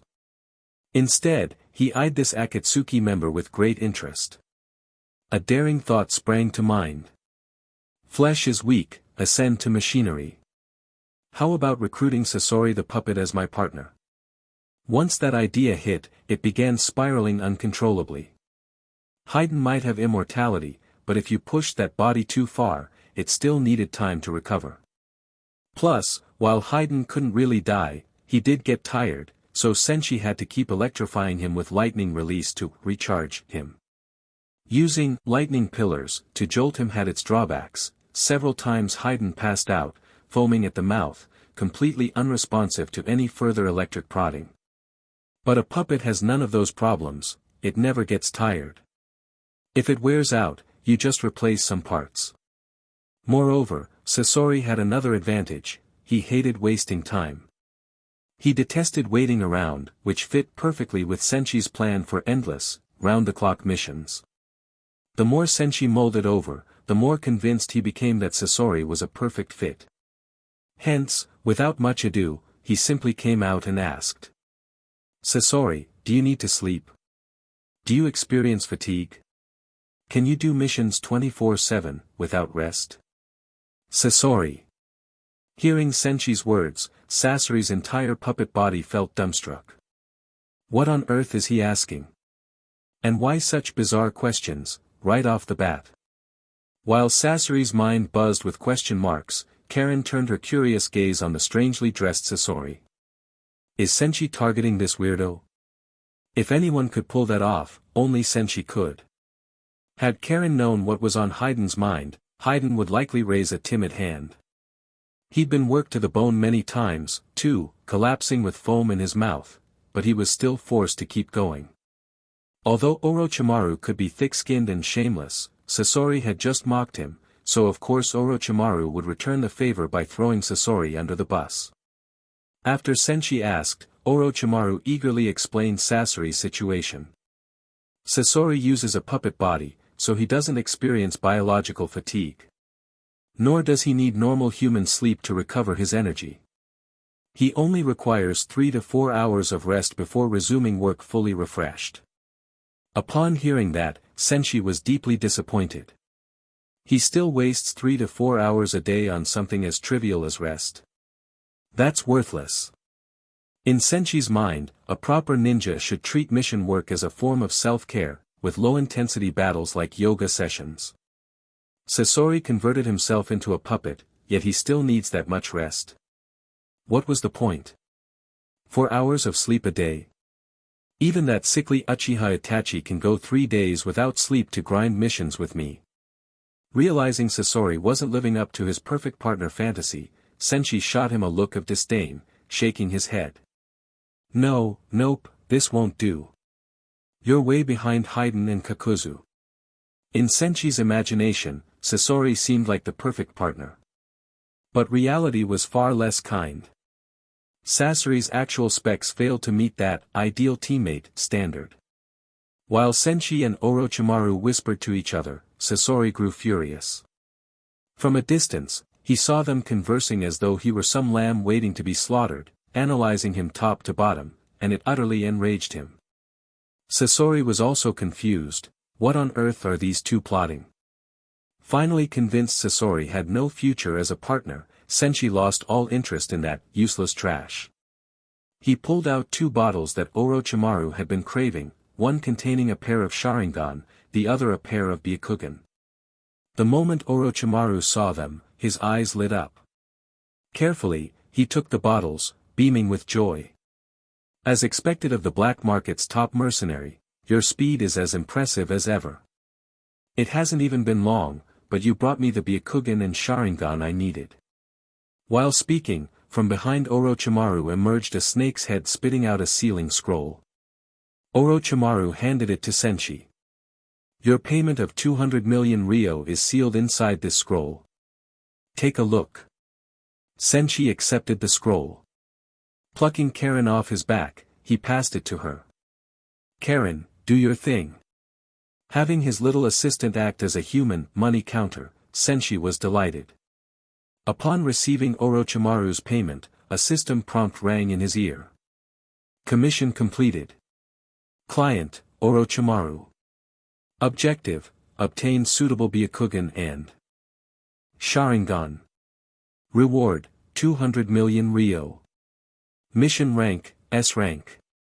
Bonus, 200,000 employment points. 200 million Rio and 200,000 points, an endless windfall. Orochimaru was equally satisfied. Hiring Senshi usually turned out win-win. This time, he'd used Danzo's money. It was a win. Senshi hadn't disappointed him, bringing exactly what he needed, another win. And now that Orochimaru had the perfect body, he could use those bloodlines to their fullest. It was a massive victory. Senshi had similarly won big. The bloodline limits came from Tobi's stash, costing him nothing. Finishing the job netted him 200k employment points, who knew how many treasures he might draw. Senshi, looking pleased, said. Snake bro, keep refining that Yamata no Orochi power. I know plenty more goodies that'd suit you.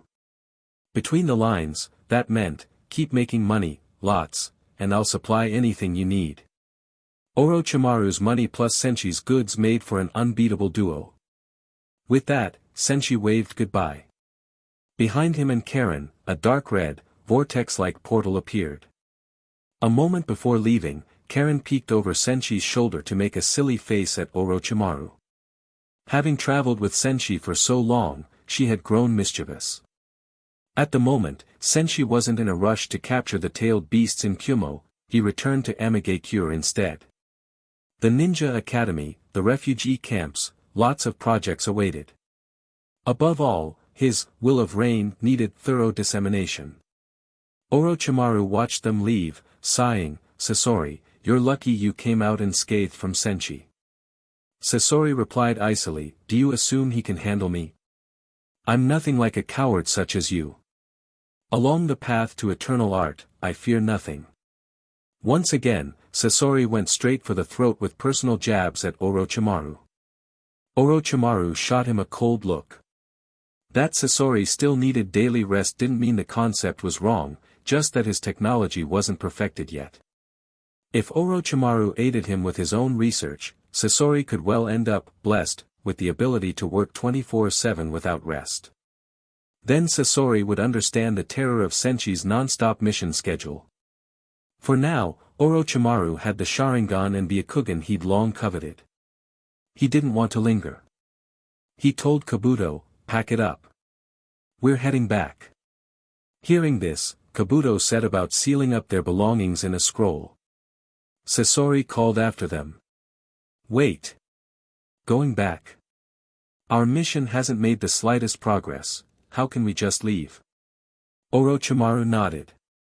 Yes, we're leaving.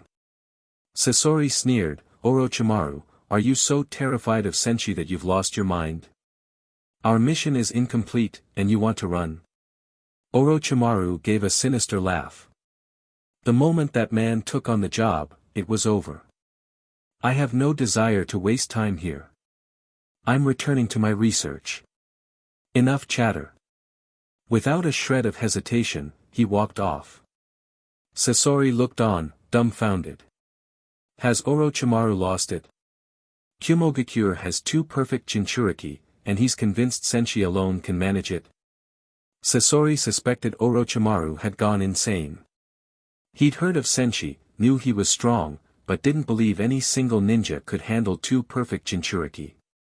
Watching Orochimaru and Kabuto depart, Sasori decided to stay and observe how things developed. He guessed Senshi might show up eventually, and he wanted to see that power for himself.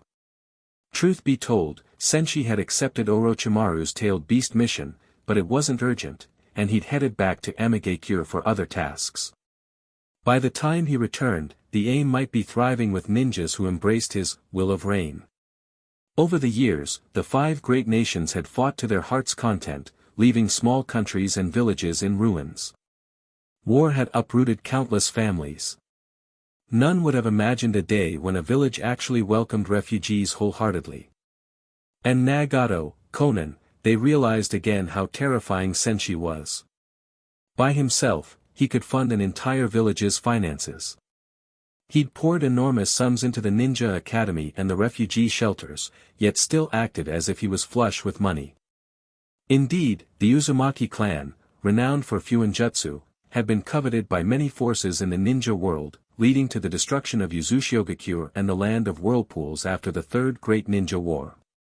The surviving Uzumaki were scattered, but now news spread that a new star of the Uzumaki was gathering clansmen in Amigakure. Konoha, Uchiha Compound. Sasuke had been training alone for a while. Suddenly, he noticed Naruto sitting nearby, chin on his hands, looking pensive. "Naruto, what are you daydreaming about?" Naruto, hearing Sasuke's question, told him today's rumor. "I heard from some folks in the village that teacher Senshi is taking in more Uzumaki clan survivors in the aim. Probably loads of Uzumaki clan members are heading there." Sasuke silently digested this. Mentally, he resolved that, like Senshi-sensei, he too would one day revive his own clan's glory. Land of Vegetables, a certain mountain village. Here, many of the villagers had bright red hair, the Uzumaki survivors who had escaped here after the land of whirlpools fell. Yet even here, they faced discrimination and lived in hardship. One day, a senior figure among them, Uzumaki Takamori, gathered all the clan descendants. A 5 or 6-year-old red-haired boy peered at Takamori anxiously. "Takamori Ajisen, are we distributing food again? I've been starving for days, only one meal a day." Despite the land of vegetables having fertile land suitable for farming, the best soil had been claimed long ago. As destitute refugees, they could barely survive. Suddenly, a smaller child fainted from hunger. Takamori hurriedly said, "Feed him something quickly. Soon, we won't go hungry anymore." Following Takamori's words, Uzumaki Haruko gave a small piece of flatbread to the unconscious child. Yet Takamori's last statement startled Haruko. She was just 5.5, with memories full of nothing but hunger and death.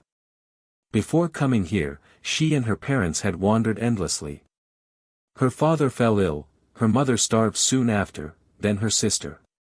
On the brink of death, Haruko herself was saved by Takamori Ajisen, a skilled lone ninja of their clan, who brought them to this village. But they still had no guarantee of enough food to keep everyone alive. Not just Haruko, all the Uzumaki there felt the same. Thus, Takamori's next word struck them like a miracle. "Children, my kin, our days of suffering may soon see hope." A teenage boy named Uzumaki Yutei asked, "Takamori Ajisen, did our ally Konoha decide to help us?" Everyone's gaze turned hopeful. By right, Konoha should have extended a hand, but its higher-ups had taken no such action. Takamori shook his head. "Not Konoha, Amigakure. We have a clansman named Uzumaki Senshi." He went on to explain astonishing news. In the aim, they had a relative named Uzumaki Senshi, a legendary black market ninja said to have unbelievable power. Most importantly, Senshi was opening Amigakure to any and all Uzumaki survivors. Wide-eyed, Haruko asked timidly. "Takamori Ajisen. If we go to the aim, we'll really get food? And can even attend a ninja academy?" The words, food, and school, made all the Uzumaki children stare at Takamori with bright, hopeful eyes, fearing they might have misheard. He nodded solemnly. "Yes, once we arrive at Amigakure and meet Lord Senshi, we'll all get food. All school-age children can enroll in the AIMS Ninja Academy." At that, Haruko and the other children cheered. Some shouted, "Long live Lord Senshi!" Takamori Ajisen was also overjoyed, though he worried about the long journey from this mountainous corner of the land of vegetables to the land of rain. They lacked enough food and protection, so who knew how many would survive the trip? Countless scattered Uzumaki faced the same predicament. Even so, Senshi's existence gave them a ray of hope. Despite the hardships, they set off for Amigakure. Konoha, nightfall. A dark and windy moonless night, everything silent. Danzo had been tormented by the Konoha F3, desperate to change his situation. He'd paced his root office for ages, still no solution. It only deepened his hatred for Orochimaru. Damn that Orochimaru, running off with the money. If he ever falls into my hands, I'll show him the meaning of cruelty. Yet ranting was futile, he needed a plan. Then his gaze fell on someone standing nearby, Senshi's wood clone. Spotting this, Danzo formed a bold scheme. After all, Senshi's prowess towered over the current ninja world, even his wood clone was fearsome. He had once commissioned Senshi to ensure his safety. So what if Danzo went and stole a huge fortune somewhere? The local shinobi would try to kill him, forcing Senshi's clone to intervene to keep him alive, making Senshi the prime target and pitting him against them. Perfect, bug abuse, to exploit Senshi's guaranteed protection. Full of excitement at his brilliance, Danzo acted immediately, mask on, no subordinates, leaving Root alone. Why bring anyone? Senshi had to protect him anyway, and it was a shady errand besides. Beneath the night sky, Danzo dashed through the woods like in bygone days. Senshi's wood clone trailed behind, strolling casually. Senshi was puzzled, what is Danzo up to? World so big, did he go traveling on a whim? Or is he fleeing Konoha after failing to handle the 1 billion fiasco? He followed along, soon seeing Danzo run quite far indeed. No fear of draining his chakra, the old codger crossed the land of fire, the land of hot springs, and made it all the way to the land of lightning. Among Konoha's adversaries, Land of Lightning's Kumogakure was the biggest thorn. Evidently, Danzo planned to use Senshi's nuclear deterrent to teach them a lesson. Within Land of Lightning territory, Danzo consulted some intel sheets, verified his path, and pressed on. His destination, a treasury in the Land of Lightning. He'd steal the money, shift the blame, and walk away rich. Soon, Senshi and Danzo arrived at the site. Around it, Kumonin stood guard. Danzo strutted up to the treasury, immediately spotted by the guards. They barked. Halt! This is a restricted treasury. No unauthorized personnel. Behind his mask, Danzo wore a cruel smile, speaking icily. I'll give you 1 minute. Open the vault and clear out. Anyone still here after 1 minute, dies. The Kumo guards traded bewildered looks, the commotion drawing their captain, Odoi. He assessed the masked intruder, then asked his men, why the fuss? They replied. Captain, some drunk came causing trouble. He just said. Odoi understood. Drive him off. A shinobi dashed forward, about to expel Danzo. Yet before he got close, Danzo lunged and struck him in the stomach, knocking him flat. Bastard! Odoi yelled, he's here to cause trouble, take him down. The other guards all leaped at once. Danzo didn't resist, he wanted them furious, so they'd threaten his life, forcing Senshi to step in. With Senshi's wood clone so strong, these guards would be destroyed instantly, right? Except as fists hammered him, Senshi didn't budge from his vantage in a tree. He saw clearly that Danzo was trying to exploit a bug. Danzo wanted Senshi forced into action. Yet as long as they weren't actually trying to kill Danzo, there was no need for Senshi to intervene. Meanwhile Senshi couldn't help but marvel. Truly worthy of being Konoha's root, the Dark Elder. Look at him endure a beating without uttering a sound. Gritting his teeth, Danzo endured the barrage, equally mystified. Damn it, Senshi, why won't you step in? By his logic, Senshi ought to have unleashed a thunderous strike by now. Could it be that he wasn't yet in enough danger? Perhaps he hadn't been hurt seriously enough. Hence, Danzo snarled at the Kumo guards. What's wrong with you? Didn't you eat breakfast? You call this punching? You call yourselves ninja? Chapter 81, Promotional Event. As the surrounding Kumo ninjas guarding the treasury looked on, at first they intended only to teach Danzo a minor lesson. After all, he wasn't the first drunk to show up causing trouble near the treasury. But when Danzo dared spout such tough guy lines, they saw no reason to hold back. Hey! If you'd just eaten a few more peanuts, you wouldn't be saying that kinda crap. Hit him, who ever heard of such a weird request? Hit the guy who's already smoking. Beat him till he's half dead, keep going till he's sober. In an instant, a torrent of punches rained down on Danzo like a fierce storm. At first, Danzo waited for Senshi to step in. Surely, once Senshi attacked, these ninjas would retaliate, and in the process Senshi would wipe them out. Then Danzo could pillage the treasury and leave at his leisure. But he remained conscious just long enough to realize Senshi had no intention of intervening.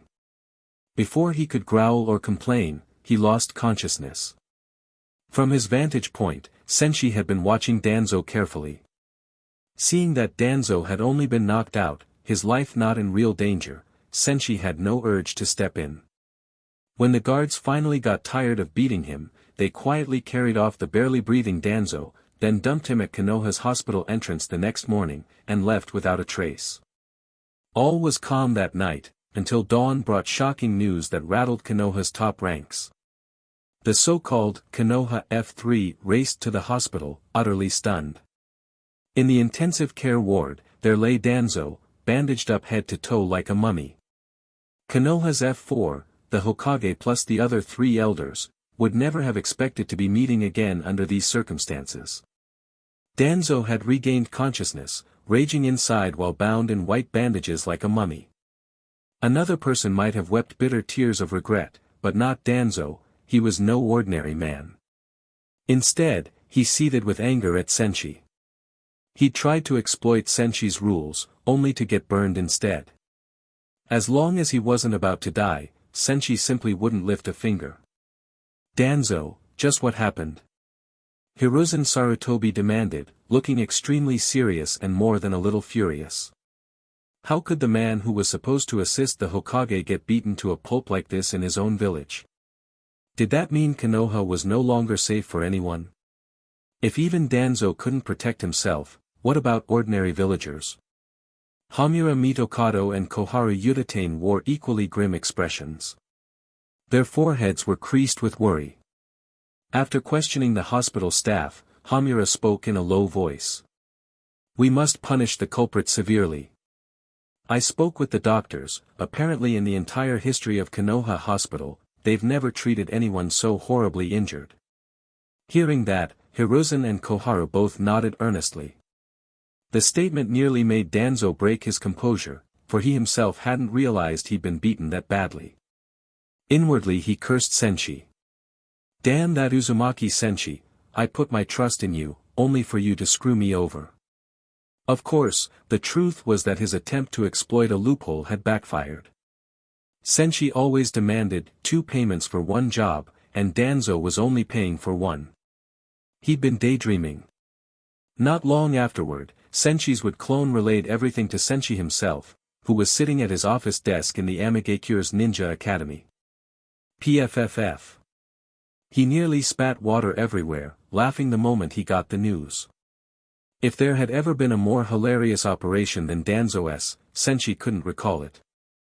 This attempt to cheat the system was truly idiotic, but also quite ingenious in a certain way. Danzo, that old schemer, actually tried a stunt like this? Uzumaki Senshi, must admit he has some talent. A real glutton for punishment, our punching bag king. As he chuckled, Karen walked in, announcing, Senshi, Sister Conan's here to see you. Karen had hoped for more juicy rumors between Senshi and other kunoichi but never found any.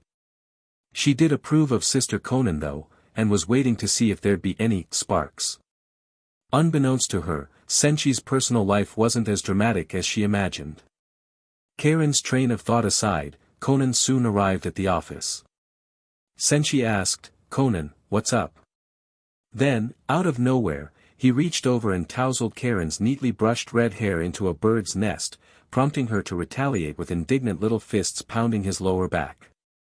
She'd only just washed and combed her hair nicely, now it was ruined again. Once the minor ruckus settled, Conan eyed Senshi with hesitation. Karen's eyes flashed with curiosity. Did Conan want to talk about something private but felt awkward saying it in front of her? But it turned out her guess was off the mark. Senshi, seeing Conan's troubled look, guessed something must be wrong with the academy or refugee shelter. "Conan, is there some problem with the ninja academy or the shelter?" he asked. Both were major drains on his finances, but he had no issue spending money if it furthered his will of reign. After all, money he spent would quickly cycle back to him in the form of mission fees and mercenary points. Conan looked torn, but finally spoke her mind. "Nagato's health has been declining, worse and worse each day. I'm worried. Do you have any way to help him?" She looked at him, eyes brimming with hope, though also anxiety. Nagato's condition was rather unique, and normal medical ninjutsu was useless. Senshi realized this was quite good news in a way, because it meant Conan trusted him deeply enough to reveal her partner's secret vulnerability. In the Akatsuki, they had many uneasy alliances, but Senshi was different. He had contributed massively to the organization. After a brief pause, Senshi decided to tell her part of the truth. In the original storyline, Conan died believing Nagato's Rinnegan had been his all along, never knowing the real story. He explained, "Conan, Nagato's worsening condition is caused by his Rinnegan. It wasn't originally his, someone transplanted it into him as a child. Even though he's an Uzumaki with huge chakra reserves, he can't withstand the strain of continually using that eye." Stunned, Conan pressed for details. If anyone else had said these things, she might have dismissed it, but Senshi had his own deeper intel networks. Plus, Nagato's symptoms did line up with Senshi's explanation. Conan thought back to how Nagato's health kept getting worse with every use of the Rinnegan. Senshi continued, "Any forced use of a foreign Kekkei Genkai can be very harmful. For instance, Konoha's genius Kakashi has just one Sharingan he can't fully control, constantly draining him. For Nagato, the Rinnegan is far more advanced than the Sharingan, so it's only natural it's hurting him." Conan believed him about 70 to 80%. She asked, "Do you have a solution?" Of course, she knew how big a problem it was. Kakashi's issues had never been fixed, despite having Konoha's best behind him. Senshi first put on a show of reluctance.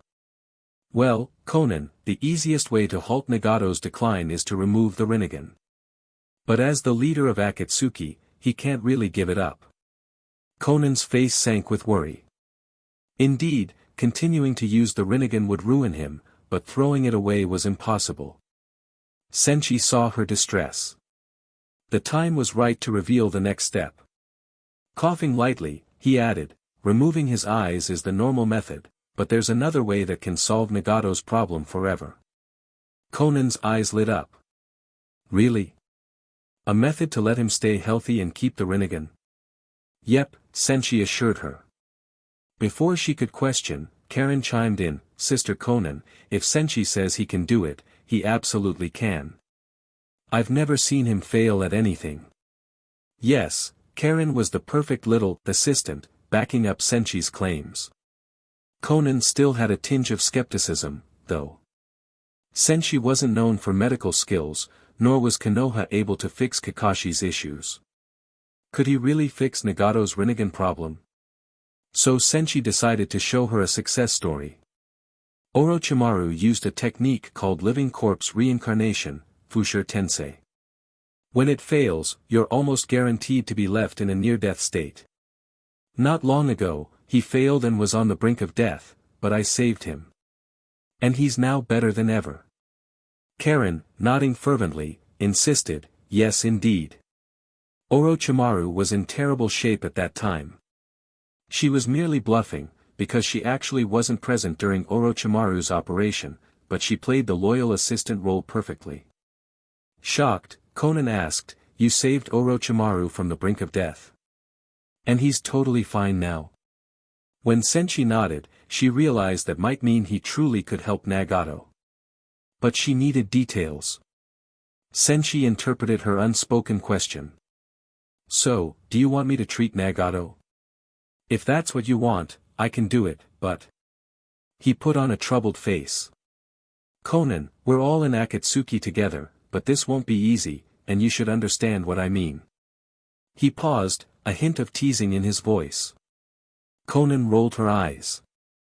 She'd heard from Nagato how Senshi demanded high fees for everything, so she was expecting he would ask for a big commission. Nonetheless, she'd no choice, Nagato's life was at stake.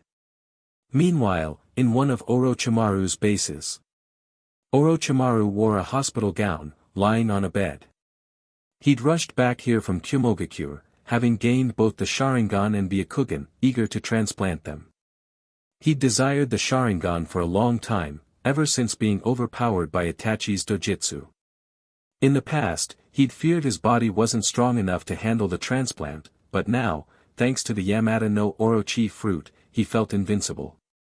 Beside his bed, Kabuto handled the procedures. After successfully implanting one Sharingan in Orochimaru's right eye, he turned for the other. Suddenly, a swirling red and black dimensional portal opened beneath Orochimaru's bed. When Kabuto looked back, both Orochimaru and the bed were gone. Kabuto, Sigma. Where did Lord Orochimaru go, along with the bed? Amigakure, Ninja Academy, Principal's office. A matching crimson-black vortex appeared nearby, in front of Senshi, Karen, and Konan. Then, out popped a hospital bed with Orochimaru upon it, dressed in patient clothes. He blinked, revealing a mismatched set of eyes, his left golden pupil and his newly transplanted right Sharingan. Shocked, he realized Senshi had just teleported him mid-surgery. Damn it, Senshi. I was in the middle of a critical operation, what if I'd been halfway through a heart transplant? Karen, Konan, and Senshi all froze at the sight. Then the comedic absurdity broke them. Karen was first to lose it, bursting into giggles at Orochimaru's mismatched eyes. Even Konan's ice-cold composure cracked for a second, though she quickly pretended nothing had happened, returning to her aloof manner. Flushed with anger and embarrassment, Orochimaru demanded, Senshi, what's the meaning of this? I was in the middle of major surgery, what if something had gone wrong? His heterochromatic eyes gave the scene a bizarrely humorous twist, making Senshi struggle not to laugh. He coughed, avoiding looking directly at Orochimaru's odd face. Ahem, sorry, but I have an important client negotiation right now. She wants to speak with someone who's used my product. So share your experiences from before and after acquiring the Yamata no Orochi fruit, would you? Realizing Senshi had dragged him here for some promotional event, Orochimaru wanted to protest but swallowed it. He was Senshi's major paying client, but Senshi also possessed terrifying power. Offending him could lead to serious pain. Besides, if this turned out to be a huge sale, it meant big money, and Orochimaru liked big money. So he nodded. Konan's first question, however, made both Senshi and Orochimaru tense up. Didn't Senshi say your body was totally fine now? Why are you still on an operating table? Orochimaru quickly clarified, I am perfectly fine. I was just performing a transplant for the new Sharingan, that's all. Leaping off the bed and out into the academy courtyard, he formed hand seals with ease. Poof! A giant serpentine form, Manda or some other snake, was summoned. Orochimaru deftly hopped onto its head, then released the summoning jutsu and dropped lightly back beside Konan and Senshi. His swift, graceful movements proved he was indeed healthy. With that, Senshi heaved a sigh of relief. This demonstration should impress Konan. If they could secure a contract worth hundreds of millions again, that'd be perfect. Orochimaru understood, too, that if he ruined Senshi's pitch, Senshi would make him pay dearly. Hence, after showing off his healthy state, Orochimaru faced Konan and continued, not long ago. Chapter 82, Time to Instill the Will of Rain. After hearing all that, Konan understood that Orochimaru really had been near death but was saved by Senshi, and afterward became even healthier. Yet she still furrowed her brows slightly and asked, could Nagato use the same method to get stronger, too? Although Orochimaru didn't know why Nagato needed a power-up, he answered firmly, Konan, you can always trust in Senshi's ability to solve problems. Senshi was thrilled to hear that. Karen served as his hype assistant number 1, and now it looked like Orochimaru, the big money, or big sucker, client, was acting as hype assistant number 2. When faced with large deals, he could have Karen and Orochimaru help clinch them. After telling Conan how Senshi not only restored his health but also gave him incredible new powers, Orochimaru continued, "My body is in a state of unprecedented peak condition. With Senshi's help, I gained astonishing abilities." When he finished, Orochimaru activated his Yamata no Orochi form. Roar! Suddenly, Orochimaru transformed from a single head into 8. The middle snake head looked 70 to 80% like Orochimaru's face, while the other 7 heads were a pale white. Swish! Those 8 huge snake heads spat out 8 swords at once. Clap clap clap. Even though Karen loathed Orochimaru for being a creep, she still applauded the spectacle. It was indeed impressive. She might dislike him personally, but she couldn't deny the flamboyance of his display. Orochimaru snorted, then retracted his swords and returned to his normal form. Conan clearly looked shocked, and Orochimaru felt a bit smug about that. Compared to those 2 muscle-bound brutes in Kumogakure who hadn't been impressed, at least Conan seemed stunned. If the Kumo shinobi had been any smarter, he might not have been able to scam them so smoothly. The intense aura and overflowing vitality Orochimaru displayed in his Yamata no Orochi form made Conan recognize that Senshi's solution truly had some merit. She was now much more confident that Senshi could solve Nagato's problem.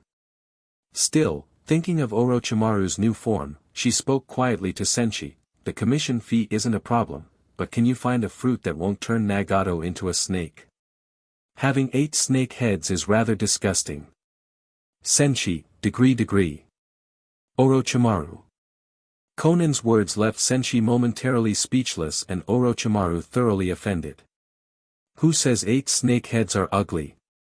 They're awesome." Clearly, Conan must have no appreciation for the aesthetics, he groused inwardly. Not wanting to see Orochimaru and Conan argue, both were valuable clients, Senshi quickly teleported Orochimaru away, especially since looking at his mismatched eyes made Senshi want to laugh again. Back at Orochimaru's research base, Kabuto had waited only a short while when Orochimaru reappeared. Seeing him, Kabuto blurted, "Lord Orochimaru, are you all right? Was it Senshi who did this?"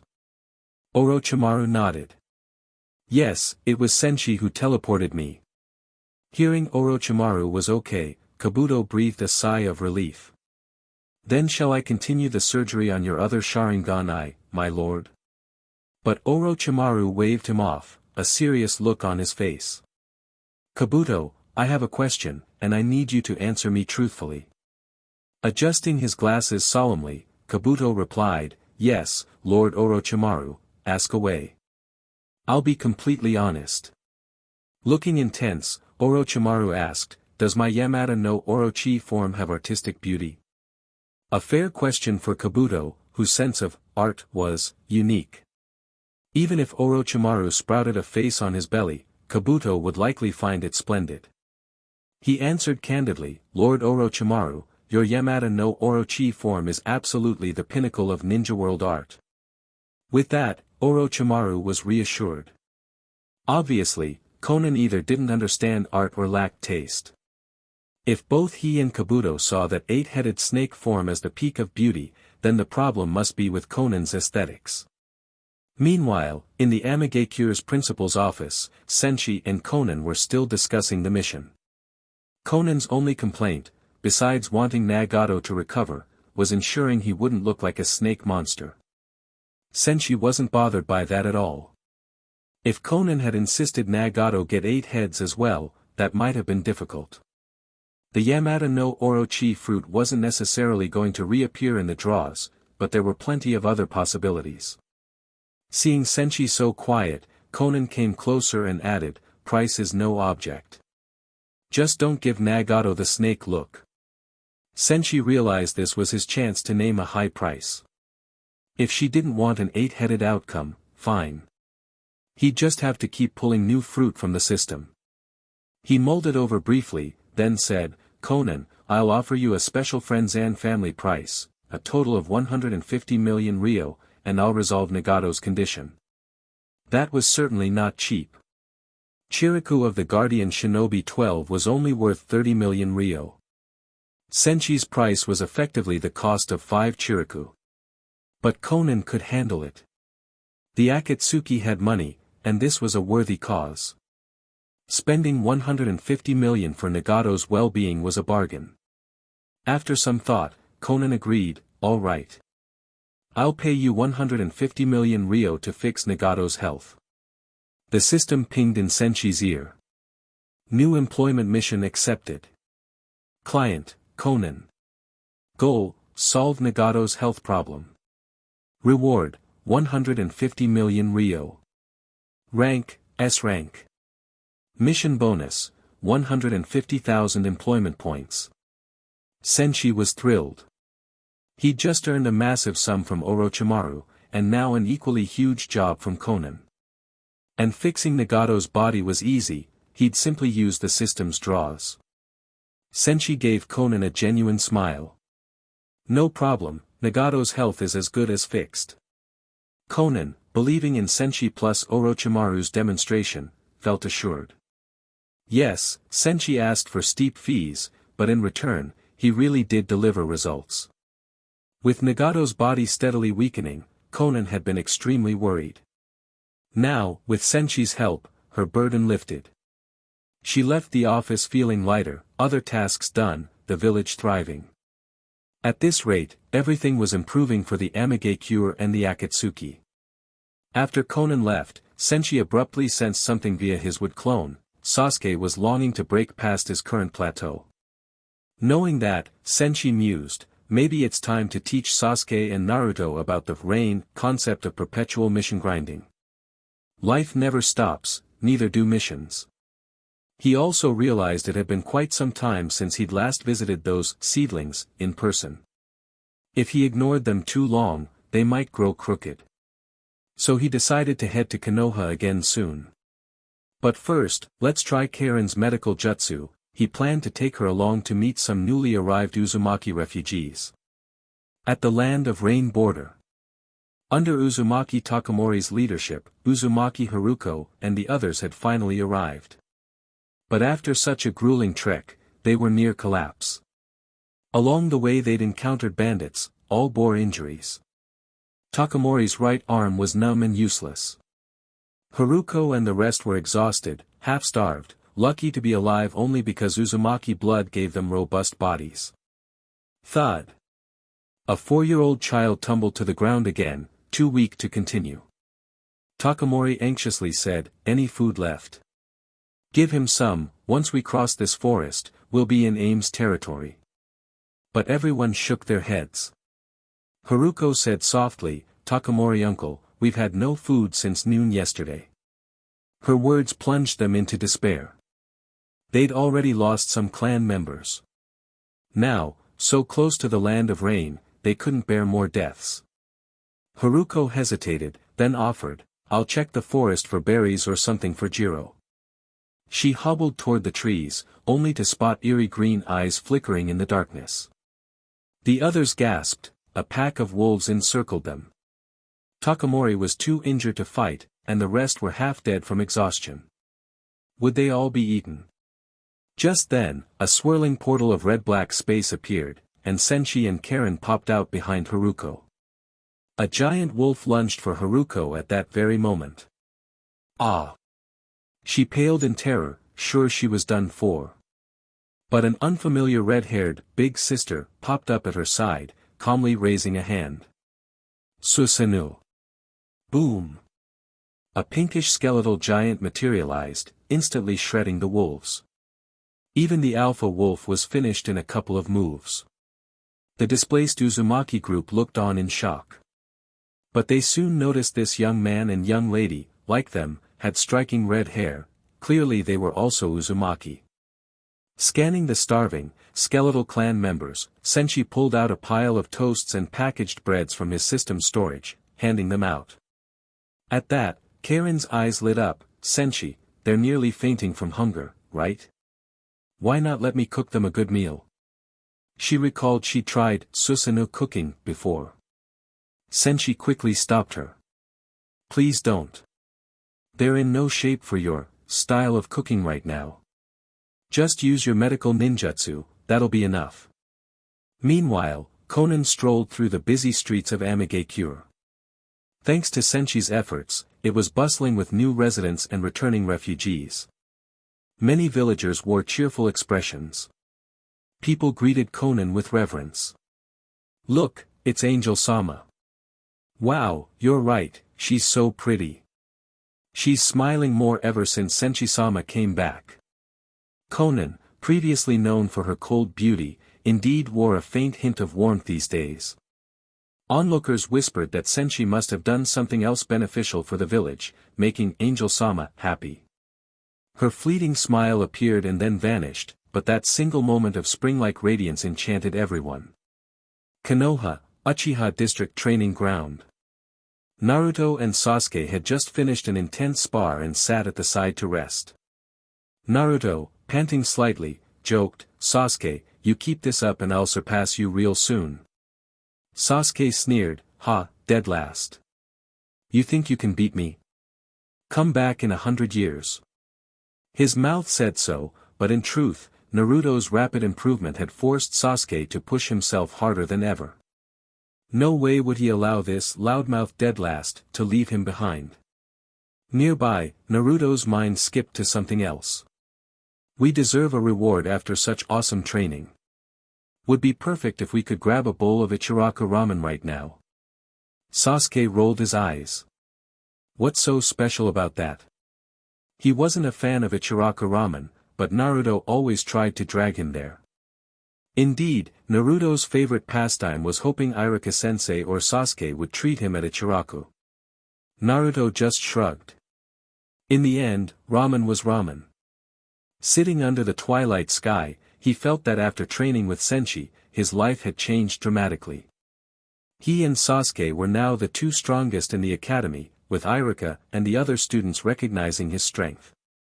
Ever since he was a kid, Naruto had craved people's acknowledgement, and at last he'd gotten it. His only annoyance was that Sasuke hogged all the girls' attention, especially Sakura's. Catching Naruto's weird stare, Sasuke snapped, "What are you looking at me like that for, Naruto?" Naruto didn't answer, silently wondering what made Sakura like Sasuke so much and whether he should try copying Sasuke. Maybe he should just transform into Sasuke and ask her face to face. Seeing him lost in thought, Sasuke barked, "Idiot, if you have time to drift off, use it to train harder. Stop thinking about random childish stuff." With that, Sasuke started pondering his own growth. Under Senshi's tutelage, his power had reached about a normal Jonin's level, but he felt himself slowing down. The gap between him and that man was still huge. Frowning, he went to Senshi's wood clone, raising his face seriously. "Senshi-sensei, I feel like my improvement has stalled recently. How can I get stronger faster?" Land of Rain, near the refugee shelter.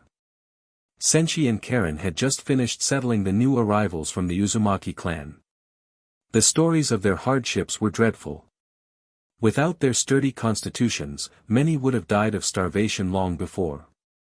Karen stood with her arms crossed, wearing a sulky expression. She was angry that Senshi had refused to let her cook. "Humph, jerk. Won't even give me a chance to show my cooking," she thought. She'd almost killed Sarada, in another timeline, with her Susanoo cooking, after all. But then Haruko, that young red-haired girl, walked up shyly. "Sister Karen, could you heal Yute's injuries, please?" It seemed he'd been hurt but didn't want to trouble her. She nodded, "Of course. Take me to him." Haruko explained that Takamori had worried Karen might not have enough chakra to heal everyone, so the lightly wounded clan members tried to manage on their own. Hearing that, Senshi smirked. "Heh, I told you before, you should have practiced more medical ninjutsu instead of your bizarre cooking. Now people doubt your abilities." Karen pouted angrily. How could he scold her at a time like this? He's so annoying. Still, the nearby children watched the pair with envy. This banter felt so natural, like a real family. Karen went off to heal the boy named Yute. Meanwhile, the wood clone's intel on Sasuke's plateau reached Senshi. So, time to pass on more of the mission-grinding spirit. He told Karen, we'll head to Konoha soon to deal with something. Let's go see those seedlings, so they don't grow crooked in our absence. And so it was that Senshi prepared once again to set foot in Konoha. Chapter 83, Databayo. Whoosh. Location, Konoha Village, Uchiha District, Training Grounds. In the distance, Sasuke and Naruto both saw a familiar sight, a swirling dark red vortex in the air. They recognized it at once, Senshi's space portal. Exerting his teleportation power, Senshi arrived on the spot with Karen. The moment they stepped out, Sasuke and Naruto grew visibly excited. I knew you two would show up. Senshi said with a slight smile, as he and Karen emerged from the portal. Seeing Senshi, Sasuke couldn't contain his delight. Senshi-sensei. Naruto, farther away, waved frantically as he ran closer. Senshi-sensei. Karen-chan. Awesome, so glad to see you both again. Hearing that, Karen gave a little huff, striking a bossy pose. Don't call me Karen-chan. It should be Karen-nichan. Naruto nodded eagerly. Got it, Karen-chan. Exasperated, Karen began to roll up her sleeves as if to make Naruto taste Suigetsu's suffering. Seeing this, Naruto hurriedly adopted a defensive stance. At that moment, Senshi stepped in before a real brawl could break out. He made a swift move to replicate a head pat kill scene, almost like crafting a new, world-famous painting. Swoosh! In a single body flicker, Senshi positioned himself behind Karen and Naruto, placing a hand on each of their heads. If Sasuke had stepped in between, they could have taken a heartwarming teacher and students group photo. With Senshi intervening, all of Karen's aggression got redirected at him. Naruto couldn't help bursting out laughing when he saw how Karen's neatly combed red hair got turned into a bird's nest style by Senshi's head pat. Naruto himself got the same messy treatment, but he didn't mind one bit. He even mulled over whether he should do a head pat approach to Sakura, without realizing that might be an excellent way to get clobbered. Senshi, of course, had no idea that Naruto was learning a new, self-destructing move from him. After that minor scuffle, Senshi pulled out items from his system space to distribute. A portion of Ichiraku ramen for Naruto. Fresh tomatoes for Sasuke, his favorite. Dango skewers for Karen. Then he invited the three kids to sit off to one side for a small break. As they settled, Sasuke took a bite of his tomato and addressed Senshi. Senshi-sensei, is there a way for me and Naruto to keep boosting our strength even faster? Naruto joined in earnestly. Sensei, I want to get stronger too. I want more acknowledgement from the villagers.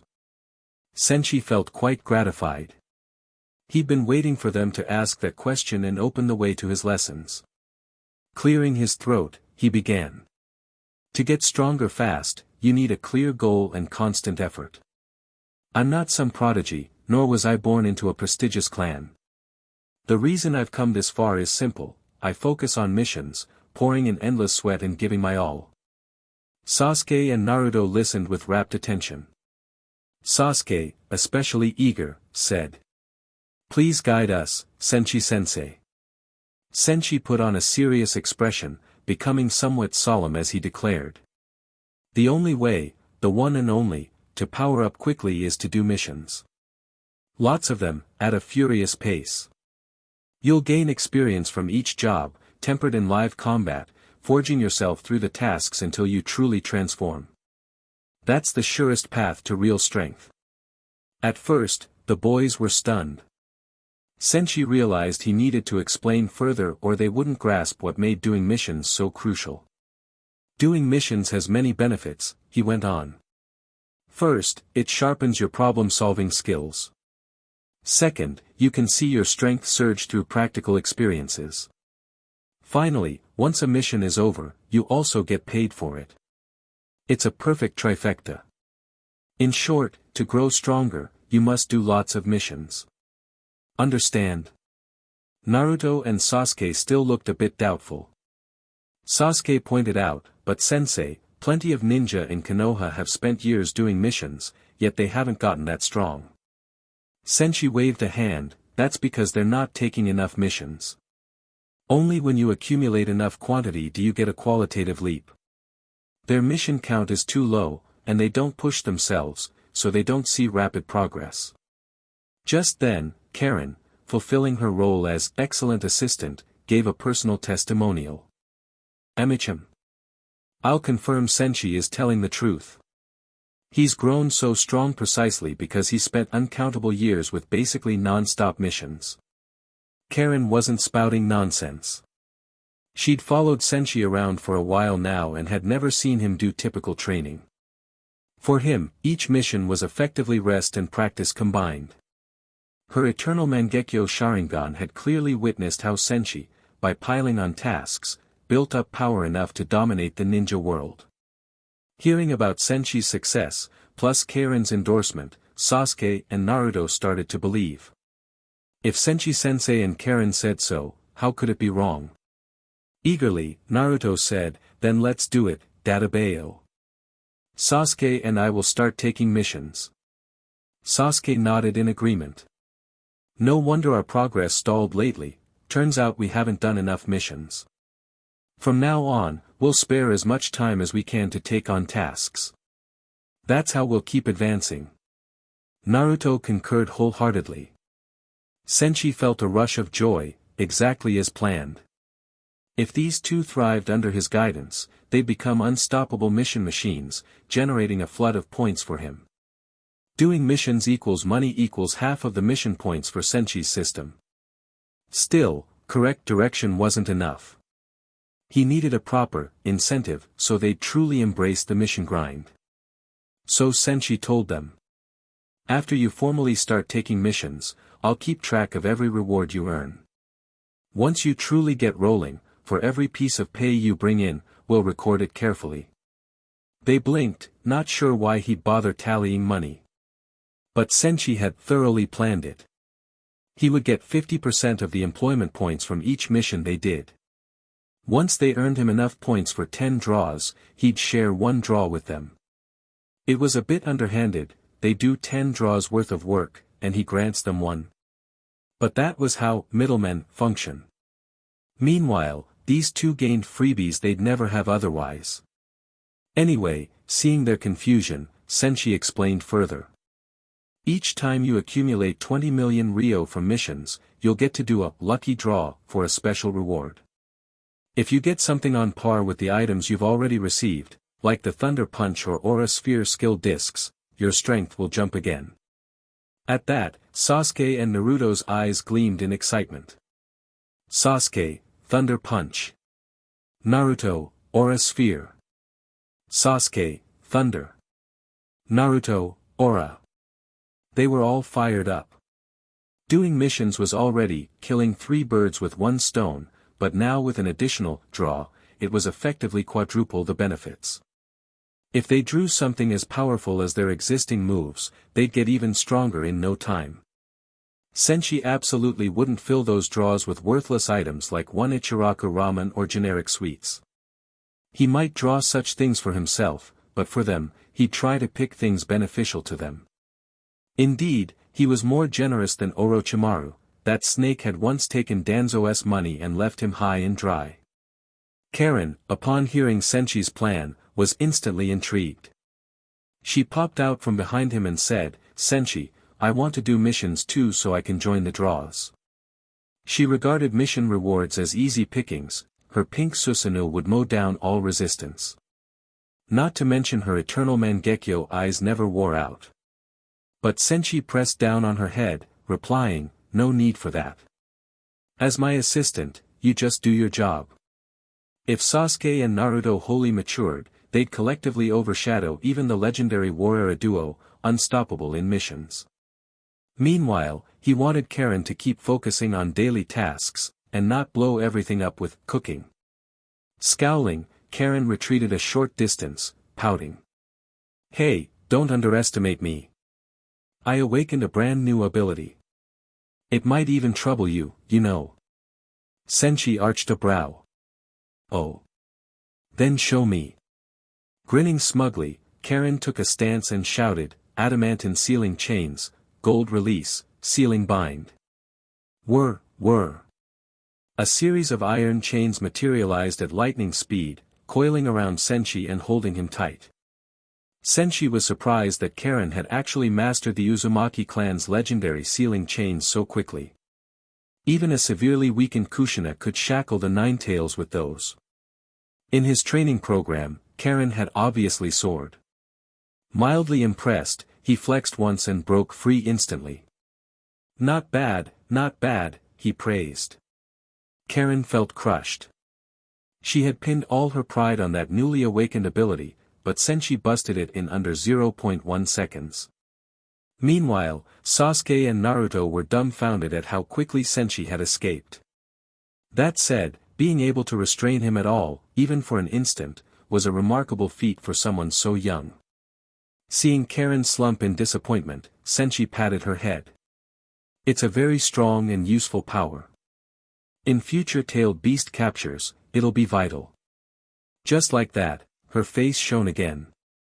If it helped them capture tailed beasts, that was great. No more negativity.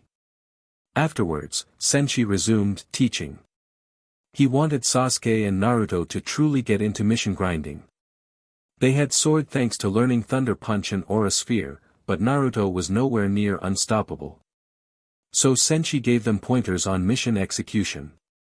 They listened closely, because mission equals money equals strength. Naruto, fired up, declared, Databayo. I can't wait to start a mission. Sasuke agreed. We want that money, 2 million, 4 million, or better yet 20 million to get the big reward. Let's do this. They were done lazing about. Satisfied, Senshi said, all right, if you have no more questions, Karen and I'll head off now. The two kids waved goodbye, while Senshi and Karen returned the gesture. Then Senshi used his swirling portal again to leave. With them gone, Sasuke turned to Naruto. Hey, I've decided, I'm applying for early graduation. I want to keep up with Senshi-sensei's pace. How about you? Naruto nodded excitedly, me too. I can't wait to do real missions. Then he teased, I bet I'll reach 20 million Ryo first, Sasuke. Sasuke gave a cold laugh, TCH, you, the eternal dead last, think you'll earn that money faster than me? Naruto, don't underestimate my new resolve. I've gotten a lot stronger lately. Sasuke, effort alone won't surpass a genius. Let's see how far you get. Naruto, you dissing me again, Sasuke. Sasuke, time to see if you can keep up, Naruto. Naruto, Sasuke. Sasuke, Naruto. The next day, Hokage's office in Konoha. Hiruzen Sarutobi stared at two separate forms on his desk, both were requests for early graduation. His brows knotted. These days, Konoha was plagued by ongoing issues. The forest of death had been leveled, 1 billion Ryo had vanished from the treasury, Danzo nearly got beaten to death by unknown assailants. Now, on top of that, new problems had arisen. The Ninetales Jinchuriki's growth, and the last Uchiha's growth, were straying drastically from what the village elders intended. Knock, knock, knock. There came a knock at the office door. Come in, said Hiruzen, taking a puff on his pipe. The door opened, admitting Kakashi Hatake. Hiruzen greeted him, it's you, Kakashi. What's the matter? Are you finding the Sharingan comfortable to use? Observing Kakashi's general state, the third Hokage noticed he looked more energetic than ever. Previously, carrying even a single Sharingan wore him down. But now, it seemed different, he actually looked refreshed. Kakashi answered, Hokage-sama, it may sound hard to believe, but I can now perfectly use my pair of Sharingan. In truth, Kakashi owed Senshi for that. But he wasn't exactly showering him with thanks.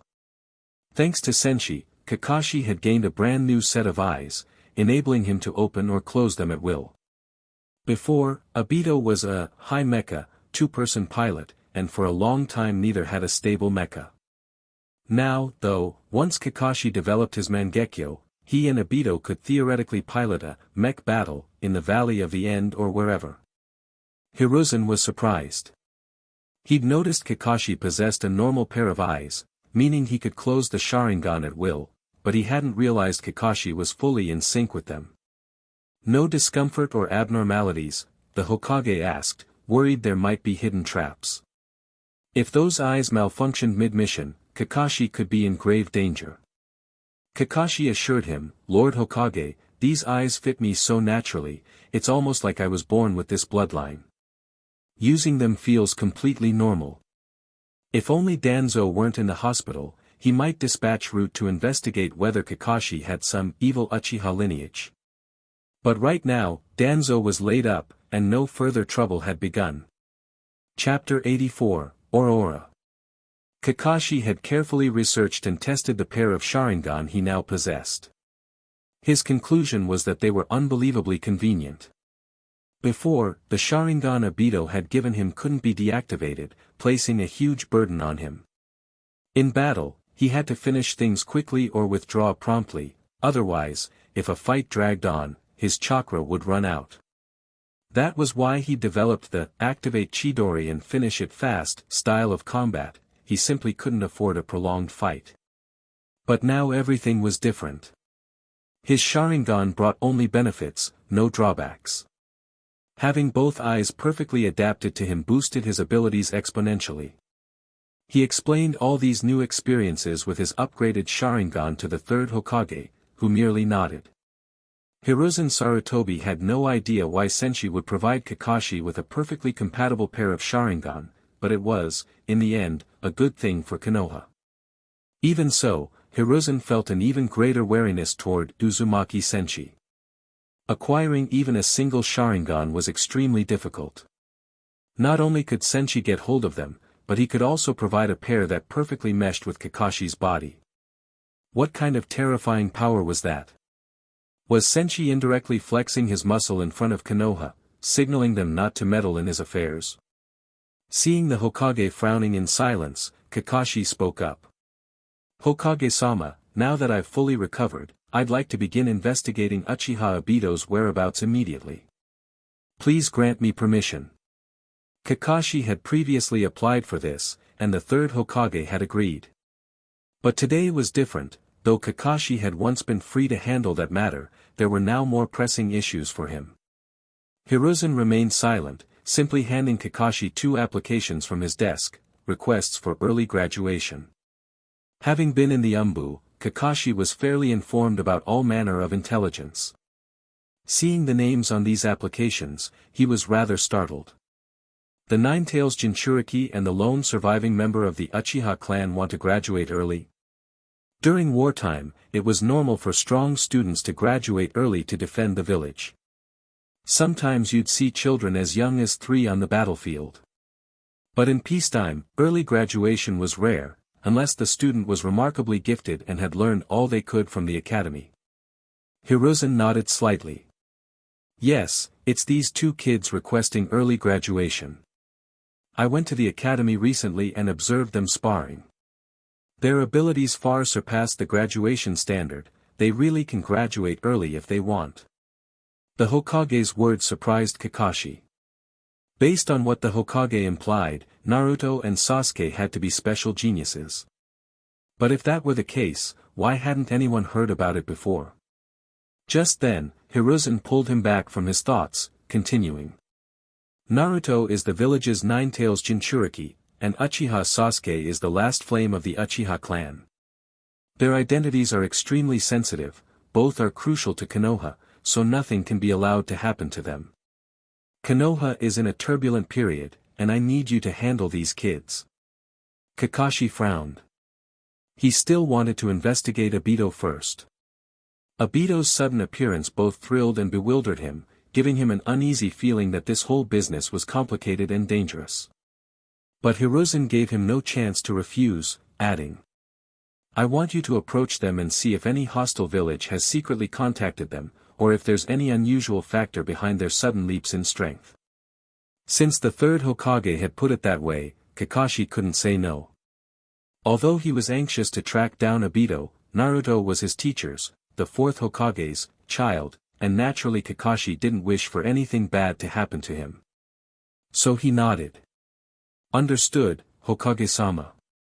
Konoha, Ninja Academy.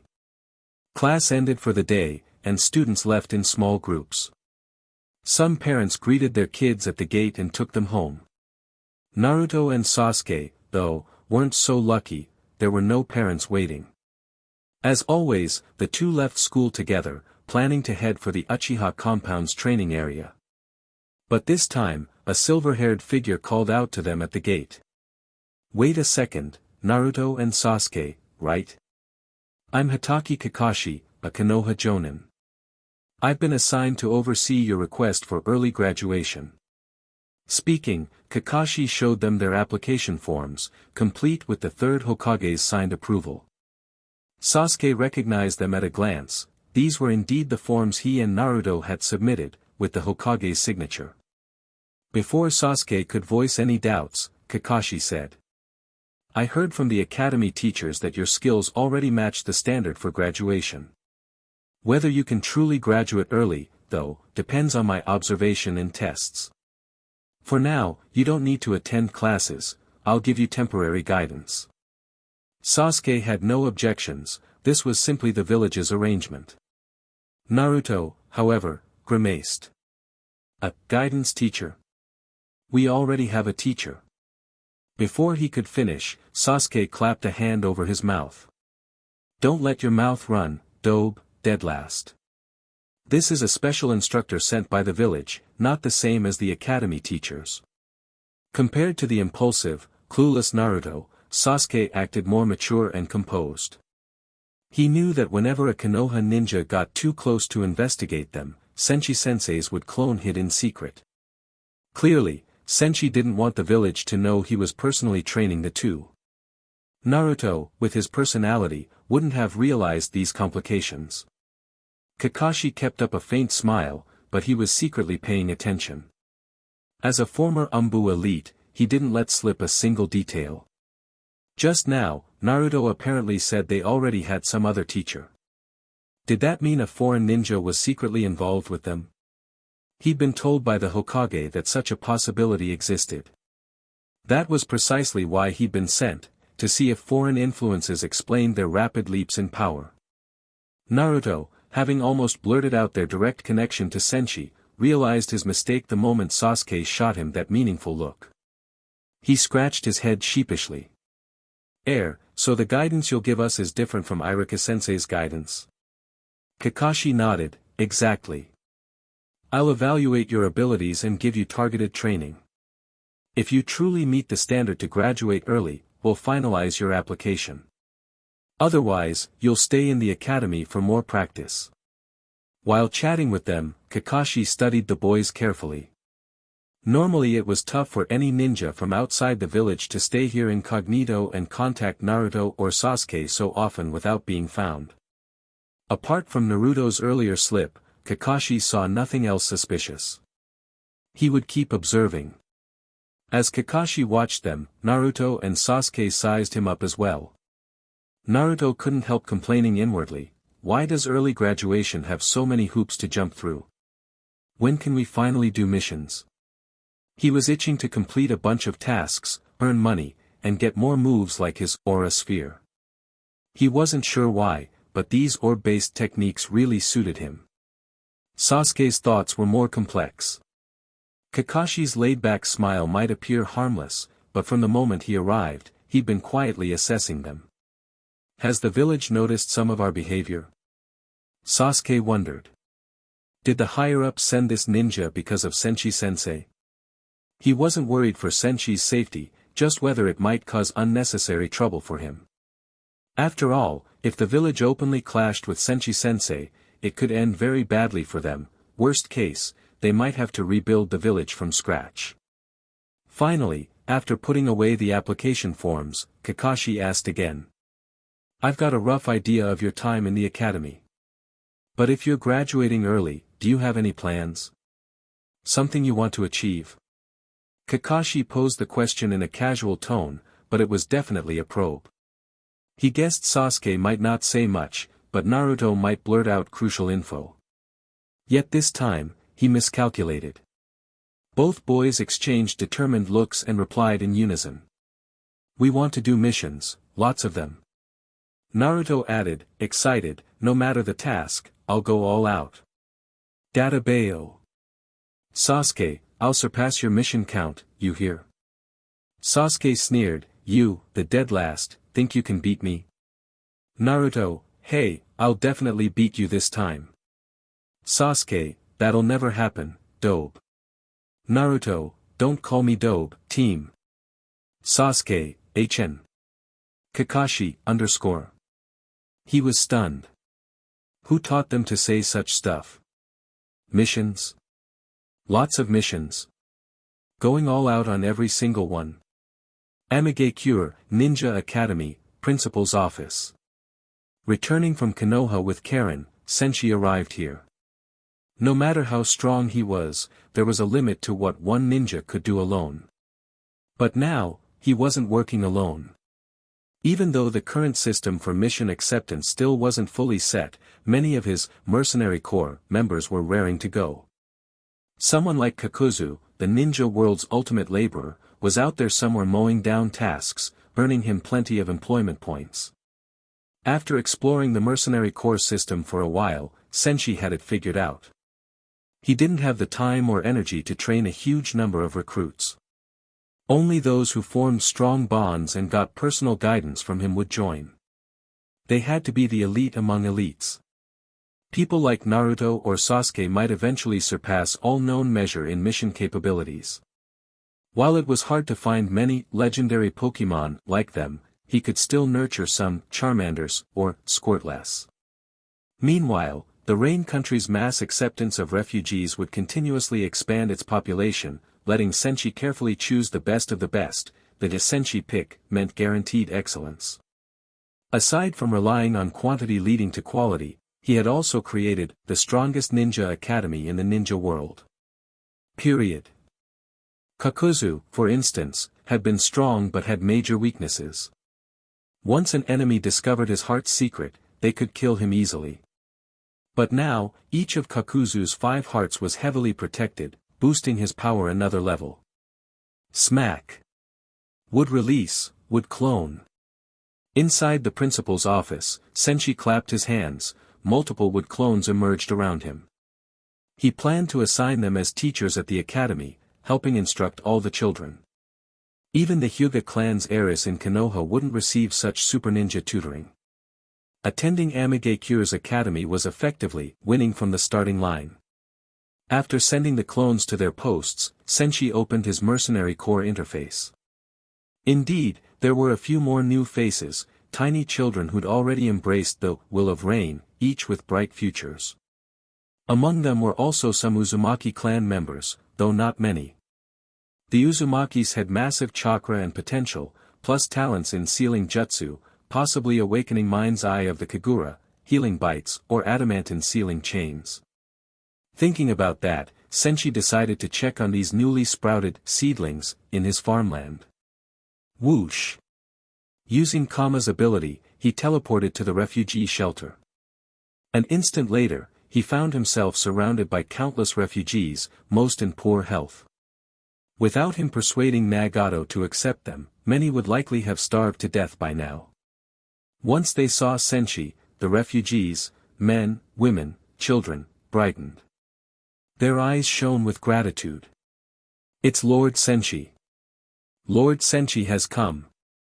Thank you for sheltering us, Lord Senshi." A wave of excitement spread. Everyone expressed their gratitude in their own way. Senshi, seeing their fervor, waved and encouraged them.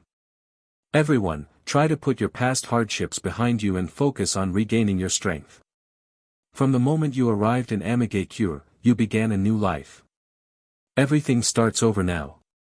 Whatever difficulties come your way, do not be afraid, carry through with the will of rain, and any challenge crumbles like paper." They didn't fully grasp his meaning, but responded energetically, raising their fists and shouting. Where missions flow, the grind never stops. Seeing them accept the will of rain so readily filled Senshi with satisfaction. But he was here mostly to see his fellow Uzumaki clansmen. Their special settlement was still under construction. Not long ago, it was near impossible to even find two Uzumaki survivors together in one place. Now, the Amagakyure's refugee shelter hosted over 10 from the Uzumaki clan. Among them, the oldest was Uzumaki Takamori. Those even older hadn't survived the extended hardships. There were hardly any middle-aged folks. Instead, many were children, because parents, out of love, gave survival priority to their kids. After he arrived, the Uzumaki survivors gathered around, saying, "Lord Senshi, thank you for taking us in. Lord Senshi, we've fully recovered and want to join in building the village. Yes, we can do so many tasks for you. Well, I'll lead you in building a new homeland for the Uzumaki." He wasn't in a rush to have them do labor. Putting these red-haired, half-starved folks to heavy tasks would be overkill. More importantly, if they visibly thrived here, more Uzumaki from across the ninja world would come seeking refuge. All the clan members visibly relaxed and felt joy. Though they hadn't been here long, it was already worlds better than their previous lives. They could sense Senshi truly regarded them as kin, supplying safe accommodations, hot food, warm clothing, and concern for everyone's health. They believed that if Senshi became the Uzumaki clan's leader, he could definitely restore them to greatness. It was then that a 5-year-old boy named Uzumaki Yutei timidly asked, "Lord Senshi, can we go study at the ninja academy, too?" His aunt, Keiko, promptly scolded him. "Yutei, don't bother Lord Senshi, he's got a ton to handle and has already helped us enough." In her eyes, going to the ninja academy sounded complicated. You'd need school supplies, possibly ninja tools. Senshi was already feeding them and giving them hot meals. They should be content and do some labor in return once they recovered, right? So some older kids who also longed to attend the academy fell silent, and the few older survivors all nodded. They felt the Uzumaki children shouldn't become a burden, especially since the academy was presumably for the Amagakyure's own young. Nobody expected what happened next. Senshi patted Yutei's head with a slight smile. "Yutei, if you want to attend the ninja academy, there's no problem. I'm the principal there. Any child who comes to Amagakyure is welcome to enroll." Yutei gaped in shock and delight. They could study at the academy, after all. The other kids were likewise astonished. A few sensitive little girls were so moved that tears came to their eyes. Going to school had been an impossible dream. Yet in the Amagakyure, with Senshi's permission, all children could attend. Cheering erupted among the younger Uzumaki. While these tender shoots began absorbing the will of rain, Senshi glanced at his mercenary core interface. As expected, 2 new kids' avatars popped up. One was that little girl who'd been crying tears of joy, the other a small boy. Both had decent potential, making Senshi quietly elated. Letting them freeze or starve out there would waste their talents. By gathering them here, letting them recover, and developing their Uzumaki gifts, they'd have far better lives, and provide more employment points for him. Not only did that little girl cry tears of joy, but Yutei's aunt also shed tears, overwhelmed by how great this all felt. Before, her biggest fears were starving to death or a harsh winter. Now, all that had changed. She and a few older survivors stared at Senshi with gratitude. He was indeed their salvation. Meanwhile, Uncle Takamori and his nephew Mutsumi stood to one side. Takamori was a seasoned genin, Mutsumi a boy learning ninjutsu from him. They'd fended off dangers on the journey, enabling the more fragile clan members to reach the Amagakyure. Listening to Senshi's words, Mutsumi muttered. "Is this a genjutsu? That's impossible, since when? Release genjutsu." Takamori found his Chunibyo nephew tiresome and bopped him on the head. But the older man's gaze turned complicated. Uzushiogakyure, once known for powerful sealing techniques, had been destroyed by various covetous forces. Many died in war, some were captured for experiments, and the rest teetered on death's edge.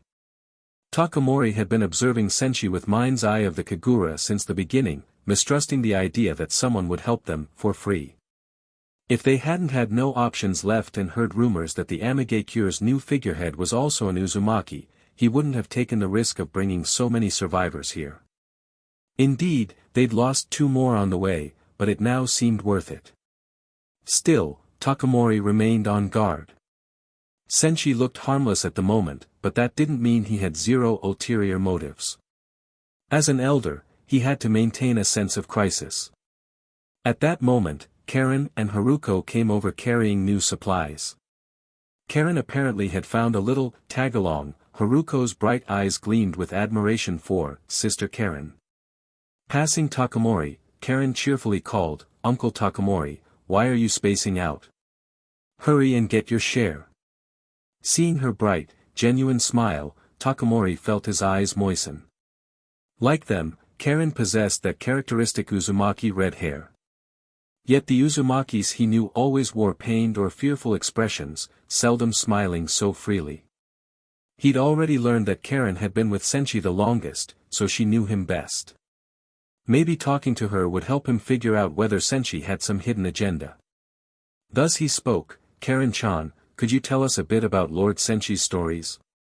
Karen perked up instantly, as though her drowsiness vanished. She loved talking about Senshi's legends. She took Haruko aside, seating them with Takamori, Mutsumi, and the others. "Takamori Ajisen, Mutsumi, Haruko-chan, you're all curious about Senshi's exploits," she asked. Takamori nodded firmly. Mutsumi, about 13 or 14, wore a resolute look. He wanted to become as impressive as Senshi. Haruko, 5 or so, nodded fervently. Seeing their eagerness, Karen assumed the posture of a professional assistant and began. "Before I met Senshi, rumor says he was a normal Uzumaki ninja too, living in a shabby shack in Amagakyure. But Senshi refused to bow to fate. He took up a sword and stepped into the black market in the Amagakyure, and so began a legendary black market tale." Takamori, Mutsumi, and Haruko listened with rapt attention. Mutsumi's eyes went round, and Haruko, in her soft, childish voice, exclaimed. "So Senshi-sama was originally just an ordinary Uzumaki, too?" Karen nodded and went on. "Once Senshi first ventured into the Ames black market, he never looked back. He finished one mission after another, undergoing ordeal after ordeal, honing himself. In almost no time, his name in the black market rivaled even Mr. Kakuzu. Later, he left Kakuzu far behind. Of course, these folks had no idea who Kakuzu was, so Karen explained that Kakuzu had once battled the god of shinobi, Hashirama Senju. It was a bit of a tall tale. They didn't know Kakuzu's exact record, but no matter. The 3 men all gasped in unison. Hiss. Takamori drew a sharp breath. By the time Senshi-sama was just 18, he was stronger than Kakuzu, who'd once fought the god of shinobi, Hashirama Senju. That gave Takamori an essential clue: unceasing, insane mission completion seemed the only way to skyrocket one's strength. That was apparently how Senshi rose. Hearing him press for details, Karen nodded. Soon after, he asked, "And then what happened?" Karen boasted, "Later, on his next mission, he encountered me, kidnapped by some evil traffickers. He rescued me, and from then on, I was his most loyal and dependable assistant. He already had an inconceivably strong mission execution ability, but after he got me, it rose even higher. Truthfully, if not for her, Senshi would have had to count money alone." She then told them how, upon entering the Ames black market, Senshi realized other ninjas were too overworked, so he volunteered to take all the tasks, making them weep with gratitude. It was basically just Karen's imaginative fluff, but so be it. She also recounted how Senshi allegedly supported Mui to overthrow the oppressive rule in Kyuzugakyure. In short, as the #1 Senshi fan, she conflated various rumors and legends. Regardless, her stories firmly cemented Senshi in Takamori and Mutsumi's minds as a heroic, almost godlike figure. Just as Karen prepared to continue, Senshi arrived quietly and grabbed her by the back of the collar, hauling her away from the platform of destiny. He'd been listening in for a while. At first, her tall tales only made him twitch at the corners of his mouth, but the more she said, the more exaggerated it got, even he couldn't stomach it. Face saving was one thing, but this was overboard. Hauling Karen back home, Senshi had a thought: since this girl praised him so sweetly, might as well arrange that silver disc she wanted. Not necessarily a move-learning disc, but something that'd suit her. The mercenary systems, blind boxes, came from countless worlds, no need to restrict it to Pokemon references. She was in a great mood. Meeting so many fellow Uzumaki, Takamori Ajisen, Haruko, and Keiko, gave her a new sense of kinship. Before long, they'd all be part of one big clan, a warm family. Senshi then brought her to a small woodland area near the refugee shelter. He still had about 300,000 or so employment points left. Time to go all in on a few hundred draw attempts, hopefully finding something suitable for Karen and also a solution for Nagato. Nagato might not be a living skeleton yet, but at his rate of using the Rinnegan, that day wasn't far off. If these 300 pulls failed to produce anything for Nagato, that'd be unfortunate. He perched calmly atop a large stone, mentally commanding. System, draw heavily for me. Start with 100 pull as a warm-up. In the past, he'd do single draws or maybe a 10 pull as a warm-up. Now, he was lavishly using 100 pull. 100,000 points deducted, remaining points, 240,350. Drawing. Congratulations, you have acquired Senzubin X3. Sanshoku Dango X10. Chakra Amount X3 card. Kekiai Genkai, Explosion Release X1. Senzubins. Are these the ones I think they are? Senshi's gaze turned to his system space. Indeed, he found them. Senzubin. SS rank reward, from the Dragon Ball world, grown by the cat sage on Karen Tower. Abilities: eating just one keeps you from hunger for 10 days, with an extremely powerful restorative effect. As long as the user isn't completely dead, they can instantly recover stamina and energy, restoring their body to peak condition. Wow! So the system could even pull items from Dragon Ball? Next might come Scion Blood or something. Senshi chuckled. But this was not a permanent fix for Nagato, it only treated symptoms, not the cause. It wouldn't fix the Rinnegan's continuous draining. Plus, 3 beans from 100 pull was pretty stingy, they were obviously rare items. He shrugged. Apart from Senzu beans and an explosion release limit, nothing else was that eye-catching in this first 100 draw. Time for more. He adjusted his posture and mumbled a short, draw-luck incantation. Dark clouds in the northwest, may the black rooster drop among phoenixes. All in, all in. Let's do 2 more 100 pulls. 200,000 points deducted, remaining points, 40,350. Drawing. Congratulations, you have acquired Toad Oil X3 bottles. Sanshoku Dango X10. Chakra Amount X3 card. Kekiai Genkai, Sharingan X2. Expired Milk X1. Arrow, Killer Queen Limited Edition X1. Killer Queen. Senshi's eyes locked on the new item. Arrow, Killer Queen Limited Edition. S-rank reward, from the JoJo's Bizarre Adventure world. Anyone pierced by this arrow becomes a stand user, gaining the Killer Queen stand. Development level, D. Currently unlocked ability, first bomb, anything Killer Queen touches becomes a bomb. Only one active bomb at a time. Reading this, Senshi's thoughts began racing.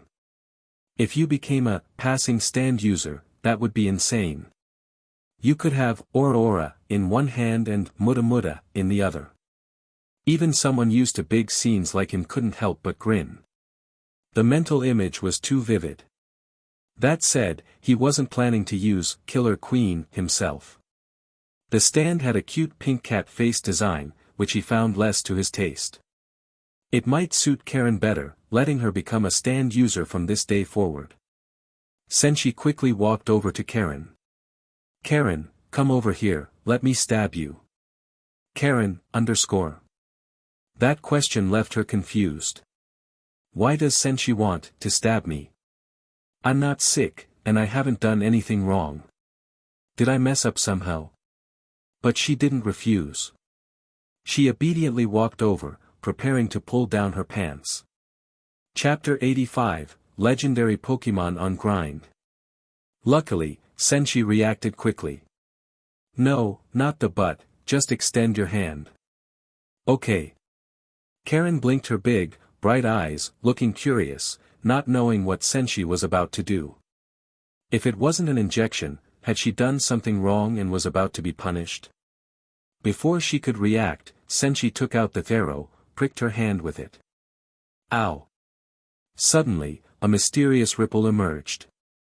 Karen had officially awakened the stand Killer Queen, becoming a stand user. Because Karen was still a young girl, the Killer Queen stand that she awakened was also a child version. It stood at the same height as Karen, shaped like a pink-furred humanoid cat. Although Senshi himself did not have a stand, he wasn't a stand user. Through his mantra, he could basically sense the stand's presence and form. In his view, the child-sized pink cat person, Killer Queen, suited Karen perfectly. With her pink Susanoo to go with a pink cat like Killer Queen, it was a perfect path to max out the macho points, in its own quirky way. Likewise, Karen's status screen might now look like this. Name, Uzumaki Karen. Identity, Senshi's assistant/ninja/stand user.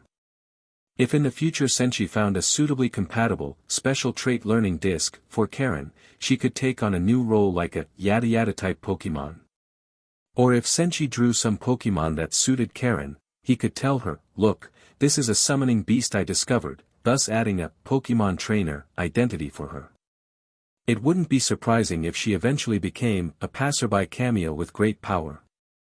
While Senshi was figuring out how best to nurture Karen, he sat on a large stone in the forest clearing, checking the results of his recent gacha draw. Quickly scanning through the various rewards, Senshi saw none that would help Nagato right now. Was it Nagato's ill-fated destiny, or had Senshi's luck run dry? In any case, it had been easy enough drawing the Yamata no Orochi fruit for Orochimaru back then, so Senshi was unwilling to accept defeat. He decided to recheck the system's inventory thoroughly. But after carefully reviewing everything in his storage, it appeared there truly was nothing that suited Nagato's situation.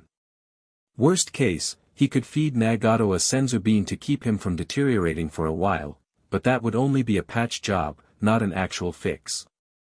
Conan had entrusted Senshi with truly solving Nagato's health issue, so giving him a senzu bean wouldn't count as the mission done. She wouldn't fork out more money just for that. Ugh, how troubling. At least with senzu beans on hand, Senshi could ensure Nagato didn't sink into a lethal state, thus avoiding total mission failure. He still had the big quest in Kumogakure to capture the tailed beasts, earning him more cash, and presumably another 100 draw or 2. If the system was not too stingy, 4 sets of 100 pulls in total should be enough to get something that cures Nagato. As Senshi pondered these assignments, Karen, newly minted stand user, happily tinkered with her powers. Her Killer Queen stand would tap an object, turning it into a bomb. Since Karen was still a child, she ran many little safety tests. Susanoo. Just before detonating a bomb, Karen activated her Eternal Mangekyo Sharingan, summoning her pink Susanoo around herself and Killer Queen. Only then did she announce, "Go for it." Fortunately, Killer Queen couldn't speak to question why she was so cautious. In Karen's view, bombs were as dangerous as explosive tags, so you needed safety measures. Plus she had a habit of summoning Susanoo for something as simple as preventing hot oil splashes when cooking, so messing with bombs definitely called for protective measures. With her pink Susanoo shielding them, Killer Queen lifted its right hand, pressing the small detonator button on its second finger joint. Boom! The rock, now turned into a bomb, flared with orange-red light and exploded violently. After a few trials, Karen became more confident in the ability. She got bolder, using Susanu's giant arms to move a boulder over 2 meters wide, planning to lob it at the distant forest. She had the whimsical notion of copying Senshi's famous moment, pointing to a swath of woodland and casually saying, "See that forest there," then hurling an explosive and blowing the trees to kingdom come. But before Karen and Killer Queen could carry out their mischief, Senshi intervened. "Karen, don't be reckless. We need to head to the black market and find Haydn for more missions." He could see perfectly well what Karen was about to do. Chucking a giant boulder as a bomb into the forest would be extremely destructive, effectively turning her into a living cannon. Hearing him, Karen let out a small "ah," then dismissed Susanu and dashed toward Senshi happily. She latched onto his leg, rubbing her head affectionately, grinning. "Senshi, you're the best. I love this new gift." Senshi patted her head, leading her off to the black market. He cast a sidelong glance at the child version of Killer Queen, musing privately about how to incorporate muda muda or aura aura combos in the future. At Amigekure's black market. Senshi had been busy lately, so he hadn't come in person to check on Haydn. But that didn't stop his wood clone from doing so. Haydn was a great partner but needed training, so to speak, meaning no rest from missions. The moment they entered the black market, Senshi turned to Karen casually. "It's been a while since we've seen my beloved buddy and perfect partner, Haydn the Handsome. I truly miss all those mission-filled days with him." Karen laughed softly. "He definitely doesn't miss you at all." True enough. Even someone with immortality might go insane under 007 level mission shifts. Once they spotted Haydn, they saw his eye bags looked even worse than before. "Why do his dark circles look so heavy?" Senshi murmured, his voice tinged with confusion. He walked up, asking, "Haydn, what are you doing here?"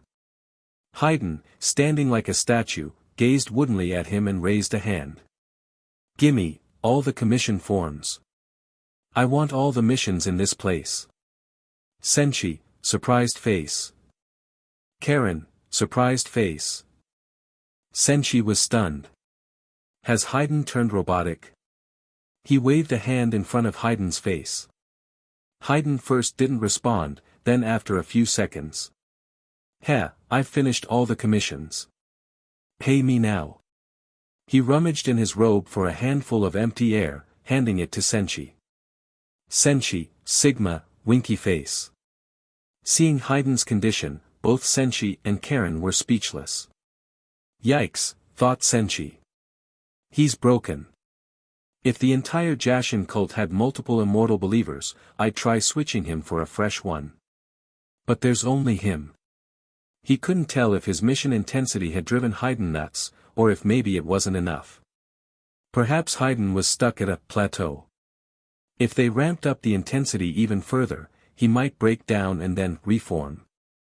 He'd become an even more perfect partner, but Senshi was in a hurry to get to Kumogakure and do tasks. He could give Haydn a chance to break and rebuild later. But with Haydn in this crazy state, it was no good taking him to Kumogakure. So Senshi decided to try normal methods to rouse him. If that failed, he'd resort to electric therapy. Karen eyed Haydn pityingly. "Senshi, he looks kinda miserable." Senshi spoke calmly. "Karen, this is the price of growth. Haydn may look bad right now, but he's gained huge improvements these past few days. Once he snaps out of it, he'll thank me." For a brief moment, Senshi wondered if he'd been too harsh on Haydn. But after 1 second of reflection, he decided he'd done nothing wrong. The high-intensity missions had drastically powered Haydn up. Too bad it didn't fully break him so that he could ascend to the next tier. He'd handle that later. Right now, he needed to finalize a mission in Kumogakure. Senshi also recalled how Haydn tried to evangelize Jashin in the past. Letting him roam free in the Amigekure would cause trouble with Nagato, so Senshi had kept him busy. It was effectively saving lives. Senshi felt rather proud. Meanwhile, Karen tapped him. He's fallen asleep standing up. Turning around, Senshi saw that Haydn was indeed asleep on his feet, body stiff upright. Senshi. Oh dear, he was so sleep-deprived that he dozed off mid-stance. All right, said Senshi, this means he probably never really slept during tasks. I guess I should pick up a commission from the black market. We'll take Haydn with us on a client escort mission. Sure, I can teleport directly to Kumogakure using my powers, but I can't forsake old traditions. Who knows what side tasks we might do along the way. After receiving the escort mission, Senshi swiftly found the client, then turned back and kicked Haydn's leg. Haydn, wake up. It's a waste to spend such precious time sleeping when you could be doing missions. A few kicks later, Haydn stirred woozily. Then in his arrogant, repetitive voice. Hey, hand over all the commission forms, I'll take all the missions here. Senshi could only laugh in exasperation. Good grief, a walking loop indeed. Haydn rummaged in his chest, retrieving phantom paperwork and slamming it on a non-existent table. Look, I finished every task. Pay up. Senshi ignored the ghost roleplay. No question about it, Haydn needed thorough recharging and perhaps therapy to snap out of his trance. Meanwhile, Senshi would proceed with the escort job. They could treat Haydn on the way. In a certain corner of the Amigakure black market. A pair of green, glowing eyes secretly watched them. The owner of these eyes was Kakuzu. He was furious. Damn it. That spot's supposed to be mine. How can that half-hearted slacker Haydn be the so-called perfect partner?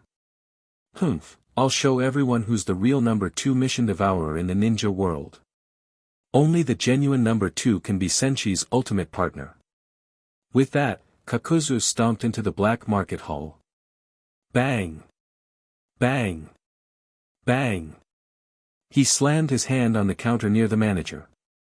Where are the missions? Hand them all over. I'm taking every single one. Because Kakuzu concluded Senshi didn't call on him lately simply because he hadn't done enough tasks. If he hammered out a monstrous volume of missions, he believed, Senshi would realize who was the true perfect partner. Konoha. Sasuke and Naruto had begun their mission spree.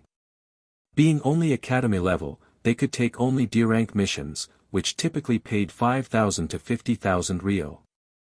Once the job was done, the village took a 50% cut.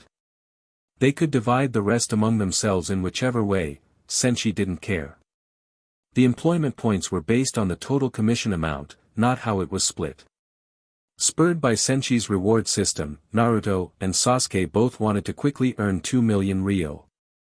Once they hit that threshold, Senshi-sensei would award them a lucky draw. That might result in something akin to Thunder Punch or Aura Sphere, maybe even something better. On a Konoha street, Naruto was running about with a mission slip, calling to Sasuke, who was off to the side. Sasuke, I'm about to start my 4th D-rank mission. Bet you're still on your 3rd, huh? Sasuke gave a mirthless chuckle. Humph, dope. 10 minutes ago, I already started my 4th mission. Naruto's eyes popped. Ack, you beat me to it. Let's see who finishes first, then. Sasuke shrugged. No need. Obviously, I'll get done before you. Naruto retorted hotly. Don't be so sure. Now that I've got experience from the last mission, this time I'll definitely come out on top. Sasuke snorted, are you forgetting my own improvements? Naruto, I'm not losing. Databayo. Sasuke, HN. It was D-rank mission mania. Meanwhile, Kakashi, who was observing them, felt his head spin. These two kids were unbelievably enthusiastic about tasks. From morning to midday, they kept going non-stop.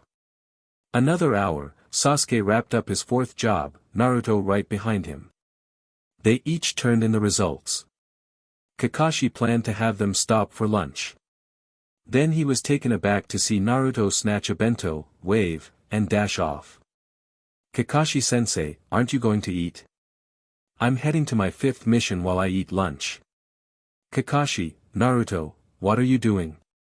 Naruto blinked guilelessly, I'm multitasking, doing my 5th mission and having lunch. Why? Kakashi was speechless. Huh. Even more surprising was Sasuke's approach from the other direction. Kakashi felt relieved, maybe Sasuke was normal enough to eat lunch with him. But when he invited Sasuke to lunch, Sasuke shook his head. No need.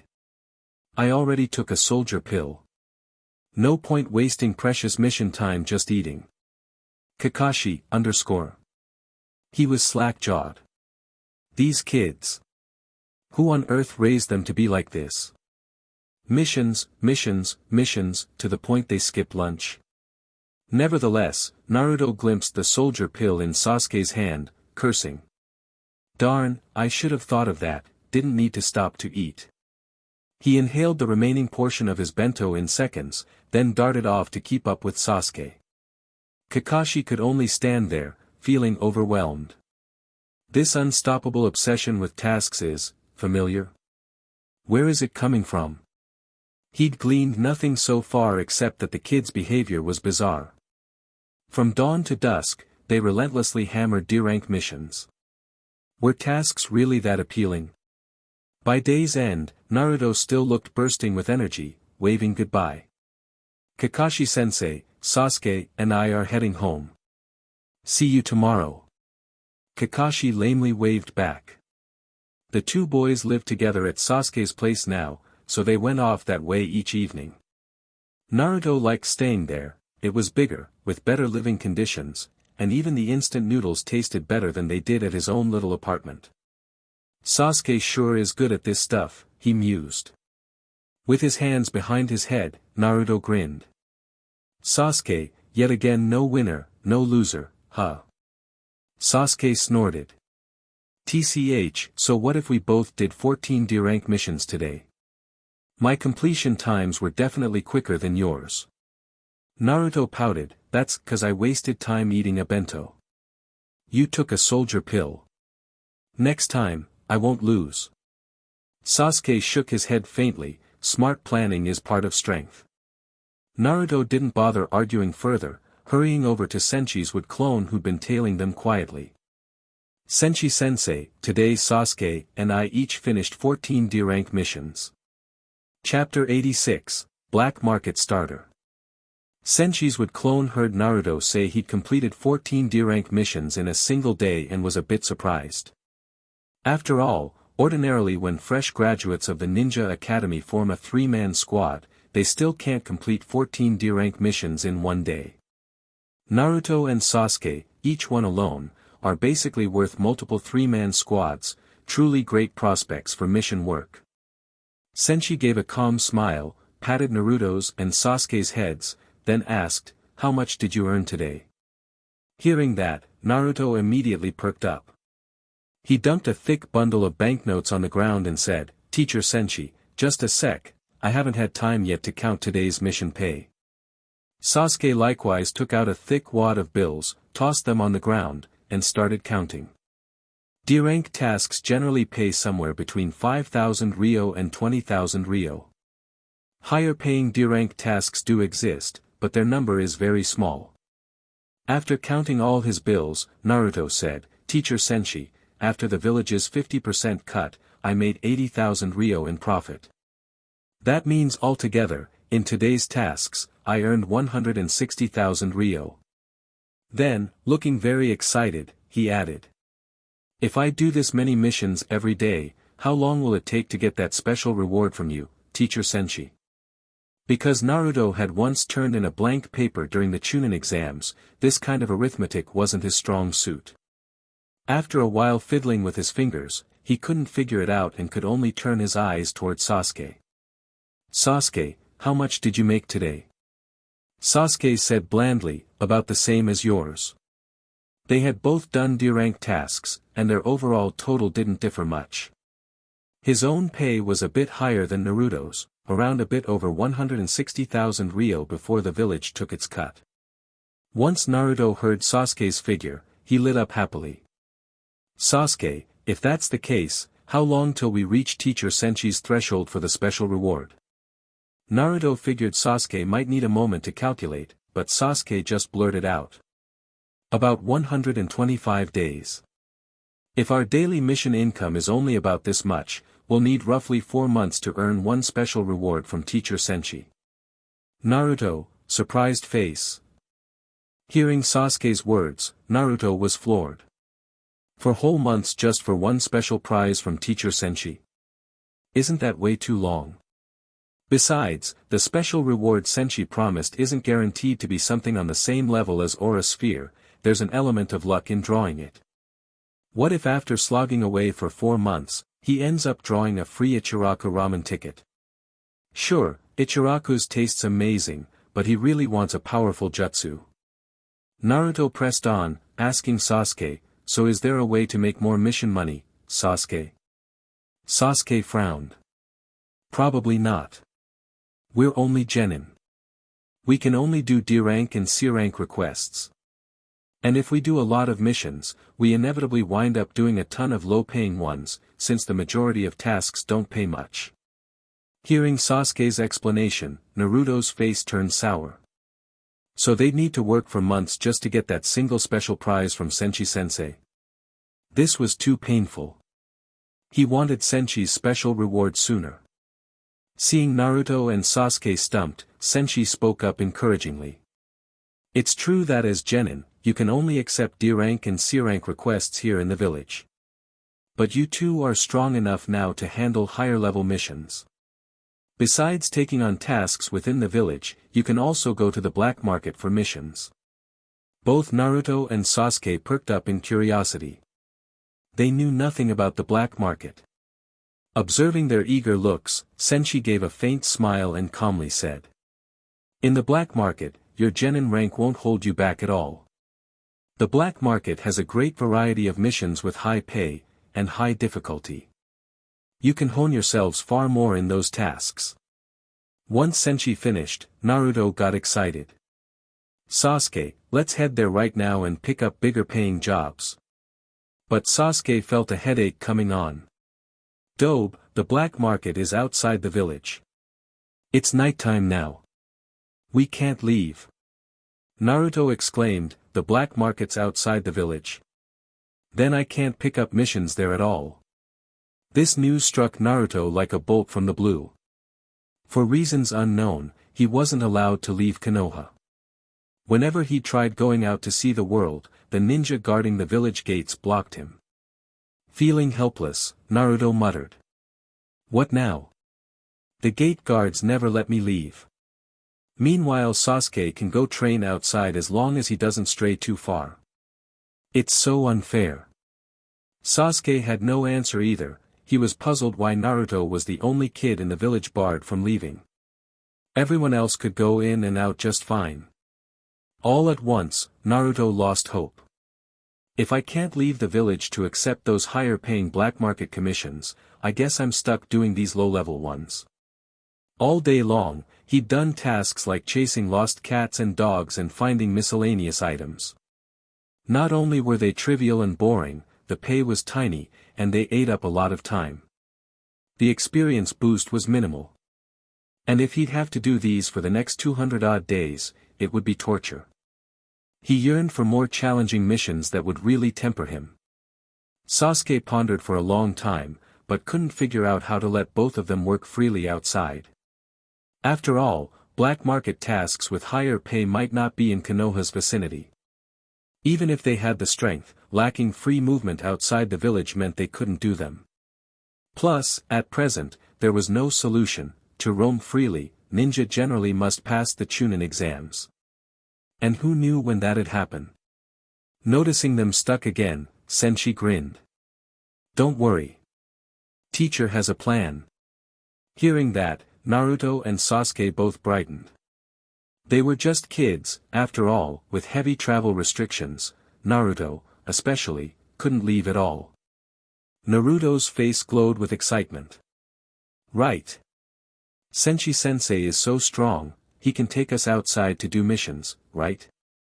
I'm really itching to hit the black market for intense training. He looked hopefully at Senshi, while Sasuke's eyes also glimmered. If Senshi-sensei was willing, it should be doable. But although Senshi could whisk them away by force, he would not. Naruto was the Nine-Tails Jinchuriki, Sasuke was the last living Uchiha, both highly important to Konoha. Spiriting them away would mean burning bridges with Konoha. Senshi might not fear them, but nor did he need such trouble. After all, Konoha was arguably the strongest hidden village among the 5 great nations, and the land of fire the wealthiest. Provoking them would cut off a lucrative stream of potential tasks. Hence, Senshi would need some other trick to let the 2 kids leave. Late evening. A caravan traveled through the land of lightning on the way to Kumogakure. In the last carriage, Senshi, Haiden, and Karen sat together. During the trip, Senshi performed repeated shock therapy recharging on Haiden to restore him to a functional state. Electric therapy worked well, Haiden had finally stopped groaning and muttering. Meanwhile, Karen had spent all day playing with her pink cat-like Killer Queen stand and had fallen asleep on Senshi's arm. Kumogakure had 2-tailed beasts, both with perfect Jinchuriki. If Orochimaru and Sasori had kept going, they might target the 2 tails, ni Yujito, for a marginally simpler catch. For Senshi, it made no difference whether it was the 2 tails or the 8 tails, neither was difficult. On the ride, Senshi pondered the relevant intel. The 2 tails host, Yujito, was rumored to be a proud, striking, but also gentle big sister type, wavy blonde hair, healthy wheat-colored skin rather than typical, rakish complexion. The 8 tails host was Killer B of the AB duo. Although B might be stronger than Yujito, it hardly mattered to Senshi. Moreover, he might showcase to the AB brothers what real lightning release looked like. Not only could he beat B in raw power, but in rap as well. He kept 2 rap lines in reserve.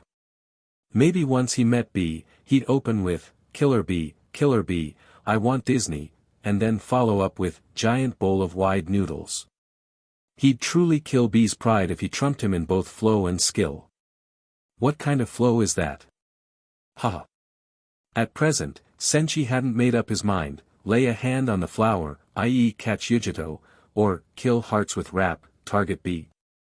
He wasn't some evil maniac out to do both unless Nagato posted 2 separate requests. Meanwhile, Kumogakure itself had no idea what was coming. Yujito and B were clueless as Senshi approached. Sasori, waiting so long there, was near madness, hating to wait. Orochimaru's line, once that man accepted a mission, it's basically done, had proven untrue so far. So many days had passed with zero action, Sasori couldn't even find Senshi's whereabouts. As the carriage rumbled onward, Karen woke up yawning, still groggy but curious about the land of lightning and Kumogakure. Last time she came, it was all too quick to explore. Being nighttime now, there wasn't much to see. She rubbed her eyes. Senshi, are we almost there? He nodded slightly. We're close. Then he added, Karen, if you have any new recipes, get Haiden to taste them first. But honestly, I suggest you not invest too much time in cooking research, focus on your medical ninjutsu. He said this because in her sleep, Karen had muttered about wanting to try new dishes to impress Senshi's palate. Senshi was, not that optimistic about her cooking skills. And since Haiden literally couldn't die, who better to serve as taste tester? Back in Konoha, at Sasuke's house. Naruto and Sasuke felt a bit deflated after the wood clone refused to bring them to the black market. Yet Senshi naturally had reasons. Among the Konoha higher-ups, someone had once coughed up 1 billion ryo for Orochimaru. If Senshi created demand, he could potentially get a large chunk of that. The third Hokage, Hiruzen Sarutobi, also had a big personal stash. Senshi wanted to preemptively buddy up as Brother Hiruzen. Obviously, Naruto and Sasuke knew nothing about all this. Seeing their frustration, he decided not to tease them further. Though I can't personally take you out for black market missions, Kakashi can. Naruto and Sasuke both frowned in confusion. Naruto asked. Could Kakashi-sensei really bring us out to the black market? Sasuke shared the question, giving Senshi a doubtful look. But Senshi wore a deep, knowing smile. He definitely won't refuse your request. He had noticed how Kakashi had been put in charge of investigating them, yet he'd learned nothing so far. If they proposed going to the black market, Kakashi would probably agree, hoping to flush out whoever might be secretly guiding them. The next day, before sunrise. Kakashi's house. Kakashi had just returned from an urgent overnight mission, thoroughly exhausted, and lay down to sleep. Because the third Hokage had limited manpower, they often turned to Kakashi. On top of that, the job of investigating Naruto and Sasuke was still ongoing. He planned to rest a bit, then resume observation, trying to figure out the cause of their near-fanatical obsession with missions. In that dim pre-dawn hour, when the village was at its darkest, two eager figures slipped out from Sasuke's home. Glancing at the black sky, Sasuke muttered. "Dobe, you're sure we have to bother Kakashi-sensei now? I bet he's still asleep." Given what he knew, it made sense. Not even the breakfast stalls had opened yet. But Naruto waved him off. "Sasuke. By the time we get there, maybe he'll be awake. Besides, don't underestimate Kakashi-sensei, he could have been up ages ago." In reality, they were wrong. Kakashi had just gone to bed after working all night. Naruto and Sasuke didn't know that. They soon arrived at the Jonin's door. Naruto cupped his hands to his mouth, shouting. "Kakashi-sensei, you home? You up yet? We wanna start today's missions." Inside, Kakashi could only gape. What in the world? The sun isn't even up, and they're calling for tasks. After a moment, he decided to remain silent, feigning absence. Even if he needed to keep investigating them, he needed sleep. As expected, after more yelling and door pounding, the noise stopped. Naruto paused, turning to Sasuke. "Sasuke, why won't he answer? Maybe he's not here after all." Sasuke reasoned. "Let's go. If he were home, he'd have popped out as soon as we stepped in the yard, with all that yelling." Naruto looked gloomy. He really wanted to do tasks, he was all fired up, and now Kakashi was nowhere to be found. Inside, Kakashi smiled faintly. "They're talented, but green. My plan worked." He relished the peace and prepared to doze off, except Naruto was anything but predictable. The Fox Kid disliked giving up. Driven by desperation, Naruto used a family passed-down stomp technique, forcibly kicking in Kakashi's door. Boom! A muffled crash. The door flew open. Kakashi. He never thought the kid would kick his door down at dawn. Sitting bolt upright on his bed, Kakashi looked at Naruto with an extremely complicated expression. Spotting Kakashi indeed present, Naruto beamed. "Sasuke, come back. He's here." Sasuke had already started leaving the yard. Hearing Naruto's shout, he blinked in mild surprise. Glancing back, he saw the footprints on Kakashi's door, feeling speechless. Indeed, Naruto was far too reckless. But with that, they'd successfully awakened Kakashi. Naruto rushed over joyfully. "Kakashi-sensei, Sasuke and I wanna do missions right now." Kakashi pressed a hand to his temple. "Naruto, this early, the mission office hasn't opened. You can't pick up tasks." Naruto waved that off. "Not from the mission center. Sasuke and I wanna do black market tasks." At that, Kakashi's caution soared. Children like them shouldn't even know about the black market, a shady, tangled domain. He recalled the third Hokage suspecting some outside party might be guiding them. With Konoha having tightened security, said party might be trying to lure them away into black market territory. This all but confirmed the Hokage's guess. Chapter 87, Cooked. Kakashi was feeling quite stifled, but over in Kumogakure, they were feeling even more vexed. Everything in Kumogakure stemmed from Orochimaru suddenly showing up not long ago.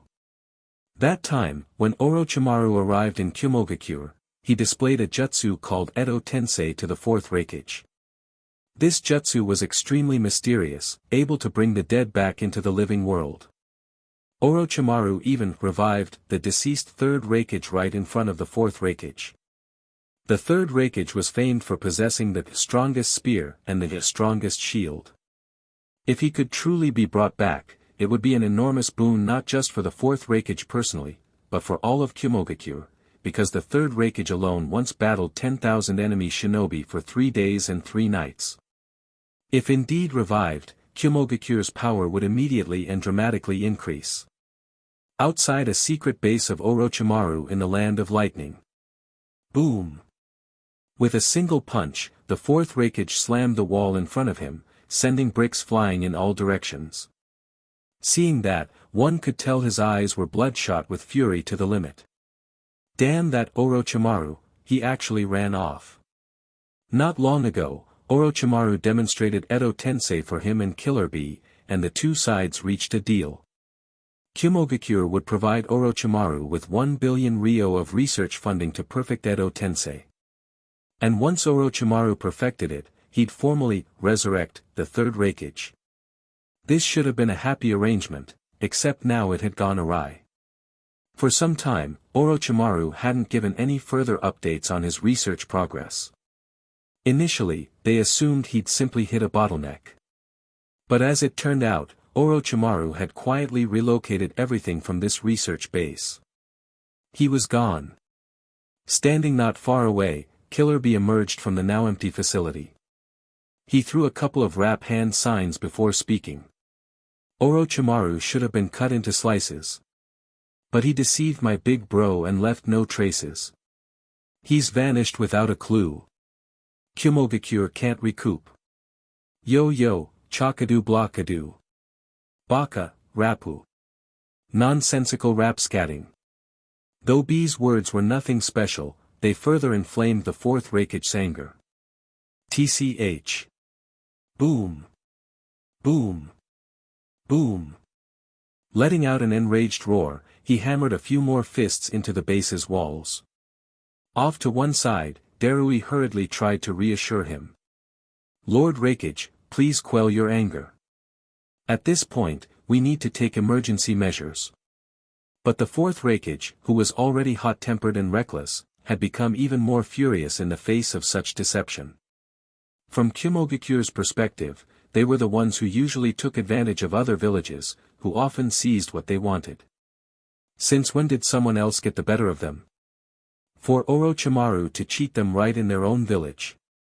And worst of all, Orochimaru had run off with their 1 billion ryo. At the brink of going berserk yet again, the fourth Raikage glanced at Killer Bee, who piped up. Yo yo. This is a messed up show. Big bro in rage, I already know. Straining to calm himself, the fourth Raikage turned to Darui. Alright, Darui.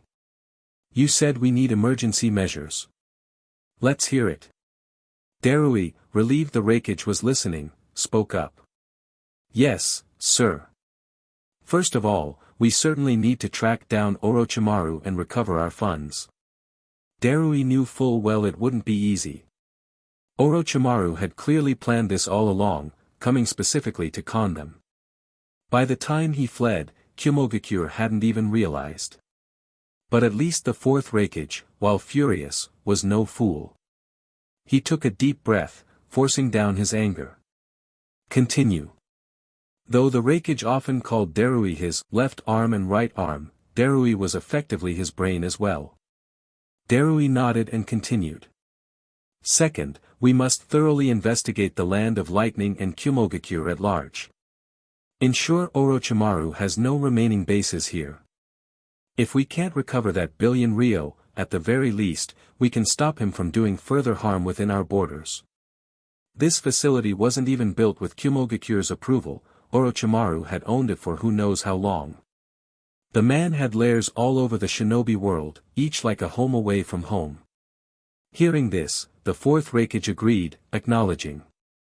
Yes, we need to do a wide sweep, flush out any other hideouts he might have left in the land of lightning. Once more, Darui offered his final suggestion.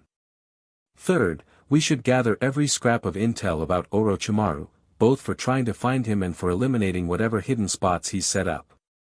Darui finished, the Raikage gave him a hearty clap on the shoulder and burst into rough laughter. Ha ha ha ha ha, Darui, you truly are the best support I have. Orochimaru dared offend Kumogakure, he'll pay dearly. If we catch him, I'll twist his head right off. Of course, Darui knew these were only rudimentary steps, more closing the barn door after the horse has bolted measure. But sometimes that was all you could do. Killer Bee, too, had confidence in Darui's plan. Yo, Darui's calm and fine. This cunning plan, a top design. Orochimaru can't hide no more. We'll strike him with lightning for sure. Chakadu blockadu. Yet while B and the fourth Raikage showed optimism, Darui quietly sighed. Orochimaru was too cunning for such a manhunt to go smoothly. Still, fortune smiled on them. Not long after the Raikage issued orders, they got some results. Returning from scouring Orochimaru's lab, they were met by Samui, Killer Bee's Kenjutsu student, who brought urgent news. Lord Raikage, sensei, there's an important finding. The fourth Raikage perked up. Speak. What did you find? Samui explained that in a merchant caravan traveling through the land of lightning, they spotted several shinobi wearing the same distinctive attire as Orochimaru wore, evidently belonging to the same organization as him. Ecstatic, the Raikage roared. Perfect timing. Lead the way. Land of Fire, Black Market. Naruto and Sasuke had indeed managed to come, just as they wanted. Senchi's hunch was correct. In order to fulfill the third Hokage's directive, Kakashi wasn't inclined to pass up any chance to uncover whoever might be guiding the two kids from outside. Normally, these two shouldn't have known about the black market at all. The mere fact they wanted to come do missions there was suspicious. Now that Konoha had tightened security, perhaps Naruto and Sasuke's unknown contact was trying to lure them into this shady area. Having arrived, Naruto and Sasuke were awed by the many missions posted, as well as by two familiar faces, or rather, two Senshi clones. Both had apparently been posted in the black market doing tasks. Seeing them, Naruto lit up. Say. But the moment he opened his mouth to call out Senshi-sensei, Sasuke froze him with a sharp whisper. Dobe, this is the black market. Don't shout. He also gave Naruto a pointed look, reminding him Senshi-sensei clearly didn't want to blow his cover. The fact the man's clones had hidden themselves so thoroughly in Konoha suggested he'd prefer not to be recognized publicly. Realizing his near slip, Naruto scratched his head, worried he might have just made trouble for Senshi-sensei. Glancing at Kakashi, he saw the Jonin's expression looking a bit suspicious. Kakashi. Kakashi was deeply stunned. The moment Naruto and Sasuke spotted those clones, he did as well. One Senshi was terrifying enough, but here there were two. He immediately recalled the shuddering dread he'd experienced before. As a lightning release prodigy, he'd once been bested by Senshi, having his own Sharingan ripped out, only for Senshi to then replace it with a more perfect pair of Sharingan eyes. Kakashi still hadn't figured out the motive behind that. Possibly it was all some long-laid plan by Senshi. Yet seeing two Senshi clones in the black market hammered home the fear. And they were not even the original. Kakashi realized how unstoppable this man's strategy might be. He reined himself in, opting not to rush forward. He wouldn't dare act recklessly. Instead, he hung back to observe from afar. After a moment, Kakashi deduced the pair in front of them were clones that handled tasks. Senshi was infamous for taking on massive mission loads. If that was merely the Land of Fire's black market, how many clones might Senshi have in other places as well? Imagining the possibility of Senshi employing 100 clones simultaneously, each day doing 100 times the normal workload, was staggering, especially given Senshi's own monstrous skill. 3 days for him equaled a year of a normal shinobi's missions. What a terrifying man, Kakashi thought to himself. He then noticed something unsettling. Naruto and Sasuke's near-fanatical devotion to mission work was identical to Senshi's. This was no coincidence. Kakashi glanced at the two kids, only to see them whispering excitedly. Naruto quietly murmured, "No surprise, Senshi-sensei's here too, he's unbelievably dedicated to missions." Sasuke nodded, "Indeed. He never lied to us. Senshi-sensei's formidable power was forged through ceaseless missions. If we want that kind of growth, we need to keep doing missions day and night." Hearing Sasuke's words, Naruto looked eager. "Then let's get going, Sasuke, and pick up some tasks right now. I want to keep polishing my skills so I can earn everyone's acknowledgement, so I can protect them, and become Hokage." Sasuke wasn't interested in being Hokage. He simply mused inwardly, "Itachi, I've found a clear path to rapid power. Your doom approaches." Meanwhile, outside Amigakure, Uchiha Itachi was using the Akatsuki ring to communicate with Kisame over long distance. "Kisame, do you know if Senshi is still in the village?" Kisame's reply crackled back. "Itachi-san, what's this about? Where have you been lately?" But he answered anyway. "Senshi left Amigakure 2 days ago. Pretty sure he hasn't returned." Hearing that, Itachi felt a surge of relief. If Senshi wasn't in Amigakure, Itachi could at last go back without fear of encountering him. So he slipped back to Amigakure, reaching the base he shared with Kisame. Kisame was astonished at how haggard Itachi looked. "Itachi-san, what in the world happened? You seem spooked." Indeed, Itachi was not just spooked, but practically bedraggled. Normally, life with Kisame was slow-paced, but the short time he'd spent forcibly teamed with Senshi had been an unending nightmare of back-to-back missions, day and night, leaving him no time to breathe. After Senshi left, he took the chance to escape, but spent the following days nervous about being caught.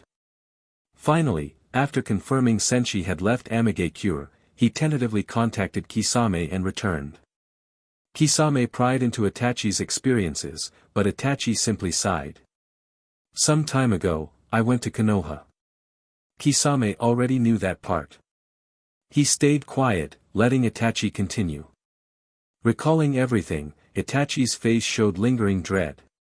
Even now he trembled at that memory. "While in Konoha, I found Senshi. Somehow he demanded I become his partner. For certain reasons, I had no choice but to agree." Stunned, Kisame retorted. "Itachi-san, you fool, how could you become Senshi's partner?" Itachi agreed with the sentiment. Yes. Partnering with Senshi was dangerous and terrifying. Kisame empathized, nodding vigorously. "I told you, never approach that guy, he's inhuman." He recalled how even Kakuzu and Haiden ended up pitiful under Senshi. Itachi himself was forced to do inhuman amounts of missions. After Itachi recounted some of his ordeal, Kisame got goosebumps. But he noticed something missing in the story. "So how come you aren't still with Senshi right now?" Itachi replied. "Once I realized how dangerous Senshi was, I planned to escape. When he stepped out briefly, I seized the opening and ran." At this, Kisame's eyes went wide. "You mean, you snuck away from him?" Kisame knew well how Senshi was rumored to respond to those who defied him. In a trembling voice, he thought. Trouble. Senshi is basically a tyrant. A two-faced, cruel monster who can't tolerate disobedience. He remembered what had happened to Kakuzu, who'd once recruited a new partner, Haiden. Because Kakuzu was replacing Senshi, Senshi exacted savage revenge. Not only did he steal Haiden, but he inflicted unimaginable torture on Kakuzu, turning him into an emotionless mission machine. Similarly, Haiden ended up charred by repeated lightning strikes. One could smell the burnt odor wherever he went. To Kisame's mind, it was obvious that Senshi had zero leniency. If Senshi treated them that way just for small infractions, how would he react to Itachi outright running away? A chill spread through Kisame. And the worst part is, the Akatsuki's leader does nothing about Senshi's rampage. Where's our rule against betraying comrades? This is insane. Far off, Senshi, wholly unaware, was busy with missions while a huge misunderstanding festered in Kisame's brain, that Senshi was some merciless dictator punishing any defiance without mercy. Senshi's positive intentions, helping them gain experience and grow stronger, were thoroughly misread. But Kisame believed his half-baked inferences, concluding Itachi was in mortal danger. Even the man standing next to Itachi now risked guilt by association. Kisame exhaled. Itachi-san, you were half dead already, and still you came back looking for me? I can't get dragged into this. Sighing, he suddenly feinted that Senshi had arrived, then cold-cocked Itachi from behind, knocking him out. Kisame gently laid the unconscious Itachi on the floor, muttering. Forgive me, Itachi-san. But you provoked Senshi, and then returned here, endangering us both. I'd rather not end up another Kakuzu. Chapter 88, Battered. A sky high and clouds light, sun bright and breeze gentle. Within the land of lightning, a caravan was on its way toward its destination, Kumogakure. After a good night's rest, Karen was brimming with energy today, lively and enthusiastic. The land of lightning's natural scenery, with its abundant towering peaks, was exceptionally beautiful and majestic. All along the way, Karen looked this way and that, quite intrigued by the land of lightning. Beside Karen, Senshi was leisurely flipping through a set of commission requests. These commissions in his hands were fairly challenging, but his skilled clones could handle them, so there was no need for him to go in person. Throughout the caravan's journey, there were Kumo shinobi periodically scouting the area. Senshi knew it well. Such a large-scale caravan visiting the Kumogakure, if the village had zero reaction, that truly wouldn't be normal. As the caravan advanced toward the Kumogakure, the village side had already mustered enough elite forces to take action. Ah! Ah! Ah! Again and again, the sound of slicing wind resounded, as one after another of lean, forceful figures materialized around them. The moment the caravan entered the vicinity of the Kumogakure, it was swiftly encircled by many powerful dark-skinned shinobi. Seeing this, President Lorenz, head of the caravan, was thoroughly startled and afraid. This time, he was transporting goods of very high value. If any mishap happened, the losses would be unimaginable. Even so, President Lorenz was not so panicked as to have no idea what to do. Because the ninja he had hired this time included a living legend. That individual was none other than the black market legend, Senshi.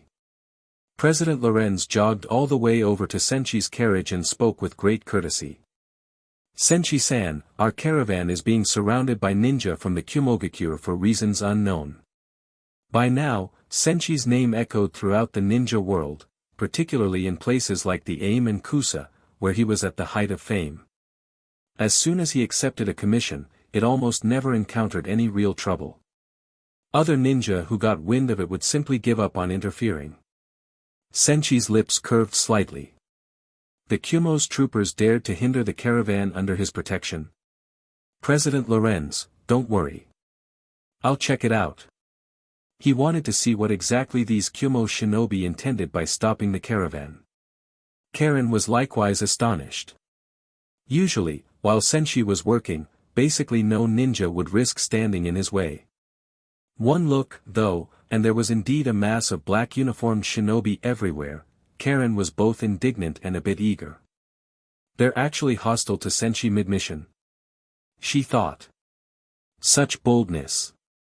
At the same time, Karen's excitement stirred. She wanted to test out her new Susanoo plus Killer Queen combination that she had been itching to try out in real battle. Maybe this was her chance to show her stuff. Meanwhile, the rest of the caravan's guards, faced with such a perilous situation, remained quite calm. Most of them were used to working in the black market and knew Senshi's true caliber well.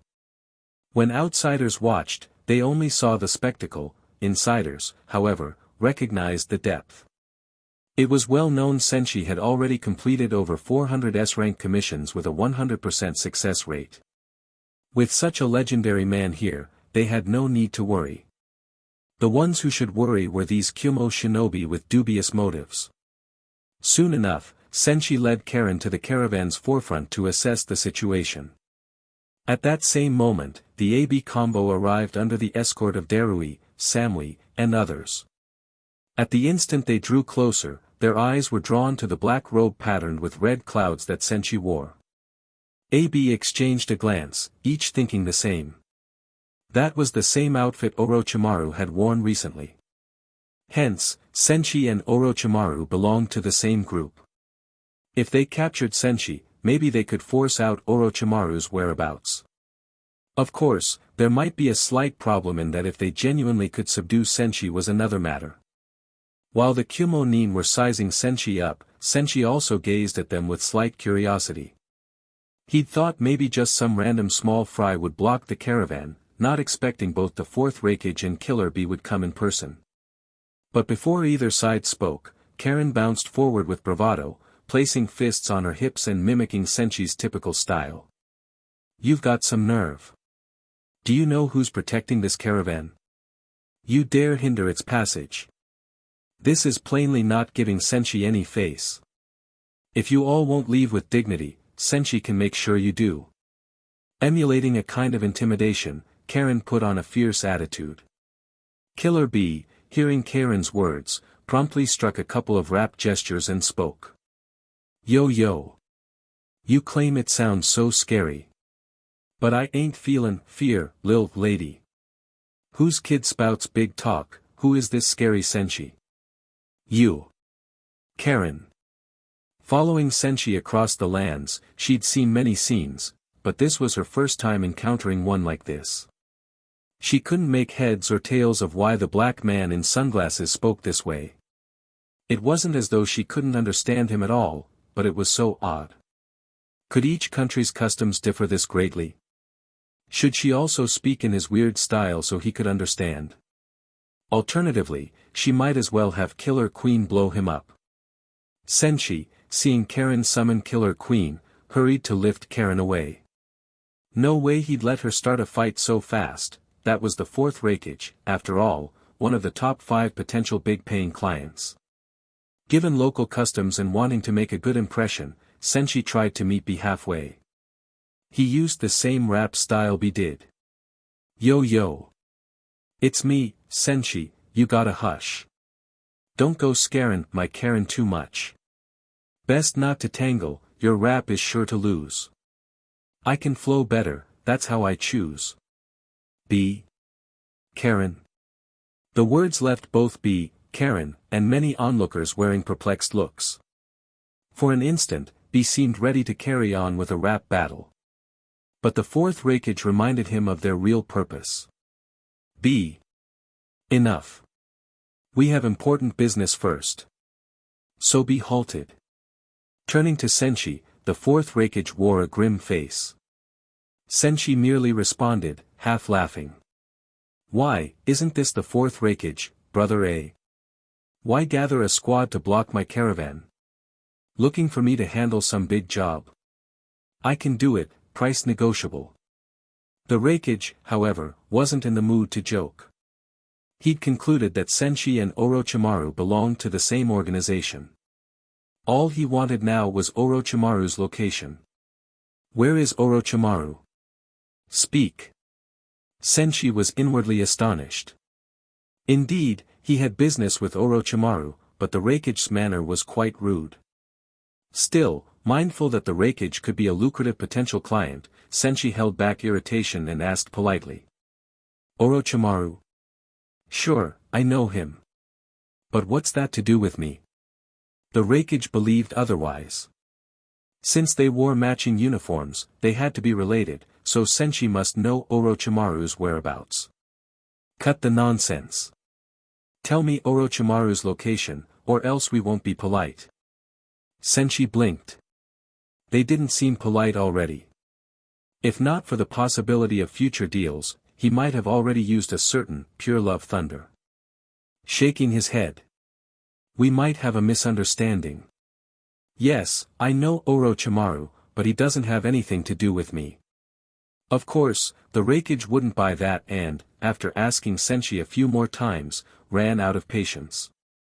He waved an arm. Take this suspicious ninja down, he's from the same group as Orochimaru. At his command, numerous elite Kumo shinobi lunged from all directions. Karen's big eyes sparkled with delight, finally she could test out her new technique. She swiftly activated her eternal Mangekyo Sharingan. Susanoo. A pink Susanoo manifested, enveloping Karen. The skeleton frame rapidly gained blood and flesh, forming strong limbs. Boom! Boom! Boom! Boom! Karen controlled the pink mecha, casually kicking out. The Kumo nin diving at Senshi were each knocked flying away like rag dolls. Even though these were no ordinary nin, they couldn't resist Karen's Susanoo. They flew faster than they'd come. Seeing this, the AB combo was shocked. Indeed they knew the Uchiha Susanoo from history, but the girl's hair was bright red, clearly not Uchiha. Where had she acquired such a perfect mastery of the Sharingan? Meanwhile, Karen was downright thrilled. Inside Susanoo, hands at her waist, she mocked. With that level of skill, you dare interfere in Senshi's mission? You've got a lot of nerve. Plainly, Karen was already showboating. Admittedly, even the great Madara had only awakened his eternal Mangekyo after heavy losses. Karen, though still little, had extremely high build potential. As the battered Cloud Nin were scattered, some still preparing to regroup, Darui, Samui, Omoi, and other higher-level elites readied themselves to intervene. Karen's strength was not trivial, so they had to get serious. But at that moment, the fourth Raikage took one giant step forward, cracking the stone beneath him. He intended to move personally. Senshi saw this and calmly told Karen. That's enough, Karen. Leave the rest to me. Though Karen's specs were off the charts, she was short on actual battle experience. Meanwhile, the Kumo side also recognized that, seeing the Raikage step up with confidence. Many Cloud Nin felt reassured. Lord Raikage stepping in, now it's that guy who's in trouble. Karen quipped back. Just watch, Senshi is stepping in. You're the ones who'll be in trouble. While Karen traded words, the Raikage's body flashed with intense lightning. He triggered the distinctive Kumo Nin Taijutsu style, lightning release armor, and blasted forward at Senshi, attempting to subdue him in one blow, then interrogate him for Orochimaru's whereabouts. He never expected Senshi to be likewise clad in blue arcs of lightning, even more powerful, and even faster. In the next instant, both men roared the same. Lightning Taijutsu. Lightning Crush, Lariat. Lightning Crush, Lariat. They collided, generating a deafening thunderclap and shockwaves that shattered the ground. After the dust settled, Senshi was intact and unmoved, while the Raikage felt his head buzz. Usually, that technique would fling the enemy around, this time, the Raikage himself got tossed about. Shaking his head to reorient himself, he stared at Senshi in puzzlement. How did a non-Kumo ninja master their secret lightning release taijutsu at a level surpassing his own? Even though the fourth Raikage was quite the brawler, it was obvious now that Senshi was out of his league. Hence the Raikage immediately decided to call upon B. They'd fight side by side. B. Ready? B swiftly rapped. Yo, that's right, we got no time to chat. Senshi's about to get flattened flat, yo. Senshi naturally heard him, but he cared little for a rap-off. In this fight, fists would speak louder. Some Cloud Nin felt relieved. If the AB combo joined forces, they should handle him. Sure enough, after a quick exchange, they positioned themselves in front and behind Senshi, ideal for unleashing their collaboration skill, double lariat. Double lariat. Double lariat. They lunged, unstoppable, yet all it did was crash against Senshi's intangible body with zero effect. Bang! Not a scratch. Then Senshi seized each man by the throat. You wish to dance with me? I, Senshi, see you as, weak indeed. Tossing them aside, he revealed the gap in strength. The battered Raikage and B realized how terrifying Senshi's lightning mastery was. Still unconvinced, B went full-tailed beast transformation, 8 tails, while the Raikage again charged at full power. The other Cloud Nin exclaimed. Now that they're dead serious, that Senshi is finished. Darui and Samui, however, only felt worry. Their superiors were fighting for real, yet Senshi barely seemed to have started. And indeed, Senshi decided to end it fast. 200 million volts, Raijin. Drawing on the Rumble Fruit's advanced potential, along with multiple buffs, Senshi's power soared to monstrous levels. Boom, boom, boom, boom. A colossal lightning giant rose up into the sky, overshadowing even the massive 8 tails. One mighty punch, carrying an almost divine force, smashed into the tailed beast. B never got to finish charging his tailed beast bomb, he was blasted away, crashing into the Raikage and sending them both flying. One punch had downed the fully transformed 8 tails. The entire Kumo force gaped in shock. Seeing Senshi not pursuing the advantage, the Raikage, battered, signaled a retreat. Fall back, retreat first. Because if Senshi pressed them, the whole village might have to mobilize to fend him off. As they pulled away, Senshi called. Hey, don't just run off. I never said I can't help you find Orochimaru. He wasn't about to let such a potential client slip out of reach.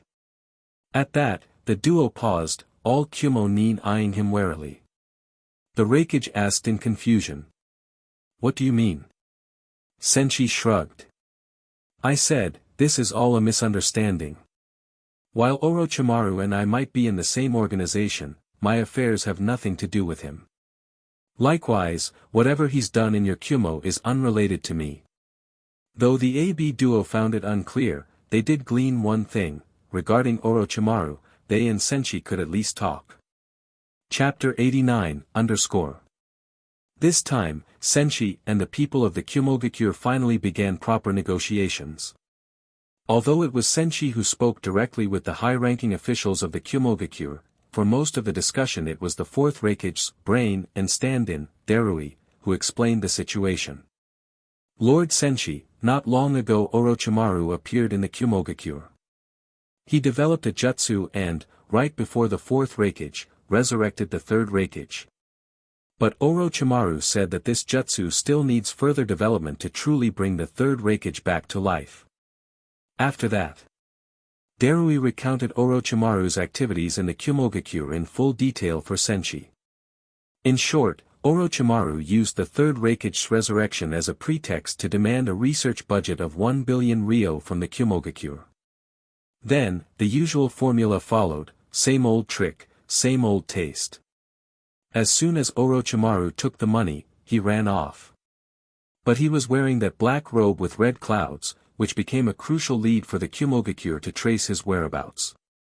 After hearing it all, Senshi couldn't help but laugh wryly. Turned out he'd been framed by Orochimaru.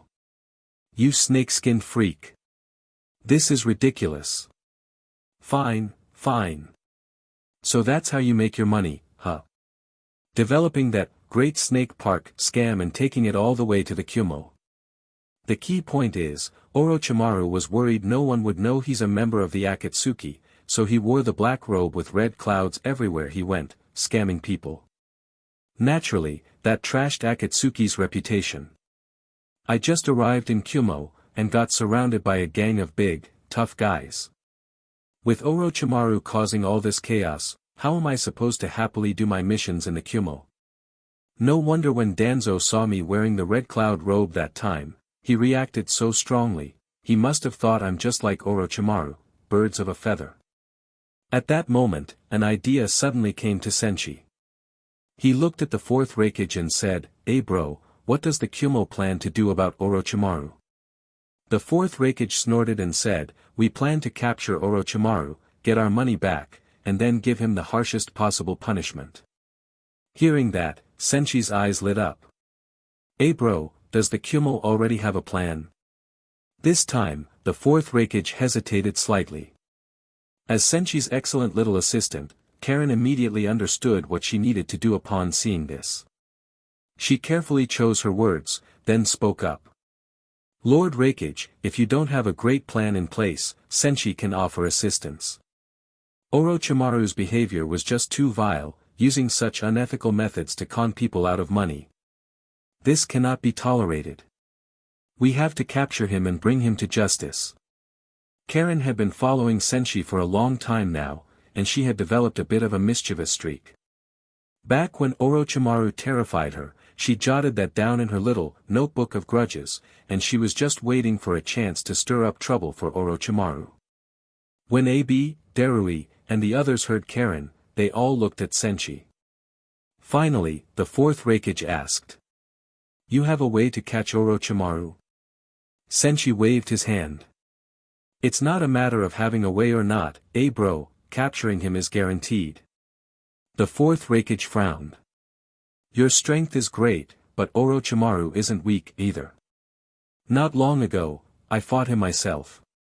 He has extremely high resistance to lightning-style chakra. Besides, you two belong to the same organization, he probably knows plenty of intel about you. Capturing him might not be so easy." Senchi, surprised face. Hearing the Reikage say this, Senchi realized he was being underestimated. Didn't the Reikage see how crazy that operation of his was just now? One misstep and the Lightning Lord might have been done for. So Senchi looked at the fourth Reikage seriously and said, "Reikage, do you want Orochimaru or not? As long as you say the word, I'll deliver him to you in no time." Abi both fell silent, while the fourth Reikage hesitated slightly and then looked at Darui. Darui nodded and said, "Lord Reikage, to my knowledge, Senchi's ability and reputation have no issues at all.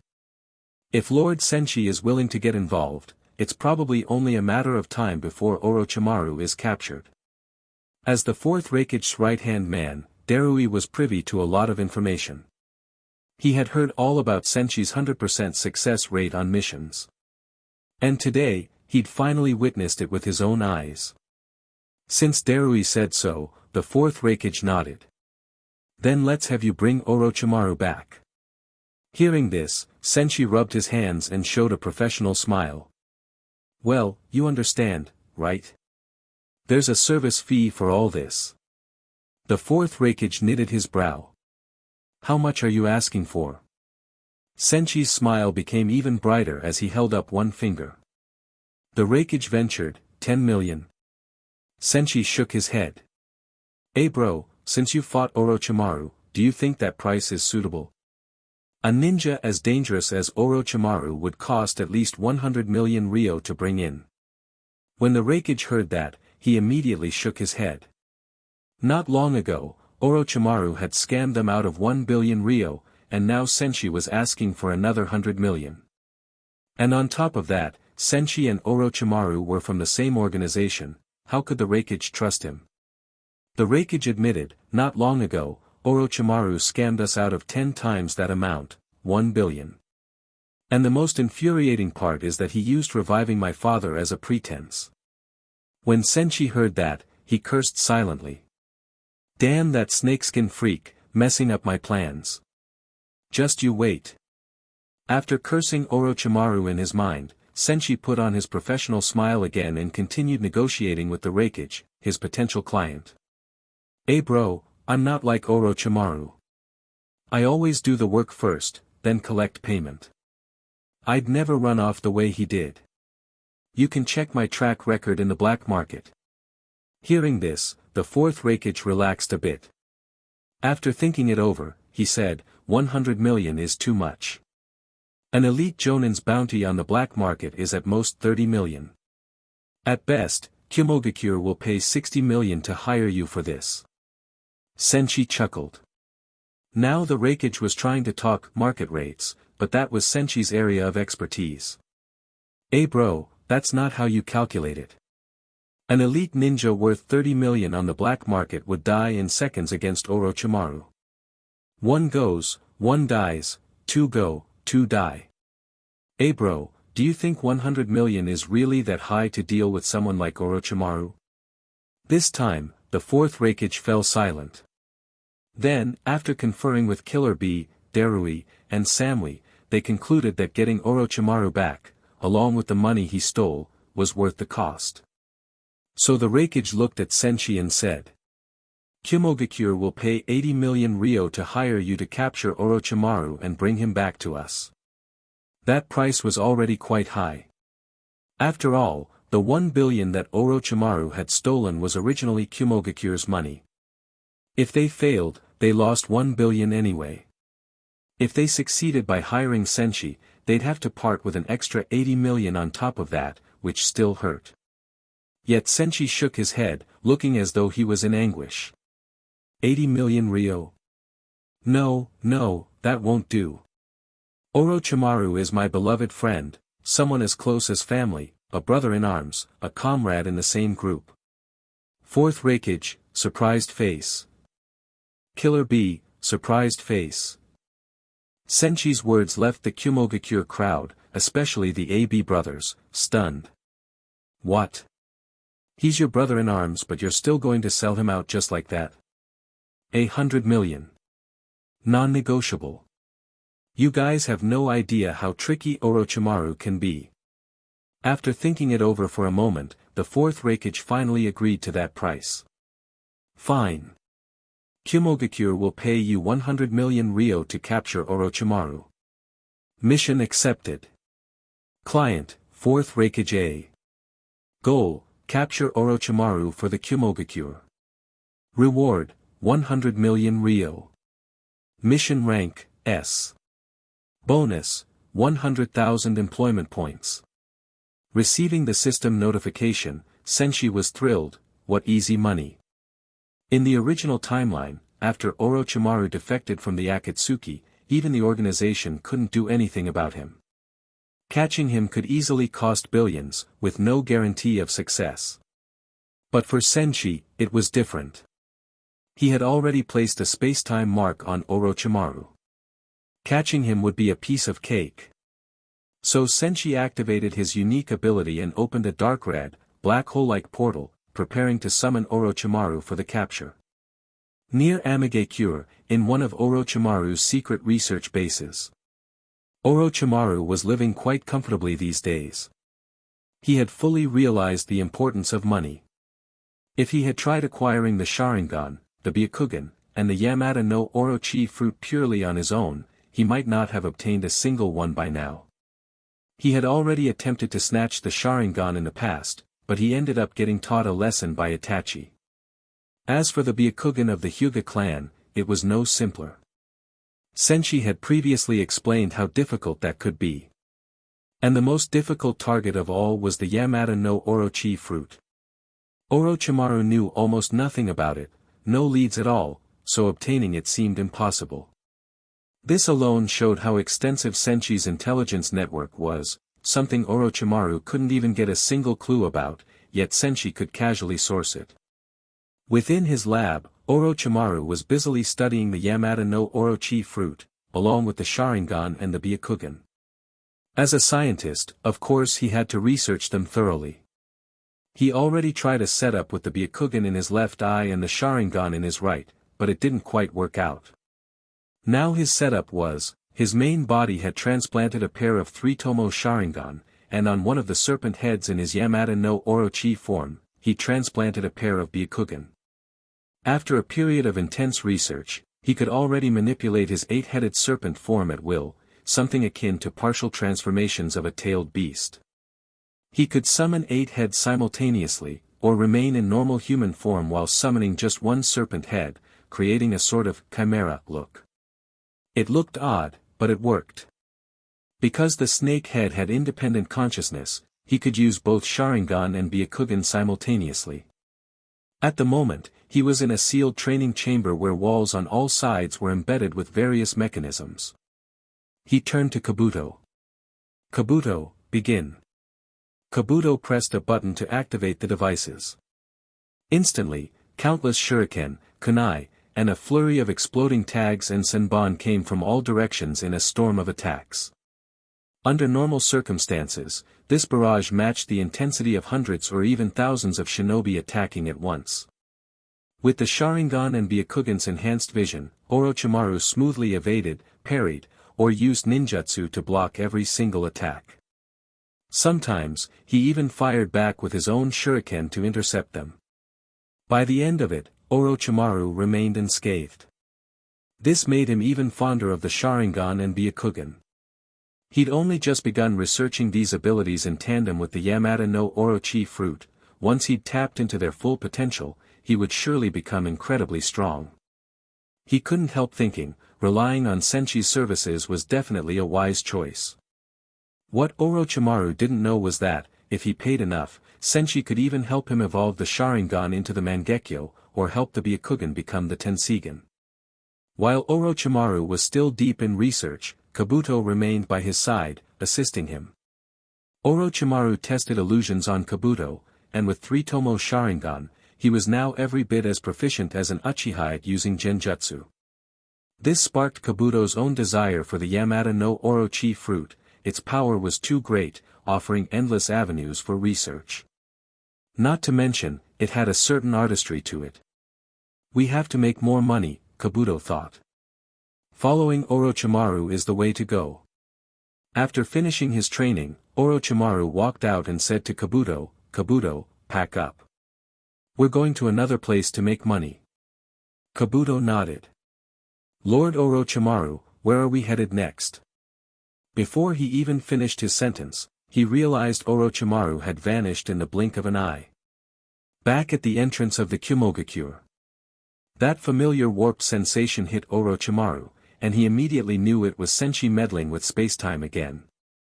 When he landed, Orochimaru stared at Senshi, exasperated. "Senshi, what are you up to now?" Without answering, Senshi spoke in a frosty tone. "Snakeskin freak. You've been wearing Akatsuki robes everywhere, scamming people and ruining our organization's reputation. That's one thing, but you've also interfered with my own missions in the Kumo. Do you realize how big a hassle you've caused me? Where did you get the nerve to do something like that? What do you have to say for yourself?" After Senshi finished, Karen popped her head out from behind him, adding fuel to the fire. "Idiot scumbag. Snakeskin freak. You're done for. You messed up Senshi's mission. How do you think you should be punished?" Before Orochimaru could answer, the 4th Raikage, fuming with anger, charged forward. His eyes were practically bulging in rage as he glared at Orochimaru. "Orochimaru, where's my money?" Orochimaru, surprised face. Heck, this is a high-level trap, Orochimaru thought. Indeed, the entire Kumo was enraged to the extreme. Before, they couldn't find Orochimaru. But now that Senshi had brought him straight to them, they were determined to punish him severely. The hot-headed Raikage was already set on using brute force. Veins popping, the Raikage roared, "Orochimaru, you bastard, you dare scam the Kumo out of money.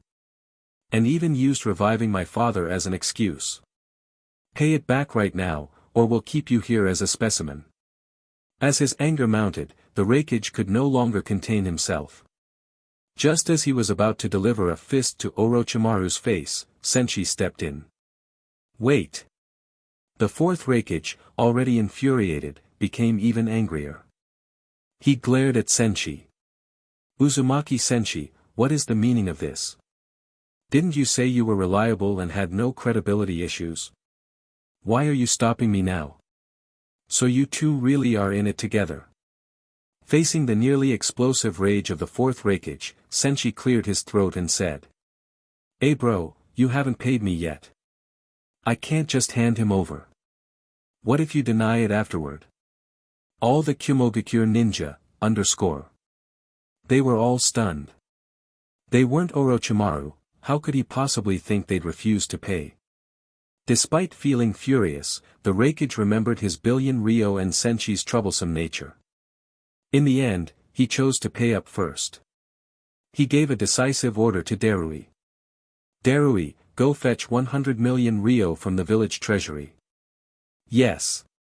Darui responded instantly. Orochimaru, meanwhile, finally pieced together the situation. In his original plan, it was supposed to be foolproof: get the money, then disappear. After hitting all the big targets for easy money, he would convert that cash into valuable items through Senshi. But now he discovered a loophole in this plan: Senshi was a double-edged sword. He could be hired by anyone. If someone else hired him first, Orochimaru could be in deep trouble. Now that he understood the score, Orochimaru quickly came up with a countermeasure. He turned to Senshi and said, "Senshi, I'll pay you 200 million to get me out of here, away from the Kumo." He figured this was going to be a battle of whoever offered more money. Kumo's funds came from legitimate sources, but his money was basically gotten through the Great Snake Park Con, like it fell from the sky. If the two sides tried to outbid each other, he could definitely raise the stakes higher than them. The Raikage was already reluctant to pay 100 million, he surely wouldn't keep matching Orochimaru's price hikes. All the Kumogakure shinobi turned pale. Indeed, if Orochimaru pushed it to 1 billion, would they pay 1.1 billion just to catch him? That would turn a 1 billion ryo loss into a 1.1 billion ryo disaster. Just as tension mounted, Senshi glanced at Orochimaru with a sidelong look, and declined. Sure, netting a cool extra billion from Orochimaru was tempting, but that would destroy Senshi's reputation. Betraying a client mid-mission, right before everyone's eyes. That would ruin Uzumaki Senshi as a name in the black market. No one would trust him again. So Senshi scoffed and said to Orochimaru, "You're insulting my professional ethics. As the legend of the black market, the benchmark of this industry, I would never betray a current employer. Not in the past, not now, not in the future. Understood?" His tone was righteous, as though delivering a sermon. But the key point Orochimaru heard was the final sentence: "I don't betray current employers." Implying, "Look, Snake Bro, I know you're loaded. I'll do this job properly, but I won't push you to the brink. Pick up what I'm laying down." Orochimaru mentally ranted, "Professional ethics, my foot." But he caught the subtext Senshi was hinting at. Just then, Darui returned carrying a large box of money, swiftly reappearing beside the Raikage. "Lord Raikage, I've brought the 100 million. The fourth Raikage nodded and gestured at Senshi. "Give it to him." Darui did so without hesitation. Senshi took the cash, and a system alert pinged in his mind. Mission complete. Client, 4th Raikage A. Goal, capture Orochimaru for the Kumogakure. Reward, 100 million ryo. Mission rank, S. Bonus, 100,000 employment points. With the mission done and the money and points in hand, Senshi cheerfully kicked Orochimaru to the Raikage's feet. Still, he cast a subtle glance at Orochimaru, just to make sure the message was received. Then he looked up and said to the Raikage and the others. "All right. A-bro, B-bro, Orochimaru is all yours now. Our cooperation is complete. Take him away, don't block the village entrance. You're in the way of the merchant caravan I'm escorting." Chapter 90, Confused Face. After finishing his conversation with the Kumogakure shinobi, Senshi gave Orochimaru another glance. Then he realized that he and Snake Bro were lacking in tacit understanding. He had signaled him with his eyes, yet Snake Bro did not respond at all. Even though he'd just sold out Snake Bro, the man with 17 or 18 billion ryo to his name was still a beloved comrade, a sworn brother, and a respected employer. Senshi thought for a moment and began talking tough to Orochimaru with bluster that was more bark than bite. "Snakeskin freak. About how you've ruined the organization's reputation, I'm going to settle that score with you later. I hope you'll reflect on your mistakes and conduct yourself properly from now on." To the ears of the Kumo shinobi, there was nothing odd about Senshi's words. They lacked a royal interpreter, and thus couldn't catch the hidden meaning behind them. The fourth Raikage waved his hand. Let the caravan pass. With that, the many large, dark-clad shinobi who had been surrounding Senshi and the caravan cleared a path. The trade caravan, escorted by Senshi, then entered the Kumogakure without incident. The fourth Raikage and his group also prepared to leave with Orochimaru. Just before departing, quite a few Kumo shinobi couldn't help praising Senshi's efficiency. His reputation precedes him, Uzumaki Senshi truly lives up to his name. No wonder he's a legend of the black market, the man called the mission sweeper. His efficiency is unbelievable. I've heard that from the moment Lord Uzumaki Senshi takes on a mission, it's basically already completed. Exactly. From now on, ordinary missions can go to run-of-the-mill ninjas, but major missions must go to Lord Uzumaki Senshi so we can be at ease. The Kumo shinobi were delighted. Without Senshi, who knew how long it would have taken them to capture Orochimaru? But Karen felt they might be celebrating too soon. Listen to the music and understand its elegance. How could Senshi possibly be defending the Akatsuki's reputation free of charge? Something had to be up. Orochimaru, too, sensed something amiss. He hadn't been sure when Senshi first spoke, but Senshi's suggestive look afterward and those final words clinched Orochimaru's suspicions. While Orochimaru didn't know Senshi as intimately as Karen, who'd followed Senshi around for a long time, he was still one of Senshi's biggest patrons. He had collaborated with Senshi time and again, both short and long-term. He'd also flip-flopped repeatedly between being Snake Bro and Snakeskin Freak. So even though Orochimaru didn't have as much information on Senshi as Karen did, he was very familiar with just how shameless Senshi could be. Since Senshi had emphasized the mission was perfectly completed, that naturally meant that from now on, anything else that happened had nothing to do with that mission. Once the mission ended, Senshi would no longer interfere with Orochimaru's actions. If Orochimaru fought back now, Senshi wouldn't attack him. The mission was finished, and the Kumo had accepted it. After running all of these twists and turns through his mind, Orochimaru immediately stopped playing along and broke into open revolt. Ah! Ah! Ah! Ah! From within his sleeves, several vicious snakes appeared and lunged at the surrounding Kumo shinobi. Some managed to dodge instantly, but many more were sent flying, coughing up blood as they were struck by the serpent's whip-like bodies. Seeing this, the fourth Raikage exploded with rage. Orochimaru, you're courting death. Right then, the fourth Raikage was utterly furious. Orochimaru had swindled 1 billion ryo from the Kumo, forced them to pay another 100 million in vain, and now he was still daring to lash out after being captured. ZZT. ZZT. ZZT. ZZT. Lightning-style chakra wrapped around the fourth Raikage's entire body. His figure flashed like lightning as he charged Orochimaru at high speed. Damn it, this bastard Orochimaru still dares to resist. Last time, the AB duo hadn't fought Orochimaru to the death, B hadn't gone into full-tailed beast mode, and the Raikage had held back. Now that the entire Kumo elite was present, they refused to believe they couldn't take down a single Orochimaru. If one of the legendary Sannin were truly that invincible, wouldn't they have unified the ninja world long ago? Why would the third Hokage still be meddling so meekly? As the fourth Raikage attacked, he gave an order to the Kumo shinobi. Everyone strike together, take down this madman. With that, Killer Bee, Darui, Samui, Omoi, and the others all joined the fight, applying heavy pressure on Orochimaru. Yet Orochimaru felt no strain whatsoever.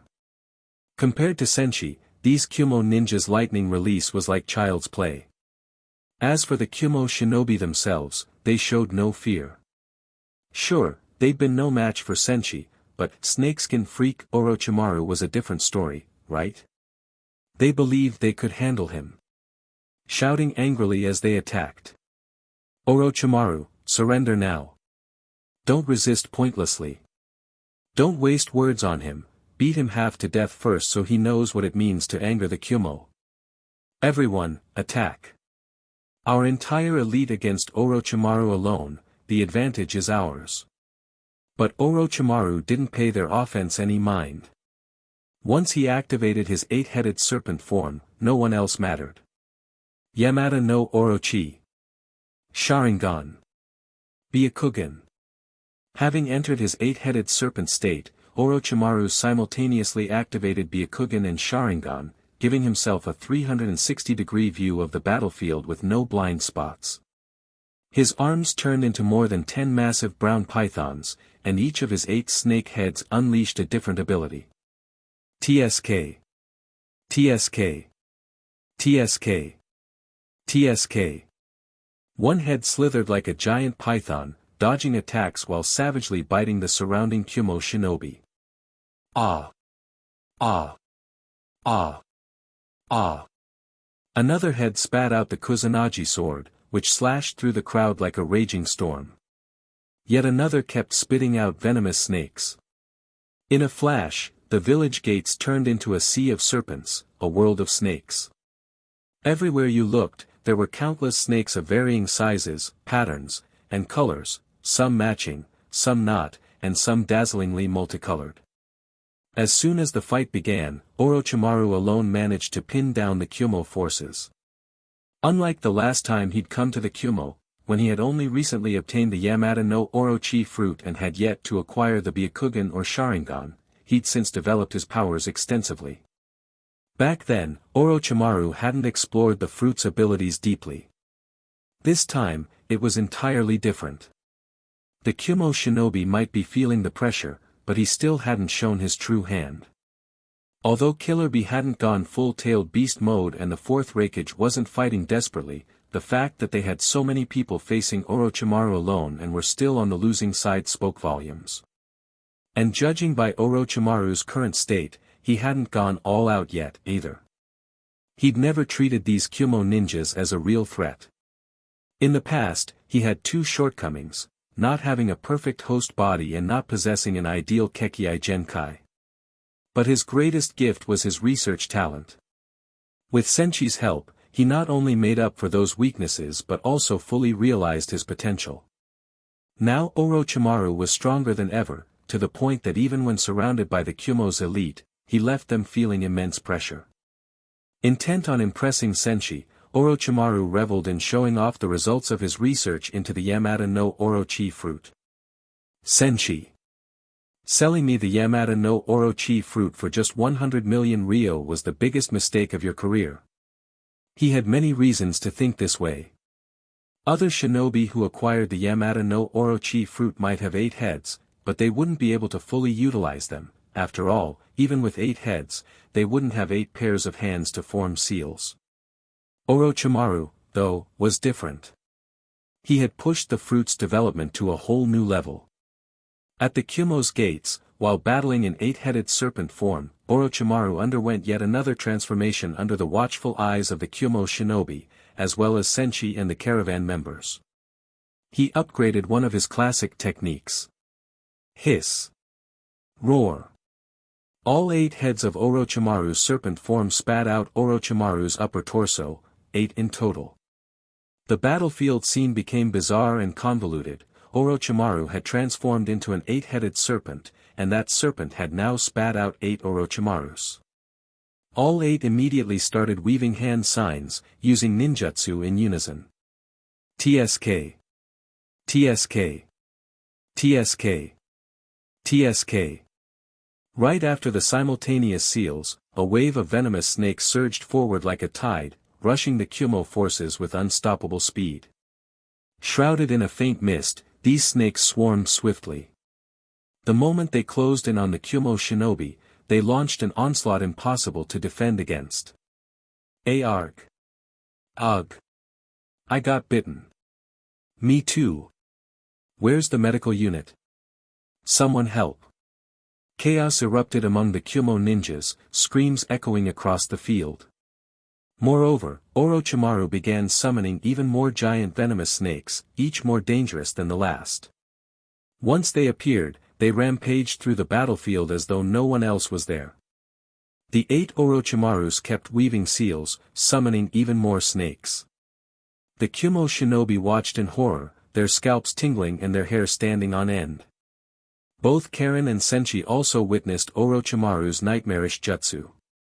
The sight left Karen feeling downright sick. She'd been peeking out from behind Senshi to keep an eye on the fight, but once Orochimaru started spitting out 8 Orochimarus, she found it hard to watch.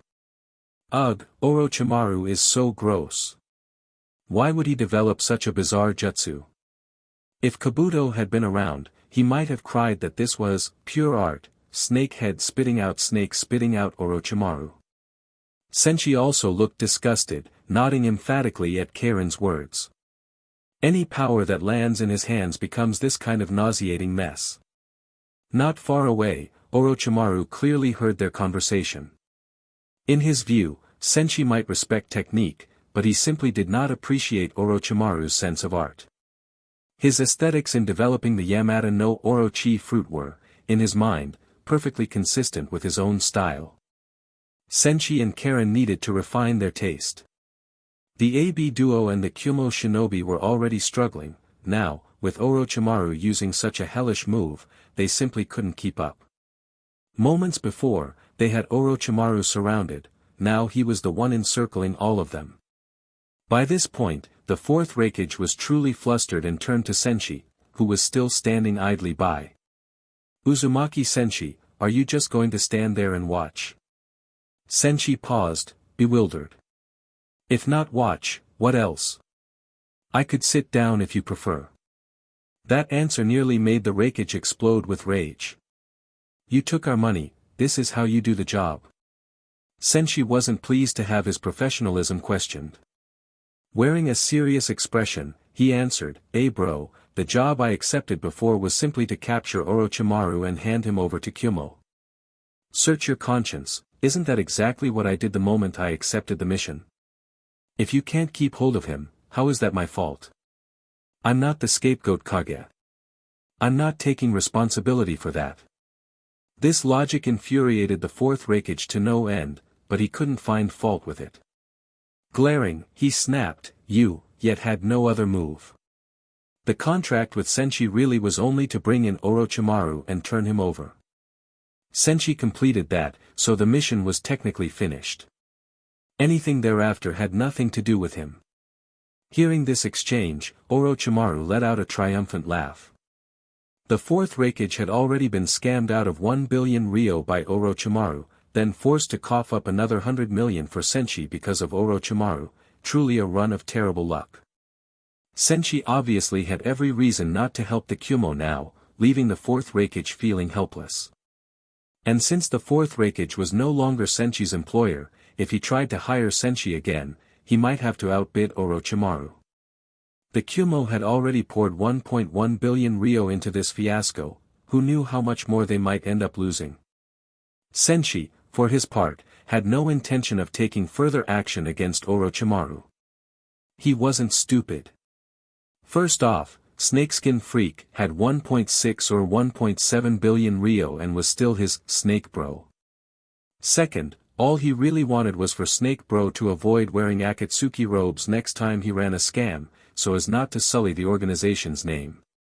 Whether that money-making tactic was moral or not was another matter, so long as Snake Bro used the profits the right way, that is, hiring him again, Senshi didn't care. All the Kumo shinobi heard the exchange between Senshi and the fourth Raikage, but there was nothing they could do. Orochimaru was far stronger than they had imagined, and without Senshi's help, they simply weren't his match. Some among them even considered issuing another mission request to Senshi. After all, it was just money, and they'd already sunk 1.1 billion. But that line of thinking was naive, because Senshi would never genuinely help them pursue Orochimaru for compensation. The reason he captured Orochimaru this time was purely because he was annoyed by Orochimaru wearing an Akatsuki cloak all over the place and messing up his own business of efficiently completing missions. He saw Kumo's bounty, accepted it, and arrested Orochimaru mainly to teach him a lesson. Did the Kumo really think Senshi would now help them get money back from Orochimaru? In the end, Orochimaru's money was basically Senshi's money, future hiring fees, no less. There was no way he'd chase Orochimaru for them. Senshi didn't plan to stay there any longer. It might be tough for Snake Bro to flatten the Kumo all by himself, but there was no doubt he could escape safely if he wanted. Hence, there was no point in continuing to watch the show. Besides, if Senshi kept hanging around to watch, President Lorenz and his caravan would do the same. That wouldn't do, he still had other tasks ahead. So Senshi turned to the caravan leader, President Lorenz. President Lorenz, that's enough sightseeing. Let's hurry on into the village. President Lorenz, a well-traveled merchant, had seen many big occasions, but nothing like this. And thanks to Senshi's nearly godlike protection, he could stand there and enjoy the show without worry. The spectacular jutsu unleashed by Orochimaru and the Kumo ninjas had stunned Lorenz and his group. Prompted again by Senshi, Lorenz still seemed reluctant. Senshi-san, are we leaving now without seeing who wins? Senshi had no words. What else would we do? President Lorenz, time is money, time is life. You've brought so much merchandise here. Don't you want to start selling? Realizing his lapse, Lorenz immediately came to his senses. Indeed, he was a businessman here to make a profit. And there was clearly a lot of money floating around the Kumo. Orochimaru had already swiped 1 billion, and Senshi had earned another 100 million. Lorenz reasoned that he should mark up his goods a bit, too. Under Senshi's persistent urging, the caravan members reluctantly continued on, entering the village. Once the wagons had set off, Karen sidled up next to Senshi and asked in a low voice, Senshi, don't we have a mission to capture the Kumo's tailed beast? That rapper, just now, he's a Jinchuriki, right? She was referring to Killer Bee, using a word she'd picked up from Senshi earlier. Senshi patted her on the head. Karen, that's the 8 tails we're talking about, the second strongest tailed beast. The organization is only paying 100 million Ryo this time. No way am I snagging the 8 tails for that price. He paused, then added, you get what you pay for. The best I'll do is catch the 2 tails for that payout. The 8 tails is a whole separate fee. Although for Senshi it made no difference whether he caught the 8 tails or the 2 tails, as a leading figure in the black market, he couldn't break the established price scales. Pay for 1 bowl of noodles, get 1 bowl, nothing more. Inside the carriage, Karen stared at him in confusion. She furrowed her brow. Senshi, if the 8 tails is the second strongest, who's the strongest? Senshi chuckled and gave her a cryptic smile. Karen, you've seen the strongest one already. You've even shared a meal with him. Karen instantly realized. She nodded seriously. I get it. So you must be the strongest Jinchuriki, right, Senshi? Senshi, confused face. Her guess left Senshi at a loss for words, torn between laughter and tears. He promptly reached out and ruffled her neatly groomed red hair into a bird's nest, saying, Karen, the strongest tailed beast is the 9 tails, called Kurama, and its Jinchuriki is Uzumaki Naruto. Being the most valuable Jinchuriki, I couldn't just leave him running around out there, I took him down a while ago. Karen was floored by this stunning revelation. So the most powerful tailed beast's Jinchuriki was that blonde-haired kid of her own Uzumaki clan. But Senshi was so annoying, he messed up her hair for no reason. That was too much. Ah! She cried out and began brawling with Senshi, pummeling his side with her little fists. But Senshi ignored her and started thinking about what to do next.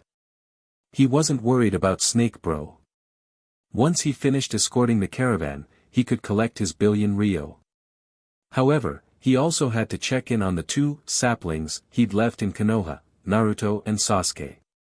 Originally, he'd left a wood clone with them to serve as a guide. Yet after the 3rd Hokage noticed something was off with Naruto and Sasuke, he took measures, assigning Kakashi to them. This prevented Senshi's wood clone from keeping as close contact as before. While it wouldn't necessarily be a big deal, Konoha was a potential major client, so he preferred not to alienate them. Given that Naruto and Sasuke were already walking the right path under his guidance, Senshi knew their general status even without direct observation. He could simply check the mercenary group interface. If he paid constant attention, the task list would occasionally update, indicating that a member had completed a mission. He skimmed through the missions recently completed by his group members. Your mercenary group member Uzumaki Naruto completed a mission. Employment points plus 30. Your mercenary group member Uchiha Sasuke completed a mission. Employment points plus 40. Your mercenary group member Kakuzu completed a mission. Employment points plus 500. Chapter 91, Degree. When Senshi was riding high on a wave of triumph, Sasori was off to one side, questioning his very existence. During this period, ever since he joined the Akatsuki, Sasori was going through his most agonizing stretch of time yet. First, for reasons unknown, the leader sent him and Orochimaru on a mission to capture the tailed beast in Kumogakure. But shortly after the two arrived, Orochimaru just up and quit, handing the mission over to Uzumaki Senshi. Orochimaru even claimed that the moment he handed it to Senshi, the mission was as good as done. However, Sasori waited and waited in Kumogakure until he was nearly worn out, but still there was no sign of Senshi making a move. He could not help wondering whether Senshi was even in Kumogakure at all, looking for a chance to capture the tailed beast. Just when Sasori was on the verge of going mad from waiting, Senshi finally appeared. But from start to finish, everything that happened next went completely beyond Sasori's expectations, far beyond anything he ever anticipated. Hiding on a high peak just outside Kumogakure, Sasori noticed Senshi right away, the moment he reached the village gates. However, everything that followed left Sasori, a puppet master, with question marks swirling in his head. He watched with his own eyes as Senshi used a spacetime ninjutsu to casually pull Orochimaru, who had already returned to Amigakure, right back here. That alone was impressive, but what happened next was even stranger. Orochimaru, as Sasori remembered him, had never possessed such terrifying power. Yet even though he saw it with his own eyes, he still found it hard to believe. Orochimaru, all by himself, was going at it in a passionate head-to-head battle with the AB brothers. To be precise, Orochimaru was single-handedly holding his ground against the entire Kumogakure of the Land of Lightning, one of the 5 great nations. As the battle intensified, Kumogakure kept sending in more top-tier fighters, but Orochimaru, eager to test his new abilities, had no intention of leaving. With his current power so formidable, he found it difficult to locate suitable opponents for a proper test. The many Kumogakure shinobi now besieging him were perfect targets.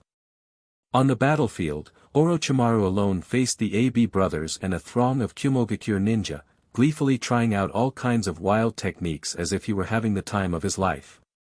But his actions dealt an enormous blow to Sasori's psyche. Gazing at the battle from afar, Sasori couldn't help lamenting in his heart.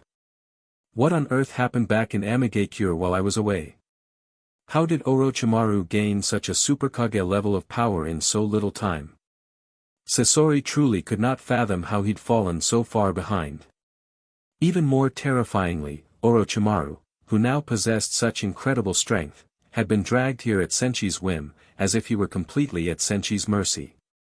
If Orochimaru was already that fearsome, then how much more terrifying must Uzumaki Senshi be? Not only that, they had apparently all gone off in secret to train without him. Orochimaru was now well beyond Kage level, while Sasori's own strength had stayed the same. From this, Sasori clearly realized the dangers of going AFK in the ninja world. He had always hated waiting, now he despised the very idea of wasting time. The mountain graveyard. This was once Uchiha Madara's old hideout. Aside from its concealed location, it had 2 other notable features. First, the underground space here was vast enough to contain the enormous Geto statue of the Outer Path. Second, scattered around the mountain graveyard were many gigantic skeletal remains of unknown creatures. When Uchiha Madara was alive, the site was rather rough and undeveloped. After Uchiha Obito inherited this family property, he did some refurbishing. At the very least, the area housing the ghetto statue of the outer path was now much more luxurious. Obviously, back then, Obito's life here must have been fairly comfortable. But that was in the past. Nowadays, Obito spent his days training fiercely in this hideout. With Senchi's existence looming over him like the sword of Damocles, Obito felt as though it could drop at any time, forcing him to surrender his life. This pushed him to train at a grueling intensity, constantly boosting his own power in order to handle the threat Senshi posed. Buzz. In that cavernous underground space, Obito was hard at work practicing Kamui teleportation. Before Senshi rose to power, Obito could roam the ninja world freely with only a single Kamui eye, going anywhere he wished. Now that was no longer possible. Against Senshi, even his double Kamui felt insufficiently safe. Hence, aside from familiarizing himself with dual Kamui, Obito was doing all he could to shorten its activation time. Double Kamui was already faster than single Kamui. After a spell of dedicated practice, Obito's Kamui activation speed had become frighteningly quick. Those swirling, transparent ripples would appear in an instant, completing his teleportation. Besides Kamui, Obito had been working on developing Susanoo as well. He lost one of his Sharingan long ago, so he had been unable to use Susanoo for quite some time. Now that he had regained both eyes, he could at last awaken his very own giant Gundam. Having trained all day, Obito was already drenched in sweat, but he didn't plan on slowing down. Once he finished today's session of double Kamui practice, he intended to train a bit longer in Susanoo's defensive techniques. Just then, Zetsu emerged from the wall, hefting a large sack loaded with items that seemed rather heavy. Seeing how earnestly Obito was training, Zetsu teased, "Wow, this is rare. I never expected you to train so seriously." Obito brushed off the sarcasm, replying coolly, "We don't have much time left. From what I've heard, Senshi is already off capturing his second-tailed beast. Shouldn't you be keeping tabs on them in the organization? Why the heck are you wandering around carrying that big sack?" Obito's tone made it clear how displeased he was with Zetsu's behavior lately. It wasn't the first time he had seen Zetsu hauling around a large sack. Anyone unaware might well mistake him for a junk collector. Zetsu naturally caught the edge in Obito's voice, but couldn't have cared less. Unlike Obito, who was anxious about being targeted by Senshi, Zetsu was relaxed. Still, since Obito might be of further use, Zetsu saw no need for open confrontation. He gave a straightforward explanation of what was in the sack. "Don't make such a fuss. This is a collection task the organization gave me.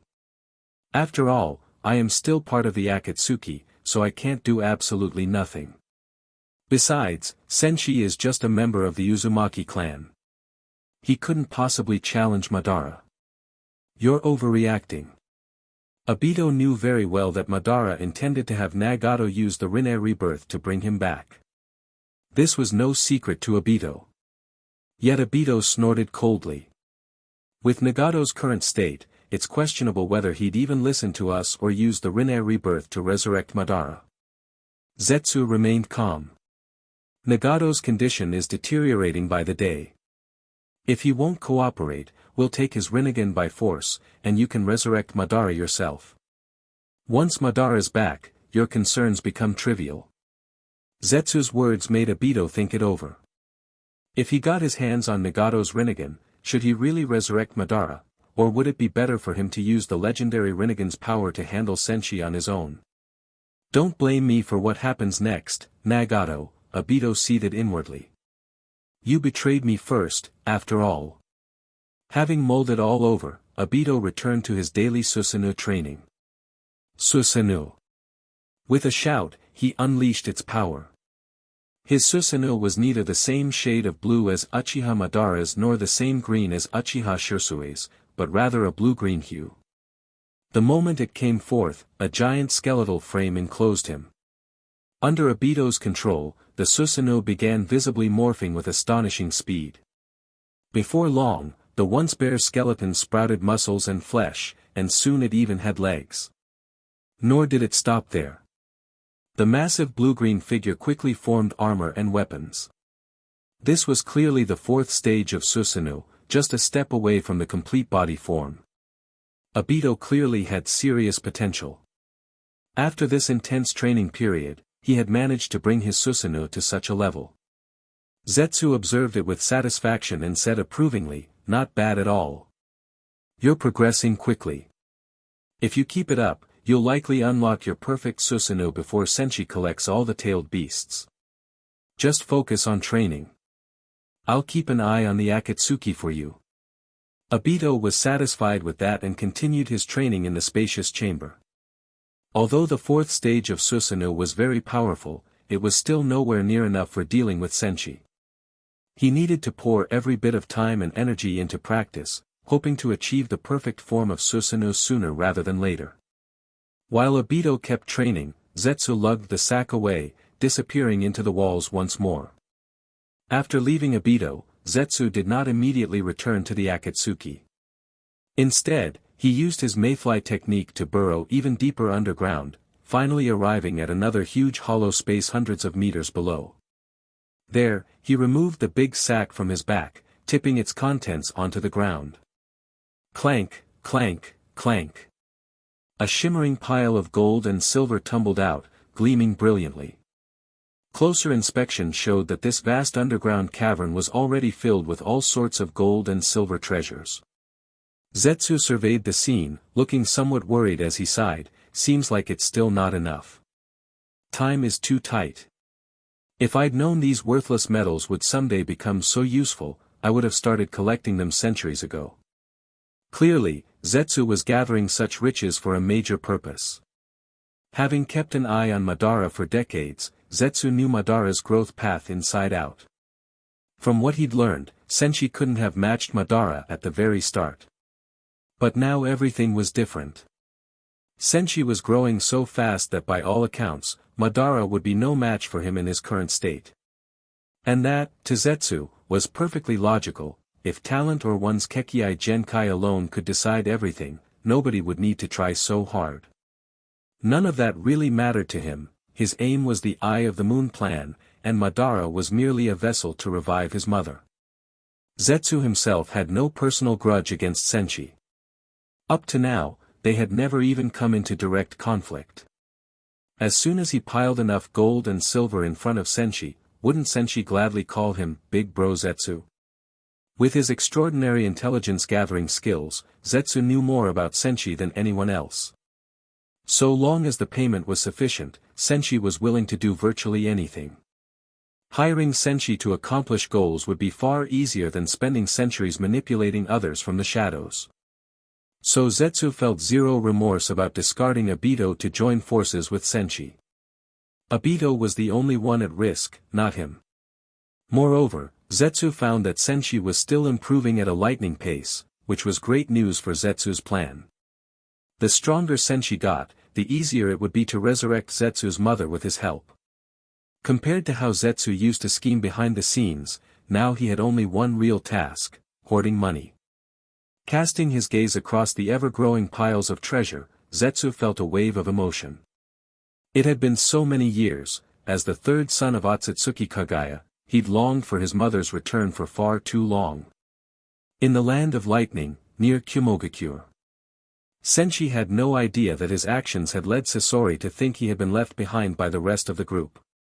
Going forward, if anyone dared make Sasori wait that long again, Sasori might fight them to the death. Having turned in his mission, Senshi now opened his mantra, searching for Yujito Ni's whereabouts. Yes, it felt a bit brutal to hunt down such a proud yet gentle kunoichi, but money talks, mission first, was his guiding principle. Since he had already accepted the Akatsuki's assignment, he had to capture Yujito Ni and deliver her. Looks like she's not in the village. He discovered that Yujito Ni was lucky enough to be out of Kumogakure at the moment. Fine, if she wasn't around, he had no intention of scouring the ninja world to hunt her down right now. He decided to wait. Thinking it over, he came up with the perfect plan. The land of lightning, being one of the 5 great nations like the land of fire, surely had a thriving black market filled with commissions. He'd take some jobs there while waiting. But then he remembered the strict rules of the Land of Fire's black market, which annoyed him. These major nations and their black markets always had countless regulations. He grumbled, "Ugh, it's my first time dealing with the Land of Lightning's black market. They'll probably make me do those tedious, low-rank tasks again."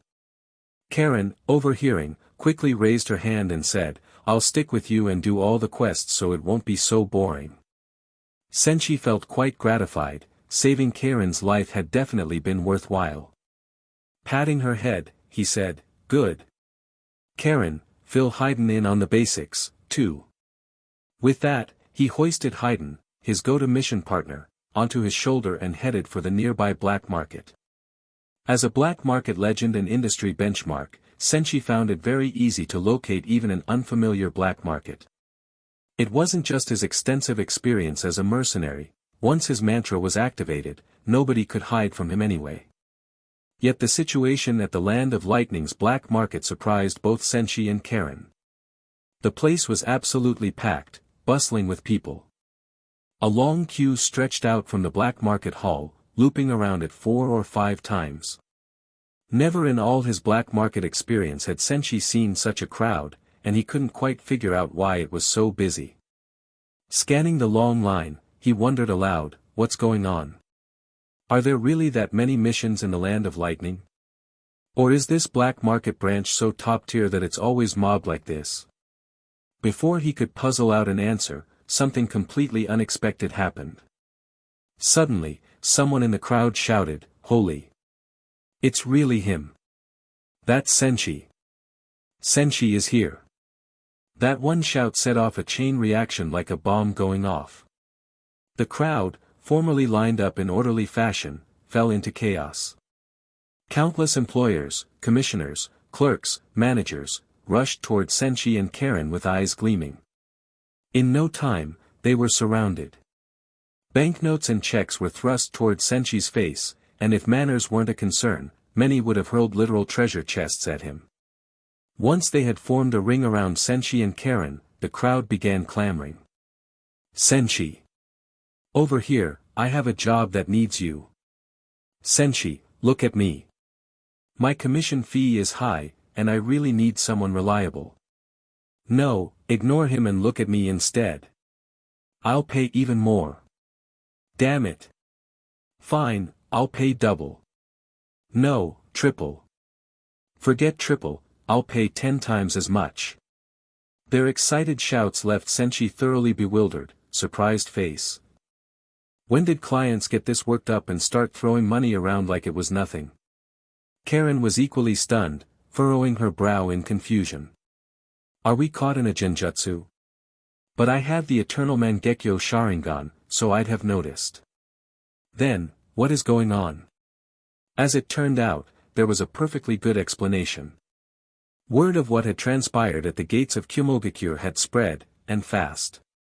Senshi had gone so far as to summon a massive technique and engage Killer Bee, fully transformed into the Eight Tails. Even though it hadn't lasted long, the spectacle had made a tremendous impact. The AB brothers were the Land of Lightning's premier fighting force, and even their combined strength had failed to stop Senshi. The story was now circulating through all the black markets in the Land of Lightning, gaining more and more traction each day. If even the AB duo at full power was no match for him, then how unbelievably strong must Senshi be? This caused his name to skyrocket in fame, so that now, as soon as he set foot here, everyone was dying to hire him. With so much enthusiasm and trust shown toward him, Senshi certainly wasn't going to disappoint. He raised his hand slightly, indicating for the throng to calm down. "Everyone, don't panic. Just get back in line and hand your commission forms to me or my assistant, Karen, one by one. Rest assured, I won't miss a single one."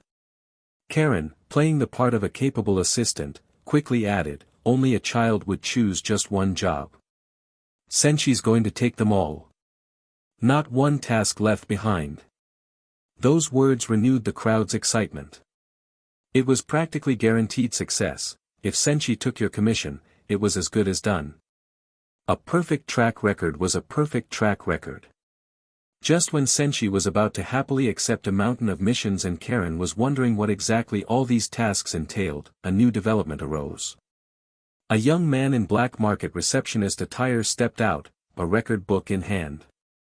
This slightly arrogant youth was named Aze. He gave a disdainful look at the crowd and snapped, "What's all this racket? If you're not going to queue properly, then get lost. There are plenty of people who do know how to line up."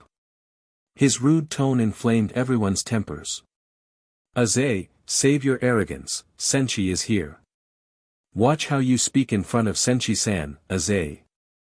Right, if you show some respect to Senshi-san, maybe you'll actually get somewhere in life." Aze, though, only grew more annoyed. With a glance at Senshi, he checked his roster and said in an impatient tone, "So, you're that Uzumaki Senshi who's been bouncing around the black markets in the land of rain and the land of grass. Well, this is your first time in the land of lightning's black market, so you don't have the proper record of local missions. As far as we're concerned, you haven't proven your reliability or your skill level. All you commission givers can forget handing any high-level tasks to him. Go back and line up if you want to post jobs." The crowd fell momentarily silent in shock. Degree. Karen blinked in confusion. Degree. Even Senshi was at a loss. Degree. Aze had basically declared that, because Senshi had no prior record here, there was no proof of his competence or trustworthiness. Hearing that, the surrounding crowd instantly erupted in protests before Senshi could say a word. "What are you talking about? Senshi's more than qualified to take any mission we have. He defeated the AB brothers. He has the best track record there is." Exactly. If Senshi's reliability is in doubt, who else would even qualify? Yet Aze remained unimpressed. Shinobi from the land of lightning were notorious for a certain brashness much like the fourth rakeage. Aze was no exception.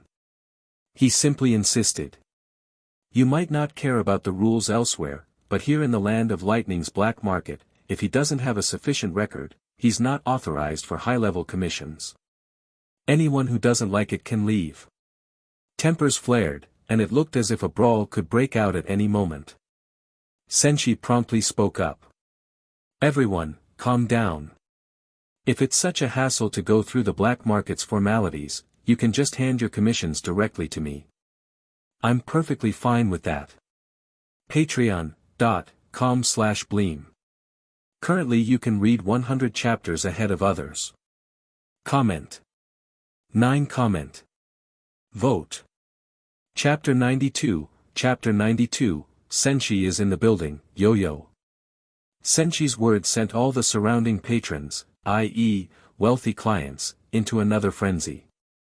If you submit a commission to the black market hall, you'll be charged twice by them. They charge a fee when you post a mission in the black market, and they also charge the mercenary a fee when the mercenary completes the job and receives the reward. So you can imagine just how much the middleman makes. So now all these patrons, beaming with excitement, prepared to hand over their mission details and rewards directly to Senshi. In the ninja world, trust is the name of the game.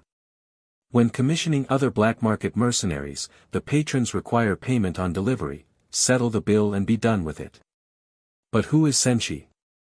He's a legendary black market mercenary with over 400 S-rank missions completed at a 100% success rate. They could entrust him directly, handing over both the mission request and the full payment without worries. That is how deep their trust in him goes. Standing beside Senshi, Karen was dumbfounded as she watched the many wealthy patrons hand her mission request forms with one hand and checks with the other. Karen, oh. Is that really how you accept mission commissions? And it's so chaotic here, maybe she should deploy her pink Gundam to maintain order. Because of Senshi's sudden move, the patrons grew even more excited, and the situation spiraled out of Aze's control. Under normal circumstances, as staff members of the Black Market Hall, the Black Market's turf, their word is law. But not this time. None of the patrons who'd come to post missions would listen to him. Realizing the scene had gotten completely out of control, Mr. Badoy, the black market manager, rushed out. Mr. Badoy was a pot-bellied man in a proper suit and tie. As soon as he appeared, he harshly scolded Aze. Spittle flying everywhere, he scolded, Aze, did lightning-style training fry your brain? How could you treat Senshi-san the same as any other black market mercenary? You've got 5 minutes to pack your things and get out of here. After a thorough berating, Badoy turned to Senshi with a beaming smile and said, "Ha ha ha, Senshi-san, I'm Badoy, the black market manager. Feel free to pick any missions you like here in our black market. Anything you want, no matter how high the rank." Yet now it was Senshi who wasn't pleased. Is this some kind of joke? Why should he go through the black market at all? Before, he didn't go straight to potential clients because he wasn't well known enough and had trouble building trust. Now that he's famous, his personal credibility stands higher than any black markets. Under these circumstances, why bother posting through them? Going directly to the clients himself would mean even higher prices. With that in mind, Senshi spoke in an even, unhurried tone, "Badoy, even though I rarely come to the land of lightning, you must have heard of me. Your cousin's shipping company and I have quite a bit of business together.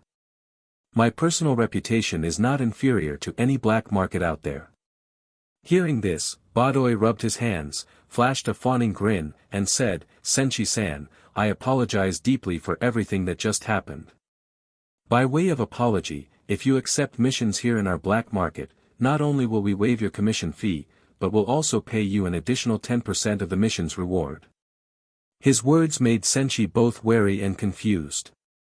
Wary, because he felt like he'd seen this tactic before, something like how a store inflates a normal 9.9 purchase to 99, then pretends to offer a special discount at 69.9, claiming, "We're selling at a loss."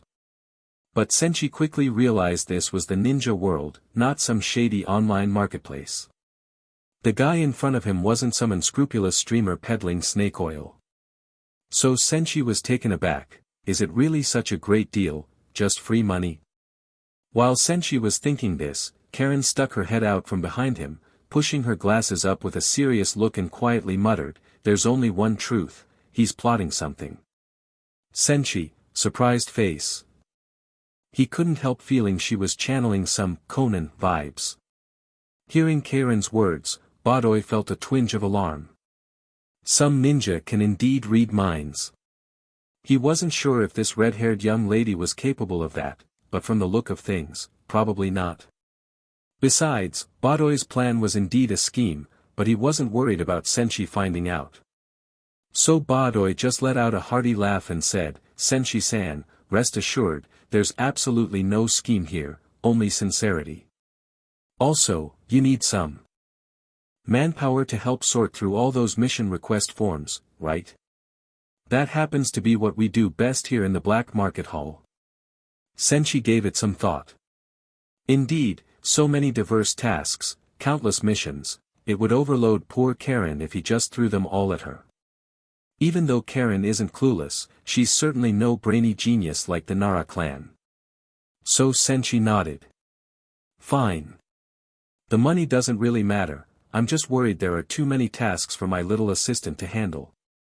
You understand, right?" Hearing this, Karen immediately brightened. She grabbed onto Senshi's long legs, rubbing her face against him in delight. Behind his glasses, Badoy's eyes gleamed as he watched Karen cling to Senshi's thigh. Inwardly, he thought, that little brat is so easy to fool, there's no way Uzumaki Senshi is actually doing this for that reason. Outwardly, however, Badoy kept smiling. "I understand completely." As Badoy and Senshi were about to finalize their cooperation, Aze, who had remained silent for some time, finally spoke up in a daze. He hurriedly pulled Mr. Badoy aside and whispered, "Badoy-san, have you lost your mind?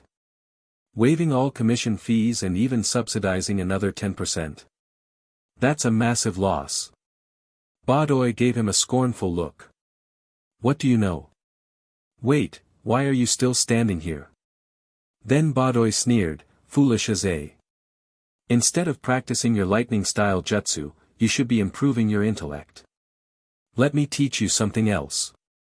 Think about it.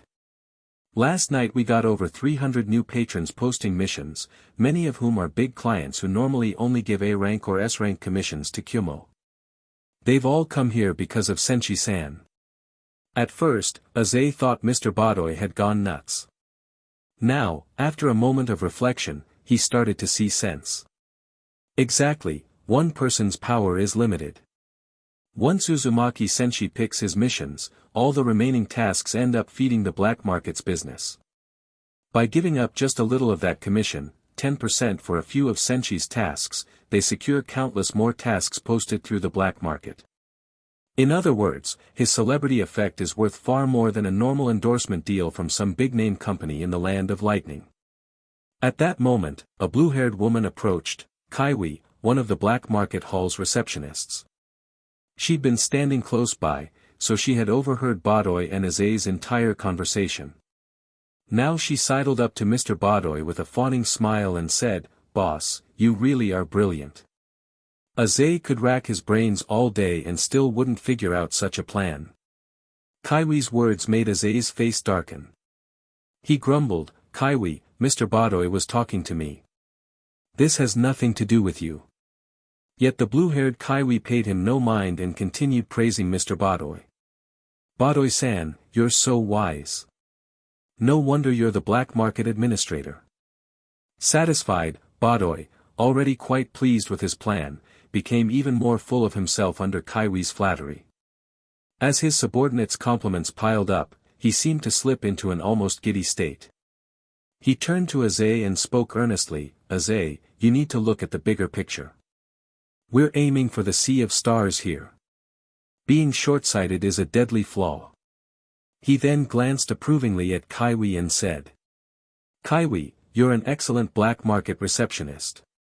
Keep shadowing me, keep your eyes open, and in time, you'll be able to handle big responsibilities on your own. Now go call the rest of the staff. We need everyone to help categorize and register these missions." Overjoyed by the praise, Kaiwi nodded vigorously. "Right away, boss. I'll take your teachings to heart." She hurried off, calling over a group of black market receptionists. They quickly and methodically began sorting and registering missions by category. In this area, they were indeed experts. It didn't take long before Kaiwi, Aze, and the others had all the tasks neatly sorted for the patrons who needed to post them. But what happened next was beyond everyone's expectations, Badoy's, Kaiwi's, and Aze's alike. Under the astonished gaze of all present, Senshi activated his rumble fruit power with a technique called Inazuma, right away. Crack. ZZT. ZZT. ZZT. ZZT. A massive lightning bolt, more than a meter thick, crashed down from the heavens, instantly recharging Haydn to full power. After forcibly zapping his mission buddy awake, Senshi turned to Haydn. "Haydn, we've been traveling this whole time, and you're still sleeping? Hurry up and get to work for me." Haydn, forcefully brought to his senses by Senshi's lightning, immediately switched into work mode, albeit in a half-dead, lethargic way. He looked at an empty spot in the distance and said, "Hey. Hand over all the missions here to Lord Haydn. Badoy, _ Kaiwi, _ Aze, _ And things only got weirder. After Haydn yelled that, he again reacted as though someone had responded. He pulled out a handful of imaginary something from his chest pocket and slammed it down on a non-existent table. "Hey! All missions complete. Now hand over the reward to Lord Haydn." Badoy, surprised face. Kaiwi, surprised face. Aze, surprised face. Seeing this, Senshi quickly summoned another thick bolt of lightning, again a meter wide, and blasted it onto Haydn. Boom! That jolt made Haydn switch lines again. He cleared his throat, expression blank, and repeated, "Hey! Hand over all the missions here to Lord Haydn." Senshi turned to everyone with an apologetic grin. "Sorry about that, bit of a mix-up. That's the line he's supposed to say. This guy is my mission buddy, Haydn." Just give all the sorted tasks to him. As the saying goes, only kids make choices. Senshi was taking all the missions. Behind him, Karen peeked her head out and, looking at Haydn still smoking from the lightning, whispered, "Is that what happens if you don't work enthusiastically?" Senshi immediately corrected her. He pulled Karen over and said, "Karen, what do you mean, what happens if you don't work? This is a benefit for him. Look at Haydn. He's been half dead these past few days. After I charge him with lightning, he's suddenly energized, right? Every thunderbolt is like a refresh, no downside at all. It's good for him.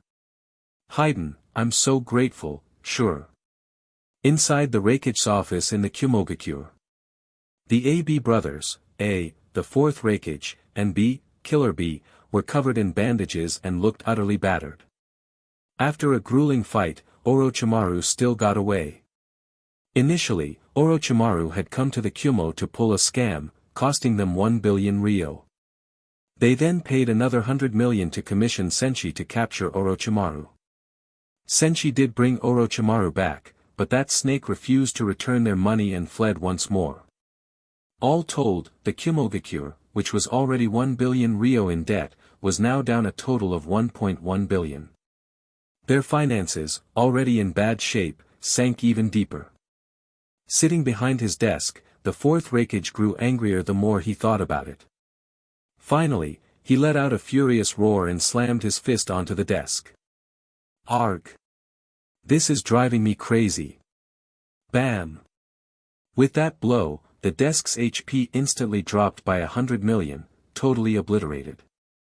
Clatter, clatter. Its legs and bits of wood scattered everywhere. This sight immediately roused Killer B's musical inspiration. "Yo! What did the desk do wrong, big bro, why'd you do it so wrong? We're down 1100 million ryo, how can the Kumo go on, yo-yo?" But this time, Killer B's rap did nothing to cool the fourth Reikich's wrath. The Reikage pressed his fists together and shouted, "B, we can't just let this go." Killer B made a couple of rap gestures. "Yo! So what's the plan? Let's hear it and get it done. That Orochimaru sure is sly. We can't just let this one slide," he rapped. But B was basically barking up the wrong tree, because if the Reikage had a solution, he wouldn't have just smashed his desk. Before A could respond, Omoi burst into the office, panting like mad. "Reikage-sama, sensei, bad news, there's a huge problem at the commission center." Anger flared on the Reikich's face. "Omoi. Calm down. What's going on?" Gasping for breath, Omoi explained, "Reikage-sama, sensei, a bunch of clients at the commission center are giving up on contracting the Kumo to do their missions. Almost everyone has withdrawn their missions. Especially those who were issuing high-level missions, A rank or S rank." The fourth Reikage, surprised face. Killer B, surprised face. The finances of the Kumogakure rely primarily on two sources. 1. Allocations from the Land of Lightning's treasury. The daimyo typically provides just enough to keep the village running and meet wartime requirements. 2. Commissions earned when the village's ninja complete paid missions, from which the village takes a cut. Since the daimyo's funding barely covers the basics, the village relies on a steady stream of tasks to develop further. Right now, the Kumo still needs a stable supply of commissions. If its mission center collapses, many of the village's projects will have to stop for lack of funds. Led by the fourth Reikage, B, Derui, and the others rushed to the commission center. Normally, it's packed with clients coming and going. But now it was practically deserted. The few patrons who were there were actually withdrawing their missions once they got some particular news. Seeing how vacant the place had become, the Reikage's brow furrowed into the shape of the character. He caught up to a well-dressed, refined man just as he was about to leave. This was a regular client named Naka, often seen in the Kumogakure. The Reikage stopped him. "Naka-san, where are you going?" Given that the Reikage was all bandaged up, Naka didn't recognize him at first. Once he realized it was the Raikage, he greeted him politely, "Oh, Raikage-sama. I have an urgent mission, so I'm heading to the black market." Raikage frowned. "Since it's urgent, why not just post it here? Why bother with the black market?" Then he asked a second question, "Are the other clients leaving for the same reason, heading to the black market?" Naka gave a courteous nod and answered, "Yes, Raikage-sama. Most people are on their way to the black market. Especially those with high-level tasks. I've heard that a super-powerful mercenary, someone who even beat the Raikage, is taking missions there. His name is Uzumaki Senshi, and he's accepting a large number of jobs right now in the black market. A ninja so powerful he can defeat the Raikage at a normal mercenary's price, that's not a deal anyone would pass up." Naka did not spell it out quite so bluntly, but it was clear, if the same price can hire a Kage-level ninja, who wouldn't switch? So he simply said, "Raikage-sama, I'm pressed for time and my mission is very difficult, so I plan to go to the black market and find that legendary mercenary, Uzumaki Senshi. Please excuse me." With that, Naka slipped away into the departing crowd. Watching the once bustling commission center grow emptier by the minute, the Raikage was left speechless. It turned out that, after his battle with Senshi, the village's entire mission system was now taking a big hit. If he had known this would happen, maybe he wouldn't have confronted Senshi yesterday. But it was too late for regrets. He had to figure out how to save the situation. The fourth Raikage looked at Darui and the others. "What can we do? If all the clients run off, how will our Kyumo ninjas make a living?" Darui and the rest fell silent. This problem was tricky. With Orochimaru growing so strong and now this new wildcard, Senshi, there was little the Kyumogakure could do. After a moment, Darui was the first to speak. "Senshi's usual territory is in places like the Amigakure or Kusa. Maybe he just came to the land of lightning for a single job. Once that's done, he might move on." "That's right," Samui chimed in. "Given how far the aim is from here, he probably won't settle in the Kyumo. He's likely only here temporarily, so once he finishes his tasks, he'll naturally leave." Their reasoning offered a bit of comfort, though it was hardly reassuring to do nothing but wait. Yet with a ninja as powerful as Senshi, there wasn't much else the Kyumo could do. The AB brothers let out a collective sigh. The fourth Raikage could only say, "Let's hope so." Chapter 93, The Mission Terrorist Strikes Again. In the land of lightning, it wasn't just the AB brothers who were gloomy and distressed. The head of the local black market, Badoy, was equally worried. This time, Badoy had severely miscalculated. Things did not go the way he had envisioned. In Badoy's mind, even if Senshi were made of iron, how many nails could he break with his bare hands?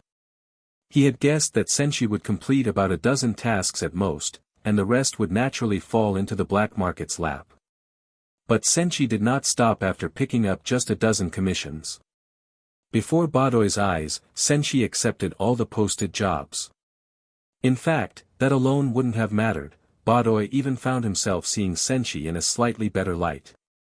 After all, Senshi was the black market's #1 ninja, but he didn't seem to have accurately assessed how long it would take to complete these tasks. Taking on more than 300 commissions in one go, who knew how long it would take to finish them all? Many of those assignments were urgent or had strict deadlines. There was no way he could complete them on time if he accepted so many at once. Yet things still weren't going the way Badoy predicted, adding another layer of melancholy in his heart. If Senshi had only taken on a dozen or so commissions, that would have been the end of it, no big deal. But now, he had grabbed every posted job on the black market. This turn of events was far beyond Badoy's expectations. All he could do was secretly comfort himself, maybe Uzumaki Senshi's fame is overblown. No matter how many tasks he has accepted, he can't possibly finish them. Accepting them is pointless. While Badoy was still silently reassuring himself, Senshi's next move snuffed out that last flicker of hope. "Pa! Would style, would clone." In Badoy's puzzled gaze, Senshi clapped his hands together. Immediately, the ground around him began to crack. Beep. Beep. Beep. Beep. One after another, wood clones identical to Senshi sprouted continuously from below. In just a moment, a neat formation of over 100 wood clones appeared before everyone. These clones deftly took the commission slips and set off at once to carry out the tasks. 300 plus missions, all gone in the blink of an eye. And out of these 300 missions, none were D rank or C rank. They started at B rank, and there were even several S rank assignments among them. Seeing this spectacle made Badoy break out in a cold sweat. He couldn't help but turn to his blue-haired assistant Kaiwi and say, "Kaiwi, bring me the mission ledger." His tone had lost all earlier brashness, now, there was only tension and unease. Kaiwi could no longer smile either. She never imagined events would turn out like this. She quickly handed the ledger to Mr. Badoy. As the black market manager, Badoy did have some skill. He skimmed through the numerous missions at high speed and made a rough calculation of their total payouts. Kaiwi didn't know what he was doing, so she asked in a low voice, "Boss, what exactly are you trying to figure out?" Shaking his head, Badoy replied, "I'm roughly calculating the total commissions for these tasks. The result, these missions together exceed 300 million Rio." Hiss. Both Kaiwi and Aze gasped in shock. Damn it, not only did their black market fail to earn a single coin on these deals worth 300 million, they would also have to pay Senshi an additional 10% reward, 30 million Rio out of their own pocket. It was 300 million in total black market business that should have brought them substantial fees. Now they weren't earning a thing and would end up losing 30 million themselves. It was a total bloodbath. Thump. Mr. Badoy's eyes rolled back and he collapsed to the ground. "Boss! Are you alright?" Boss fainted. "Quick, give him first aid." Kaiwi was frantic at the sight of Badoy passing out, and the other black market staff rushed over to help, pinching him, fanning him, doing whatever they could. It took quite some time before Mr. Badoy was finally revived. Seeing him regain consciousness, everyone breathed a sigh of relief. But they cheered too soon. Right then, another receptionist ran in, looking distraught. Upon spotting Badoy, the newcomer blurted out, "Boss! Something terrible has happened. Not only did Senshi accept the 300 new clients' missions, but now he's also taken every remaining job in the black market. He swept them all up." The news hit Badoy like a bolt from the blue. He nearly spat blood on the spot and passed out again. "It's over. It's all over.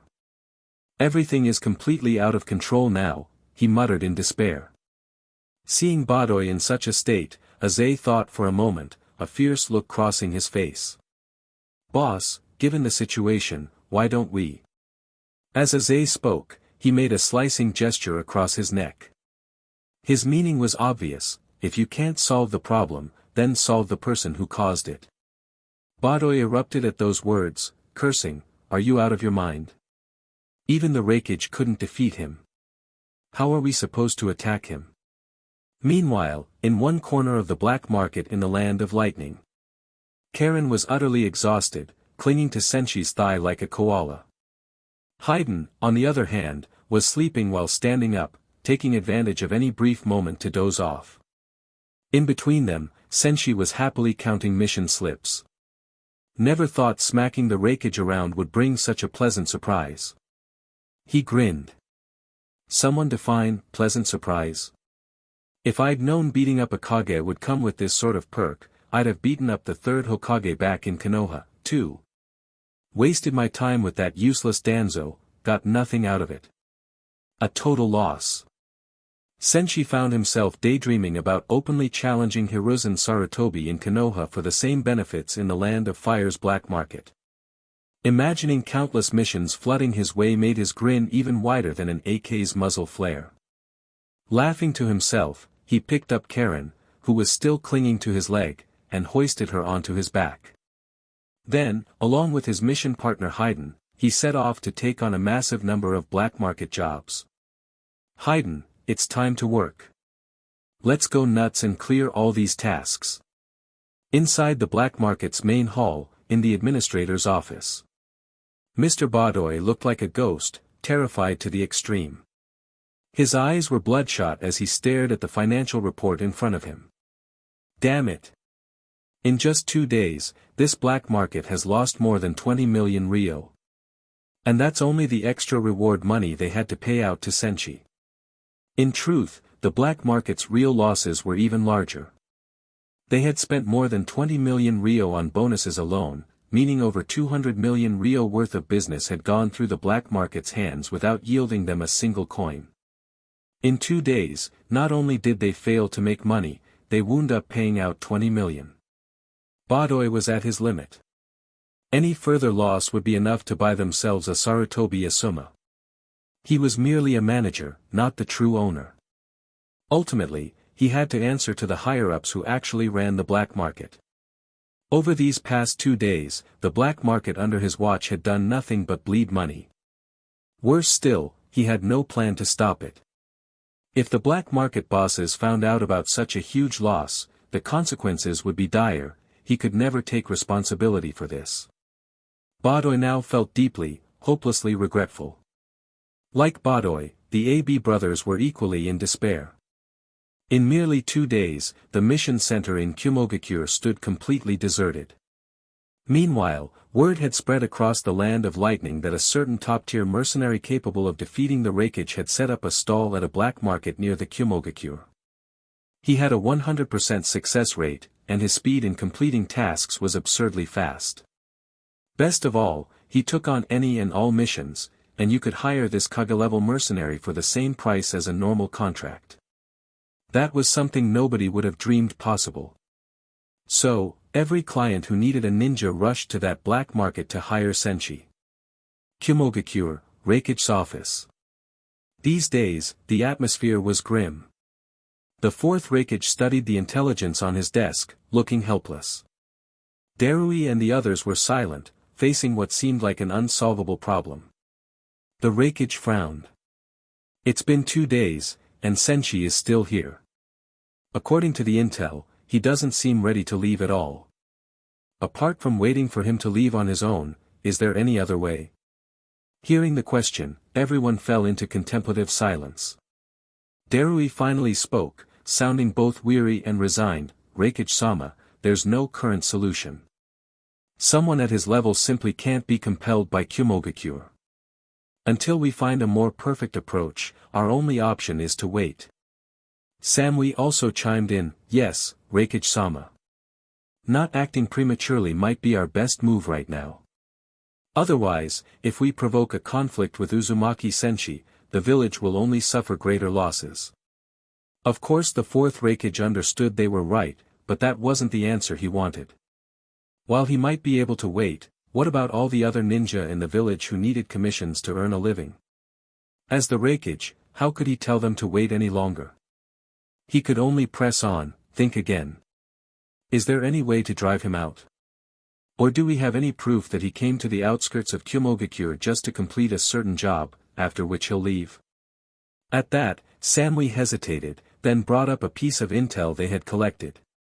From our investigations, Senshi never moves without profit.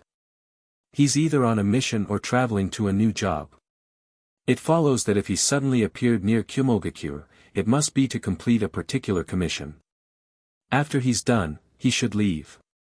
Her words did little to comfort the Raikage. For the past 2 days, they had been working hard on this problem, keeping track of Senshi's situation in the black market, yet it looked like he wasn't planning on going anywhere soon.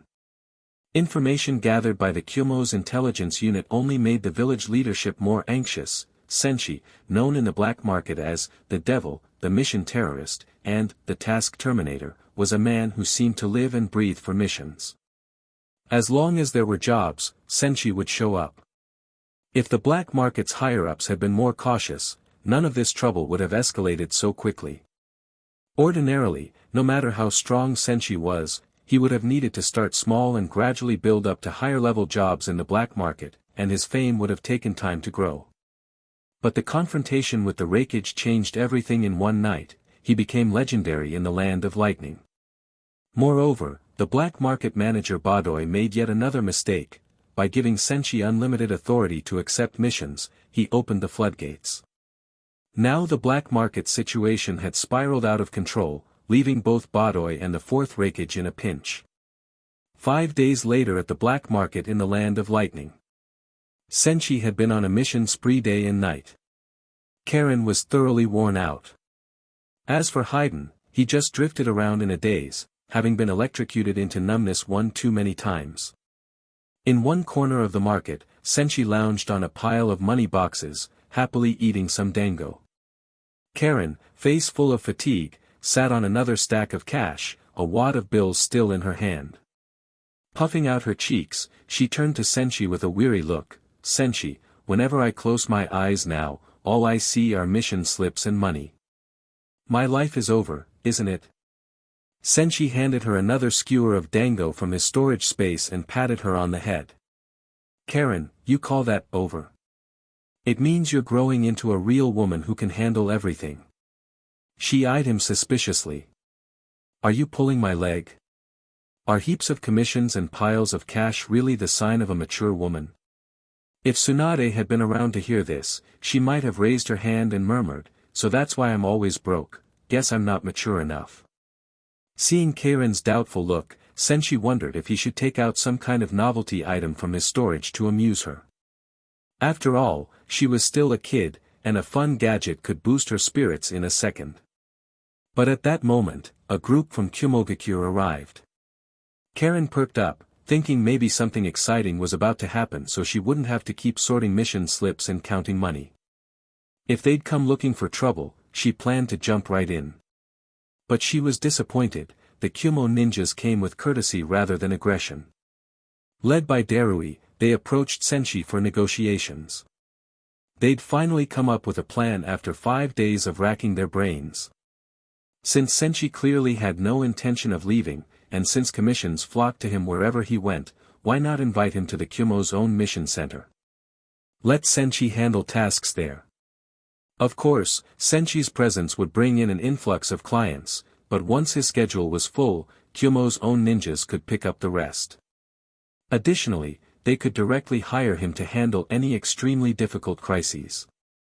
Since Senshi was unbelievably strong yet still chose to earn a living through missions, it suggested he was someone you could reason with.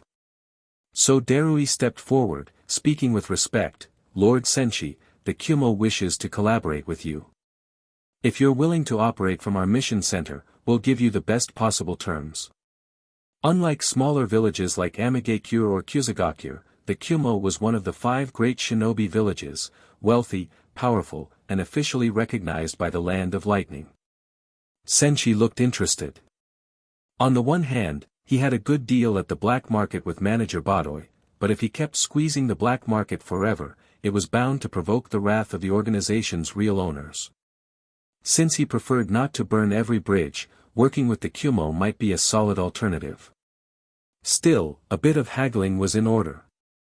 Senshi raised an eyebrow. Oh. Kumo wants to work with me, does it? Have you looked into the terms Badoy offered me? Darui's expression flickered. After studying what had happened here, the Kumo leadership had no intention of offering the same deal as Badoy, because they weren't about to challenge the limits of Senshi's chakra at the cost of their treasury. Still, they needed to get him on their side somehow. Taking a deep breath, Darui said, Lord Senshi, we're aware of the conditions Badoy offered. Frankly, we can't match those payment terms. But in many other respects, the Kumo can show you the utmost sincerity. Oh. Senshi kept his tone casual, but his gaze suggested he was weighing everything carefully. Sensing the tension, Karen put her hands on her hips. So, what exactly is this utmost sincerity you're talking about? Darui exhaled in relief. At least they were still willing to talk. We can't offer the same commission bonus as the black market. But we can provide many benefits that only a major shinobi village can. If there's anything you want, as long as it doesn't conflict with the village's core interests, we'll do our best to accommodate. And even if there's a conflict, we can still negotiate for a solution. Karen rolled her eyes. Sounds like you're just throwing empty words at us. You haven't actually said anything concrete. She wasn't wrong. Darui was speaking in a roundabout way. Kyumo couldn't simply throw money at him like the black market, so they had to rely on intangible advantages, status, resources, connections, anything to sweeten the deal without bankrupting themselves. Realizing he couldn't pull the wool over their eyes, Darui cleared his throat. Lord Senshi, I truly am here in good faith. Let me outline the tangible perks the Kyumo can offer, then we can hear your specific demands. Anything I can approve on the spot, I will. If it's beyond my authority, I'll go back and seek Reikage-sama's decision. Senshi nodded. Go on. Darui continued, we can give you 3 major conveniences. 1. The lowest commission fee rate among all the major villages. 2. Full assistance in expanding your mission channels. 3. We'll handle all the tedious administrative work around your missions. Beyond that, if there are any other issues or requests, we can talk. This was far more practical. Senshi thought it over, then replied, working with the Kyumo isn't impossible. If you meet some conditions, I'm willing to do a long-term contract with you. Darui's eyes lit up. May I ask what conditions you have in mind? And what would the long-term contract entail? With a small smile, Senshi explained, you can commission me with a standing job contract, let's call it a long-term employment mission, appointing me as a senior mission advisor for the Kyumo's task center. My presence alone would be a draw, after all, a mercenary who defeated the Reikage working out of your mission center will definitely attract a flood of new clients. Darui nodded. With your abilities, that's guaranteed. But Senshi wasn't done. He rattled off 3 more things that left Darui very surprised. 1. While I'm stationed at your mission center, I won't take all the tasks, I won't interfere with the village's own mission flow. 2. If your village faces serious trouble, you can hire me first and foremost to handle it. 3. Darui and his companions wondered why Senshi would offer such generous concessions, but they suspected his next request would be big. Their guess proved right. Senshi said. I've formed a mercenary group. Besides the contract with me personally, I want the Kyumo to grant my group the right to take on missions.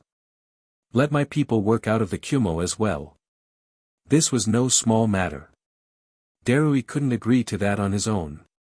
Looking grave, he said, Lord Senshi, that's a major request. I'll have to report it to the Reikage and wait for his decision. Chapter 94, Powerful Mission Advisor. Near Amigakure, inside Orochimaru's research base. Over the past few days, Yakushi Kabuto had been waiting with growing impatience. Based on previous experience, he had already realized that Lord Orochimaru's sudden disappearances were due to Uzumaki Senshi. According to Kabuto's initial assumption, Lord Orochimaru would reappear shortly after vanishing, just like last time. But this time, Kabuto miscalculated. He waited day after day without any word from Orochimaru.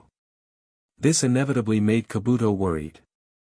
Lord Orochimaru has already developed the Yamata no Orochi fruit, as well as Byakugan and Sharingan, to a very high level.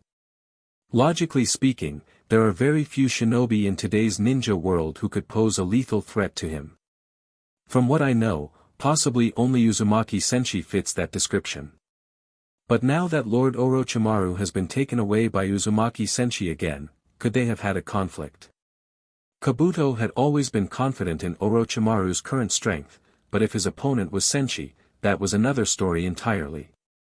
Seeing that Orochimaru hadn't returned to the research base for several days in a row, Kabuto began to wonder if he should go out and search for him. However, just as that thought arose in his mind, a somewhat haggard figure appeared at the entrance to the research base. The tattered figure who suddenly appeared was none other than Orochimaru. Seeing him in such a state shocked Kabuto. He quickly stood up and walked over. Lord Orochimaru, you're hurt. What happened? Orochimaru waved his hand dismissively. Just some superficial wounds, they've already healed. Hearing this, Kabuto looked closely and asked uncertainly.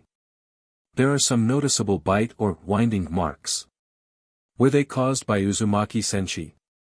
Orochimaru shook his head. If it were him, you wouldn't see any such marks. You wouldn't even find any trace of me at all. Not long ago. Orochimaru selectively repeated his recent experiences to Kabuto, keeping it concise. When Kabuto finished listening, he commented. That man is extremely dangerous. Although the AB brothers of the Kyumo are strong, their level of danger isn't remotely comparable to Senshi's.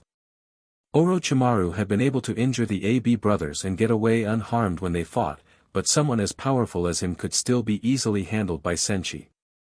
Hence, there is no doubt that Senshi is exceptionally dangerous in the ninja world. Orochimaru agreed with Kabuto's assessment. He nodded. Senshi is a double-edged sword. In order not to be cut by it, we need to amass enough funds. On this point, Orochimaru was well versed. As long as you have enough money, Senshi will go easy on you, so easy, in fact, he might give you a pass 17 or 18 times over. As a long-term client of Senshi's, Orochimaru understood this Super Kage-level mercenary very well. So in the future, not only would he focus on research, he would also be focusing on making money. Both hands must work together, both must be strong. Hearing Orochimaru mention amassing funds, Kabuto immediately perked up. In order to follow Lord Orochimaru's footsteps closely, Kabuto had been saving money during this time. But he was still far from having 100 million ryo, so he couldn't afford to miss any opportunity to make money. He was already itching to obtain more treasures like the Yamata no Orochi fruit. Right away, Kabuto's glasses glinted. He looked at Orochimaru and asked. Lord Orochimaru, where are we going next to conduct our business? Their business was a bit unusual. Typically, there were no repeat customers, they'd strike once, then move on. Previously, Orochimaru had told Kabuto to pack up, ready to depart. But before he had the chance to say where their new business would be set up, he vanished. So Kabuto had no idea where Orochimaru planned to operate next. After brief thought, Orochimaru answered. First, we head to the Land of Water.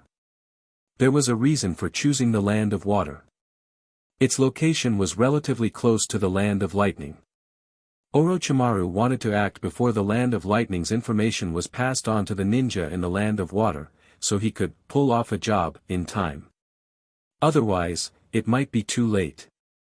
Hearing they were going to the Land of Water, Kabuto immediately made a suggestion. Lord Orochimaru, from the intel we've gathered, the Land of Water still has a tailed beast. Should we take a mission from the Akatsuki while we're there and capture that tailed beast as well? Orochimaru, surprised face. Kabuto's words stunned Orochimaru. Clearly, Kabuto was just too eager to improve. Taking a two-pronged approach was usually fine, but doing so against Senshi was out of the question. Not to mention that Senshi's little assistant, Karen from the Uzumaki clan, was extremely spiteful. Orochimaru had merely expressed initial interest in purchasing Karen from Senshi, and Karen had written him down in her mental revenge notebook. Seeing Orochimaru remain silent, Kabuto pushed his glasses up and continued. Lord Orochimaru, Senshi is currently in the Land of Lightning, trying to capture the tailed beast in the Kyumo. He won't be able to finish that mission right away and return here. We can seize the moment and capture the tailed beast in the Kiri while he's busy. Kabuto didn't bring it up for no reason. In the Akatsuki, capturing a tailed beast started at a minimum of 100 million ryo. And the beast left in the Kiri was no weakling. Negotiating the mission fee with the organization could yield a high payout. But Orochimaru immediately rejected Kabuto's proposal. Kabuto, your idea is extremely dangerous. Last time, Orochimaru had tried something on a whim and almost got crushed. If he hadn't been quick-witted, in his Yamata no Orochi form, he might have ended up with only 7 heads left. When Senshi looked at him back then, that look in his eyes, like staring at a dead man, was already etched in Orochimaru's mind. Orochimaru understood precisely what Senshi meant, there's only one kind of person who will never fight him for a mission, and that's a dead person. Realizing that Orochimaru was competing for his mission, Senshi immediately intended to kill him. Because of this event, Orochimaru developed a fear of Senshi, the terror of snatching Senshi's missions. Just thinking of it made Orochimaru shiver. With such a profound lesson in mind, he would never again try to snatch one of Senshi's jobs. He sternly warned Kabuto. Don't ever bring up capturing tailed beasts again. We're leaving, now. Kabuto, surprised face. Kabuto couldn't understand. With Orochimaru's strength at its current level, completing that mission shouldn't be too difficult. It's worth at least 100 million ryo. How could they not take it? That was so unlike Lord Orochimaru. Orochimaru didn't bother explaining further. He simply ordered. Prepare a few different sets of clothes for me. Going forward, when we head out for business, we're not wearing the Akatsuki cloaks anymore. Kabuto, surprised face. This instruction left Kabuto even more confused. He couldn't figure out why Orochimaru was making these arrangements. Land of Lightning, Kumogakure, Rekich's office. Darui had returned and reported everything about his negotiations with Senshi to the 4th Reikage and his advisors. This time, Senshi's demands put the Kumo in a tough spot. He wanted to bring his entire mercenary group into the village's mission assignment center to accept tasks. There was no precedent for such a thing in the whole ninja world. They couldn't just reject him, but agreeing was also worrisome. For a ninja village, many decisions aren't about choosing between a good result and a bad one, but between a bad result and a worse result. Allowing a mercenary group to operate within your village's mission center was full of uncertainty. Even the impulsive and quick-tempered Reikage wasn't about to make such a decision lightly. In the Reikage's office, he surveyed those present and said, Darui, Samui, share your thoughts. They both nodded. Darui spoke first. Lord Reikage, since Senshi is staying right near the Kumo's black market, our mission assignment center has gotten virtually no commissions these last few days. If we work with Lord Senshi, this situation would drastically change. Wherever Senshi is, that's where missions go. After Darui finished, the beautiful Samui also offered her viewpoint. Lord Reikage, from what we currently know, agreeing to collaborate with Uzumaki Senshi seems to be the best option. Although allowing Senshi's mercenary group to take on missions in our village does bring a lot of unknowns, from Darui's report, it's clear Senshi is showing genuine goodwill this time. The 4th Reikage frowned. Why do you say that? Samui replied. Because Senshi has made 2 major concessions. 1. He won't accept low-level commissions from our mission center. 2. He won't endlessly take on high-level tasks that would undermine the growth of the Kumo. She paused briefly to let the Reikage absorb that. He mulled it over and said, Go on. Samui continued. Senshi is a mercenary, or you could say a high-end service provider. Mercenaries are driven by profit and want ongoing revenue. Furthermore, his credibility has always been very good, so if he makes these promises, there shouldn't be any issues. Therefore, I'd say Senshi hopes to create a win-win relationship with our Kumo. Samui's conclusion might be a bit forward, but the information they have suggests that cooperating with Senshi would benefit both sides. After Darui and Samui each presented their analyses, Killer Bee also chimed in, casually making a couple of rap gestures. Yo! Bro, what's it gonna be? I think we can go for it. The 4th Reikage had been listening intently. Based on their analyses and his own thoughts, he decided that collaborating was better than refusing. Not to mention, a large number of Kumo shinobi rely on missions to make a living, and they've been going hungry. Many of those who didn't save much now face genuine hardship. While the higher-ups could manage for a while, some ordinary ninja families were already at a breaking point. With that in mind, the Reikage made his decision. We'll accept Uzumaki Senshi's terms and hire him as our Kumo's senior mission advisor. Not long after, this decision reached Senshi. Upon receiving the news, he and his assistant Karen, along with his mission partner Haydn, headed to the Kumo's mission center to finalize negotiations.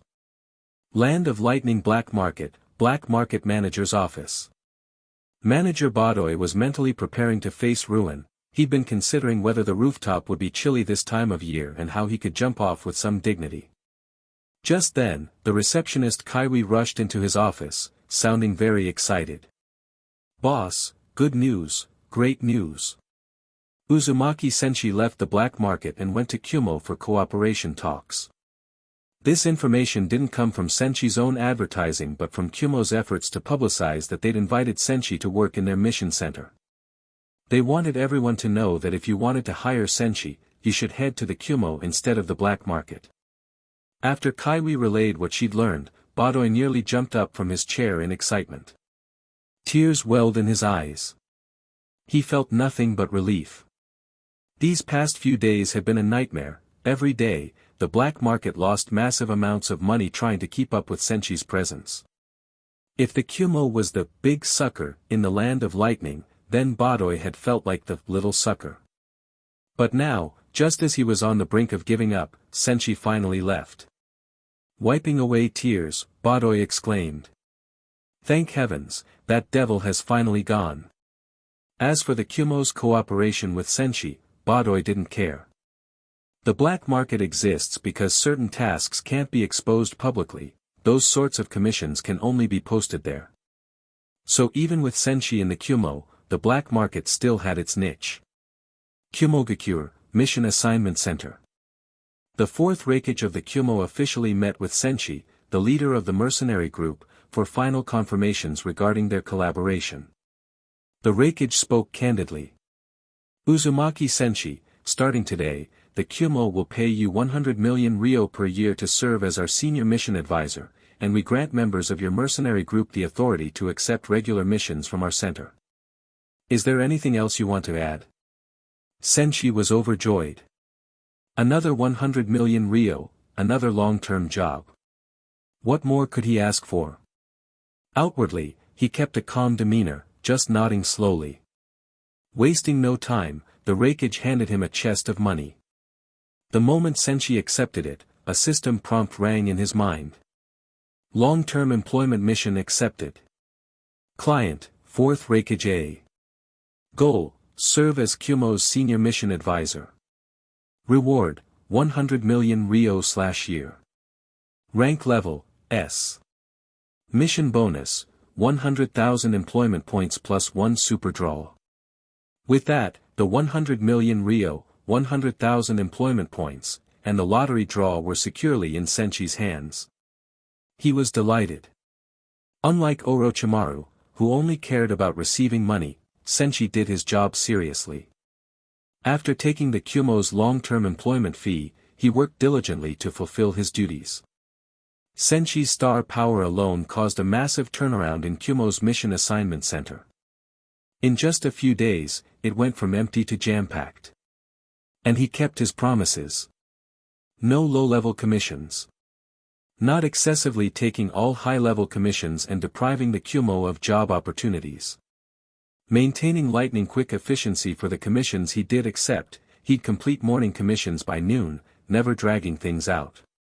As his reputation grew, more and more people flocked to the Kumo to hire him or just to catch a glimpse of this black market legend, the mercenary with a 100% completion rate. While the Kumo advanced, other villages were growing as well. Among the 5 great ninja villages, the earliest to profit from a partnership with Senshi wasn't the Kumo but the Kiri. They hired Senshi as a long-term, high-level security advisor to deter the blood mist remnants in the village. Even though Senshi himself wasn't present in the mist, he'd left a wood clone handling tasks at the local black market, just like in the Land of Fire. With Senshi's intimidating power, the troublemakers never dared to surface. This allowed Master Genji and Terumi Mei to complete their power transition far more quickly. As a result, Terumi Mei became Mizukage earlier than in the original timeline. Yet, just like in that timeline, she ended up swamped with village business, which didn't help her single status. Under the old regime, everyday citizens lived under a grim atmosphere. Now, the Kirigakure had shifted from Village of the Bloody Mist to an open village, and everyday life for the people had improved drastically. Everywhere you looked, people were smiling, and many openly discussed the two who made it possible. We owe it all to the fifth Mizukage and that man, Uzumaki Senshi. Early on, when tensions ran high between the loyalist faction and the Blood Mist remnants, it was Senshi's intervention, crushing the remnants in one blow, that propelled the village forward. Kenbi, an ordinary resident and distant relative of the ninja Gonbi, who inherited his father's tavern, was seeing more customers than ever thanks to the village's flourishing economy. One day, Naoki, a local fisherman, came in with his son and daughter. The children greeted Kenbi excitedly. After ordering food and drink, they started talking about how life in the village had changed for the better. Across the tavern, other patrons joined in the discussion about Senshi, praising and thanking him. Their improved lives were in no small part thanks to him. Meanwhile, outside the Kiri's mission center stood Terumi Mei, the fifth Mizukage, wearing a long blue robe. She watched Senshi's wood clone depart and couldn't help but scowl slightly. That troublesome guy, he never shows up in person, just leaving a wood clone behind to handle commissions. What a slacker. Yes, it's powerful enough, but it has zero personality, nothing like that jerk's usual banter. In her presence, she always addressed him politely as Lord Senshi, but in her heart, she grumbled, calling him that infuriating man.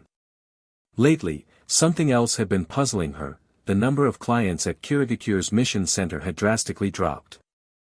She had sent AO to investigate, and he was due to report his findings shortly. Sure enough, AO rushed back and delivered his intel. Lady Mizukage, I've found out why we're losing so many clients lately. The Kumo in the Land of Lightning recently hired an incredibly powerful advisor. People are flocking to the Kumo to post missions now. Many of the clients who would normally come to us have also been drawn to the Kumo. Terumi Mei, surprised face. Stunned by AO's report, she zeroed in on the phrase, incredibly powerful advisor. Instinctively, only one red-haired mercenary came to mind. Could it be that mission-obsessed maniac, Uzumaki Senshi? Chapter 95, Senshi Anti-Fraud Center. Terumi Mei paused to think, then turned to AO and asked, do we have any detailed information on that mission advisor from the Kumogakure? AO shook his head. No detailed info yet, but I did manage to find some useful clues. Hearing this, Terumi Mei's cool yet melodious voice came through. So, what useful information have you discovered so far? Not wasting any time, AO began his report. That mission advisor of the Kumo is most notable for his striking red hair. He used a powerful lightning release to defeat the Raikage in the Kumo, making his name known throughout the Land of Lightning. Later, thanks to his outstanding mission performance and his intense commitment to fulfilling missions, the Kumo officially hired him as their mission advisor. After restating the intel he had gathered for Terumi Mei, AO felt an odd sense of déjà vu. Sure, many ninja in the shinobi world have red hair, many specialize in lightning release as well, especially those from the Kumo. And practically all ninja complete missions. Having great mission capabilities is hardly unique in the shinobi world. But when you combine all those traits into one person, he started feeling that this Kumo mission advisor, whom he had never met, was strangely familiar. Had he encountered someone like this during a past mission? Being cautious by nature, AO wasn't about to jump to a conclusion with so little to go on. Terumi Mei, however, thought differently. The more she heard, the more she was convinced. Damn it, this has to be that jerk, Uzumaki Senshi. A striking redhead, incredibly mission-focused, skilled in lightning release. He even used an extraordinarily powerful lightning release to defeat the Raikage. Given that kind of power, appearance, and obsession with missions, could there even be a second shinobi like this in the entire ninja world? Case closed. It's definitely Uzumaki Senshi, no doubt about it. Once AO finished, Terumi Mei was absolutely certain that Kumo's mission advisor was Uzumaki Senshi. At that realization, she couldn't help feeling a little resentful. After all, she had been in contact with Senshi quite some time ago. Not only that, she had worked hard to establish a cooperative relationship between Senshi and the Kiri, which earned Senshi a long-term employment contract from the village. And when the blood mist remnants caused trouble, she had even paid out of her own private savings to hire Senshi. But after all that, he went off to Kumo to expand his business. That left this alluring, mature Mizuki in a foul mood, muttering a harsh complaint in her mind. That scoundrel. He swindled me out of my private savings and then never bothered to come back to Kiri to check on his mission. Fine, so he doesn't come to Kirigakure anymore, but to go and help the Kumo develop? And now, even the people who normally post jobs here are running off to Kumo to commission him. The more she thought about it, the angrier she got. After all, doesn't priority go to those who cooperate first? Among the 5 great shinobi villages, the Kiri was obviously the first to work with Senshi. By that logic, if he wanted to become a mission advisor, he ought to have done it in Kirigakure.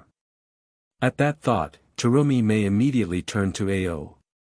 This is ridiculous. Get Chojuro, let's head to Kumo and demand an explanation from that guy.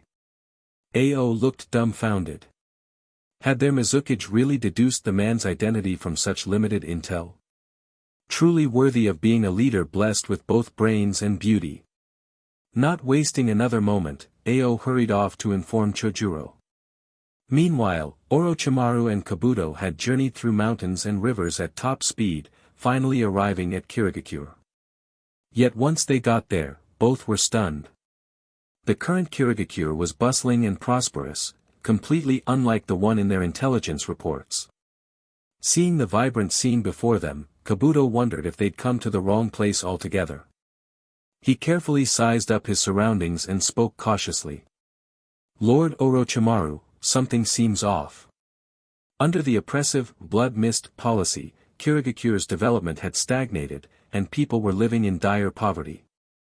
But now, this place is nothing like the village we've heard about. Its economy seems to have skyrocketed, the entire village is bustling and wealthy. Orochimaru merely smiled indifferently. Wealthy and bustling, you say? That's perfect for our business.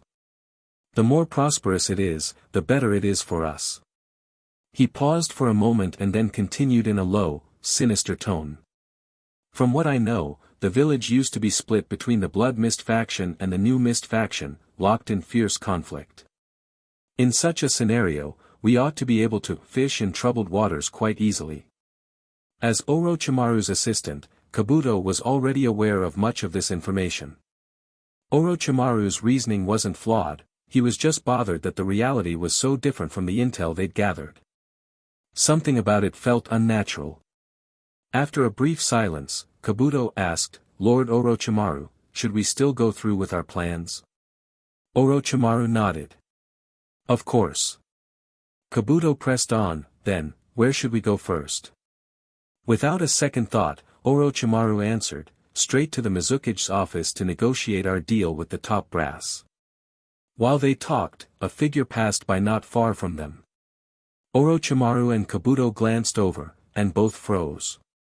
That figure wore a black robe with red clouds, and sported red hair. They knew all too well who that was, if not Senshi. But the biggest shock came next. As Senshi walked down the street, the villagers treated him with surprising warmth. Everywhere he went, people greeted him happily and respectfully. Orochimaru, surprised face. Kabuto, surprised face. They stood there, utterly dumbstruck. When did Senshi become so highly regarded in the Kiri? From the look of it, his reputation here rivaled what he had in AIM. Orochimaru knew that in the Amigakure, Senshi had spent a fortune establishing ninja schools and aiding refugees, which earned him tremendous respect. But here in Kiri, what could he have possibly done to be so well loved? Moreover, Orochimaru could sense that the red-haired figure wasn't Senshi's real body but a wood clone. His actual self was still off doing missions in the Kumo. Even so, the impact he'd made in the Kiri was astounding. Once Senshi's wood clone disappeared from view, Orochimaru quietly stopped one of the villagers. Excuse me. I'm a merchant from Amigakure. Could you tell me who that person was just now? The villager, an older gentleman, smiled affably. That was our village's security advisor, Lord Uzumaki Senshi. We owe all our current prosperity to him. Orochimaru, surprised face. Hearing the old man's words, Orochimaru was stunned to the core. A security advisor? Clearly, Senshi must have taken on a long-term contract here as well, sending one or more wood clones to help develop the Kirigakure. Given this current scene, it looked as though Senshi had effectively turned the Kiri into a personal project, and if Orochimaru tried any business here, it would inevitably interfere with Senshi's ongoing mission. That realization made Orochimaru's face darken. It seemed this entire trip had been for nothing. Seeing Orochimaru's expression change, Kabuto asked quietly, "Lord Orochimaru, do we still go to the Mizuki's office to negotiate?" Orochimaru said nothing, simply stood there trembling. If he wasn't the paying client in a deal with Senshi, any encounter with that man always spelled trouble, especially with that vengeful woman by Senshi's side. When Orochimaru stayed silent, Kabuto continued, "Lord Orochimaru, if it's too risky, maybe we should move our business elsewhere." Orochimaru nodded, playing along. "Since you want to go somewhere else, then let's just do that." Kabuto, surprised face. It definitely didn't sound like it was his idea, but he didn't probe further. Their business had almost no overhead, so they could turn a profit anywhere, relocating wasn't a problem. Just then, Orochimaru still couldn't quell his puzzlement about Kirigakure's transformation. He knew Senshi had done some missions here, but how had he become their security advisor? And what exactly had he done for the villagers to revere him so much? As far as Orochimaru remembered, Senshi hadn't spent a great deal of time in Kiri, and ever since, he'd been running around all over. At most, he could have deployed a few wood clones. Could that alone have skyrocketed his standing here? Moreover, Senshi had even taken Kiri's tailed beast, yet they still got along well with him. Orochimaru couldn't wrap his head around it. He could easily have asked a villager and gotten an answer on the spot, but he ultimately chose not to investigate further. This had nothing to do with him now. His plans for business in Kiri were scrapped. The last time he accidentally moved in on Senshi's target, he almost lost his life. Now that Senshi was Kiri's security advisor, meddling here would be directly undermining Senshi's mission. There might be some dark thrill in being the first to break Senshi's 100% mission success streak, but Orochimaru knew he'd never live to gloat about it. Recalling the fear of being at Senshi's mercy, Orochimaru shuddered. He said nervously to Kabuto, "Let's get out of here, quickly, before Senshi notices us. This place is nothing but trouble." Taking just a few steps, Orochimaru grew increasingly uneasy. Muttering to himself, he activated his body flicker at full force, disappearing from Kabuto's sight after just a few lightning-fast leaps. Kabuto stood there, stunned. Was this really necessary? He'd crossed paths with Senshi multiple times. In Kabuto's experience, the man wasn't that unreasonable. But Kabuto could only think that because he'd never personally offended Karen, if she had a grudge against him, Senshi likely would have used it against him by now. People's experiences differ, after all. At any rate, the Kirigakure wouldn't realize that their Senshi Anti-Fraud Center had just driven Orochimaru away, preventing him from carrying out any shady business there. All the while, as Senshi began operating in the more prominent nations, such as the lands of water, fire, and lightning, his influence on the ninja world as a whole was growing more profound, and it continued to do so. Konohagakure, Hokage residence, in the Hokage's office. Hatake Kakashi, sporting two huge dark circles under his eyes, pushed open the door and came in. His expression was one of utter exhaustion and resignation. He plopped down into a chair without a word. Hiruzen Sarutobi exhaled a puff of smoke, watching as a question mark formed above his head. Kakashi's demeanor took him by surprise. While Kakashi was never the strictest, most serious ninja, he'd never been this discourteous in an official setting. After sipping his water, Hiruzen asked, "Kakashi, did something happen?" Kakashi still seemed drained of all energy, looking half dead. He heaved a deep sigh. Lord Hokage, I don't think I can handle this assignment anymore. It was a first for Kakashi to want to quit a mission partway through. The third Hokage naturally found that suspicious. Frowning, he asked, Kakashi, did you encounter something particularly difficult on this mission? In Hiruzen's mind, that just shouldn't happen. Kakashi was one of Konoha's most formidable ninja, a veteran tested by war. Among his contemporaries, he was the standout elite jonin. In the Umbu, he was similarly top tier. How could there be any mission he couldn't handle? Yet Hiruzen soon recalled the matter of Uchiha Obito, someone who was supposed to have died heroically long ago but turned out to be alive, never returning to the village. Not to mention the time Kakashi had lost his Sharingan. If not for the higher priority assigned to Naruto Uzumaki and Sasuke Uchiha, Hiruzen might have already given Kakashi the resources to look for Obito. Could Kakashi be consumed with worry over Obito, to the point he couldn't focus on his current assignment? With that assumption, Hiruzen said, Kakashi, I know you've been preoccupied with Obito's situation. Rest assured, once you finish your responsibilities to Naruto and Sasuke, I'll gather the manpower needed to help you investigate Obito. But Kakashi shook his head. Lord Hokage, it's not Obito. It's Naruto and Sasuke. Hiruzen's eyes narrowed. He shifted from a relaxed posture to a tense one. So there is a foreign ninja trying to contact them? Have they already been colluding with someone outside the village? And that outsider is so powerful even you can't handle it. If that were the case, Konoha's F4 elders would need an emergency meeting. Kakashi was baffled. No, nothing like that. While I've been monitoring them, neither Naruto nor Sasuke has made contact with any ninja from another village. That only made Hiruzen more confused. Then, what's going on? Kakashi thought for a moment and sighed again.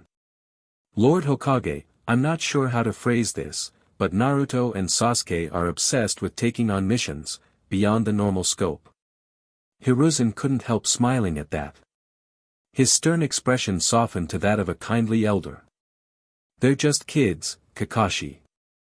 How dedicated can they be? Unspoken was the thought, even if they're enthusiastic, they're still children, how many missions can they realistically handle?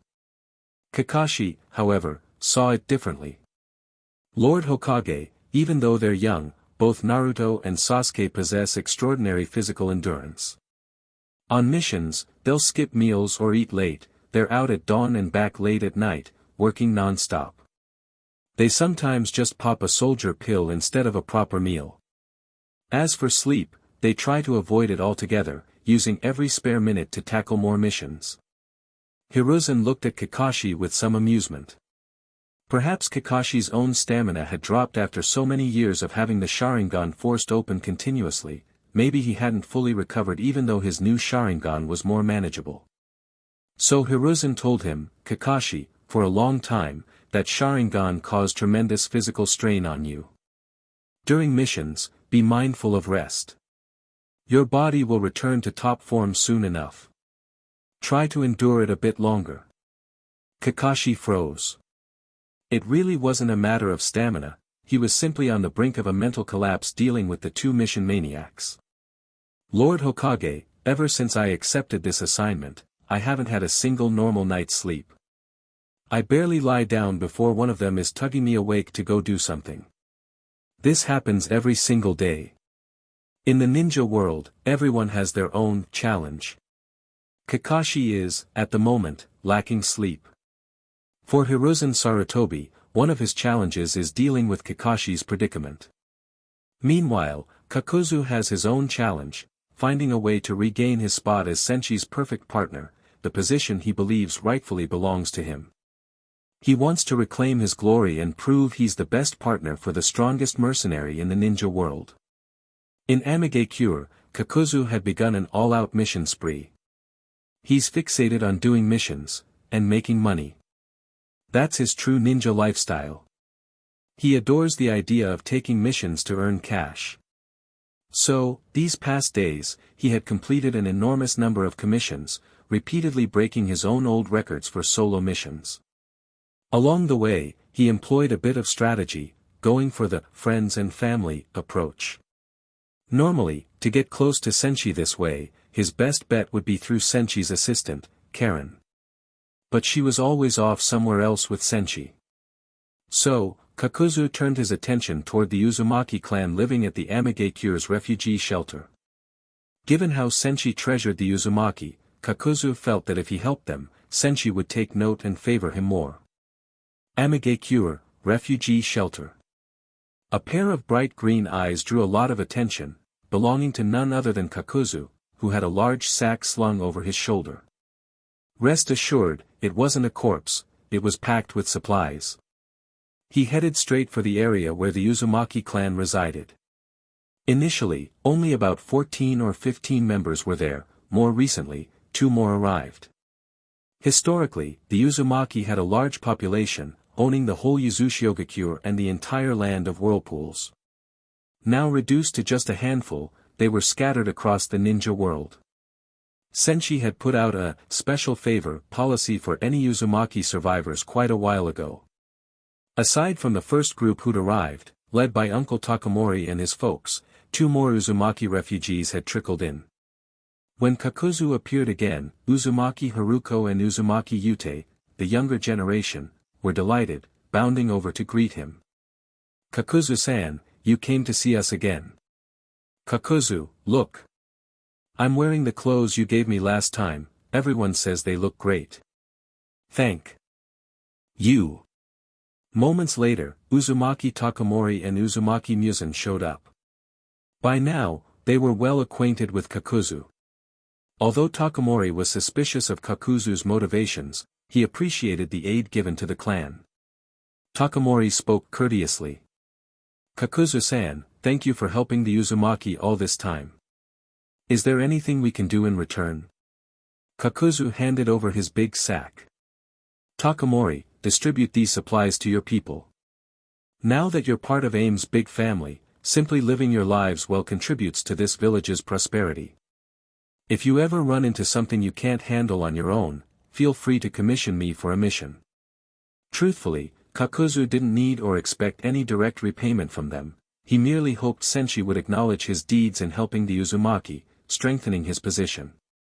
He was determined that once Senshi returned and learned how Kakuzu had stepped up his mission volume and helped take care of the Uzumaki clan, the man would surely mark all this in Kakuzu's favor. He would beat Haiden and reclaim his title as Senshi's ultimate partner. As these thoughts filled Kakuzu's mind, little Haruko offered him a bun, asking, "Kakuzu-san, what's your connection with Lord Senshi? You're both wearing those same cloaks." Kakuzu politely declined the bun and replied offhandedly. "I'm Senshi's one true perfect partner. This robe belongs to Akatsuki, an organization we're both part of. Our ultimate goal is world peace."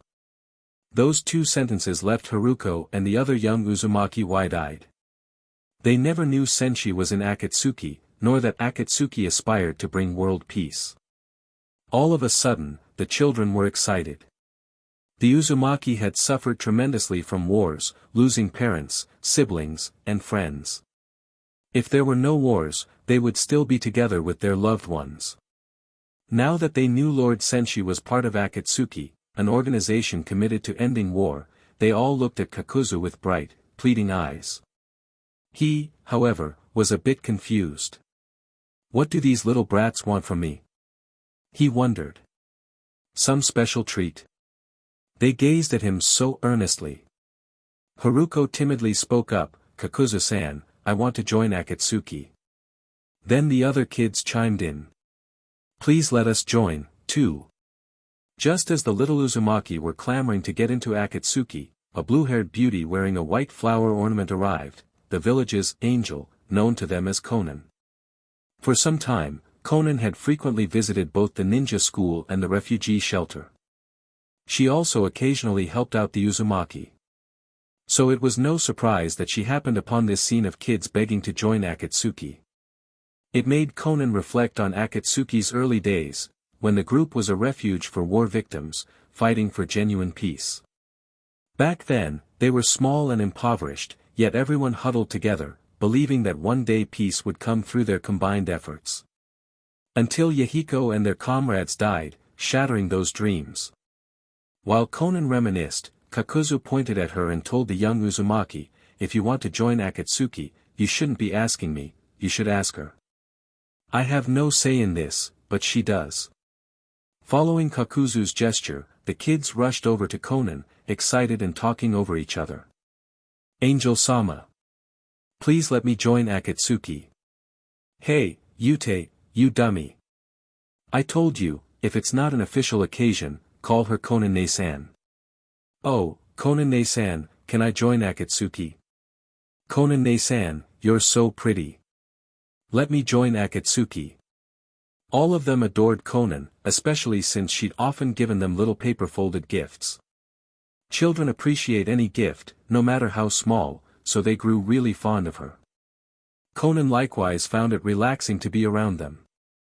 Bending down, she gently tidied Haruko's messy hair. Haruko's head of red locks had gotten ruffled from running around. Then Konan took a pink hair clip from her pocket and secured Haruko's hair. Haruko beamed, "Thank you, Konan-ne-san. You and Lord Senshi are both so wonderful." That put a faint smile on Konan's face. Yute and the others gazed at her hopefully, since she still hadn't given an answer about joining Akatsuki. They truly wanted to join Lord Senshi's group. But Konan did not agree immediately.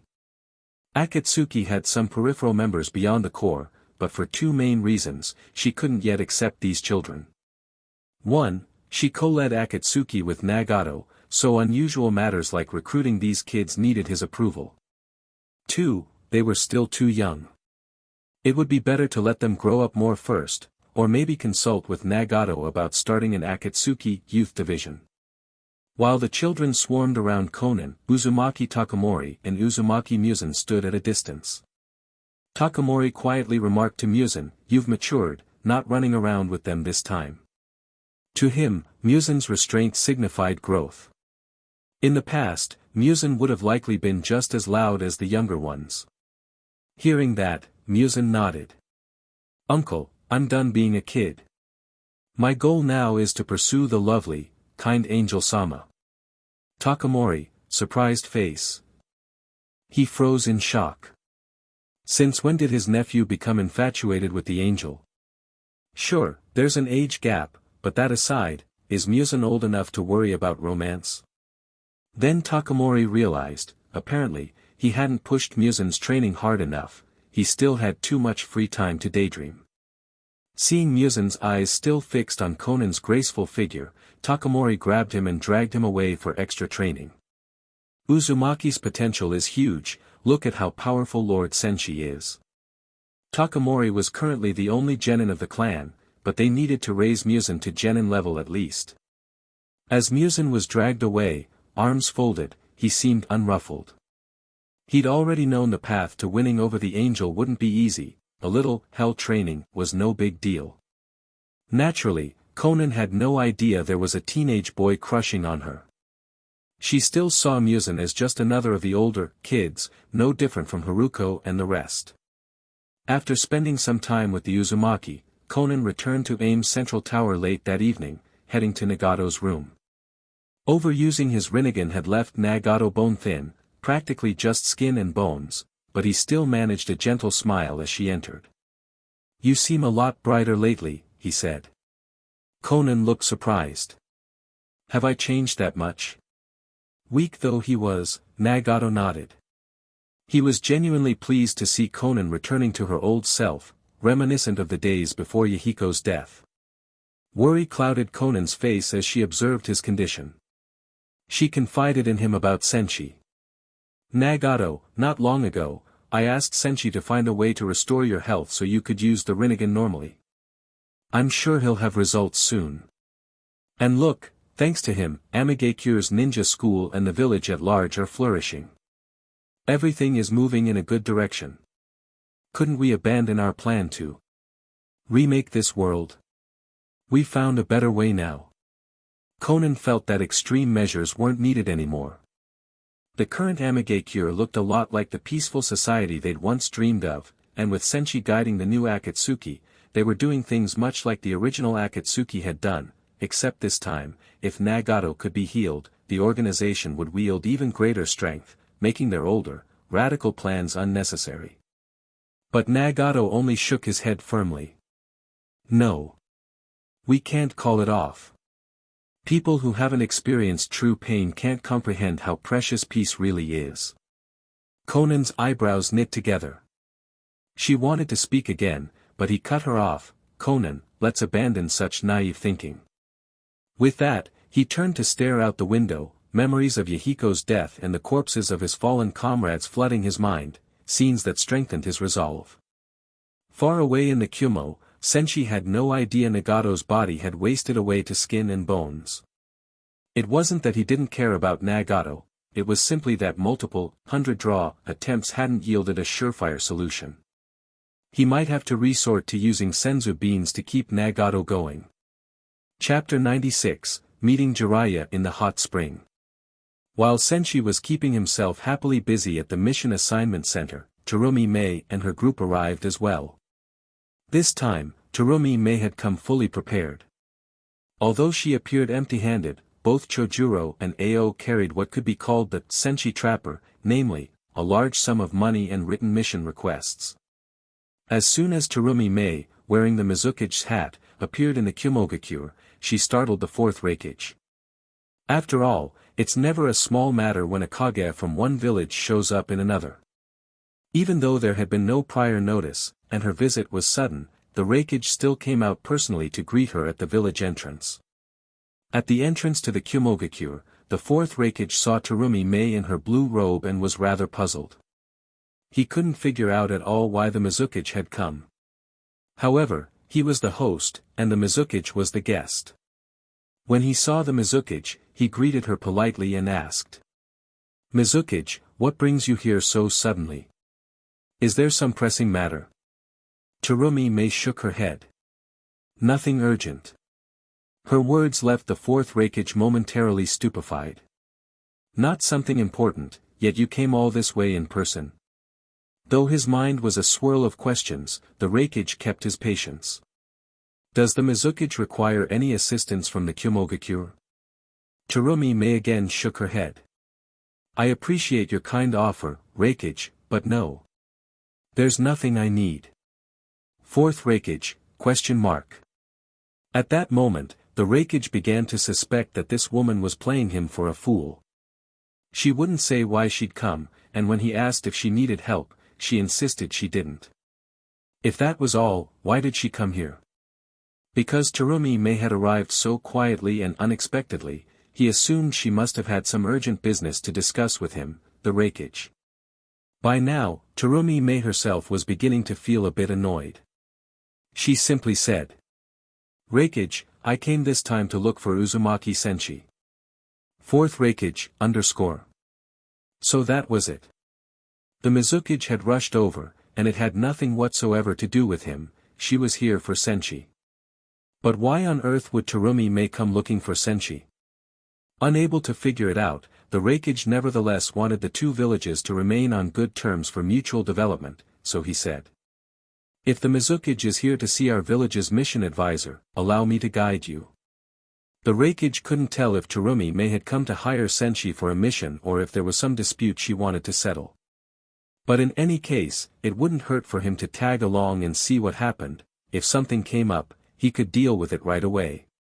To his surprise, Terumi Mei refused again. "No need. I already know where to find Senshi." Having said that, Terumi Mei led Ao and Chojuro straight to Kumo's Mission Assignment Center. Watching them go, Killer Bee rapped impromptu. "Yo-ho! Mizukage's here to chase Senshi down. The two of them must have a thing going on. Omoi's girlfriend count is still at none. Big bro, you gotta say I'm not wrong. Omoi, master, I beg you, please stop." At that moment, the fourth Reikage didn't have the time or patience to squabble with Killer Bee, he immediately followed Terumi Mei. He, too, began to sense that Terumi Mei and Senshi seemed to have a fairly close relationship, and that might not be a good thing for the Kumogakure. Since Senshi had become the mission advisor for the Kumo's Mission Assignment Center, he had generated enormous profits for the village. Word spread that whenever Senshi took on a mission here, clients from all over the Land of Lightning, and even from beyond, would come looking to commission him. Many people came purely out of admiration, wanting to meet the legendary figure of the black market, the strongest mercenary. And once they arrived, they often posted additional missions that the Kumo ninja could then handle. As for the high-level missions, Senshi scooped them all up. But he had absolutely no interest in the lower-level ones. His efficiency in completing missions was astonishing. Ever since he took the position of mission advisor, the Mission Assignment Center's revenue had soared daily, quite spectacular. From Kumo's perspective, they absolutely couldn't allow Senshi to be lured away by Terumi Mei. On one hand, he brought enormous direct benefits to the village. On the other hand, Kumo had spent a fortune to hire him, and they did not want to get scammed yet again. Having already lost 1.1 billion ryo, Kumo wanted no part in letting Terumi Mei snatch Senshi away. After a few brief inquiries, Terumi Mei and her group found their way to the Mission Assignment Center. By that time, the fourth Reikage and his entourage had also arrived. Just then, Senshi happened to appear, returning from a mission. "Ha! Terumi Mei." Seeing her, Senshi froze for a moment. He felt as if he must have looked up at the sky incorrectly and tried again, otherwise, why on earth would Terumi Mei have come all the way from Kiri to Kumo? He looked up once more and confirmed his first impression, Terumi Mei was indeed there. This surprised Senshi a bit. Terumi Mei was that fabulously wealthy, slender-waisted, long-legged, top-tier, mature beauty. She was practically one of the original investors in his rise to prominence. Back when he'd first gone to the Kiri, she gave him several large and small missions, and finally arranged a long-term employment contract between him and the village, which proved to be a huge opportunity for him. He hadn't been nearly as powerful then as he was now. But during his stay at Kiri, thanks to Terumi Mei's support, he earned a fortune. That was one of the key stepping stones in his rapid ascent, so he'd always had a very good impression of her. Senshi walked over with a big grin, looked Terumi Mei up and down, and teased. "Yo! If it isn't my dear sister Mei. What brings you to the Kumo? You're not looking for me, right? Any missions for me?" Terumi Mei, in a tone laced with wounded resentment, replied. "I am indeed here for you. Otherwise, who'd show up in this place for nothing, surrounded by these big brutes?" Terumi Mei clearly had zero interest in these tall and muscly men. In her infinite Tsukimi dream, her ideal partner had always been more of a prince on a white horse type. Her straightforward words made both the fourth Reikage and killer bee bristle with displeasure. Karen. Senshi. Neither Senshi nor Karen, though, paid much attention to Terumi Mei's blunt remark. They were more amazed that Terumi Mei had just taken up the banter. Since Senshi's debut, he'd used that same greeting countless times, and never once had someone come right back at him like that. More importantly, he had casually asked if there were missions, and indeed he got one on the spot. If Terumi Mei wasn't just joking, then she'd specifically come here to take care of him, in other words, to give him a job. Instantly, Senshi dropped his playful manner, adopting a more professional smile. "Sister Mei, what mission have you got?" Terumi Mei merely let out a soft humph, then looked at Senshi with lingering resentment. This perplexed him. Back when he went to Kiri, he'd just taken her money, not her heart, right? So why the strange look? Anyone could easily get the wrong idea.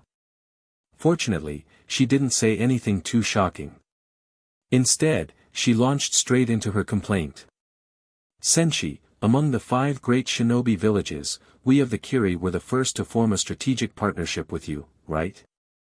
We've collaborated multiple times in the past, and both sides have benefited. Clearly, we have a good foundation and plenty of success stories working together. So why did you not prioritize Kirigakure this time around?" Terumi Mei's questions caught Senshi off guard. Strictly speaking, she had a point. Among the 5 great villages, it was indeed the Kiri that first employed him. They had given him plenty of support. Both Elder Genji and Terumi Mei were free-spending, generous employers, and overall great to work with. But before he could explain, Terumi Mei pressed on. Recently, because you became the mission advisor of Kumo, our Kiri has been deeply affected. Many clients who used to come to us for missions are now flocking to the Kumo. Don't you think you owe me an explanation? Killer Bee glanced first at Senshi, then at Terumi Mei, and confirmed his suspicions. A moment before, he'd felt there was something going on between the two. Now he was sure they had a special connection. He formed the gesture for rap and threw out an impromptu verse. Yo yo. Uzumaki Senshi, you ain't half bad. Fess up and tell us, when'd you hook the Mizukage? Tell it to us straight, no fibs or fakes. You do mission after mission, do you think about her or not? The Mizukage's heart is all about you, so come on, say you love her too. If you speak it like I do, her heart will open up for you, yo-ho. Though Killer Bee was talking nonsense, Senshi was dumbfounded all the same. Senshi, surprised face. After momentarily being at a loss for words, Senshi flashed Bee a thumbs up. Whoa, Bee. That was fire. SKRT. SKRT. Having gotten Senshi's approval, Killer Bee felt even more inspired and prepared a second verse. He planned to give Senshi some sweet double rhymes to prove that he was the shinobi world's rap godfather. But before Bee could continue, the 4th Reikage barked. Bee. That's enough. Senshi is our mission advisor, and the Mizukage is here trying to poach him. Don't go spouting off about a relationship. They have nothing going on. Having once lost 1.1 billion Rio, the 4th Reikage had become very quick to catch any whiff of financial risk. Senshi was profitable for the village. Terumi Mei saw the same potential and wanted to entice him away. The Reikage wasn't about to stand for that. Momentarily, Terumi Mei also froze at Bee's remarks. Oddly enough, though his rap was complete nonsense, in her mind she found that she did want to know those answers. Still, this wasn't the time, there were more urgent matters at hand. So Terumi Mei turned back to Senshi and said. When it comes to naming a village's mission advisor, I hope you'll consider Kiri as well. Senshi rubbed his chin. It's not that I refuse to prioritize the Kiri, the Kumo is the one who sought me out first. When I was in Kiri, nobody mentioned a post like advisor. Still, if you want to hire me for the same position over there, it's not impossible. But you have to realize, I have a deep bond with the Reikage and Bee, they're like dear brothers to me. If I become Kiri's advisor, it may create problems for them, so. Before Senshi could finish, Terumi Mei decisively interrupted, I get it. She snapped her fingers, and Chojuro immediately stepped forward with a heavy chest of money. Senshi, surprised face. Karen, surprised face. Seeing this, Senshi sighed in admiration. Wow, Terumi Mei has leveled up. She used to be nothing but rich and gullible, but now she can practically predict my every thought. Karen pushed up her glasses, her large eyes studying Terumi Mei intently. She sensed that this woman was no simple character, she could read Senshi like a book. Their deal, however, was interrupted when the 4th Reikage stepped up and growled. Mizukage. I won't allow you to do this. Our Kumo has already hired Senshi. You should go back. Terumi Mei only sneered, that flawless face showing utter disdain. Reikage, you clearly don't understand Senshi at all. As if to confirm her point, Senshi said with righteous conviction to the Reikage. Big bro. I only signed an employment contract with you. It's not a lifetime, selling my body, contract. If you want an exclusive arrangement, that'll be extra. Ha ha ha. Hearing that, Terumi Mei couldn't help but laugh. She wore a look of, I saw that coming a mile away. The 4th Reikage, oh oh. Some time ago, when the blood mist remnants were causing trouble in the Kiri, they triggered a rampage by the Three Tails. It went completely berserk, and Terumi May had been anxious and powerless to stop it. Had the Kiri tried to handle it alone back then, the cost in lives would have been unimaginable. Just as Terumi May was in despair, Senshi intervened. He overwhelmed the Three Tails with devastating power, subduing it so thoroughly that it was left with a lasting psychological scar. It never rampaged again. Witnessing his terrifying yet awe-inspiring might during that fight, Terumi May etched Senshi's heroic figure in her mind. At first, she only saw him as a powerful, reliable man, nothing else. After a brief stay in Kiri, he left. Soon after, however, he sent a wood clone back to Kiri's black market to farm missions, while also fulfilling the village's long-term commissions. By the time his real self had departed, the blood mist remnants began stirring again. Those troublemakers were a constant headache for Terumi May, until she realized that the man's wood clone was every bit as dependable as he was. Each time the remnants tried anything, they were promptly crushed. With its help, they rooted out the last vestiges of the blood mist era in swift, sweeping fashion. All that done, the Kiri transformed from the bloody mist into an open mist, and faced no further internal roadblocks. Terumi May, meanwhile, due to her strength and contributions, was unanimously nominated as the fifth Mizukage by Elder Genji and the rest of the village. Like every citizen of Kiri, Terumi May felt great gratitude toward Senshi. Although she later worked mainly with his wood clone to see Kiri through numerous crises, she realized that if even his clone was so strong and dependable, then his real body must be all the more so. Over time, she came to admire him more and more, with an added dash of romantic regard. So now, seeing the irreverent Senshi again, Terumi May immediately thought, if only I could entice him to the Kiri. With his current might, absolutely dominant among shinobi, he would bring unparalleled benefits to her village. 1. Security. With Senshi around, nearly nobody in the shinobi world could inflict serious damage on the mist. 2. Prestige and profit. His renown would attract the same flourishing mission scene Kyumo was now enjoying. 3. Unmatched problem-solving. Kiri could hire him for any seemingly insurmountable challenges during its development. He might single-handedly propel the Kiri to become the top shinobi village. With these thoughts settled, she promptly extended a long-term employment offer to Senshi. In order to capture Senshi, she just had to go straight to the bait he liked best, missions. Ahem, Kiri has decided to hire you, at an annual rate of 150 million ryo, as our mission advisor. Senshi was delighted. You can never have too much commission income or too many mission points. Although he currently had few, if any, equals in the shinobi world, the greatest threat was really the alien Otsutsuki clan. While the weaker ones might not be a problem, he himself bore a seal.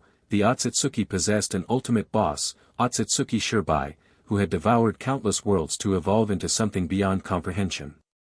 Senshi doubted he was strong enough to take that on yet.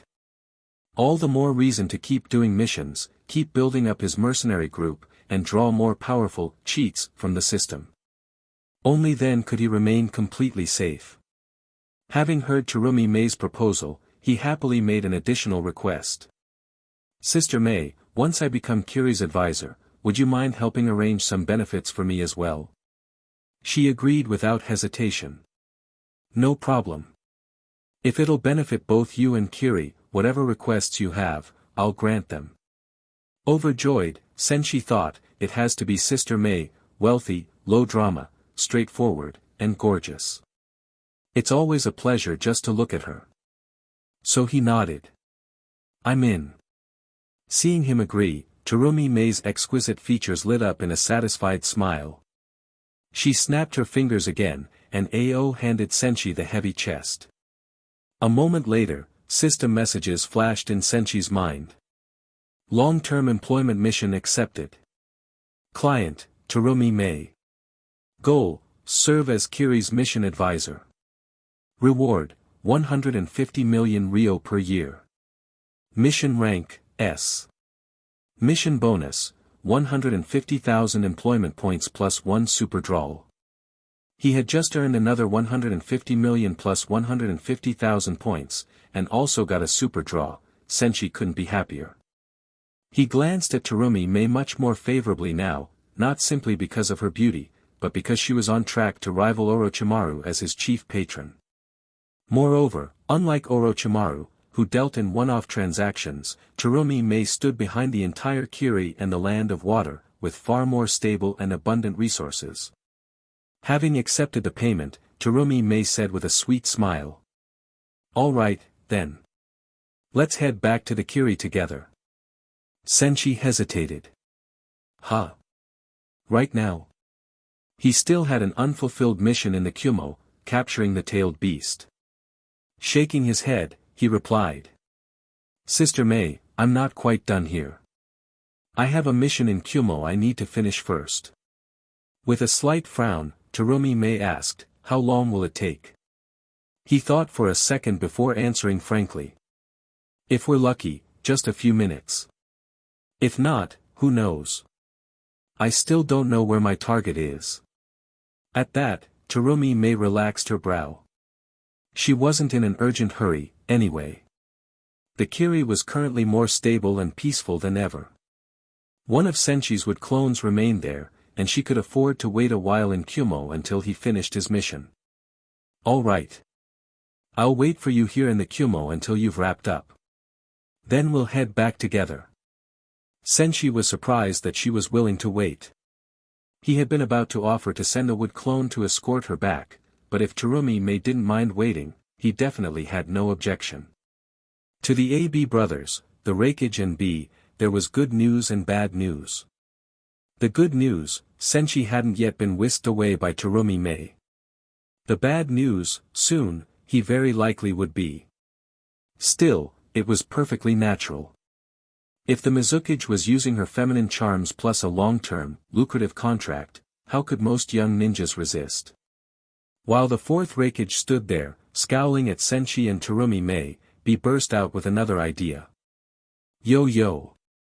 Big bro, wasn't I right? Mizukage and Senshi, they're a tight sight.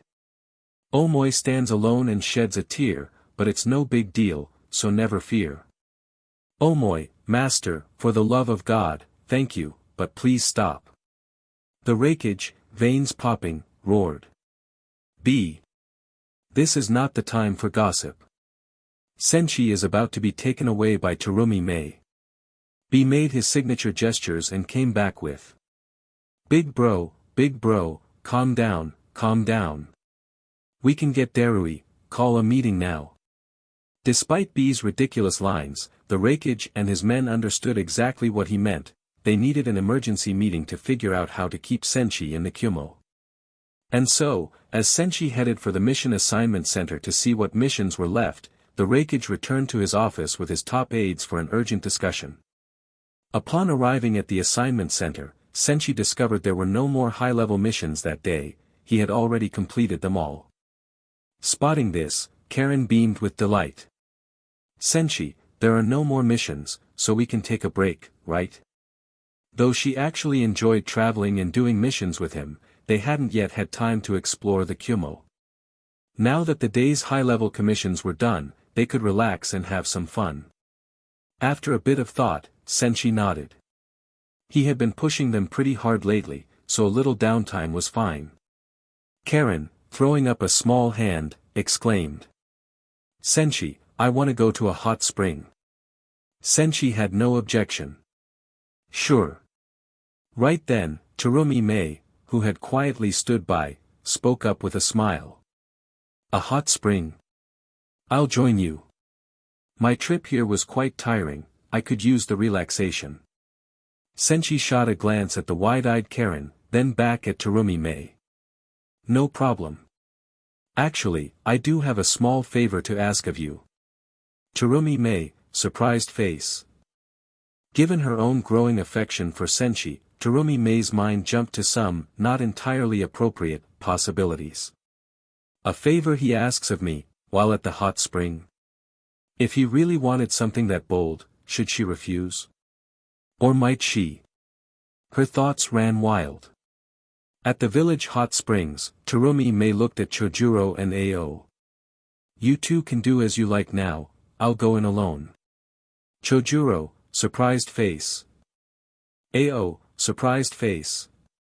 As her guards, they couldn't exactly follow her into the women's area. Yet they lingered in the vicinity, staying on alert outside in case anything happened. Inside, Terumi Mei was mentally preparing herself, uncertain how to respond if Senshi really did have a certain kind of favor in mind. But Senshi's real plan was quite different. After checking the setting, he handed Karen over to Terumi Mei. Sis Mei, could I ask you to help Karen get cleaned up? She's starting to smell a bit. Karen instantly bristled. You're the stinky one, Senshi. I smell great. And indeed, Karen had always taken pride in her daily hygiene. Senshi was just teasing her. Terumi Mei, surprised face. She stared at Karen in confusion, muttering inwardly, that's it? This is the favor he specifically waited to ask me in the hot spring? Fortunately, she hadn't blurted out any embarrassing misunderstandings. Otherwise, she would have really made a fool of herself. Kumo's hot spring facility had separate areas for men and women, divided by wooden partitions. It wasn't exactly foolproof if someone was determined to peek, but enough for ordinary circumstances.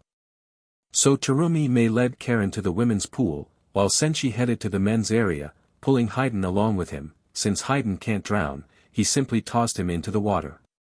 Donning a bathing robe, Senshi sank into the hot water with a sigh of comfort. Off in a corner of the men's pool, beyond Senshi's direct line of sight, another figure was also enjoying himself, a middle-aged man with a shock of long white hair.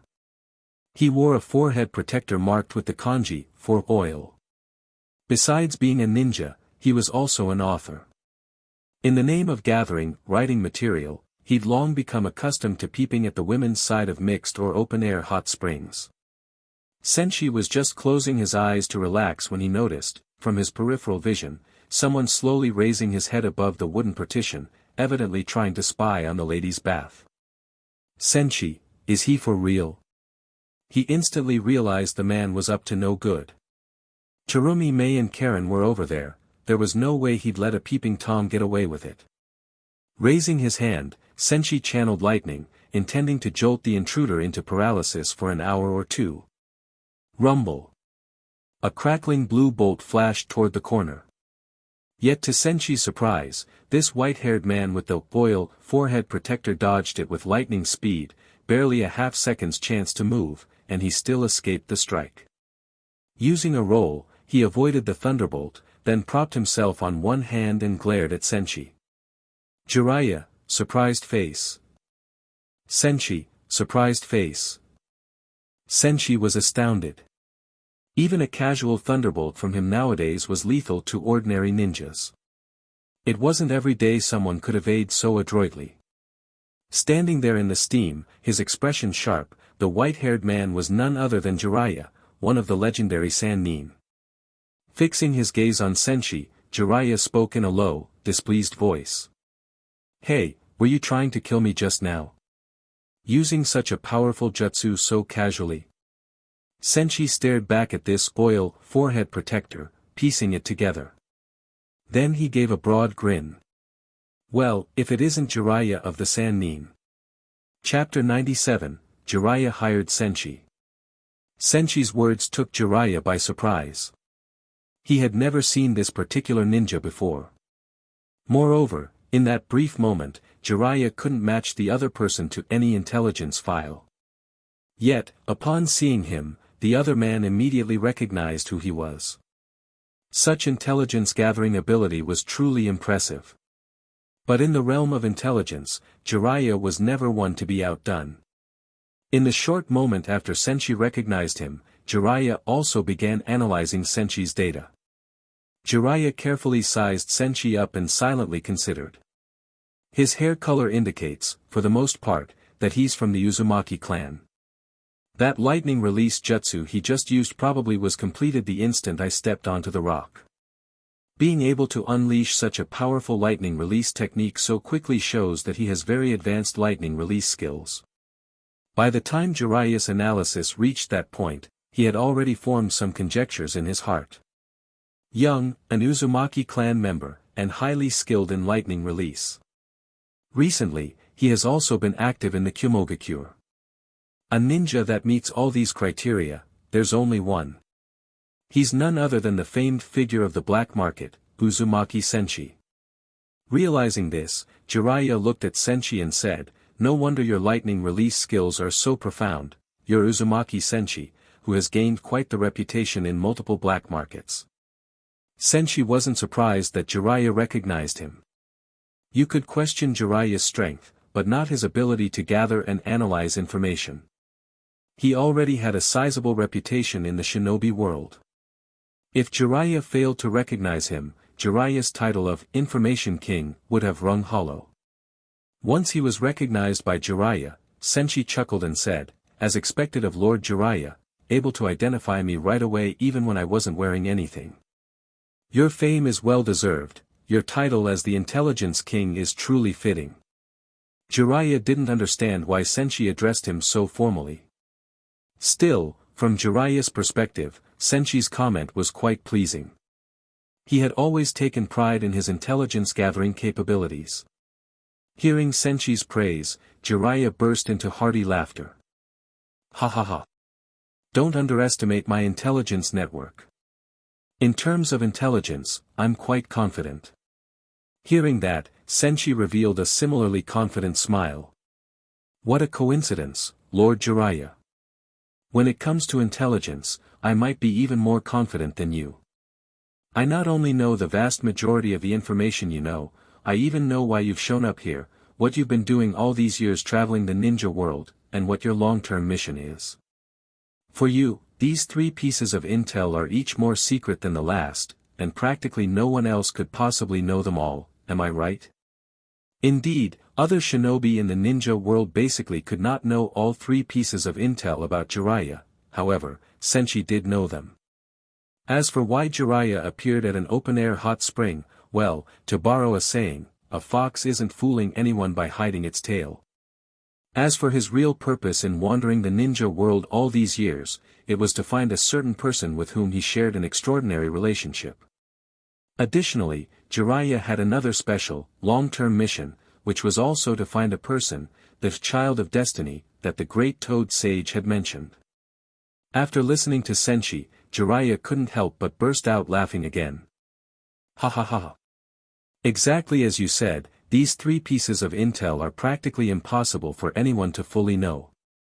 Yet you say with absolute confidence that you know them, too. Doesn't that sound like pure nonsense?" The fact that Senshi had recognized him at a single glance, never having met him in person before, was proof that Senshi did have very strong intelligence skills. But to claim he also knew those 3 highly classified pieces of intel sounded outlandish.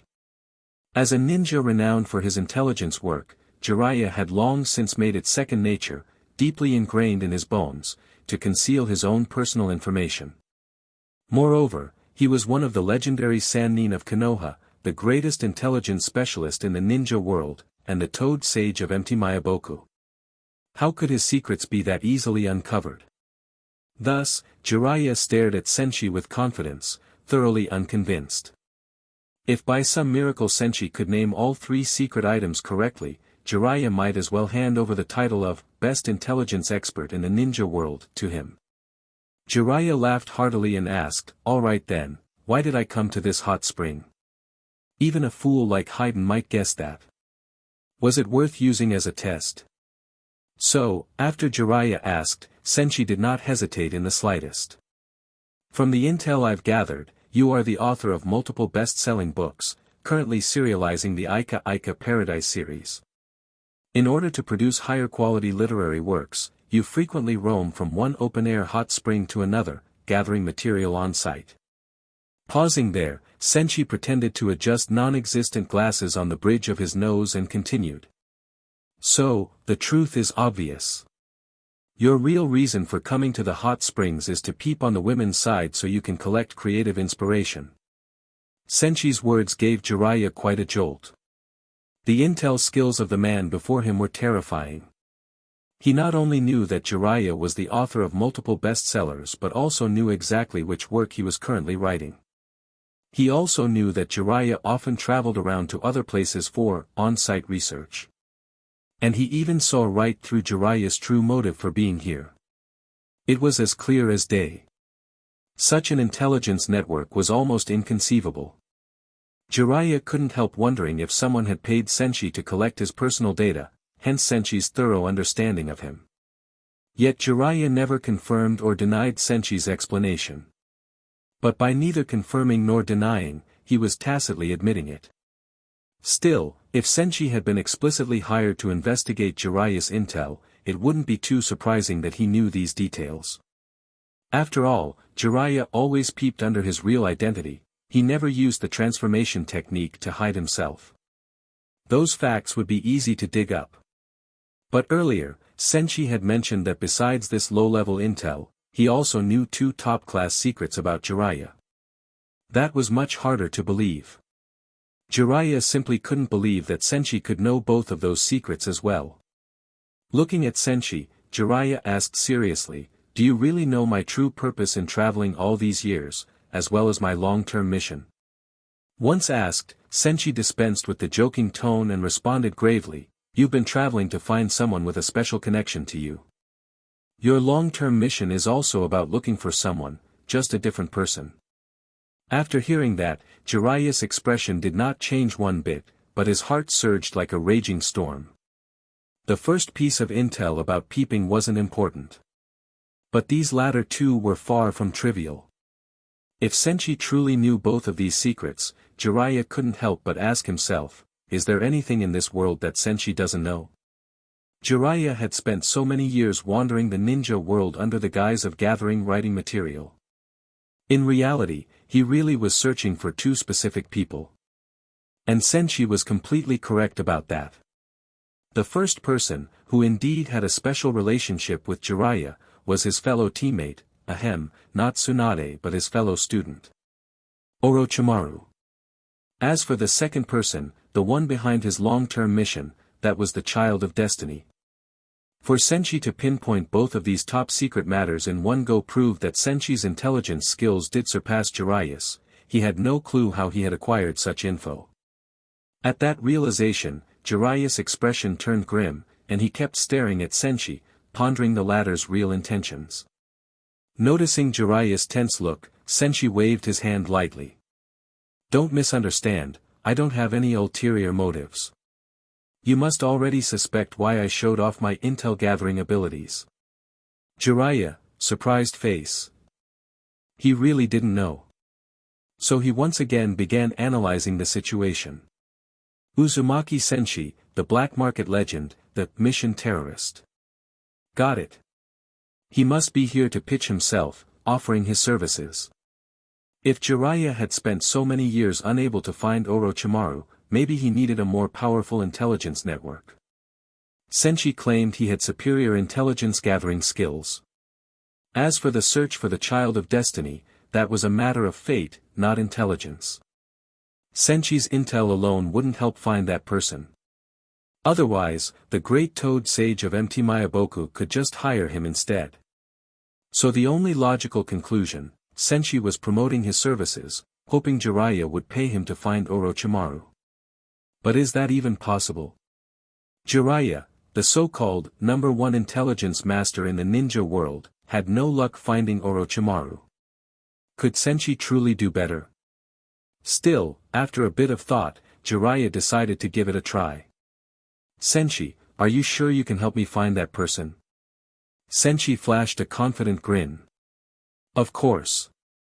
You're looking for Orochimaru, aren't you?" Jiraiya had deliberately avoided mentioning the name Orochimaru to see whether Senshi was merely bluffing. Then again, Jiraiya also had a strong relationship with Tsunade, so maybe he was actually out looking for her. What Jiraiya did not know was that, if not for Senshi's meddling, in the original timeline, there would have been a period where he was assigned to find Tsunade.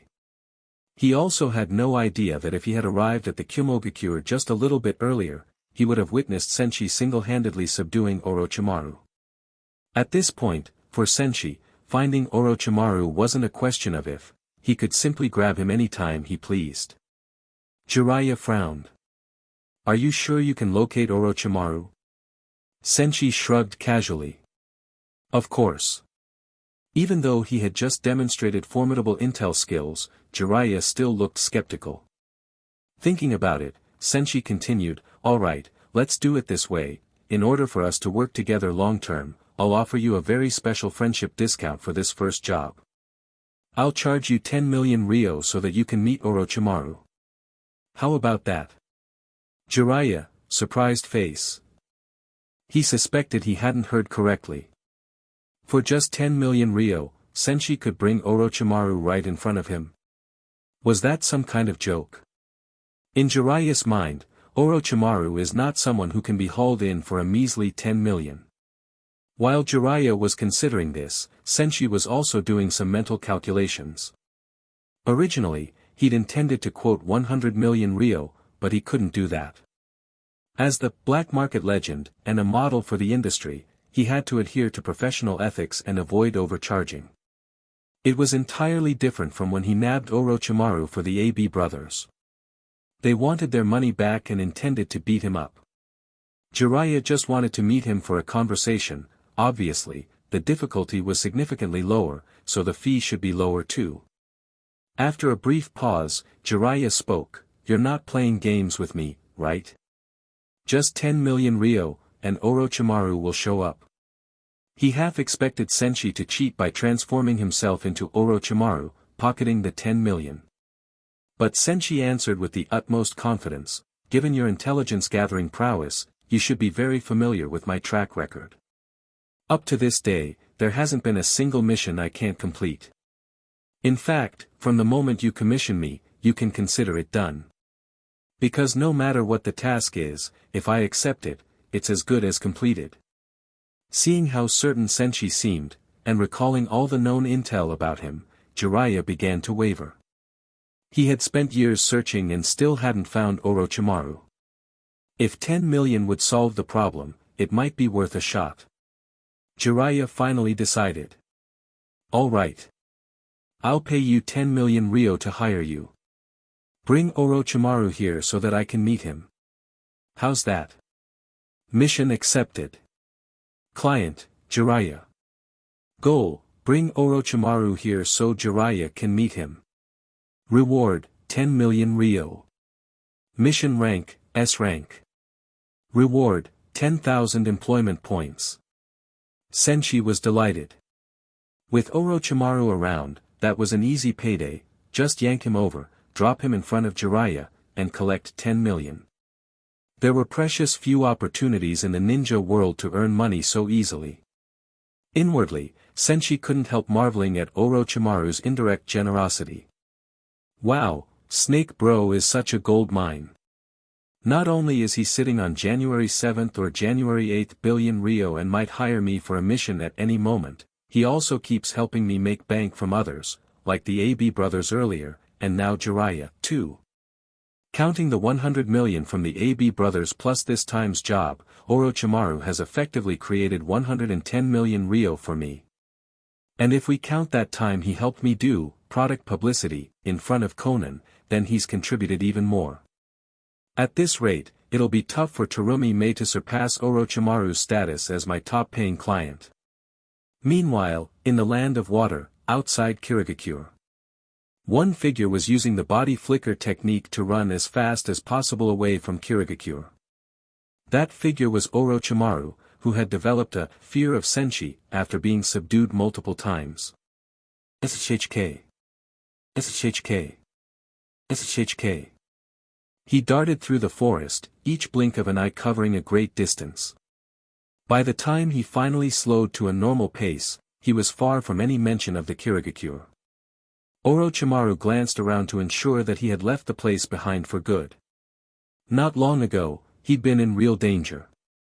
Approaching the Kirigakure without proper intelligence had nearly sabotaged one of Senshi's commissions, endangering Senshi's perfect track record. Even now, he still felt a lingering fear. Senshi was already terrifying enough. Worse still, Karen, always lurking by Senshi's side, had him on her blacklist.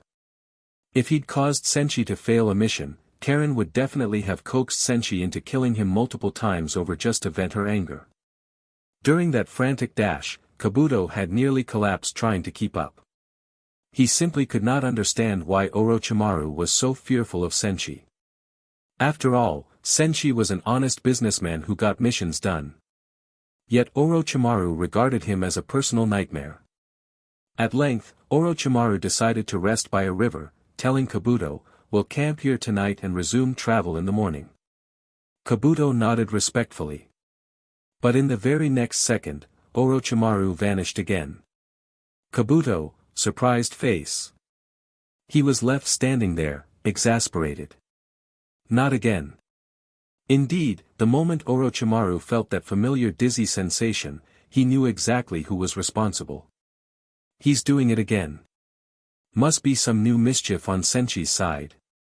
As he was dragged away, Orochimaru couldn't help inwardly cursing, "Damn it, Senshi, can't you find someone else to bother?" Naturally, he wouldn't say that out loud once he appeared. Seeing Senshi yet again, he only complained, "Senshi, what now? You keep pulling me back and forth without end." Senshi grinned. "Snake bro, I didn't have much choice. There's a commission, and it requires your personal appearance." As soon as Orochimaru heard that, he suspected it was just more easy black market advertisement, another demonstration to some client. He gave a casual look over his shoulder and spotted Jiraiya, who stared back in complete shock. "Jiraiya!" He burst out in an expletive, "Holy crap, it really is Orochimaru." Orochimaru glanced at Jiraiya with casual disdain and let out a condescending laugh. He had never held much regard for his former teammate, and now that he possessed the Yamata no Orochi fruit, along with Byakugan and Sharingan, he looked down on Jiraiya even more. Orochimaru gave a cold chuckle and said, "So you turned to Senshi, huh? Must have been Danzo's idea." Jiraiya, confused face. He had no idea what Danzo had to do with this. It seemed like he was missing some crucial intel. Orochimaru made a few more derisive remarks, then turned to Senshi. "How much does this commission pay?" He wanted to see if it was a big job or something trivial. Could he bail out early? Senshi beamed. "Oh, it's small potatoes this time, only 10 million. They just wanted you two to meet." Hearing 10 million, Orochimaru relaxed completely. For that small fee, it had to be a minor task. Senshi had said they only needed to meet, so obviously the mission was already accomplished. So Orochimaru quickly said, "So your job's done, right?" Senshi nodded. "Yep. Snake bro, you can go." At once, Senshi clapped his hands, summoning a vortex-like portal of dark red energy behind Orochimaru. Hee. Orochimaru smirked at Jiraiya, turned, and stepped into the portal, gone in a flash. "Jiraiya, wait, that's it." In the blink of an eye, Orochimaru vanished. Jiraiya hadn't even gotten a single word out before Orochimaru was sent away. Senshi held out his hand to Jiraiya. "Thank you for your patronage. 10 million Ryo, please." Jiraiya, confused face. He felt utterly speechless. Wasn't that too easy a job? Senshi literally just brought Orochimaru in, then instantly sent him back. But even if Jiraiya wanted to complain that the task hadn't been done, the mission statement was indeed, "Let Jiraiya meet Orochimaru." And that really had been fulfilled. Yet it was hardly satisfactory. He didn't get to speak with Orochimaru at all. The only real benefit he gained was the knowledge that Senshi could indeed summon Orochimaru anytime. Still, Jiraiya didn't renege on payment, he handed over a 10 million Ryo check. After that, he said to Senshi, "Damn it, I didn't even say a word before you sent him back. How is that okay?" Senshi grinned. "You never specified you wanted a conversation. The request was just to meet Orochimaru. You did meet him, didn't you?" Jiraiya found Senshi's reasoning both maddening and impossible to refute. He needed more than just to see Orochimaru's face. He needed to speak with him. So Jiraiya pressed on, "That won't do. I must talk to Orochimaru." Senshi replied, "Oh. Is that so?" Jiraiya grew uneasy that Senshi might refuse. Senshi put on a show of looking troubled and rubbed his fingers together. Jiraiya, confused face. He realized that apparently the deep bond between Senshi and Orochimaru was measured purely by money. Jiraiya sighed. "How much? How much do I need to pay for you to bring Orochimaru here again, this time so I can talk to him properly?" At that, Senshi's hesitant face instantly brightened. "No problem at all, my friend. For only 100 million Ryo, I'll handle it. You can speak with him as long as you'd like." 100 million was by no means cheap. However, if Jiraiya tallied up all the time he'd already spent traveling the world in search of Orochimaru, the opportunity cost would likely exceed 100 million. So in the end, Jiraiya accepted it. "Senshi, I'll pay you 100 million Ryo. Let me see Orochimaru again, and this time allow me to actually speak with him." Mission accepted. Client, Jiraiya. Goal, have Jiraiya meet Orochimaru and hold a normal conversation. Reward, 100 million Ryo. Rank, S rank. Mission bonus, 100,000 employment points. Inwardly, Senshi celebrated, Orochimaru really is a gift that keeps on giving. This time, it was another 100 million, plus 100,000 employment points. Chapter 98, What a Weak Goal. Nagato did not immediately refuse Konan. Ever since Amigakure lifted its state of isolation and began cooperating with Kusagakure, it no longer seemed so mysterious to the outside world. Naturally, the Akatsuki organization, active in Amigakure, also was not as secretive as it initially was. Especially because Senshi and Kakuzu, wearing Akatsuki robes, were taking on missions like crazy. Those two alone attracted countless eyes toward Akatsuki. Right now, in Amigakure, there is no absolute secrecy regarding Akatsuki's existence. And to realize the ultimate plan of Akatsuki, it will undoubtedly be a long process. To ensure the plan goes smoothly, Akatsuki needs more personnel, more fresh blood. Moreover, peripheral members have only very limited knowledge about Akatsuki.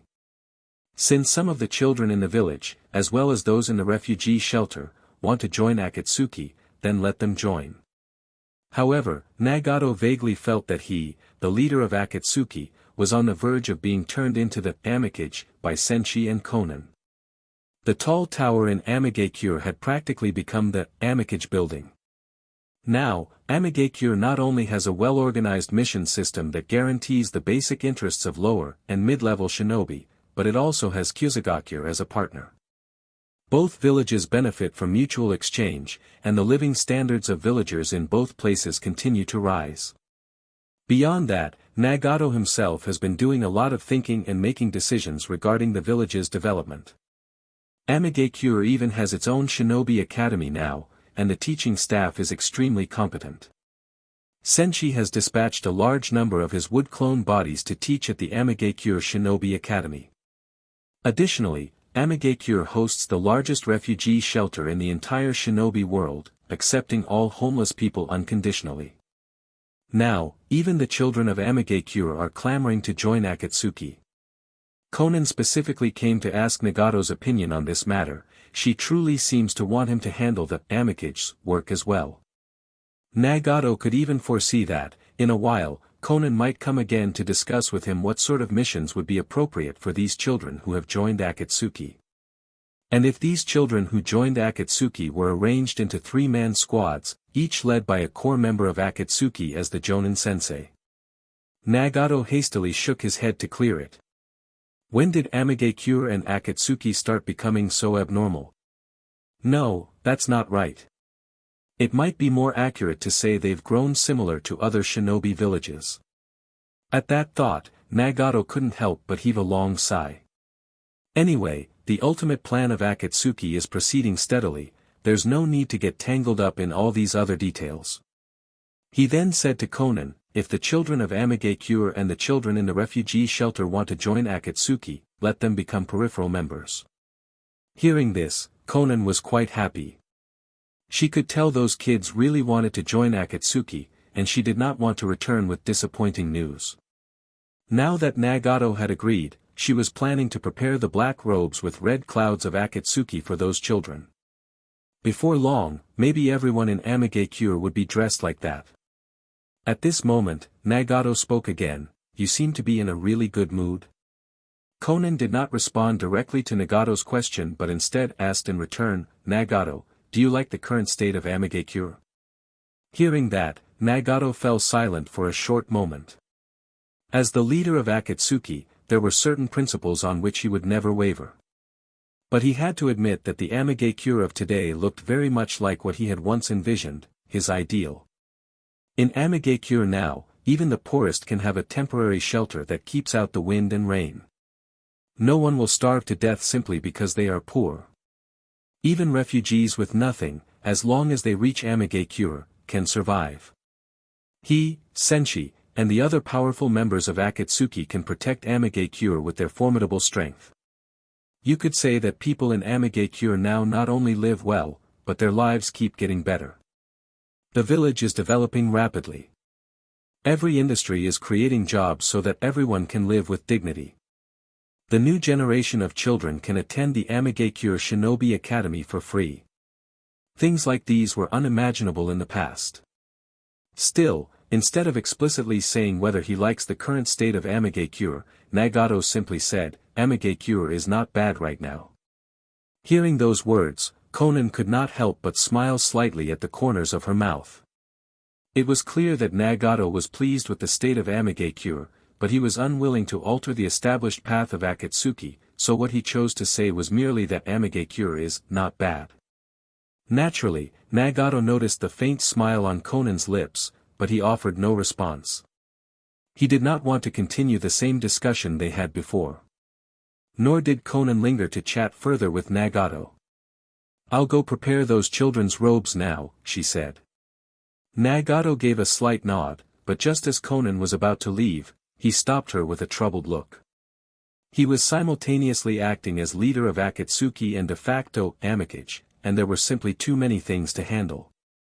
While his real body was talking with Conan, his Deva path, Tendo, Pain was talking with Sasori. And with Sasori, there was a matter requiring Conan's assistance. So he said to her, Conan, wait. Conan, surprised face. About 20 minutes earlier, on the rooftop of Amigakure's central tower. Sasori, controlling his Hiriko puppet, found Pain and spoke bluntly, Pain, for a while I won't be able to take on missions assigned by the organization. I need to leave the group for a period of time. Pain was taken aback. Sasori, you want to leave Akatsuki? Not exactly. Sasori denied any desire to withdraw from Akatsuki.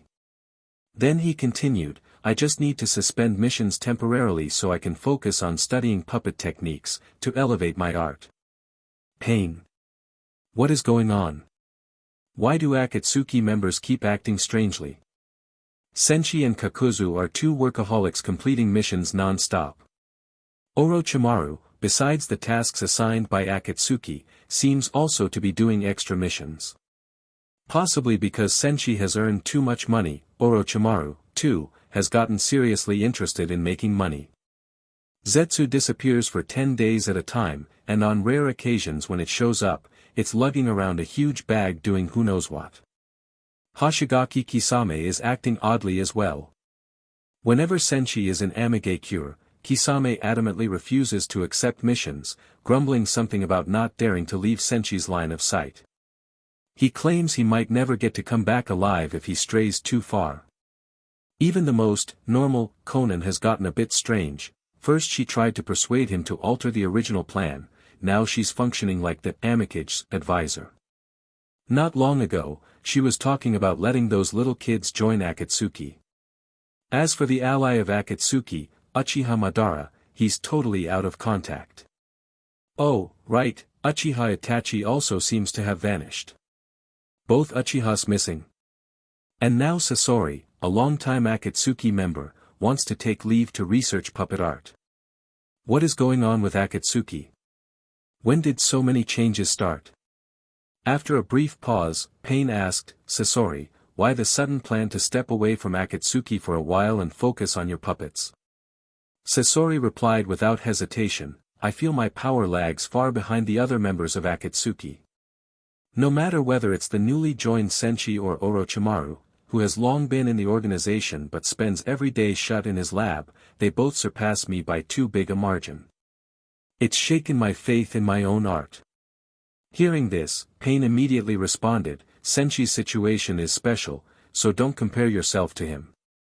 As for Orochimaru, the reason his strength surged so rapidly isn't just personal training, Senshi helped him. Sasori, surprised face. He was startled that Orochimaru's astonishing power apparently came from Senshi. To confirm, Sasori asked, Pain, did you say Orochimaru's power became so strong because of Senshi? Pain nodded. Yes. Right now, Akatsuki needs all the manpower it can get, so there's no way Pain can casually let Sasori just quit missions. Hearing Pain's words, Sasori was thoughtful. But Orochimaru's path of development didn't suit him or his sense of artistic aesthetics. He wants to keep getting stronger and more artistically refined. There are only two ways forward. Either upgrade and iterate his existing puppets, or develop entirely new ones. Before Sasori could clarify that he would be taking time off to research new puppets, Pain meaningfully suggested, Sasori, it won't be easy to achieve a massive breakthrough in your puppet art in the short term. If you want to gain power quickly, you can look for Senshi. Sasori found this surprising, recalling the events at the entrance to Kumogakure, where he had seen Orochimaru in a domineering battle against the AB brothers. He also witnessed how casually Senshi had appeared and hauled Orochimaru over from who knows where. By the looks of it, Senshi is indeed extremely powerful and possesses many incredible techniques. His puppetry, which once felt sufficient, now clearly needs upgrading after all he's seen. If even he himself isn't convinced by his own art, how could he convince others that his art is supreme? As Sasori felt swayed by the idea of asking Senshi for help, Pain spoke again, his tone serious. Going to Senshi to become stronger might be the best option. But be aware, Senshi is a strange shinobi, his actions are hard to predict. If you approach him without preparation or determination, something unpleasant could happen. So I recommend you learn about him first before you do anything rash, otherwise, you might get into trouble. Sasori paused to ponder. He did not understand why there would be trouble when dealing with someone who was supposedly his comrade in Akatsuki. He directly asked, that guy Senshi, like Kakuzu, does he attack his own teammates? For once, Pain was silent for quite a while. It's not exactly that Senshi attacks Akatsuki members, but he might do something bizarre to them. Pain recalled how Kakuzu was once tortured so badly he looked emaciated, and now there's Haiden. Senshi basically drags Haiden around with him, and Haiden is constantly struck by lightning so often he might as well be a native of Kumogakure. Because Sasori was a core Akatsuki veteran, Pain genuinely didn't want him to suffer too miserable a fate. So, noticing Sasori's eagerness to seek out Senshi for a quick power-up, Pain sternly reminded him. Sasori, there are things in this world far more terrifying and painful than death. Don't seek out Senshi unless you are fully prepared. His words gave Sasori a bit of a chill. If even Pain says so, then Senshi really must come with some serious risks. As Sasori mulled over these thoughts, Pain spoke up once more. By the way, Senshi's former partner, Kakuzu, is heading to Iwagakure for a mission. Kakuzu currently needs a partner, you can go along. On the way, you can learn more about Senshi from him. Hearing that, Sasori thought for a moment, then nodded. He was okay with pairing up with Kakuzu. He didn't mind working with Kakuzu, who seemed straightforward enough. In the life support chamber, Nagato withdrew his attention from the Pain-Sasori conversation and addressed Konan again. Konan, Zetsu found a very promising ninja in Iwagakure, someone suitable for our organization. I'm sending Sasori and Kakuzu together to recruit him. I've already talked this over with Sasori. Go find Kakuzu and coordinate everything. Conan nodded and left. Kakuzu had recently been spending most of his time at the black market, so finding him there was the obvious choice. Meanwhile, over at Kumogakure, beside a hot spring, Orochimaru stood with arms folded, wearing a sinister smile. From across, Jiraiya observed Orochimaru closely, sensing a subtle change in him. Orochimaru seemed more resolute and more confident than before. Though Orochimaru's comprehensive abilities might indeed be stronger than his own, Jiraiya didn't think he fell that far behind in terms of raw strength. Yet Orochimaru had been looking at him this whole time with the gaze one would use on someone weaker. Could Orochimaru's strength have grown tremendously over the past few years? But that was secondary. After some thought, Jiraiya finally broached the real topic. Orochimaru, return to Konoha. Your talents shouldn't be wasted out here. If you're willing to come back, with your abilities, you could do a great deal to help the village flourish. Orochimaru let out a cold chuckle. Heh. Why would I go back there? Did you really come to see me just to say something so boring? He certainly had no intention of returning to Konoha. Setting aside everything else, how would he continue his experiments to provide Danzo with wood-style powers on par with the first Hokage if he returned? At this point, Orochimaru just wanted to end this conversation and leave. He knew Jiraiya's intentions, to convince him to go back and serve the village. But that aligns with Konoha's interests, not his. Outside the village, no one restricts his experiments. Back there, he'd just be subject to the old limitations. Moreover, having cooperated many times with Senshi, he now had a solid revenue stream and was growing stronger in a self-sustaining cycle. He had no need for the village's protection or research funding anymore. His own strength was enough to guarantee his safety wherever he conducted his experiments. Thus, the village had lost its appeal to him. However, from their brief chat, Orochimaru discovered something: Jiraiya truly hadn't come because of Danzo. So Orochimaru silently wondered, even if Jiraiya has been wandering all these years, he should still have some contact with the village.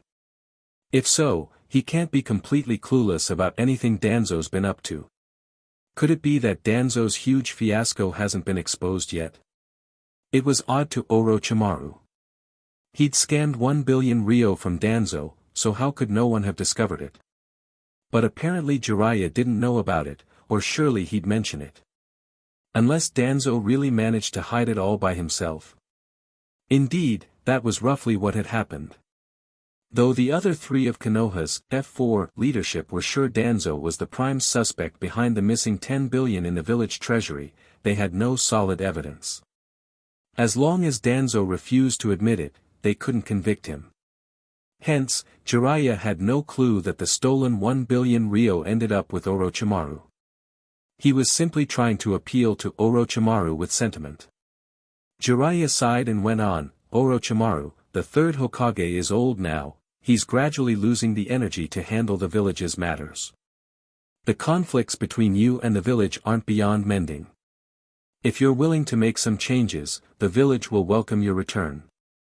With your brilliance, you could do so much for Konoha, and Sensei still has a high opinion of you. There were other things Jiraiya didn't say. If Orochimaru truly repented his sins, he might well gain acceptance and even a top leadership position in Konoha. His betrayal stemmed mostly from two things: the forbidden experiments that harmed the village, and his dissatisfaction when the third Hokage chose Minato rather than him as fourth Hokage.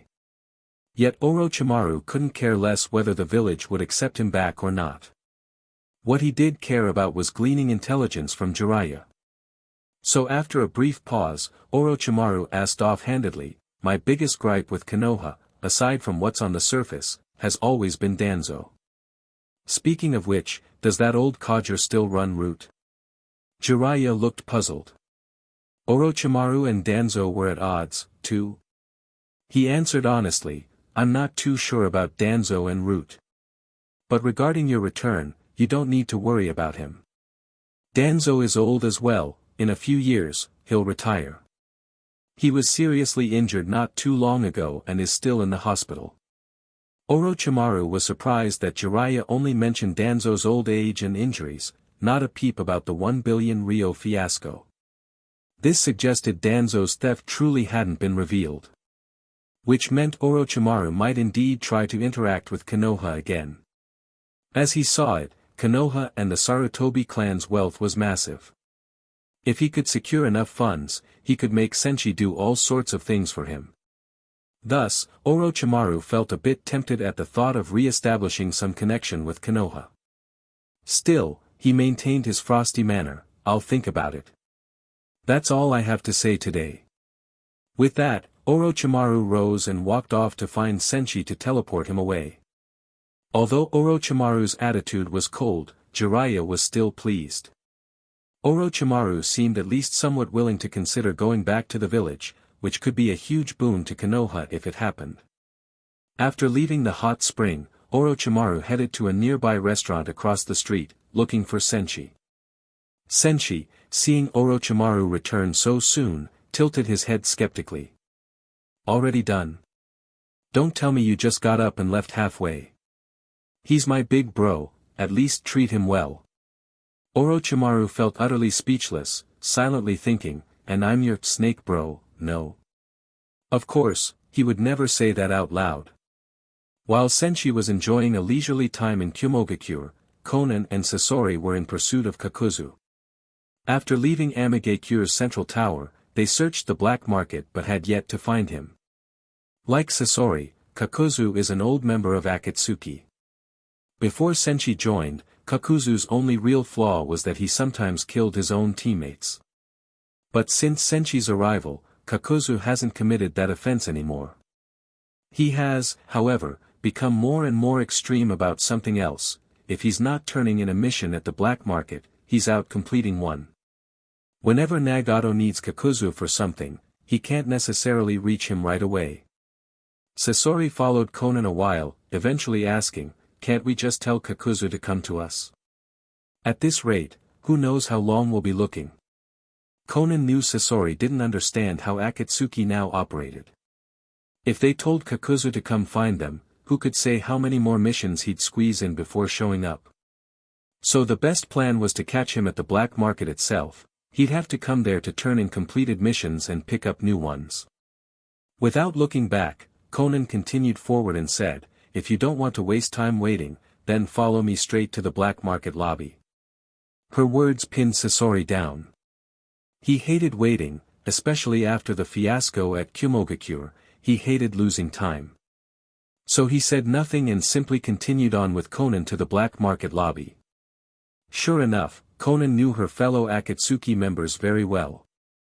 They arrived at the entrance just in time to see Kakuzu walking out, a thick stack of mission scrolls in his hand. Sasori, noticing that pile of commissions, felt a mild headache. Kakuzu had undergone a major transformation too. He used to love doing missions and making money, but not on this scale. Kakuzu also saw them. He nodded curtly by way of greeting and prepared to step past them into the black market lobby to turn in his tasks. "Wait!" Konan called out as he was about to hurry in. Kakuzu stopped, frustrated, and looked back at Konan. "What is it?" Konan spoke in her usual calm tone. "Zetsu discovered someone in Iwagakure with potential to join Akatsuki. Pain wants you and Sasori to handle the recruitment." Kakuzu frowned. "Seriously? I have to waste time on something like that instead of doing missions? Can't Sasori go alone?" But Konan gave no room for negotiation. "That's the order. Gather your things and head out with Sasori." Kakuzu opened his mouth, wanting to refuse, but he couldn't. This was from pain, after all. So he said to Konan and Sasori, "Hold on. Let me go hand in these tasks first," and quickly disappeared inside. A short while later, he came out again. By this time, Sasori couldn't contain his curiosity. "Kakuzu, what happened to you? You used to love money, sure, but you weren't this extreme. Kakuzu shrugged. It's because of Senshi. I guess I'm learning from him. These days, Kakuzu wasn't just obsessed, he was practically mirroring everything Senshi did. If he wasn't on a mission, he was on the way to one. Sasori recalled Paine's cryptic remarks about Senshi. Now that he saw how Kakuzu had turned out, he began to grasp Paine's point. While Sasori was pondering, Kakuzu emerged once again, verifying he had turned in all commissions. He glanced at them and said, "Let's go. We're leaving now to recruit that newcomer to Akatsuki." Sasori was surprised. Right this moment? You just finished a bunch of tasks, aren't you going to rest first? Kakuzu shook his head. No need. Let's move out now. Sasori. He simply couldn't understand why Kakuzu was this driven. He'd just completed at least 50 consecutive missions without rest, and now he wanted to head straight to Iwagakure. Even Konan silently shook her head, while Kakuzu suddenly seemed to remember something. "Oh, by the way, Sasori, wait here a moment. I'm going to pick up an escort mission along the route, might as well earn something on the way." Without waiting for Sasori's reply, Kakuzu darted back inside. Sasori felt at his wit's end. Do I really want to go to Senshi for help? Is the price going to be too high? It didn't take long for Kakuzu to return. He knew the black market inside and out, so it was easy to pick up just the right tasks. Clutching another handful of mission scrolls, he declared, "Luck is on my side. I got a bodyguard mission from Amigakure to Iwagakure, plus some other tasks I can do en route. Let's hurry up and go." As they set off toward Iwagakure, traveling with a caravan of merchants, Sasori was confronted head-on by Kakuzu's changes. Kakuzu barely paused for a moment, continuously going off to complete side missions. If Sasori was exasperated before, now he was speechless. At one point in the journey, they were in the rear of the caravan, riding on the last cart.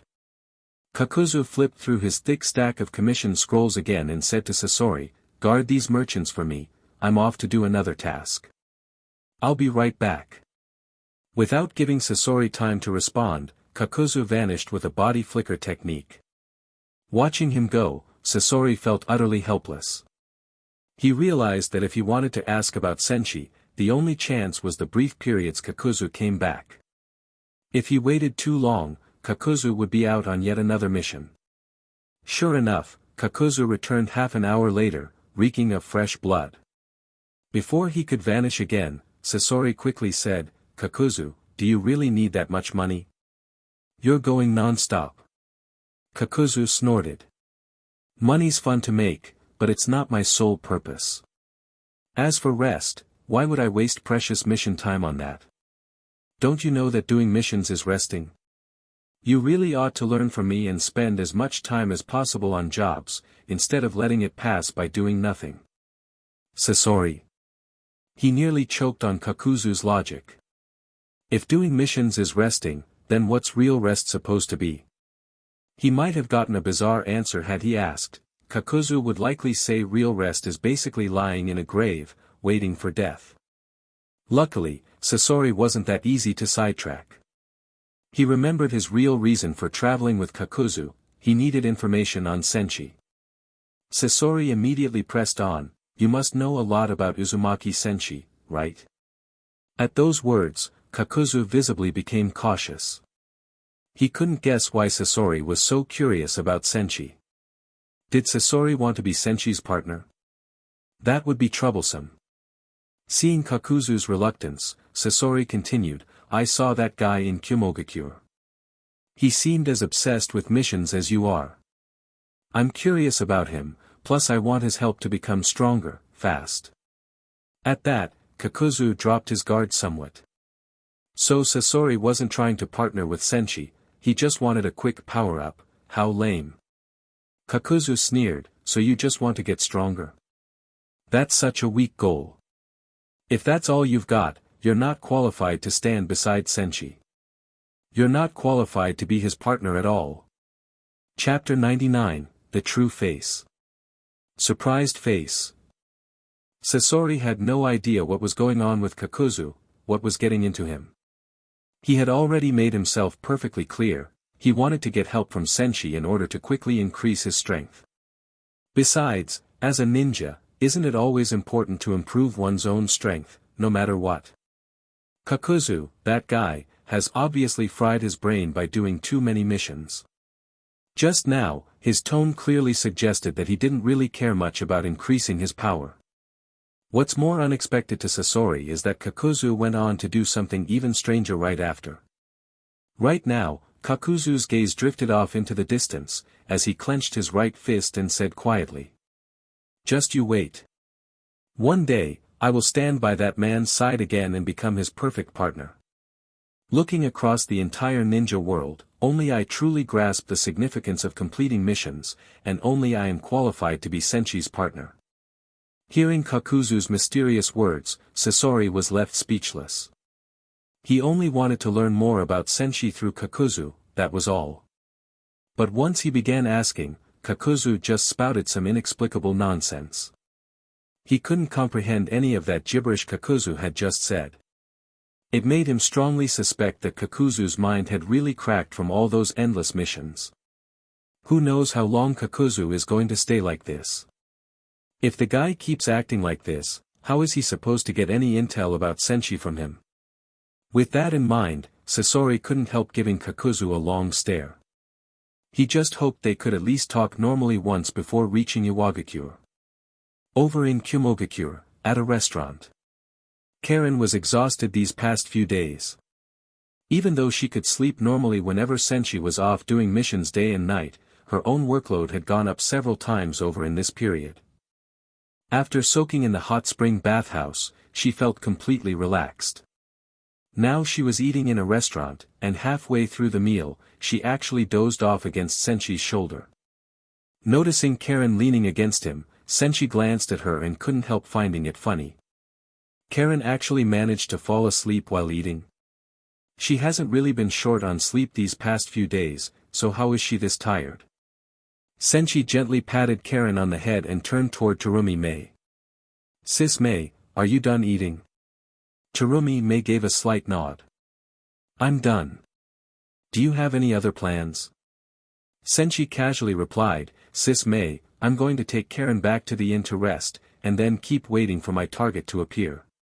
Hearing that, Terumi Mei felt a little regretful. As the Mizukage, she usually had quite a few matters to deal with, so coming here to Kumogakure was primarily for Senshi's sake. She wanted to spend more time around him, build up a strong bond, and then rope him into coming to Kirigakure to help her develop the village. With Senshi joining, Kirigakure would see continuous, dramatic progress. Unfortunately, getting closer to Senshi and forming a deep friendship obviously isn't that easy. So when Senshi started gathering his things, Mei also packed up to leave with him. After Senshi paid the bill, he said to Terumi Mei, Sis Mei, next time I'll take you and Karen to try some other Kumogakure dishes. For now, I'll take her back first. Terumi Mei smiled. Next time, let me treat. I'd feel bad if you always pay. Hearing that, Senshi nodded but didn't object. He didn't mind at all. Now that he was loaded with money, so much that he couldn't spend it all, treating Karen and Terumi Mei to a few meals was no problem. After saying goodbye to Terumi Mei, he took Karen back to their inn. Once he dropped her off to get some sleep, he himself didn't go out on any more missions. He'd already cleared all the high-level tasks in Kumogakure, but he still had several wood clone copies out doing mid to high-level missions. Those could be handled by his wood clones without needing him to go personally. As for his real body, he had something more important to handle, frenzied prize draws in hopes of getting an item to cure Nagato's health problems. A while ago, Conan had posted that quest for him. Unfortunately, System Bro hadn't been kind, he had already spent several 100x draws but never got any item that could completely fix Nagato's health. Out of desperation, he'd even considered using something like a Senzu bean, which was extremely hard to pull, just to get by. But recently, here in Kumogakure, he'd earned a ton of commissions from A and B, from the black markets of the Land of Lightning, from the Kumogakure mission office, and even from Jiraiya. With tons of commissions came tons of employment points. Altogether, he had a staggering 760,000 plus. That meant he could afford 7 100x draws and still have plenty of points left. But Senshi was hoping he could solve Nagato's problem in just one of those 100x draws. That way, he wouldn't need to stress over the remaining ones, it wouldn't matter what he pulled. With that in mind, he sat down at Karen's bedside, silently reciting his lottery incantation. A lonely cloud in the northwest sky, a crow among phoenixes. Jackpot, jackpot. 100x draw, give me something big. 100,000 employment points deducted. 660,650 points remaining. Drawing in progress. Congratulations, host. You have acquired expired milk times 1 carton. What the? As soon as he saw the first prize pop up, Senshi didn't even bother looking at the rest. He just couldn't hold back his curses. What kind of trash reward is this? Naruto's had been grinding, cranking out missions left and right. Even Naruto wouldn't want some expired milk. Complaining inwardly about the system, Senshi then quickly checked the other prizes, hoping they wouldn't be as random. Maybe he'd get something for Nagato's problem. If not that, then some powerful cheat item would be fine. He still needed to mess with the Otsutsuki clan soon, and he was feeling slightly underpowered as he was. Continuing on to the rest of the rewards, Senshi's expression instantly changed. Just now he'd been scolding and ranting, but now he was grinning from ear to ear. System bro. Not bad at all. I knew I could count on you. Senzu beans times 3. Bloodline limit, 3 Tomo Sharingan times 1 pair. Bloodline limit, ice release times 1. String devil fruit times 1. Seeing these, Senshi was all smiles. Apart from that first box of expired milk, everything else was top tier. Especially the Senzu beans, bloodline limits, and a devil fruit. In previous draws, it was almost impossible to get all 3 in a single 100x pull. Now he'd snagged 3 Senzu beans, plus the ice release bloodline limit, like the one Haku had. Judging by Haku's performance, it was pretty decent. And on top of that, he'd gotten a very interesting devil fruit, the string fruit. Name, string fruit, Ninja World modified version. Description, an S-rank reward from the One Piece dimension, Paramecia type. Once awakened, it can function akin to a Logia. The fruit grants the ability to produce and manipulate strings from one's body and use them invisibly to cut objects and living beings. You can also control other people's limbs from a distance using the strings. Abilities listed, once developed. 5 colored strings, produce 5 nearly invisible threads from the fingertips, arranged like a beast's claws to slash at the enemy. Extremely sharp, capable of slicing or severing the opponent's body. Overheat, shoot dozens of nearly invisible threads from the palm, then twist them together to form a thick rope, strong enough to slice an opponent or even cut a tall building in half in an instant. Parasite string, scatter a swarm of threads into the air, then have them rain down like shooting stars, piercing the target's body and letting you control their movements. Bullet string, raise the index finger and curl the rest, then shoot out a high-speed thread like a bullet, powerful enough to puncture someone's bones in one hit. Though it couldn't cure Nagato, the string fruit was plenty useful. The possibilities were huge. Once awakened, the user would have upward of 18 or more techniques. Senshi could already think of 2 people in the ninja world who'd be a good match for it. 1, Kakuzu, with his Earth Grudge Fear technique, which basically used thread-like tentacles, and 2, Sasori, or any puppeteer. But as of now, he had no intention of giving it to Sasori or other puppet users. Kakuzu was a core member of the mercenary group, an endless mission grinder, and the heir to the Will of Rain. So that was likely where it would go. Once he finished checking the first draw, Senshi saw that none of it directly cured Nagato. With a sigh, he moved on to the second 100x pull. System bro, quit messing around. This time you've gotta give me what I need. 100,000 employment points deducted. 560,650 points remaining. Drawing in progress. Congratulations, host. You have acquired. Expired instant noodles times 1 box. Senshi. Seeing the first prize of the second draw, Senshi couldn't help but grumble again. What's going on here? Did Naruto's pantry get mixed up in my prize pool? Expired milk, then expired ramen. Annoyed, he kept reading. And then, just like before, he switched from scolding to smiling in delight. Experience card, dust release, bloodline selection, times 3. Bloodline limit, scorch release times 1. Sukuna finger times 2. He was thrilled. 3 uses of the bloodline selection dust release, from the Tsuchikage, would let him or an ally launch a full-power dust release attack 3 times, a solid trump card in a pinch. He could also hand those 3 opportunities over to Karen or other members of the mercenary group as a trump card to save their lives. The Scorch release, like Pakura's, might come in handy eventually. This bloodline limit isn't needed at the moment, so I'll just let it sit in the system space and gather dust for now.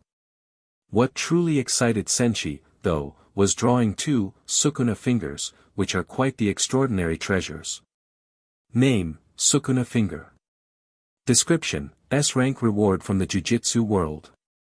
Each Sukuna finger can awaken the power of the King of Curses, Ryaman Sukuna. Every finger contains immense cursed energy, with 20 fingers in total. By swallowing them, one gains the abilities of this legendary demon. The more fingers swallowed, the greater the power, but also the higher the risk of being devoured by Sukuna himself. Swallow 1 finger, unlock Kamutoke. Swallow 2 fingers, unlock Shrine. Swallow 3 fingers, unlock Fuga. Swallow 5 fingers, unlock Domain Expansion, Malevolent Shrine. Swallow 10 fingers, unlock Sukuna's true form. This item made Senshi fall into deep thought. If someone ate a Sukuna finger, they should be able to learn the reversed curse technique, which could indeed cure Nagato's health problems. But would letting Nagato consume it really be a good idea? This treasure definitely had some side effects. After a bit of contemplation, Senshi decided to keep drawing a few more times, unless he truly ran out of options. 100,000 employment points deducted. 460,650 points remaining. Drawing in progress. Congratulations, host. You have acquired. Sake times 5 bottles. Dice times 1. Slot machine times 1. IOU storage box times 1. Bloodline limit, Byakugan times 1 pair. Hextech core prototype, old version, times 1. Senshi, surprised face. The results of the third 100 pull put Senshi in a tough spot. It felt like the first 100 pull of the day had tapped into Naruto's pantry. Now, for this third 100 pull, could it be pulling items out of Tsunade's room? How else do you explain getting both sake and dice? And if that wasn't enough, there's also a slot machine and an IOU storage box. Aside from Tsunade, the Princess of Konoha, who would even use those? But when Senshi saw the final reward, he held back his complaints. Because what he found was a remarkable item, Hextech Core. Seeing that, Senshi couldn't help exclaiming, "Whoa! That thing can come out of this prize pool too." However, upon checking its attributes, he realized what he pulled was only the prototype version of a Hextech Core, not the one from the story of Piltover and Zon, but rather the in-game equipment version that had been enhanced by the system. Name, Hextech Core Prototype, Old Version. Description, SS rank reward from the Runeterra world, originating from the essence of Hextech. It can be upgraded with employment points, which improves its stats and grants extra skills with each upgrade. Hextech Core Prototype, plus 10 Kakashi units of chakra. Hextech Core Prototype, level 1 plus 20 chakra, unlocks skill, Death Ray. Hextech Core Prototype, Level 2 plus 30 Chakra, unlocks skill, Gravity Field. Hextech Core Prototype, Level 3 plus 40 Chakra, unlocks skill, Siphon Power. Perfect Hextech Core, Max Level plus 50 Chakra, plus 100% Ninjutsu Power, unlocks skill, Chaos Storm. Each upgrade costs 10,000 employment points. Whoa! So basically a laser cannon, right? After closely checking the item's attributes, Senshi realized that although it provided decent benefits, it also required a lot of employment points, making it somewhat impractical. Sure, even at level 1, it gives the equivalent of 10 Kakashi's worth of chakra, which isn't bad. But upgrading costs 30,000 employment points in total to reach max level, and given the returns, it's not really worth it. Feeling no interest in spending money on that now, he moved on to the fourth 100x draw. System bro, come on, enough with the games. I've already used 6 100x draws for Nagato's quest. This seventh one better be the one. Pull.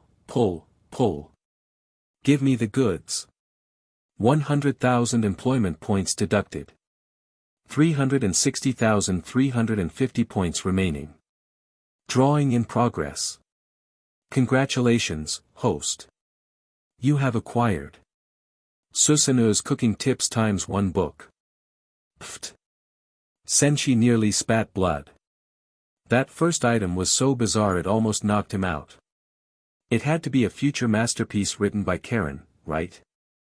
Aside from her, who else would author something so out there? But bracing himself, he read on, and sure enough, he found treasure again. Crystal Ball, Telescope Technique ×1. Perfect Super Soldier Serum ×1. He finally had the cure for Nagato's health. Although the Telescope Technique ball was the same one Hiruzen Sarutobi used, which Jiraiya would definitely misuse for peeping, the real catch was that last item. Name, Perfect Super Soldier Serum, Captain America's Serum. Description, an S-rank reward from the Marvel Universe, optimized by the system. It can repair physical damage, fully awaken a ninja's latent potential, and drastically enhance every aspect of the body, pushing it toward perfection. At last, Nagato was going to be saved. This sportsman's serum could be used on him to give him a fully healthy, possibly muscular body, removing all his frailty. Someday he might be known as Nagato, the guy who can haul bags of rice all day without breaking a sweat. This was the perfect fix, with no wild downsides. Having finally gotten the item he needed, Senshi could stop drawing for now. He had over 360,000 employment points left, and that was enough for him. Even so, it would take time to digest all the other powerful items he'd just received. While Senshi's objective was complete, Kakuzu and Sasori's quest was just beginning. Their current mission was to bring a ninja named Deidara into the organization. Because Deidara had caused multiple terror incidents in his youth just to prove the worth of his art, he lived outside Iwagakure, in a nearby temple. In that temple's main hall stood 8 large Buddha statues. Even they couldn't calm Deidara's restless heart. Beside a display rack, the yellow-haired Deidara was admiring the clay artworks he'd laid out. But at that moment, 2 figures quietly appeared at the entrance. Hearing footsteps, Deidara turned around unhurriedly and saw a man with green eyes and another whose appearance was rather peculiar. Looking at them coldly, Deidara asked, "Who are you people, and what are you doing here?" He'd never seen these 2 intruders before, and their looks made him uneasy. Sasori sized up Deidara. "He seems fragile. Are you sure he's our target?" Kakuzu nodded. "Yes, that's him. Leader says his ability would be valuable to Akatsuki." Having heard that, Deidara let out a soft scoff. "Oh. You two know about my abilities?" While he spoke, his left hand behind his back was already shaping a clay spider.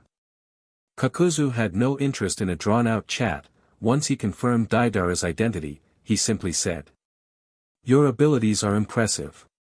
Our leader wants you to join Akatsuki." Deidara scoffed again. "How rude. You haven't even answered my question. Kakuzu kept walking forward.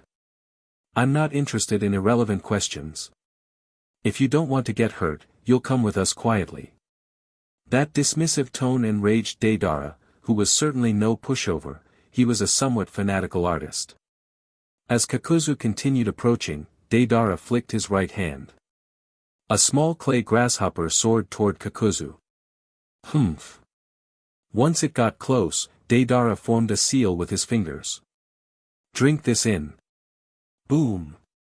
A small explosion went off right in front of Kakuzu. Yet the bomb barely affected him. He had already used the body flicker to avoid damage. Seeing the location where the explosion struck, Kakuzu's eyes showed a hint of contempt. He had used that moment to gauge how powerful Deidara's bombs were, and he concluded that this level of clay explosive posed no risk to his hearts.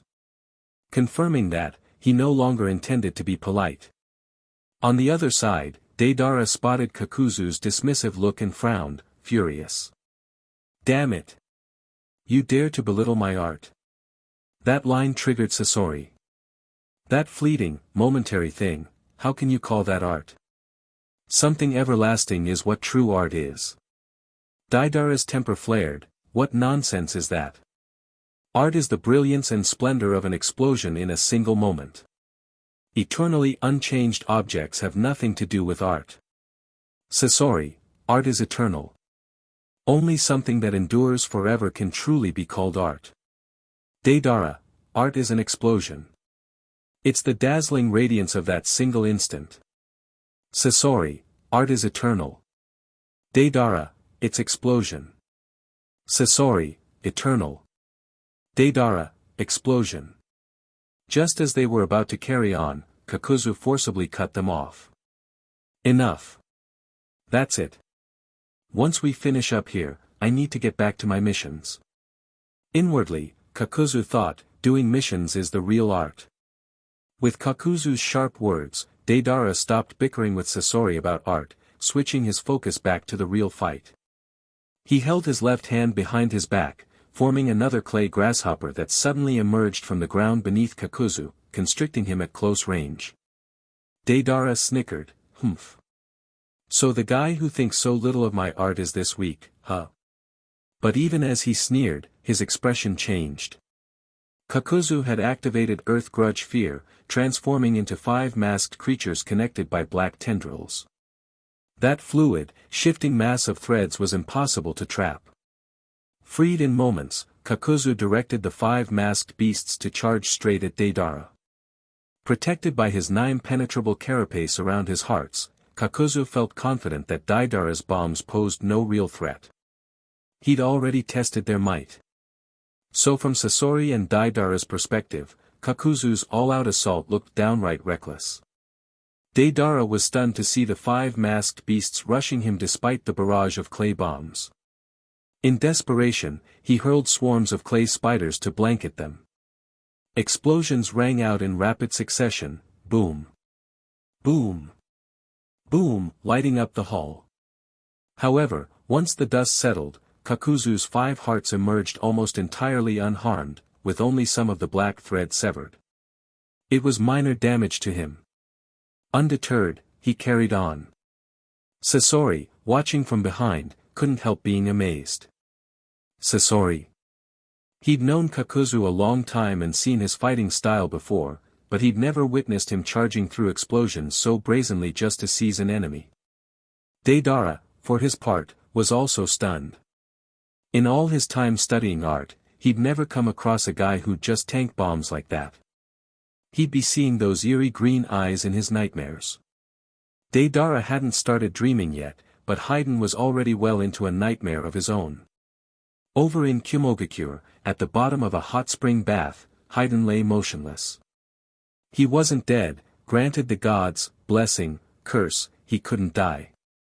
His consciousness drifted, at first hazy, but little by little, the surroundings became clear. He found himself in a place he knew well, the cave that served as the main base of the Jashin faith.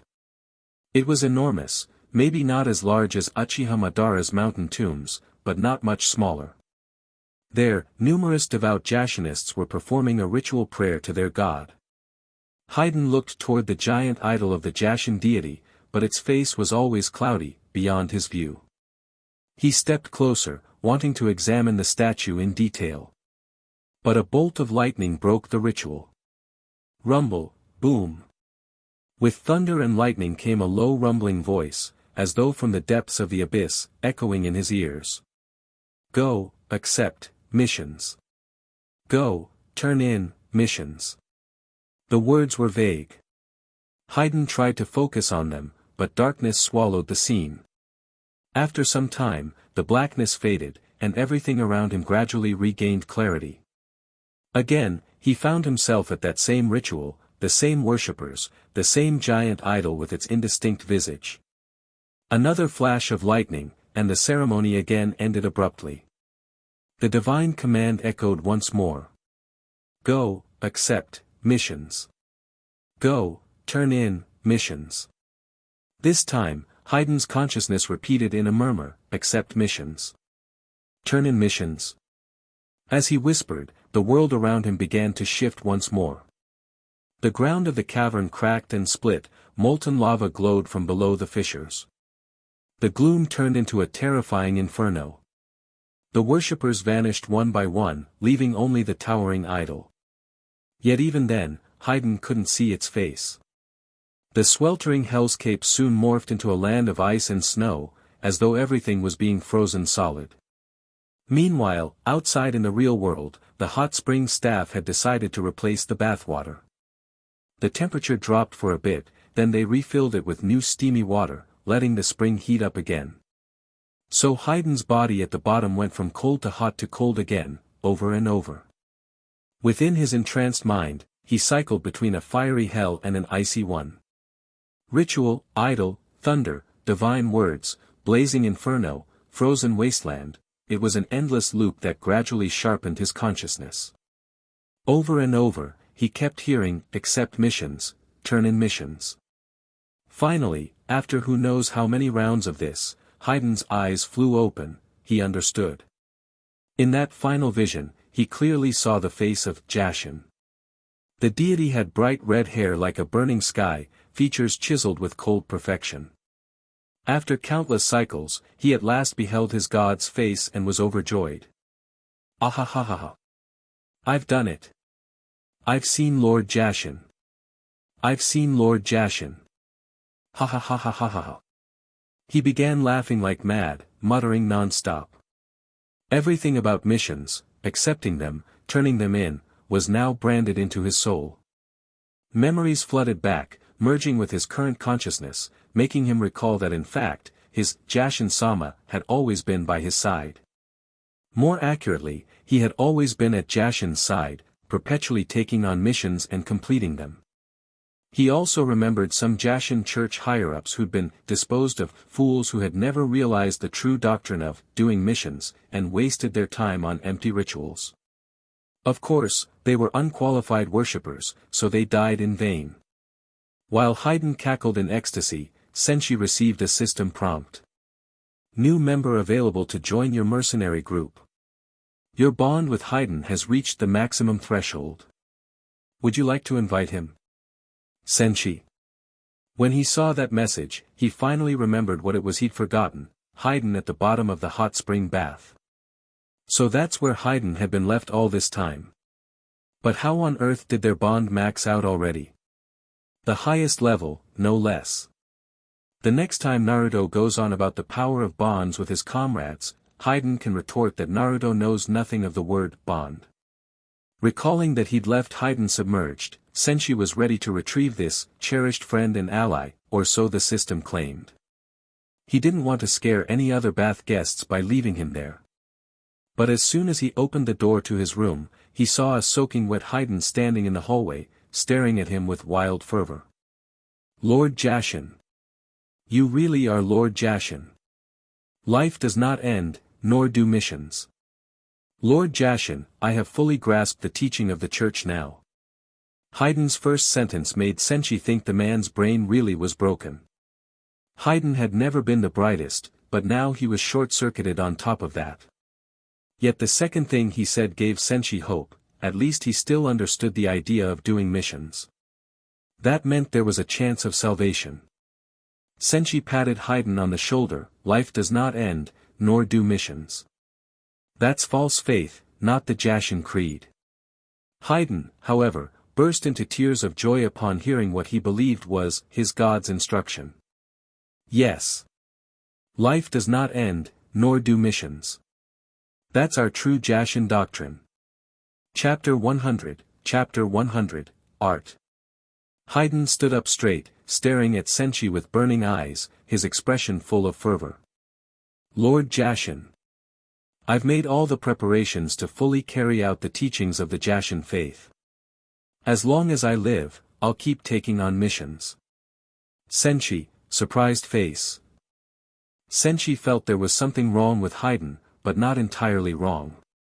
He had no idea why Haydn was treating the will of rain as if it were the teachings of Jashinism. Still, compared to his original Jashin doctrine, where he'd sacrifice everyone in the cult headquarters, substituting it with the will of rain wasn't necessarily a bad thing. After thinking it over, Senshi decided not to dwell on the details.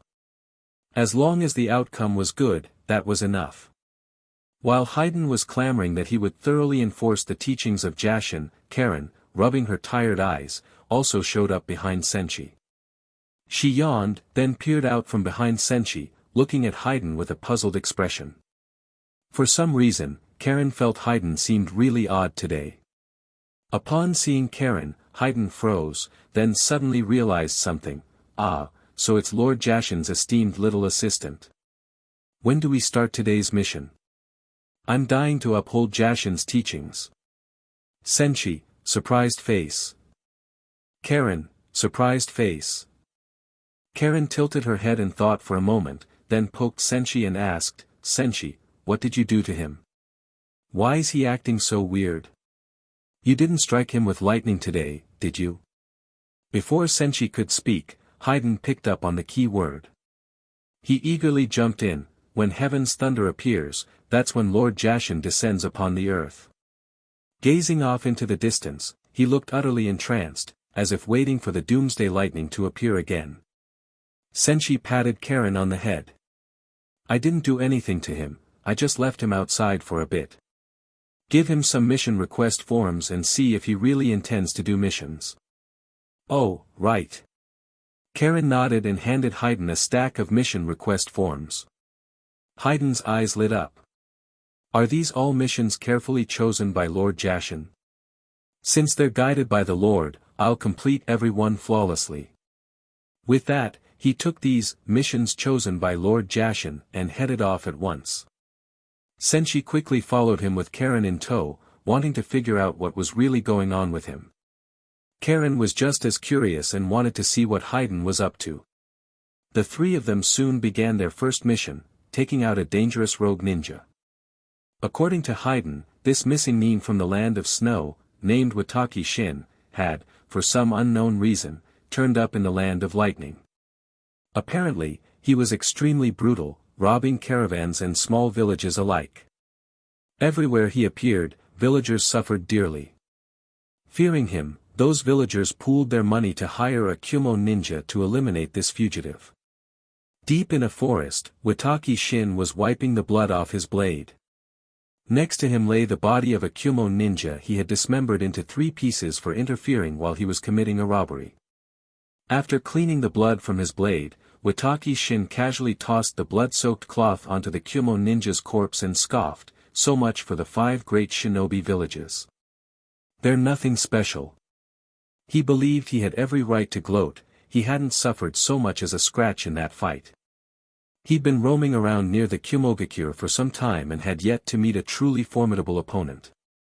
What he didn't realize was that the reason he'd escaped serious Kumo ninja attention was because Orochimaru and Senshi had been stirring up so much trouble elsewhere that the Kumo ninja had no time to spare on lesser threats. After finishing off the Kumo ninja, Wataki Shin prepared to continue his raids on nearby villages. Right then, he noticed 3 figures blocking his path, 2 adults and a child, all clad in black cloaks with red clouds. Seeing the trio, Wataki Shin didn't seem concerned at all. So you three also took on that mission from those idiotic villagers? Hurry and attack together, I'm in a rush. Haydn, surprised face. Karen, surprised face. Senshi, surprised face. His words left the three momentarily speechless. Haydn thought to himself, as expected of Lord Jashin's chosen mission. He had yet to gauge the man's actual power, but his nerve was certainly impressive, challenging not just Haydn but also Lord Jashin and the esteemed little assistant. Karen also thought it bizarre, since when were ninja from small villages this bold, thinking they could take on all three of them at once? Senshi took a glance at the headband, confirming that he was indeed a ninja from the land of snow. Considering that snow was quite isolated and unstable, Senshi felt it was understandable, but he wasn't inclined to waste time, planning to finish him in a single lightning move and then move on. Ha! But before Senshi could act, Haydn rushed in with his huge scythe, shouting, "Cough! Lord Jashin!" Seeing Haydn hurl himself into attack, Wataki Shin sneered, "Coming to die all on your own, are you?" PSHT. Just as the rogue finished speaking, there was a flash of steel. Haydn's scythe struck with unbelievable speed. Wataki Shin barely touched the hilt of his sword before his head flew away in a parabolic arc. Even Haydn looked stunned for a moment after that instant kill. He had expected more from someone who talked so big. He'd planned to secretly gather the man's blood, but there was so much blood gushing out that it hardly took any effort. Having dispatched Wataki Shin, Haydn wasted no time and went straight for the next mission request. Times had changed, the new doctrine of Jashin was to complete as many missions as possible rather than fritter away precious time on sacrificial rituals. So, he didn't bother to perform any ceremony over Wataki Shin's body. Senshi's trio continued their missions after that, and both Senshi and Karen realized Haydn had really changed. He was no longer the Haydn who only knew how to hand in mission briefs, he was actually using his immortality to get things done. Starting from hunting down Wataki Shin, they completed 7 or 8 missions in a row. Thanks to Haydn, Senshi barely did anything except use his mind-sensing abilities to find targets. Before he could lift a finger, Haydn had already taken them out. Senshi felt gratified and a bit proud. Haydn had evidently been training behind the scenes, surprising everyone with his new skills. Senshi felt that if he so much as blinked, Haydn might evolve into the perfect hired hand. A talent like that simply had to join his mercenary group. So Senshi got straight to the point, "Haydn, join my mercenary group. From now on, stick with me, and keep grinding through missions." Just then, an oracle sounded in Haydn's mind once again, "Haydn, you have fully grasped the true teaching of Jashin. From now on, you are one of its core members. Uphold our doctrine." Haydn's eyes went wide with excitement at hearing Jashin's whisper, his face filled with disbelief and joy. "Fantastic. Lord Jashin, I will never betray your trust. As long as I live, I will keep on with these missions."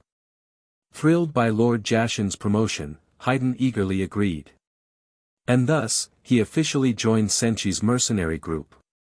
From this moment on, he'd be pitted against Kakuzu to see who would be second only to the boss, standing above countless other mercenaries in the black market. Kakuzu, somewhere else entirely, still had no clue that this Haydn he'd never taken seriously had become his biggest rival. And now Haydn's performance metrics would be perfectly reflected on Senshi's interface.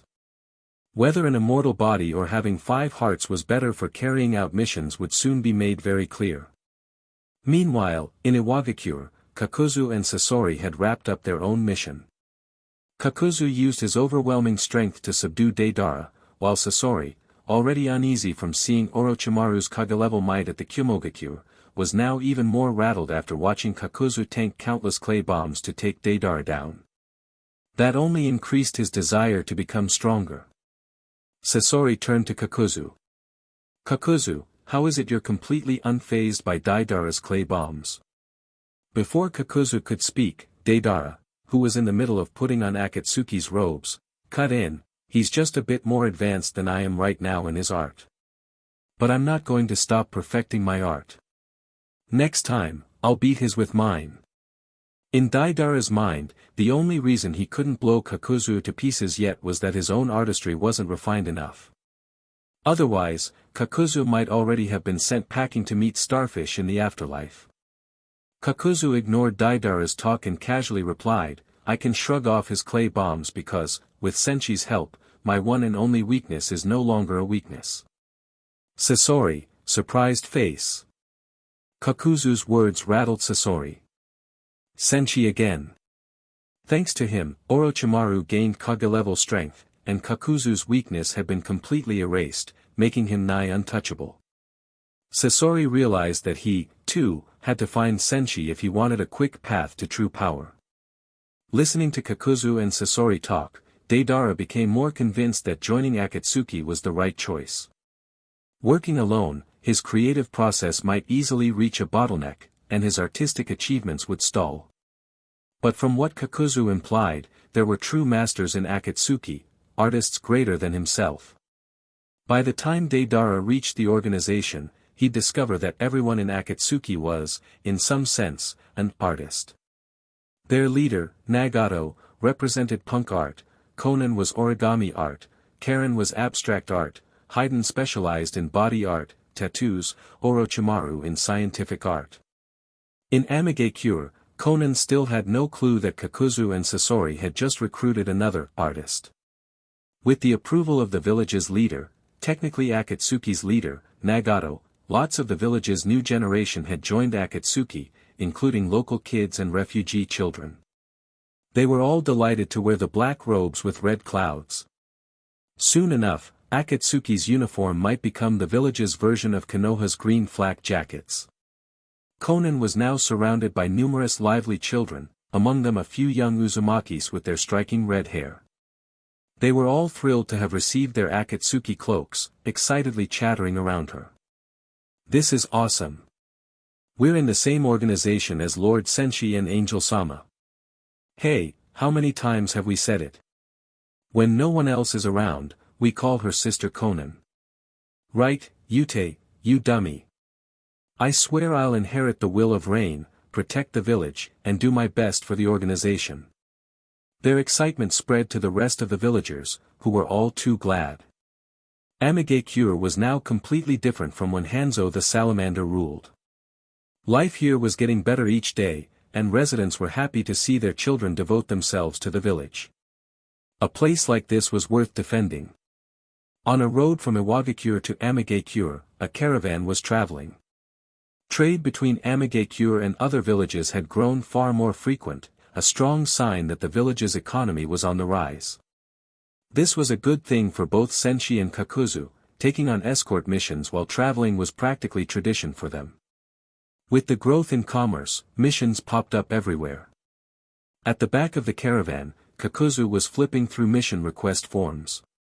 Sasori was long used to seeing this, as Kakuzu had done the same en route to Iwagakure. Deidara, however, was shocked by just how often Kakuzu would dash off to complete a mission without a single rest. Brother Sasori, Deidara asked in disbelief, do all members of Akatsuki have to do missions like that?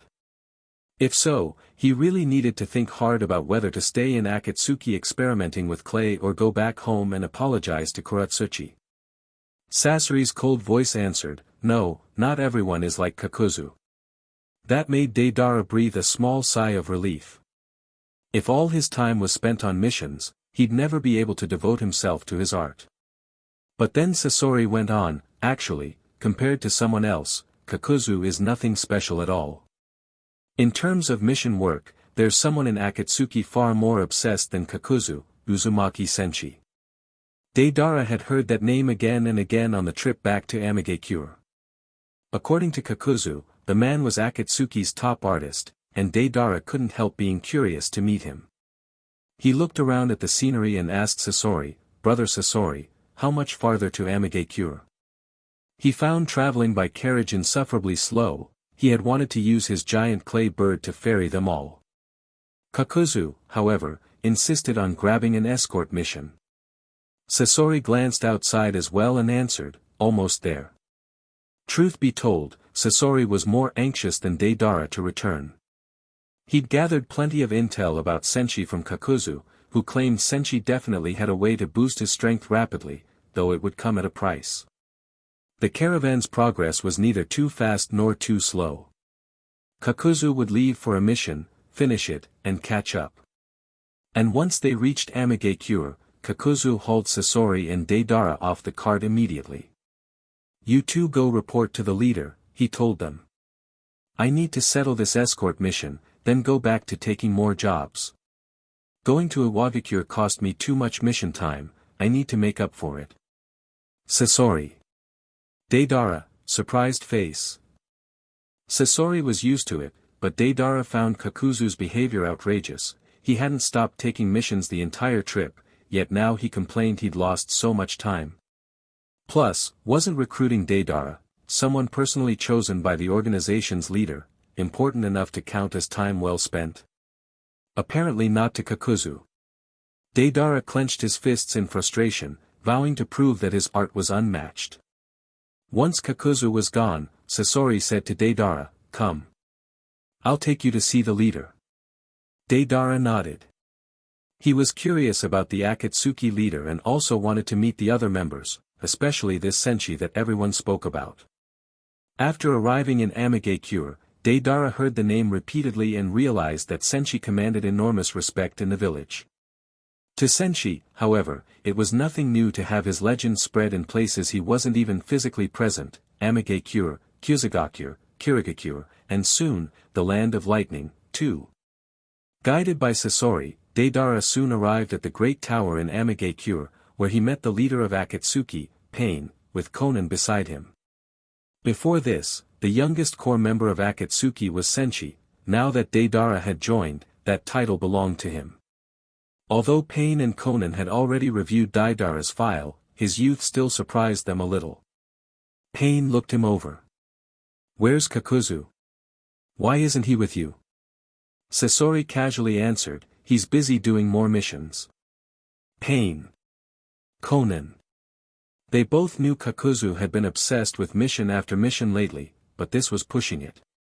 He couldn't even bother to officially report in before heading back out. After a brief silence, Pain turned to Deidara. "I've read your intel. Now that you've joined Akatsuki, you must abide by the organization's orders." Deidara responded, "I joined Akatsuki to better pursue the ultimate art. As long as that goal isn't affected, I'll obey the organization's arrangements." That answer, of course, wasn't good enough. Before Pain or Konan could scold him, Sasori snapped, "Deidara, how many times have I told you, those fleeting works of yours don't count as art at all?" Enraged, Deidara shot back, "Brother Sasori, you really think you know art better than I do?" Sasori said sternly, "Deidara, only something that lasts forever is true art." Deidara retorted, "Brother Sasori, art is the brilliant sparkle of an instant. Art is an explosion." Sasori, Deidara. Eternal. Deidara, Brother Sasori. Explosion. Sasori, eternal. Deidara, explosion. Sasori, iti. Deidara, plosion. Before they could keep squabbling about their artistic philosophies, Pain cut in, "Enough. You two, knock it off. You're both members of Akatsuki, so keep disagreements in check and avoid open conflict." Then he turned his attention back to Deidara. "Any mission the organization assigns you in the future, you must complete diligently. Otherwise, you'll be punished." Deidara gave a dismissive snort. "I won't fail any mission. Don't underestimate my art." Pain decided not to waste more words on the newcomer and instructed Konan, "Konan, take them downstairs and arrange everything else." Konan nodded and led them away. Watching Sasori and Deidara head off, Pain could only hope they'd find some common ground without clashing too violently. He didn't have any immediate tasks for them, so they'd have a little time to adjust and to get Deidara acclimated to Akatsuki. Having just joined, he'd need some familiarity with Amigakure and the organization before he could start completing missions in earnest.